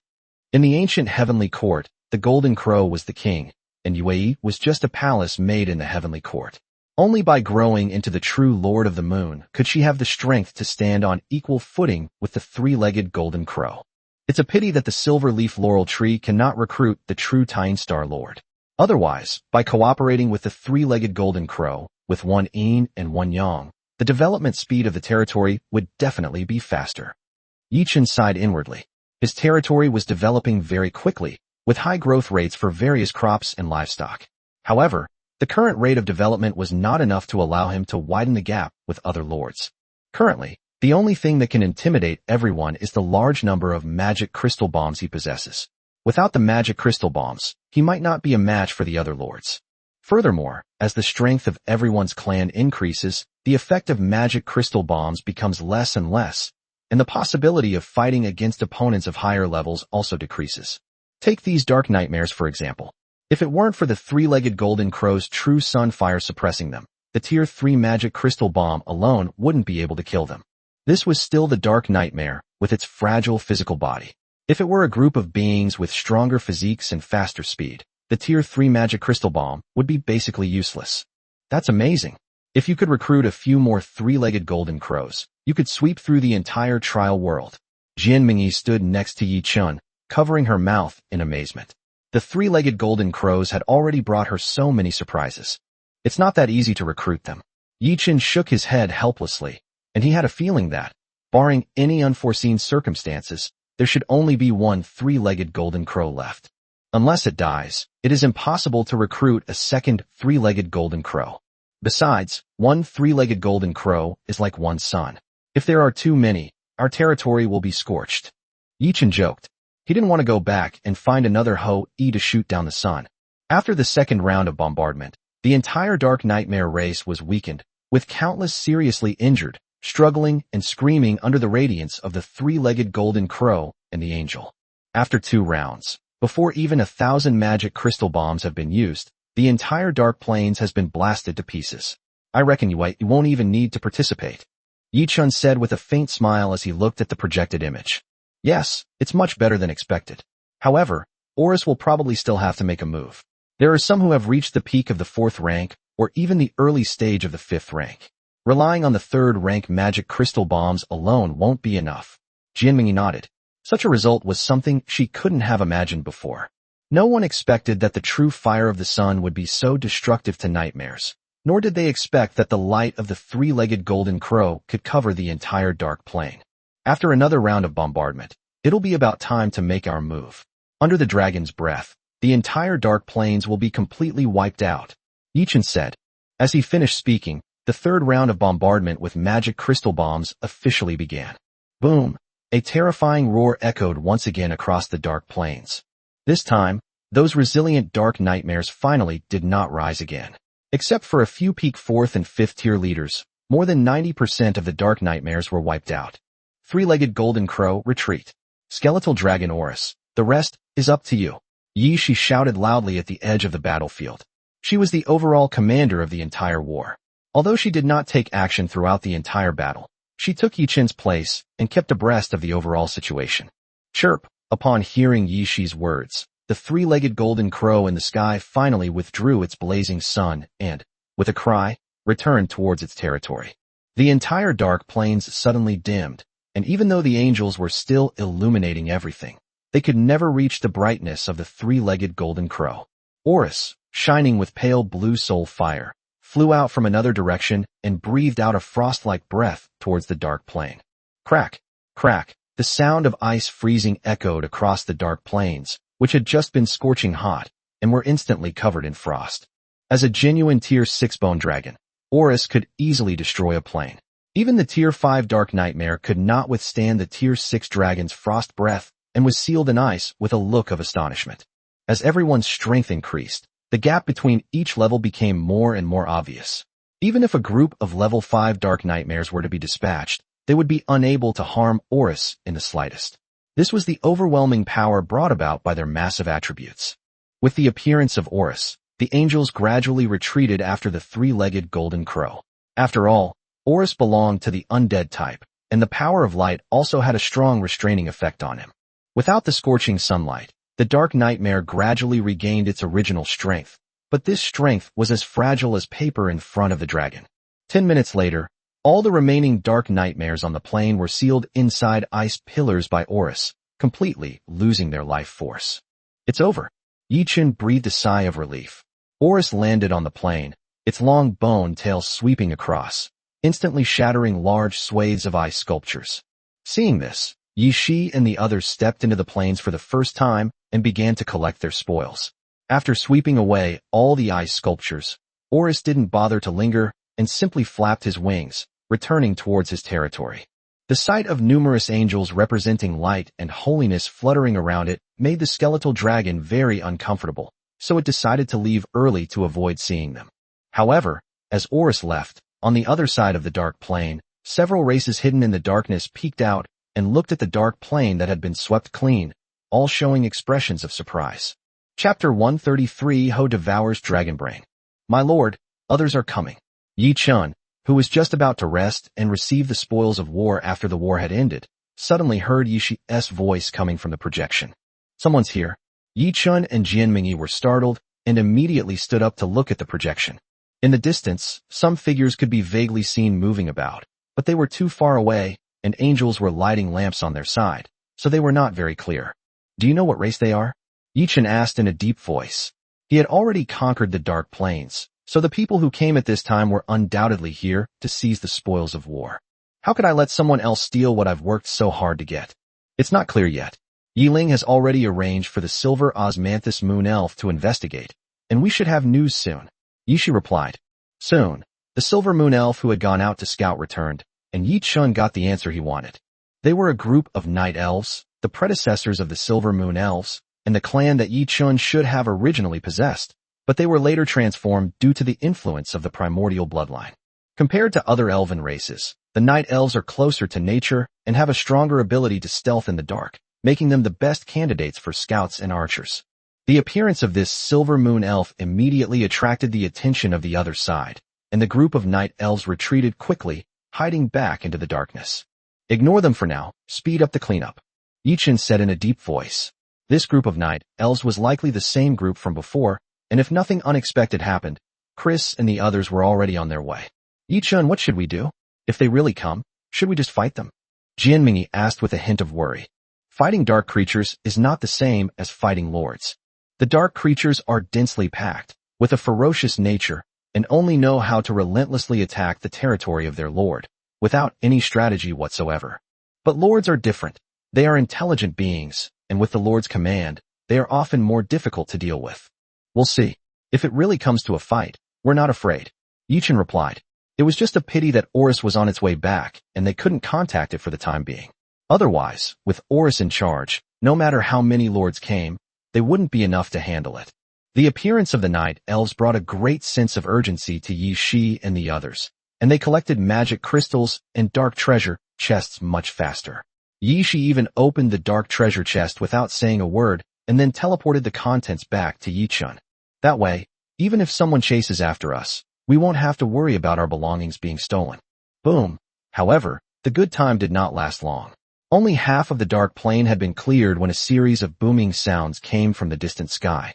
Holy crap, these bastards, they just burned their magic crystals to open up their territory. Yi-Chun and Jianmingyi were stunned when they saw several floating islands suddenly appear in the distance. These people are really rich and powerful. They're willing to pay any price to seize his spoils of victory.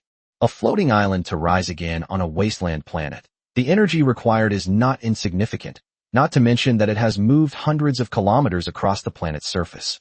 The 5 floating islands together would consume the energy of at least 3 to 5 tier 4 magic crystals. If this trip still yields no results, then it would truly be a complete loss. Fortunately, they arrived in time. Yi Shi and the others still had about a third of the spoils left to collect. If they could get their hands on them, they would really make a fortune. Send a fast angel to encounter Horus and the 3-legged golden crow along the way, and make them turn back to prepare for battle, Yi Chen said to Jian Mingyi beside him. At this moment, the fastest angel remaining in the territory was her angel. The fire crow is a bird. Its level is too low to be fast, and its strength is average, making it prone to accidents along the way. An angel immediately flew out of the territory and rushed towards the dark plains, preparing to intercept the 3-legged golden crow Yi Jun and the skeletal dragon Horus on their return journey.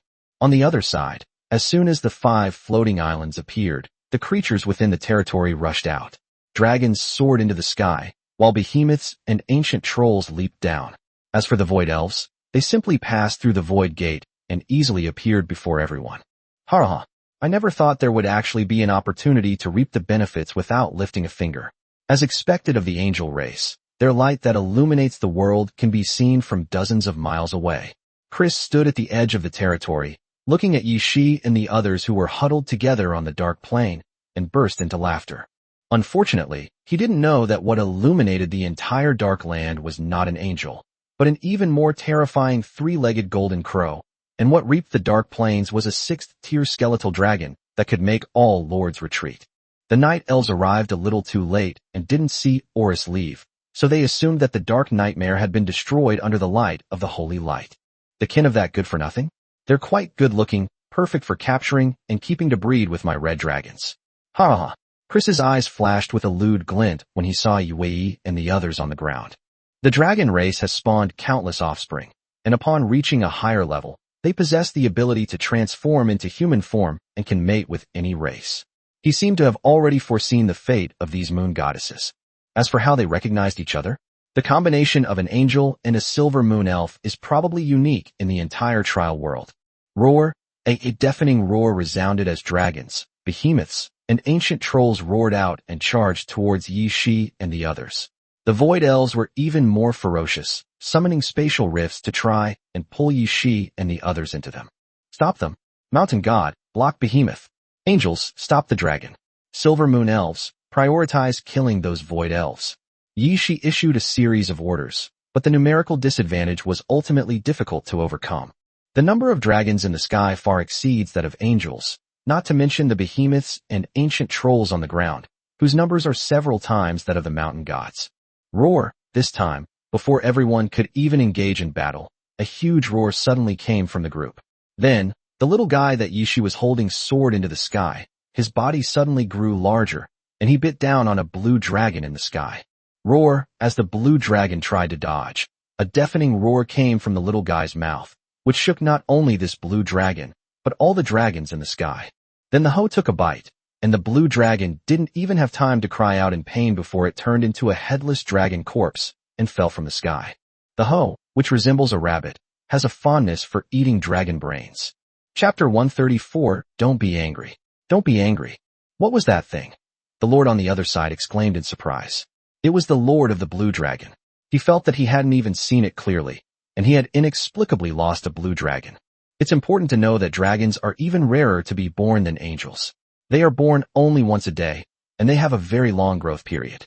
Compared to the 2-week growth period of other top races, the 1-month growth period of dragons is extremely long. Therefore, up to now, all the dragon lords have only 30 or 40 dragons under their command, and very few of them have passed the first stage of growth. The loss of any one dragon is enough to make their lord feel heartbroken. At this moment, the hoe was squatting on the ground, gnawing on a dragon's head. Under the holy light, its gray-brown fur was covered with bright red dragon blood and white fluid. You. The dragon lord was too heartbroken to speak. His blue dragon had become the other party's food so easily. It's a rabbit? What on earth is that? Chris's face was filled with disbelief. He never expected that a rabbit would bite a blue dragon to death. This scene not only stunned the dragon in the sky, but also made the behemoth and the ancient trolls who had been charging on the ground slowly stop. They stood beside the blue dragon's corpse, looking up at the sky with bewildered expressions. Hey bro, what's up? Looking for a snack before dinner? One of the behemoths hesitated for a moment, then without hesitation tore off a piece of dragon meat and put it in its mouth, eating it in large mouthfuls. Seeing this, the other behemoths and ancient trolls no longer hesitated and began to tear apart the dragon's corpse, which was almost completely devoured in the blink of an eye. It should be noted that behemoths and ancient trolls were also capable of fighting dragons, and even feeding on them. However, due to their lord's orders and the fact that they were all companions, they had never attacked these dragons. Now, a fresh dragon corpse has fallen right in front of them. Isn't that a delicious meal delivered to their doorstep? How could the frugal behemoths and ancient trolls waste food? How could they let the deliverman's hard work go to waste? Of course, they'd eat it all up. You. The blue dragon lord clutched his chest in anger, pointing at the behemoth and the ancient troll lord, speechless for a long time. It was an accident. Purely an accident. Don't get agitated. Yes. I'll make them leave right now. There's no other way. If any other gems or anything fell into the hands of your dragons, they would take them without hesitation. The two lords immediately apologized profusely, but the blue dragon's corpse had already been devoured, so whether or not they gave the order was no longer relevant. Bang! At this moment, another roar came from the sky, followed by another dragon corpse falling to the ground. It turned out that the little guy had finished eating a blue dragon and was still not satisfied. Taking advantage of the other dragon's momentary daze, he turned to attack another giant dragon. Many behemoths and ancient trolls had just finished eating a blue dragon, and many people hadn't even had a chance to taste it yet. Just as they were feeling a bit regretful, they suddenly discovered that another dragon corpse had fallen in front of them. This time, no one needed to start. Everyone swarmed forward, and before even the lords at the rear could react, the dragon corpse was devoured. Holy crap! All dragons, listen up. Kill that bastard. Chris shouted angrily. This time, it was his red dragon that was going to die. That was a red dragon that had been recruited not long ago. They were planning to nurture it and wait for it to grow up, but unexpectedly, it became everyone's meal. Don't be angry. Let's figure out what that rabbit is first, the lords beside them said gleefully. They rarely ate dragons, so today was a rare treat for them. Wait for what? If we wait any longer, all my dragons will die, Chris roared. As his words fell, the familiar roar echoed through the sky once more, and then the third dragon fell. Bahat! Chris cried out in terror to the lord beside him, but it was too late. A group of behemoths and ancient trolls, as if released from a starving prison, swarmed towards the dragon's corpse and quickly devoured it, each one holding a piece of meat and gnawing on it. Bahat looked at Chris with an embarrassed expression, shrugged helplessly, indicating that he couldn't help. Who would easily give up food that's been delivered right to their mouth? Especially when it's the flesh and blood of a dragon, which is a truly nourishing food. It is worth noting that in many Western myths, warriors who bathe in dragon blood can possess godlike power, let alone those who directly feed on young dragons. Kill them all. Take down that dead rabbit first. Chris had given up struggling and directly ordered his dragon legion to attack the Ho. Meanwhile, the other lords didn't say anything this time either, and they all cooperated with Chris and another blue dragon lord to launch a siege against Ho. Yi Shi and the others were stunned. They hadn't expected that just by taking a nap, the little guy had drawn all their firepower. Was it really that easy? Despite being momentarily stunned, necessary support still needed to be provided. Following the original plan, Yi Shi led the group in launching an attack on the opposite side. This spendthrift.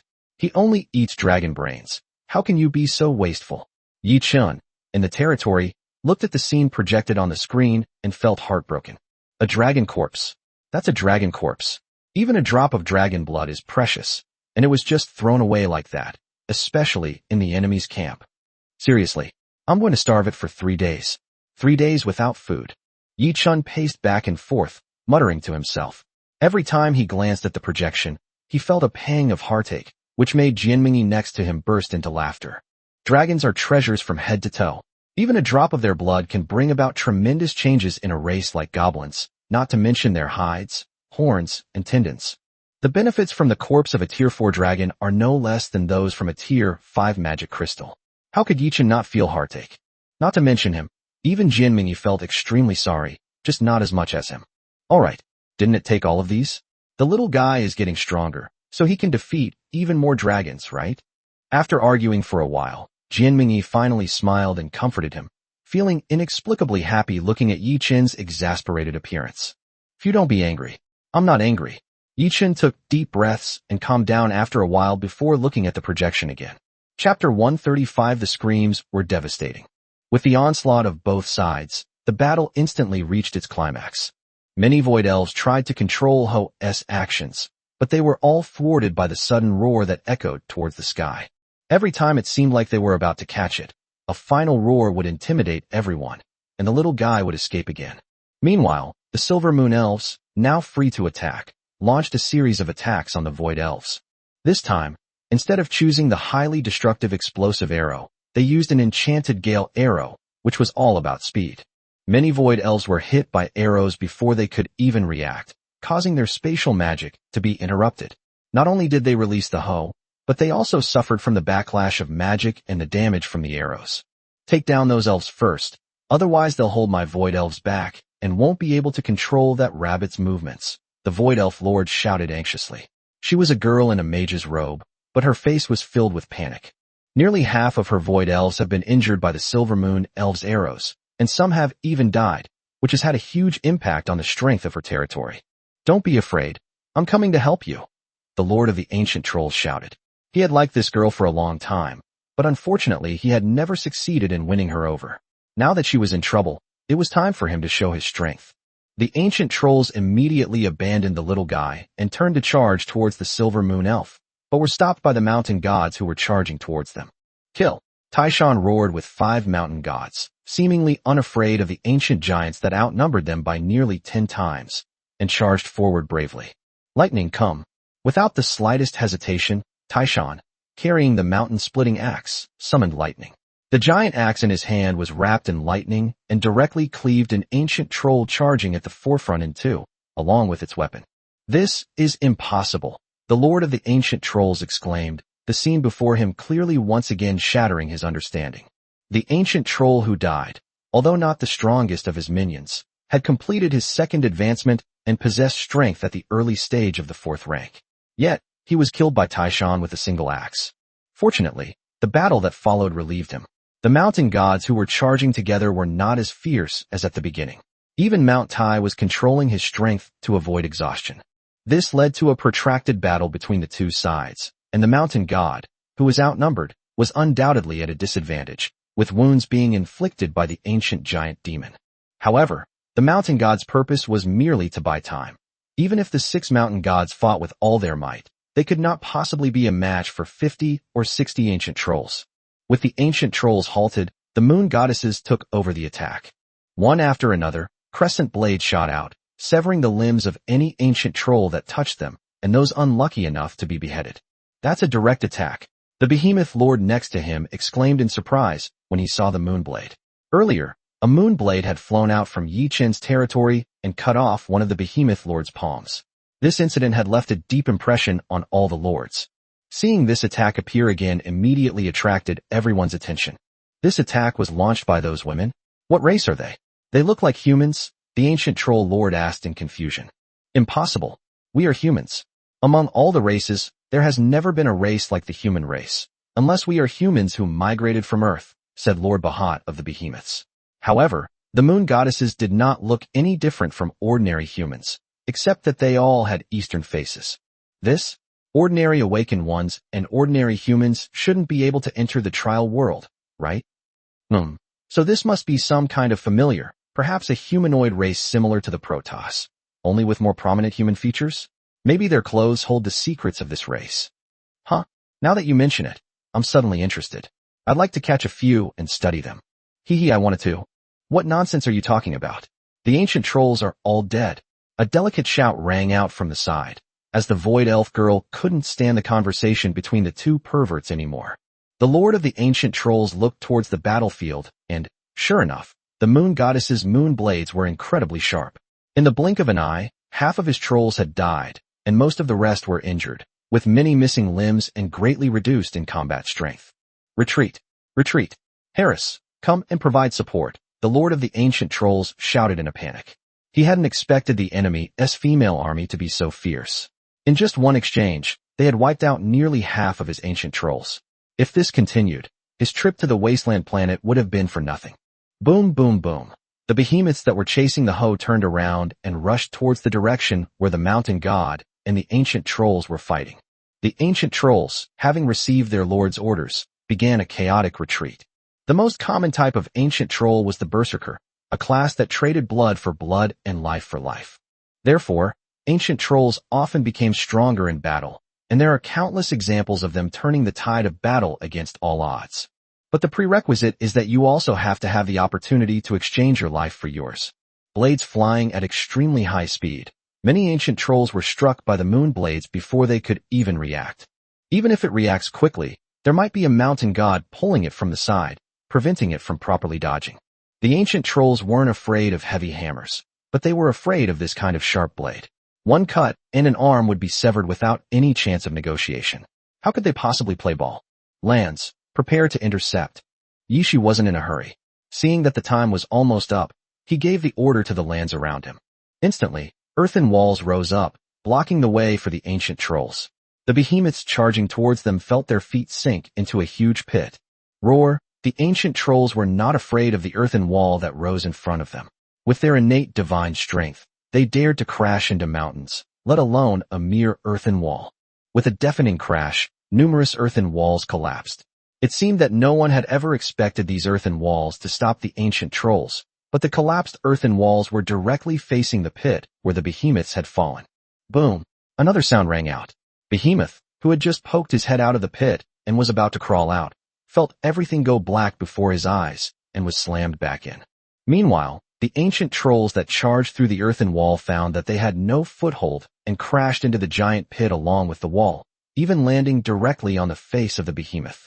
Roar, Behemoth's mouth had 2 huge teeth, and the ancient trolls riding on its face immediately let out a terrible scream, which made Yichen shrink his neck. Hiss, that scream was a bit too horrible, wasn't it? Chapter 136, The Fall of the Dragon. The war on Earth was raging, and the war in heaven was no less intense. Dozens of angels were dispatched to block the dragon's path. Although they were slightly outnumbered by the angels, the presence of the menacing Ho on the sidelines prevented the dragons from truly fighting freely. They kept a close eye on the Ho, which was stretching lazily on the ground after a hearty meal, fearing that it might charge at them at any moment. The Ho's previous elusive appearances had left such a deep impression on them that they could easily lose their lives without even a chance to struggle. The Ho, having devoured 3 giant dragons, seemed somewhat full at this point. It lay on the ground for a while without any intention of continuing its attack, seemingly intending to just watch. The angels, who were outnumbered in the sky, also failed to gain the upper hand against the red and blue dragons and were even in a precarious situation. Yi-chun, what should we do? Jianmingyi asked anxiously. Her angel team was clearly no match for the 2 dragon teams. Don't worry, it'll be ready soon, Yi-chun said with a serious expression. He had seen the angel's condition, but it was better to cut off 1 finger than to injure all 10. Rather than having behemoths, ancient trolls, and void elves all severely injured, it would be better to wipe them all out in one fell swoop. The angels only need to continue fighting for a while, without having to confront them head-on. Once this matter is over, they can then deal with the 2 teams of dragons. In reality, the angels' situation wasn't as bad as imagined. The real target of the firepower was the Ho lying on the ground. At this moment, Chris and the Blue Dragon Lord beside him already hated Ho to the core. The angels were just too hyped up and charged too fiercely, which attracted the dragon's firepower. As the angels gradually dispersed, Chris and the Blue Dragon Lord's attention returned to the Ho. Seeing the rabbit lazily stretching on the ground, they were immediately filled with anger. Roar! The dragon army roared and swooped down towards Ho. Breaths of red or blue dragon breath gathered in the dragon's mouths, all aimed at the little guy on the ground. Run, run, Jianmingyi muttered anxiously, fearing that the little guy would be hit by the dragon's breath. After all, the little guy is only at the peak of Tier 3, while there are Tier 4 red and blue dragons in the dragon horde. Moreover, although the little guy's previous actions seemed terrifying, he actually only targeted dragons that had just been born.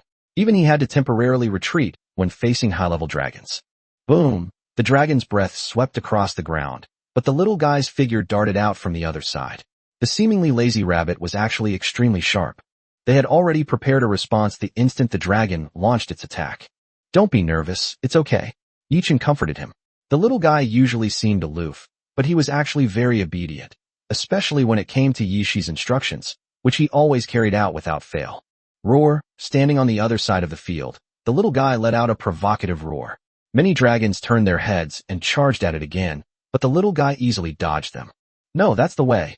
Seeing the little guy in grave danger under the dragon's breath, Jianmingyi's gaze suddenly sharpened, and she looked at Yichin thoughtfully.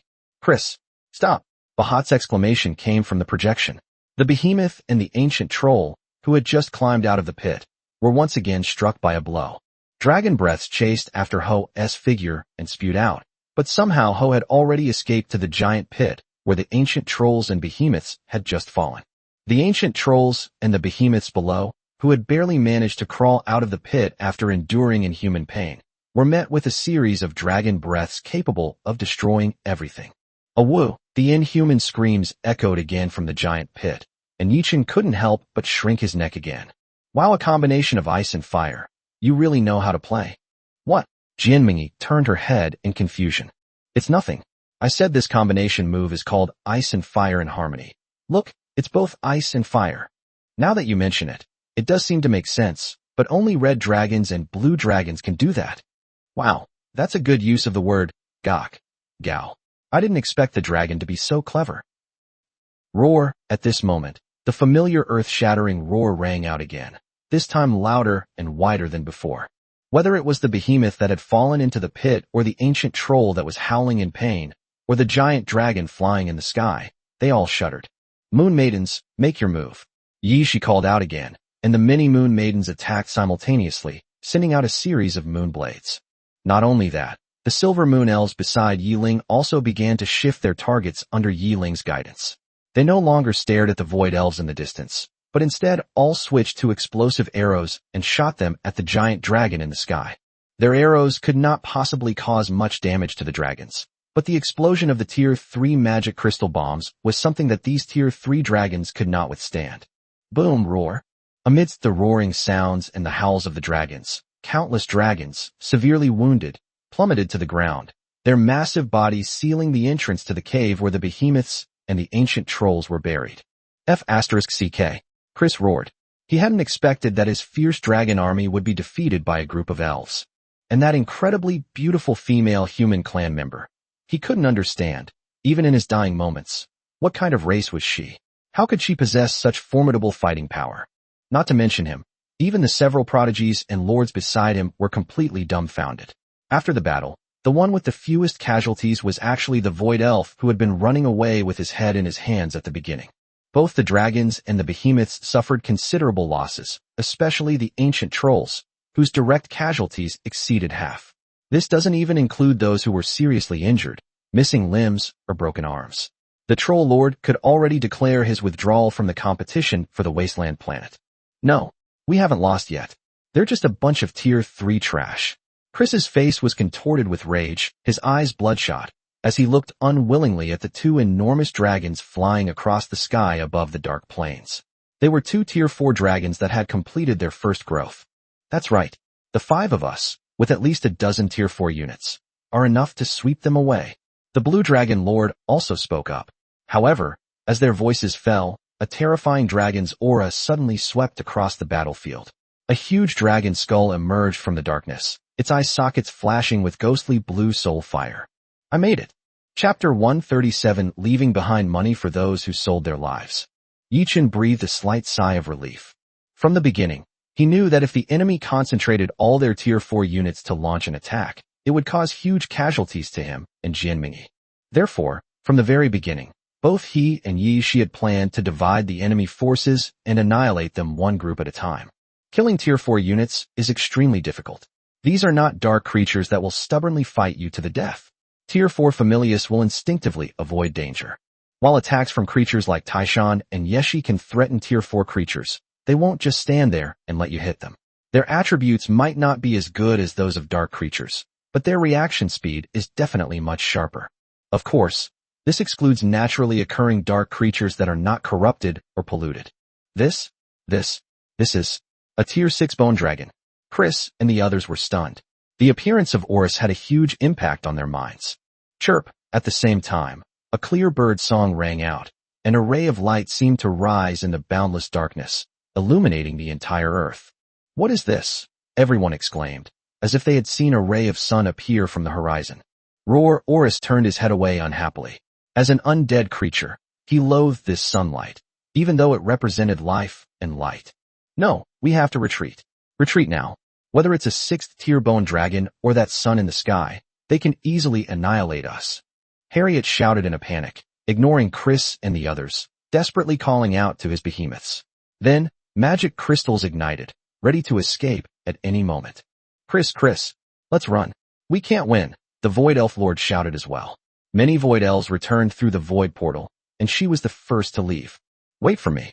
Help me out," Harriet and the Troll Lord shouted. Their kin were buried in the pit, covered by the wounded dragon, and escape was virtually impossible for them in the short term. However, at a time like this, why would the Void Elf Lord care about them? They're too busy running away to come and save you. They've already vanished in a flash. Yi Shi and the others did not give chase, but instead continued to collect the magic crystals and dark treasure chests on the ground while remaining on guard. Yi Chun had already given her instructions.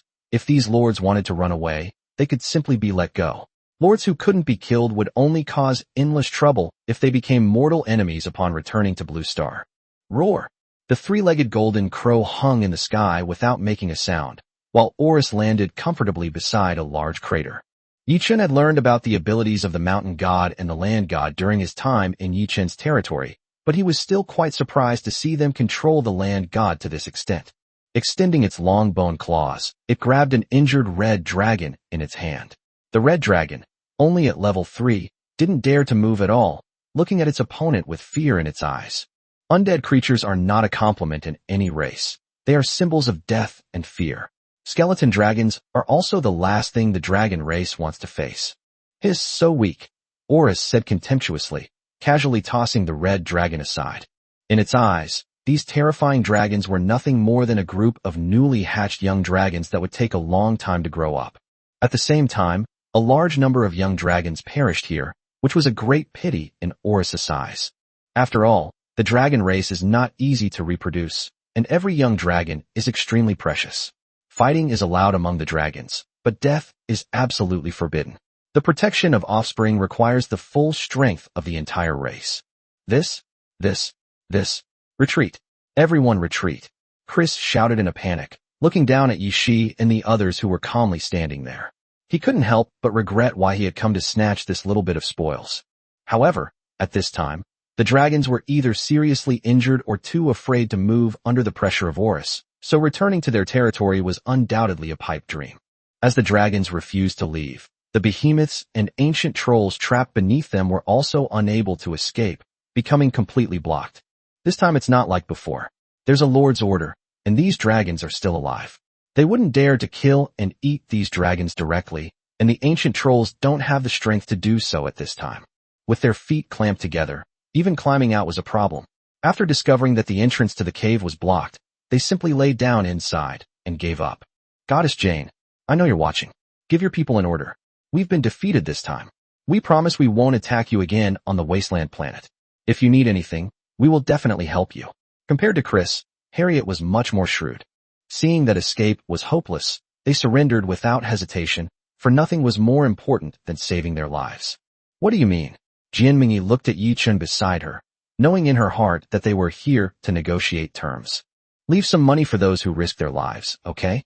If we can't keep the Void Elves, these 4 big guys won't be able to escape," Yi Chun said with a smile, and then sent the message to Yi Shi.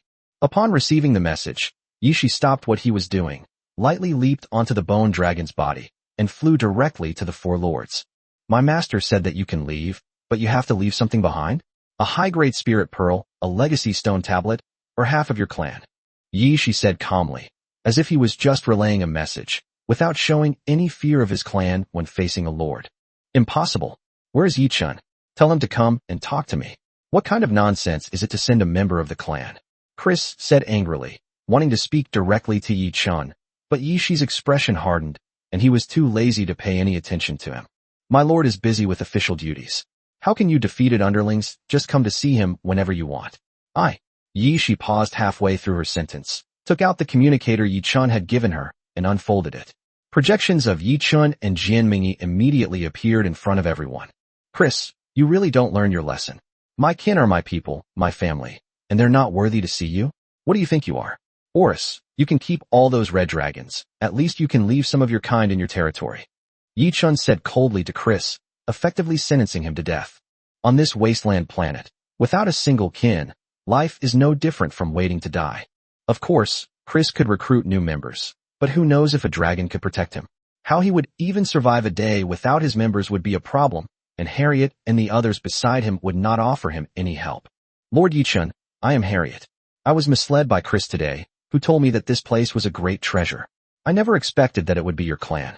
Please accept this high-grade spirit pearl as an apology. Harriet was very pragmatic and immediately betrayed Chris. Chris was furious, pointing at Harriet, but unable to speak for a long time. Chapter 138 Good citizens are always persecuted.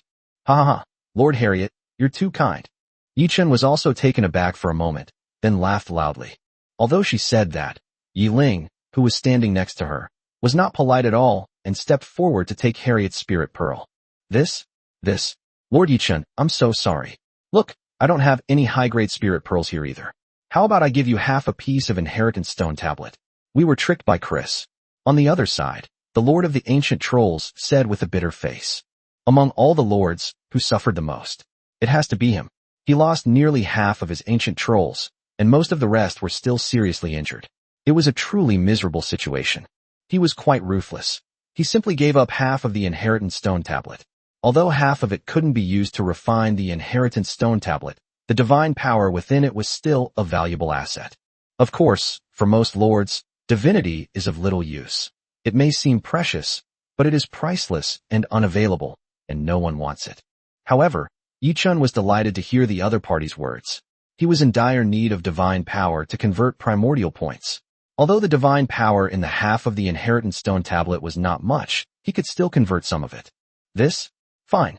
Seeing that you've been tricked by Chris so badly, half a legacy stone tablet it is. Yi-chun reluctantly agreed, and the other party's face immediately lit up with joy. Now it was Chris and the other Blue Dragon Lords' turn to be in a dilemma. They had neither high-level spirit orbs nor inheritance stone tablets, which put them in a difficult situation. Can I leave you 5 blue dragons? Chris was still hesitating when the Blue Dragon Lord said, his voice trembling with tears. He had already lost several blue dragons in the previous attack, and many of them were still seriously injured. Leaving Yi-chun with only 5 was already a huge loss. Moreover, it would be a great disgrace for a lord to hand over his own clan as prisoners, and it might even lead to a rebellion by the remaining clan members. But at this point he couldn't care less about anything else. He felt that if he continued to dawdle, none of the remaining blue dragons would come back.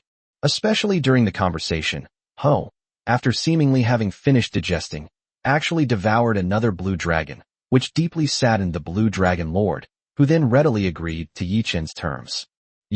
Chris glared angrily, but at this point he didn't know how to persuade them. The 5 of them together couldn't beat the 2 of them, so how could they expect him to do it alone? Not to mention that there was a tier 6 bone dragon eyeing him menacingly nearby, and a sun that had inexplicably risen in the sky. All of this made him lose all confidence to continue struggling. Chris, listen to my advice, stop struggling, just give up. When you can't resist, all you can do is enjoy it. Harriet earnestly advised, thinking that she couldn't be the only one suffering, could she? You guys. Chris was caught in a dilemma, and finally looked at Yi-chun with resentment, throwing a high-level lord's weapon at Yi-shi. Here you go. I hope you'll have the chance to enjoy this someday. Chris said with a look of resentment, while tossing a light blue bead toward Yi-shi. TSK. As expected of the Heavenly Pride Lord, you are indeed wealthy. But if you're going to back down, just admit it. Why make such threats? 1 high-grade spirit bead is their price. As the culprit, 1 spirit bead isn't enough for you. Leave 5 more fire dragons behind. They can be companions for those 5 blue dragons. Yi-chun said with a sigh, easily doubling Chris's pay. Yi-chun, you've gone too far. Chris shouted angrily. Just then, the Ho, who had eaten and drunk his fill, saw Yi-chun rushing over, only to find that it was just a projection. He passed through it without any hindrance and then stopped between the 2 of them with a puzzled look on his face. Me? What's wrong with me? I'll give you another chance to rephrase. Yi-chun picked at his ear and asked nonchalantly. Me. Chris stammered for a long time, but couldn't come up with anything. The beast in front of him had left him with a huge psychological shadow. Brother, let's just back down. Otherwise, we might not be able to bring these 5 red dragons back, and we might even lose more, the blue dragon lord advised. Look at him, so decisive. He could give up 5 blue dragons without any consequences. Unlike Chris, who even after admitting defeat, still made threats. Look, he just gave the other party an extra high-level spirit orb for nothing. It's nothing. I'm fine, Chris finally managed to say through gritted teeth, leaving behind 5 red dragons before leaving with the others. As for whether the other party will come back to seek revenge afterward, that's not something Yi-chun needs to think about right now. If you want to take revenge in the future, you need to have the power to do so, right?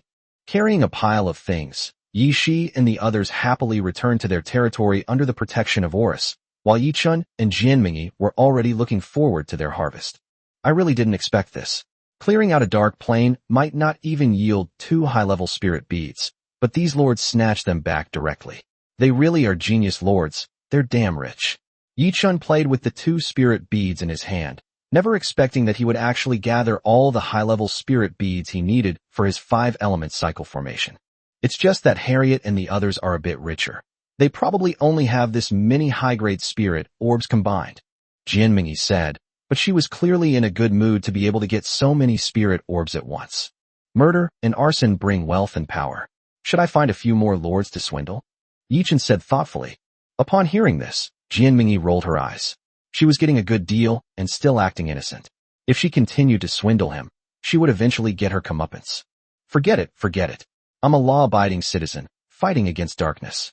I won't do things that harm my own people. Before Jianmingyi could speak, Yi-chun said to himself, as a model citizen, how could he harm his fellow believers? He would only be the one to get trouble, wouldn't he? Law-abiding citizens are always the ones who get persecuted. Too lazy to pay him any attention, Jianmingyi started sorting out her spoils. The total gains from the Dark Plains were enough to make any lord envious. The items Yi Shi sent back via the teleportation disc alone were piled up like a small mountain, and among them was a high-level spirit pearl. Yi-chun has already collected all the spirit orbs, but that doesn't mean he doesn't need high-level spirit orbs anymore. With Jianmingyi's promotion, Fatty's and Si-ming's promotion, and even the spirit orb slots in the Lord's Mansion, high-level spirit orbs are something that will always be scarce. Chapter 139 Transformation Hero Altar. With the return of Yi Shi and the others, the spoils of this trip have been fully compiled.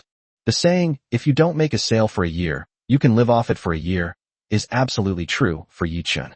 After arriving on the wasteland planet, there were only 2 truly large-scale operations, but the gains from those 2 operations far exceeded the total annual income of other lords. Both the Temple of Ares and this trip to the Dark Plains brought Yi-chun huge benefits. My lord, this was discovered by the landmen underground in the Dark Plains during the final evacuation. Oris said it's a relic of Caroline, the goddess of life of the planet Kalen. Yi Shi said, handing a string of grass-woven bracelets to Yi-chun. The immense life force faintly flowing on them was breathtaking. Caroline's is a bracelet? Yi-chun was stunned for a moment, then picked up the bracelet. It was a divine artifact similar to the Spear of Ares, but its power was far inferior, and it only had the effect of increasing life energy. However, this bracelet can be used to create a legacy steel, but it seems that only his Silver Moon Elf can use a legacy steel with the life attribute. Give it to Si-ming. Her familiar is also an elf. Jianmingyi immediately liked the bracelet when she saw it, but she also felt the life force on it, which was very compatible with the elf race. It would be a waste to give it to her. That's true, she got off too easy. Yi-chun scoffed. So much divinity. Wouldn't it be better to convert it into primordial points? Oh well, I'll give it to that girl. After all, she's a worker for me. You can tidy up the rest first. I'll go check this thing. Yi-chun said, handing the bracelet to Si-ming and holding another 7-colored glass ball. Absorb the divine power within and convert it all into primordial points. Okay, Jianmingyi nodded, and without saying much, she started tidying up on her own, gradually drawing out its divinity and introducing it into his body. He then used his lord's talent to convert it into primordial points.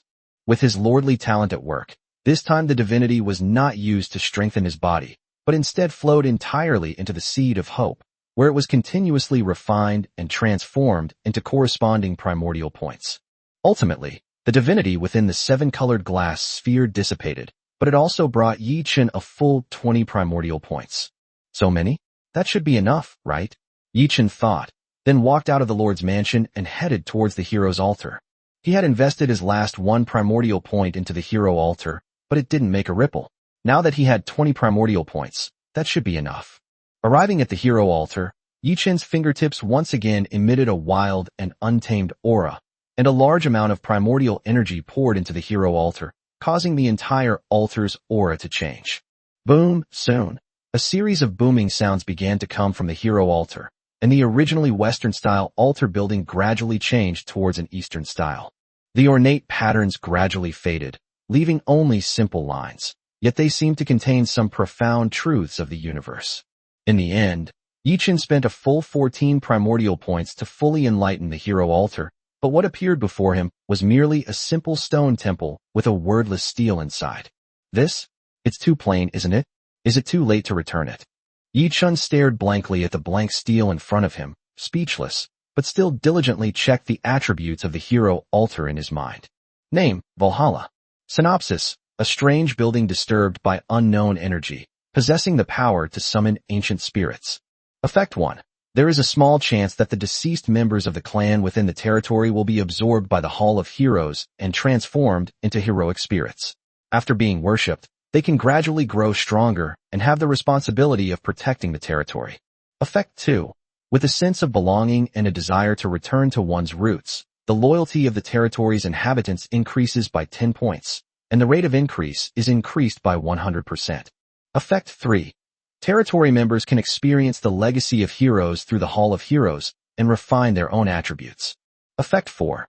The Hall of Heroes itself will continue to grow as the number and strength of the recorded heroes increase. What kind of building is this? I feel like some kind of power is calling to me. Before Yi Chen could even say holy crap, after seeing the attributes of the Hall of Heroes, he heard Oris's voice in his ear. Turning my head, I saw a huge dragon skull standing at the entrance, curiously watching everything in Valhalla. This is the Hall of Heroes? Are you going to come in and become a hero? Yi Chen was stunned for a moment, then realized what the Hall of Heroes was all about. Valhalla has the ability to transform deceased members of the clan into heroic spirits, and since Oris is an undead creature, he is already dead, so he can directly reside in Valhalla. Valhalla? Heroes? What's that? Oris asked in confusion. Well, heroic spirits are like deceased sages, right? They sacrificed their lives and souls for the continuation of their people, and ultimately did not enter the cycle of reincarnation, but could only be worshipped by their descendants, thus becoming heroic spirits. Yi Chen thought for a moment and explained. Upon closer reflection, heroic spirits are indeed quite similar to the incense offerings in mythology. It is said that in the primordial world, there were only 2 possible outcomes for those who died. Their souls were scattered or they were worshipped as gods. Later, put to establish the cycle of reincarnation, which gave everyone the opportunity to be reincarnated. The spirits of heroes are a kind of deification achieved through incense offerings. After death, people continue to receive incense offerings, and their consciousness and soul are reformed. However, this kind of rebirth is merely the restoration of consciousness and is not a true resurrection, nor can it enter the cycle of reincarnation. Legend has it that the Hall of Heroes of the human race is inhabited by the spirits of many heroes who made great contributions to mankind, such as the 3 sovereigns and 5 emperors, Swerin and Songjia. There's no way around it. The lifespan of humans is too short. These sages made tremendous contributions to the development of humanity, and it would be a great pity for them to enter the cycle of reincarnation like this. It's difficult to calculate their merits in the underworld, and they might be oppressed in their next life. They might as well be sent directly to Valhalla, where they can enjoy the offerings of the gods forever, their spirits enduring.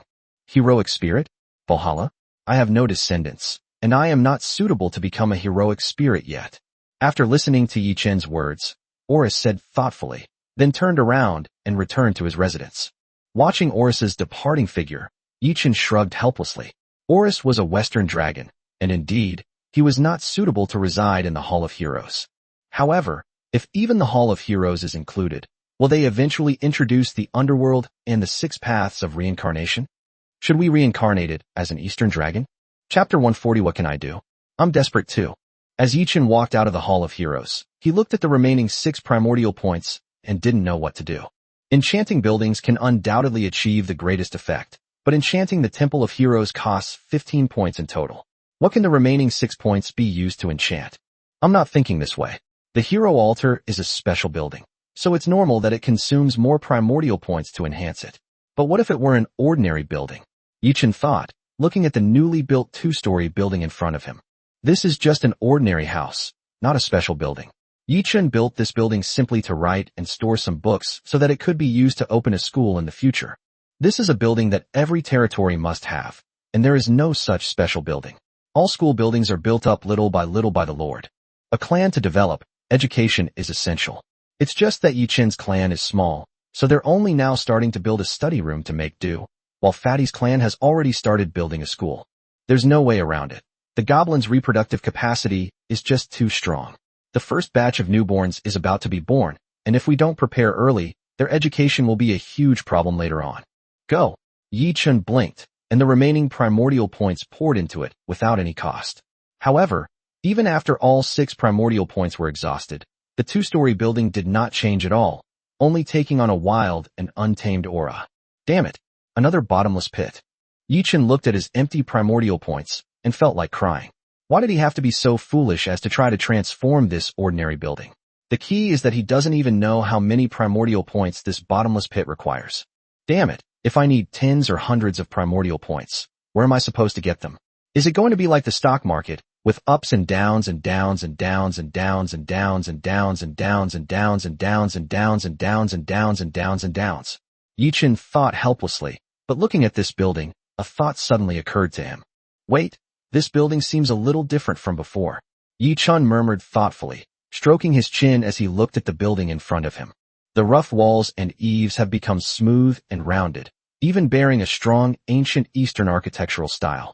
It is clearly transforming from a modern building into an ancient Western-style building, although it is only in the outline stage. Furthermore, the unremarkable house now exudes a strong sense of primordial chaos. Upon approaching the front, the once ordinary wooden door has been transformed into a double door, with a plaque faintly visible above it.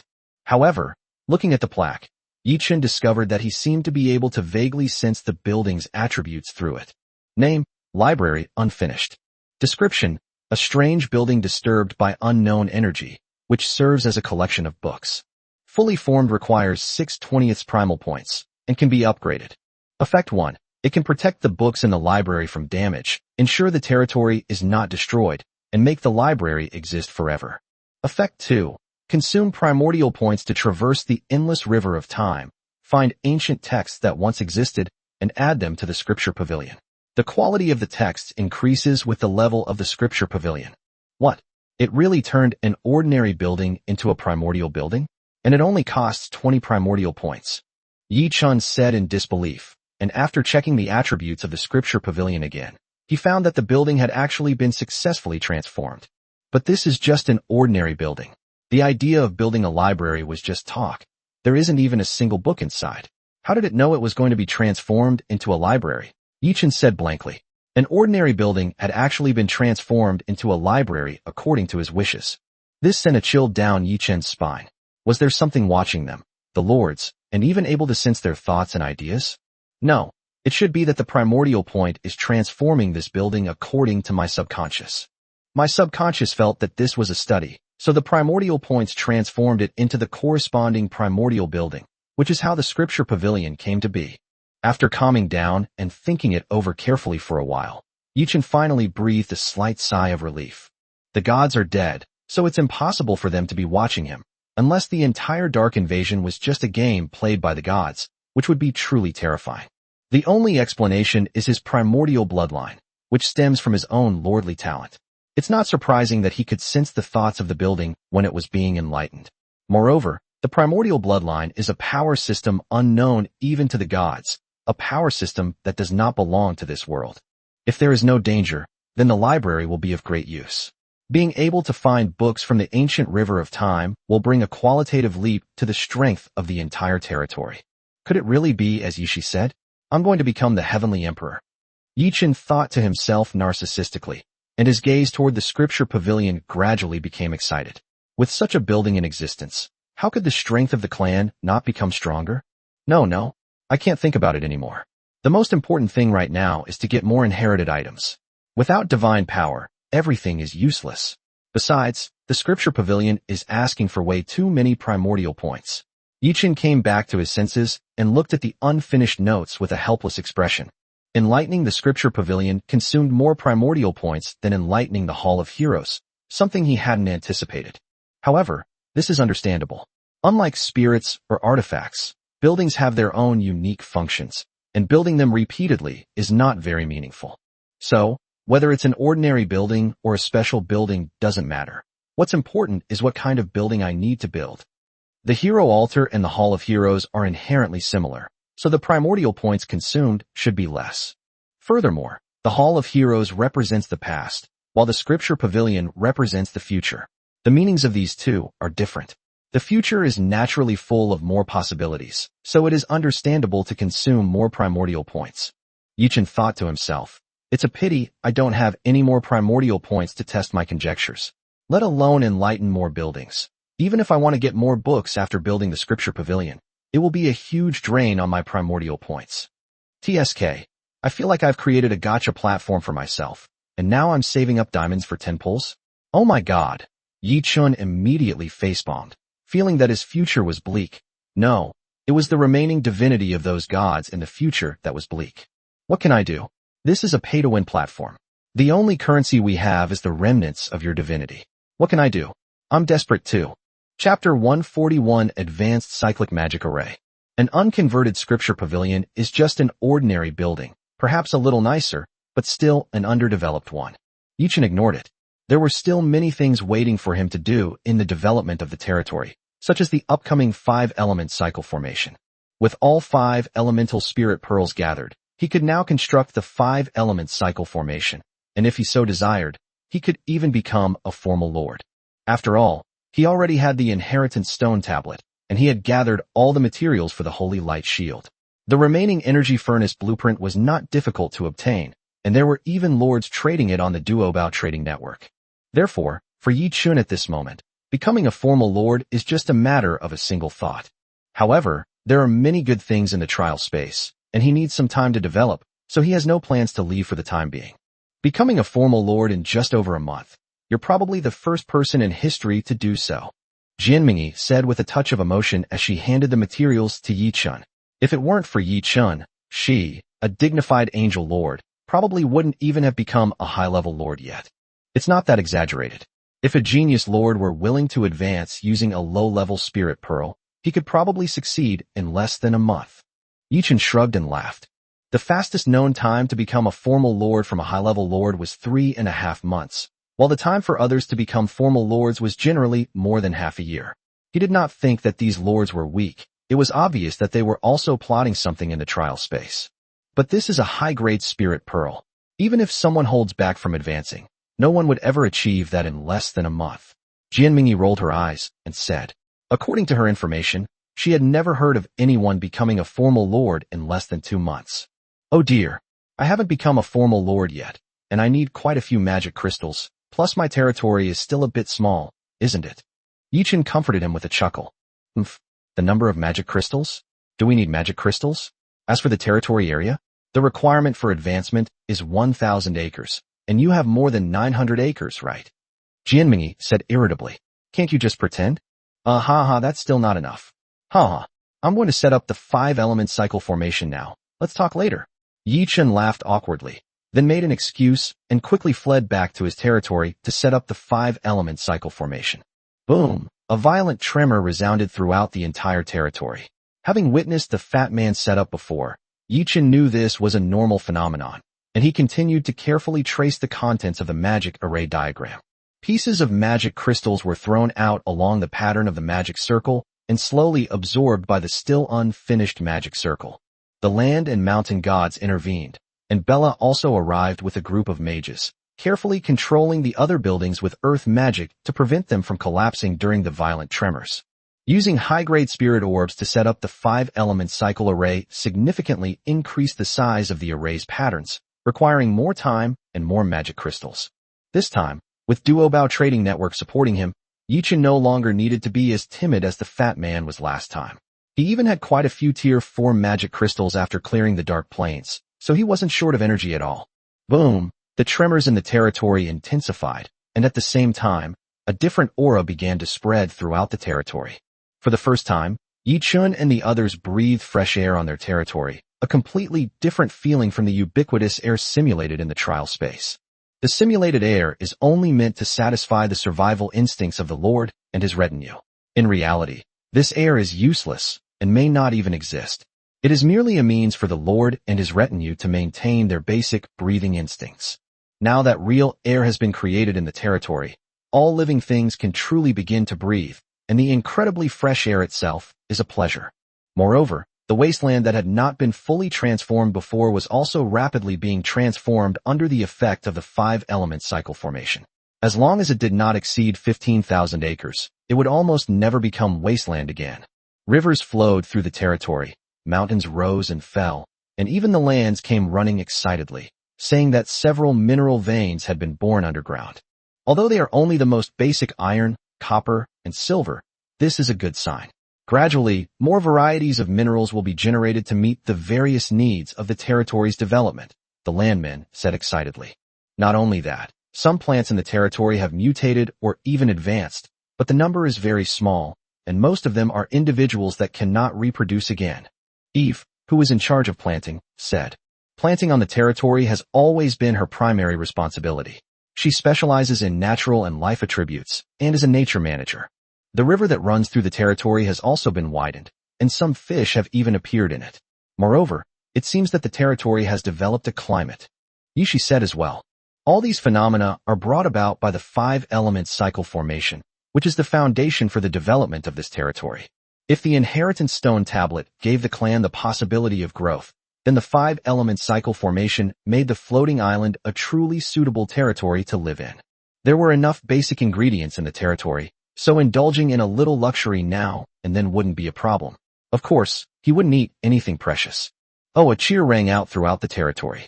Many silver laurel moon elves, led by Eve, had already gone to the orchard to select fruits and vegetables. They were vegetarians. On the other side, Yishi also led his men to select some livestock that were already capable of regeneration, to feed the land god, mountain god, and fire crows. As for the Tier 3 skeletons and sleeping skeletal dragons underground, undead creatures don't need to eat, so just look at them. The energy furnace mainly needs minerals and magic crystals. As for minerals, the obsidian chains that bind auras are enough, but the higher the quality of the magic crystals used to ignite the furnace, the better. As for the holy light shield, the materials have been gathered, but we should be able to replace it with higher grade materials. Anyway, we're not in a hurry to advance, so let's wait a bit longer. Yichen looked at the remaining 2 blueprints and silently put them away. The blueprints themselves weren't the problem. The problem was the materials needed to manufacture them. The stronger the materials, the better the finished product would be. How dazzling and powerful will the energy furnace and holy light shield he creates then be? Chapter 142, The 4-Leaf Clover That Purifies the Darkness. In the following period, Yi Chun and Jianmingyi entered a brief period of calm and development. For a full week, the lords were cleaning up various parts of the wasteland planet. With everyone's cooperative efforts, most of the planet had been cleaned up, leaving only some extremely troublesome areas. These places are generally guarded by powerful groups of dark creatures, or inhabited by powerful beings similar to Horus. Even if the proud lords join forces, they are not easy to deal with. During this week, Yichen also subdued the 12 dragons he had extorted from Chris. Since they weren't his own kin, their loyalty was usually a big problem, but with Horus around, anyone who dared to disobey would get a beating. As an ancient, almost extinct skeletal dragon of the dragon race, possessing strength up to rank 6, dealing with these newborn dragons is nothing to him. Brats? He can just give them a beating, and if that doesn't work, he can give them another one. After all, they're not his own children. Do you understand? Horus asked, looking at the bruised and battered young dragons. Understood. All the young dragons nodded silently, even though they didn't know exactly what they were supposed to understand. You understand now. What are you still doing here? Why aren't you going to sleep and improve your strength? Are you just waiting to be beaten up? Horus roared, and all the young dragons trembled and scurried to the dragon den that Horus had prepared for them to sleep. The way dragons increase their strength is simple: sleep and live.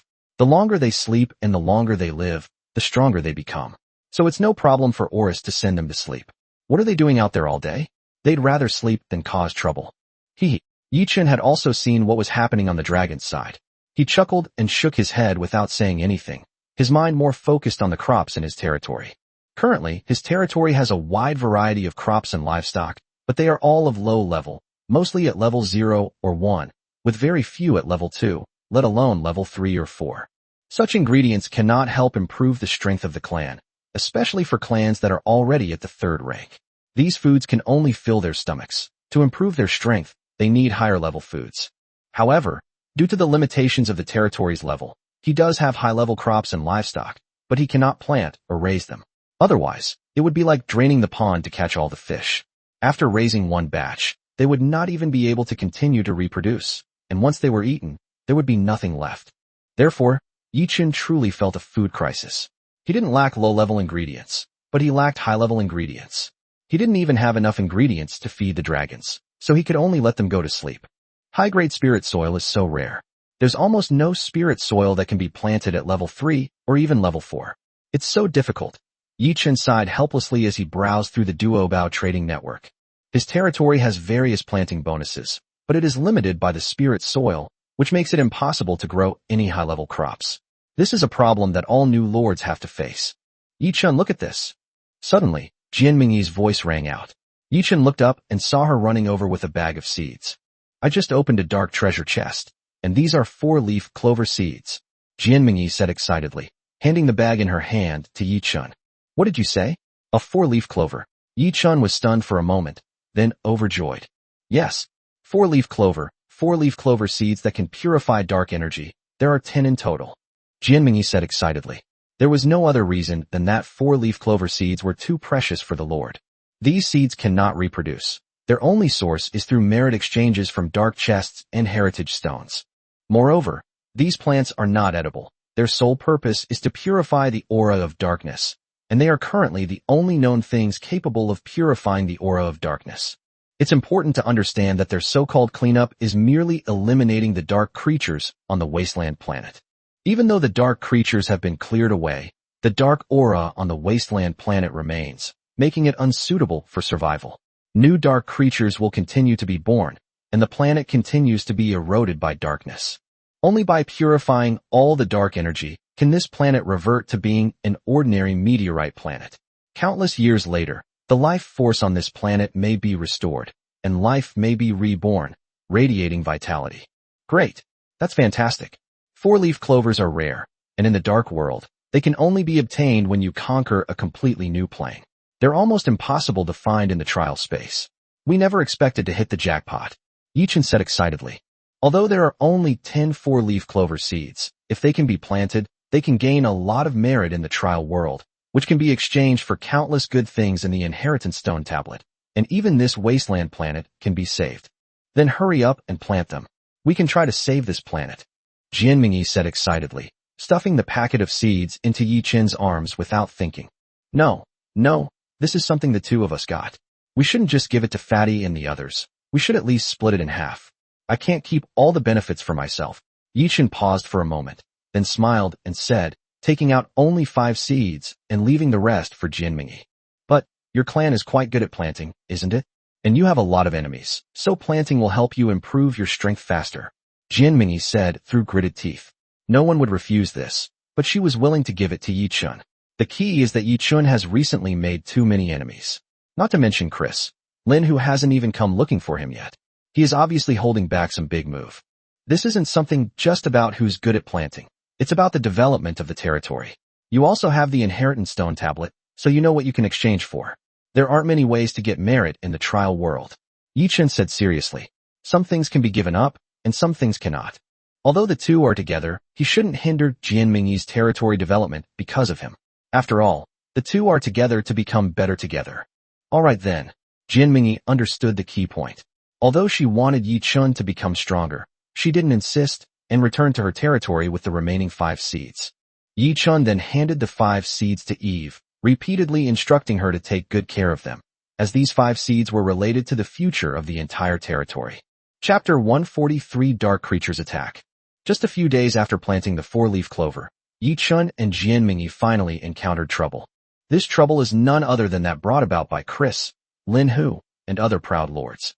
With Chris's departure, Yi Chun and Jianmingyi's territory was exposed. After clearing out the low-level dark creatures on the wasteland planet, Lin Hu and the others finally had time to deal with Yi Chun. Your Majesty, a violent energy fluctuation has been detected from the north. Upon investigation, it has been determined to be a 6th-tier ice demon spirit. A beast tide is surging to the west. It's a 4th-tier dark demon. A group of abyssal sea beasts have emerged from the east, and their strength is above level 4. A level 6 flame bird also flew over from the south. Suddenly, messages came back, and Yi Chun and Jianmingyi realized that they were surrounded by dark creatures, and these powerful dark creatures were heading towards their territory. Wow, aren't they afraid we'll just quit and walk away? Yi Chun said with a surprised look. With such a big fuss, he could just burn his magic crystals and take off and leave, no matter how many dark creatures came. They're afraid, so all the remaining dark creatures from outside the wasteland planet have gathered above us. If we take to the sky, we'll be lambs to the slaughter. Jianmingyi raised her wristband. This was the message Si Ming had just sent back to them. Wow, now they really have no way to escape. Yi Chun said with a shrug. So what's next? Find a way to break out. Or wait here to die? Jianmingyi asked with a light laugh. Although the enemy's lineup is large, it won't be easy to deal with them. At least the group of dark creatures in space can be cleared out, and there are basically no high-level creatures among them. We can't fly away, but we can go underground. If we can't go to heaven, we can go underground. Once those dark creatures have finished fighting each other, we can come back up and be the fishermen in peace. Yi Chun said with a relaxed expression. That makes sense. Jianmingyi nodded. The two then began to withdraw their kin, and all those who had gone out to explore returned. Subsequently, both territories sank into the ravine they had previously crossed under the magic of the land and mountain gods. Moreover, a large amount of soil above the ravine moved up and down, gradually sealing the opening and making it look like a flat piece of land. The natural underground barrier meant that the land and mountain gods didn't have to exert much effort, and the dark creatures were still far away, giving them ample time to prepare. Even after sealing the cave entrance, they still had time to reinforce it to prevent it from collapsing during a fierce battle and destroying their territory. After finishing these tasks, Yi Chun and the others waited peacefully underground for the arrival of the dark creatures. Boom! This time, it didn't take long before a slight tremor came from above. This was caused by a large number of creatures moving around above. Fortunately, the rock layer created by the mountain gods and land gods was thick enough that there was no risk of collapse, and not even many rocks fell. Feeling the vibration above, Yi Chun pursed his lips and didn't rush up. Instead, he continued to look through the exchange list in the inheritance stone tablet. There aren't many items here, but there are some commonly used magic crystals, spirit springs, and spirit soil. 1 kilogram of Tier 4 spirit soil requires a full 1,000 merit points. If you add Tier 4 spirit springs, it's no small amount. Based on the conversion rate of 5 4-leaf clovers, it would take at least 200 hours, or more than 8 days, to accumulate 1,000 merit points, which is only enough to exchange for 1 kilogram of spirit soil, and not even enough to plant a single crop. This is too difficult. Yi Chun sighed helplessly. At this moment, the tremors above began to gradually intensify, as if a battle had begun. Not only that, but there were also alternating waves of warmth and cold coming from the rock strata above. Let's go up and take a look. Yi Chun summoned the land deity, and then led Yi Shi, Yi Ling, Tai Shan, and the others to ascend above the ground. How could they possibly miss such a grand battle between dark creatures? Boom! Instead of appearing directly from above, the group was led around by the land to the edge of the battlefield. At this moment, a fierce battle was raging at the intersection of numerous dark creatures. Dark demons and abyssal sea beasts clashed, while demonic flames and frost danced in the sky. The battle between ice demons and demonic firebirds. 6th-tier creatures is extremely strong. Even the seemingly huge dark demons and abyssal sea beasts below are instantly killed by such attacks. Chirp! The flame bird cried out, spewing out scorching black flames that burned towards the dark blue ice demon spirit. The ice demon on the other side was not to be outdone. It condensed a thick ice spear, which directly dispersed the flames and stabbed towards the demon flame firebird.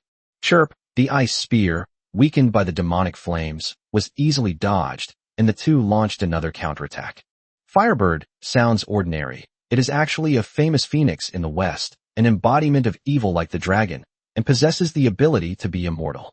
Of course, after the phoenix fell into the demon flame bird, its immortality was greatly weakened, and it would be extremely difficult for it to survive if it were killed.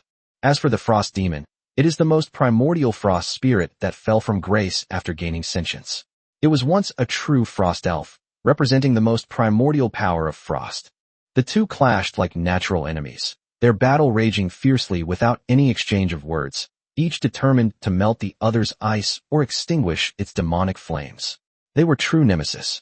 As for the dark demon and the abyss behemoth, they were forced to fight each other under the command and orders of the two powerful figures, each contributing their strength, shedding blood and tears for one side. Wow, this is really intense. Yi-chun exclaimed as he watched the fierce battle.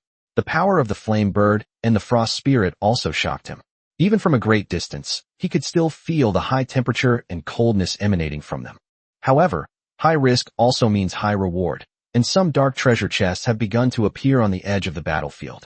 Yi Ling, bring out more agile silver moon elves and search the edge of the battlefield to see if there are any other lords. Those bastards are definitely waiting nearby, trying to kill two birds with one stone. They want to wipe us out along with the dark creatures. Yi-chun looked at the surrounding darkness and said to Yi Ling beside him. He didn't believe that those arrogant lords wouldn't want to see the outcome after luring the monsters. They might be waiting in some corner right now, waiting for Yi-chun to come and die. Chapter 144, Luring the Enemy. The land spirits traveled back and forth between underground and the surface, bringing out a large number of silver laurel moon spirits, while Yi-chun returned to his territory. As the lord of the territory, he cannot put himself in a dangerous situation. After understanding the surrounding situation, he can then communicate in real time through the projection. The many silver moon elves scattered and went to explore the surrounding darkness, while the battle on the ground was also in full swing through the projection. The land and mountain gods continued to reinforce the rock layers above, yet large amounts of sand and gravel still fell, and the weather was sometimes frosty and sometimes scorching hot, clearly affected by the attacks of the ice demon spirit and the flame firebird. Roar! Through the projection, bursts of beast roars rang out. Compared to the battle between the big shots in the sky, the battle between the dark demons and the abyssal sea beasts below was even more shocking and tragic. After all, the scene of tens of thousands of tribes fighting together is far more spectacular than the battles of the celestial beings. Dark demons are a relatively common type of abyssal monster.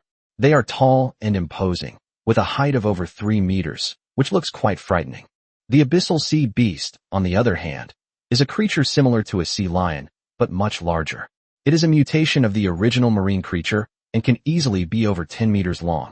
Although both are tier 4 races, the abyssal sea beasts are stronger and larger than the dark demons, but they are less numerous and less mobile. Often, a few dark demons can leave numerous wounds on an abyssal sea beast, and if a dark demon is hit, it will be severely injured at the very least.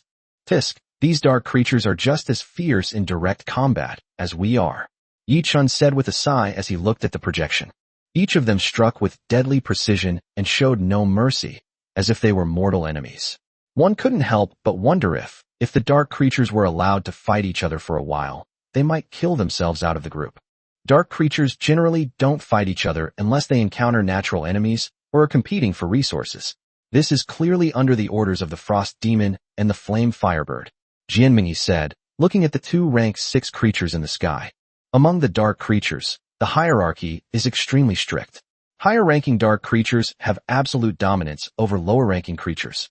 Therefore, when the mortal enemies, the frost demon spirit and the flame firebird, meet, the two dark races below can only fight each other for their respective leaders, even if that leader is only temporarily in place. TSK, how pitiful, Yi-chun sighed. Falling into depravity was not their original intention, and now they can't even control their own behavior or life and death. It's really quite pitiful to think about. My lord, we found other lords. Suddenly, Yishi's voice rang out. A silver laurel moon elf who had gone out to scout had returned, and indeed found the presence of other lords' families in the surrounding area. Have you found out what race they are? Yi-chun asked. There are elves, dragon men, lizard men, many, about 7 or 8 races, but there are no high-ranking races, and they seem to be looking for something, the silver moon elf replied. What are they looking for? They're looking for us. It seems our sinking underground has brought them quite a surprise, Yi-chun said with a light laugh. That's true, but judging from these races, there are quite a few of them. If they can't find us around, They'll probably figure out we've gone underground very quickly. Jianmingyi nodded, a hint of worry on her face. It's all right. Even if they guess we're underground, they probably can't do anything about it. After all, these dark creatures up there aren't good at burrowing, Yichen replied. However, we still have to be careful. We need to find a way to distract them. As Yichen spoke, he fell into deep thought. If he did not show himself on the surface, it would be easy to guess that he was hiding underground. However, if they could find him on the surface, Lin Hu and the others would only assume that he was hiding somewhere on the surface. Yi Ling arranged for the Silver Moon Elf to make some appearances among these creatures to lure them into this valley. Yichen said, pointing to a valley on a nearby topographical map. This topographical map was compiled by him over the past few days. The valley was originally occupied by a group of Tier 3 creatures, but under his pay-to-win tactics, it was nuked and leveled in just one day, yielding a number of dark treasure chests. Yi Shi, send out Yue. While the Silver Osmanthus Moon Elf is drawing the enemy's attention, quickly plant a sufficient number of magic crystal bombs there, so we can wipe them out in one fell swoop. Yichen continued. Since they were going to expose themselves, they needed a base on the ground. After Lin Hu and his group found out the location of Yi Chun and the others' base, they would naturally lead more dark creatures to rush towards this base. When the massive number of magic crystal bombs exploded, even a 6th-tier creature would be in trouble. Yes, sir. Yi Shi and Yi Ling accepted the order and led their respective clansmen to make arrangements. Families who had been wandering on the edge of the battlefield searching for Yi Chen's whereabouts, coincidentally, discovered the sneaky figures of the Silver Moon Elves and carefully followed behind them, hoping to find the location of Yi Chen's territory. Sensing the scouts of various races following behind, the Silver Moon Elves exchanged smiles and darted through the forest into a valley. The scouts behind wanted to follow, but found that a large number of stone statues and golems stood around, blocking the entrance and exit of the valley, which made the scouts dare not make any rash moves. Before long, the scouts received messages from their respective lords, leaving a small number to keep watch while the rest disappeared into the darkness. What method do you think they will use to lure these dark creatures here? Through the projection, Yichen watched the figures disappear outside the valley and asked Jianmingyi beside him. What could it be? Rare and precious treasures. As long as we can deal with the Frost Demon Spirit and the Flame Firebird, the two races below will have no choice but to obey, Jianmingyi said with a sneer. This was also a common tactic used by the Lord to lure monsters in the dark. There are many things that are extremely attractive to dark creatures, such as the spirit orbs that lords need the most. Consuming spirit orbs of the corresponding attribute can enhance the power of dark creatures in that attribute, and may even cause them to undergo advanced mutations. For example, if this flame bird were given a high-level fire-type spirit orb, it could easily overpower the ice demon spirit, and given enough time, it might even grow to level 7. That's true. I wonder if any more new dark creatures will come. Anyway, we'll wipe them all out in one fell swoop, killing as many as they come. Yichen nodded, looking at the image on the projection with anticipation. Chapter 145 World Nuclear Peace. The two guessed correctly. Not long after the scouts left, a burst of intense heat and icy coldness emanated from the edge of the battlefield. Yi Chun and Jianmingyi couldn't sense it, but based on Yi Shi's reply, the fire spirit orb should be about the strength of a high-level spirit orb, and the mutated ice spirit orb should be about the mid-level. That's really generous. Yi Chun couldn't help but exclaim upon hearing Yi Shi's words. He was always offering rare high-grade spirit beads, and even mid-grade mutated spirit beads. No wonder he was such a big spender. My lord, 2 more groups of dark creatures have arrived in the vicinity. Yi Ling appeared in the projection and said to Yi Chun with a solemn expression. So you really have a backup plan? Do you know what race they are? Yi Chun nodded and asked. Since Lin Hu was planning to kill him, he must have made ample preparations. If one attack wasn't enough, he would definitely have a backup plan. There wasn't time to investigate, but judging from their aura, they're no weaker than dark demons and abyss sea beasts. The strongest of them even has the strength of a 6th-tier beast. Yi Ling replied. Then let's leave it at that. Yi Shi, have the magic crystal bombs in the valley been arranged? All arranged. 10,000 tier 3 magic crystal bombs and 1,000 tier 4 magic crystal bombs, ready to be detonated at any time with a single command. Good. Make sure to hide these magic crystal bombs well, and detonate them only after all the dark creatures have entered the valley. Under no circumstances should they be detonated prematurely. Rest assured, sir, I have made all the arrangements. Yichen nodded. As the chief steward, Yi Shi was quite capable. Now, all that was left was to catch him like a turtle in a jar. Soon, the auras of fire and ice surged toward the valley. Not only that, but two more terrifying auras also came from the other side.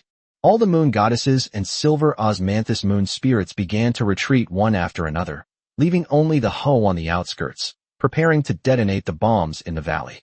The little guy is small and fast, making him difficult to spot. After detonation, he can also quickly evacuate to avoid being accidentally injured. With everything ready, the two dragon men, each holding a spirit orb, rushed into the valley in a panic, even engaging in a symbolic fight with the stone golem. These members of the clan all possessed third-tier strength, making it extremely easy for them to deal with second-tier, top-tier stone golems. The reason they hadn't acted earlier was simply to avoid being discovered and alerting the enemy. At this moment, Lin Hu and the others, who were thousands of miles away, watched with anticipation as their clan rushed into the valley, only to find it empty. Their expressions changed drastically. "Oh no, we've been tricked," Lin Hu exclaimed in alarm, and immediately tried to call back the members of the clan, but it was too late. The Frost Demon and the Flame Firebird were very fast. Since they had already detected the aura of the spirit orb and stopped fighting to rush towards this side, the time required was naturally very short. Almost simultaneously, after the clansmen carrying the spirit orbs rushed into the valley, the Ice Demon Spirit and the Demon Flame Firebird had already rushed in. Several members of the clan hurriedly threw out the spirit orbs and fled for their lives, while the Ice Demon Spirit and the Flame Firebird rushed towards the spirit orbs of their respective attributes without hesitation. Chirp woo.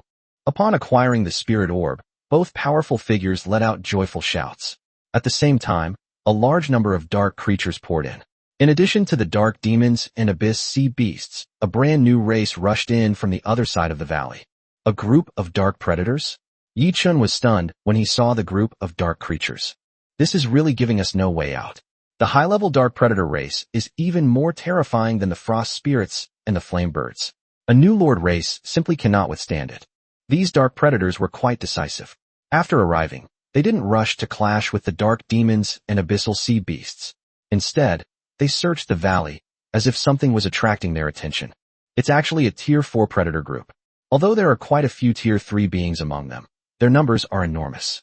I'm afraid even the dark demons and abyss sea beasts combined wouldn't be a match for them, Jianming exclaimed. This group of dark predators was extremely large, numbering at least tens of thousands. The sheer size of the tribe has led to a wide disparity in strength, with the strongest leaders possessing strength as high as 6th rank, while the weakest are even as weak as 2nd rank.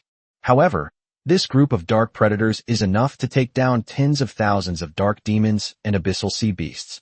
With some planning, they could even take down ice demons and firebirds. We've arrived just in time. I didn't expect Lin Hu to give us such a generous gift. Tell Ho that everyone's here. We can start, Yi Chun said excitedly. With such a grand event, how good could the dark treasure chest reward be? Roar. Upon receiving the order, the little guy, carrying a package of magic crystal bombs on his back, rushed into the valley. At this moment, a stalemate had formed in the valley. The immense pressure from the dark predators made the ice demon and the flame firebird hesitant to attack. Each of them led a group of dark creatures, constantly letting out threatening roars at the dark predators. On the other hand, the dark predators only left a few of their people to challenge them, while the rest searched the valley thoroughly, seemingly looking for something. They even dug up the magic crystal bombs that Yi Chun had buried. Gurgle. Just then, a harmless gray-white rabbit wobbled in, startling the many dark creatures. Roar. The sudden appearance of the life form immediately caused many dark creatures to roar. This was excellent food, but it was a bit small, so they could only have a small snack. Before the dark creatures could make a move, the little guy threw off the pack on his back and ran wildly out of the valley. His speed was completely different from when he came, and even a 4th or 5th level dark predator might not be able to catch up with him. It's a magic crystal bomb. Run. From a great distance, Lin Hu and the others saw the scene in the valley through the projections on their familiars and immediately shouted for them to retreat, but it was too late. Boom! A violent roar rang out. The package thrown by Ho didn't even hit the ground before it was smashed to pieces by a dark demon with a single palm strike, followed by the violent explosion of the magic crystal bomb inside the package. These were all Tier 3 magic crystal bombs. The dark demon was instantly blasted to ashes, and the surrounding dark creatures also suffered. A whole package of Tier 3 magic crystal bombs exploded at once, and even Tier 4 creatures couldn't withstand it. Moreover, this package of magic crystal bombs was merely a trigger. Its purpose was to detonate the magic crystal bombs buried deep underground in the valley. Boom! With a huge roar, the magic crystal bombs in the valley were detonated one after another, and a huge mushroom cloud rose up.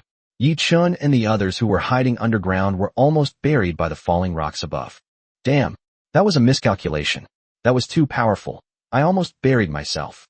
Yi Chun spat out the sand in his mouth and looked at Oris beside him. The world has been nuclear peaceful. Now it's up to Oris to decide what happens next. Chapter 146 Battle in the Valley. Roar! Oris shook off the dirt on his body and slowly got up. Several landmen worked together to send the 100-meter-long Oris out of the ground. Roar! With a huge dragon roar, Oris flapped its wings and flew towards the valley. Linhu, should we go take a look? So many high-level dark creatures. How much good stuff must they have? At the gathering place of the lords in the distance, many lords had lost sight of this valley. The familiar holding the projection had been reduced to ashes, but Chris was unwilling to give up and shouted to Yi Chun not far away. Go where? Go to your death? Not only can we not go, we have to leave now, Linhu said with a gloomy face. He did not expect that his seemingly flawless plan would actually benefit Yi Chun. Not only did he get several precious high-level spirit beads, but he also gave Yi Chun so many dark creatures.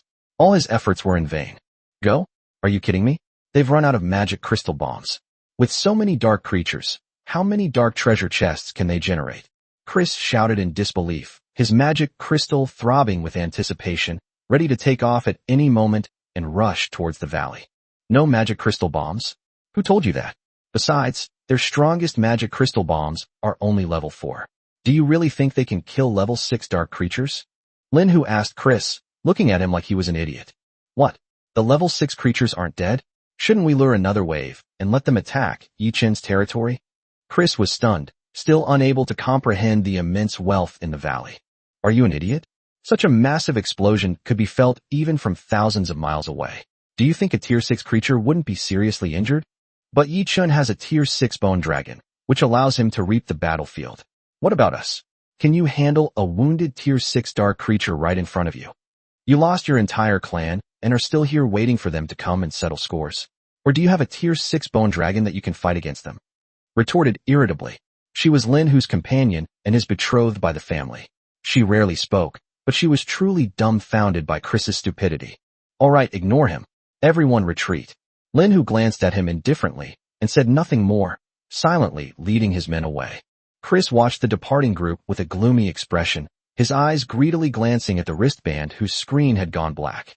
In the end, he gritted his teeth and left with Linhu and the others. Not long after the lords left, Yiling led several Silver Moon elves to track them down.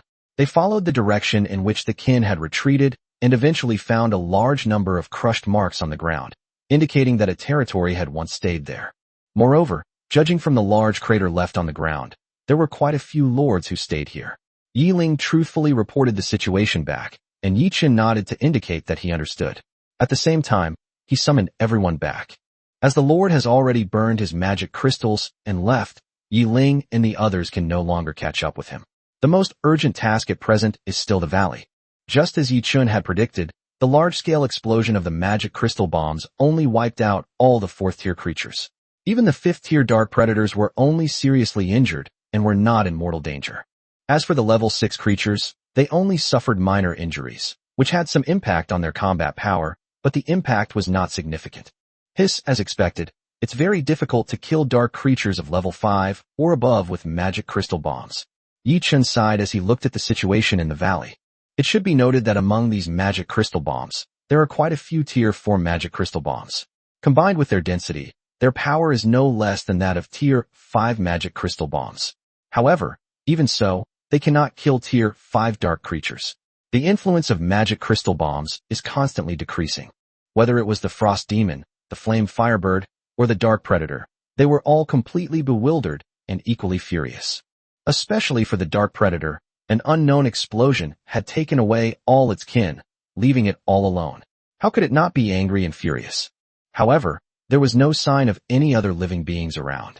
Even Oris stopped after Yi Chun realized something was wrong and hid underground, waiting for an opportunity. Roar! The dark predator looked around but couldn't find anything that looked like the killer. The only possibility was the rabbit that had rushed out earlier, but it had already disappeared. Left with no other choice, it could only vent its anger on the ice demon and the flame firebird. With a roar, it charged at the nearest flame firebird at incredible speed. The flame bird, being a corrupted creature, lacked the speed and mental capacity of its opponent. Unable to dodge in time, it had a large chunk of flesh torn off its leg and slowly burned to ashes in the dark predator's hand. Chirp, the severely injured demon flame bird cried out in anger, flapped its wings, and instantly took off, then sprayed down terrifying demon flames, burning towards the dark predator. Demon spirit on the other side also came to its senses, abandoning its natural enemy, the flame bird. The immense danger posed by the dark predator made it feel a sense of impending death. It immediately joined forces with the flame bird and launched an attack on the dark predator. TSK, they really are dark creatures, and with the dark predator around, as long as Oris doesn't make a move, these monstrous things will definitely fight to the death. Yichun said gloatingly through the projected images. At this moment, Ho and Yi Shi were wearing wristbands and hiding on a distant mountaintop, carefully broadcasting the scene from here. Roar! The dark predator was very fast and couldn't do anything to the flying flame bird for the time being, so it immediately turned around and charged towards the ice spirit. These frost sprites are not very mobile and rely on powerful magic to defend against enemies. However, the dark predator's stealth and concealment abilities are too strong. After a few breaths, it managed to sneak up on the frost sprite amidst the overwhelming attacks. Whoosh! Under the dark claws, the ice demon spirit was like a mage attacked in melee combat. Its ice crystal body shattered under the sharp claws, and it fell towards the ground. With a muffled thud, the ice demon spirit did not die, but most of the ice crystals that made up its body shattered, making it difficult for it to fight again in the short term. Chapter 147 The Curtain Falls. The dark predator, focused on the frost spirit, was finally locked onto by the flame bird and was hit by a breath of flame. Large patches of its body were charred, and there were even still black flames burning on its body. Roar! The dark predator let out a painful roar, then rolled on the ground to extinguish the flames on its body. Chirp! The firebird of demon flame let out an excited cry after its successful attack, spewing flames from its mouth one after another. The dark predator, which was not good at flying, could only run for its life in this rain of fire. It won't just get burned to death like that, will it? Jianmingyi asked, watching the battle scene on the projection. No, if it were that easy to kill, it wouldn't be the most troublesome dark predator. Look at the height of the flame bird. The dark predator's jumping ability is more than enough to leap up to it. It's just waiting for an opportunity. Yichun shook his head and said, although dark predators cannot fly, they have a strong jumping ability. With the current gravity of the wasteland planet, a level 6 dark predator can leap out of the planet's gravitational pull if it tries its best, which is no different from being able to fly. However, the dark raiders were merely running around on the ground, clearly looking for an opportunity to deliver a fatal blow. Boom! Although it was searching for a plan, it was still too difficult to avoid the fire rain from the sky on the ground. The dark predator was careless and was hit by the demonic flames again, and half of its body was charred black. Chirp! The flame bird cried out excitedly, cheering for its successful attack, while the dark predator below had a gloomy face and let out a painful howl. Hearing this cry, the flame bird became even more excited, feeling that the powerful creature below was already its prey, and flew back and forth in the air like a victor. Just then, the dark predator, which had been writhing in agony on the ground, suddenly moved. The pain was gone, replaced by a chilling killing intent and a thirst for blood. The dark predator leaped into the air and charged toward the flame bird like a missile. Still basking in the joy of victory, the flame bird had no time to react before the dark predator grabbed its wing and sent it plummeting toward the ground. Chirp! The excited chirp turned into a painful screech as one wing was torn off by the dark predator, whose claws were already reaching for the other wing. However, the dark predator was also in a bad situation. The demon flame firebird was a fallen phoenix, and its whole body was covered in flames. In just a few seconds, the dark predator felt like it was about to burn. Large patches of charred black appeared on its body, and there were even inextinguishable black flames burning. Bang! Before the second wing could be torn off, the two of them had already fallen to the ground. The charred dark predator rolled out and didn't get up for a long time. The flame bird on the other side wasn't much better off. Having lost a wing, it not only suffered a significant loss in combat power, but also couldn't even fly, becoming a mere ground chicken. That's about enough.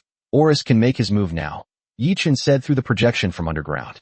Now that the 3 Tier 6 creatures are all severely injured, and the remaining Tier 5 dark creatures pose no threat, it is the perfect time for the bone dragon to make its move.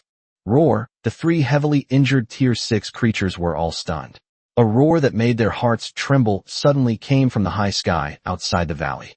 Already wounded and could no longer run fast, not to mention that its people were also seriously injured and had difficulty even walking. Whoosh! A gust of wind swept by, and a huge skeletal dragon swept across the sky. Its cold gaze emanated from the ghostly blue soul fire within its bones, causing the dark creatures below to tremble and feel as if they were doomed. Horus is very strong. Even without a sneak attack, these dark creatures are no match for it in a one-on-one situation, including the dark predators. However, out of caution, Yi-Chen waited until they were both severely injured in the battle. After all, they only had one life, and survival was the first lesson every lord had to learn. Roar! Horus made his appearance without any politeness, and with a breath of frost dragon breath, the demon flame firebird, whose movements were hindered, was frozen into ice crystals and died. Then, a chilling breath swept across, covering the entire valley with a layer of frost. All the surviving Tier 5 dark predators were frozen inside, completely losing their life force. Roar! The dark predator roared, overwhelmed with grief at the destruction of its kind. Dragging its charred body, it leaped up once more, charging toward the skeletal dragon in the air. However, Horus was not a firebird. Although it was an undead, it still possessed a sense of life. Faced with the dark predator's attack, it directly unleashed a blast of frost flames, freezing the dark predator, which was unable to turn in midair, into a giant ice sculpture that crashed to the ground. Woo! At this moment, a ghostly wailing sound rang out. It was the frost demon spirit, which had been disturbed by the frost aura, that had recovered and stood up again, launching an attack on Horus. Although its injuries were healed by Horus's icy power, as a dark creature, it had an inexplicable craving for living beings, and thus still wanted to corrupt and devour Horus. Get lost! The slender dragon tail swept out, directly scattering the icy aura emitted by the ice demon spirit, and continued to sweep towards the ice demon spirit with undiminished momentum. Demon, which had just recovered from some of its injuries, was unable to dodge and was once again struck by Horus's dragon tail. Its entire body was sent flying, and a large amount of ice crystals were scattered. Its entire body was almost shattered. Horus's attacks are different from those of the dark predator. The dark predator relies on its sharp claws, and even at its most powerful, it can only tear a hole in the body of the ice demon. But Horus's sweeping attack was heavy. It could shatter even weaker rocks, let alone the ice demon's body made of ice crystals. Boom! After hitting the target, Horus stopped spewing ice flames and landed in the valley, raising its huge dragon claw to stomp on the ice demon. Bang! The ice spirit, skilled in frost magic, shattered into pieces of ice as easily as paper in front of the bone dragon. With the death of the ice demon, the tens of thousands of dark creatures sent by Lin Hu and Chris, including dark predators of the 5th and 6th tiers, were all wiped out. If there were a merit ranking, Yi-Chen's merit would probably be the highest among this year's new lords. Chapter 148: The Celestial Bird descends and gives birth to the Shang dynasty. With the deaths of the 3 Tier 6 dark creatures, the siege of Yi-Chen, spearheaded by Lin Hu and Chris, has come to a complete end. All that was left was to clean up the battlefield. Silver Moon Elves, Angels, Fire Crows. All the familiars were mobilized to harvest their rightful spoils. Asked with slight unease as the territory slowly rose from the ground and returned to the surface. This time they managed to escape by hiding underground, but next time Lin Hu will be on guard, this trick will be useless. Probably not. Tier 6 creatures are probably the limit on this wasteland planet, and their numbers are definitely not many. Lin Hu also needs to develop his own territory, so sending them all to us means his trip to this wasteland planet was a waste. Yi-Chen shook his head. Although it is said that revenge should be taken and grievances settled, the proud lords ultimately cannot escape the pursuit of self-interest, and everything must be based on the development of their own territories. This encirclement and suppression campaign against him has already caused Lin Hu heavy losses. If it were to happen again, even if he were to be dealt with, it would cause his own territory to fall behind other top lords, which would be a loss that outweighs the gains. Although the interactions with Lin Hu during this period were full of tension, he was not a narrow-minded person and knew clearly what he should do at the moment. That's good. Jian Mingyi breathed a slight sigh of relief, and with that relief, she focused her attention on what she had gained this time. A large number of dark treasure chests were being transported into the territory. The tens of thousands of fourth-tier magic crystals made the fat man grin from ear to ear. These could be used to develop magic crystal bombs, and he could at least swindle a few fifth-tier dark creatures back. As for the 3-tier 6 magic crystals, Yi-Chun did not use them for the time being. He even kept the tier 5 magic crystals. The fat goblin did not yet have the ability to turn them into magic crystal bombs. Keeping them in his hands might be useful in the future. Besides these, the items that came out of the dark treasure chest were equally dazzling, with countless rare building blueprints, but only a few could truly attract Yi-Chun. As for the items related to the Lord's advancement, there are 2 high-grade spirit orbs, 1 rare mid-grade spirit orb, and a piece of inheritance. The inheritance item was given to Fatty to construct the inheritance steel. Neither he nor Si Ming had an inheritance steel in their territories yet. As for the high-grade spirit pearl, it was given to Jian Mingyi for the construction of the subsequent cycle array. Besides these things, this is probably the most valuable one. After tidying up everything, Jian Mingyi handed a blood-red crystal to Yi-Chun. Upon seeing the blood-red crystal, Yi-Chun's breathing became heavy. He hadn't expected to obtain a bloodline crystal here. Speaking of which, this is the 3rd bloodline crystal he has obtained so far. The earliest one was transformed from the violent rabbit into the jade rabbit, then from the dwarf into the mountain god and the land god, and now he has obtained a 3rd bloodline crystal. Damn it! Yi-Chun was about to exclaim when he saw the properties of the bloodline crystal and immediately cursed. The clan contained within this bloodline crystal was none other than the Fire Raven clan he already possessed, inherited from the bloodline of the demon flame firebird.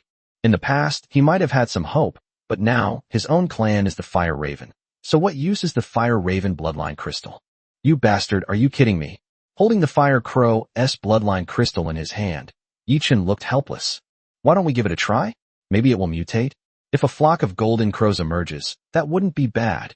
Jian Mingyi comforted her, but she knew in her heart that the probability of bloodline crystals of the same race mutating was really low, unless the Lord's talent was strong enough to ignore the changes in race and cause the bloodline crystal to produce a special mutation. The comforting words, however, made Yi-Chun's eyes light up. That's true. I can even mutate the jade rabbit, the mountain god, and the earth god, so a mere fire crow is naturally no problem. Yi-Chun said confidently, and then absorbed the Fire Crow's bloodline crystal without hesitation. Regardless of whether it can mutate or not, using this bloodline crystal on him is undoubtedly the best choice. You can't expect a dignified angel to lead a flock of fire crows into battle, can you? Do you really think that all winged beings are of the same race? However, perhaps it was truly because the primordial bloodline was powerful enough that when the Fire Crow's bloodline crystal was absorbed by the Crimson Sun Wudong tree, the familiar primordial aura rose once again in the territory.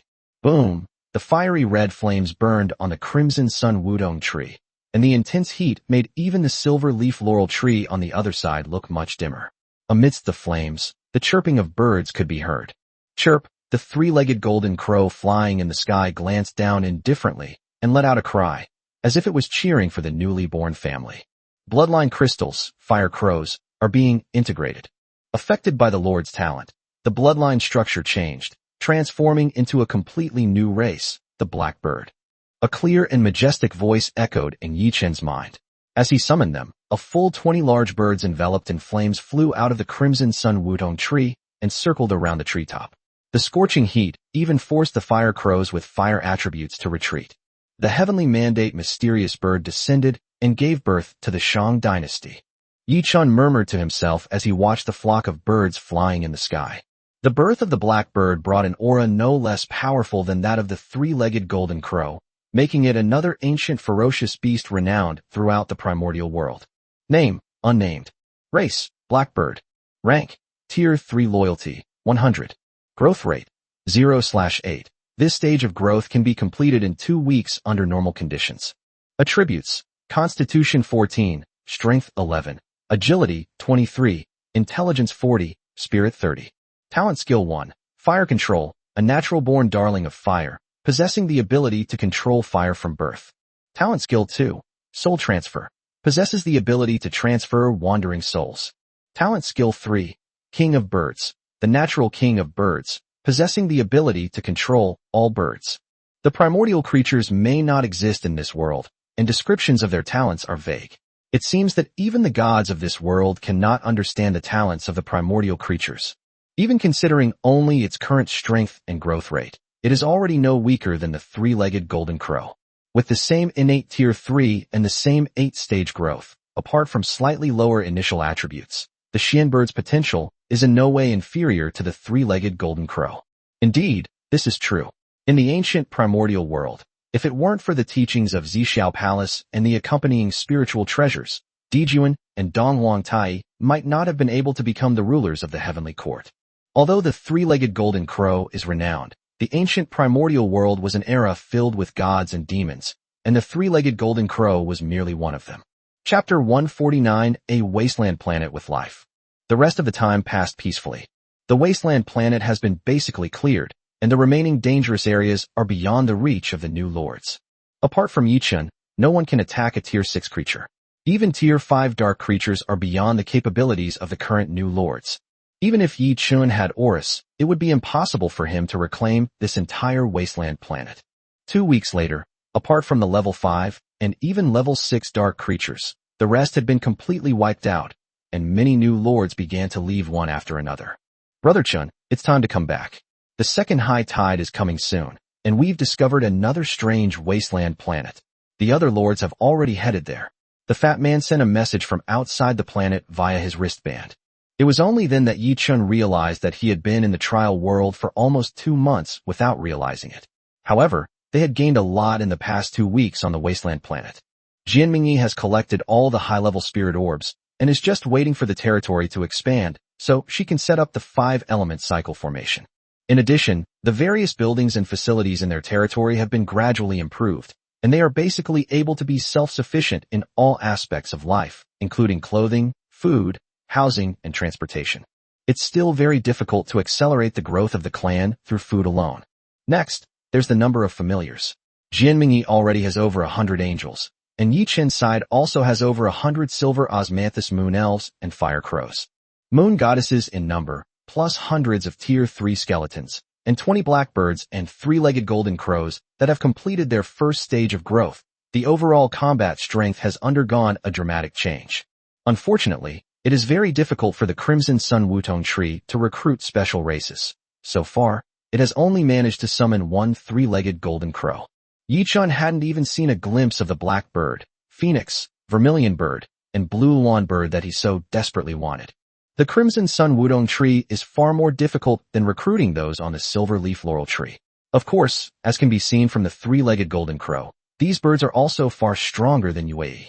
Having only completed the first stage of growth, the 3-legged golden crow and the blackbird have already broken through to the 4th rank, and judging from their attributes, they seem to be even stronger than Yi Shi and the others who have completed the 2nd stage of growth.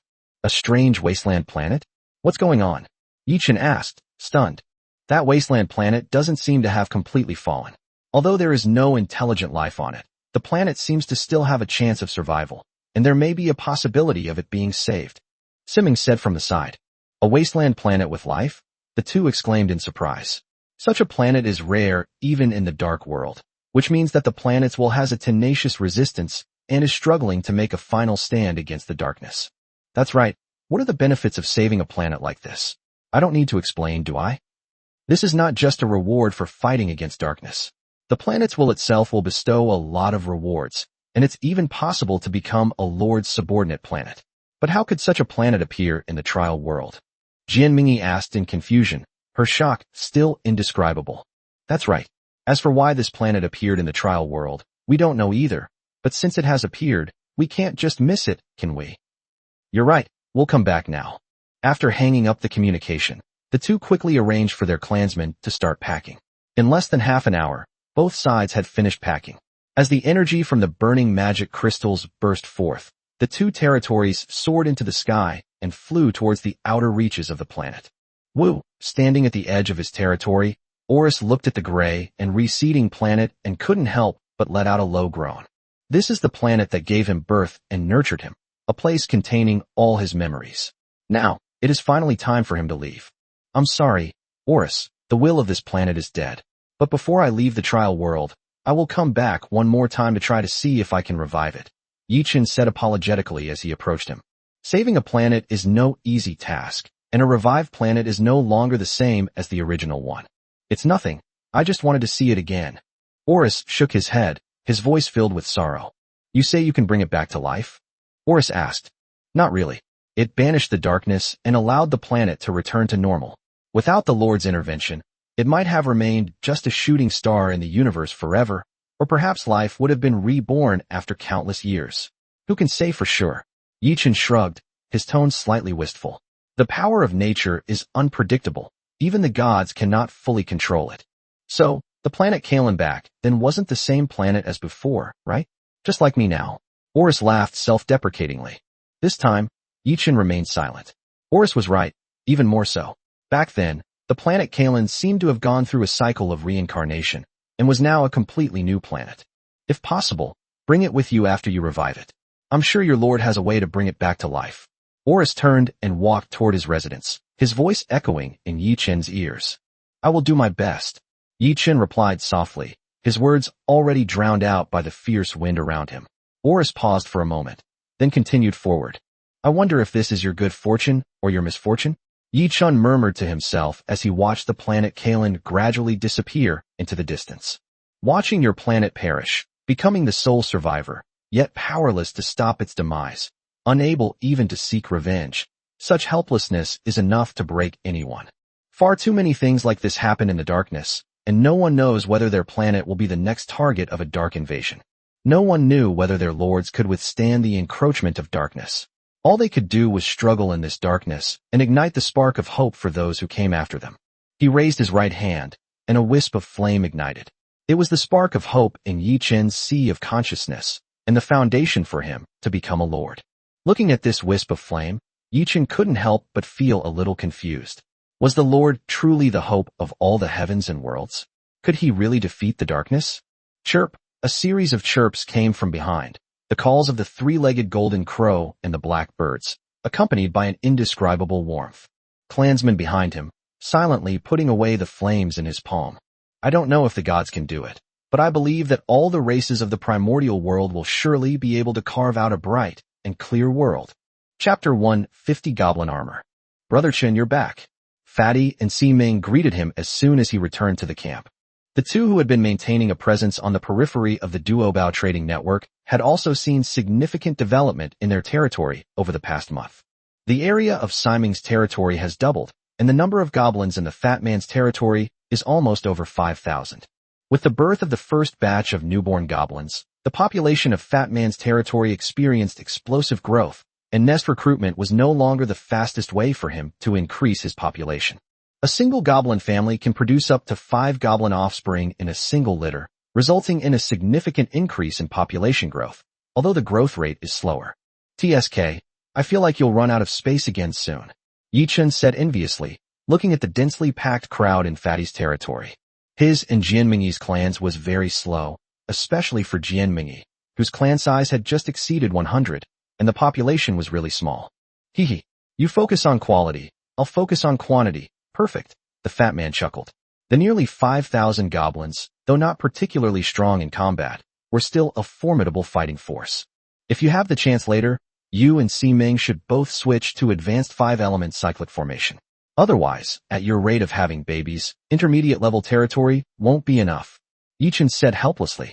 The Fat Man is currently only at the intermediate-level cycle formation and has not officially advanced to the Lord level, so it can still be replaced, but the cost will be relatively high. Hehe, then I'll have to cling to your coattails, the Fat Man chuckled, showing no embarrassment whatsoever. Compared to him, Si-Ming has it much easier. As the main person in charge of the Wanwu Tower in the trial world this year, she is guaranteed to become a high-level lord. The high-level spirit beads needed for advancement will naturally be delivered to her, or at the very least, she can obtain them through trade later. Duobao Trading Network has been developing in the trial world for almost a month. It is still unable to truly shake the position of Wanwu Tower due to the limited number of Duobao trading discs. However, with the distribution of the Duobao trading disc, Duobao Trading Network is also constantly seizing the trading share of Wanwu Tower. Si-Ming roughly estimated that, based on the current development speed in Fatty's territory, it will take about 2 more months for the entire trial space to be completely dominated by Duobao Trading Network. At that time, Wanwalu will only conduct some high-end auction transactions, and ordinary retail transactions will be completely monopolized by Duobao Trading Network, just like the difference between Taobao and Tmall on Earth in the previous life. Of course, this is just Si Ming's current plan. How things will develop in the future depends on the specific market changes. At least before she completely leaves Wanwalu, she can't ruin Wanwalu. She has to give the higher-ups some hope for change before she can slowly withdraw. Hey Fatty, have you come up with anything new lately? Yichun chuckled and scolded. Besides manufacturing the multi-treasure trading disc, Fatty had also been researching new technologies, all guided by Yichun. Hee, we've actually come up with something new, something you'd never expect, haha. The fat man chuckled, beckoning to his goblins to bring out a suit of armor as tall as a person. Yichun and Jianmingyi looked at him with puzzled expressions. Hee, this is my latest goblin armor, which has all-around protective capabilities and mechanical propulsion, enabling a single goblin to have the defensive power of the early stage of the 3rd tier. If equipped with the newly upgraded magic crystal gun, each goblin will be able to unleash the combat power of a tier 3 familiar. How about that? Not bad, right? The fat man smiled smugly. Unlike Jianmingyi and Si Ming's initial shock, he was more concerned about the mechanical propulsion.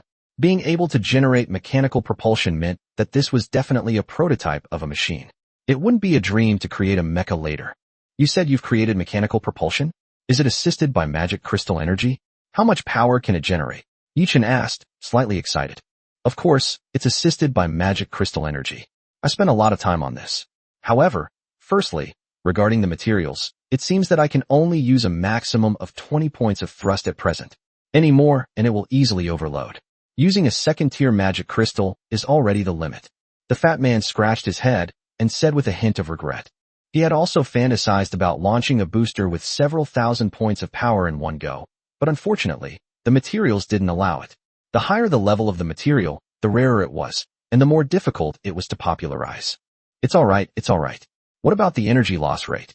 It's quite high, with losses exceeding 50%, and technological innovation is needed. It's alright. We just figured it out. There's still a lot of room for improvement. That's right, I'm not bragging, but once this thing can be mass-produced, it will be a godsend for all low-level lords. It can bring combat power comparable to high-level races to the families of all low-level lords. Brother Chen, how did you come up with this idea? It's absolutely amazing. I'm incredibly smart, this is nothing. Seeing the two of them already boasting to each other, Jianmingyi and Si Ming were speechless. However, they were equally shocked by the combat armor that Fatty had developed. It was equipment that could overturn the balance of power between races. Although she only has 3rd-tier combat power now, what if we continue researching and raise it to 5th or even 6th tier? At that time, let alone her angels, probably no high-level race would be able to withstand her. It should be understood that the least lacking thing for lower-level races is people. This is an inherent disadvantage of higher-level races, but it is also a kind of balance in the world. Imagine if an angel could fight against 10,000. What about 1,000,000, tens of millions, or even hundreds of millions of armored goblins? They would probably be powerless against them. At first I couldn't believe it either, but now I know he really is a genius. Whether it's the Duobao Trading Network or the goblin armor, they are things that are enough to overturn an era. Si Ming looked at Yichun and smiled. That's right. Otherwise, why would it be worth it for me to pursue her for 6 years? Jianmingyi said with a smug look on her face. Her persistence over the years was the best choice she ever made. Look at you. The aloof school beauty is smiling like a lovesick fool right now. I really want all your suitors to see this. Si Ming teased with a loud laugh, even reaching out to poke the other's cheek. That's a happy smile. Jianmingyi replied nonchalantly. TSK, aren't you ashamed? You're just jealous. Fatty and Yichun turned around and saw the two girls who had been playing around together at some point, and couldn't help but shake their heads. Ignore them. Let's continue. Women will only slow us down. Remember, if you have no woman in your heart, your sword-drawing speed will be divine. I've learned something. No wonder he has so many ingenious ideas. I, Fatty, am far behind. Chapter 151, The Second Tide. After the four met up, they sorted out their recent gains and matters concerning the Duobao Trading Network, and then flew together towards the designated location. Along the way, they encountered many talented lords, all of whom came from wasteland planets. It was clear that everyone had received the news and were leaving Kalen Planet for their next destination. Along the way, Yichun was still discussing the goblin armor with the fat man, but in the end they found that the only way to improve the armor's material was to continuously use high-level materials. However, the problem of energy overload remains unresolved, which means that the goblin armor can only continuously improve its defense by using high-end materials, but it does not provide any help in terms of propulsion. Besides this, the intelligent computer proposed by Yichun also became a major challenge. Leaving aside the intelligent AI from the anime of my previous life, even products like computers are difficult to create given the conditions of the trial world, so many ideas have to be put on hold for the time being. No matter what, at least your goblins have tier 3 combat power, which is pretty good among the lords. If you bring out a few hundred of them, even an elf like Simling would be no match for you. After racking his brains without finding a solution, Yichun could only console himself with these thoughts. That's true, but we have a lot of people. Raising a few hundred won't affect development at all. It's just that these things are slow to manufacture. It takes hundreds of goblins 3 days to make one. It's full of intricate parts, the fat man said helplessly. Insufficient production capacity is also a major problem restricting the development of goblin armor. That's your problem. Take your time. Optimize the manufacturing process, and production capacity will eventually increase. Yichun shrugged. He had already mass-produced magic crystal bombs and multi-treasure trading discs, so goblin armor was just a matter of time. However, with the upgrading of materials, the manufacturing difficulty of goblin armor will continue to increase, and the production capacity of high-end armor will never be too high. As for the final Envision Star mech, it will be even more difficult to manufacture. Hey, take it slow. There's always a market for this stuff, right? The fat man sighed, speaking confidently. That's true. There are always lords of low-ranking clans among the lords. This kind of thing can greatly enhance their combat power, so they won't have to compromise under the protection of high-ranking lords. Yichun nodded. He could imagine that this would be a revolution among the low-ranking lords. The four of them continued on their way, discussing the fat man's goblin armor and news about the wasteland planet. This planet appeared 5 days ago. It's about 5 times larger than planet Kalen. Nobody knows how strong the dark creatures on it are. Currently, no one has even broken through to the outer perimeter. Tier 4 creatures are rampant. They're not something an ordinary lord can handle. Siming recounted the information she knew. Then how did you know that this planet is still alive? Yichun asked curiously. How could you know that Earth was alive without even being able to get to the surface of the planet? A natural disaster. There are flashes of fire on the planet's surface. It seems to be a volcanic eruption. This would be a catastrophic disaster for the life on the planet. But for a planet, it is the most direct evidence that it is alive. Siming said. Yichun and the others nodded. If that was the case, then it seemed that this planet really was still alive. Planet Karen is completely lifeless. Not to mention volcanic eruptions, its core is completely frozen. While natural disasters represent a massive cleansing of life on a planet, they are also a manifestation of the planet's will resisting external threats. If they were to truly die out completely, they would be like the planet Kalen, utterly devoid of life and completely annihilated. I hope the will of this planet can hold on a little longer. Jinmingi prayed. Both she and Yichun planted 4 leaf clovers in their territories. Although the number was small, as long as they eliminated all the dark creatures on the planet, they could eventually purify it completely. At that time, a planet that has been revitalized will become the greatest force in resisting darkness, and may even be able to support a large number of organisms. How long will it take to get to this coordinate? Yichun asked. There's still at least a week's journey ahead, so barring any unforeseen circumstances, we'll likely be spending time in the dark tide on our way. Siming said helplessly. The dark tide is a monthly ebb and flow in the trial world. When the tide rises, it is accompanied by the appearance of a large number of dark creatures and an increase in overall strength. This time, if nothing unexpected happens, many tier 4 creatures should emerge, which will be a huge challenge for the new lords. Let's just go on the road then. With our strength, it shouldn't be a big problem. Yichun said nonchalantly. Goblin armor is very troublesome to manufacture, but the production of magic crystal guns is not low. Thousands of goblins wielding magic crystal guns can launch attacks of level 3 or higher, making it too easy to deal with those dark creatures that are no more than level 4. That's all we can do, Siming said, continuing to organize the transaction details on Duobao Trading Network. The group continued their journey, and several days later, they finally faced the second wave of the dark tide. The concentration of darkness in the entire trial world suddenly increased, and a large number of dark creatures emerged from the darkness, launching attacks on the nearby lords. Yi Chun and the others also stopped. Although they were not afraid, they did not want to be besieged by the dark creatures one after another, so they simply stopped and waited for the tide to pass. Although the number of dark creatures will still be considerable, at least they won't be as endless as they are now. Everyone form a group. Angels, dragons, mountain gods, and skeletons on the outside, and other ranged classes in the middle. Yi Chun commanded. The four of them were surrounded by countless dark creatures. Even beneath the floating islands, numerous dark creatures were gnawing at them, a phenomenon never encountered during this first high tide. Fatty, send your goblin armor to fill the gaps, and all the land gods and mountain gods, go underground and clear out those demon worms. Yi Chun shouted. This is a type of worm that lives underground and feeds mainly on rare metals. Once corrupted by darkness, it will devour everything, including the territories of lords. Fortunately, these creatures are not very strong, mostly ranging from level 1 to level 3, and level 4 ones are already very rare. Moreover, the number of devil worms is small, and the land and mountain gods are enough to handle them. The second wave of the dark tide, while not significantly boosting its strength, brought a considerable number of unique dark creatures, such as the demon worm, which were quite troublesome.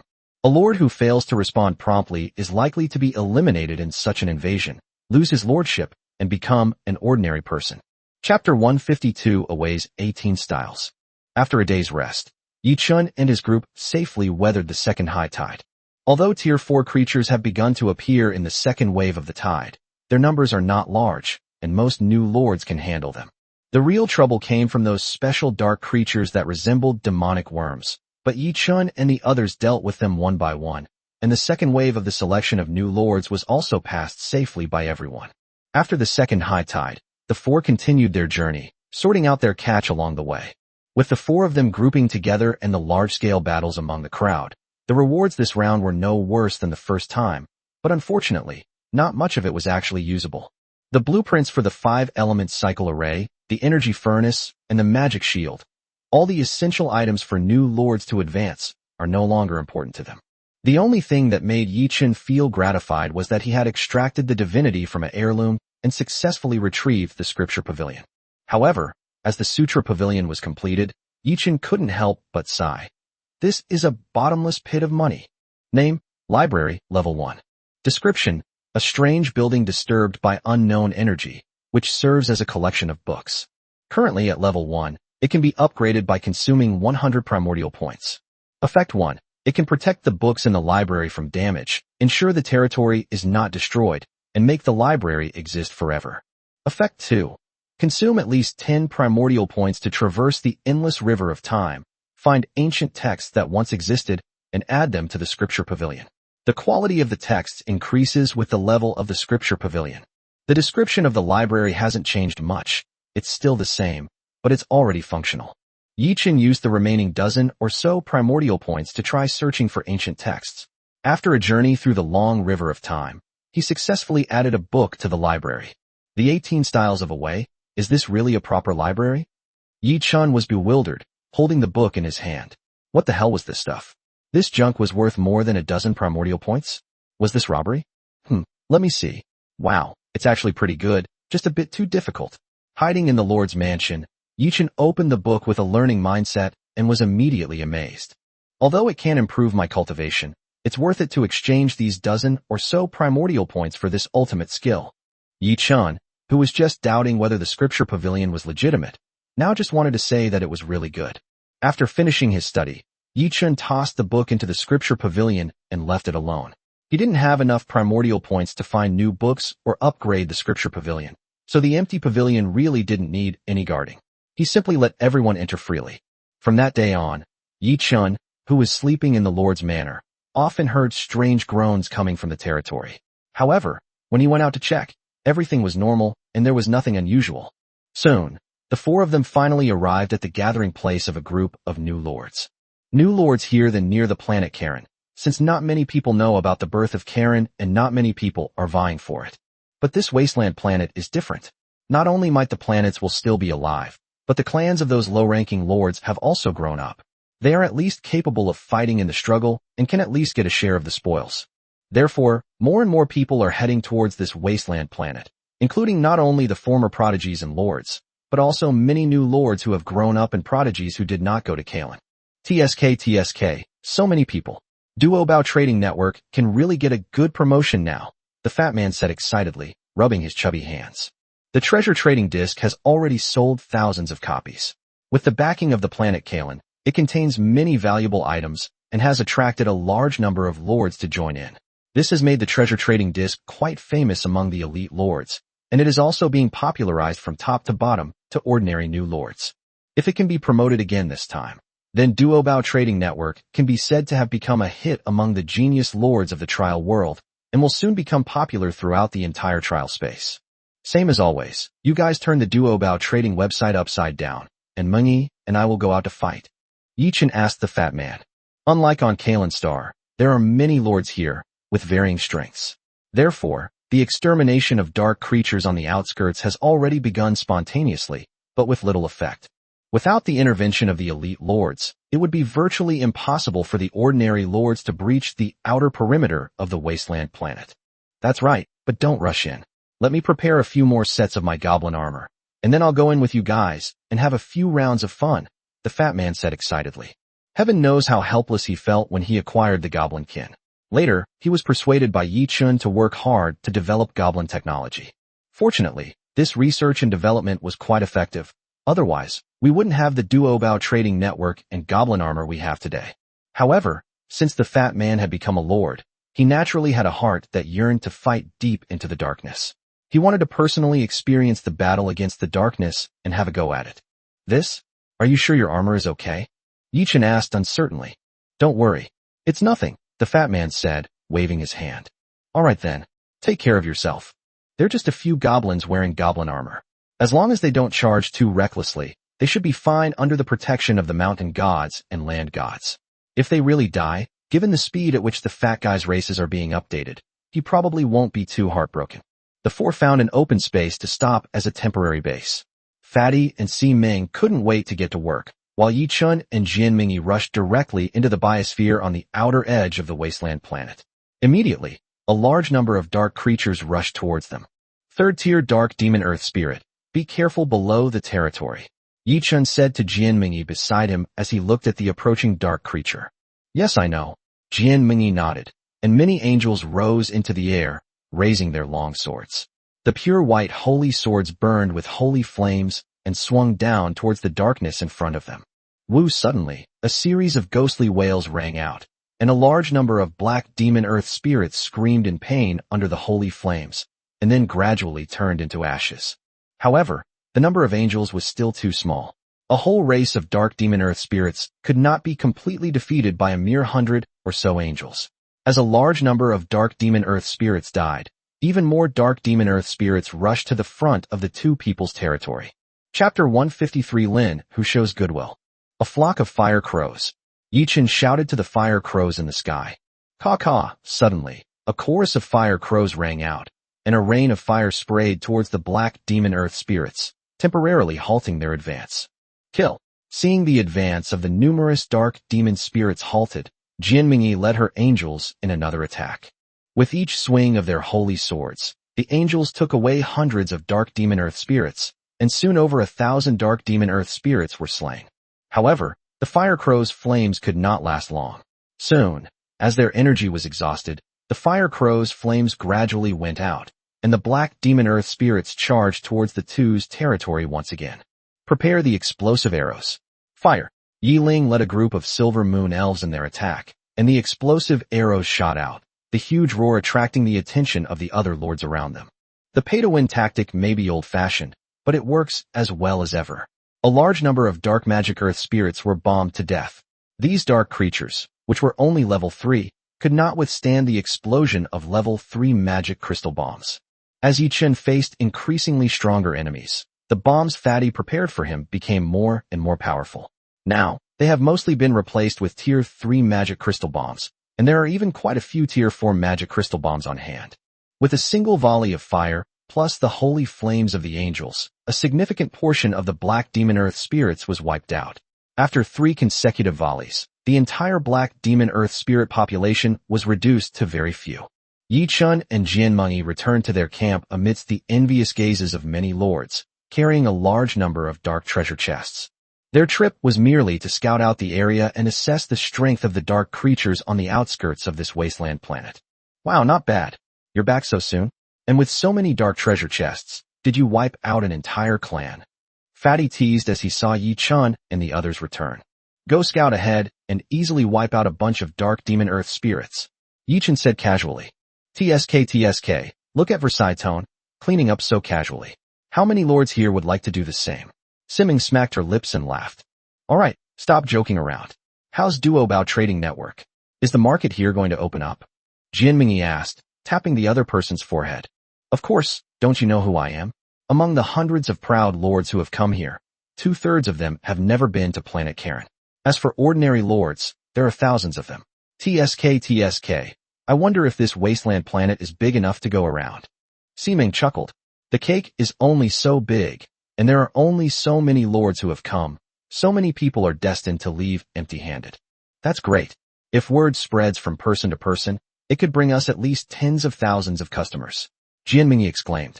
She had noticed the crowds on the way here, but she hadn't expected there to be so many. Thousands of people, standing on the playground, are a densely packed mass, let alone now that each person has their own territory. As far as the eye can see, they are all lords. TSK, everyone says it's hard to find a heavenly pride lord, but we've got 300 or 400 of them in one go. How is it hard to find one? Yi Chun exclaimed upon hearing Siming's data. Offspring can grow to rank 7 or higher, can be called prodigies and lords. These lords are extremely rare, yet so many have emerged from a single wasteland planet. Is this not difficult? Don't forget how many new lords there are in the trial world. Siming said irritably. Proportionally, it's 1 in 10,000, 1 in 100,000, or 1 in a million. How can you say it's easy? That's true. Yi Chun pouted, knowing full well that as he reached a certain level, those people he used to rarely see became commonplace. His social circle had changed. Brother Chun, how strong are the dark creatures? Can we go in? Fatty asked Yi Chun expectantly, wanting to know if his goblin army could also participate in the battle. Well, the dark creatures we've seen so far are at least tier 3, and they're all in groups. You can go and loot them occasionally, but if you really want to go deeper, you'll need to use some high-powered weapons. Yi Chun thought for a moment and replied. Although he and Jian Mengyi had only cleared out some black demon earth spirits on the outermost edge, they had also roughly observed the situation inside. The third-tier beings were basically only on the outermost edge, and the ones going in were almost all fourth-tier beings, making it quite difficult for the fat man to get in. Although he possesses magic crystal bombs and can bombard enemies, goblins are too fragile and lack diverse methods, making their weaknesses too obvious.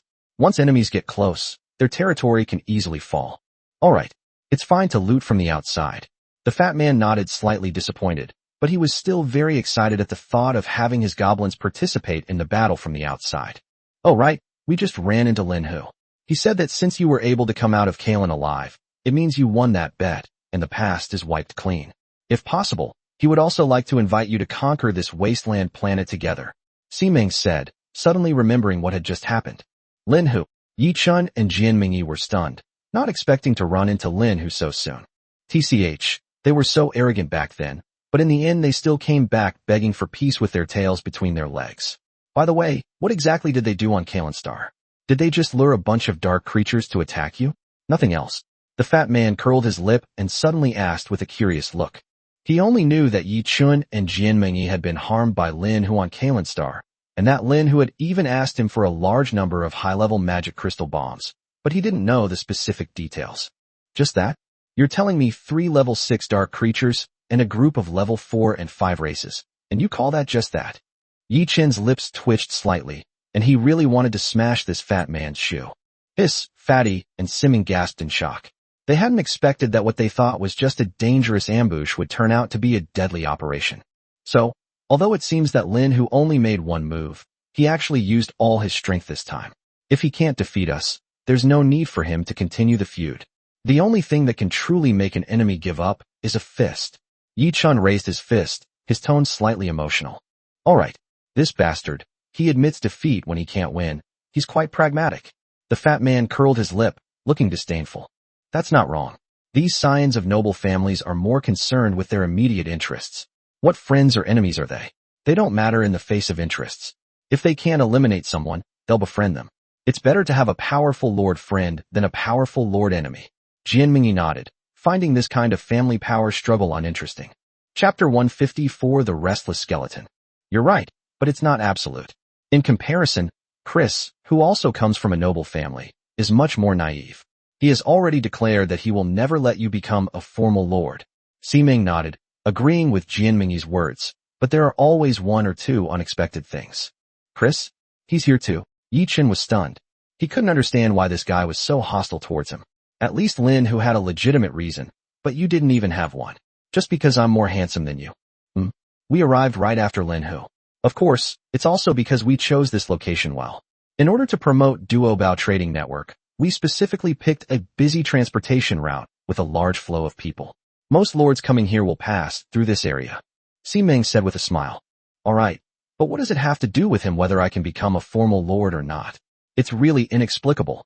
Yi Chen shrugged helplessly, looking at the 5 elements cycle formation and inheritance stele that had been built on his territory, as well as the newly erected Holy Light Shield.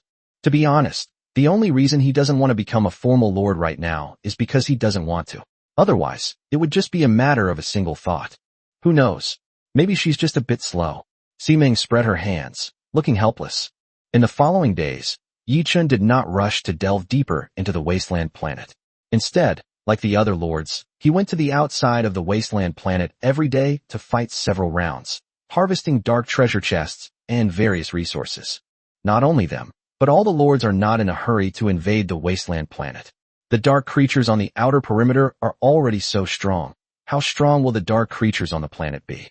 Not to mention, there is also the planet's will resisting.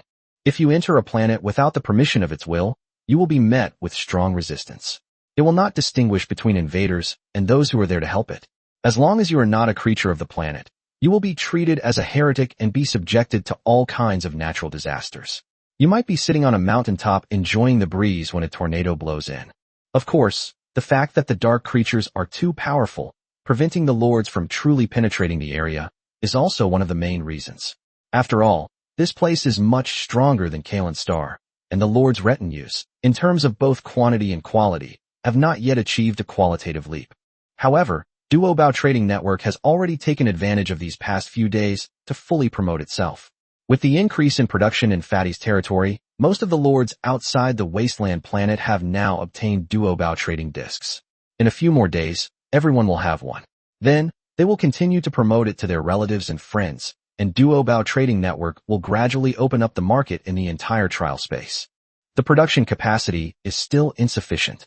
Relying solely on Fatty's goblins to satisfy the hundreds of thousands of new lords in the entire trial space will likely not be enough even by the end of the trial. And it's not just about the multi-treasure trading disc and maintaining the trading network. My elven population can't keep up, so we need to think of a solution in that regard as well. Looking at the transaction volume on Duobao Trading Network, Siming sighed helplessly. This is a dilemma that any trading platform will inevitably encounter as its business grows. It's just that Duobao Trading Network grew too fast, causing this dilemma to arrive earlier than expected. Fatty, you should allocate some of the goblins to conduct automated research. Every transaction requires human supervision and verification, which is too labor-intensive. The elves of Siming should not waste time on these trivial matters. Yi Chen said, if there are not enough people, machines can only make up for it. It's like the various platforms on Earth. With the development of technology, there are no longer any human customer service representatives. They are all AI-powered idiots. Well, okay, I'll let them give it a try, the fat man said helplessly. His goblins seemed to have a lot of people, but in reality, he always felt the predicament of not having enough manpower. Don't be afraid. I'll give you a design idea later, and you can have your goblins study it carefully. Seeing his expression, Yi Chen comforted him. In this technological age, this kind of automated technology is actually not troublesome, at least much easier than space magic and AI-powered star mechs. Alright, that's what I've been waiting for. The Duobao Trading Network issue is easy to resolve. It just requires time. As for Siming's lack of manpower, Yi Chen simply waved his hand and sent all the skeletons over. Creatures that others had forcibly given to him. During this period, he either let them sleep at home or sent them out as cannon fodder, since they wouldn't die anyway. Using these tireless skeletons to do chores for Siming was perfect. The skeleton mages even summoned more, and a mighty army of undead stormed into Seeming's territory. These skeletons are descended from the fallen celestial craftsmen, a forging race no less skilled than the dwarves.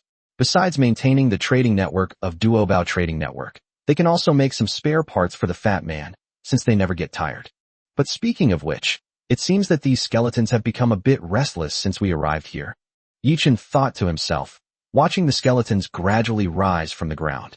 I hadn't noticed it before, but now that I'm focusing my attention on these skeletons, I realize that the skeletons that have been sleeping underground seem to be a bit restless these days. Every now and then, one or two skeletons will crawl out from underground to wander around, and then bury themselves back down. Although there were only one or two a day, it was enough to attract Yichen's attention. After all, before this, these skeletons had not received any orders and were lying on the ground as if they were dead, dying peacefully. Could it be? That Lich has come too. A sudden thought flashed through Yichen's mind, and he murmured to himself as he looked at the dark planet in the distance. These skeletons were once the Lich's minions. Now that the skeletons are behaving strangely, the most likely explanation is that the Lich has appeared. Or perhaps, there's something on the wasteland planet that's particularly attractive to the undead. Thinking this, Yichen turned to look at the fast-sleeping Oris, then shook his head, banishing the idea from his mind. There's no reason why anything that could attract the attention of skeletons would leave Oris unmoved. Compared to them, Oris could be considered the ancestor of the undead. So it was that Lich again. It seems this planet is more mysterious than I imagined. Yichen thought to himself. That Lich was a new lord left over from previous generations. Because it was corrupted by darkness, it could not become a formal lord, but it was unwilling to give up, so it took another path. Yichen didn't know how many contingency plans the other party had set up in the trial space, but the successive appearances of wasteland planets were clearly related to him and a group of people like him. Chapter 155 The Deal with Lin Hu. A week later, the dark creatures outside the wasteland planet were finally almost completely wiped out. The planet Karen was 10 times that of the planet, yet it took more than twice as long. This was largely due to the fact that everyone was fighting independently. Fortunately, it's finally nearing its end. Only a few Tier 4 races remained around the planet, but these races all had Tier 5 lords, which ordinary lords could not handle. Of course, for ordinary lords, this is an insurmountable barrier. But for the proud lords, this is a sweet cake. It's just a matter of whether they are willing to pay a high price to buy it home. You want a Tier 4 magic crystal bomb. The fat man in the territory was stunned, staring at Lin Hu in the distance with a look of astonishment. He didn't expect that the first person to come to him for gunpowder would be him. That's right. I'm planning to take action against the dark creatures on the outskirts. But as you know, we don't have the ability to fight against a group of 4th-tier dark creatures, so I can only come to you to buy bombs. Lin Hu shrugged helplessly, his expression showing no embarrassment at all because of the previous conflict. It has to be said that the scions of these great families are indeed quite good at cultivating their composure. Unlike Chris over there, who has probably caused Yichen a lot of trouble these days. And it's all kind of trouble that's neither too big nor too small, sometimes even making people laugh and cry. For example, they might attract a new batch of dark creatures while bombarding them, or they might arrive with a group of lords and leave behind a pile of compensation. The most outrageous time was when he attracted hundreds of 2nd or 3rd-tier dark ghouls who wanted to devour him, only to find that the entire dark ghoul horde had scattered along the way, and he could only bring so many. Over the course of a week, Yichen had encountered a lot of trouble, and each time he was caught, the compensation he had to pay was even greater. Now, Yichen's territory has 10 red dragons, countless rare and precious materials, and even a square meter of his most scarce 4th-grade spirit soil has been delivered, allowing Yichen to grow some high-grade crops that were previously impossible to grow. What a kind person. All 4 of them felt the same way, and they even looked forward to Chris's appearance every day. We do have Tier 4 magic crystal bombs, but they're not cheap, and they can't kill Tier 5 dark creatures. The fat man replied after glancing at Si Ming beside him. As expected. Name your price. I believe in the price of a Tier 4 magic crystal bomb. It shouldn't cost more than a Tier 5 magic crystal, right? Lin Hu said confidently with a smile. A Tier 4 magic crystal bomb couldn't kill a Tier 5 dark creature, so naturally he couldn't ask for a higher price. Indeed, but the value is still there, at least 20 Tier 4 magic crystals, the fat man said, holding up 2 fingers. 10 Tier 4 magic crystals contain a total energy comparable to a Tier 5 magic crystal. The extra 10 crystals are there to allow for negotiation and also represent a discount from a higher-tier magic crystal to a lower-tier one. Sure enough, Lin Hu frowned slightly upon hearing the fat man's offer. The price was clearly beyond his expectations, and he would not buy the magic crystal bomb at such a price. Too expensive. 10 tier 4 magic crystals? I'll take them all. Lin Hu said. So what if it's a large quantity? I'm not begging you to buy it. Do you think I'll give you a discount for large quantities? The minimum is 15 tier 4 magic crystals. No negotiation, the fat man said arrogantly. He clearly didn't have a good impression of Lin Hu and wanted to take advantage of him. Alright then, 15 tier 4 magic crystals per crystal will do. How many do you have? Unexpectedly, Lin Hu agreed immediately after only a slight hesitation, which completely baffled the fat man. He had originally planned to sell it for at least 10 tier 4 magic crystals, but now the price had risen to 15. This, 500 I guess. The fat man paused, answering uncertainly, clearly not thinking about the quantity and still not recovered from the shock. 500? That's too few. How long would it take to get 1,000? Lin Hu asked, frowning. Sending 500 magic crystal bombs into the wasteland planet would be extremely difficult. That's all we have. After all, 4th tier magic crystals are already in the mid-level category, and they're not easy to manufacture, the fat man said, smacking his lips. To be honest, he didn't want to sell them, since the other party's arrogant attitude before was quite unpleasant to look at. Give him 2,000. Let's price it at 5 tier 4 magic crystals, but you'll owe me a favor, and I'll have to help you out if necessary. Yi Chen suddenly stepped forward and said to Lin Hu opposite him. Brother Chen? Really? 2,000? Or 5 tier 4 magic crystals? The fat man exclaimed. Don't be fooled by the fact that it's only 5 times the price. In terms of the transaction, this is practically a steal. This? Lin Hu was stunned by Yi Chen's appearance. He couldn't figure out what the other party was thinking. The key was the condition that followed, which was usually a trap. Don't worry, it's just asking you to take action. It won't endanger your life. You can run away if necessary, and you might not even need to use it. Ignoring the fat man, Yi Chen continued speaking to him. Now that he has sensed the presence of the Lich, he must make more preparations. In addition to developing his own territory, finding external aid is also extremely important. Just as Lin Hu said, in the adult world, there are no eternal enemies, only eternal interests. Lin Hu didn't rush to reply. Instead, he fell into deep thought, quietly looking at Yi Chen. After a while, he finally nodded and agreed. Fatty asked with a pained expression as he watched chests filled with magic crystal bombs being carried out of the territory. Here you go. Having more friends means having more options. Maybe the Lin family in Shanghai can even help us promote Duobao Trading Network in the future. Yi Chen chuckled softly. But it doesn't even cost 5 tier 4 magic crystals. They just offered 15. How much money are we going to lose? Didn't you promise to do me a favor and lend a hand? Do you think that an enemy I can't even handle, requiring them to act as cannon fodder, isn't worth such a small amount of money? Well, now that you mention it, it's worth it. It really is worth it.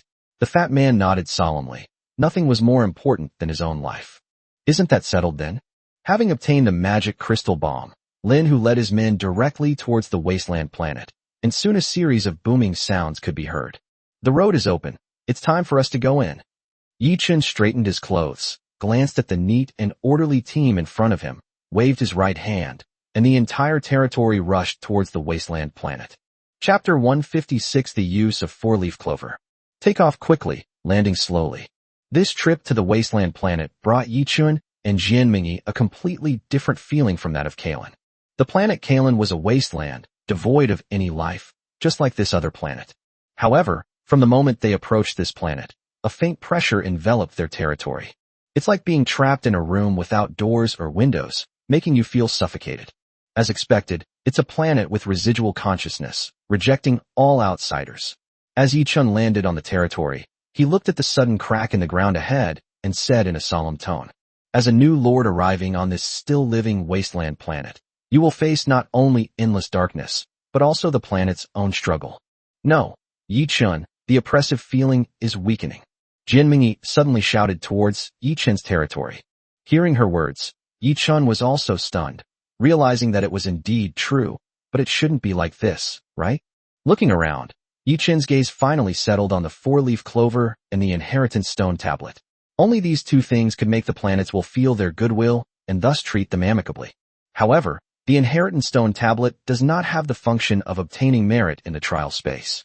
In other words, The inheritance stone tablet cannot convey goodwill to the planet's will, so only the four-leaf clover remains. Looking at the starlight scattered on the four-leaf clover, it's likely that the planets will sense the four-leaf clover's ability to purify darkness, which is why it abandoned its attempt to expel Yi Chun and Jianmingyi.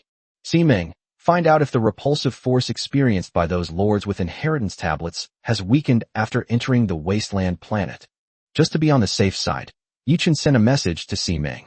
It was better to confirm this kind of thing, as it could even serve as experience for those who came after. After all, very few new lords have ever obtained a four-leaf clover in the trial space, and there are even fewer conscious wasteland planets. Therefore, no one would test whether a four-leaf clover could gain the approval of the planet's will in the trial space. Soon, Ximeng gave her the answer. No? This means that Yi Chen's guess was correct. The four-leaf clover's function is much greater than imagined. It's the effect of the four-leaf clover. If we protect these little clover plants, maybe we really can save this planet. Upon receiving the answer, Yi Chen shouted towards Jianmingyi. Upon hearing this result, Jianmingyi was equally excited. Being able to save a planet was undoubtedly something that would make the Lord happy. As the two landed in their territory, the surrounding dark creatures began to swarm towards them. This was no ordinary wasteland like the ruins of Kalen's star. It was a genuine plane of the planet, inhabited by a vast population of dark creatures. Roar, a series of beastly roars echoed in the darkness, rapidly approaching the two people's territory. Mountain God, Earth God, raise the city walls. Everyone else, prepare for battle. Yi Chen shouted. Walls of earth, already prepared, rose up around the territory, covered with thorny thickets. Numerous silver moon elves, bows and arrows in hand, stood atop the walls, ready to launch a deadly attack on the creatures of darkness. Chirp, the three-legged golden crow soared into the sky, accompanied by 20 black birds exuding a terrifying aura, and the flames in the sky illuminated everything around them. Having completed the first stage of growth, both the three-legged golden crow and the blackbird have reached the fourth rank, their terrifying strength inspiring awe. Even the strongest Yi Shi and Tai Shan are no match for them, and cannot even last a single round. When the scorching sun's true fire and the phoenix's flames erupt, everything in the territory will be melted, and even the sixth-tier Orus cannot stay there for long. The terrifying heat made the skeletal dragon begin to doubt its very existence. Was this really an attack that a group of fourth-tier creatures could unleash? It wasn't magic at all, let alone science. This is of course unscientific, and certainly not magic. It's metaphysics. Yi Chun said seriously at the time. Orus nodded in belief, and from then on, how to cultivate metaphysics became a daily compulsory course for this skeletal dragon from the west. Roar, as the light appeared, the figures of the dark creatures also gradually emerged, and the sheer number of them was enough to make one's scalp tingle. Tier 3 frenzied rabbits, Tier 4 dark demons, Tier 4 howling moon wolves. Wow, I killed a few howling moon wolves back then, and this time, a whole bunch of them have come. Yi Chen called out the names of the dark creatures one by one as his gaze swept over them. It feels like we landed in the wrong place. Have we arrived at the stronghold of dark creatures? So many kinds. Jianmingyi looked helpless. Including the ones Yi Chen mentioned, there were a total of 6 groups of dark creatures around. When did the territory of dark creatures become so crowded? Maybe, they also speculate in real estate. So these groups can't afford land. Yi Chen tilted his head and said seriously. The sudden appearance of light caused the dark creatures to pause slightly, their eyes narrowing as they struggled to adjust. They circled the two's territory, emitting low growls. So cowardly? If you don't come, I'm going to start. Air Force Missile Squadron, move out. Yi Chun waved his hand, and immediately a large flock of fire crows flew out and rushed towards the group of violent rabbits. You always have to pick on the weak. Caw-caw, the cawing of crows rang out in the air, and as the flock of fire crows swept past quickly, a large number of magic crystal bombs rained down. Boom! Suddenly, a series of booming sounds came from the group of frenzied rabbits, and these huge rabbits fell down in droves. Some of the ferocious rabbits leaped up, trying to attack the flock of fire crows in the air, but the advanced fire crows were not much weaker than the ferocious rabbits, and being in the air, they easily dodged with a slight sidestep. Keep in mind, this isn't Kalen. The planets will exist, so gravity still exists. Moreover, this planet is much larger than Kalen, so the gravity is naturally several times stronger. It's extremely difficult for the frenzied rabbit to attack the flock of birds in the sky by jumping. Boom! One round of bombing was not enough. So the Fire Raven unmanned combat aircraft turned its nose around and launched a second round of bombing. The Berserker rabbits, which were at most level 3, were completely powerless against the bombardment of level 3 magic crystal bombs. After only 2 or 3 rounds, there were hardly any left. Seeing this, the other dark creatures all looked solemn, especially the 4th-tier creatures, who hesitated and dared not step forward, and could only encourage the remaining 3rd-tier races. The 3rd-tier dark creatures were relatively unintelligent. Under the pressure of the higher-tier creatures and their thirst for life, they were forced to overcome their fear and roar as they charged toward Yi Chun and Jian Mingyi's territory. Chapter 157: The Invasion of Various Tribes. Around their territory were 6 groups of dark creatures. The frenzied rabbit had been bombarded to death by the fire crow, and of the remaining 5 groups, only 2 were Tier 3 groups. One of them was an old friend of both of them, the Dire Wolf clan, a vassal race of the Howling Moon Demon Wolf, powerful and numerous. The other is the Demonic Weaver, a type of spider-like dark creature with immense potential for growth. Currently, there are even Tier 4 Demonic Weavers. Moreover, this group is highly intelligent. They did not rush out all at once under the pressure of many high-level creatures, but only send out a small number of low-level creatures to follow behind the Dire Wolf pack and carry out probing attacks. This is a case of the general being afraid to die, so the cannon fodder goes first.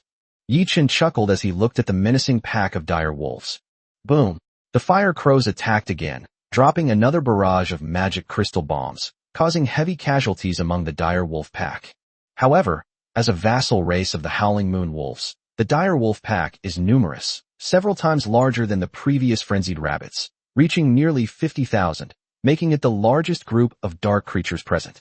The magic crystal bombs dropped by just over 100 fire crows, while causing considerable casualties, were insignificant to the entire dire wolf pack. Prepare the explosive arrows. 3, 2, 1, fire.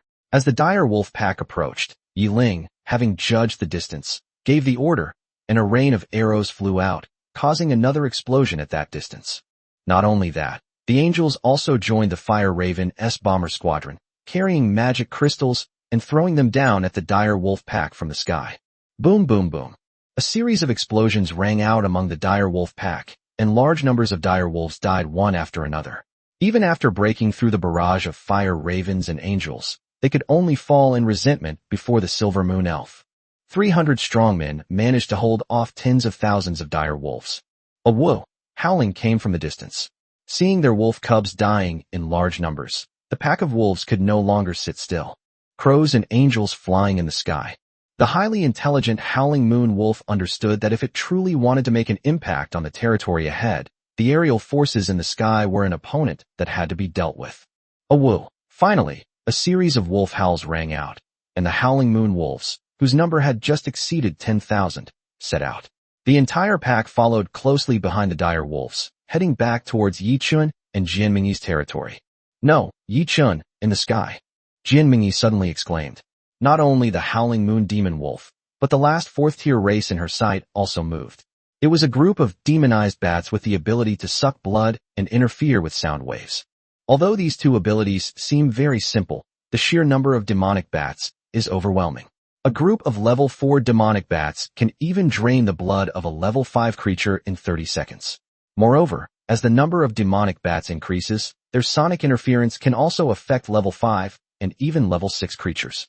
This is an ability that can be continuously stacked. In fact, theoretically, if there are enough demonized bats, it is even possible to slay gods through sound wave interference. Air Force? I don't need any Air Force right now. Besides, the vision of the demonized bats isn't very good in bright light. A bunch of scum who can't stand the light. Yi Chun cursed contemptuously, looking up at the flock of birds in the sky. Chirp! 20 black birds moved, breaking away from the 3-legged golden crows and flying towards the swarm of demonized bats. As the king of all birds, the Xian birds are born to rule the skies. They charged into the swarm of bats with scorching flames, and before they could even launch an attack, many of the demonized bats were already burned by the Xian birds' flames. Fearing the light, they could not survive for long under such intense light. The weaker, less than level 3 demonized bats even died directly under the flames. Chirp! Scorching flames burned across the sky, and large numbers of demonic bats were burned to ashes in the flames. Roar! On the other side of the territory, the dark demon, who had not made a move until now, could no longer sit still. Under the command of several leaders, it also charged towards Yi Chun and his companions' territory. Meanwhile, the high-ranking Dark Weavers, who had been observing from the sidelines, could no longer remain in their positions and launched an attack following behind the Howling Moon Wolf. Is this the start of a full-scale attack? Yi Chun murmured to himself, glancing in another direction of the territory. Having made preparations in advance, Yi Shi led Yui and the mountain gods and local deities to the front, accompanied by 16 giant dragons under Orus's command, 10 red dragons, and 6 blue dragons. This is a genuine high-level clan. Although they are mostly at the 3rd tier, they are still capable of fighting against 4th-tier creatures. They were all carrying a considerable number of magic crystal bombs. 2 or 3 people per group. Ride the giant dragon into the sky. The others will provide support below. As the enemy approached, Yi Shi shouted to the Yui around him. Now there are nearly 50 moon goddesses, but there are only 16 dragons. Even if they are in groups of 3, it is inevitable that some people will not be able to get up.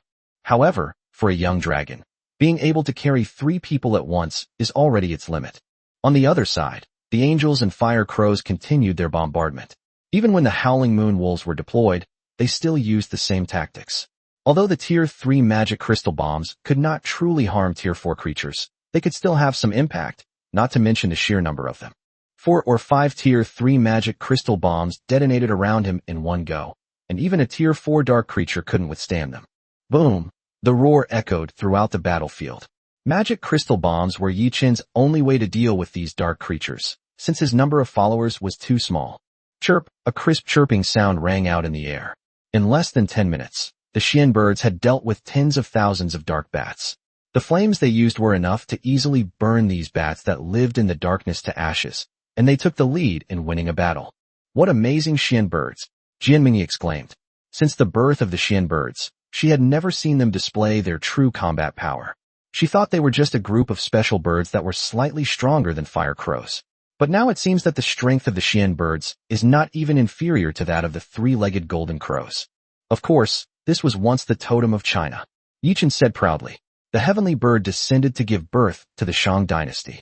How could the totem of a dynasty be weak? Chapter 158 Garrison. After burning the swarm of demonic bats to ashes, the black birds did not return, but instead flew towards the pack of dire wolves below. Large swaths of flame rained down, their power no less than that of the magic crystal bombs dropped by the fire crows, continuously burning and reaping the lives of large numbers of dire wolves. However, the number of blackbirds was still too small, and the dire wolves were too large.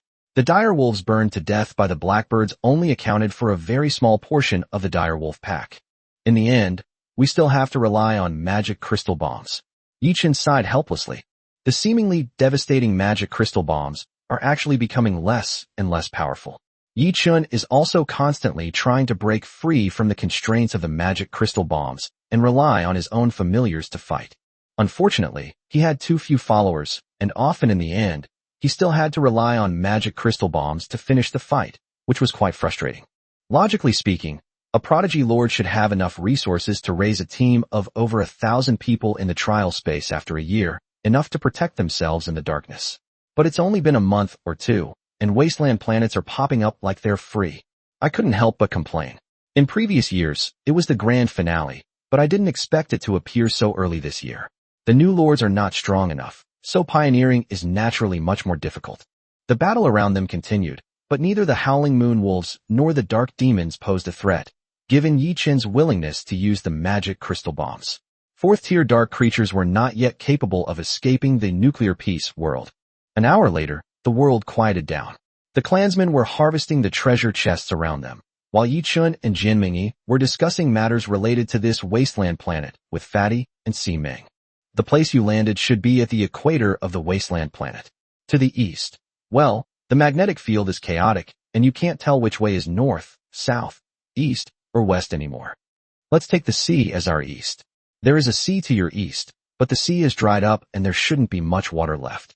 There's a continuous mountain range to the north and west. There should be some good stuff inside. As for the south, it's best not to go there. There's a volcano there, and right now there's smoke billowing up from above. Unlike on Kalen Star, where only a small gap was torn open, this time the dark creatures on the outer perimeter of the wasteland planet have been basically cleared out, so fatty and the others can get closer and observe the terrain from space for Yichun and Jianmingyi. The Dead Sea? An active volcano? They seem like natural disasters, but they're actually full of life. Yichun said with a hint of interest. They have already gained the approval of the planet's will, so they are not worried about these natural disasters befalling them. Moreover, these places are often the places where the planet's will has the strongest control and where life is most abundant. Do you know which gods live on this planet? Jinmingyi asked. When a planet falls, its gods must have already perished, but that doesn't stop them from searching for divine relics and obtaining what they desire. No, it's too far. We can't see the details on the ground clearly. We can only barely see what's around you thanks to the light from the three-legged golden crow. Siming shook her head and said helplessly, You said that the three-legged golden crow illuminated the earth, which is why you were able to see the situation around our territory? Yichun asked. Yes. Damn it. Yijun, turn off the lights. Yichun said irritably, and the area where the two of them were suddenly dimmed. He was the only one with his lights on in the entire wasteland planet. Wasn't he blatantly telling everyone that he was awesome and that he was right there? So come and get him? A little unhappy that she couldn't see the two of them laughing and joking on the planet. Inside the mountains? Okay, got it. Yichun looked northwest and nodded in response. By the way, this wasteland planet is huge, and we also need to purify the darkness and save the planet's will. It will probably take quite a while. You guys should find a place to set up camp. Okay, got it. After the battle was over, Yishi and the others had almost finished cleaning up the battlefield. Back in their territory, they opened the dark treasure chests while contemplating their next move. The dark creatures in the vicinity have been cleared out, and there shouldn't be any more coming for a while. Let's set up camp here. Just like on Kalen Star, let's send our clansmen out to explore. Yichun looked around at the surrounding environment and said, Sure. Jianmingyi never had any objections to these things, or rather, with Yichun around, she didn't need to think at all. Nothing good came out of the dark treasure chest. There was nothing of value to them. They kept what they could use and dumped the rest to Siming. To hold an auction, you always need some items that can serve as the grand finale. For Yichun now, the items from the dark treasure chest are unlikely to cause a qualitative change in his strength. He can only strengthen himself little by little through daily accumulation in order to break through. The two's familiars, in small teams, began exploring the surrounding area, which was also a way to hone the familiar's own strength. Unfortunately, Yichun didn't find the divine substance he needed in this batch of dark treasure chests. Otherwise, he might have been able to try to retrieve another ancient book from the River of Time. The proper kind. In the time that followed, the two seemed to have returned to the planet Kalen, steadily developing their territory, exploring the surrounding environment, and fighting against dark creatures. 2 days later, Yishi, who had gone out to explore, finally brought back some exciting news. My lord, we've found the temple. There are remnants of divinity inside, so we didn't rush in. Also, it seems that other lords' families have also discovered the temple's existence. Yishi said solemnly. Upon hearing that the gods were suffering terribly, Yichun's face lit up with joy, but upon hearing the second half of the sentence, his expression also became solemn. Lords are not only allies, but also rivals. While the divinity of a temple may be of little use to an ordinary lord, it is related to the history and past of the planet, and no lord would be uninterested in it. To maximize your gains on a wasteland planet, understanding its past is essential. Very good, notify the others, call Oris, and let's go take a look together. Yichun nodded and gave the order. However, Yishi did not rush to leave, but looked at him with a troubled expression. My lord, that thing seems to be more than just a remnant of divinity. It also seems to contain a projection of a god. Chapter 159 Divine Projection. A divine projection? Yichun was taken aback. This kind of thing was rare, even extremely rare. Divine energy is merely the energy left behind by the gods, but divine projection is the consciousness left behind by the gods, containing the will of the gods, and may even be a backup plan left by the gods. Moreover, there are many ways to project a god's image, and there may even be remnants of a god's soul inside. Some powerful gods may even be resurrected through these remnants of a soul, but this is extremely difficult. Yes, one of the lords rushed in first, but a phantom of a god flew out of the temple and instantly killed them. This is truly a projection of a god. This is not something a group of new lords can contend with, and even a 6th-tier Oris might not be a match for it. Well, you guys bring your communication equipment. Let's take a look and then decide. Yichun said somewhat awkwardly. He was also a little scared of this thing. Yes, sir. Yishi nodded, and led a group of silver moon elf sprites over again. Looking at the images projected onto the screen, Yi Chun sighed inwardly. The three-legged golden crow's attack had ultimately exposed his location, causing many nearby lords to focus their attention on his surroundings. It's much easier to head directly toward a clear goal than to grope aimlessly in the dark. Many people have probably seen the location of the temple, as well as the mountain range that spans the northwest and south sides. There must be much more to it. I've heard about what happened. Are you really planning to take action against the divine projection? Jianmingyi walked over and asked Yi Chun with a hint of worry. No, we're just going to take a look. After all, there are quite a few other lords around. We need to figure out how many enemies are around us, right? Yi Chun shrugged and said casually. If it were a high-ranking, officially recognized lord, they might be able to nod their heads at the projection of the god, but this group of new lords basically only have the role of being sent to feed. Then I'll sit and watch with you. Jianmingyi looked at him for a while, then moved a small stool over and sat down next to him, refusing to leave. She knew very well that Yi Chun desperately needed divine matter and would absolutely not be willing to give up this temple easily. Everyone else is grateful to the gods and holds them in awe, but he is the only one who thinks about how to raid the gods' lair every day. How did this kind of thinking ignite the spark of hope? All right, Yi Chun shrugged. He wasn't planning on taking action anyway, so it would be good to have someone to talk to. Yi Shi and the others moved swiftly through the darkness. This time, all the elves who came were high-level elves with considerable strength. Even Yi Ling and Ho were in the group, making them the strongest force in Yi Chun's territory. Soon, the group entered the mountains. However, the distance to the temple was clearly beyond Yi Chun's expectations. They ran for most of the day before finally arriving at the vicinity of the temple. This distance? It must be over 100 kilometers away, right? Yi Chun calculated in his mind. This distance was much farther than he had imagined. Yes, you instructed us to explore in this direction, so this became our top priority. As a result, we discovered the temple relatively early. However, other lords' territories seemed to be closer to here, so they arrived even earlier. Yi Shi replied, pointing to a spot in the darkness where a group of dragon men were lying. Dragonkin, a vassal race of dragons, with both human and dragon blood. They are slightly stronger than elves, but their racial weaknesses are quite obvious, making them weaker overall. Jianmingyi immediately recited the information about Dragonkin. They had learned about some common races in their textbooks. Yes, they inherited the dragon's low fertility and the human's short lifespan. It's a race with two negatives making a negative. Yi Chun nodded, looking at the dragon people in the picture with regret. You can't say that. After all, they inherited part of the dragon's power, giving them strength far exceeding that of other races. And occasionally, some lucky ones inherit the dragon's long lifespan, which is a real leap forward. Jianmingyi chuckled. If dragon people can inherit the lifespan of dragons, they will eventually combine the advantages of humans and dragons, possessing endless potential and rapidly growing wisdom, and may even become beings comparable to gods. Too few, such a low probability event is a once-in-a-century occurrence. Yi Chun shrugged, not taking the matter to heart. The dragon man in the picture seemed eager to try and was preparing to attack the temple. Are there any other races around? Yi Chun asked, ignoring the dragon people. Yes, when we came here last time, the ones attacking the temple were a group of kobolds. We also found traces of goat-headed people. Yi Shi replied. A sheep-headed man? Jianmingyi was taken aback. This is not a common race. It belongs to the demon race and is extremely prone to corrupting people. They generally do not become the kin of a new lord unless that lord happens to gain the favor of a demon god. Yes, they are a race with goat heads and human bodies, and their aura is very powerful. Yi Shi nodded. It's normal for his aura to be so strong. He's a powerful figure from the demon race, a demon king from hell, whose strength is comparable to a dragon. Yi Chun said calmly, though he shared the same confusion as Jianmingyi. Those dragon people have made their move. Jianmingyi suddenly exclaimed. The dragon people in the scene burst out from the mountain crevices and rushed towards the temple that emitted a faint light. 1, 2, 3, 4, 5. What a move.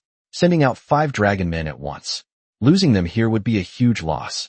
Yi Chun said, looking at the group of dragon men. However, no sooner had he finished speaking than one of the dragon men seemed to have tripped over a stone and fell to the ground. Not only did he trip his companions behind him, but in the ensuing scuffle, he also caught the clothes of the companion in front of him. Instantly, all 5 of them collapsed like tarot cards. Ha ha ha, they're hilarious. And this is supposed to be a high-ranking clan that surpasses the elves? Jianmingyi burst into laughter, pointing at the disheveled dragons in the scene and shouting, "It's the planets will rebelling. Not all lords have four-leaf clovers." Yichen laughed for a while, but still gave an explanation. Falling down when going out, slipping into pits while walking. The planets will cannot directly expel the invaders who descend upon the planet, so it can only resort to such methods to drive them away. If all else fails, it can only resort to things like volcanic eruptions, earthquakes, and tsunamis. Ha. Well, thank goodness we got the four-leaf clover. Jianmingyi laughed until tears streamed down her face. Fortunately, the dragon people in the picture finally regrouped, and this time they cautiously made their way towards the temple one by one. Chapter 160, Trying to Bring Back a Deity. Everything was quiet until the dragons had reached the temple's entrance. The entire temple remained silent and still. The dragon man at the front looked back at his companions, carefully extended his right hand, and slowly pushed it towards the gate. He pushed hard, but found that the door wouldn't open. The dragon man was stunned for a moment, then stepped forward, got into position, and pushed hard with both hands. Boom boom, the heavy door was finally slowly pushed open, its sound particularly jarring in the dark silence. As the door was pushed open, a ray of golden light escaped from the crack, illuminating the darkness in front of the door and the body of the dragon man. However, the dragon people standing in front of the gate couldn't help but tremble. The divine power emanating from the temple along with the golden light made them dare not act recklessly. "Who dares to trespass into my temple?" A majestic voice came from within the temple. Yichen could not understand the language, but he could understand the meaning. This was the power of a god. Boom! With the sound, a huge force rushed out of the temple, and several dragon men blocking the door were blown away. At the same time, the door, which was not fully open, was slowly opening even without anyone pushing it. "What is this?" Yichun and Jianmingyi's pupils shrank slightly as they looked at the scene inside the temple. A tall man stood in the temple, his majestic gaze sweeping over the dragon people in front of him. "A bunch of shameless thieves," the man shouted angrily, seemingly seeing through the true nature of the dragon men. He swung his long sword horizontally, and a beam of holy light swept over the dragon men. Without painful roars or fearless struggles, as the holy light swept across, all the dragon men vanished from each other's sight. So powerful. Jianmingyi covered her mouth. The sword swept away the level 3 dragon man with a single strike, leaving not even ashes behind. This kind of strength was simply terrifying. After all, it's a projection of a god, and it still contains a trace of divine power. It's not surprising that it can achieve this level. Yichen said solemnly. Unfortunately, due to the great distance, he couldn't tell whether the other party was just a projection or a remnant soul. The two looked very similar, but the difference in strength was worlds apart. Families lurking nearby should have been discovered. This time, however, he did not rush to leave. Instead, he focused his gaze on the direction where Yishi and the others were hiding, seemingly pondering the temple. "Try showing your face, but be careful," Yichen thought for a moment and said in a deep voice. "Okay." Yishi nodded, stood up from her hiding place alone, and carefully took a few steps forward. Although she did not get close to the temple, it was enough for the man to see her clearly. At the same time, not only the divine projection in the temple saw Yishi, but also the lords and their families who were hiding around. Everyone was wondering why Yishi suddenly stepped forward. "You are different from them. Are you here to save this planet?" The divine projection looked at her for a while before slowly asking. "I'm sorry, I don't know if I can save this planet, but I believe that His Majesty the Heavenly Emperor can," Yishi said after thinking for a moment. She stepped forward entirely at Yichen's behest. She didn't know why she received such drastically different treatment, but it must all be related to her lord. Named after the Heavenly Emperor? Ha! The divine projection paused for a moment, then burst into laughter. The name Heavenly Emperor was not something just anyone could use. Just from this title, one could see the other party's ambition and confidence. "My name is Mitchell, the god of light and dawn of the planet Wolf. Unfortunately, only a wisp of my soul remains here, and I fear I will never have the chance to see the face of the Heavenly Emperor," the divine projection said with a hint of regret, then looked at Yishi. "Since you have gained the approval of the planet's will, you have naturally come to save the planet Wolf. I wonder if you have encountered any difficulties upon arriving at my temple, Mitchell's temple? I will do my utmost to help you as much as I can," Mitchell continued. Clearly, he had some understanding of the planet's situation, and he also let Yichun know that what remained here was not just a projection, but a wisp of divine remnant soul, which made all the difference. The projection is merely the will left behind by the god, while the remnant soul carries the god's thoughts and abilities. The one standing before Yi Shi at this moment can be said to be a true god. Yi Shi paused for a moment, then walked towards the temple instead of replying immediately. He stopped in front of the temple and manipulated the wristband. Suddenly, projections of Yi Chun and Jian Mingyi appeared in front of Mitchell. Greetings, respected goddess of light and dawn. I am her lord, Yi Chun. Yi Chun introduced himself respectfully. Even if this is just a remnant of Mitchell's soul, it would still be easy to kill him from a distance of 100 miles. We should maintain due respect for the gods. After all, it was the gods who lit the flame of hope for him. The Heavenly Emperor? Mitchell smiled as he looked at Yi Chun. This, the future Heavenly Emperor. Yi Chun smiled awkwardly, but didn't shy away from it. One must always have a goal. Moreover, Yi Shi and the others, as members of a clan, have already spread this name.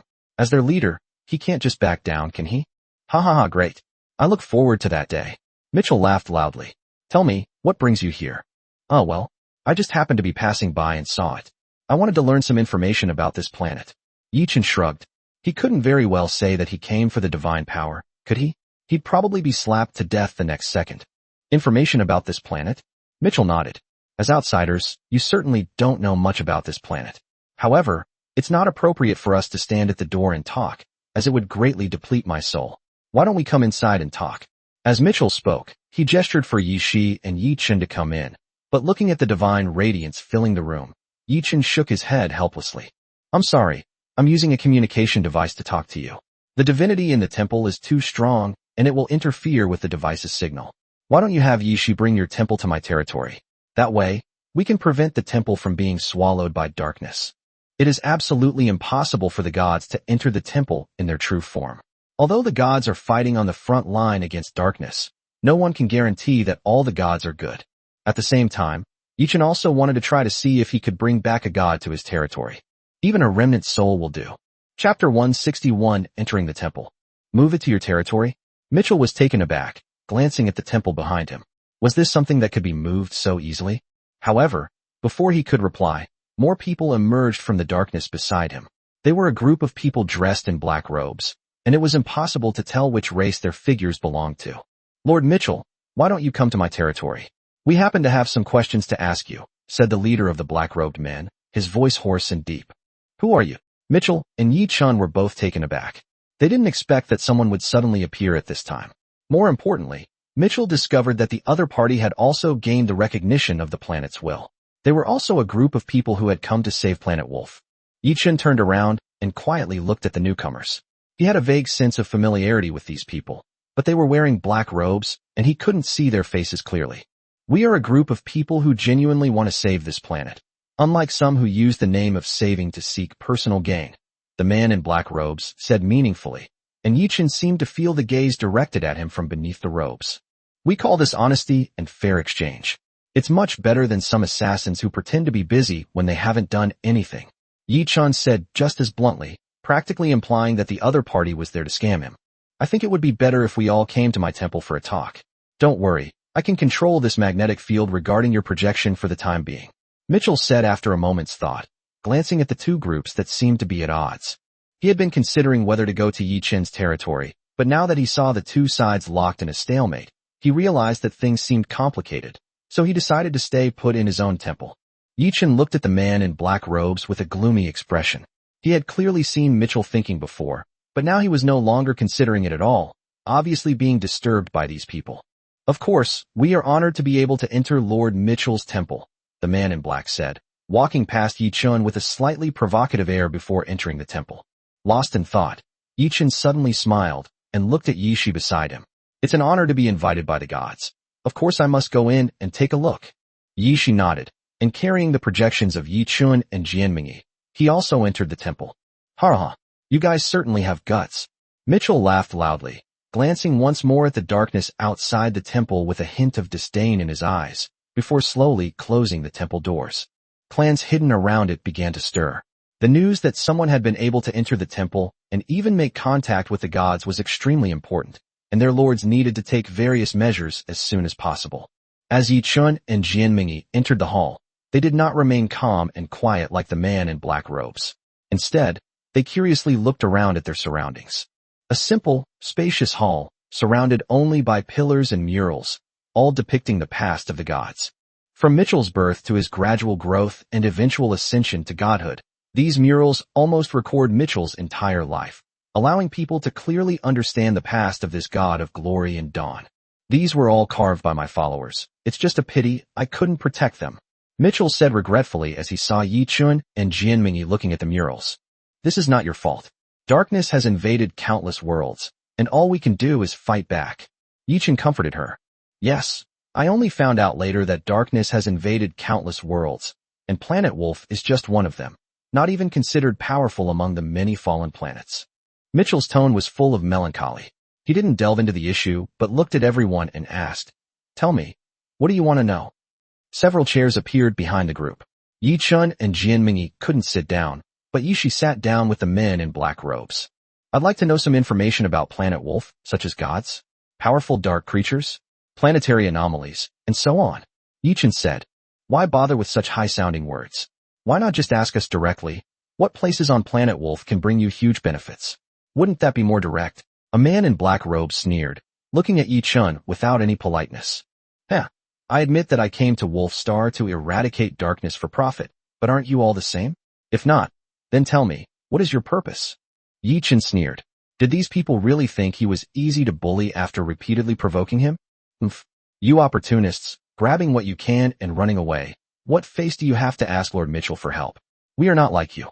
We came to Planet Wolf to help dispel the darkness, but we ask for nothing in return. We only hope that after saving this planet, you can give us a place to stay. The man in black robes said, bowing to Mitchell beside him. A place to live. This time, not only Mitchell but even Yi Chun was stunned.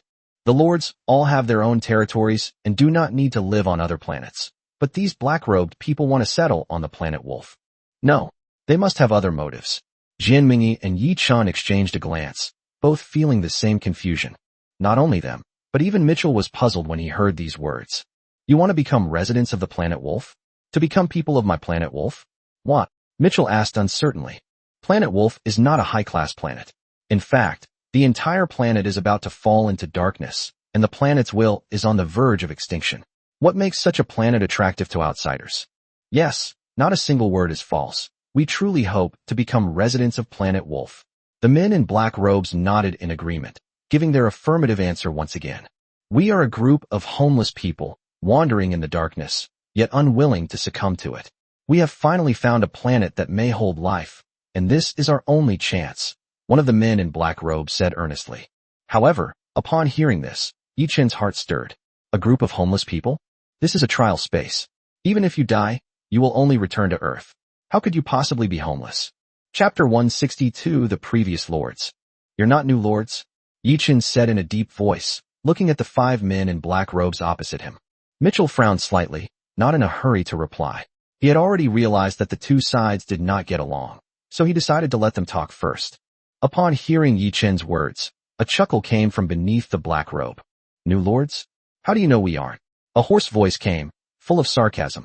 The new lord will not be homeless, nor will he be trapped in this world forever. Jianmingyi said quickly, but Yi Chun next to her frowned slightly. You won't be homeless? You won't be trapped in this world forever? Are you two really that naive? A lot of new lords go missing every year, don't you? Upon hearing this, Yi Chun's pupils constricted slightly, and he couldn't help but think of the lich he had encountered before. Normally, a new lord will return to Earth after death, but there is an exception. Lords who are corrupted by darkness cannot return after death and can only completely disappear in the trial world. So far, Yi Chun only knows that the lich survived the darkness and corruption, but was forever trapped in the trial world and unable to leave. However, judging from the tone of their voice at the time, it seemed that they had a way to get out. Now it seems that these suddenly appearing wasteland planets may very well be their doing. You are the lords who have been corrupted by darkness throughout the ages. Jianmingyi hesitated for a moment, unsure how to answer, but Yi Chun suddenly spoke up, causing the 5 figures opposite to tremble. This time, not only the man in black robes, but even Mitchell was stunned.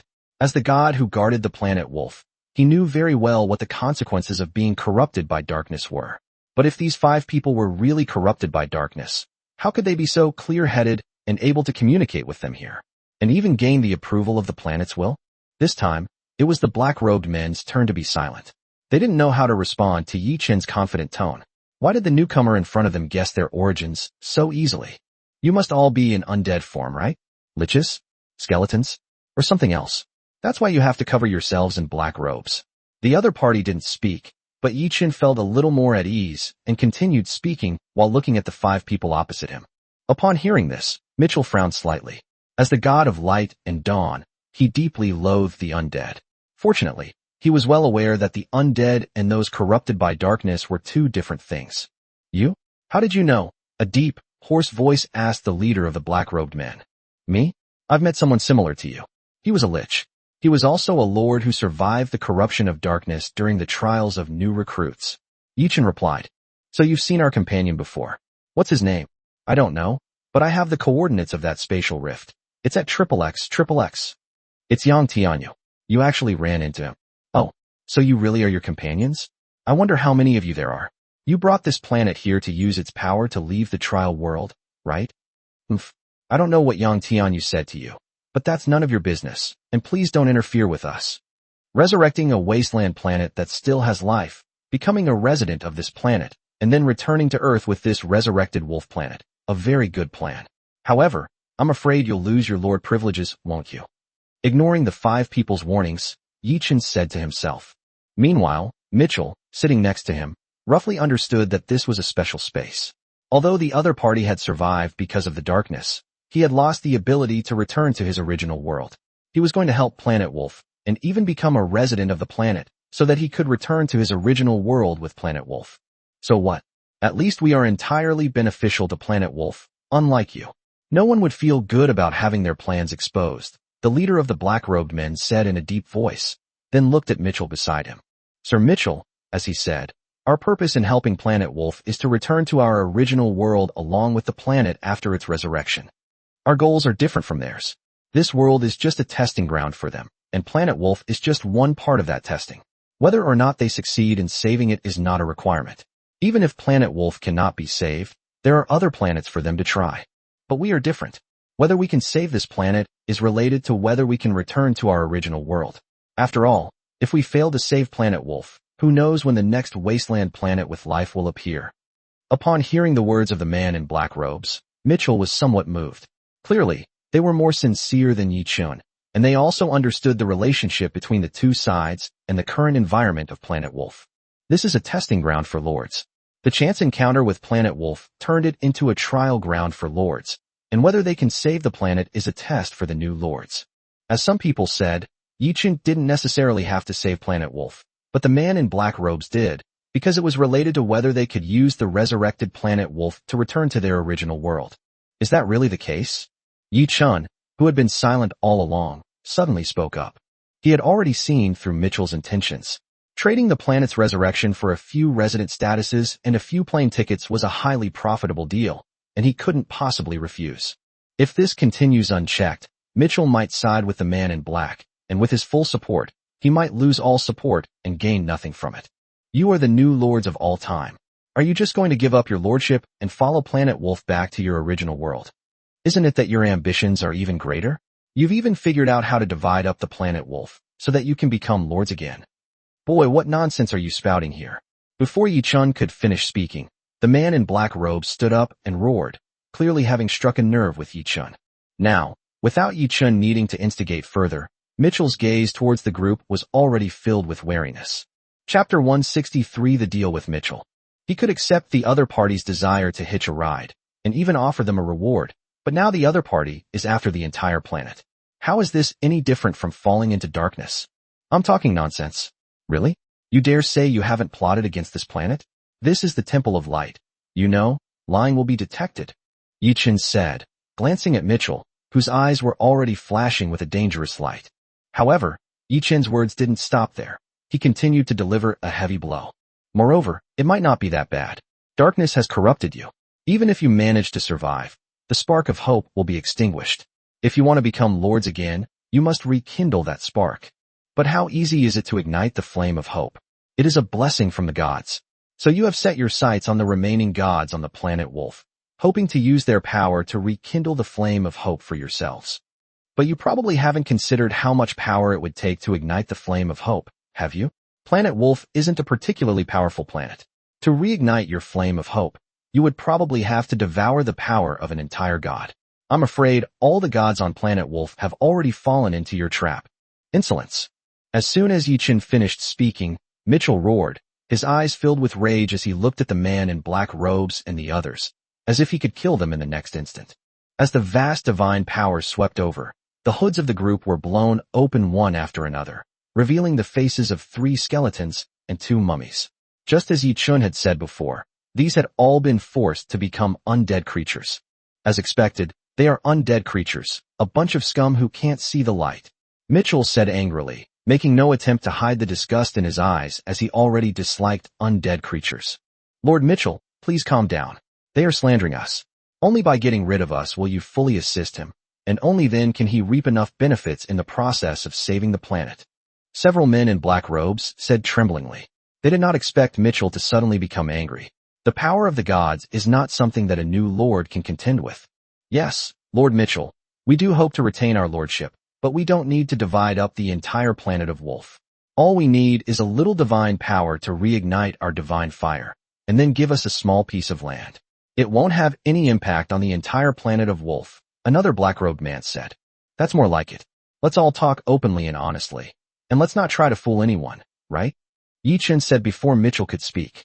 Everyone turned to look and saw that Yi-Chun had somehow brought out a chair and was sitting there calmly, looking at them with a smile. Seeing this, what else could Mitchell not understand? The other party was making their intentions clear, conducting a transaction with a fixed price, without any unnecessary twists and turns. He was somewhat grateful for this. After all, it was better to be upfront than to keep it a secret, and in the end, only he and their planet Wolf would be the ones to be tricked. For Mitchell, nothing is more important than saving the planet, and he's willing to pay any price for it. But that doesn't mean he'll allow others to treat him like a fool. And what about you? We've already stated our purpose. What about yours? For you, saving Planet Wolf isn't even something you absolutely have to do, is it? A man in black robes said coldly upon hearing Yi-Chin's words. The group now hated Yi-Chin to death. They could have obtained the greatest benefit at the lowest cost, and even gained the other party's gratitude. Now, it has inexplicably become a transaction, and their benefits will undoubtedly be greatly reduced. Fortunately, for them, Mitchell was just a breakthrough point. There was more than one god on the planet Wolf, and they had made multiple preparations. Me? My purpose is simple. The authority to kill high-level dark creatures, the purification of dark energy, and divine power that does not affect the very essence of you gods. Yi-Chun said with a light laugh.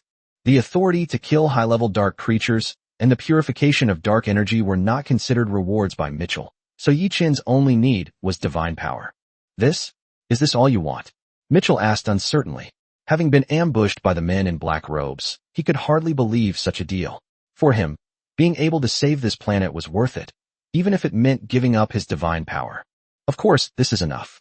You can ask them if these things are the best reward for the Lord, Yi-Chin said, gesturing to the black-robed man opposite him.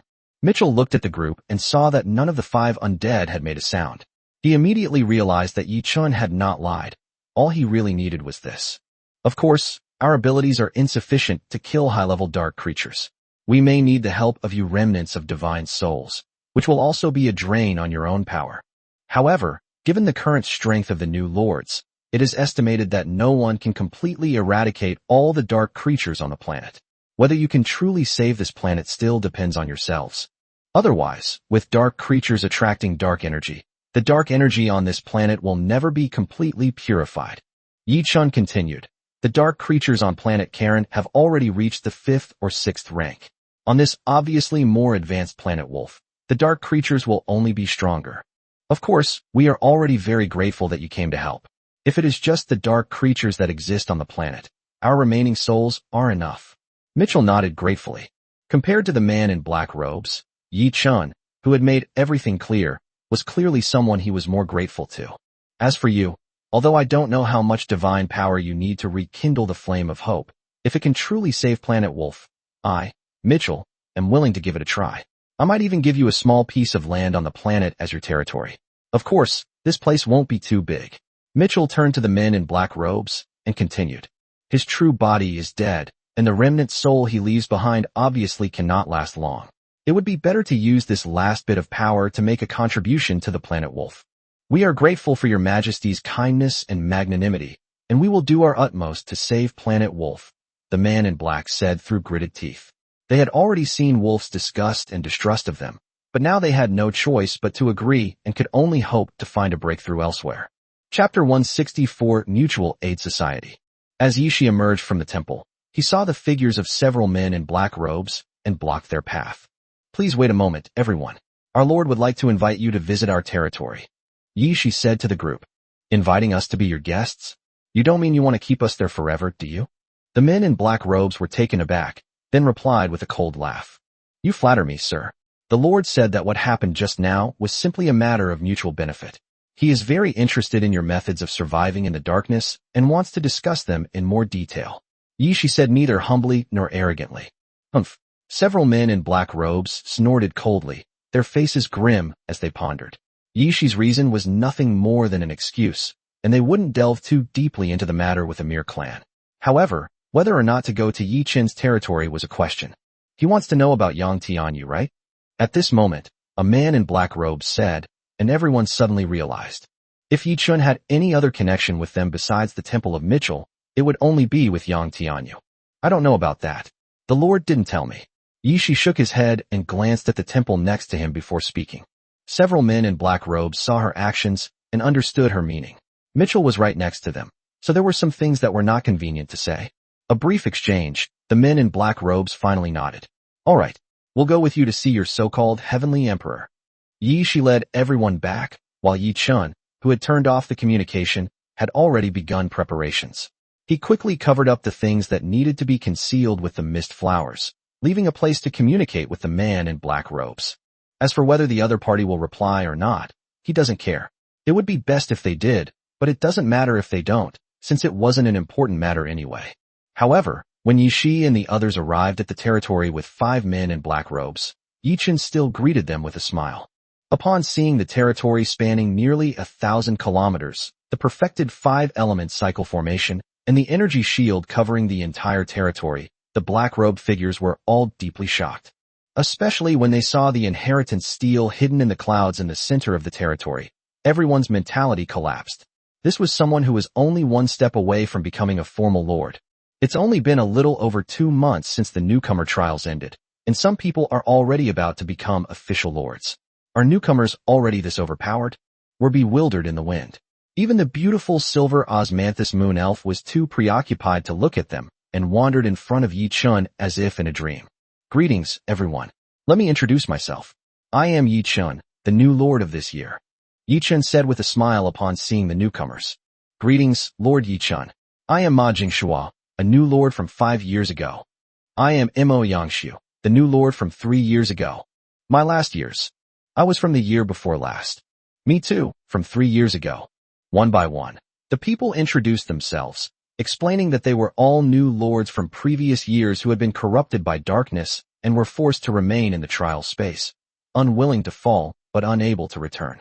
Tell us, what do you want to say to us? Ma Jingshua, the leader, asked first. The two sides had previously been undermining each other in Mitchell's temple, and he didn't really think they had anything to talk about with Yi Chen. Let's talk about your plans.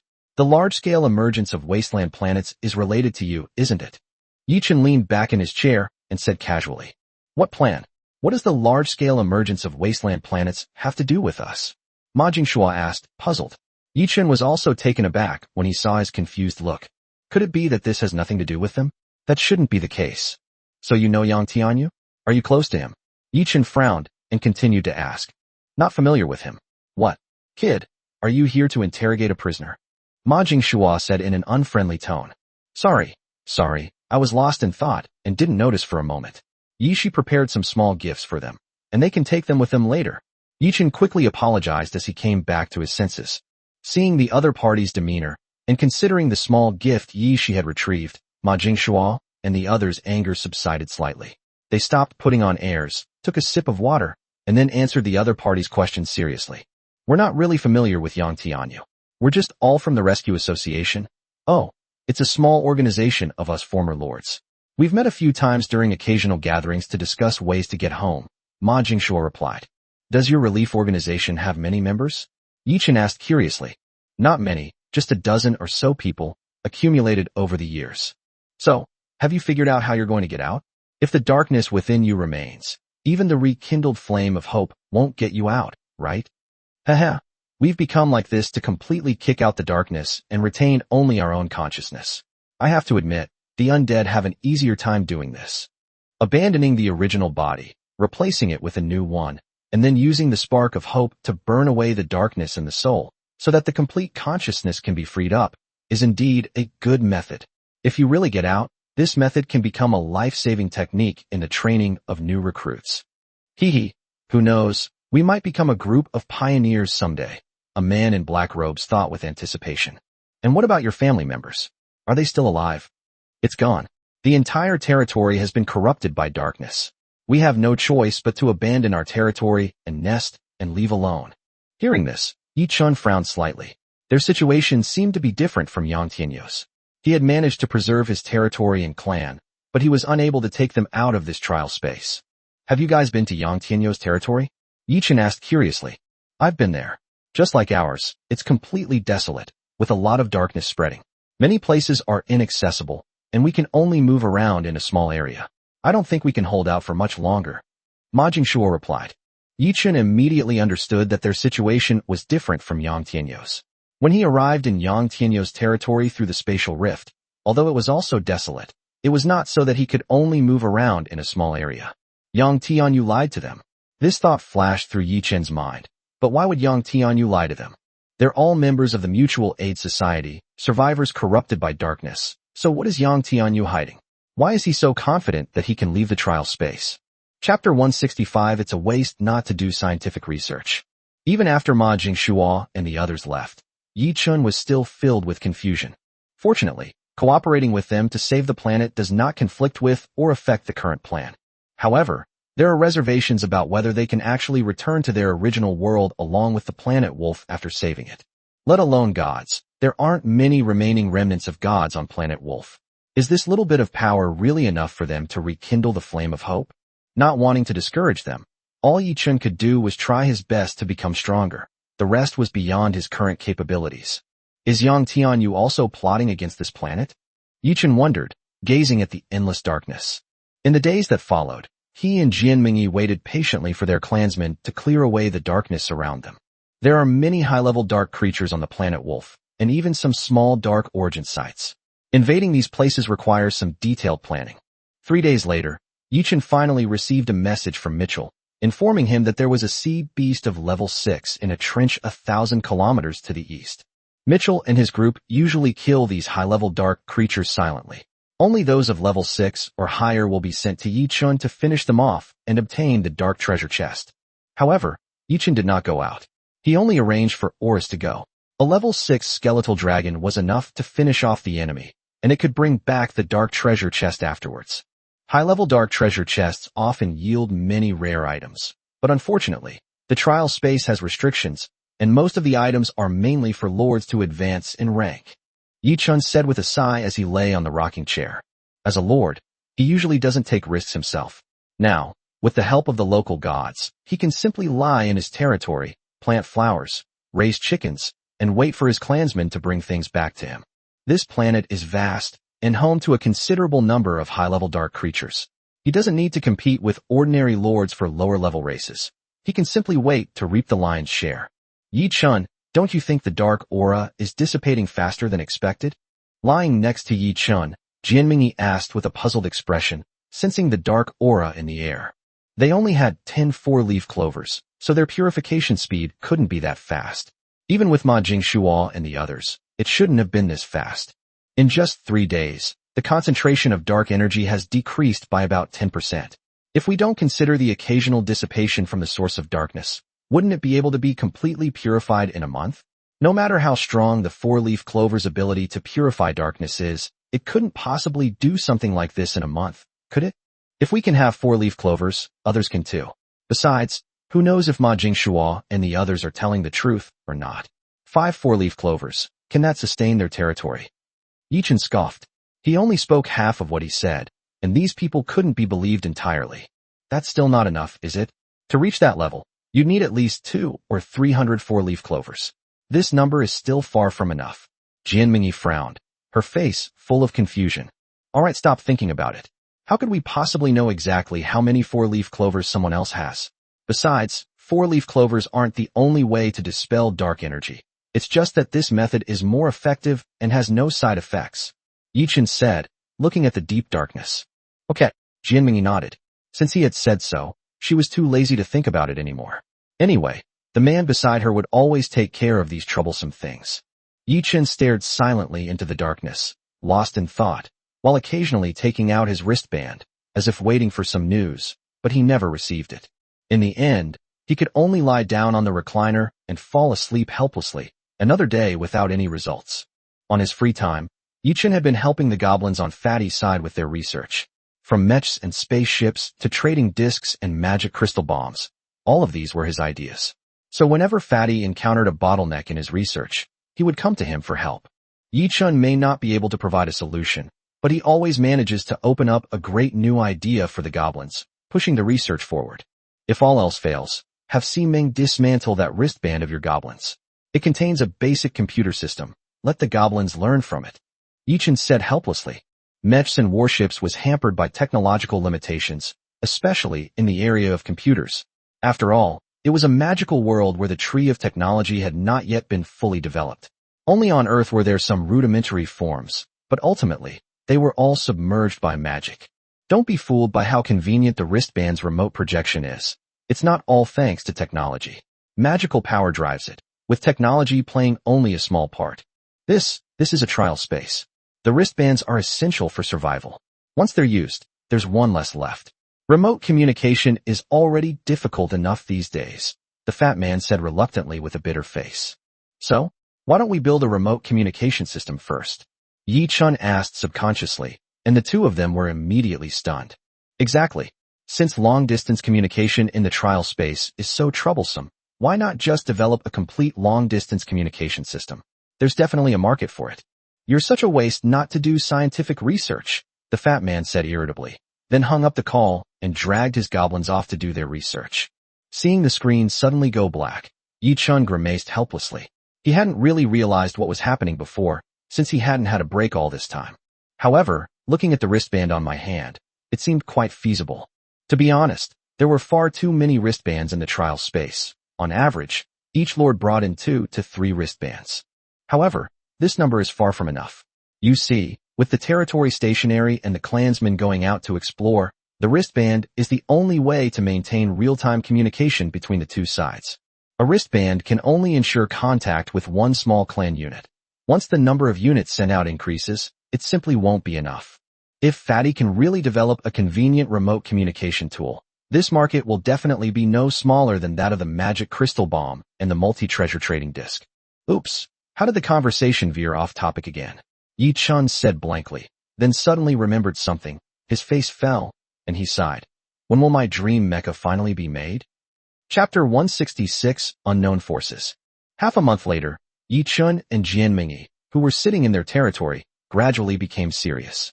The significant decrease in the concentration of dark energy on Planet Wolf did not bring peace to the planet. Instead, it made the dark creatures on the planet even more rebellious. Even his and Jianming's territory had been attacked 3 times by dark creature groups within 2 days, and many new lords were even forced to leave the Planet Wolf. Organize a defense. Yi-chan's eyes were filled with seriousness as he watched the horde of earth dragons rushing towards them. The last wave of dire wolves was gone less than half a day ago, and now another group of Tier 4 earth dragons has arrived. Can we hold them off? Jianming asked with a worried expression. Their territory is currently dominated by Tier 3 creatures. Tier 4 dark creatures have no advantage in direct confrontation, especially the strongest Tier 4 dark creatures, the earth dragons. It's alright. The city walls have been standing for a long time, and with Horus and the dragons around, low-level dragon-blooded creatures will naturally be suppressed, Yi-chan said calmly. Indeed, as the dragon's might was released within the territory, the charging earth dragons all paused, their hooves digging deep into the ground, preventing them from advancing any further. However, when the earth dragons in front stopped, the earth dragons behind did not receive the message in time and continued to rush forward, throwing the entire earth dragon herd into chaos. Roar, one roar after another rang out from the earth dragons. Just as they were about to reach the city wall, the brave earth dragons suddenly stopped, and the entire group immediately lost its original momentum. All troops, attack! Seeing the scattered and disorganized horde of earth dragons, Yi Chun gave the order, and all the members of his clan rushed out to attack the earth dragons outside the city walls. Boom! A large number of explosive arrows shot out, and the fire crows in the sky also spewed out a large amount of flames and magic crystal bombs. The entire group of earth dragons was instantly engulfed in a sea of fire and roaring sounds. Roar! The earth dragons roared continuously from the darkness, but with the magic of the land and mountain gods, all the earth dragons were firmly trapped in a suddenly rising mountain valley. The black birds and angels in the sky launched attacks and slaughtered these creatures corrupted by darkness. An hour later, the noise finally subsided. All the earth dragons had been wiped out, and even the leaders who had reached level 5 were killed by Horus and became food for the Ho and Xian birds. Although the war had ended, the worries in their hearts did not lessen in the slightest. Yi Chun thought for a moment, then summoned Yi Shi and asked her to make a trip to the Temple of Mitchell. If we're talking about those who understand the changes on this planet best, besides the planet's will, it's these native gods. However, when Yi Chun arrived at Mitchell's temple, he did not get the result he wanted. He did not know the reason for the riot of these dark creatures and needed to communicate with the remnants of other gods. However, it seems there are other forces on the planet that we don't know about. They are also purifying the dark forces on the planet, but at the same time, they are causing a rebellion of dark creatures. Mitchell said to Yi Chun and told him a shocking piece of information. Goddess of Winter, who had maintained contact with them, has had her remnant soul dissipate. If there were no other remnant souls, the Goddess of Winter should have perished completely. Mitchell said in a heavy tone, as if he saw his own future in the Goddess of Winter. If he could not save the planet Wolf, perhaps his fate would be similar to that of the Goddess of Winter. Is there really a third force? Jianmingyi exclaimed in surprise. They had suspected this before. Given how quickly the dark energy was being purified, they just hadn't expected it to come true. Do you know where they are? I think we need to find out what they're up to. Yi Chun asked in a deep voice. He had been inquiring about these things for days, but there were no results yet. He hadn't expected the purification of dark energy to be so much faster than they had imagined, and the uprising of dark creatures was also much faster than expected. Perhaps the other side didn't expect that Yi Chun and his group would be helping them purify the darkness? I don't know. We can only guess that it's in the deep ocean. But the sea god of Wolf is dead, so no one can guide us in the ocean. Mitchell shook his head and said, this is also why these remnant souls of gods have never explored it. In the ocean? Yi Chun turned around and glanced at the darkness behind him. That was the Eastern Ocean. Although the seawater was gradually drying up, it was still boundless, and it would be extremely difficult to venture into it. Tell me the approximate location, and we'll go take a look. Yi Chun replied after only a moment's hesitation. His retinue is not good at water. They should be able to see something by flying over the ocean sky, right? Moreover, Fatty and Simming are observing in real time outside the planet. When the time comes, as long as the three-legged golden crow illuminates everything in the ocean will be exposed. This? Are you sure? As far as I know, your clan isn't good at naval warfare, is it? Mitchell said with a worried look in his eyes. After fighting side by side for so many days, he had come to regard Yi Chun and the others as his comrades, even though these comrades were rather weak. We can fly, and Yi Chun has the blue dragon with him, a giant water dragon. Jianmingyi replied with a smile. An angel like him, needing to go into the water himself? Are you kidding me? She's right. Blue dragons are just as good at swimming as some aquatic creatures, and none of the primordial gods are bad at it. Yi Chun laughed as well. Yi Shi in the temple heard this, and her lips curled up into a charming smile. You're so beautiful. Mitchell exclaimed as he looked at Yi Shi. Yi Shi's smile vanished instantly, and he returned to his previous expressionless state. Oh, don't be nervous. It's just a compliment.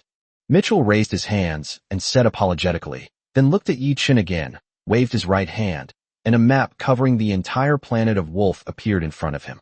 Since you're going, I'll tell you the location. The information we've gathered so far is roughly within this area, about 5,000 kilometers in diameter. Mitchell drew several red circles on the map, representing the locations of his temple and Yi Chun, and then drew another red circle on the eastern sea. Looking at the vast distance and the huge red circle, Yi Chun couldn't help but twitch his lips. You're really not going to be polite, are you?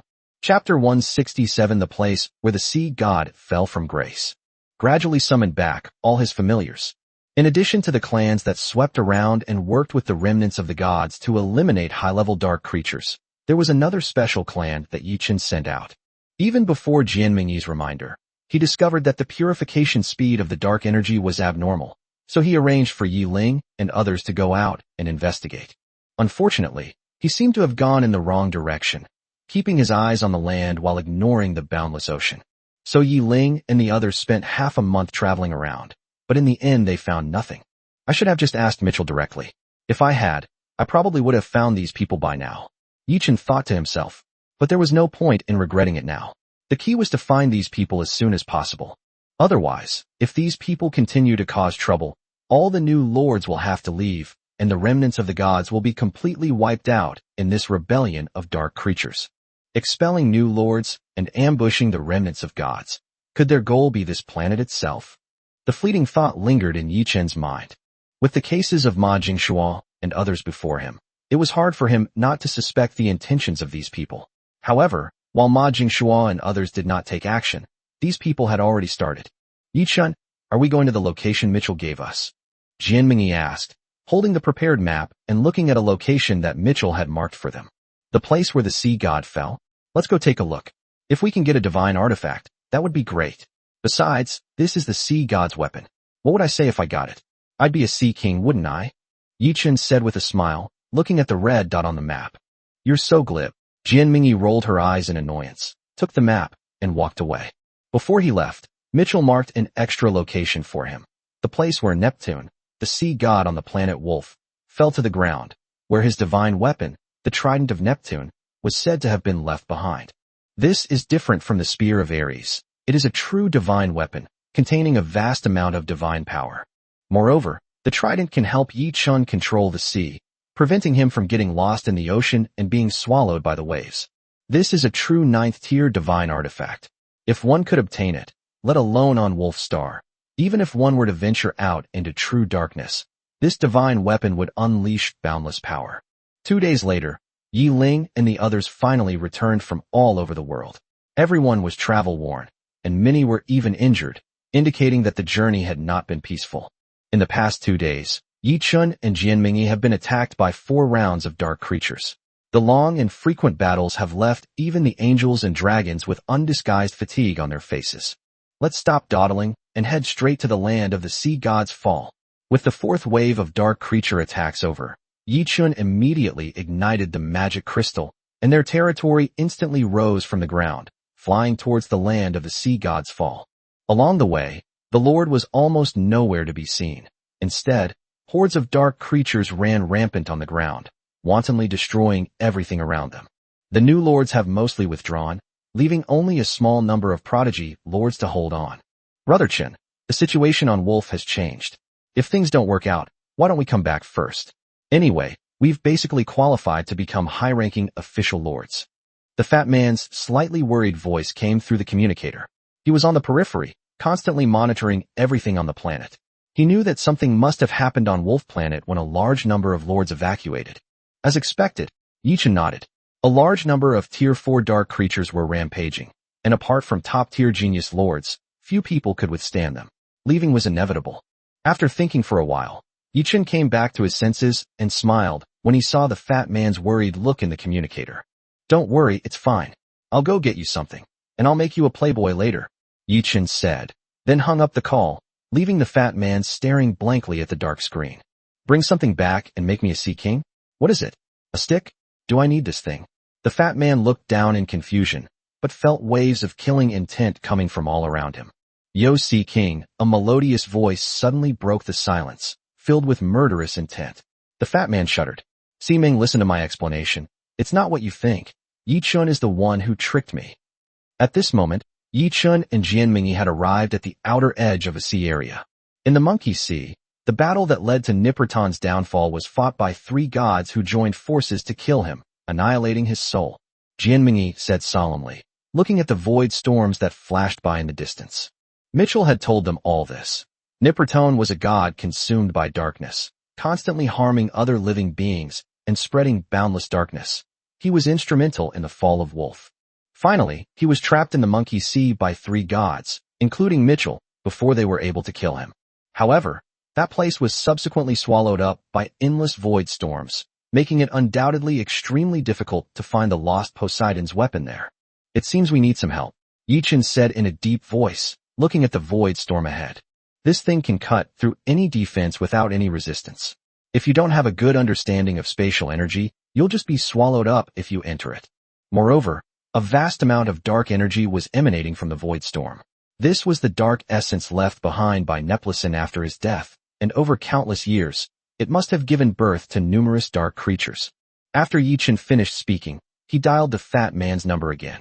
The fat man, who was being tortured by Si Meng, was stunned for a moment, and then opened the call under Si Meng's dismissive gaze. Fatty, I need to borrow someone from you, Yichin said bluntly. The person? No problem. But how do I get them to you? The treasure trading disc. Just have her come over directly. She's that goblin who invented the spatial teleportation. I think her name is Mina. Mina? She can indeed be transported via the treasure exchange disc. Okay, I'll call her over right now. Soon, a short female goblin ran over and exclaimed with delight when she saw Yichun and Jianming. Lord Yichun, Lord Jianming, greetings. Is there anything I can do for you? Mina's cheerful voice rang out through the communicator, as energetic and passionate as ever. Chapter 168 Divine Protection. Could you please come over via the multi-treasure trading disc? Remember to bring your tools. I've encountered some spatial problems here, Yichin said with a smile. Mina was the goblin who led them to the Lich's spatial node, and later even spearheaded the research on the multi-treasure trading disc. If we were to ask who among the members of everyone's clan is most skilled in spatial energy, it would undoubtedly be her. She can even travel to any place via the treasure trading disc, which can only transfer items. She is a space magic mage among the goblins. Mina is happy to help, Mina said, bowing as she received a nod from the fat man. She then picked up her things and stood on the multi-treasure trading platform. Your Excellency, Lord Yichun, please activate the treasure exchange disc. Mina is coming. The two immediately activated their respective treasure trading discs, and with a flash of light, Mina disappeared into the fat man's territory. Hello, Mina. Yichin greeted her with a smile as he saw the small figure jump out from the trading platform. Selfishness, greed, cunning. All sorts of negative terms are symbols of goblins. But just as there are good and bad people among humans, there will always be some outcasts who don't fit in, and Mina is one of them. Compared to the other goblins' repulsive personalities, Mina is like a happy little elf, very endearing and kind. Aside from her appearance, which is ugly as a gnome, she is more like a generous and kind dwarf than a treacherous goblin in terms of personality. Greetings, Your Excellency Lord Yichun. Is there anything I can do for you? Mina took off her large round hat and bowed to Yichun as she asked. We need to get inside, but the area is full of void storms, so we need you to lead the way, Yichun said, pointing to the void storms in the distance. Mina turned around and looked at the silver streaks that kept flashing by, a serious expression on her face. Cannot bring your territory in, or even too many people. Mina turned around and said apologetically, can't we enter the territory, and we can't bring too many people? Yichin stared into thought as he looked at the void swallowing the darkness. Yes, the fewer people who go in, the safer it is. After all, Mina only has one space-time staff, and it can only handle one void rift at a time. If too many void rifts suddenly appear, Mina will be too busy, Mina said, taking out a silver metal rod from her backpack. This was the rod she used to break through the lich space with Yichun. What should we do? Should we still go in? Jianming asked with a hint of worry. The fact that the territory was inaccessible meant that neither she nor Yichun could enter. Relying solely on a small number of clansmen, no one knew what kind of danger they would encounter. Yi Shi, Yi Ling, Yi Ying, Ho, Taishan, and bring along a Xian bird, a local deity, and an angel. Your safety is the top priority. After a moment's thought, Yichun looked at Jianming and the others beside him and said, Okay, I'll arrange for Michael to go in. Jianming nodded. Michael was the first angel she recruited, and also the strongest angel in her territory. Yichun actually wanted Oris to go in, but its size was too large. Even without other people, Mina couldn't protect its entire body, so he had to settle for second best and streamline the team as much as possible. Ho, Taishan, and Suanio are the strongest fighting forces in Yichun's territory, while Yi Shi and Yi Ling are the managers of the territory. In addition to Yi Ying's reconnaissance abilities, the land's life-saving methods, and the angel's combat and purification abilities, This can be said to be the most well-equipped exploration team in their territory. If even they can't bring out the trident, then perhaps only Oris can do it. Yes, sir. Yi Shi and Yi Ling accepted the order and went to prepare. Finally, everyone sat on the back of a black bird and flew into the depths of the void storm. I hope they can bring the trident back safely. Jianmingyi prayed. Let's hope so, Yi Qin said in a low voice, looking at the dark aura constantly emanating from the surroundings. The Xian bird is not small. Although it does not grow to a skeleton of hundreds of meters like the Oris, at this time, the fourth-level birds have already reached a size of more than 10 meters. Fortunately, the spatial rift was quite large. Mina rode on the back of the hoe, easily moving around the Xian bird. With a light tap of her time-space staff, a spatial rift that was about to be formed dissipated at an extremely fast speed. These spatial rifts didn't seem very big when we were in the territory before, just quite dense. I didn't expect that after we came over, each of these rifts would be tens of meters thick. Taishan said in a low voice as he sat on the back of the Xian bird, looking at the spatial rifts. That's because we're far enough away, and the spatial rift itself distorts the surrounding space. The size you see isn't necessarily the real size. Yishi explained. There was no battle going on, so they could only wait on the back of the Xian bird. The darkness here is extremely dense, and our minds may be disturbed. Michael suddenly spoke up, looking into the darkness ahead and saying in a deep voice.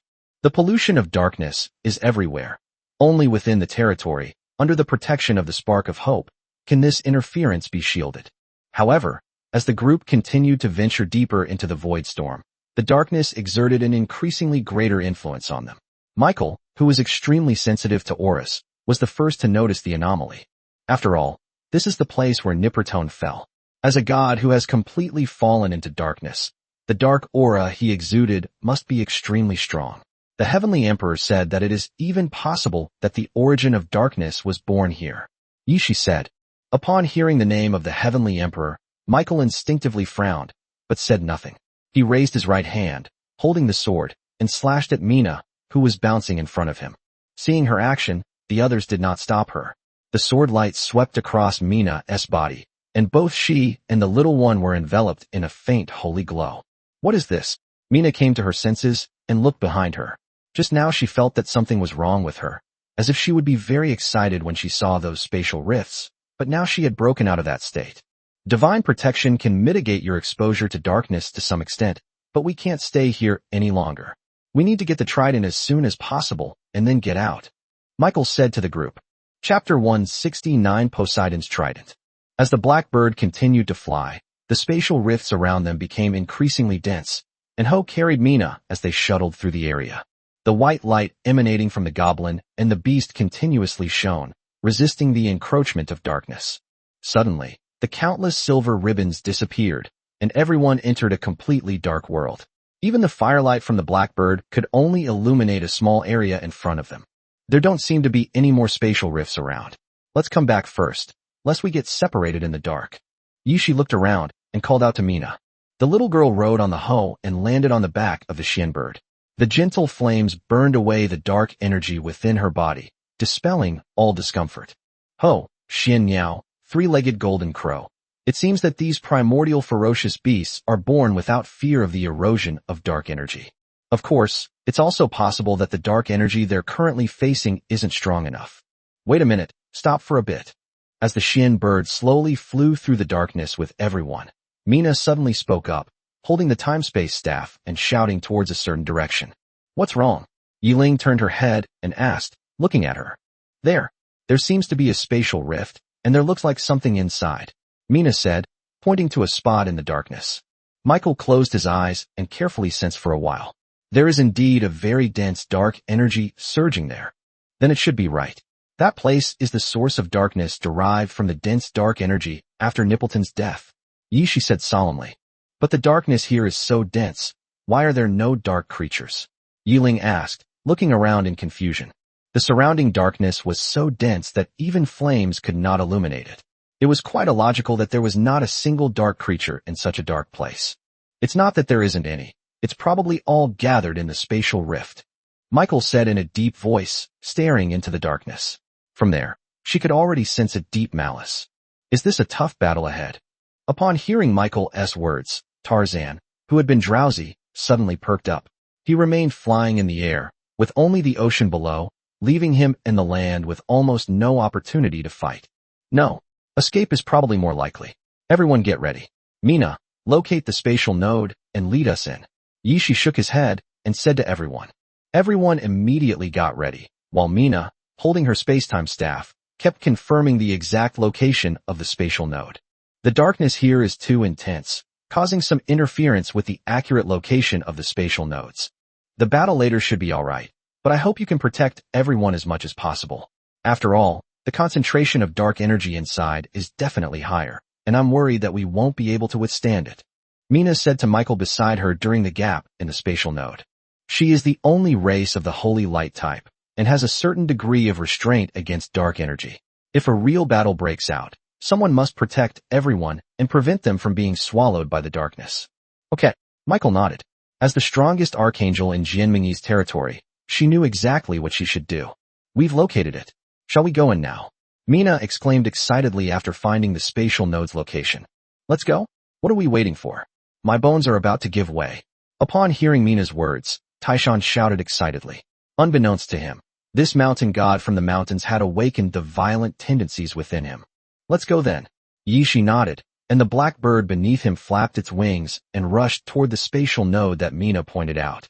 Whoosh! Everyone felt a stream of light flash before their eyes, as if they had passed through a thin membrane and arrived in a completely new world. This feeling is familiar to everyone. After all, they have all had the experience of traversing spatial nodes, but this time, there seems to be something different. Boom! Thunder rumbled in everyone's ears.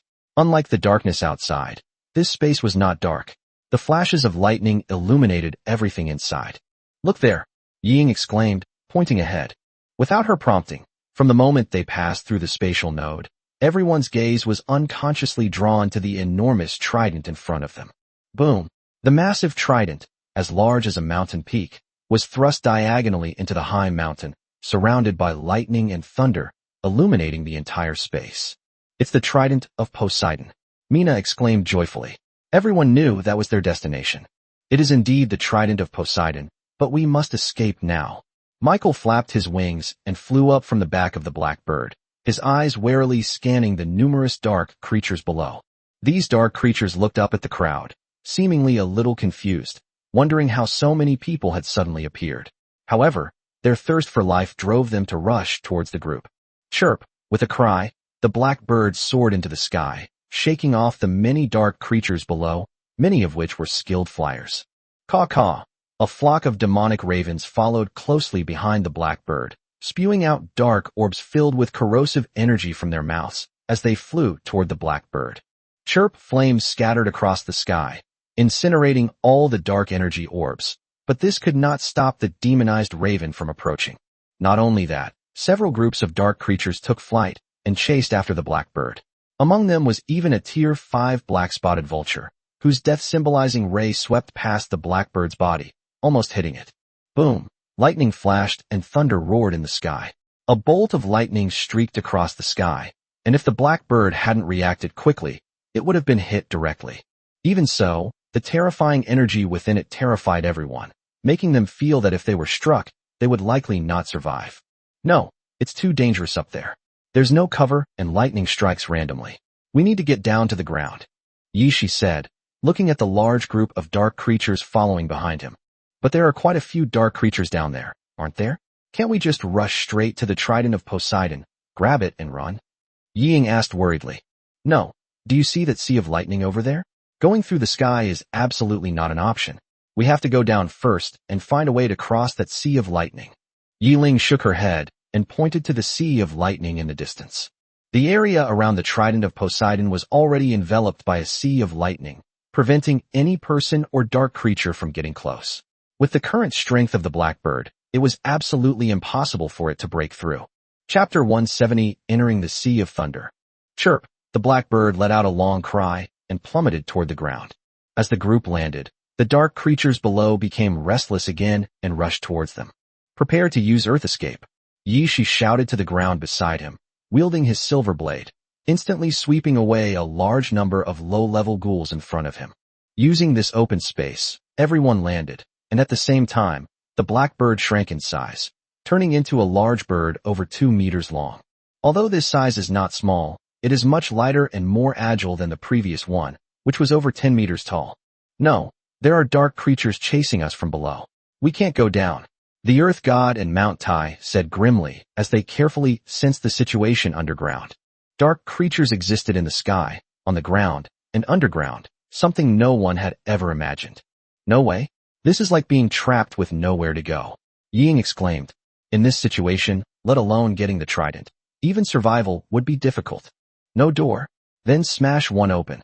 Yi Shi said sharply, his body surging with moonlight power, clearing away the dark creatures in front of him, and leading everyone to continue charging towards the trident of the sea god.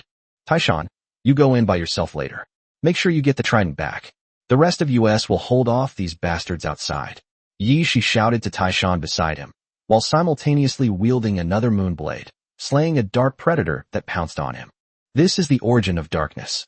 The war of the gods of Nippertone annihilated everything, and thus the dark creatures that were born are mostly those that are truly dark creatures. Dark predators, dark thugs, dark lurkers. Dark creatures that are rarely seen in the outside world are the main group here. No way. Are you kidding me? These dark creatures. How can a few of you possibly stop them? Taishan stared wide-eyed at Yi Shi and shouted in disbelief. Stop talking nonsense. We won't fight them head-on. We'll rely on the land and the Shin bird to deal with them. Get the trident of the sea god as soon as possible, and we'll meet you outside. Yi Shi shouted loudly. By this time, there were already many dark creatures behind them, and more were constantly charging towards them from the front. Moreover, the flying creatures in the sky continued to hover above their heads, swooping down to attack from time to time, which was only defended by Michael, the blackbird, and the hoe. This? Fine. You all better live well. Taishan looked at the dark creatures around him and said through gritted teeth. Nonsense, of course he should live. Michael, grant him divine protection. Yi Shi shouted.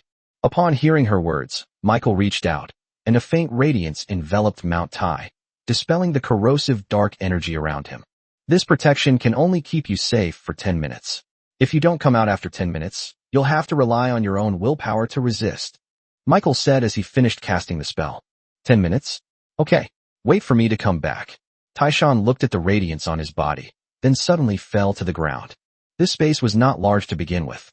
With the flight of the blackbird and everyone's sprint, they had already reached the edge of the sea of lightning. If they continued forward, there was a possibility of being struck by lightning. They are only a group of Tier 4 units, far from being able to withstand the lightning from these divine artifacts. The divine power contained within them is something that ordinary people cannot contend with. Land, compact the soil and stop those things below. Yi Shi shouted to the land beside him as he stopped. At the same time, the others instantly engaged in battle with numerous dark creatures. The hoe pounced directly at the black-spotted vulture. The difference in strength between the two ranks did not frighten it in the slightest. Even after being swatted away by the vulture several times, it still charged forward relentlessly. On the other side, Yi Shi and the others were fighting with the dark creatures on the ground. Fortunately, the creatures that came were only low-level ones, and they could hold them off for a short time. However, as time went on, the higher-level dark creatures came out one after another, and the group had no choice but to retreat. Everyone returned to the back of the black bird, which carried them as they flew around the trident of the sea god. Roar!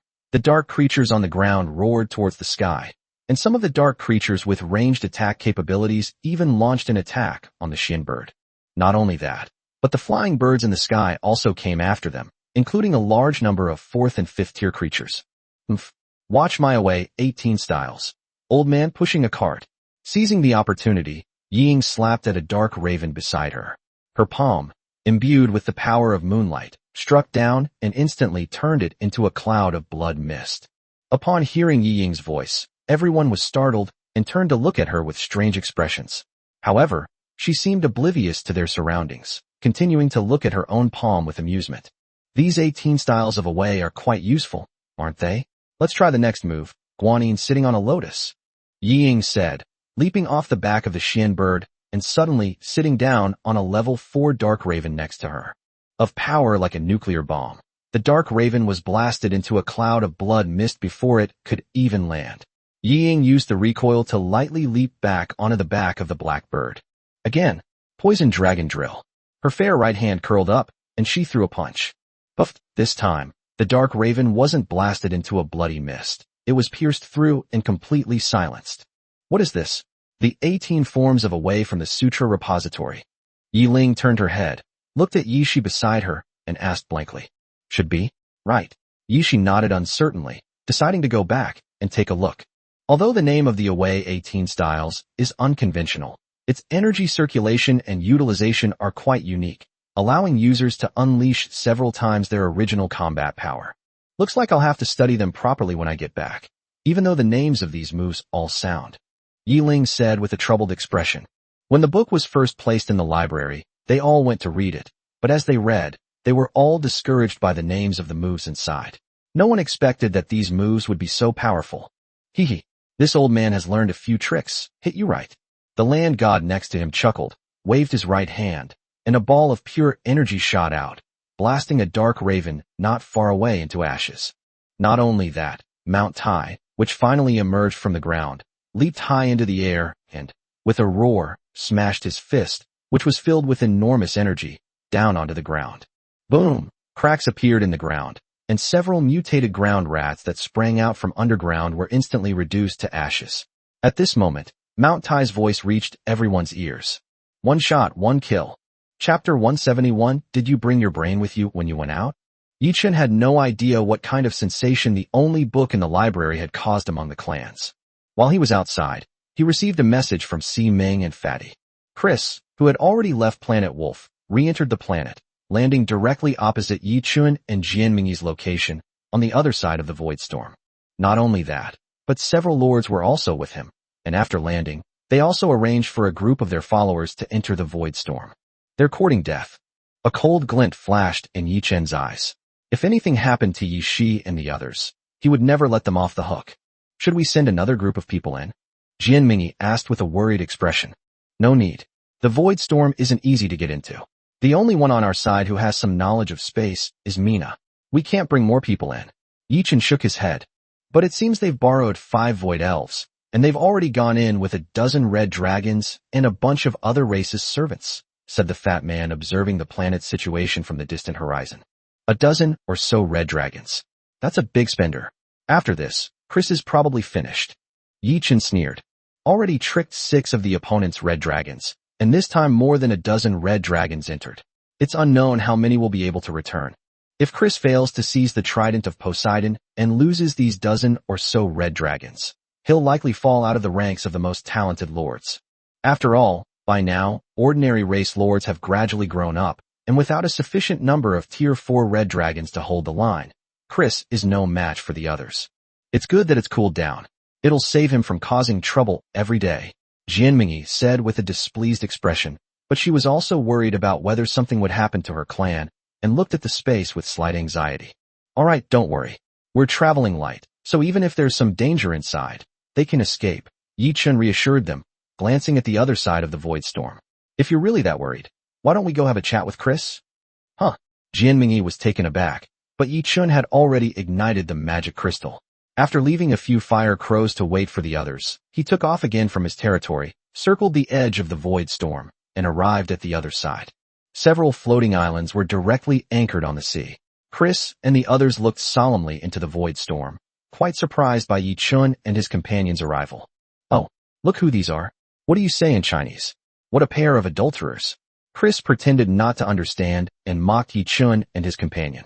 Chinese culture is profound and extensive.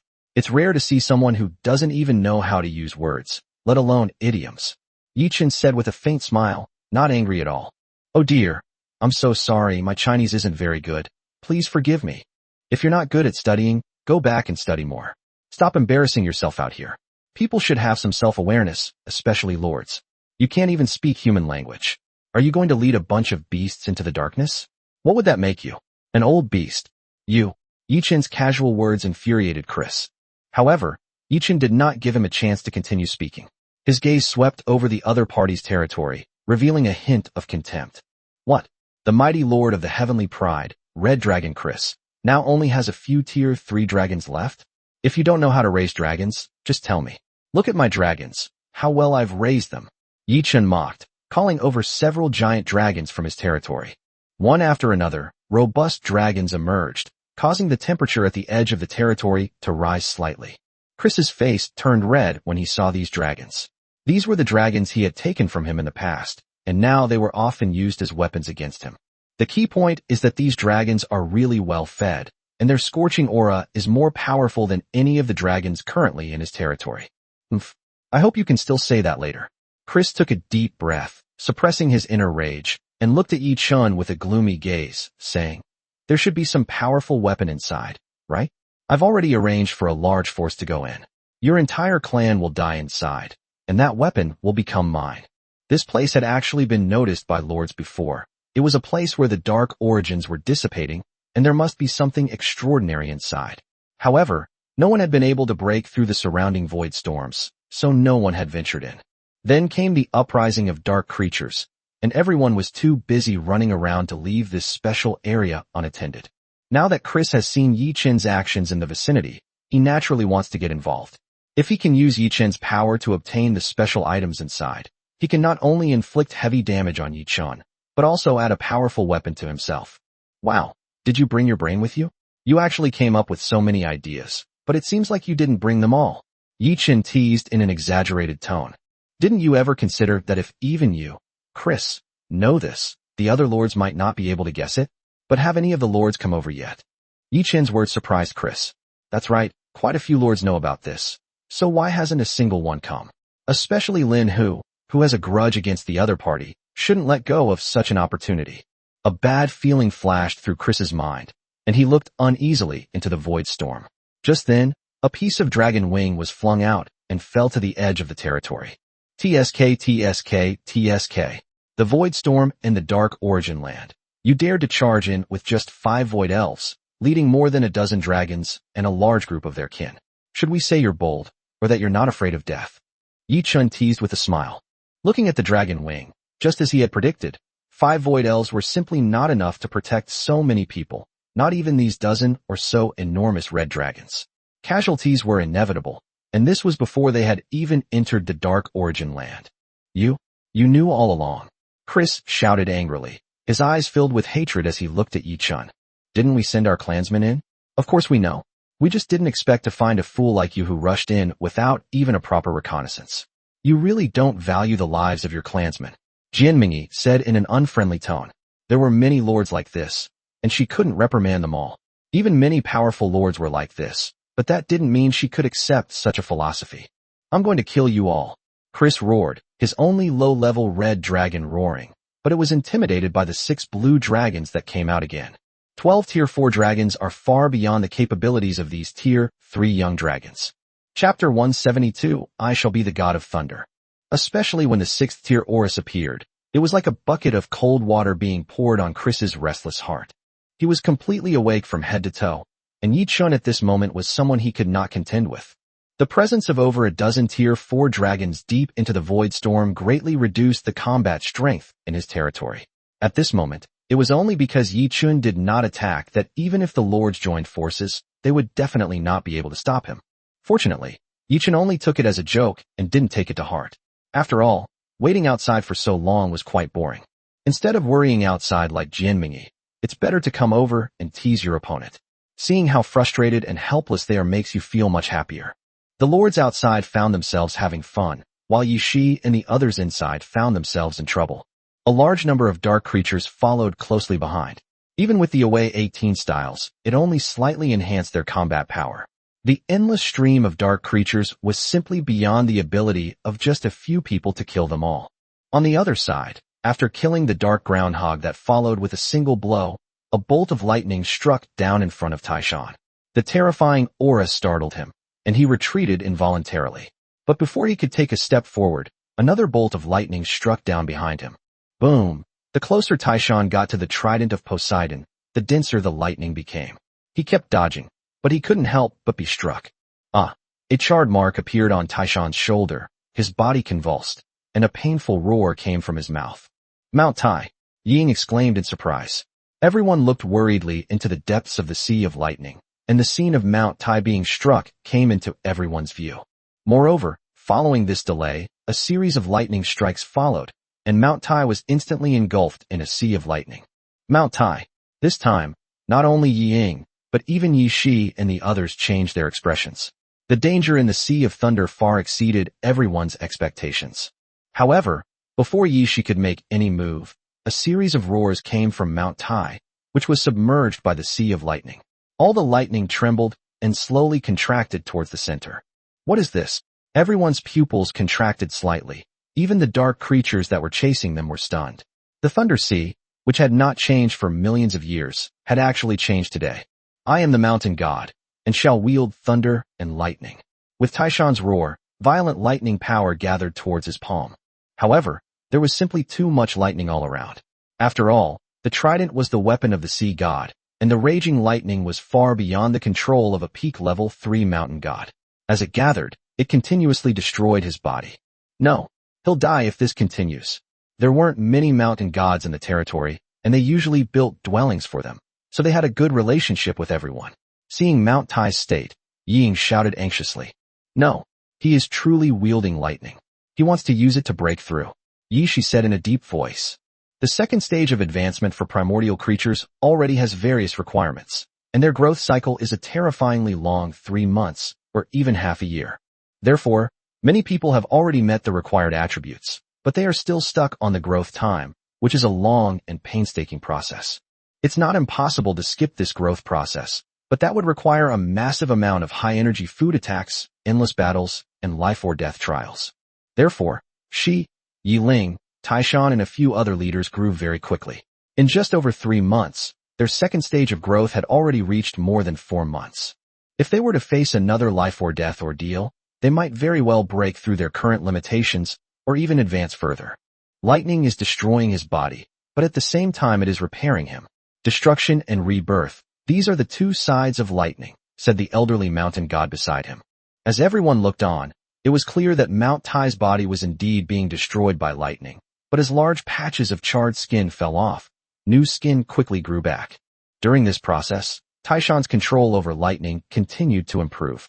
Lightning surged around him, but it struck him less and less. I shall be the god of thunder. In his hazy consciousness, Mount Tai, who controlled lightning, kept murmuring, but a glimmer of clarity flashed in his eyes for a moment. As soon as he finished speaking, the lightning in the sky stopped abruptly, and the raging lightning was completely under his control. At this moment, Mount Tai exuded a terrifying aura, causing even Yi Shi and Michael to feel a chill run down their spines. Just as a hybrid wyvern trembles when facing a real dragon, Yi Shi and the others felt the same way at this moment. Mount Tai possessed a power even greater than theirs. He has advanced, Yi Shi said softly, feeling both joy for Mount Tai and a touch of disappointment. She has always been the strongest moon goddess in the territory, and was among the first batch of moon goddesses recruited by Yi Chun. She wields the greatest power in the territory. But today, the honest and simple Taishan has already surpassed her in strength. With this step into the 4th tier, Yi Shi does not believe that the other party is just a simple 4th tier unit. Mount Tai's strength must have increased by an extraordinary amount, and even his very essence has changed. Because at this moment, dragon scales appeared on Mount Tai's body. Not only that, his body grew taller again, but not in a normal proportional manner. Instead, it started to lengthen from the abdomen, and it seemed that his entire body, except for his limbs, had become much longer. Boom! The sky was filled with continuous roars as Mount Tai, holding endless lightning, walked step by step toward the trident of the sea god. Even as his height increased again, he still appeared small in the face of the 100-meter-tall trident of Poseidon. But Mount Tai was not afraid and leaped down from the trident. Loud thud, the lightning struck the shaft of the gun, surging against the surrounding raging lightning. A large amount of black mist dissipated as the lightning dispersed it. What is this? The dark aura hidden within the trident. Ying exclaimed in surprise, but Yi Shi and Michael shook their heads. No, the trident should have pierced a dark source below. The darkness wanted to invade, and the surrounding sea of lightning was the trident's resistance. Yi Shi said, but didn't Neptune, the sea god, fall and become a slave to darkness? Why is his trident still dispelling the darkness? Ying asked, puzzled. I don't know, maybe it's because the trident is just a weapon? Michael said uncertainly, a statement that even he himself couldn't convince himself of. Chapter 173 deserves a proper thank you. Regardless of the truth, and no matter how powerful the darkness suppressed by the trident may be, as Taishan clung to the gun barrel, Lightning raged around him, and large amounts of black mist billowed out, only to dissipate within the lightning. Ah! At this moment, Taishan roared and pressed his body down with the trident in his arms, trying to pull the trident out. Boom! A series of booming sounds came from the earth, and a large amount of black mist was released from the spearhead. Without the lightning to disperse it, the black mist immediately became bait to attract numerous dark creatures. The dark creatures in the entire space went berserk, and terrifying roars rang out continuously as they began to swarm towards the trident. Oh no! With so many dark creatures, Mount Tai is in danger, Yi Shi said with a worried expression, but there was no one to help him at this moment. Mount Tai was surrounded by lightning, which contained terrifying energy that could even dispel the black mist, making it impossible for Yi Shi and the others to get close to it. But the dark creatures didn't care about any of that. The escaping black mist had a fatal attraction for them. In order to absorb as much of this dark energy as possible, they didn't even care about the existence of Mount Tai. Go around him and protect him. Try to prevent the dark creatures from getting close, Michael said, and flew towards Mount Tai first, cutting down all the dark creatures along the way with a single sword strike. Let's go too. Yi Shi nodded, and the black bird beneath him led everyone to Mount Tai's side, preventing the dark creatures from getting closer. However, this also put them in danger. Occupied by the powerful dark creatures. The weaker dark creatures could only be driven away, and many were even driven directly to Yi Shi and the others. Seeing that they couldn't get anything from the black mist below, they naturally turned their attention to Yi Shi and the others. The life energy was also extremely attractive to them, making them a rare delicacy. Taishan, hurry up. Yi Ying cleaved a level 4 dark creature in two with a single palm strike and shouted towards Taishan, who was not far away. Now, all the dark creatures in the entire space are converging on this side. They can be said to be living in a monster's lair. Even if only a small number of dark creatures come to cause them trouble, it will still be a very considerable number. Mount Tai was still roaring as the trident of Poseidon was being pried open little by his immense strength. As more and more black mist dissipated, the dark creatures in the space became increasingly frenzied. Many of them even plunged headlong into the lightning of Mount Tai and were instantly blasted into ashes. Of course, there were also some powerful dark creatures among them. After being struck by lightning, they did not immediately dissipate. Their enormous corpses crashed into Mount Tai, causing him to shake. No, there are too many dark creatures. If this continues, not only will we lose Mount Tai, but we'll all perish here. Yi Shi thought anxiously, his desire for power growing stronger. Just then, the spatial rift that everyone had passed through lit up again, and one after another, huge red dragons emerged, followed by a large number of various kinds of familiars. Roar! The dragon's roar rang out, but the dark creatures paid no attention to it, and continued to charge toward the trident. After roaring, the red dragon paused for a moment, realizing for the first time that its roar had no effect. Then it roared angrily again. Only then did some weaker dark creatures below look over with trembling eyes, their gazes showing a hint of struggle, before turning back and running towards the trident once more. You yelling about, you red dragon? Aren't you disturbing my meal? Aren't you disturbing my advancement? If I'm late, all that black mist will be absorbed by the big shots, and then I won't even have any soup left.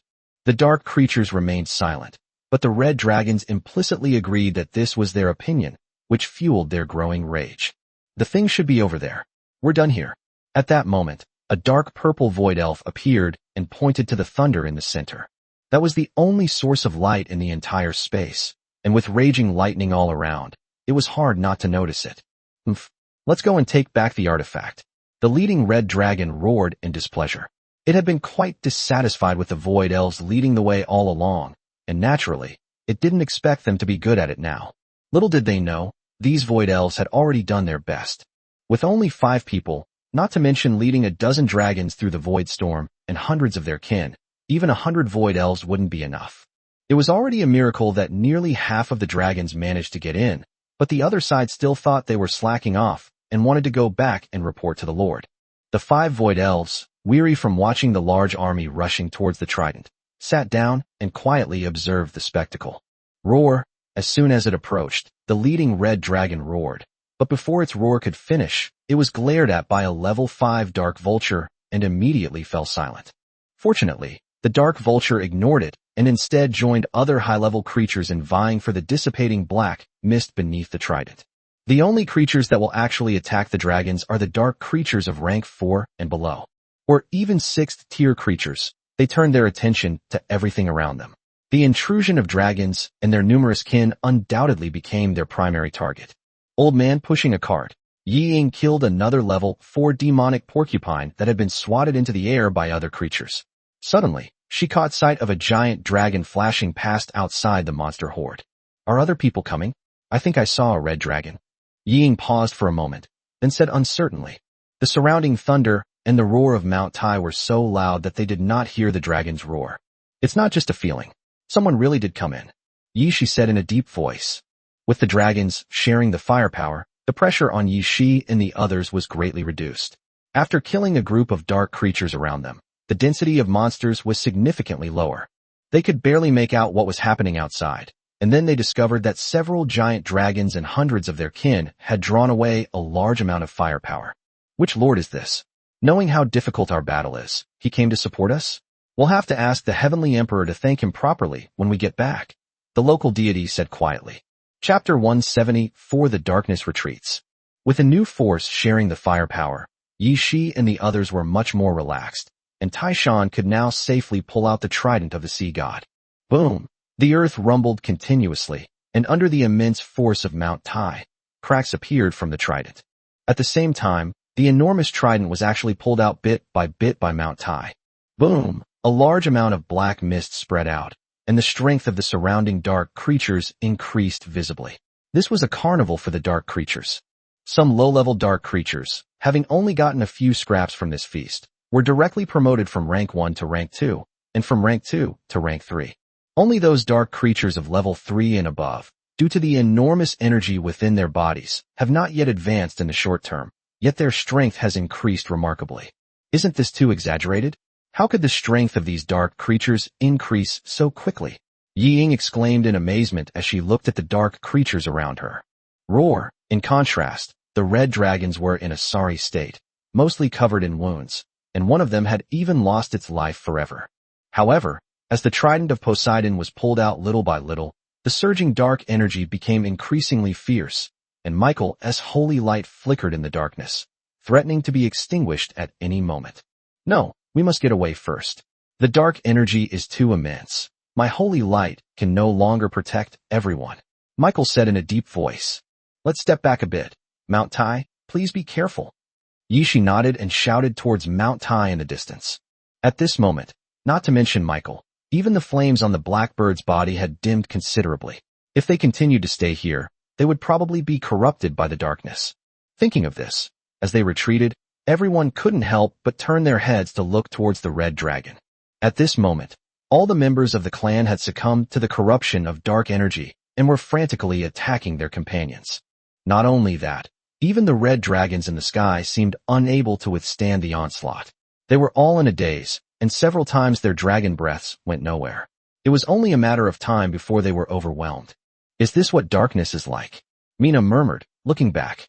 They had never truly witnessed how darkness devoured life. This is just the beginning. In the end, they will all become slaves to darkness. Michael said coldly. The group retreated to a relatively safe distance before stopping and quietly watching the situation at the trident. At this moment, under the immense force of Mount Tai, the trident had been lifted halfway up, and Mount Tai's feet could even touch the ground. A large amount of black mist surged out, and the surrounding dark creatures had no time to pay attention to anything else, frantically rushing towards the tip of the halberd, hoping to absorb more black mist.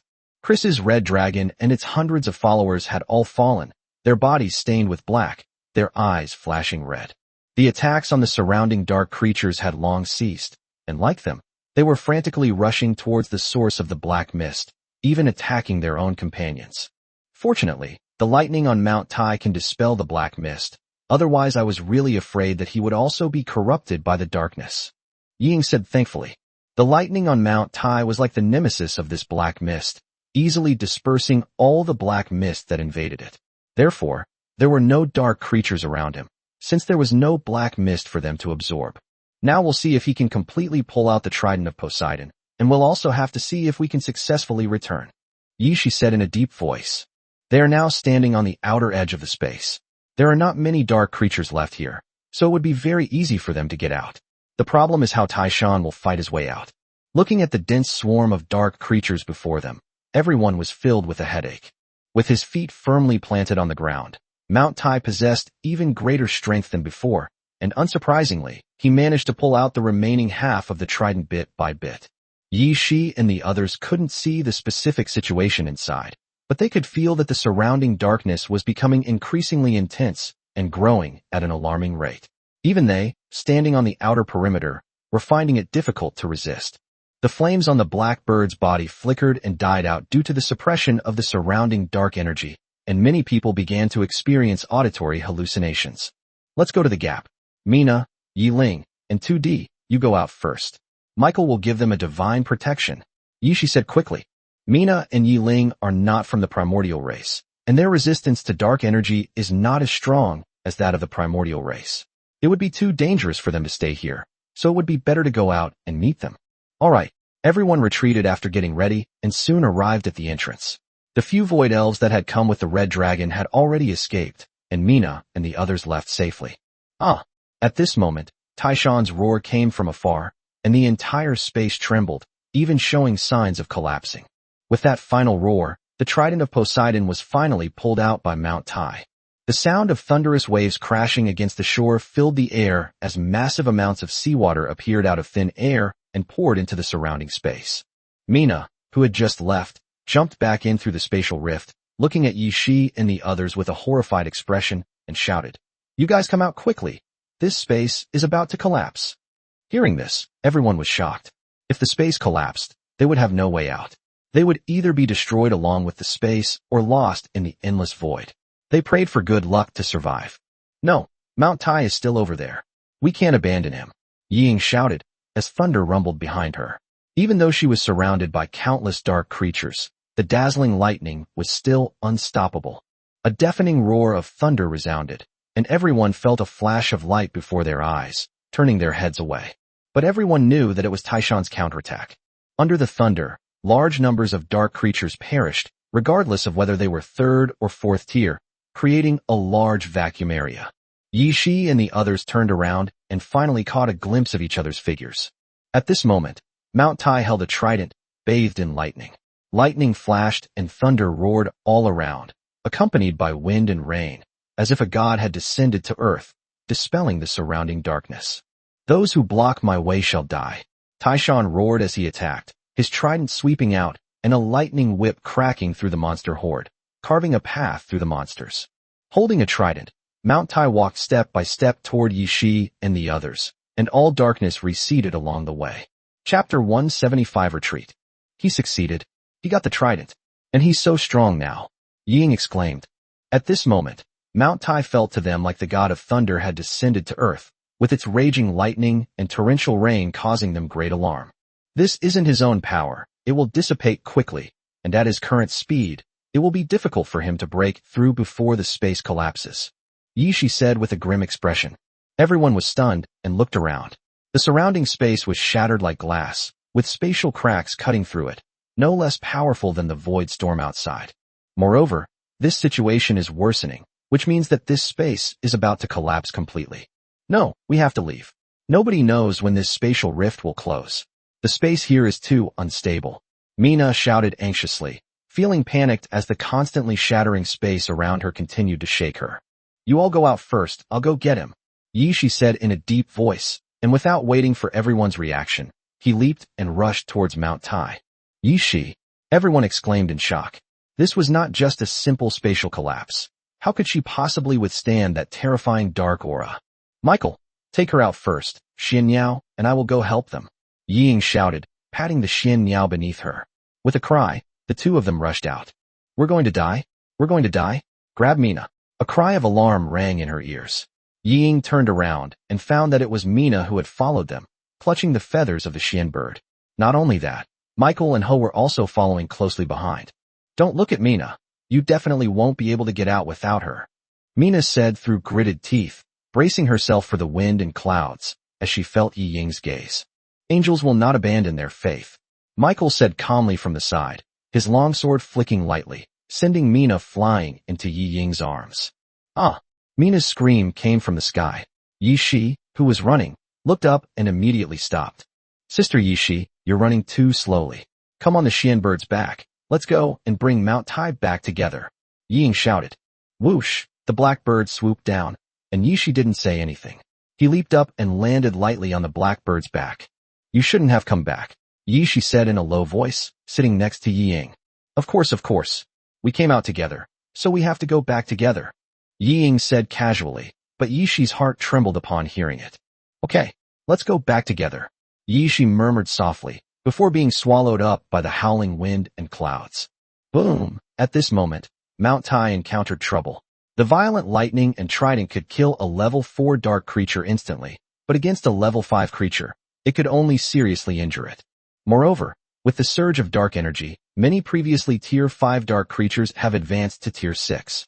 These dark creatures blocked Taishan's path, instinctively hunting any living thing that could be seen.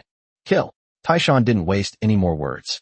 He kept moving and swept his trident across, but only managed to hit a level 6 skeleton king.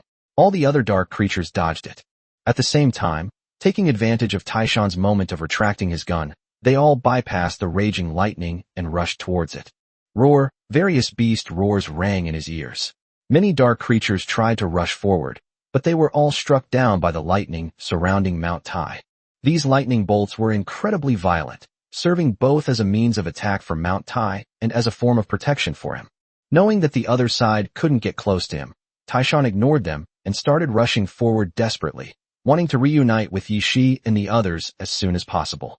However, as time went by, the electric light on his body began to weaken, and Taishan felt the power within him gradually dissipating.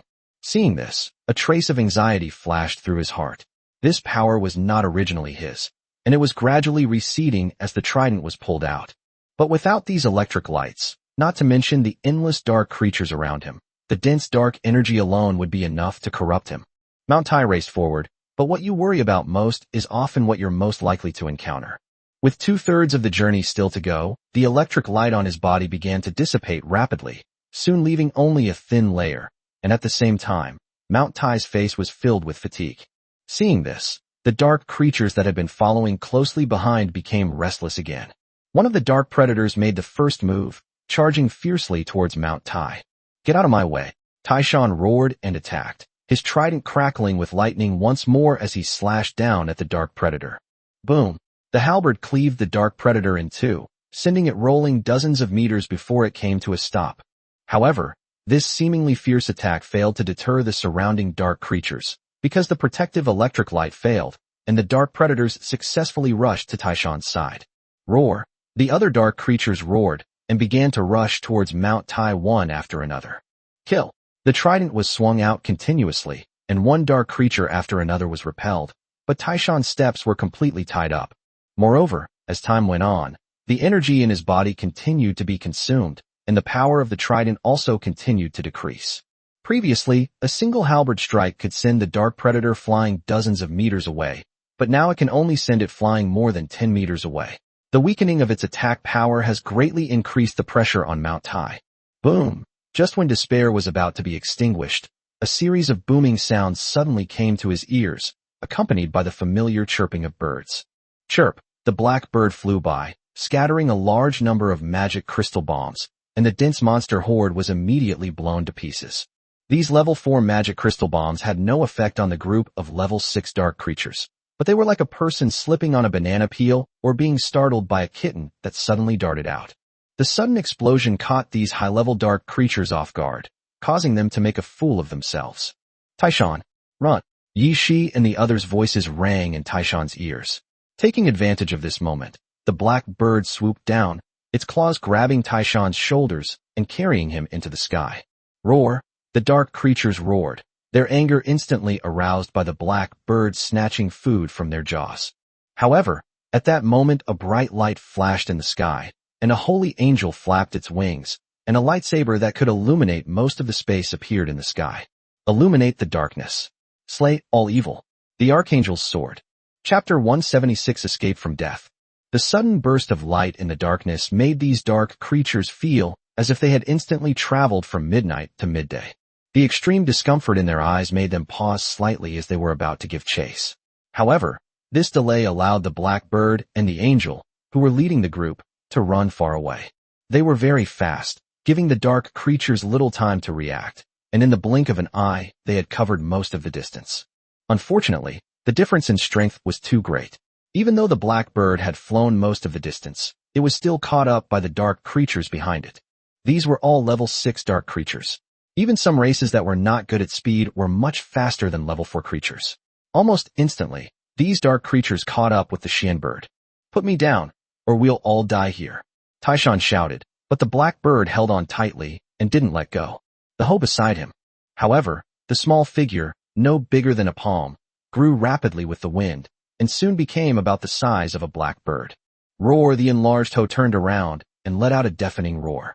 All the dark creatures were startled, and some of the dark creatures flying high in the sky even fell to the ground.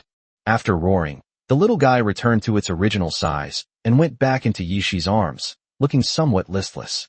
With this shout, the little guy released all the energy in his body at once, which briefly intimidated many dark creatures. "It's right there." Taking advantage of the moment, the Black Bird sped out, and Mina pointed to a spot in the void ahead and shouted. By the time the many dark creatures came to their senses, the fiery red Xian bird had flashed past them and disappeared from sight. Roar! Many dark creatures rushed to the vicinity of the spatial rift and let out angry roars.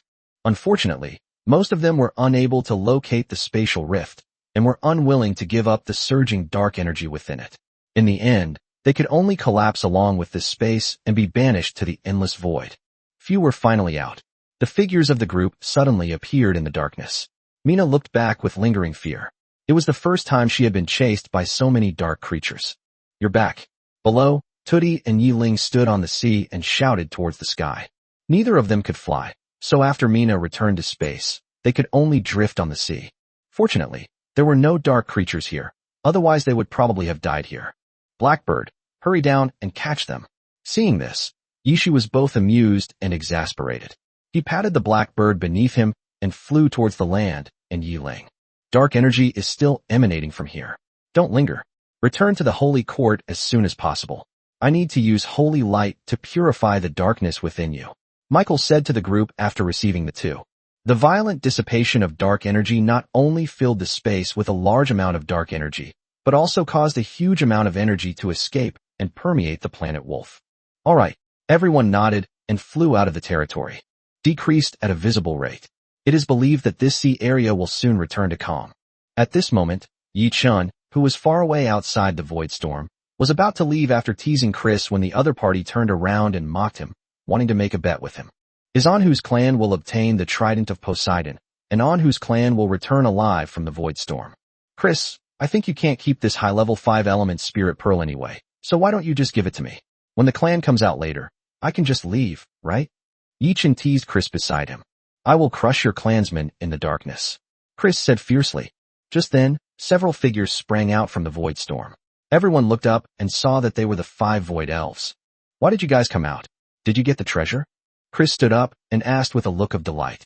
However, several void elves looked up at him and said in a cold tone, "No, and your entire clan should have been corrupted by darkness." Chris shuddered at the void elf's words, his whole body swaying, his face filled with disbelief. "Impossible! Impossible! This is impossible!" Chris roared, his eyes bloodshot as he stared at the 5 void elves before him. How could a dozen Tier 4 dragons and hundreds of Tier 3 familiars have been corrupted by darkness like this? "Tell me, was it you who deliberately led them astray and sent them all into the spatial rift?" "I knew it. I knew it.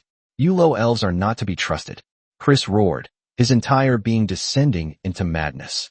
The dozen or so Tier 4 dragons were already the strongest force in his territory. The rest were just Tier 3 young dragons. These young dragons, which had not yet grown up, could not keep up with the newcomer trials, and his path to becoming a prodigy was thus ruined. Not only him, but the other new lords who came with him were also incredulous. Hundreds of Tier 3 familiars, this was arguably their strongest force, had simply vanished into thin air. In the trial world, this was a heavy blow to everyone. "Lord Chris, our lord and you have only a normal trading relationship. As for the situation in the Void Storm, you can go in and investigate for yourself if you don't believe me. We have done our best to bring as many people as possible into the core of the artifact, but there is a huge amount of dark energy emanating from there. Your dragon and other kin were quickly corrupted by the darkness. We escaped because we didn't have to participate in the battle and were just standing at a distance. Therefore, Lord Chris, please keep your promise and lead us back to our own territory." The Void Elves were getting impatient, but out of the elven people's insistence on etiquette, the sea god politely recounted his experiences. Unfortunately, Chris was no longer listening to these words and instead thought they were just excuses used by the Void Elves. "My entire clan is dead, and you still want to go back? Why didn't you all die with them? Not only you, but your lord should have died in there too." Chris roared, his crazed state causing everyone's expressions to change slightly. "Chris, is it really your style as a lord to make things difficult for a group of clansmen? Are you just a sore loser?" Yichin spoke up to defuse the situation. Rescuing the Void Elves was no big deal, but he hadn't yet settled his bet with Chris. "Don't even think about playing dumb or going back on your word." Chapter 177, Fulfilling the Mission. They're with you? When did you bribe them? A bunch of bastards die." Yichin's words did not bring Chris back to his senses. Instead, they made him feel that the two sides were in cahoots to trick him. Fueled by his rage, the remaining Tier 3 dragons in his territory charged toward the 5 Void Elves, being targeted by dozens of dragons. Even though these Void Elves possessed Tier 4 strength, they couldn't help but feel apprehensive. Roar, dozens of dragon breaths surged out, and the 5 Void Elves' expressions changed drastically. They did not expect that Chris would actually dare to make a move. Wasn't he afraid that his lord would settle scores with him later? But there was no time for them to think.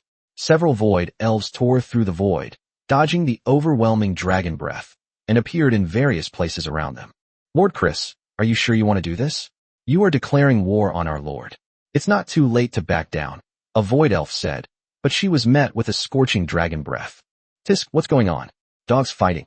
Yichun and Jianmingyi were stunned as they watched from the side. Nothing had even happened yet, and they were already fighting? The dramatic scene amazed the two of them, and they sat down on small stools to watch it with great interest. It must be said that the Void Elves are very mobile. Despite the overwhelming strength of the Void Elves, the 5 of them were not hit even once when facing dozens of Tier 3 red dragons. Moreover, 10 minutes later, all the red dragon cubs were imprisoned in the void, sealed in invisible spaces, and no matter how they tried to break free, they could not escape. Void imprisonment. It can only bully low-level creatures. It has almost no effect on high-level creatures. Yichin shook his head and sighed. However, this also shows the difference in strength between the two sides. 5 Tier 4 Void Elves were enough to deal with the dozens of Tier 3 red dragon cubs in Chris's territory. The vast difference in strength left Chris utterly powerless, only able to utter feeble shouts at those around him. "Go? What are you standing there for?" It was them, working together from the inside and outside, who slaughtered all our troops inside. "Aren't you going to take revenge?" Chris roared angrily at the lords who had come with him. With all his red dragon cubs imprisoned, he had little fighting power left, and could only rely on the new lords who had come with him. Seeing the power of the Void Elves, none of them dared to make a move. "Boss Chris, it's not that we don't want to, but all the high-ranking clans just went into the Void Storm, right? There are only some old, weak, sick, and disabled people left in this territory," a lord said with a bitter face. He couldn't have been more regretful at this moment. If he had known that coming with Chris would end like this, he would never have come. "That's right, Boss Chris. All the clans in our territory have been wiped out. If this continues, we won't be able to stay in the trial space, let alone the third high tide." Another new lord nodded and agreed. Chris turned his head and looked at the crowd, whose expressions were either indifferent or evasive. He felt a mouthful of blood rise to the tip of his tongue, but he swallowed it back down. Fine. You're all very clever. Do you really think that if I die, you'll have a good ending? With your abilities, you probably won't even be able to escape this wasteland planet." Chris shouted sharply, ignoring the people and turning to look at the Void Elves. "Come on. If you have the guts, kill me. Otherwise, I will trespass on your territory and leave no one alive." "Has he gone mad?" Jianmingyi asked incredulously. At this moment, if Chris simply backed down, these few Void Elves would absolutely not touch him. This was not only a conflict between lords, but also a kind of awe that the clans had for their lords. "But this guy is still provoking us here. Isn't he just asking for death? You reap what you sow." Yichin shook his head and sighed. At this point, having angered the 5 Void Elves, there was no one who could save them. In any case, he wasn't going to save them. Sure enough, as Chris finished speaking, A hint of anger and struggle flashed across the faces of several void elves. Did they really think our clan wouldn't dare to take action against your leader? We respect you because you brought life to your people and made it possible for the continuation of your race. However, this does not mean that the clan can tolerate the Lord's provocations without any limits, especially since it is a new Lord who is nothing. The 5 void elves exchanged glances, their eyes flashing with a cold light and killing intent. Just as they were about to make their move, a flash of light appeared in the darkness, accompanied by the joyful shouts of Yi Ing and Mina. Your Majesty, the Heavenly Emperor. We're back, Yi Ing and Mina shouted, immediately drawing everyone's attention. What is this? Chris was stunned. He didn't expect Yi Chen's clan to return at this time. Looking at the exquisite trident in Taishan's hand, Chris felt a terrifying divine power. You're back. Yi Chen's face lit up with joy. He hadn't expected to return at this time, and it seemed that everyone was there, not a single one missing. Great, great, great. Yi Chen was overjoyed and went to greet the crowd. He also saw the trident in Taishan's hand, and the vast divine power emanating from it was far superior to the spear of Ares from back then. After all, that was just Ares' weapon when he was young and training, but the trident was the symbol of the sea god of the planet Wolf. It could even be said that this trident has become the legacy of the sea god. Even if the sea god perishes, future generations may still become the new sea god by virtue of this trident. Reporting to Your Majesty the Heavenly Emperor, I have successfully completed my mission and brought back the trident of the sea god. Yi Shi replied, bowing as he stood on the back of the black bird outside the territory. Well done. Come down and rest for a bit, and tell me what's going on inside. Yi Chen called out excitedly, but Yi Shi and the others shook their heads and turned to look at Jianmingyi beside them. Later, Lord Jianmingyi, please lend us some of your holy water. We are all tainted with a lot of dark energy and need holy light to purify us. Yi Shi requested, and Michael beside him nodded in agreement. Seeing this, how could Jianmingyi refuse? She immediately asked another angel to bring them holy water. Meanwhile, seeing Yi Shi and the others return wielding tridents, Chris walked toward them in disbelief. You're back. How are my red dragons? Have you run into them? Upon hearing Chris's question, Yi Shi and the others were taken aback. They glanced at Yi Chen and, after receiving his approval, told him about the red dragon. When Chris heard that all the red dragons and their kin had been swallowed by darkness, the last shred of hope in his heart vanished completely. Chapter 178 Thor. Impossible. This is impossible. Chris collapsed to the ground, muttering incessantly as if he were insane. Seeing this, Yi Chen shook his head helplessly. It seemed that he wouldn't be able to get the bet this time. Ignoring Chris and the other lords, Yi Chen looked at Yi Shi and the others who were being purified by the holy light. As they were showered with holy water imbued with radiant light, a great deal of black mist emanated from their bodies and then dissipated into the air. This shows that they were indeed tainted with a large amount of dark energy. Even Mina's eyes are still red. After being purified by the holy water, she fell into a deep sleep, which shows that she was only able to stay awake by sheer willpower. However, when Yi Chen's gaze swept over Mount Tai, he was immediately stunned. How did such a strange thing infiltrate his clan? Huh? I am Mount Tai? Your Majesty, don't you recognize me? Mount Tai answered subconsciously, clearly unaware of the change in his appearance. Holy crap! You're Mount Tai? What happened to you? Yi Chen was dumbfounded. This is my mountain god. At this point, Mount Tai no longer resembled its former towering and majestic form. No, he is still tall, even half a body taller than the other mountain gods, but his size is too disproportionate. The added half body was entirely added to the body, and the sudden elongation made his hands and feet appear exceptionally short, making his entire body look extremely disproportionate. Moreover, faint scales appear on Mount Tai's skin, which is quite different from the human form of the mountain god. This? I don't know either. I just absorbed a round of lightning. Oh, but I feel like my control over lightning has become stronger. Taishan scratched his head and replied. Absorbed a round of lightning? What the hell? Yi Chen was stunned for a moment, then simply checked the other party's attributes and was immediately dumbfounded. Name, Taishan. Race, Thor. Rank, Tier 4 Loyalty, 100. Growth rate, 2/8. Normal growth time of 1 year. Attributes, Constitution 82, Strength 68, Agility 52, Intelligence 130, Spirit 130. Talent Skill 1, Levitation, possesses a certain degree of flight ability. Talent Skill 2, Thunder, the sound is as loud as thunder, possessing a soul-shaking effect. Talent Skill 3, Basic Breathing Technique. A special breathing method that can slowly improve one's own attributes. Talent Skill 4, Dragon Scales. The body is covered in dragon scales, reducing damage taken by 20%. Talent Skill 5, Exorcism. Increases damage to dark creatures by 30% and reduces mental damage taken by 30%. Talent Skill 6, Lightning Control. Possesses the ability to control lightning. It's no longer a mountain god. Yi Chun murmured to himself as he looked at Mount Tai's attributes. The race has changed? Is this allowed? Is this considered an advancement of a god? From a mountain god to a thunder god? That's not right. Logically speaking, the title of a Chinese deity is just a name. Ultimately, it depends on the individual strength. There's no reason why changing the title of a god would cause such a big change in strength. Yi Chun frowned, a hint of doubt rising in his mind. Mount Tai's advancement this time was too great. Not only did he step into the 4th tier, but his entire talent changed, and even his growth rate increased once. This is not in line with the legends of the prehistoric clans. Among all the races in the primordial world, the most important thing is one's origin. How far you can grow should have nothing to do with what kind of god you are, but rather with what your origin is.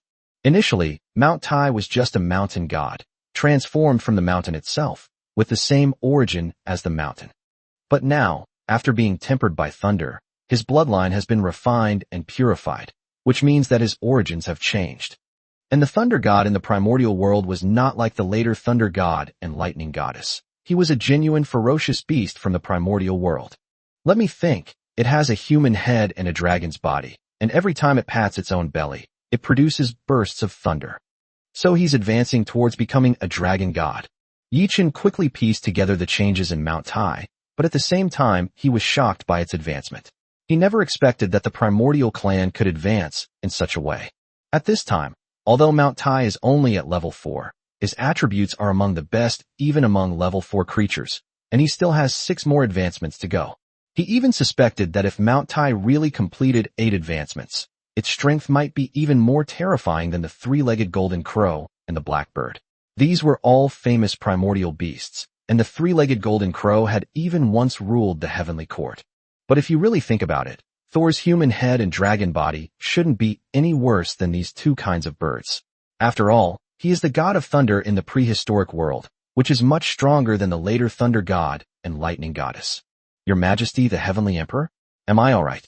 Could it be that I absorbed too much dark energy and mutated? Seeing that Yi Chun hadn't spoken for a long time, Taishan asked fearfully. The deep, muffled sound, like rumbling thunder, immediately pulled Yi Chun back to reality. Looking at Taishan's worried face, he couldn't help but smile. Don't worry, this is a good thing. It has nothing to do with dark energy. It's because your bloodline has changed and advanced, giving you greater room for growth. Hearing Yi Chun's words, Taishan and the others around him breathed a sigh of relief. As long as they weren't corrupted by darkness, everything else was fine. That's good. You scare me to death. By the way, Your Majesty, this is the Trident of Poseidon. I've retrieved it for you. Taishan breathed a sigh of relief and handed over the Trident of Poseidon. The trident had now returned to its normal size, and the lightning on it had receded, making it resemble a delicate halberd, exuding a faint divine charm. Taishan, just put him on the ground. Yi Shi shouted, while looking at Yi Chun. My lord, this divine weapon is dangerous. It's best if you don't personally take the risk, lest you be injured by it. Danger? Yi Chun was stunned, looking at the halberd in Taishan's hand, unsure whether he should reach out and take it.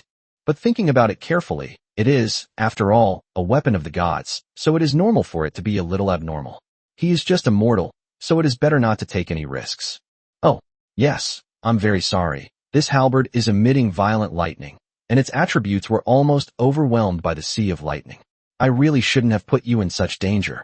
Taishan withdrew his hand and said with a look of lingering fear. If the Lord had died here, he would have been guilty of 1,000 deaths. However, Yi Chen's face darkened upon hearing this. What was wrong with everyone? Wasn't it just that he was too weak to wield such a divine weapon? Even the honest mountain god was mocking him. You can have it then. Just don't turn from Thor into Poseidon again. Yi Chen raised his head, looking arrogant.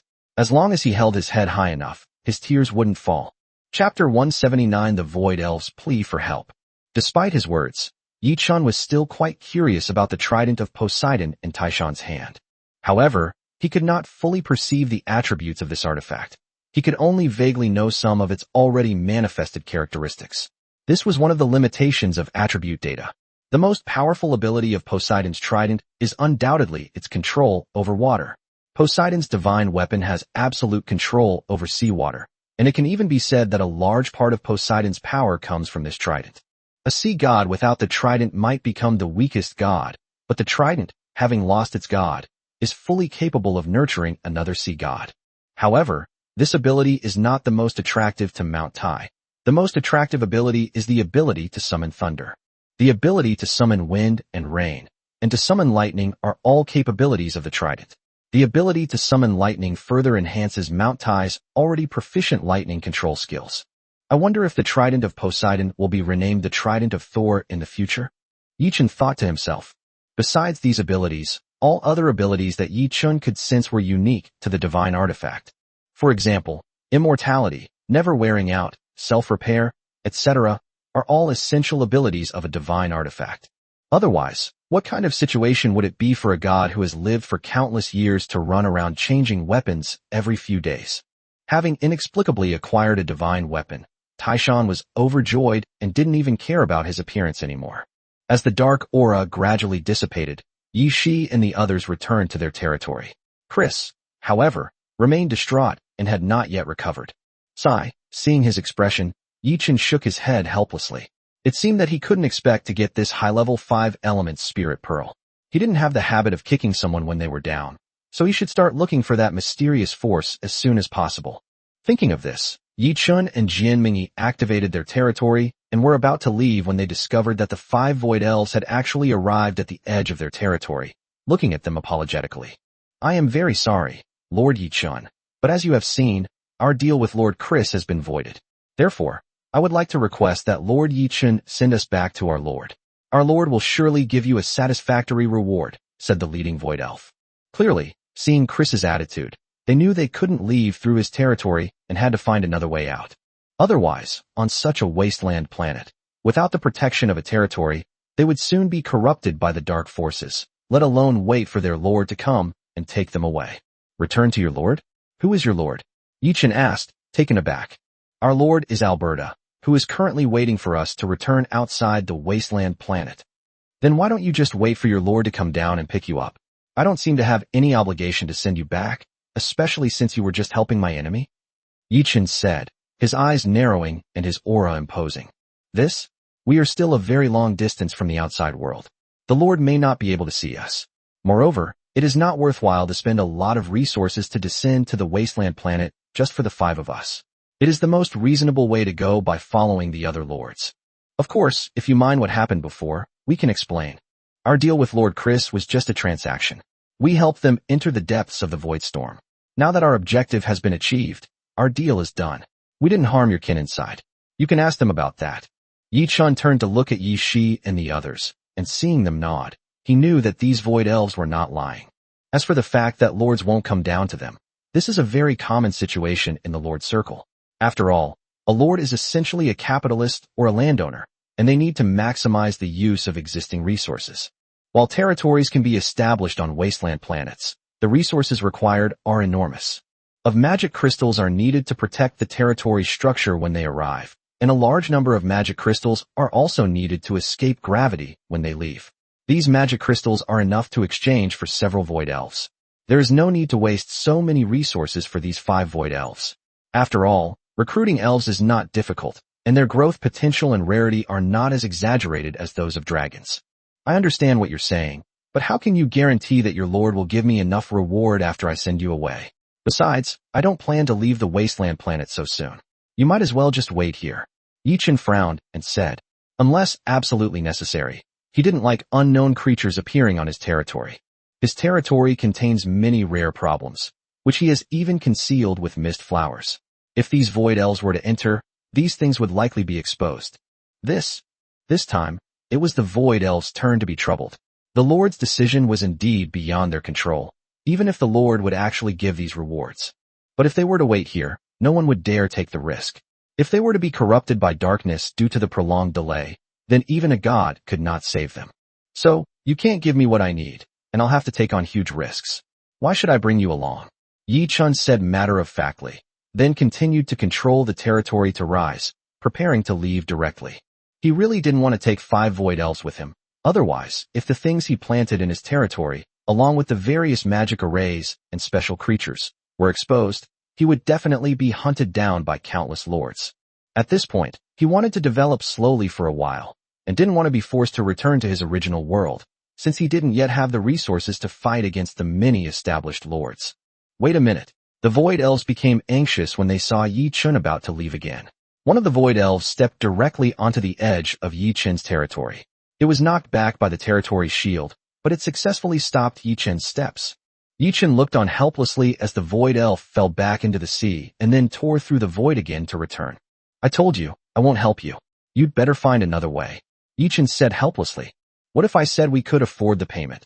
The Void Elf said through gritted teeth, taking something out of his bag.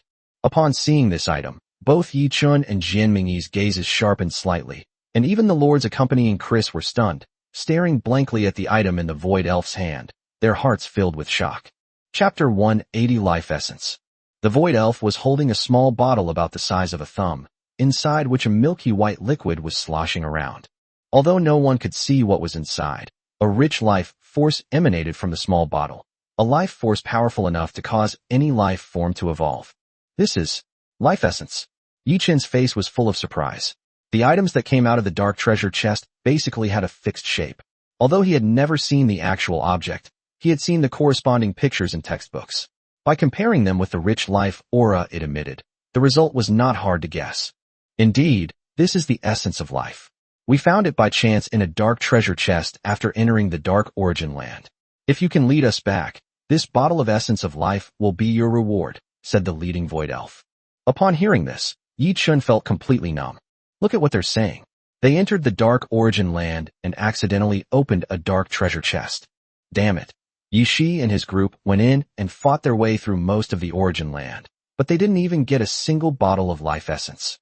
Is this something you can just casually get? At that moment, Yi Chun felt a deep malice, the gaze of the black ghost. All right, I'll take this order.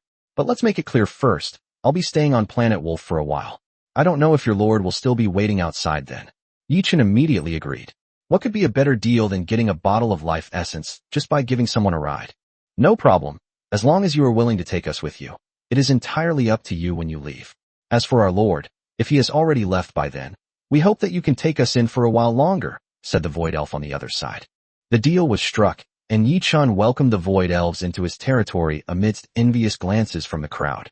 The many lords who had come with Chris were green with envy, but by this time the two sides had become enemies, and even if they spoke up, the Void Elves would no longer follow them. After placing the Void Elf next to Horus, and ignoring Chris beside him, the two took off again from their territory, flying towards the designated area. Yi Chun sat under 2 big trees, playing with the small bottle in his hand, thinking about how to use it. The life essence possesses immense vitality and a wide range of uses, reviving the dead, healing flesh and bones, accelerating growth, bringing the dead back to life. Life essence can accomplish anything related to vitality. It is one of the most fundamental life energies. Even the legendary gods who control life can obtain a great deal of fluid from the life essence, a substance that even gods would be tempted by. What a pity. Right now, it seems the best use for the life essence is to upgrade my nest. Yi Chun murmured, looking at the life essence in his hand. The life essence has a wide range of uses, but as a new lord, he doesn't have many opportunities to use such a high-level item, and it would be a waste to just leave it here. Or stupidly killed members of his clan on his territory, nor was there anything that needed to be saved by the life essence. To maximize its effect, the best way is to use it to accelerate the growth of the lair. Having an advanced clan lair before becoming a formal lord is something few lords can do. Moreover, unlike clan nests, the earlier a nest is upgraded, the greater the benefits the lord can obtain, and the faster the territory will develop. I just don't know if this bottle of life essence is enough. Yi Chun thought to himself, and still poured the life essence from the bottle onto the silver laurel tree. This is his first clan nest, and the silver laurel moon elf is much stronger than the crimson sun Polonia. If the silver laurel tree is promoted, it will undoubtedly be of the greatest help to him. Boom! A powerful life force spread out and quickly permeated the entire territory. All the Silver Moon Elves stopped what they were doing and absorbed the life energy emanating from the air with rapt attention, and their strength increased slightly. The silver-leaved laurel tree, nourished by the life essence, began to grow wildly. Silver-leaved laurel tree, which was already much taller than the red sun parasol tree, grew to twice its size in just a few breaths, and its height continued to increase. The enormous canopy blocked out the sun and quickly covered half of the territory. From Jianmingyi's perspective, Yichen's territory looked like a sphere. The red sun wutong tree, which also served as a nest for its clan, now resembled a small sapling, relying on the protection of the silver leaf laurel tree. As the moonlight began to fall, the flames on the crimson sun wutong would weaken considerably. This attribute counters. Yichen was stunned. He quickly transplanted the crimson sun wudong tree to the other side of the territory. If this continued, the second clan nest would be completely destroyed. The silver-leaved laurel tree is yin in nature. As it grows, the temperature in its territory drops, which the extremely young red sycamore tree cannot withstand. The laurel tree, which has not yet grown up, was almost crushed by this force. Chirp, the three-legged golden crows and blackbirds cried out in the air, following the red sun parasol tree to the other side of the territory. Fortunately, after covering most of the territory, the silver-leaved laurel tree finally stopped growing slowly, without completely extinguishing the life force of the red sun parasol tree. Even so, it is still quite terrifying. After growth, the entire territory underwent an environmental change, with a rich aura of moonlight and life spreading out. The land that was not yet fully improved is being rapidly improved and will soon become fertile soil suitable for planting.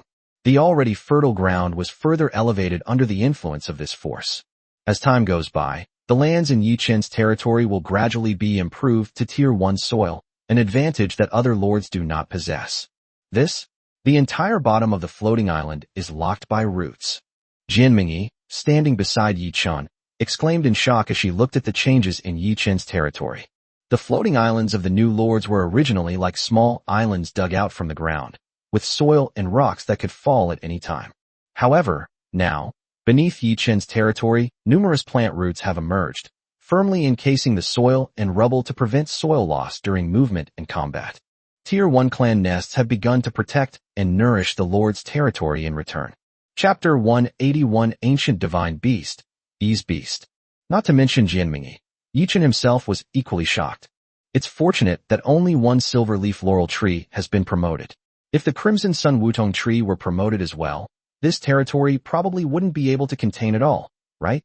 Yichen couldn't help but think as he looked at the tree trunk, which was several meters wide, and the canopy that blocked out the sky. At this moment, the crimson sun wutong tree had been pushed to an extremely marginal area. The scorching heat on its canopy had dissipated, and a chill permeated the entire territory. This is the moonlight power belonging to the silverleaf laurel tree, which is extremely beneficial to moon-type races, but not so wonderful for fire-type races like the three-legged golden crow and the blackbird. The creatures born from the crimson sun wutong tree huddled at the edge, refusing to fly towards the center. This won't do. The yin and yang are out of balance. It seems we need to expand our territory as soon as possible and upgrade the crimson sun wutong wood as well, Yichen said, looking at the attributes of the crimson sun wutong wood with great concern. Originally, it could automatically increase 4 energy points every day, but now it has been reduced to 2 points. This is a typical nest attribute conflict problem that many lords have encountered. Therefore, when choosing a new kin's nest, veteran lords often try to choose nests with similar attributes, or nests that are unrelated, so that they do not conflict with each other. Yichen's 2 clan nests were randomly generated, and he had no choice in the matter. He never expected to be randomly assigned 2 nests with completely opposite attributes. However, seeing the crimson sun wutong tree and the silver leaf laurel tree, Yichen had a bold idea in his mind, but it would take time to realize it. Forget it. Let's check the attributes of the silver leaf laurel tree. After the promotion, the improvement should be quite significant, right? Putting aside his worries, Yichen checked the attributes of the silver leaf laurel tree. Name: Silver Laurel Tree. Introduction: the Tree of Life evolved from a tree influenced by a special bloodline and possesses the ability to absorb special energy. Growth potential: 1/9. Growth conditions: 10 years of free growth. Breeding species: Silver Moon Elf, unknown special species, can breed 20,000 times. Number of offspring conceived per pregnancy: 4. Energy cost, 200 points. Current energy value, 2,300 points. Generation rate, 8 points/day. Racial traits, keenness, night vision, moonblade, precision, accelerated growth, plant mastery, magic surge, moonlight power. Nest effect 1. Consuming energy allows nearby plants to grow rapidly, with a very low probability of causing plant mutations. Nest effect 2. Injured creatures can recover near the nest and have a chance to learn the power of the moon. Nest effect 3. Up to 3 moon wells can spawn next to a silverleaf laurel tree, each generating 1 life drop per day, providing a strong healing effect.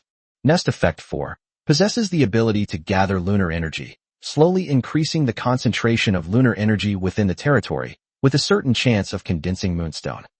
The attributes of the silverleaf laurel tree have not changed much, except that it has gained a nest effect, which can condense the moonlight power within the territory and even condense moonstones. Clan layers, such as the Angelic Sanctuary and the Demon Throne, possess this ability, which can alter the landscape of an entire territory. Moreover, moonstone is also a very rare gemstone, containing abundant moonlight power, which is a great tonic for moon-type creatures and can be used in many magic arrays. Not only has a new nest effect been added, but the existing nest effects have also been enhanced. Yichin said, looking at the other 3 nest effects. 3 moon wells can be built, which undoubtedly increases the number of life drops that can be generated. In addition, the practical effects of effects 1 and 2 are also very powerful.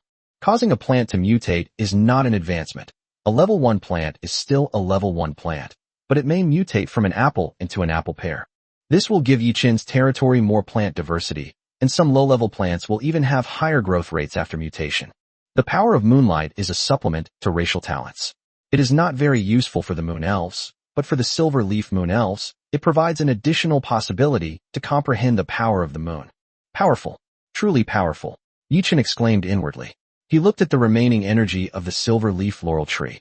This was all extra power from the source of life, which could no longer promote the growth of the nest, so it was converted into energy value. It may sound wasteful, but in reality, this is energy that would otherwise be wasted, just like the excrement after a person finishes eating and digesting. It's just that the silver-leaved laurel tree, as a plant, reabsorbs it in a different way. Yichin didn't stand on ceremony and made 10 recruitments in one go. A total of 30 silver leaf moon elves, 10 moon goddesses, and jade rabbits appeared in front of him. After advancing, the probability of recruiting moon goddesses also increased slightly. Moreover, a brand new primordial alien species was recruited. This is a small white rabbit with light red spots on its body. Its long rabbit ears are comparable to those of a mythical beast, making it look very cute and charming. Just seeing its name gave Yichin a headache. It turned out to be the legendary, eloquent Ease Beast. Name, unnamed. Race, beast. Rank, Tier 3 loyalty, 100. Growth rate, 0 of 7. This stage of growth can be completed in 2 weeks under normal conditions. Attributes, Constitution 10, Strength 10, Agility 10, Intelligence 40, Spirit 40. Talent Skill 1, Eloquence. The evil beast can speak human language and talk nonsense. If it is eaten, it cannot speak the truth. Talent Skill 2, Transformation. The evil beast can change its form and is born with the ability to transform into human form. Talent Skill 3, Charm. Graceful demeanor, captivating all, regardless of gender. Talent Skill 4, Gathering Spirit. Naturally possesses the effect of gathering spiritual energy. The concentration of spiritual energy around the Ease Beast gradually increases, making the Ease Beast more and more beautiful and its meat more delicious. Before Yichin could finish reading the attributes of the Ease Beast, a large amount of white mist rose from its body and quickly grew taller. Soon, as the white mist dissipated, a pretty young girl in a white dress appeared before everyone, her pretty face slightly tilted, looking at Yichin with curiosity. She then smiled sweetly, ran towards Yichin as if flying, and jumped into his arms. My lord, thank you for giving me life. I have no way to repay you but to offer myself to you. I hope you will not find me unworthy. The gentle and charming voice of the beast came, and it even rubbed against Yichin's neck as it spoke, making him feel a shiver run through his body. He quickly pulled it off. Chapter 182 Mount Tai Goes to the Sea. Stand still. Stand still. Yichin said sternly. Jin Mingyi was still watching from a distance. What kind of behavior was this, pulling and tugging at each other? Upon hearing Yichin's words, Yi's beast pursed its lips, but its eyes darted around very closely as it scrutinized Yi Chun, giving him the feeling that his inner thoughts had been seen through. Jolted awake, as he remembered the legend of the Yi's beast. Although it wasn't listed in the talent list, Yi Chun knew that the Yi's beast also had the talent of understanding people's hearts. Perhaps it already knew what he was thinking? Seeing the faint smile on the face of the beast, Yi Chun immediately composed himself. He couldn't let his own people laugh at him. Is this what you look like after you transform? Yi Chun asked with a serious expression, but the Esha didn't seem to be afraid of him at all, and still spoke with a grin. Yes, this is what they look like after they transform. Aren't they beautiful? The beast said, turning around in place as if waiting for praise. It has to be said that even Yi Chun, who is used to seeing beautiful women, had to admit that Yi's appearance was really beautiful, and she was as approachable as a girl next door. Yue, an elf, or even a lord like Jianmingyi, they had to admit that after the Yi's beast transformed, it was the most beautiful woman they had ever seen. Even the holiness of an angel could not compare to the innocence on the Yi's beast's face. Knowing the legend of the Yi's beast, Yi Chun had to remain wary. The Yi's beast was eloquent, and 9 out of 10 of her words were false. If he easily believed her, he would die without even knowing how. Yes, she is indeed very beautiful, but I have something to do right now, so you should rest for a while. Yi Chun said helplessly. Even if he knew that the other party was lying or a liar, it would be hard not to be tempted by such a beautiful woman, let alone to teach her a lesson. Okay. Yi's beast nodded happily, but still couldn't resist teasing Yi Chun a bit. Don't worry, my lord. I only deceive gods and intelligent people.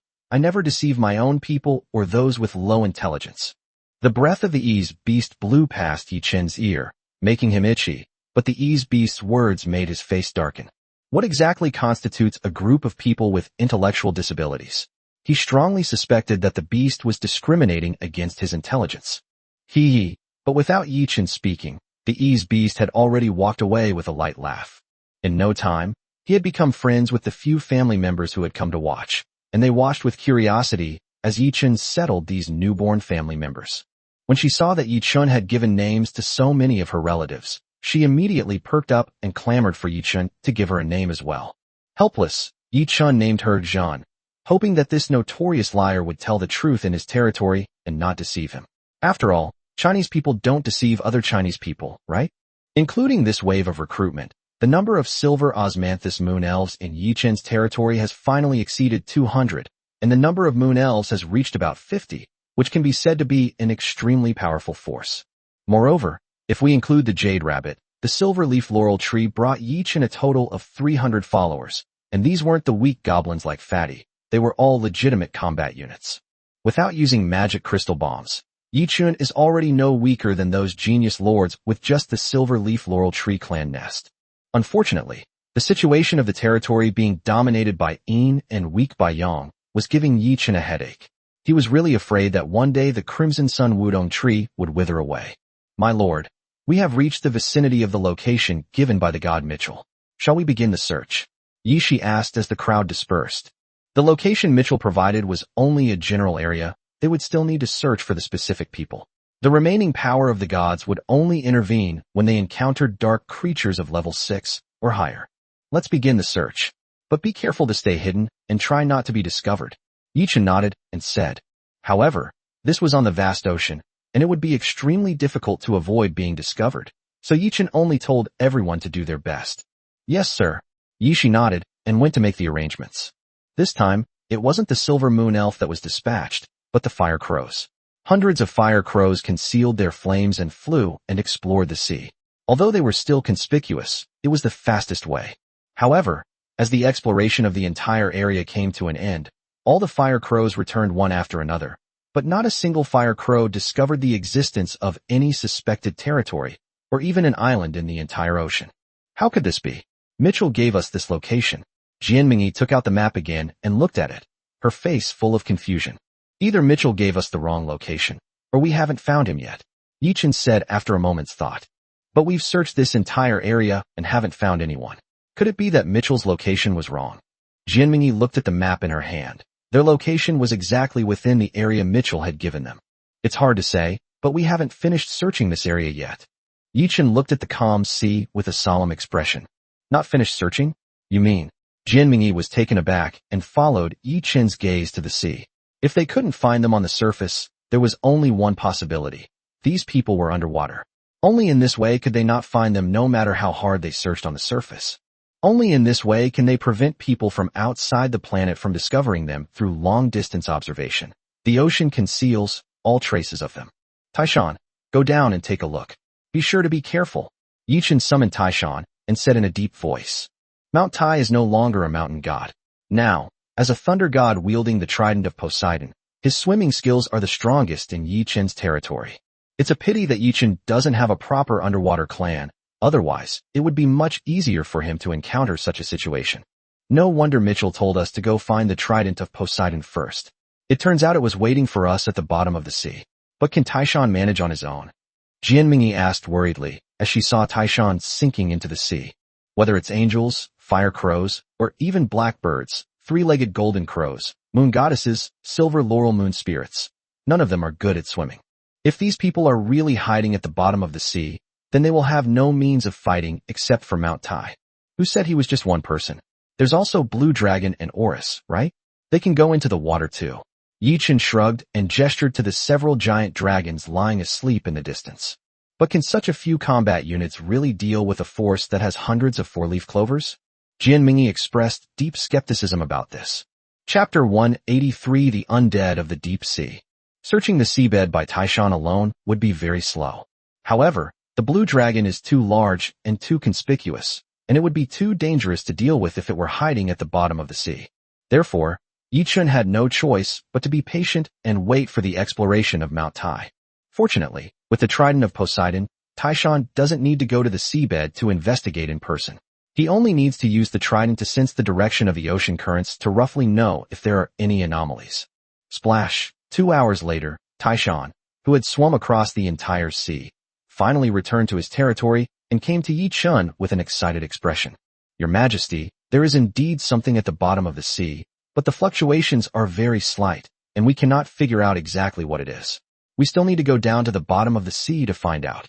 Really at the bottom of the sea? Jian Mingyi exclaimed in surprise. Although she had already guessed it, she still felt a headache coming on when she actually confirmed it. Yi Chen is alright, but her territory doesn't have an energy shield yet. If she suddenly plunges into the seabed, her entire territory will probably be submerged. All crops, livestock, and even buildings on the territory will be destroyed. Even with his energy shield, Yi Chen would still need to consume a huge amount of energy to enter the seabed, making it somewhat counterproductive. Indeed, there are abnormalities in the ocean currents on the seabed, and over a very large area. If there really is a lord, there is probably more than one, Taishan said in a deep voice. The area of the abnormal ocean currents he sensed on the seabed was extremely vast. If calculated based on Yi Chen's 1,000-acre territory, there were probably 3 lords present. If the territory is smaller, it is not impossible for there to be 7 or 8 lords.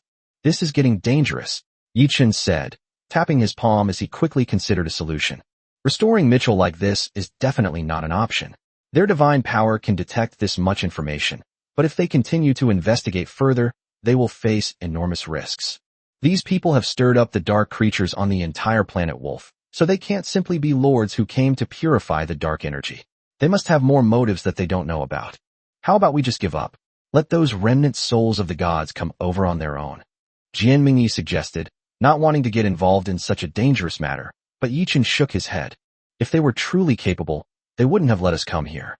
The dark creatures on the entire planet of Wolf are rampaging and they can't even control them, let alone let them come to this ocean floor where there are no temples.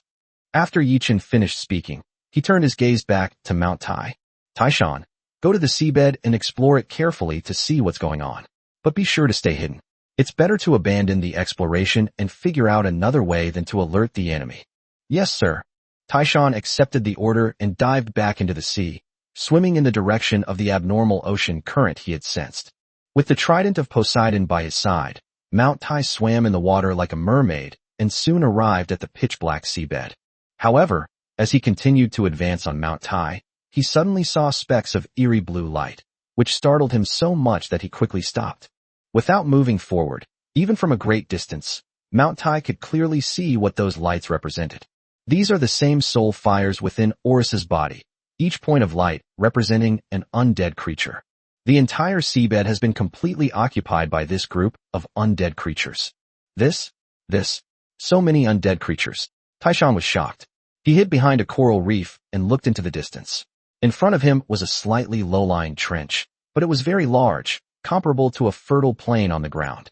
On this plain, countless ghostly flames flickered densely, some small and faint, about the same size as the skeletons in Yi Chen's territory, while others were exceptionally bright, illuminating a small area of the sea, just like the skeletal dragon Oris. Of course, the most dazzling area was the one in the center of the plain, where 5 bright soul flames burned quietly. Although they were not as large as other large soul flames, they were exceptionally white and bright, illuminating an area even larger than that of the large soul flames. Moreover, under the illumination of the soul fire, Taishan could clearly see the faces of these people: 2 liches, 3 skeletons, and a person hidden in the darkness. This person had a pale face and bright red lips. Unlike other undead creatures, he did not have a soul fire, yet he was able to live in the seabed as if nothing was wrong. Taishan suppressed his doubts and returned to the sea, telling Yi Chen everything he had seen and heard. 2 liches, 3 skeletons, and a pale-faced person with bright red lips. Yi Chen fell into deep thought. He could understand the first 5, but what about the last one? And who was the leader among them? By the way, sir, besides these places illuminated by soul fire in that trench, there is also a dark area where people seem to be moving around. Someone came into contact with these skeletons and took a look by the light of the soul fire. They were also wearing English cloaks, and their faces were very pale, but their lips were as red as blood. Taishan recalled carefully and said, but Yi Chen was stunned when he heard his words. Wait, what did you say? Lips as red as blood. That's right. Taishan nodded, not quite understanding, but Jian Mingyi's eyes lit up. You're not going to say these are vampires, are you? Jian Mingyi blurted out, startling everyone around her. But upon closer inspection, they really did look like them. Strictly speaking, vampires are dark creatures, not undead creatures. However, they are immortal, so in the past, in the West, they were often classified as undead creatures. Furthermore, vampires don't need to breathe, so it's not impossible that they could go deep into the ocean and travel with these undead creatures. Yi Chen analyzed, and after everyone listened to his words and thought about it carefully, they realized that it was indeed very likely. That's 6 lords, and according to Titan, they have quite a few soul fires that are no weaker than Oris's. What about us? Jian Mingyi said worriedly. The opponent's strength was far beyond theirs. So we should ask for help. This is a matter on Planet Wolf. If we really want to save it, we have to rely on their own gods. Yi Chen said with a smile, taking out Mitchell's token. Instantly, a golden arrow of light, resembling a beacon, flew from Yi Chen's hand and headed towards Mitchell's temple.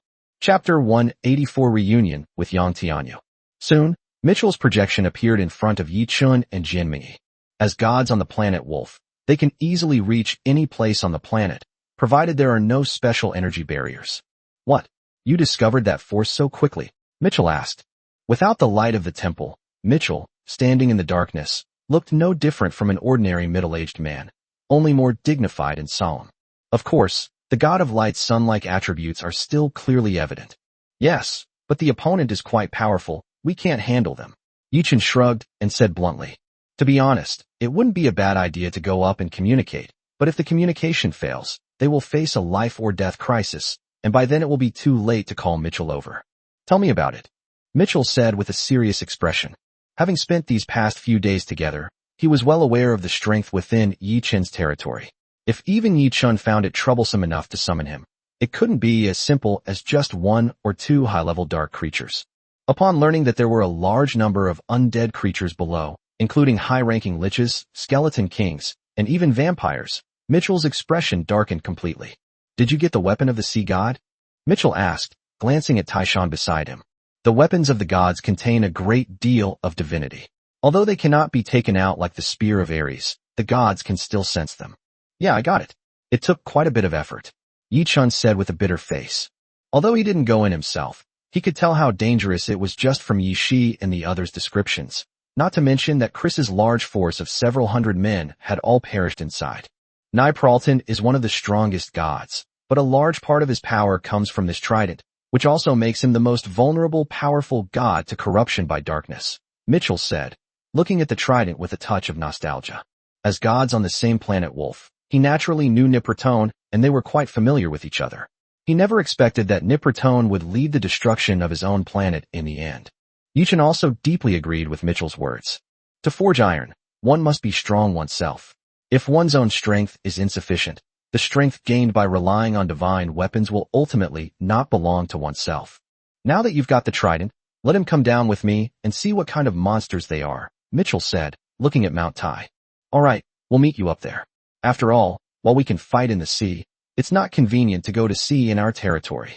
Yichen nodded and said. Soon, Taishan once again dived into the sea along with Mitchell's projection, while Yichun and Jianmingyi prepared for battle on the surface. This trip will likely lead to a conflict with the other side, and a battle will be inevitable. Not only that, he also sent out 6 blue dragons to follow the two at a distance, ready to provide support at any time. However, as the god of light, Mitchell's divine power was too dazzling, like a beacon in the darkness, shining as brightly as the sun even in the darkest seabed. The two hadn't even gotten close to that land of the dead before they were discovered by the other side. That could fly, such as gargoyles, vampires, and skeletal dragons, rushed towards the two. As expected, a bunch of undead who can't stand the light of day. Mitchell sneered, a holy light shining from his hand as he prepared to kill them, but was stopped by Taishan beside him. God Mitchell, we've only just made contact and haven't even negotiated yet. If we attack now, we'll be enemies forever, and then we'll basically have to fight, Taishan said in a deep voice. He wasn't as quick-witted as Yi Shi and the others, but he knew the principle of diplomacy before resorting to force. Mitchell's anger stemmed entirely from his loathing of undead creatures. He is the god of light and dawn, born to stand on the opposite side of death, and when he encounters undead creatures, he usually takes direct action to eliminate them. However, upon hearing Taishan's words today, he stopped what he was doing and quietly waited for these undead creatures to rush over. A mere glance reveals the abundance of undead creatures scattered across a vast area, including numerous skeletal dragons and skeleton kings. His projection alone is not enough to clear it out, not even enough to clear out the territory of a lord. What has arrived is merely a divine projection of a remnant soul, its strength not even reaching the 7th rank. Its only advantage lies in the god's application of energy. Furthermore, this projection consumes little energy and is not afraid of being destroyed here. Roar, sure enough, the skeletal dragons and other undead creatures that rushed over did not attack, but stopped in front of the two of them, letting out low growls. Mitchell didn't rush to speak. The fact that the other party hadn't launched an attack immediately meant that they were acting on orders from their superiors. They just needed to wait for the person in charge to come out. Suppressing his aversion to undead creatures, Mitchell, being a god, naturally possessed considerable wisdom and understood many things immediately. A projection of a god. Soon, a surprised voice rang out, and the many undead creatures made way, revealing 3 liches and the vampire. No, there's another one. A god. Another lich spoke up, looking at Mount Tai beside him with a puzzled expression. The power of the sea god emanating from the trident of the sea god made them mistake him for a real god. Are you the leaders of this group of undead creatures? Mitchell asked, frowning. He didn't sense any particularly powerful aura from these liches. They were only around the 4th tier of combat strength. That these liches and vampires rule over 6th tier skeletal dragons and many other powerful undead creatures. Impolite god, shouldn't you introduce yourself before asking questions? The vampire man said in an unfriendly tone, his face pale. You dark creatures, like rats in a gutter, what exactly is your purpose in coming to the planet Wolf? Mitchell did not answer his question, but instead shouted angrily. No dark creature had ever dared to be so arrogant in front of him. Oh, I sense a repulsive radiant power emanating from you. So you're a god of light. No wonder you're so arrogant. A lich sneered, looking at Mitchell with hostility. They had all recognized that this was just a projection, but they were confident they could keep it here. Upon hearing this, Mitchell was furious and was about to rebuke him when he suddenly heard the sound of rushing water behind him, along with a string of silvery laughter. Isn't this Mr. Yang Tianyu? It's been so long. Your Majesty the Heavenly Emperor must have missed you dearly. I wonder how you've been. Chapter 185 A Reward.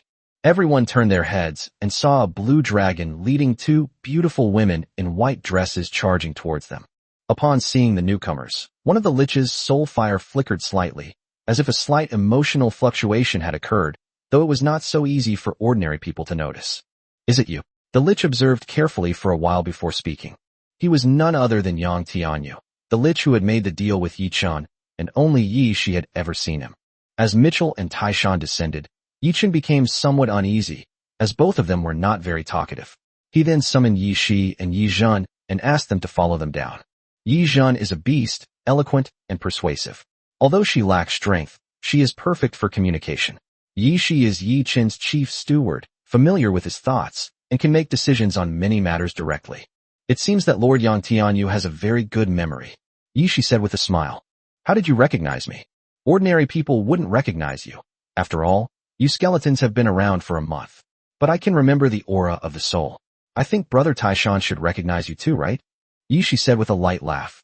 In the beginning, the myriad races of the primordial world didn't even have physical forms, let alone the various dark tricks of possession on the path of cultivation. Identifying a person's soul aura was the most basic ability of the primordial races. I didn't pay much attention just now, but now that you mention it, it does seem quite familiar. Taishan scratched his head and smiled awkwardly. He hadn't even recognized an old acquaintance standing in front of him. Where is your lord? What brings you here? Yang Tianyu asked in a deep voice, while communicating with the soul beside him through his own soul fire. Of course, the lord is out enjoying himself elsewhere. Such a small matter can only be troubled by us, his favored concubines. Before Yi Shi could speak, Yi Zhen chuckled softly. She was unaware of the relationship between Yang Tianyu and Yi Chun, but they were certainly not allies with the undead creatures below. Moreover, Yi Shi had explained the mission to her on the way here, so she concealed Yi Chen's whereabouts and arranged identities for herself and Yi Shi. As for why we're here, that's a question for you all to ask. What are you doing here? Yi Zhen said softly, making everyone's hearts itch with curiosity. Mitchell, standing nearby, was even more shocked by the other's appearance. He had thought Yi Shi was already beautiful enough, but he hadn't expected to see an even more beautiful Yi's beast. Could it really be his private pet? Unfortunately, Yang Tianyu and the others had already become ghosts. No matter how beautiful a woman is, she is nothing more than a skeleton. They were unmoved by Yi Zhen's charm. We're just here to clean up the dark creatures on the seabed. What? Are we not allowed to? Yang Tianyu said, his cold gaze fixed on Mitchell. Since Yi Shi appeared, their communication has implicitly taken the lead. Clean up the dark creatures on the seabed? I don't see many dark creatures here, Yi Shi sneered. Although the seas on Planet Wolf were on the verge of drying up, they were still home to a large number of sea creatures. They had fought many battles along the way, but as soon as they entered this sea area, all the dark creatures seemed to have vanished without a trace. If you say this has nothing to do with them, even they probably wouldn't believe it themselves. That's because we've already cleared out the dark creatures here. Is this radiant god here to thank us for such a great deed? Yang Tianyu said matter-of-factly, without the slightest embarrassment, and even looked at Mitchell provocatively. Thanks. Was the uprising of dark creatures across the entire planet caused by you? Mitchell shouted angrily. He was already very dissatisfied with Yang Tianyu and the others' contempt, not to mention their denial of their crimes. This god who represents light must speak with evidence. Otherwise we lords who work ourselves to the bone for the Planet Wolf will be heartbroken. The vampire lord beside him said sinisterly, leaving Mitchell speechless. He indeed had no direct evidence to prove that the rebellion of dark creatures on the planet was caused by them. Oh dear, we're not here to blame anyone. We're here to reward you. So what's there to hide? The riot of dark creatures has reduced the number of dark creatures on the planet with minimal effort, which has relieved a lot of pressure on our lord. Yi Zhen said with a light laugh before Mitchell had a chance to speak, her smile full of gratitude, as if she really came to thank these undead creatures for their heroic deeds. Several liches looked puzzled. They were just skeletons and had no expression, but the vampire lord next to him had a slight smile on his lips. Although the smile was small and quickly disappeared, Yi Zhen noticed it. Who is she? An ancient beast, the progenitor of guessing people's thoughts, deceiving heaven, earth, and everything. And you think you can put on an act in front of her? Although the others didn't speak, Yi Zhen already understood that this matter was definitely related to them. A commendation? They drove them away. Mitchell's eyes widened, his face full of disbelief.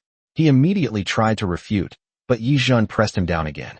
Yes, they drove away a large number of dark creatures and deserve to be rewarded. Does God Mitchell not know how to reward them? Why not let them move to the surface? They are being treated so poorly beneath the sea. Look at what their territory has been washed away by the seawater. Yi Zhen said earnestly, holding Mitchell's arm. as if she was really pleading for a reward for them. No need. If you have nothing else to do, please leave as soon as possible. We do not welcome gods of the light faction here. Yang Tianyu said immediately. Although he found the other party's words agreeable, he knew they were lies. At this moment, he just wanted to get rid of this god as soon as possible. As long as they had some more time, they would achieve their goal. However, upon hearing his words, Yi Zhen did not retreat as expected. Instead, she shook off Mitchell and looked at Yang Tianyu with excitement. You don't welcome gods of the light? What about us? Can we visit your territory? We've never seen what the territory of the undead looks like. You're acquainted with our lord, after all, so let us go and take a look, okay?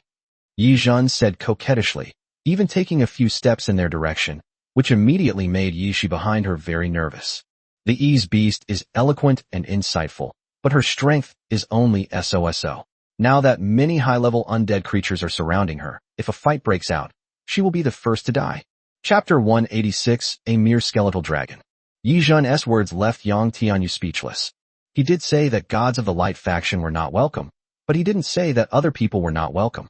Moreover, Yi Zhen has already made it clear that since you are so familiar with our lord, it wouldn't hurt to go and visit, right? It's Mitchell who's hostile to you, not us. It's one thing for you to target him, but targeting us is going too far. At this moment, Yang Tianyu felt as if a breath was stuck in his chest, just like when he went home to see relatives during the Chinese New Year. Tianyu, you've always been smart. Why don't you tutor your younger brother? Tianyu, can you take a look at this wristband and fix it for me? Tianyu, we're so close now. Don't be so formal. Can I borrow this computer from you? Tianyu, we're brothers. Your money is my money, and my money is your money. Now that your brother is in trouble, you can't just leave him alone. Tianyu, you. The nightmare of his childhood seemed to echo in his mind once again. Not only him, but the others next to him also subconsciously wanted to agree when they heard Yi Zhen's words. This was a habit formed by years of childhood trauma. Fortunately, the thought was quickly abandoned. They were all ruthless individuals who had survived the darkness by sacrificing their physical bodies, and their wills had been tempered to be extremely firm. You're no good either. If you have nothing else to do, hurry back. Yang Tianyu said with a dark face, and immediately tried to send them away. Seeing her plan fail, Yi Zhen couldn't help but feel a hint of disappointment in her eyes.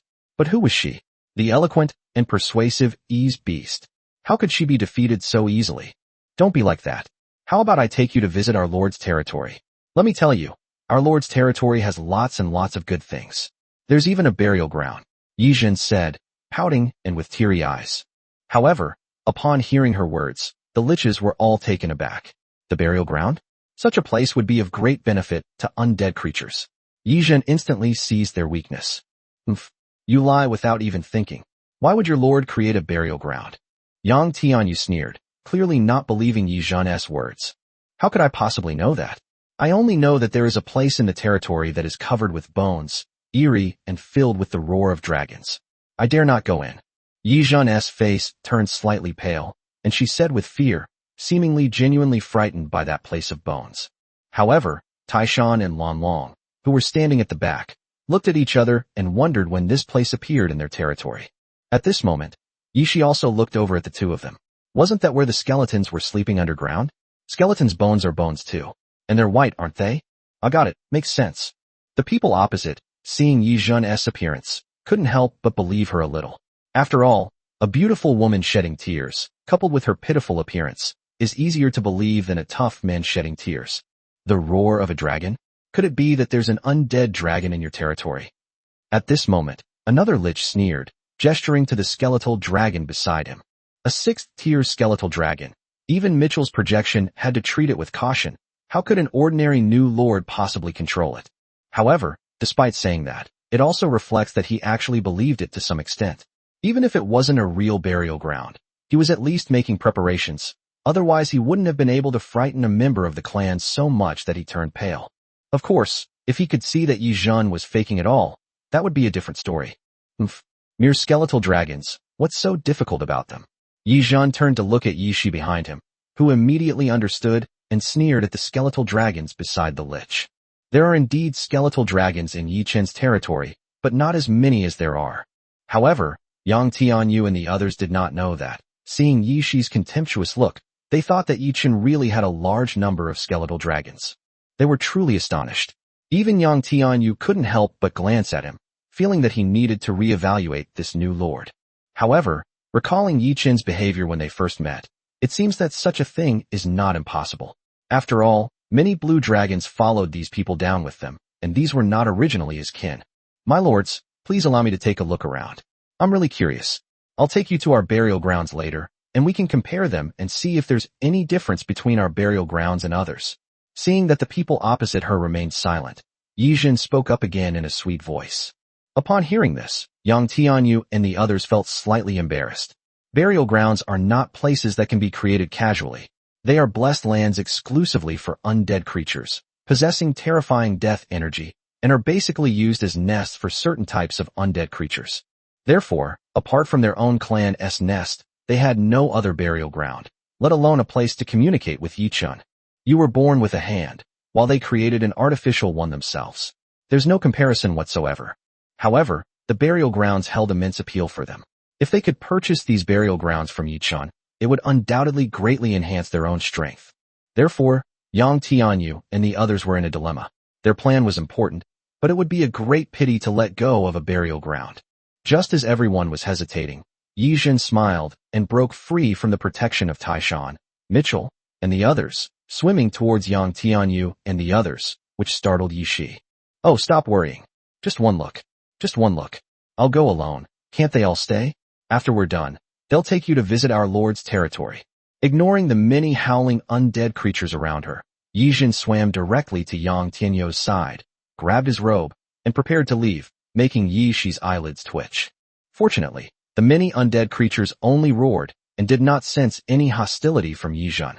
Therefore, without orders from Yang Tianyu and the others, they would not launch an attack indiscriminately. Yi Jin easily reached their side, and with a tug of her fair hand, she pulled the lich, who was already struggling to move in the seawater, down towards their territory. Yang Tianyu and the others looked at each other and finally nodded. Yang Tianyu spoke first. All right, then we'll take you to see it, but you're allowed to go alone, and you must follow our instructions and not wander off. Okay, let's go quickly. Sister Yi Shi, I'll be back soon, Yi Jin said cheerfully, pulling on Yang Tianyu's sleeve as they quickly descended towards their territory. Chapter 187: The Swindler and Deceitful Beast. Yi Shi and Mitchell looked at each other as the others left. At this moment, Mitchell realized that Yi Jin had gone out alone to investigate the situation. Yi Shi sighed inwardly. The Yi's beast truly lived up to its reputation as the most deceptive ancient divine beast. If the same words were spoken by someone else, Yang Tianyu might not have believed them so easily. Taishan, you wait for her here. You must bring her back. Lord Mitchell, let's go back and report what happened here to His Majesty the Heavenly Emperor, Yi Shi said after thinking for a moment. There's no point in them staying here any longer. They might as well go back sooner, so Yi Chun can make a decision quickly. After all, once Yi Jin finished surveying the other party's territory, she was going to take this group of people to see their burial ground. But what burial ground did they have? It was more like a fertilizer field. All right, Taishan nodded. It was perfect for him to come and meet Yi Jin, as he was holding the trident of Poseidon. If anything happened, he could take Yi Jin away with him. Conversely, while undead creatures can survive on the seabed, their skeletal frames make it extremely difficult for them to move around. Even skeletal dragons, which can fly, are not so convenient to move. Mitchell nodded in agreement and left with Yi Shi. There was no point in him staying any longer. In fact, it would only provoke the hatred of these undead creatures and lead to a bigger conflict. On the other side, Yi Jin was like Grandma Lu visiting the Grandview Garden, full of curiosity about everything around her, and exclamations of surprise came from time to time, which made Yang Tianyu and others turn their heads. Was it really that amazing? To be honest, their territory is just a large open space. Undead creatures don't need any place to live. An open space is enough. When they want to rest, they can just dig a hole and bury themselves. It's really kind of Yi Jin to be so supportive. The only building in their territory is the Central Hall, which exists in every territory, though each has a different style. It is the residence of their lord. However, what's displayed in the main hall is mostly just a coffin. Whether it's a lich, a skeleton king, or a vampire, these creatures usually like to sleep in coffins, which is in line with their undead lifestyle, even though deep down they still consider themselves human. Wow, is this the coffin you usually sleep in? It's black and gold, Yi Jin exclaimed repeatedly as she lay on Yang Tianyu's coffin lid. As if she were looking at some kind of treasure, and she was almost ready to lick it a couple of times. The little girl's admiration easily stirred up everyone's pride, and everyone wore a smug look on their faces. TCH, what's so special about that? My coffin is made of 10,000-year-old redwood, which is a 5th-tier material. His black gold is just a rare 4th-tier material, the vampire next to him said disdainfully. Indeed, as he said, although black gold sounds very high-end, it is only a tier 4 material, just relatively rare among tier 4 materials. As for the 10,000-year-old redwood, it is a genuine tier 5 material. If it can grow to 100,000 years old, it can even advance to tier 6 material. It is a type of wood with a very high potential value, and its value is much higher than that of black gold. Really? Can you take me to see it? Wow, Yi Zhen's face lit up with surprise, and she was about to follow the vampire to see it. However, she had only taken one step when she let out a cry of surprise. In that split second of turning around, he didn't notice that his right hand had accidentally hit a stone box on top of the coffin, and a small bruise immediately appeared on his hand. At the same time, Yang Tianyu and the others who saw this scene had a slight change in expression. What is this? Yi Zhen curiously reached out, wanting to open the stone box to take a look. Despite her forceful blow, the stone box did not budge, as if it were fixed to the coffin, yet it did have a lid on it. Just then, Yi Zhen's outstretched hand was grabbed by a skeletal claw, and Yang Tianyu's sinister voice came to her ear. Little girl, it's best not to touch it. Let's go take a look at the vampire's ancient redwood coffin. Yi Zhen turned her head, looked at the other party's gloomy gaze, and at the faint killing intent emanating from the surrounding crowd.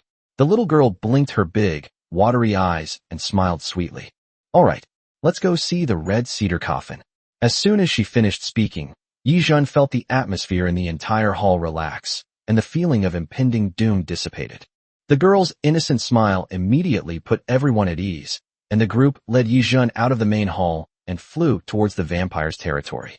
Unnoticed by anyone, in a corner they weren't looking at, Yi Zhen turned her head and glanced at the main hall again, a captivating smile appearing on her lips. 2 hours had passed since they finished exploring all 5 territories, and Yi Chun received the news brought back by Yi Shi and Mitchell. Truly worthy of being called the Ease Beast, it infiltrated the enemy's ranks without anyone noticing, and might even bring us back some local specialties. Yi Chun exclaimed inwardly, finally gaining a direct understanding of the Ease Beast's abilities. Indeed, your familiar S ability is quite peculiar. She only said some ordinary words, which might not have any effect if we said them, but when she said them, they were particularly convincing. Mitchell nodded. The beast had left a deep impression on his mind. Otherwise, it wouldn't be called an ancient divine beast. Although its ranking in terms of strength is somewhat lagging behind, it is still a beast that has done quite a few great things. Yi Chun said with a light laugh. The story of the Ease Beast is not numerous, and it is not very famous, but it managed to trick the Queen Mother of the West out of 3 phoenix eggs, the goddess Hutu out of the mountain guarding stone, and Ho-E out of the hemp grass. No one is as adept at understanding people's hearts and swindling as a beast, so conning a few new lords who failed to advance is naturally a piece of cake.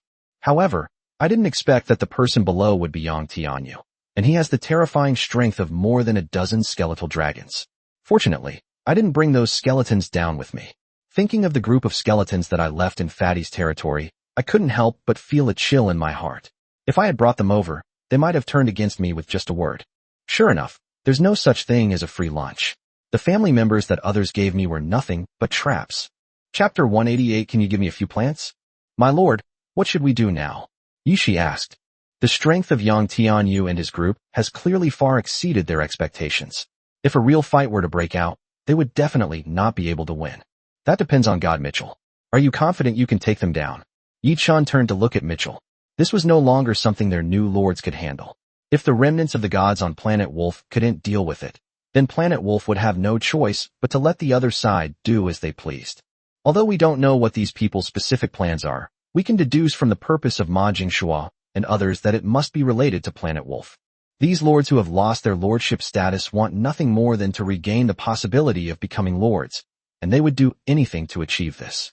If it's just the strength they've shown so far, there shouldn't be a big problem. You know, even if they have a lot of Tier 6 trash, a Tier 7 projection is enough to crush them. Mitchell said, the gap between Tier 6 and Tier 7 is greater than that between Tier 3 and Tier 4. If the 9th rank is God, the 8th rank is demigod, then the 7th rank is the pinnacle, which is to have touched the threshold of godhood, and is the transformation from mortal to immortal. Therefore, no matter how many Tier 6 creatures come, one Tier 7 is enough to sweep them all away. Then let's get ready. I don't think your divine friends can get here so quickly, can they? Yi-Chun nodded and said. Yi-Chun and the others lay in ambush above, while Yi-Chun continued to stroll around below with Yang Tianyu and the others. However, after walking around for a while, they discovered that the stone box was only on Yang Tianyu's coffin, and there was no such thing as a stone box on the coffins of the others. If that stone box belonged to Yang Tianyu personally, then why did the expressions of all the other lords change when she touched it? Yi-Chun wondered to herself, but her face remained calm, still wearing her innocent smile. Suddenly, her eyes were drawn to a patch of green, and she immediately ran over to it. What is this? A four-leaf clover? Do you have this kind of grass? Yi-Chun asked excitedly, looking at the several four-leaf clovers covered by a transparent dome. Four-leaf clovers are not common, but judging from the number of four-leaf clovers planted here, there are at least dozens. If each of them were like this, there would be hundreds of four-leaf clovers here. Such a huge cluster of four-leaf clovers. No one would believe they didn't find it on purpose. This is a four-leaf clover. It can purify the surrounding dark energy, and that's its only function, another lich explained. They didn't know why, but they were just very willing to communicate with Yi-Chun. Even they themselves didn't realize that Yi-Chun had unknowingly won the trust of all of them, and they were even willing to take the initiative to introduce her to things in their territory. Four-leaf clover? It purifies dark energy? How amazing! Yi-Chun said, her eyes shining as she looked at the four-leaf clover, as if she was really interested in these little plants. Darkness has invaded countless worlds, and all sorts of strange things have appeared. The four-leaf clover is just the most basic one among them, said a skeleton king. You have something even better? Yi-Chun asked curiously, taken aback. No, this is just a trial space. In terms of purifying dark energy, the four-leaf clover is already the strongest plant. The skeleton king subconsciously wanted to reply, but was interrupted by Yang Tianyu. At this moment, he frowned slightly, as if he sensed something unusual. Jin clearly noticed the subtle change in her expression. She immediately pointed to a four-leaf clover, stared at them with her big, watery eyes, and said pitifully, "Could you send me a few four-leaf clovers? Don't worry, I'll have my lord trade something with you. Our lord likes me a lot, he'll definitely agree." Yi-Chun said coquettishly, immediately pulling Yang Tianyu back to reality. A skeleton king looked at Yi-Chun and laughed. "Of course you can take a few pots back. I'll ask you for some things later." This territory belonged to the skeleton king, who had the right to decide the ownership of his four-leaf clovers. The extremely rare four-leaf clovers were simply given to Yi-Chun. Several liches sensed something amiss, but it was all ignored amidst Yi-Chun's flattery. "Where is that? Is it also your territory?" After exploring their territory, Yi-Chun suddenly pointed to a dark seabed and asked. It looked like an ordinary seabed, but her intuition told her that it seemed different. "There." Upon hearing Yi-Chun's words, the lords exchanged glances, but Yang Tianyu made a decisive statement. "There's nothing there, just an ordinary sea area. You've explored all of our territory. It's time to go back." Yi-Chun was puzzled, but looking at the expressions of the lords, she knew that if she continued to ask, they would become suspicious. She can understand people's hearts and bewitch them, but she must also act in accordance with the trend and common sense, otherwise she can be seen through at a glance. Hearing Yang Tianyu start to shoo people away, Yi-Chun didn't insist this time. Holding a few pots of four-leaf clovers wrapped in a shield, she smiled and nodded. "Would you lords like to come with me to our territory to see the burial grounds? And while we're at it, my lord can properly thank you all for your gifts." Yi-Chun gestured to the four-leaf clover in her arms and said with a smile, "This." The lords looked at each other in bewilderment. They really wanted to go to the burial ground. Even if they didn't have to trade to get it, just absorbing and learning from it would be very helpful to them. However, considering their plans, they couldn't leave. "Ed, come with me up there and take a look. The rest of you stay here. If there really is a burial ground, we can send someone else up to check. Don't forget our plan, everyone," Yang Tianyu said after a moment's thought. They didn't come here just for fun. Someone needs to take charge. When Yang Tianyu said that only 2 people would go up, the others had some objections, but after hearing his words, everyone quieted down. Indeed, if there really is a burial ground that Yang Tianyu and Ed can visit, then they can visit it too, but in batches. For them, the most urgent task is still the current plan. On the other side, after hearing Yang Tianyu's words, Yi-Chun did feel a slight regret. If she could lure all these lords up and eliminate them in one fell swoop after they broke away from her own clan's main force, that would be even better. Unfortunately, the other party had already made a decision, and Yi Zhen could no longer speak out. Chapter 189 Meeting Again. In the end, Yang Tianyu and the vampire lord named Ed each rode a giant skeletal dragon and followed Yi Zhen away. Zhen was not coming this way. Taishan, who was in the distance, then went around to return to his territory. The seabed was pitch black, devoid of any light. He held his trident, not worried about being discovered, and was also much faster. You said, Yi Zhen only brought back 2 lords. As Taishan landed, Yi Zhen also learned the number of people who came. Although he was puzzled that only 2 lords had come, he didn't have time to think about it. He just waved to Mitchell and sensed the surging waves in front of him. Soon, a huge skeletal dragon poked its head out. Roar, Horus, sensing the presence of a kindred spirit, let out a low roar, which startled Yang Tianyu and Ed. The other side actually had a 6th-tier skeletal dragon. Moreover, judging from the aura emanating from the other party's territory, this skeletal dragon was exceptionally powerful, far surpassing the strength of the 6th-tier dragons beneath them. Although both are at the 6th rank, their strengths are worlds apart, not to mention that Horus has the potential to reach the 7th or even 8th rank. The skeletal dragons in Yang Tianyu's hands were pieced together from various skeletons, and their potential was not high. To advance, they would first need to replace them with stronger skeletons and more vigorous soul fire. Your Majesty, look what this is. As soon as she peeked out, Yi Zhen rushed towards Yi Chun carrying several pots of 4-leaf clovers, giving Yang Tianyu and the others no chance to react. Yi Chun didn't pay attention at first, but when he looked closely into Yi Zhen's arms, his pupils suddenly contracted. As expected of that swindler, he's capable of anything, from cheating to deception. In just a short while, he's brought back 5 pots of 4-leaf clovers. Keep in mind, he only has 5 plants on his territory so far. And this guy went out for a stroll, and the number doubled? Very good. Great. Go and rest first. Yi Chun swallowed, and said, letting her take the 4-leaf clover back first, since it's safe to do it once it's in your possession. Okay. Yi Zhen nodded happily, and skipped back to her territory, not paying any attention to Yang Tianyu and Ed. As Yi Zhen left, Yang Tianyu and Ed gradually realized that they had been deceived. Although the territory of Yi Chun was filled with misty flowers, the entire territory was shrouded in a thin fog, making it impossible to see what was inside. The rich scent of vegetation emanating from here is enough to tell you that a tree spirit was born here. But you retelling me the dead were born here? A burial ground for bones? Are you kidding me? Yang Tianyu immediately wanted to turn around and leave. It was obvious that this was a trap that had lured them in. However, before he and Ed could turn around, Yi Chun spoke from a distance. Senior Yang Tianyu, it's been a long time. You've come with 5 4-leaf clovers as a gift. I'm truly flattered. Yi Chun said with a light laugh, stopping Yang Tianyu from leaving. Yang Tianyu stared at Yi Chun in the distance, lost in thought. It was obvious that Yi Chun had come for him, but there was a deal between them. Perhaps he could make some further plans based on this. Thinking of this, Yang Tianyu was no longer in a hurry to leave.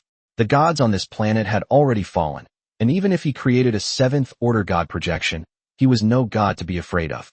Although he was no match for them, he could still run away if he wanted to. Heh, didn't your clan tell you? This is a transaction. You need to pay the corresponding price.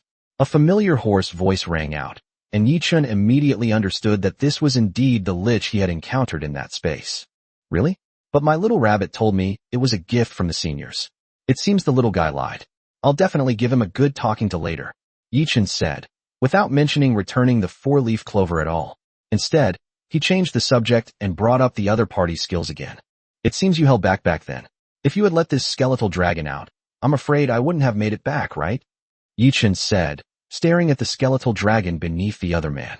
Yang Tianyu and Ed didn't bring many members with them on this trip. They only brought 3 skeletal dragons and 3 gargoyles. Gargoyles only have a level 5 combat power, but their defense is extremely formidable. Even ordinary level 5 creatures might not be able to damage them. Needless to say, the skeletal dragons are even more formidable. Apart from one late-stage Tier 5 dragon, the other 2 possess Tier 6 strength. In its territory, apart from Horus, no one can contend with them. If we had displayed such formidable strength back then, how could we have entrusted your son to us? We probably would have scared him away, Yang Tianyu said. I just didn't expect that we would meet again so soon. But it seems that you haven't become a formal lord yet. which is a bit too early. Just a formal lord, perhaps I will be in the next moment. But senior, what are you doing here? An abandoned planet shouldn't be enough to attract your attention, right? Yichen asked tentatively. He wasn't worried about the opponent's current strength, but he was afraid that his subordinates might be prepared. After all, the gods on the planet Wolf were all just remnants of their souls, and they couldn't afford to waste their time if things got really tough. The wasteland planet is full of treasures. Didn't you come here for those treasures too?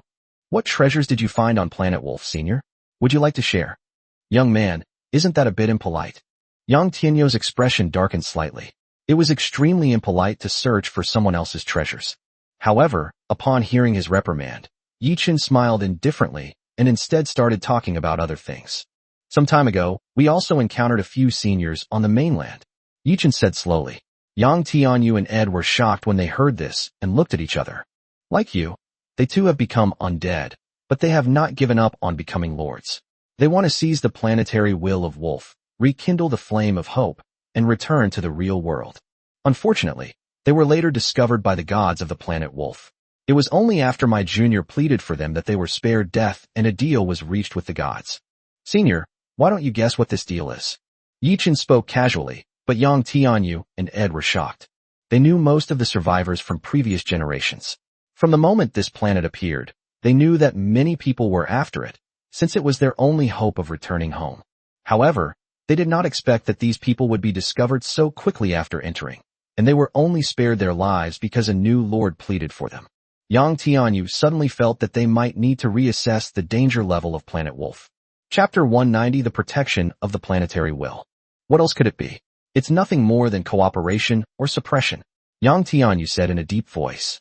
The so-called plea was just using various conditions to save these people's lives. But what use are their lives if they can't leave this world or become lords again? Only by becoming a lord can one truly rise above others in this chaotic world. No one, after gaining power and wealth, would willingly remain an ordinary person. If Yang Tianyu is unwilling, then the previous lords who were saved by Yichen will also be unwilling. You're right. To save them, it's nothing more than cooperation or suppression. Yichen nodded. This was easy to guess. The gods of the planet Wolf have agreed to accept them as gods of the planet Wolf and are willing to expend their remaining divine power to rekindle the flame of hope for them. Not only that, they can also choose a continent on the planet Wolf to become a new territory and seek the opportunity to become lords again. Upon hearing Yichen's words, Yang Tianyu and Ed's expressions changed slightly. These were exactly the conditions they had been longing for. So what? What price do they need to pay? And you're planning to help us achieve the same conditions? Do you know how much divine power it takes to ignite the flame of hope in a lord? I doubt the gods on the planet Wolf possess such power anymore. Yang Tianyu sneered. This is all a scam that has deceived everyone. They've cleansed the darkness and killed dark creatures on the planet Wolf for nothing, yet they can never become lords again. Yang Tianyu's words caused Yichen's expression to change slightly. He didn't know how much divine power was needed to rekindle the flame of hope for a lord, but as Yang Tianyu said, it was very likely that even if all the divine power of the remaining gods on the planet Wolf were gathered, it would not be enough to rekindle the flame of hope for a new lord. But at least, they can find a way to leave the trial world alive, and even gain the recognition of the planet's will, becoming gods in a different way on the planet Wolf. You should know that becoming a lord is not the only path to godhood. It is merely the most powerful weapon against darkness. An alternative path to godhood. And then, like these gods, to perish along with the planet? Young man, you're not really surprised that these low-level gods on these planets could lay out such a vast set of lordly rules to ignite the flames of hope for us ordinary humans, are you? Yang Tianyu sneered, his words sending a chill down one's spine. Yichen and his companions didn't know much about the gods, but from what the other party said, it seemed that these planetary gods were the weakest gods in the pantheon, and their power was not even enough to ignite the spark of hope. If that's the case, then how powerful must the gods who established the rules of the lords, placed the trial space, and ignited the spark of hope for newcomers have been? Yichen frowned slightly. No wonder he felt that although Mitchell and Ares had great divine power, they should not have the ability to create a trial space. Otherwise, they would not have allowed their planet to be pulled into the trial space. It now appears that there are significant differences among the gods, and Mitchell and others are merely the weakest of them all. To achieve this, one needs the most supreme, most powerful, true gods. Actually, I know very well what your purpose is in bringing me up here today. Isn't it to find an explanation for the uprising of the dark creatures on the planet? Yang Tianyu said with a hint of sarcasm when he saw that Yi Chun did not speak. If I'm not mistaken, there should be quite a few divine projections from Planet Wolf lurking around, just waiting to deliver a fatal blow and stop my next plan. But are you really capable of taking action? You must know that I have the approval of your planet's will. We are truly working for this planet. Are you sure you want to go against your planet's will and repay kindness with enmity by attacking your benefactor? Yang Tianyu said with a cold laugh, as if he was not troubled by being surrounded at all. He had known from the beginning that these gods would not dare to attack him, because all actions of the planetary deities must be based on the will of the planet. They carry the energy of the planet, govern its rules, and uphold its will. Currently, Yang Tianyu's contributions to this planet far surpass those of all of them, even Yi Chen's. Therefore, the planets will not want to take action against him. If any of the divine projections attempt to defy the planet's will and forcibly intervene, they will inevitably suffer a tremendous price. This is Yang Tianyu and his group's plan. So what if you know we're plotting against this planet? Come and fight me if you dare. Do you think the planets will stop you? Planting 4-leaf clovers and clearing out dark creatures. You've been planning for the planet's favor from the very beginning. Yi Chen said in a deep voice. The riot of dark creatures, although it drove away a large number of new lords, these rioting dark creatures are constantly killing each other. And this credit naturally goes to us who used every means possible. Ed chuckled from the side. His voice and appearance were much more pleasing than Yang Tianyu's. After all, the vampire still looked like a normal human, even more handsome. You lot, you deserve to die? What exactly is your purpose in trying to win the favor of the planet's will? Mitchell's voice came from the darkness, and his holy radiance dispelled the darkness, standing before everyone like the sun. This time, he didn't come as the 6th-tier projection, but as an avatar split from the remnant soul in the temple, possessing strength that barely reached the 7th tier. Even though it only barely reached the 7th level of strength, it was still quite amazing. It emitted a vast light, illuminating all the darkness around it, and this sea area of the wolf planet seemed to have returned to its former glory. Haha, should we be killed? You should ask your planetary will whether we should be killed or not. Yang Tianyu sneered. Mitchell was furious, but just as he was about to make a move, he felt a jolt. How could this be? Mitchell murmured. The planet's will was actually protecting them. At that moment, he actually felt a slight fluctuation in his own radiant laws, as if something was preventing him from taking action and not allowing him to kill Yang Tianyu and Ed. Chapter 191, Yi Chen's Confusion. What? Have you discovered something? This planet doesn't seem to want us to leave. Yang Tianyu chuckled when he saw Mitchell's pause. Yi Chun, who was standing nearby, also noticed Mitchell's unusual behavior. His heart sank. If even the gods on the wolf planet couldn't deal with Yang Tianyu and the others, then no one could stop them. It should be noted that, judging from the strength the opponent has shown so far, it would be impossible to defeat them without a large-scale Tier 6 army or a Tier 7 divine projection. What exactly is your purpose? Mitchell shouted. Although the planet's will was protecting them, he didn't have a good impression of these people. This negative impression did not stem from the radiant laws he had mastered, but from a broader crisis. A crisis he had only felt once before when darkness erupted, a crisis that these people would bring destruction to the entire planet of Wolf. Our goal, didn't this junior just say it? To rekindle the flame of hope and return to the outside world. Yang Tianyu laughed. After confirming that Mitchell and the others couldn't make a move, he and Ed felt much more relaxed. No, you really want to rule the entire planet of Wolf, to use the will of the entire planet as fuel to rekindle your flame of hope, and to use the entire planet to build your new territory. Otherwise, you wouldn't be so desperate to gain the recognition of the planet's will. Rather than calling this recognition, it's more accurate to say that you want to seize this opportunity to completely control the will of the entire planet Wolf. Yi Chen said in a deep voice, and Yang Tianyu and Ed's expressions immediately darkened upon hearing this. This was indeed their plan, but it absolutely could not be made public, otherwise it would easily provoke fierce resistance from the gods on the planet Wolf.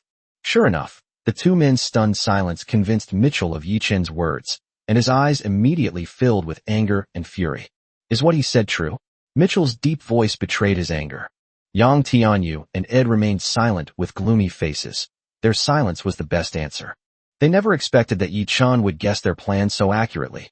Logically speaking, no new lord would know how to rekindle the flame of hope, let alone want to control a planet in order to regain the right to be a lord. However, Yi Chun encountered Ma Jingxuo and others, and with his own bold conjecture, he revealed their plan in one sentence. They could have denied it, but neither he nor Ed expected that a new lord would guess the plan. They were stunned for a moment, and it was too late to make amends. You deserve to die. Mitchell roared angrily, his body radiating light, ready to withstand the planet's will and attack. Do you think that because you have the protection of the planet's will, we won't dare to do anything to you? Don't forget, this is Planet Wolf, and we are the gods of Planet Wolf. If you're willing to pay a certain price, we can kill you all. In any case, to Wolf's planetary will, you are all outsiders. A massive, radiant sword appeared in Mitchell's hand, its murderous aura causing Yang Tianyu and Ed to change their expressions drastically. Junior, I'll remember this. Let's go. Yang Tianyu shouted to Yi Chun in a deep voice, then yelled at Ed beside him. The skeletal dragon beneath him immediately plunged into the sea, creating huge waves. What does this have to do with me? Yi Chun shrugged innocently. He had only said a few words.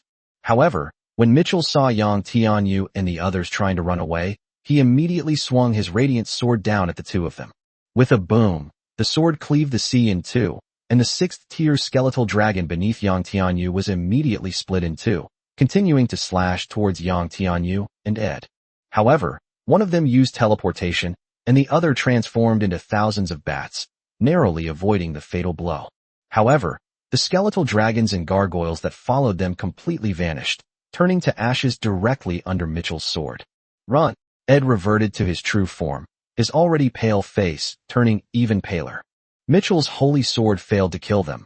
It did slay most of Ed's bats. These bats were formed from his essence, and although they would not be fatal, they would consume a lot of his energy. Yang Tianyu on the other side wasn't much better off. Although he escaped by teleporting, half of his body was turned to ashes by the holy sword. Fortunately, he was a lich. As long as his core was still intact, he could simply change his body. As for movement, he relied on his own mental power. Buffed, seeing that his attack had failed to kill it, Mitchell wanted to continue, but he couldn't help spit out a mouthful of golden blood, which was the counterattack of the planet's will.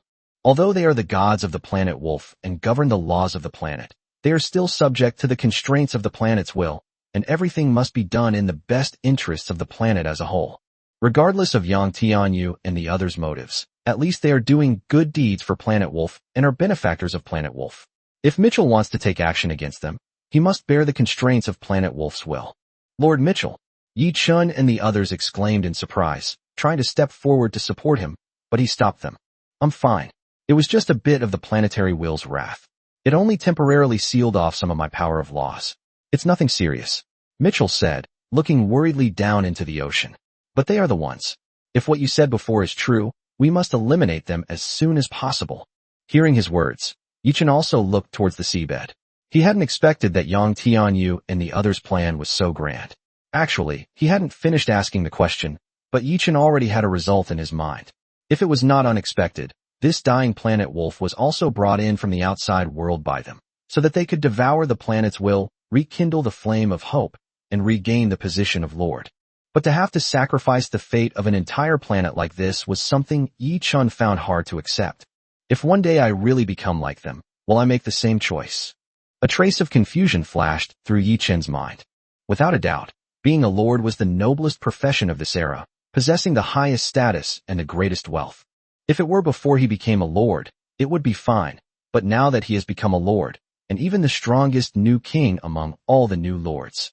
At this point, is he really still willing to be an ordinary person? Chapter 192, Entering the Sea Again. Lord Mitchell, there's no need to rush into action. Yi Chun suddenly stepped out from the territory and called out to Mitchell, who was preparing to make another move. Jun with a puzzled expression, waiting for her explanation. Continuing to attack will come at too high a price. Planet Wolf cannot be without gods like you. We just need to find the device they use to control the dark creatures and put it into our own hands, right? Yi Chun said with a smile. Although you cannot attack them due to the planet's will, they also cannot attack you as the last remaining force on Planet Wolf. Otherwise, not only would their accumulated attacks be in vain, but they would also face even stronger resistance from the planet's will.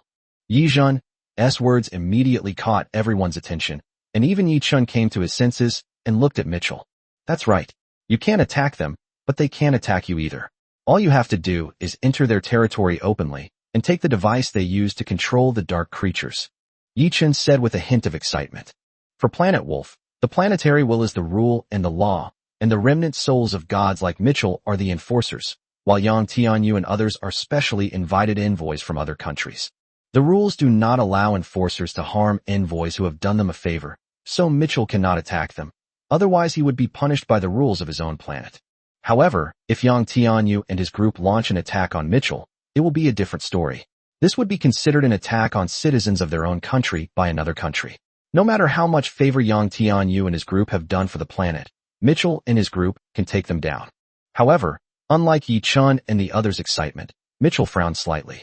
This idea is good, but what if they don't make a move? We can't just forcibly seize things from their territory, can we? That's easy to say. It's true that it's inconvenient for you to take action, but we can. As long as you can escort us to that thing, we'll just take it. Yi-Chen said immediately. Mitchell cannot intervene because he is the one who governs the rules on Planet Wolf, but Yi-Chun is different. Like Yang Tianyu, they are all outsiders to the planet. Your life and death struggles have to do with my Planet Wolf. All I care about is ensuring that the final outcome is beneficial to my planet. What you said makes sense.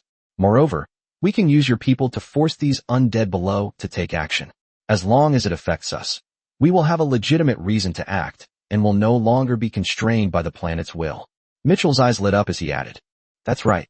So the key now is, what method did they use to control the dark creatures, and how are we going to get this thing? Yi-Chen nodded and turned his gaze to Yi-Jin beside him. She was the only one present who entered the group's territory, and she was the only one who could answer the question posed by Yi-Chun. Hearing Yi-Chen's words, Yi-Jin smiled gently and walked to her side. In their territory, apart from the protected four-leaf clover, there is basically only one main hall. The rest of their clansmen are mostly just buried in the soil. In each main hall, there is a coffin. That is where the lords rest. However, compared to other lords, there was an extra stone box on Yang Tianyu's coffin lid, from which unknown fluctuations were emanating.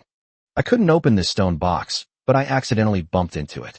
All the lords' expressions changed drastically, and Yang Tianyu even made up an excuse to let me leave. So if nothing unexpected happens, that stone box is at least a very important item. Yi-Jun spoke slowly, and Yi-Chun and the others also fell into deep thought. According to what you've said, this stone box must be a very important item, and it affects the common interests of all the lords. Otherwise it wouldn't have made all the lords change their expressions, Yi-Chun said after a moment's thought. Then what are we waiting for? I'll cover you as you go in and retrieve the stone box. Mitchell immediately spoke up, turning to rush into the sea, but was stopped by Yi-Chen again. No rush. We need to plan carefully, lest they escape with the stone box. It won't be easy to find it again. Don't forget, liches are masters at hiding things. Yi-Chen said. The most important thing for a lich is its phylactery. As long as this thing is not found, they are practically immortal. Therefore, liches are masters at hiding things. Half an hour later, Yi-Chun and the others finally completed their general plan, and a large number of their kin followed Mitchell and dived into the sea. This time, more than a dozen members of the clan went down. Their purpose was not to fight Yang Tianyu and his group, but to prevent them from escaping with the stone box, and to completely block their escape route. At the same time, Mitchell also created a dozen or so weak projections, each with only 4th or 5th tier power, solely for the purpose of protecting these familiars. If Yang Tianyu and the others dare to attack them, these projections will go up to block the damage, and then Mitchell can go all out. Your Majesty, there is one more thing. On the edge of their territory, there is a piece of unclaimed land. I am not sure if there are any people there, or if it is anyone's territory. It looks like an ordinary underwater continent, but something feels different about it. Before leaving, Yi-Jun said with a puzzled expression. That was the place she saw before she left, and Yang Tianyu and the others didn't let her get close. They just urged her to leave, so they didn't explore it in detail. No man's land? A different kind of place? Yi-Chun was stunned for a moment. After pondering for a while, he couldn't come up with any conclusion. Time was of the essence, so he had to put it aside for the time being. Let's put this aside for now. With Mitchell here, there shouldn't be any major problems. Just make sure you all ensure your safety. Putting that aside, Yi-Chun looked at everyone and gave them his instructions. If they were truly attacked, Mitchell would only lose one projection, and that would be the weakest one, used to make up the numbers. But Yi-Jun and the others were truly going to risk their lives. Therefore, Yi-Chun repeatedly gave instructions, fearing that Yang Tianyu and the others might harden their hearts and overturn the table. As for what Yijin said, with Mitchell around, could they really find a god to help them? If they had that ability, they wouldn't need to plot against Planet Wolf. Chapter 193 Straight into Territory. The group entered the sea again, following Mitchell as they dived into the ocean floor, once again arriving at Yang Tianyu and the others' territory. Upon seeing the sudden appearance of holy light overhead, Yang Tianyu and the others' expressions changed drastically. That madman, Yang Tianyu, who thought he had escaped this time, cursed and led his many clansmen out of the territory. Native god, do you really want to fight to the death? Yang Tianyu said in a deep voice. The other lords of the sea also came over. Now they were all in the same boat, and if Mitchell really wanted to kill Yang Tianyu, he would not let them off easily. It's not that I want to fight to the death, but that you're courting death. Hand over what controls the dark creatures, and tell me your purpose for coming here, and I might consider sparing your lives. Mitchell shouted sternly. In fact, he didn't care at all what Yang Tianyu and the others wanted to do, and was even happy to have someone help them clean up the dark creatures on the planet Wolf. However, if Yang Tianyu and his group's goal was to plot against the entire Wolf planet, this was something he absolutely could not accept. At this moment, he would be grateful to any lord who came to help the planet Wolf, even if they had ulterior motives, as long as they explained their conditions. But a lord like Yang Tianyu, who plotted to seize the entire planet Wolf, was his enemy.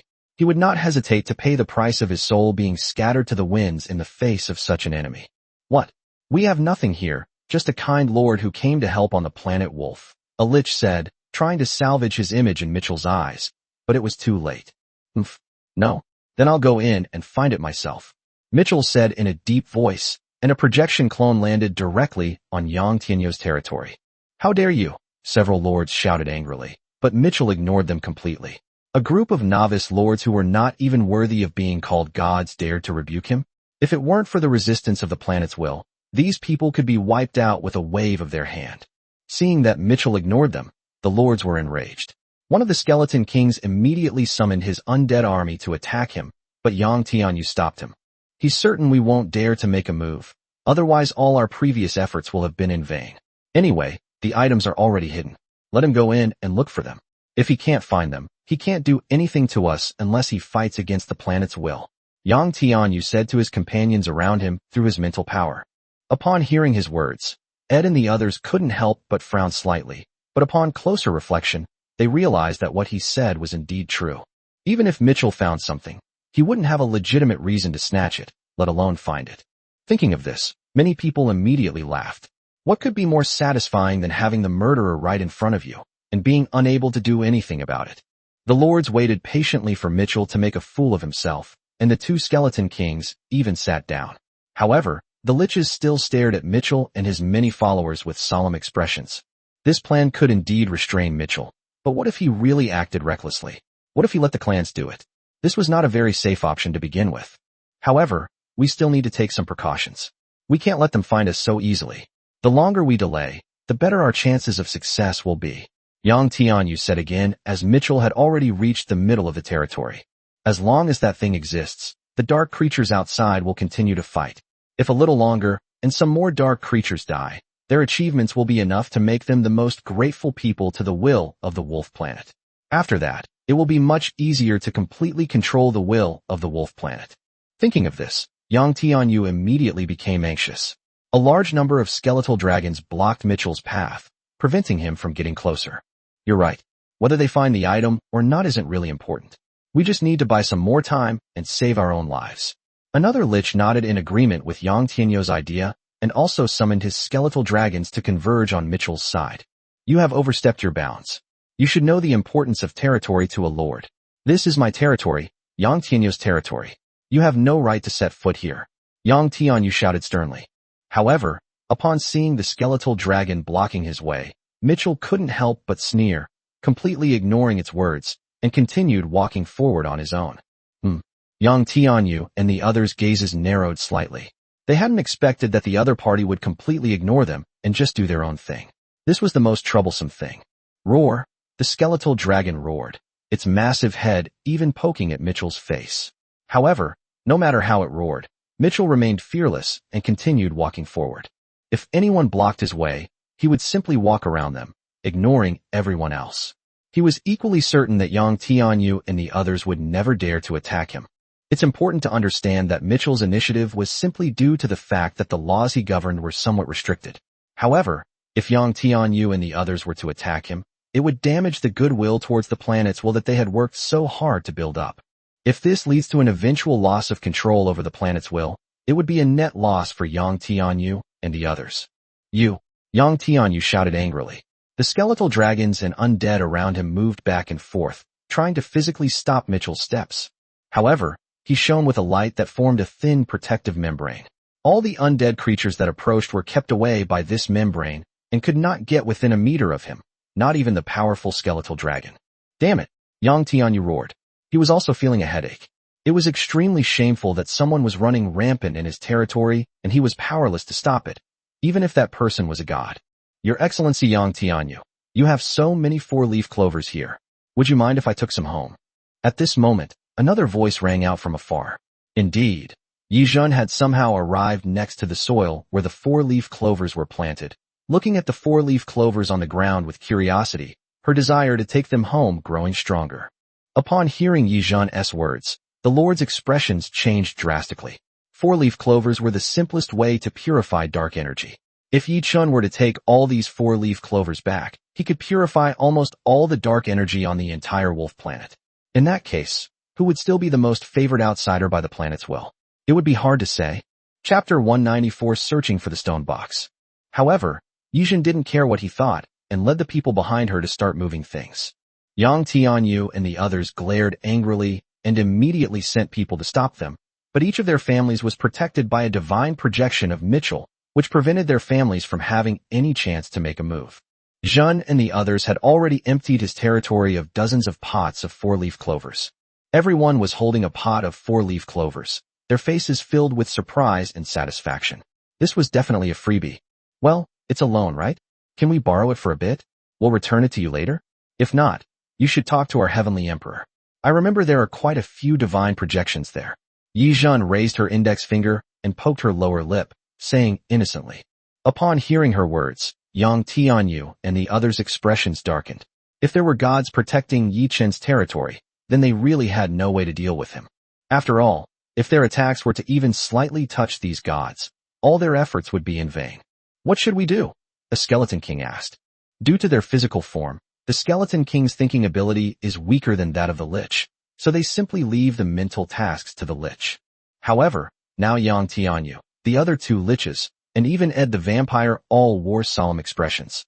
With Mitchell's protection, they were unable to attack Yi Zhen and the others, and the light shield on Yang Tianyu's body could easily push away the undead creatures that tried to block them. This is just a normal collision between objects, which will not harm these undead creatures at all, and therefore cannot be considered an attack. However, Yang Tianyu and his group were helpless against this behavior. Neither side could attack the other.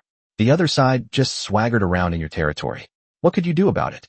Wait, a normal collision? What if it's not normal? Just as Mitchell was about to enter the main hall, Yang Tianyu's eyes suddenly lit up as he thought of a way to restrain him.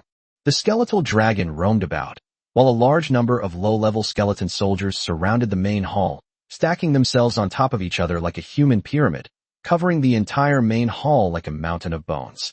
Upon seeing the main hall, which was completely surrounded, Mitchell frowned slightly and stopped in his tracks. Without a doubt, this must be the work of the other side. It seems like they are protecting the main hall at all costs, but in reality, it is the best way to break the deadlock.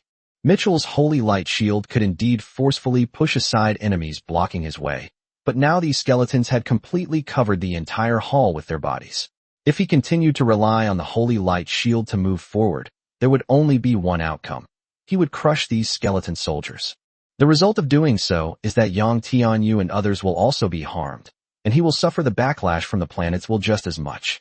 Fortunately, he and Yi Chun had already anticipated this situation, and Yi Zhen and the others, who were holding the four-leaf clover, immediately came over. Lord Mitchell, leave the rest to us. You just need to find the right opportunity to rush in, Yi Shi said, glancing at the crowd around him.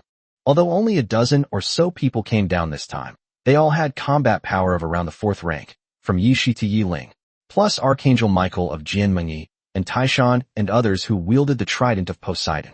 Aside from the three-legged golden crow and the blackbird being unable to descend due to their attributes, this place has almost gathered the strongest combat power that Yi Chun and Jianmingyi possess. As long as it doesn't directly encounter a Tier 6 skeletal dragon, it has the ability to fight even Tier 5 creatures. Sword of Holy Flame. Jianmingyi's Michael made the first move, slashing forward with a blazing sword enveloped in holy light, instantly shattering a group of low-level undead under the holy light. As mentioned before, Mitchell cannot take action, but that doesn't mean Yi Chun and Jianmingyi cannot. They can even take action without any scruples under Mitchell's protection. After all, Yang Tianyu and the others did not dare to fight back at this time. Mitchell's projection was protecting them at all times.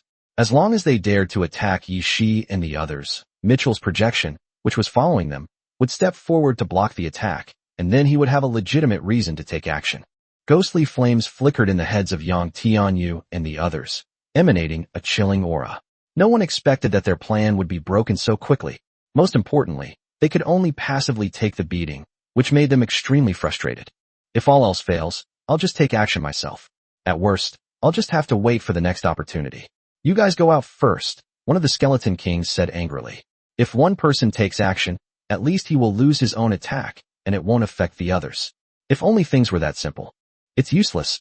What can you do even if you attack? Do you really think there's only one divine avatar here?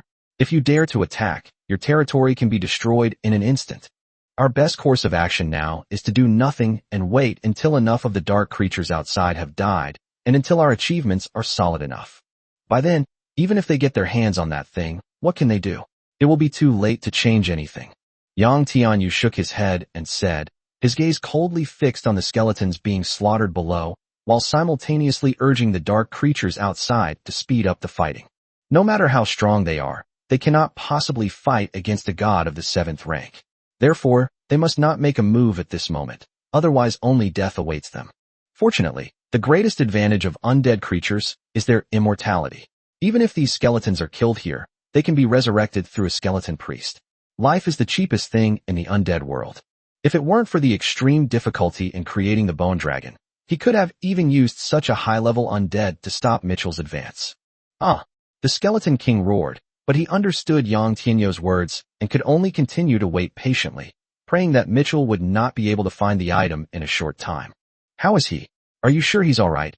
Another lich asked, looking at Yang Tianyu. Don't worry, even without us, he can hold out for a long time. Yang Tianyu's hoarse voice rang out, which immediately put these people at ease. Meanwhile, under the combined attack of Yi Shi and others, a breach was finally made in Yang Tianyu's main hall. Chapter 195 Searching the Temple. Quickly, place the stone box on top of the coffin. Yi Jin shouted to Mitchell beside her. As soon as she finished speaking, Mitchell transformed into a streak of light and rushed into the main hall.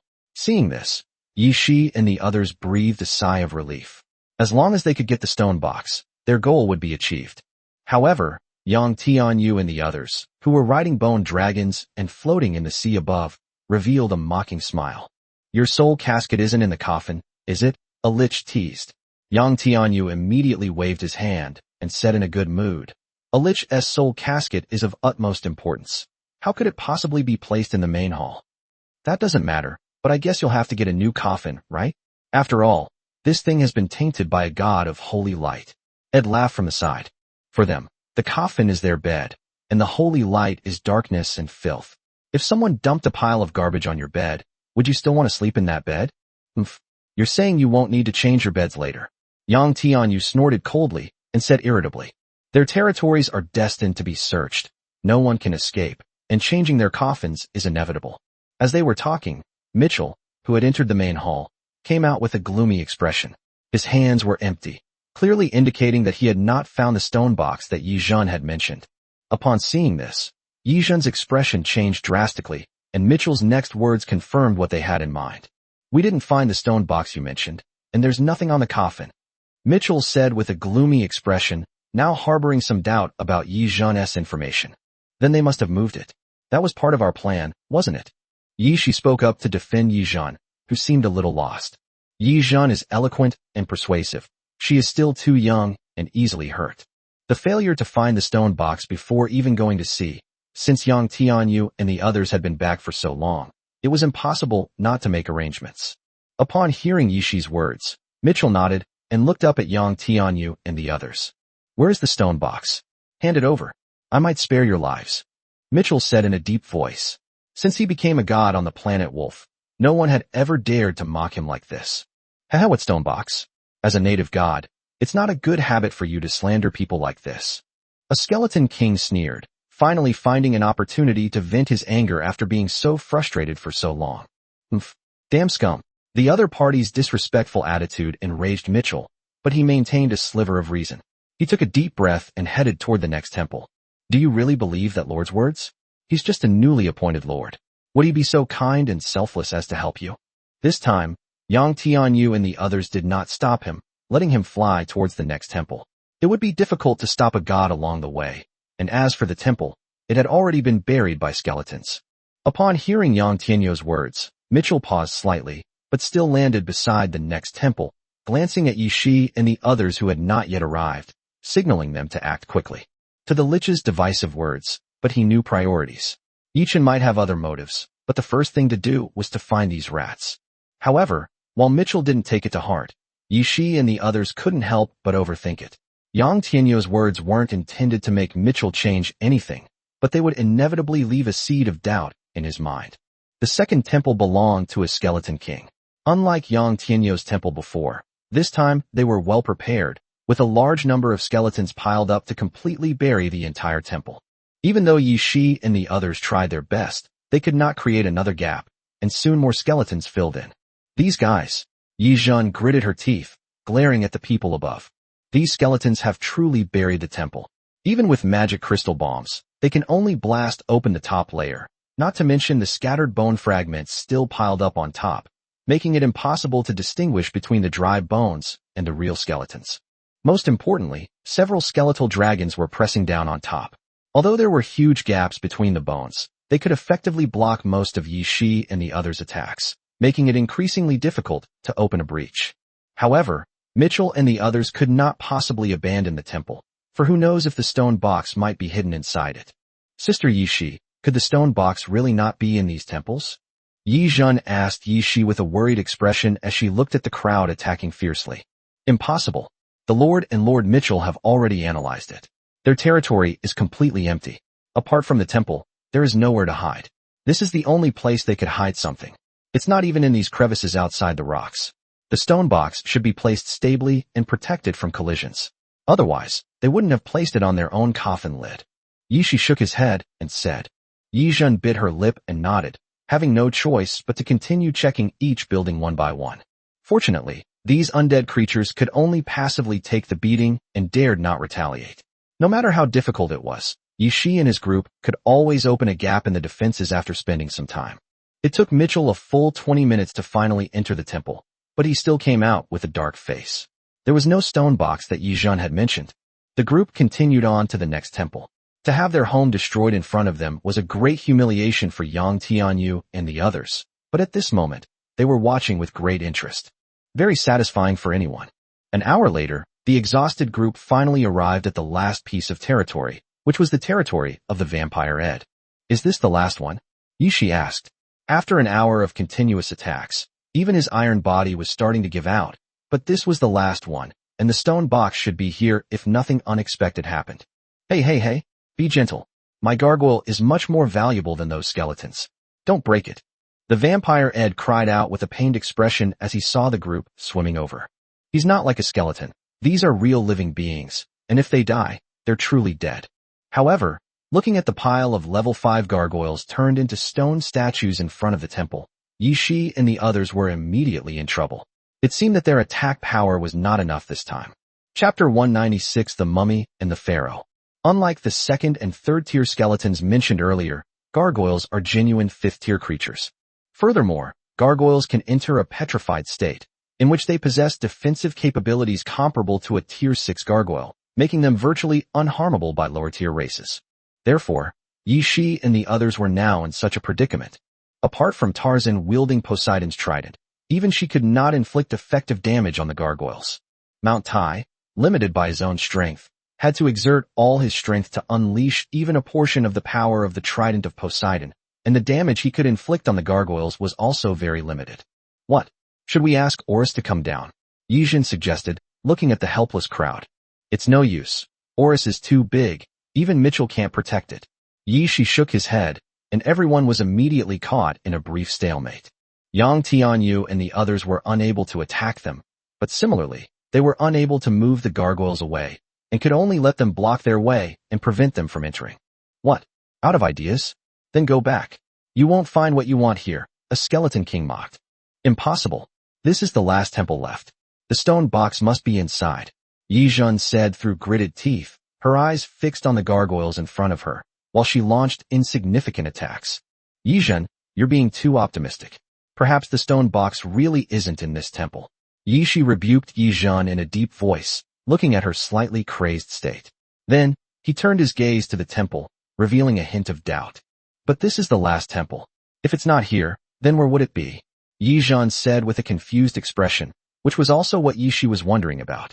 The territory of these undead creatures stretches as far as the eye can see, with nowhere to hide except the temple. If they're not in the main temple, where else could they be? They can't just be buried in a random hole, can they? That would make finding them a huge hassle. However, Yishi quickly rejected this idea.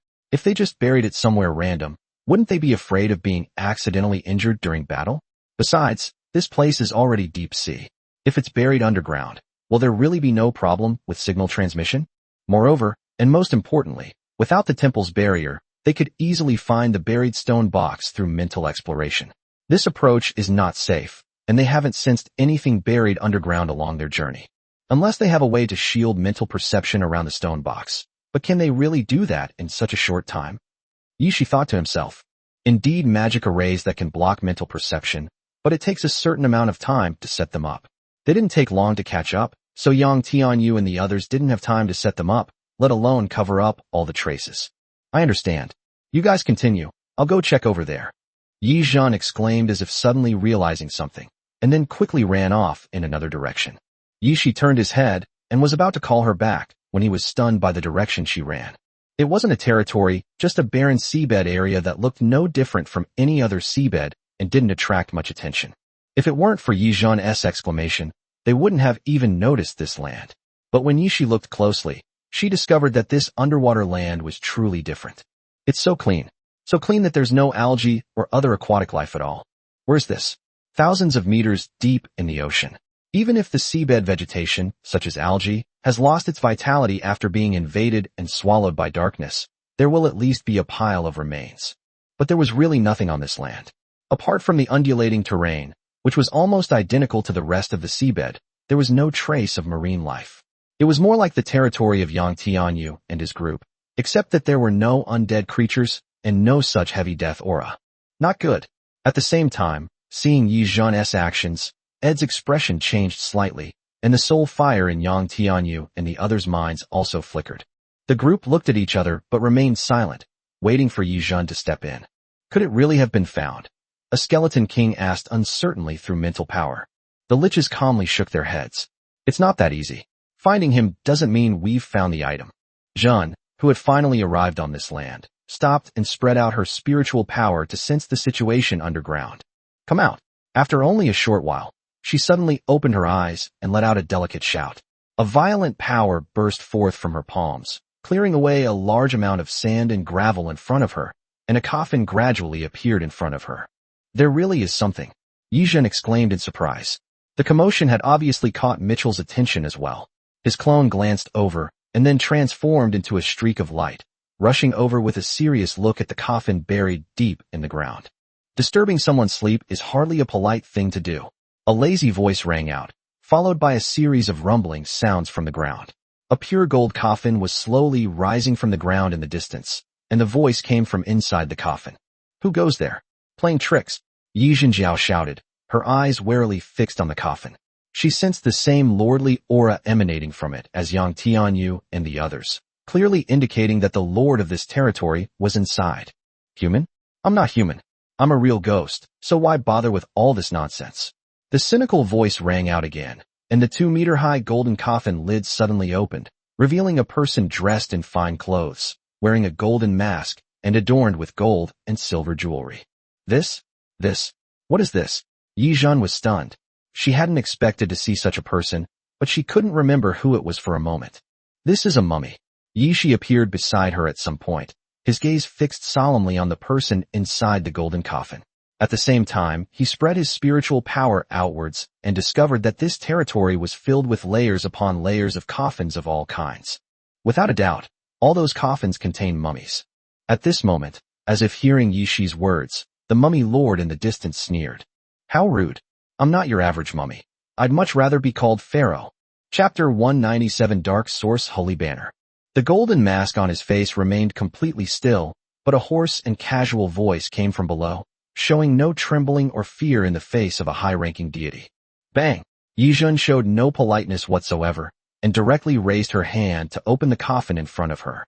As the coffin lid was lifted, a humanoid mummy wrapped in white cloth appeared before everyone's eyes, the blood-stained cloth still rising and falling with the movement of the seawater. Roar! A roar rang out, and the coffin lid was suddenly lifted. It was like being woken up in the middle of winter and having your blanket pulled off. The mummy in front of him was furious and roared as it charged towards Yijun. Finally, it stopped under the pharaoh's reprimand, just a little bit away from crashing into Mitchell's projection. Yi Shi and the others couldn't help but feel a pang of regret. Sorry, I've been wrapped up for too long and my brain isn't working too well. Little one, you've offended everyone. The pharaoh chuckled softly from inside the coffin. At his command, the mummy carefully retrieved its coffin lid and laid back down inside. As they sealed the coffin and buried the earth, Yi Shi and the others witnessed a mummy burying itself, but they did not go up to stop it. The coffin was empty. There was clearly no stone box inside. Moreover, apart from his own magnificent jewelry, there was nothing else in the pharaoh's coffin, so the stone box was obviously not in his coffin. This caused not only Yi Shi to frown, but even Mitchell's expression darkened. The temple shrouded in gargoyles hadn't even been opened yet, and now there were coffins scattered all over the place. Clearly, Yang Tianyu and his group were stalling for time. Their achievements are already enormous. If they continue on this path, no one will be able to shake their position in the eyes of the planet's will. When the entire planet Wolf is reclaimed, they will become the greatest contributors to the planet. Once they merge with the planet's will, they will become the rulers of the entire planet Wolf. This is only what Yi Chun and the others can think of at the moment. Yang Tianyu and the others' plan is definitely not that simple. Otherwise they could not have devised such a big scheme. They must have a bigger purpose. Hand over the stone box, and I will spare your lives, Mitchell said in a deep voice. At this point, Yi Shi and the others were powerless. No matter how hard they searched, it was impossible to open so many coffins in a short time. There were even fifth-order mummies inside. Therefore, Mitchell had no choice but to take matters into his own hands, even at the risk of the planet's backlash, to find the stone box that was affecting the entire planet. Is this the god of Planet Wolf? How rude. What stone box are you talking about? I was so sleepy, I don't even know what you're talking about. The pharaoh's teasing voice came, but Mitchell had already lost patience to wait any longer. With a slash of holy light, a large number of mummy coffins were cleaved open in the territory, and countless sleeping mummies were instantly killed. However, Mitchell quickly scanned the coffins and found no trace of the stone box. He immediately prepared to launch another attack. All right. Why are you so angry? It's a stone box, here you go. We're all civilized people. Can we not resort to violence over a mere disagreement? The pharaoh said with a pained tone, seemingly very distressed for his mummies. At the same time, a wooden coffin rose up from the ground beside him. Humph! Seeing the rising coffin, Mitchell snorted coldly, pursed his lips, and walked towards the coffin. That attack just now had sealed his control over the law of radiance to some extent. This was a warning from the planet's will to him. Without using any divine power, Mitchell raised his hand and opened the coffin. In addition to a sleeping mummy, there was indeed an exquisite stone box placed next to it. This is it, Yi Zhan exclaimed in surprise, while Yang Tianyu and the others who saw this scene above had drastic changes in expression. He wouldn't have really handed it over, would he? It took us a lot of effort to get this thing, one of the skeleton kings exclaimed. A treasure capable of driving all the dark creatures on a planet into a frenzy is hard to find. They went to great lengths to acquire just one. If Mitchell were to destroy it, they would truly have lost everything. Keep watching. Without answering, Yang Tianyu said in a deep voice, his eyes fixed on the stone box that Yi Zhan had taken out. Everyone was stunned when she opened the stone box. You're playing me. Mitchell turned his head and glared angrily at the pharaoh, ready to kill him immediately, but the other party showed no fear and said slowly, I'm not playing tricks on you. You're looking for the stone box, aren't you? The stone box is right there. I wasn't lying. You know we're not looking for the stone box itself, but what's inside it? Yi Zhenjiao shouted, feeling just as if they'd been tricked. Mitchell had already raised his radiant sword, ready to strike the pharaoh. I say, you'd better put down your sword. I know what you're looking for, but it's something we went through a lot of trouble to get, and we're not going to give it to you, the pharaoh said calmly. Then we'll take it ourselves, Mitchell shouted, slashing out with his lightsaber. But the pharaoh's golden coffin suddenly shifted position, and the sword still only killed a large number of ordinary mummies. I said, can you not be so short-tempered? You're supposed to be a god of light. Can you at least let me finish what I have to say? Don't act like a god of war, so easily losing your composure, Pharaoh said irritably. Even Yang Tianyu and the others above felt quite helpless at being able to talk back to a god like that. Who go ahead? Mitchell took a deep breath. Although he was surprised that his opponent had managed to dodge his attack, finding that thing was the most important thing now. This must be what you're looking for, right? The Dark Source banner, Pharaoh said, taking out a small black banner. Upon seeing the banner, Ed and the others above immediately changed their expressions. He really brought it out, a skeleton king said anxiously, immediately wanting to rush down and risk his life to snatch the flag back. They had spent more than a year getting their hands on this thing, and if it were handed over to Mitchell, all their efforts would be in vain. But before he could rush out, the pharaoh below, to everyone's astonishment, directly shut down the Dark Source holy banner as function. Look, this thing is off, so you don't need to look for it anymore. But it's our stuff, so we can't give it to you. Chapter 198 The Continuation of Life. The pharaoh's move stunned not only Yi Shi and Mitchell, but also Ed and the two skeleton kings. Only a few liches remained calm, as if they had expected this and were not flustered at all. At the same time, the pharaoh, who had shut down the Dark Source holy banner, looked at Mitchell and the others and spoke again. You see, our sincerity is quite evident, isn't it? So, in exchange, we hope we can continue to stay on Planet Wolf to help you continue to purify the darkness. Of course, you can take those 4-leaf clovers if you want. They were just icing on the cake anyway, and they don't affect the overall situation anymore. What exactly do you want? Mitchell asked again. This was a question that Yang Tianyu and the others had asked many times, but they had never given him an answer. This time, however, Yang Tianyu and the others, who had been floating above, fell down. It's very simple. We want to continue living as lords and continue fighting against the darkness, Yang Tianyu said solemnly. You found Aoife's territory, which means the Dark Source holy banner can no longer be hidden. Rather than fighting to the death here, it's better to shut it down openly and avoid a catastrophe. Humans, lords, gods, shouldn't we use our power to fight against darkness, not to fight among ourselves? Yang Tianyu's words suddenly became righteous and awe-inspiring, but this could not conceal the fact that they were plotting against the planet Wolf. Therefore, Mitchell's expression did not change, and he waited for Yang Tianyu to continue. Do you want to survive at the cost of the entire Wolf planet? The fact that Wolf Planet was pulled into the trial space must be related to you, right? Yi Chen's voice rang out, and a communication projection appeared beside Yi Shi. He and Yi Shi had actually been in contact on the phone, but now that things were settled, they switched to projection mode. Yi Chen's appearance did not surprise Yang Tianyu and the others. In fact, the other party even sneered. You're right. Planet Wolf is indeed a trial space that we've brought here with great effort, but that's not necessarily a bad thing, is it? At least here, we can slow down the rate at which it's being swallowed by darkness, and even save it from being devoured by a large number of new lords, just like we are now. We're just doing this for a little bit of money to save our own lives. A little reward? If you really rekindle the flame of hope, will this planet still exist?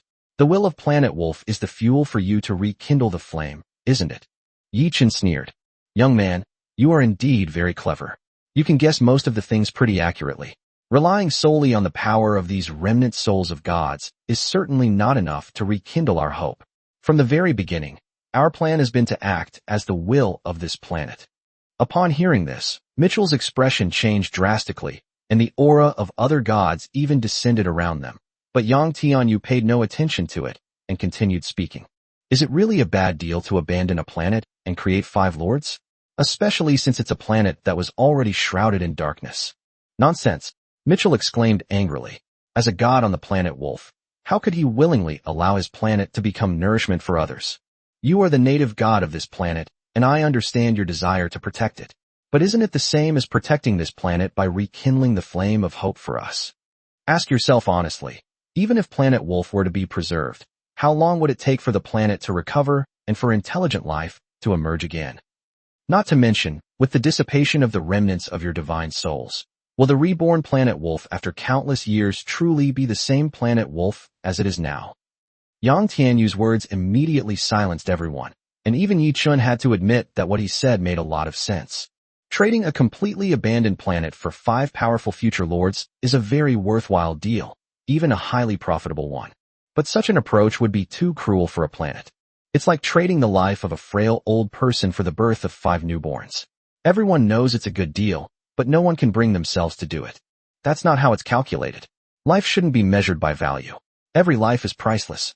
Neither Planet Wolf nor the 5 new lords should be used as bargaining chips. Yi Chun shook his head and said, however, such ideas were not accepted by people in the perilous dark world. As expected, Yang Tianyu and the others sneered and looked at Yi Chun with mockery. In their eyes, he was just a naive junior who thought that life was equal. Gods, lords, awakened beings, ordinary people. Do you see them all as the same? What about the ants on the ground? The moths in the air? Kid, you're not planning to go down the Buddhist path, are you? Trying to live up to the old ways of sweeping the floor for fear of hurting ants, or protecting moths by covering lamps with gauze. Life is never equal. A lord can save millions of people. Tell me, where is the equal value of life? Yang Tianyu's words left Yi Chun speechless. Although he did not intend to practice Buddhism, what the other party said was not wrong. Many times, life is not equal. But to scheme against a planet like this is something he cannot accept right now. Besides, we have merged with the will of the Planet Wolf and borrowed its land. Isn't that a kind of continuation of the Planet Wolf? You should know that after becoming lords in this way, our initial kin must be a race that once existed on the Planet Wolf. This means that the glory of Planet Wolf can be restored in a short period of time. Doesn't your majesty wish for that? Yang Tianyu patiently persuaded him, and Mitchell's expression revealed that his heart had already wavered. If it takes countless years for the Planet Wolf to recover, will the Planet Wolf still be the same planet it is today? If not, then what is the point of their current persistence? In contrast, entrusting everything to Yang Tianyu and his team allows them to be seen as a continuation and a legacy of the Wolf Planet. Just like the passing of the older generation and the birth of the new generation, it is a kind of alternation and rebirth, a continuation of life and inheritance. And the most important point is, clan you were born from was a race that once existed on the Planet Wolf. Mitchell asked, his voice trembling slightly. Chapter 199, The God's Self-Comfort. When Yi Shi and the others returned to their territory, Yi Chun let out a helpless sigh. Ultimately, they couldn't stop Yang Tianyu and his group from seizing the planet. Although the gods like Mitchell didn't directly agree, they tacitly acknowledged their existence.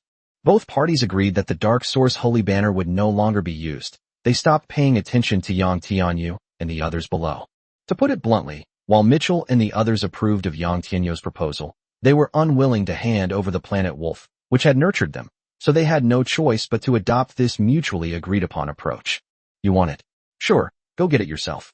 As long as you don't go too far in the process, they will ignore you. If you manage to snag one, that's your skill.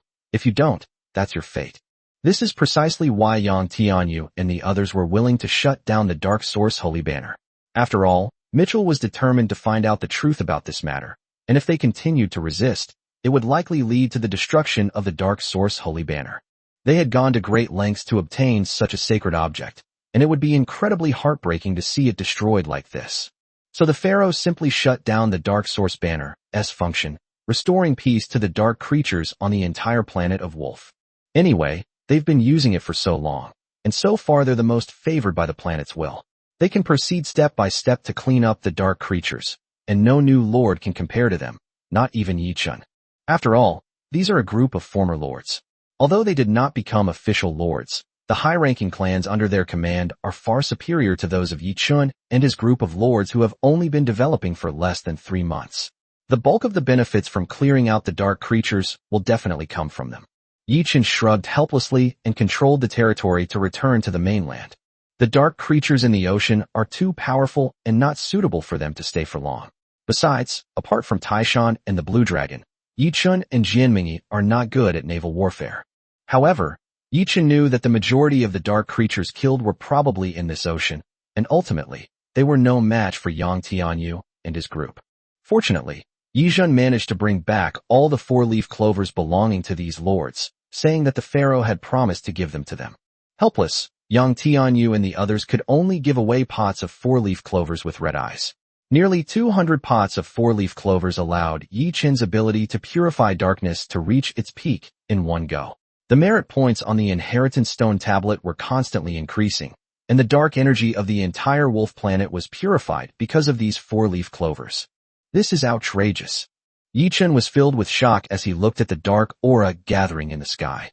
After he had the four-leaf clovers placed down, the 200 pots of four-leaf clovers gathered together, and immediately the surrounding dark energy surged in like a tide, transforming into pure air through the transformation of the four-leaf clovers.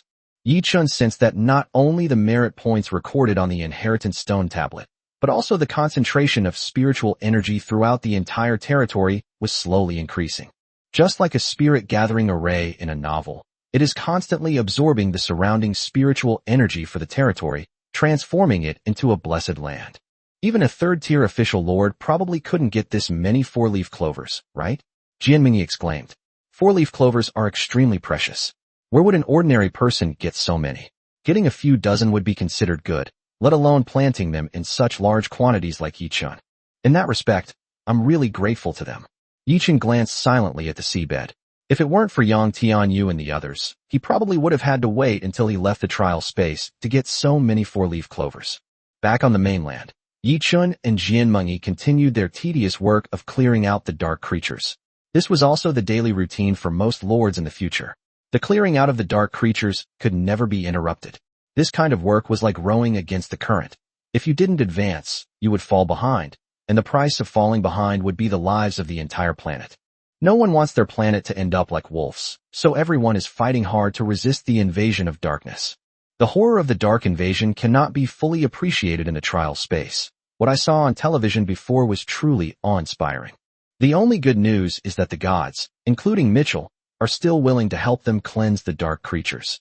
Perhaps out of guilt towards the planet's will, or for their own psychological comfort, these gods became increasingly diligent in helping Yi Qin, seemingly genuinely wanting to nurture him and gain the planet's approval. In this way, even if they ultimately fail, they can say it was fate and that they did their best. Whether human or divine, everyone needs an acceptable excuse to seek some psychological comfort. This dark purification operation lasted a long time, more than a month. With the end of the fourth dark tide, the dark creatures on Planet Wolf were finally completely cleaned up.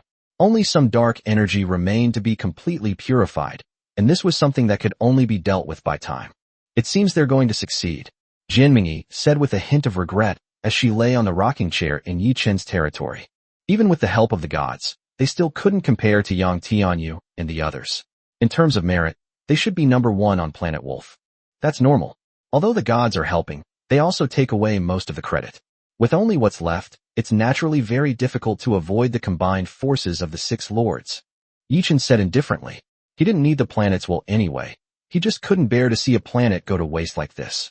However, even the native gods of the wolf planet have approved of Yang Tianyu and the others' actions, so he has nothing to say. He can only do his best and leave the rest to fate. Compared to his struggle with Yang Tianyu and others for the planet's will, he was more interested in the ball of divine energy in his hand. This is the divine energy that Mitchell and other gods promised him. If nothing unexpected happens, this energy is enough for him to convert into dozens of primordial points. Should we try the scripture pavilion again? Or perhaps convert some primordial clan members or buildings? If that doesn't work, maybe we should research whether there are other uses for primordial points? Yi Qin was conflicted, but what he didn't expect was that his pleasant afternoon with Jianming would be interrupted by an unexpected guest. What? Aren't you going to invite me in for a seat?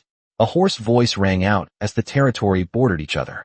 Yang Tianyu looked at Yi Qin and Jianming on the recliner with a slight smile. Chapter 200 Yang Tianyu's Gift. Why are you here? Yi Qin stood up in confusion. Although he did not agree with Yang Tianyu and the others' actions, there was no grudge between the two of them, and they even had a deal. Now that the situation on Planet Wolf is settled, we are just waiting for this last batch of dark energy to complete its evolution before we begin to merge with the planet's will and rekindle the flame of hope. I came to see you before I left, and also to complete our previous transaction, Yang Tianyu said, raising his right hand and taking out a very familiar stone box. What's this? Yichen was taken aback. Could it be that they were planning to give him the Dark Origin Holy Banner? So generous? He was a little flattered. This is the origin of my clan. I originally planned to find someone to give it to you outside, but since we've come across it, you can just take it. I've sealed the power of the nest inside. You can use it directly when your territory is able to support a new clan. Yang Tianyu said. Upon hearing this, Yichen realized that one of the items in their original deal was Yang Tianyu's undead clan's lair. The agreement was that after leaving the trial space, they would find someone outside to deliver it to him. Neither of them expected that they would run into each other in the trial space and even compete with each other. You haven't merged with the planet's will yet, have you? Is it all right to forcibly separate the essence of your clan? Yichen asked curiously. Stripping a lord of their clan's origins is extremely damaging, and in severe cases, it can even extinguish the flame of hope. However, the flame of hope for Yang Tianyu and his group has been extinguished, which is not a big deal, but rashly stripping away the origin of their clan is by no means an easy thing. Don't worry, the remaining dark energy on Planet Wolf will be completely purified in a day at most.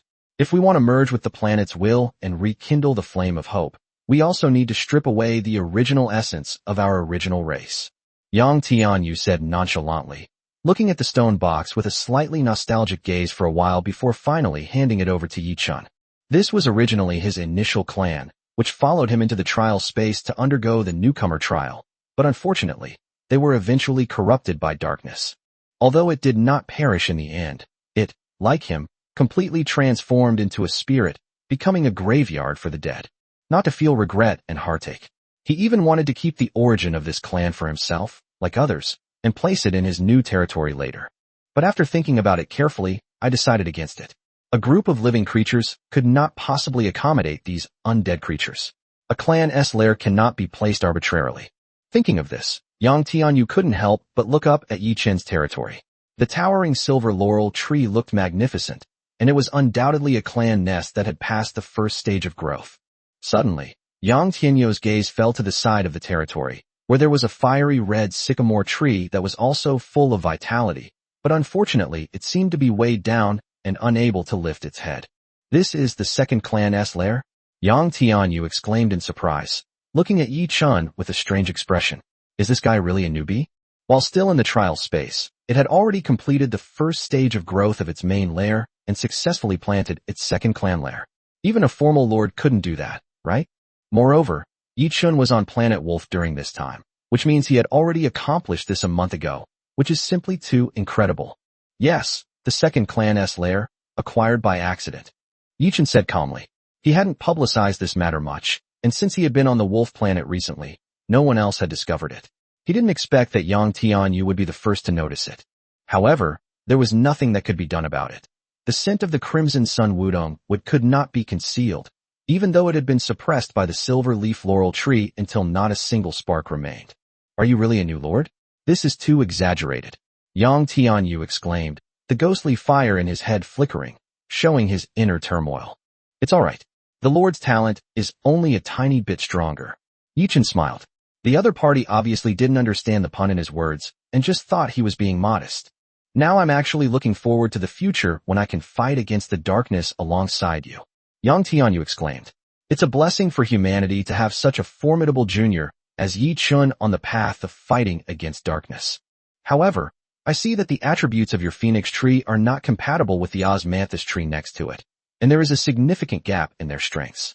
In the long run, this will do more harm than good, Yang Tianyu said with a frown after his remarks. He could sense the immense energy within the Crimson Sun Wudong tree, but this energy was completely opposite to that of the osmanthus tree next to it. The two conflicting energies were constantly intertwining and gradually eroding the roots of the Wudong tree. It was purely accidental. The silver leaf laurel tree advanced, breaking the energy balance between the two. We can only hope that the Crimson Sun Wudong tree will grow up as soon as possible. Yichen shrugged helplessly. He was also anxious about the Crimson Sun Wudong tree, but there was nothing he could do. He could either find another source of life essence or wait for the Crimson Sun Wudong tree to grow up on its own. Unfortunately, judging from the current situation, the growth period of the Red Sun Wudong tree will likely be extended due to the suppression of the silver leaf laurel tree, which is a real headache for him. What a pity. If it weren't for the conflicting attributes, your territory would definitely have developed much better. Yang Tianyu sighed, and shook his head. A moment of hesitation flashed through his mind, but he still took out a small bottle from his black robe. Fine, I'll help you all the way. Here, take this bottle of life essence. You'll have to pay me back a bottle someday. Yang Tianyu said with a pained expression. Life essence is not common. It can even be said to be extremely rare, and it is priceless if taken out. He originally intended to use it himself, since becoming a lord again in the real world didn't give him any chance to develop, so he used the life essence to grow as quickly as possible. But now, seeing Yi Chen's Crimson Sun Wudong tree, he felt a pang of regret for some reason.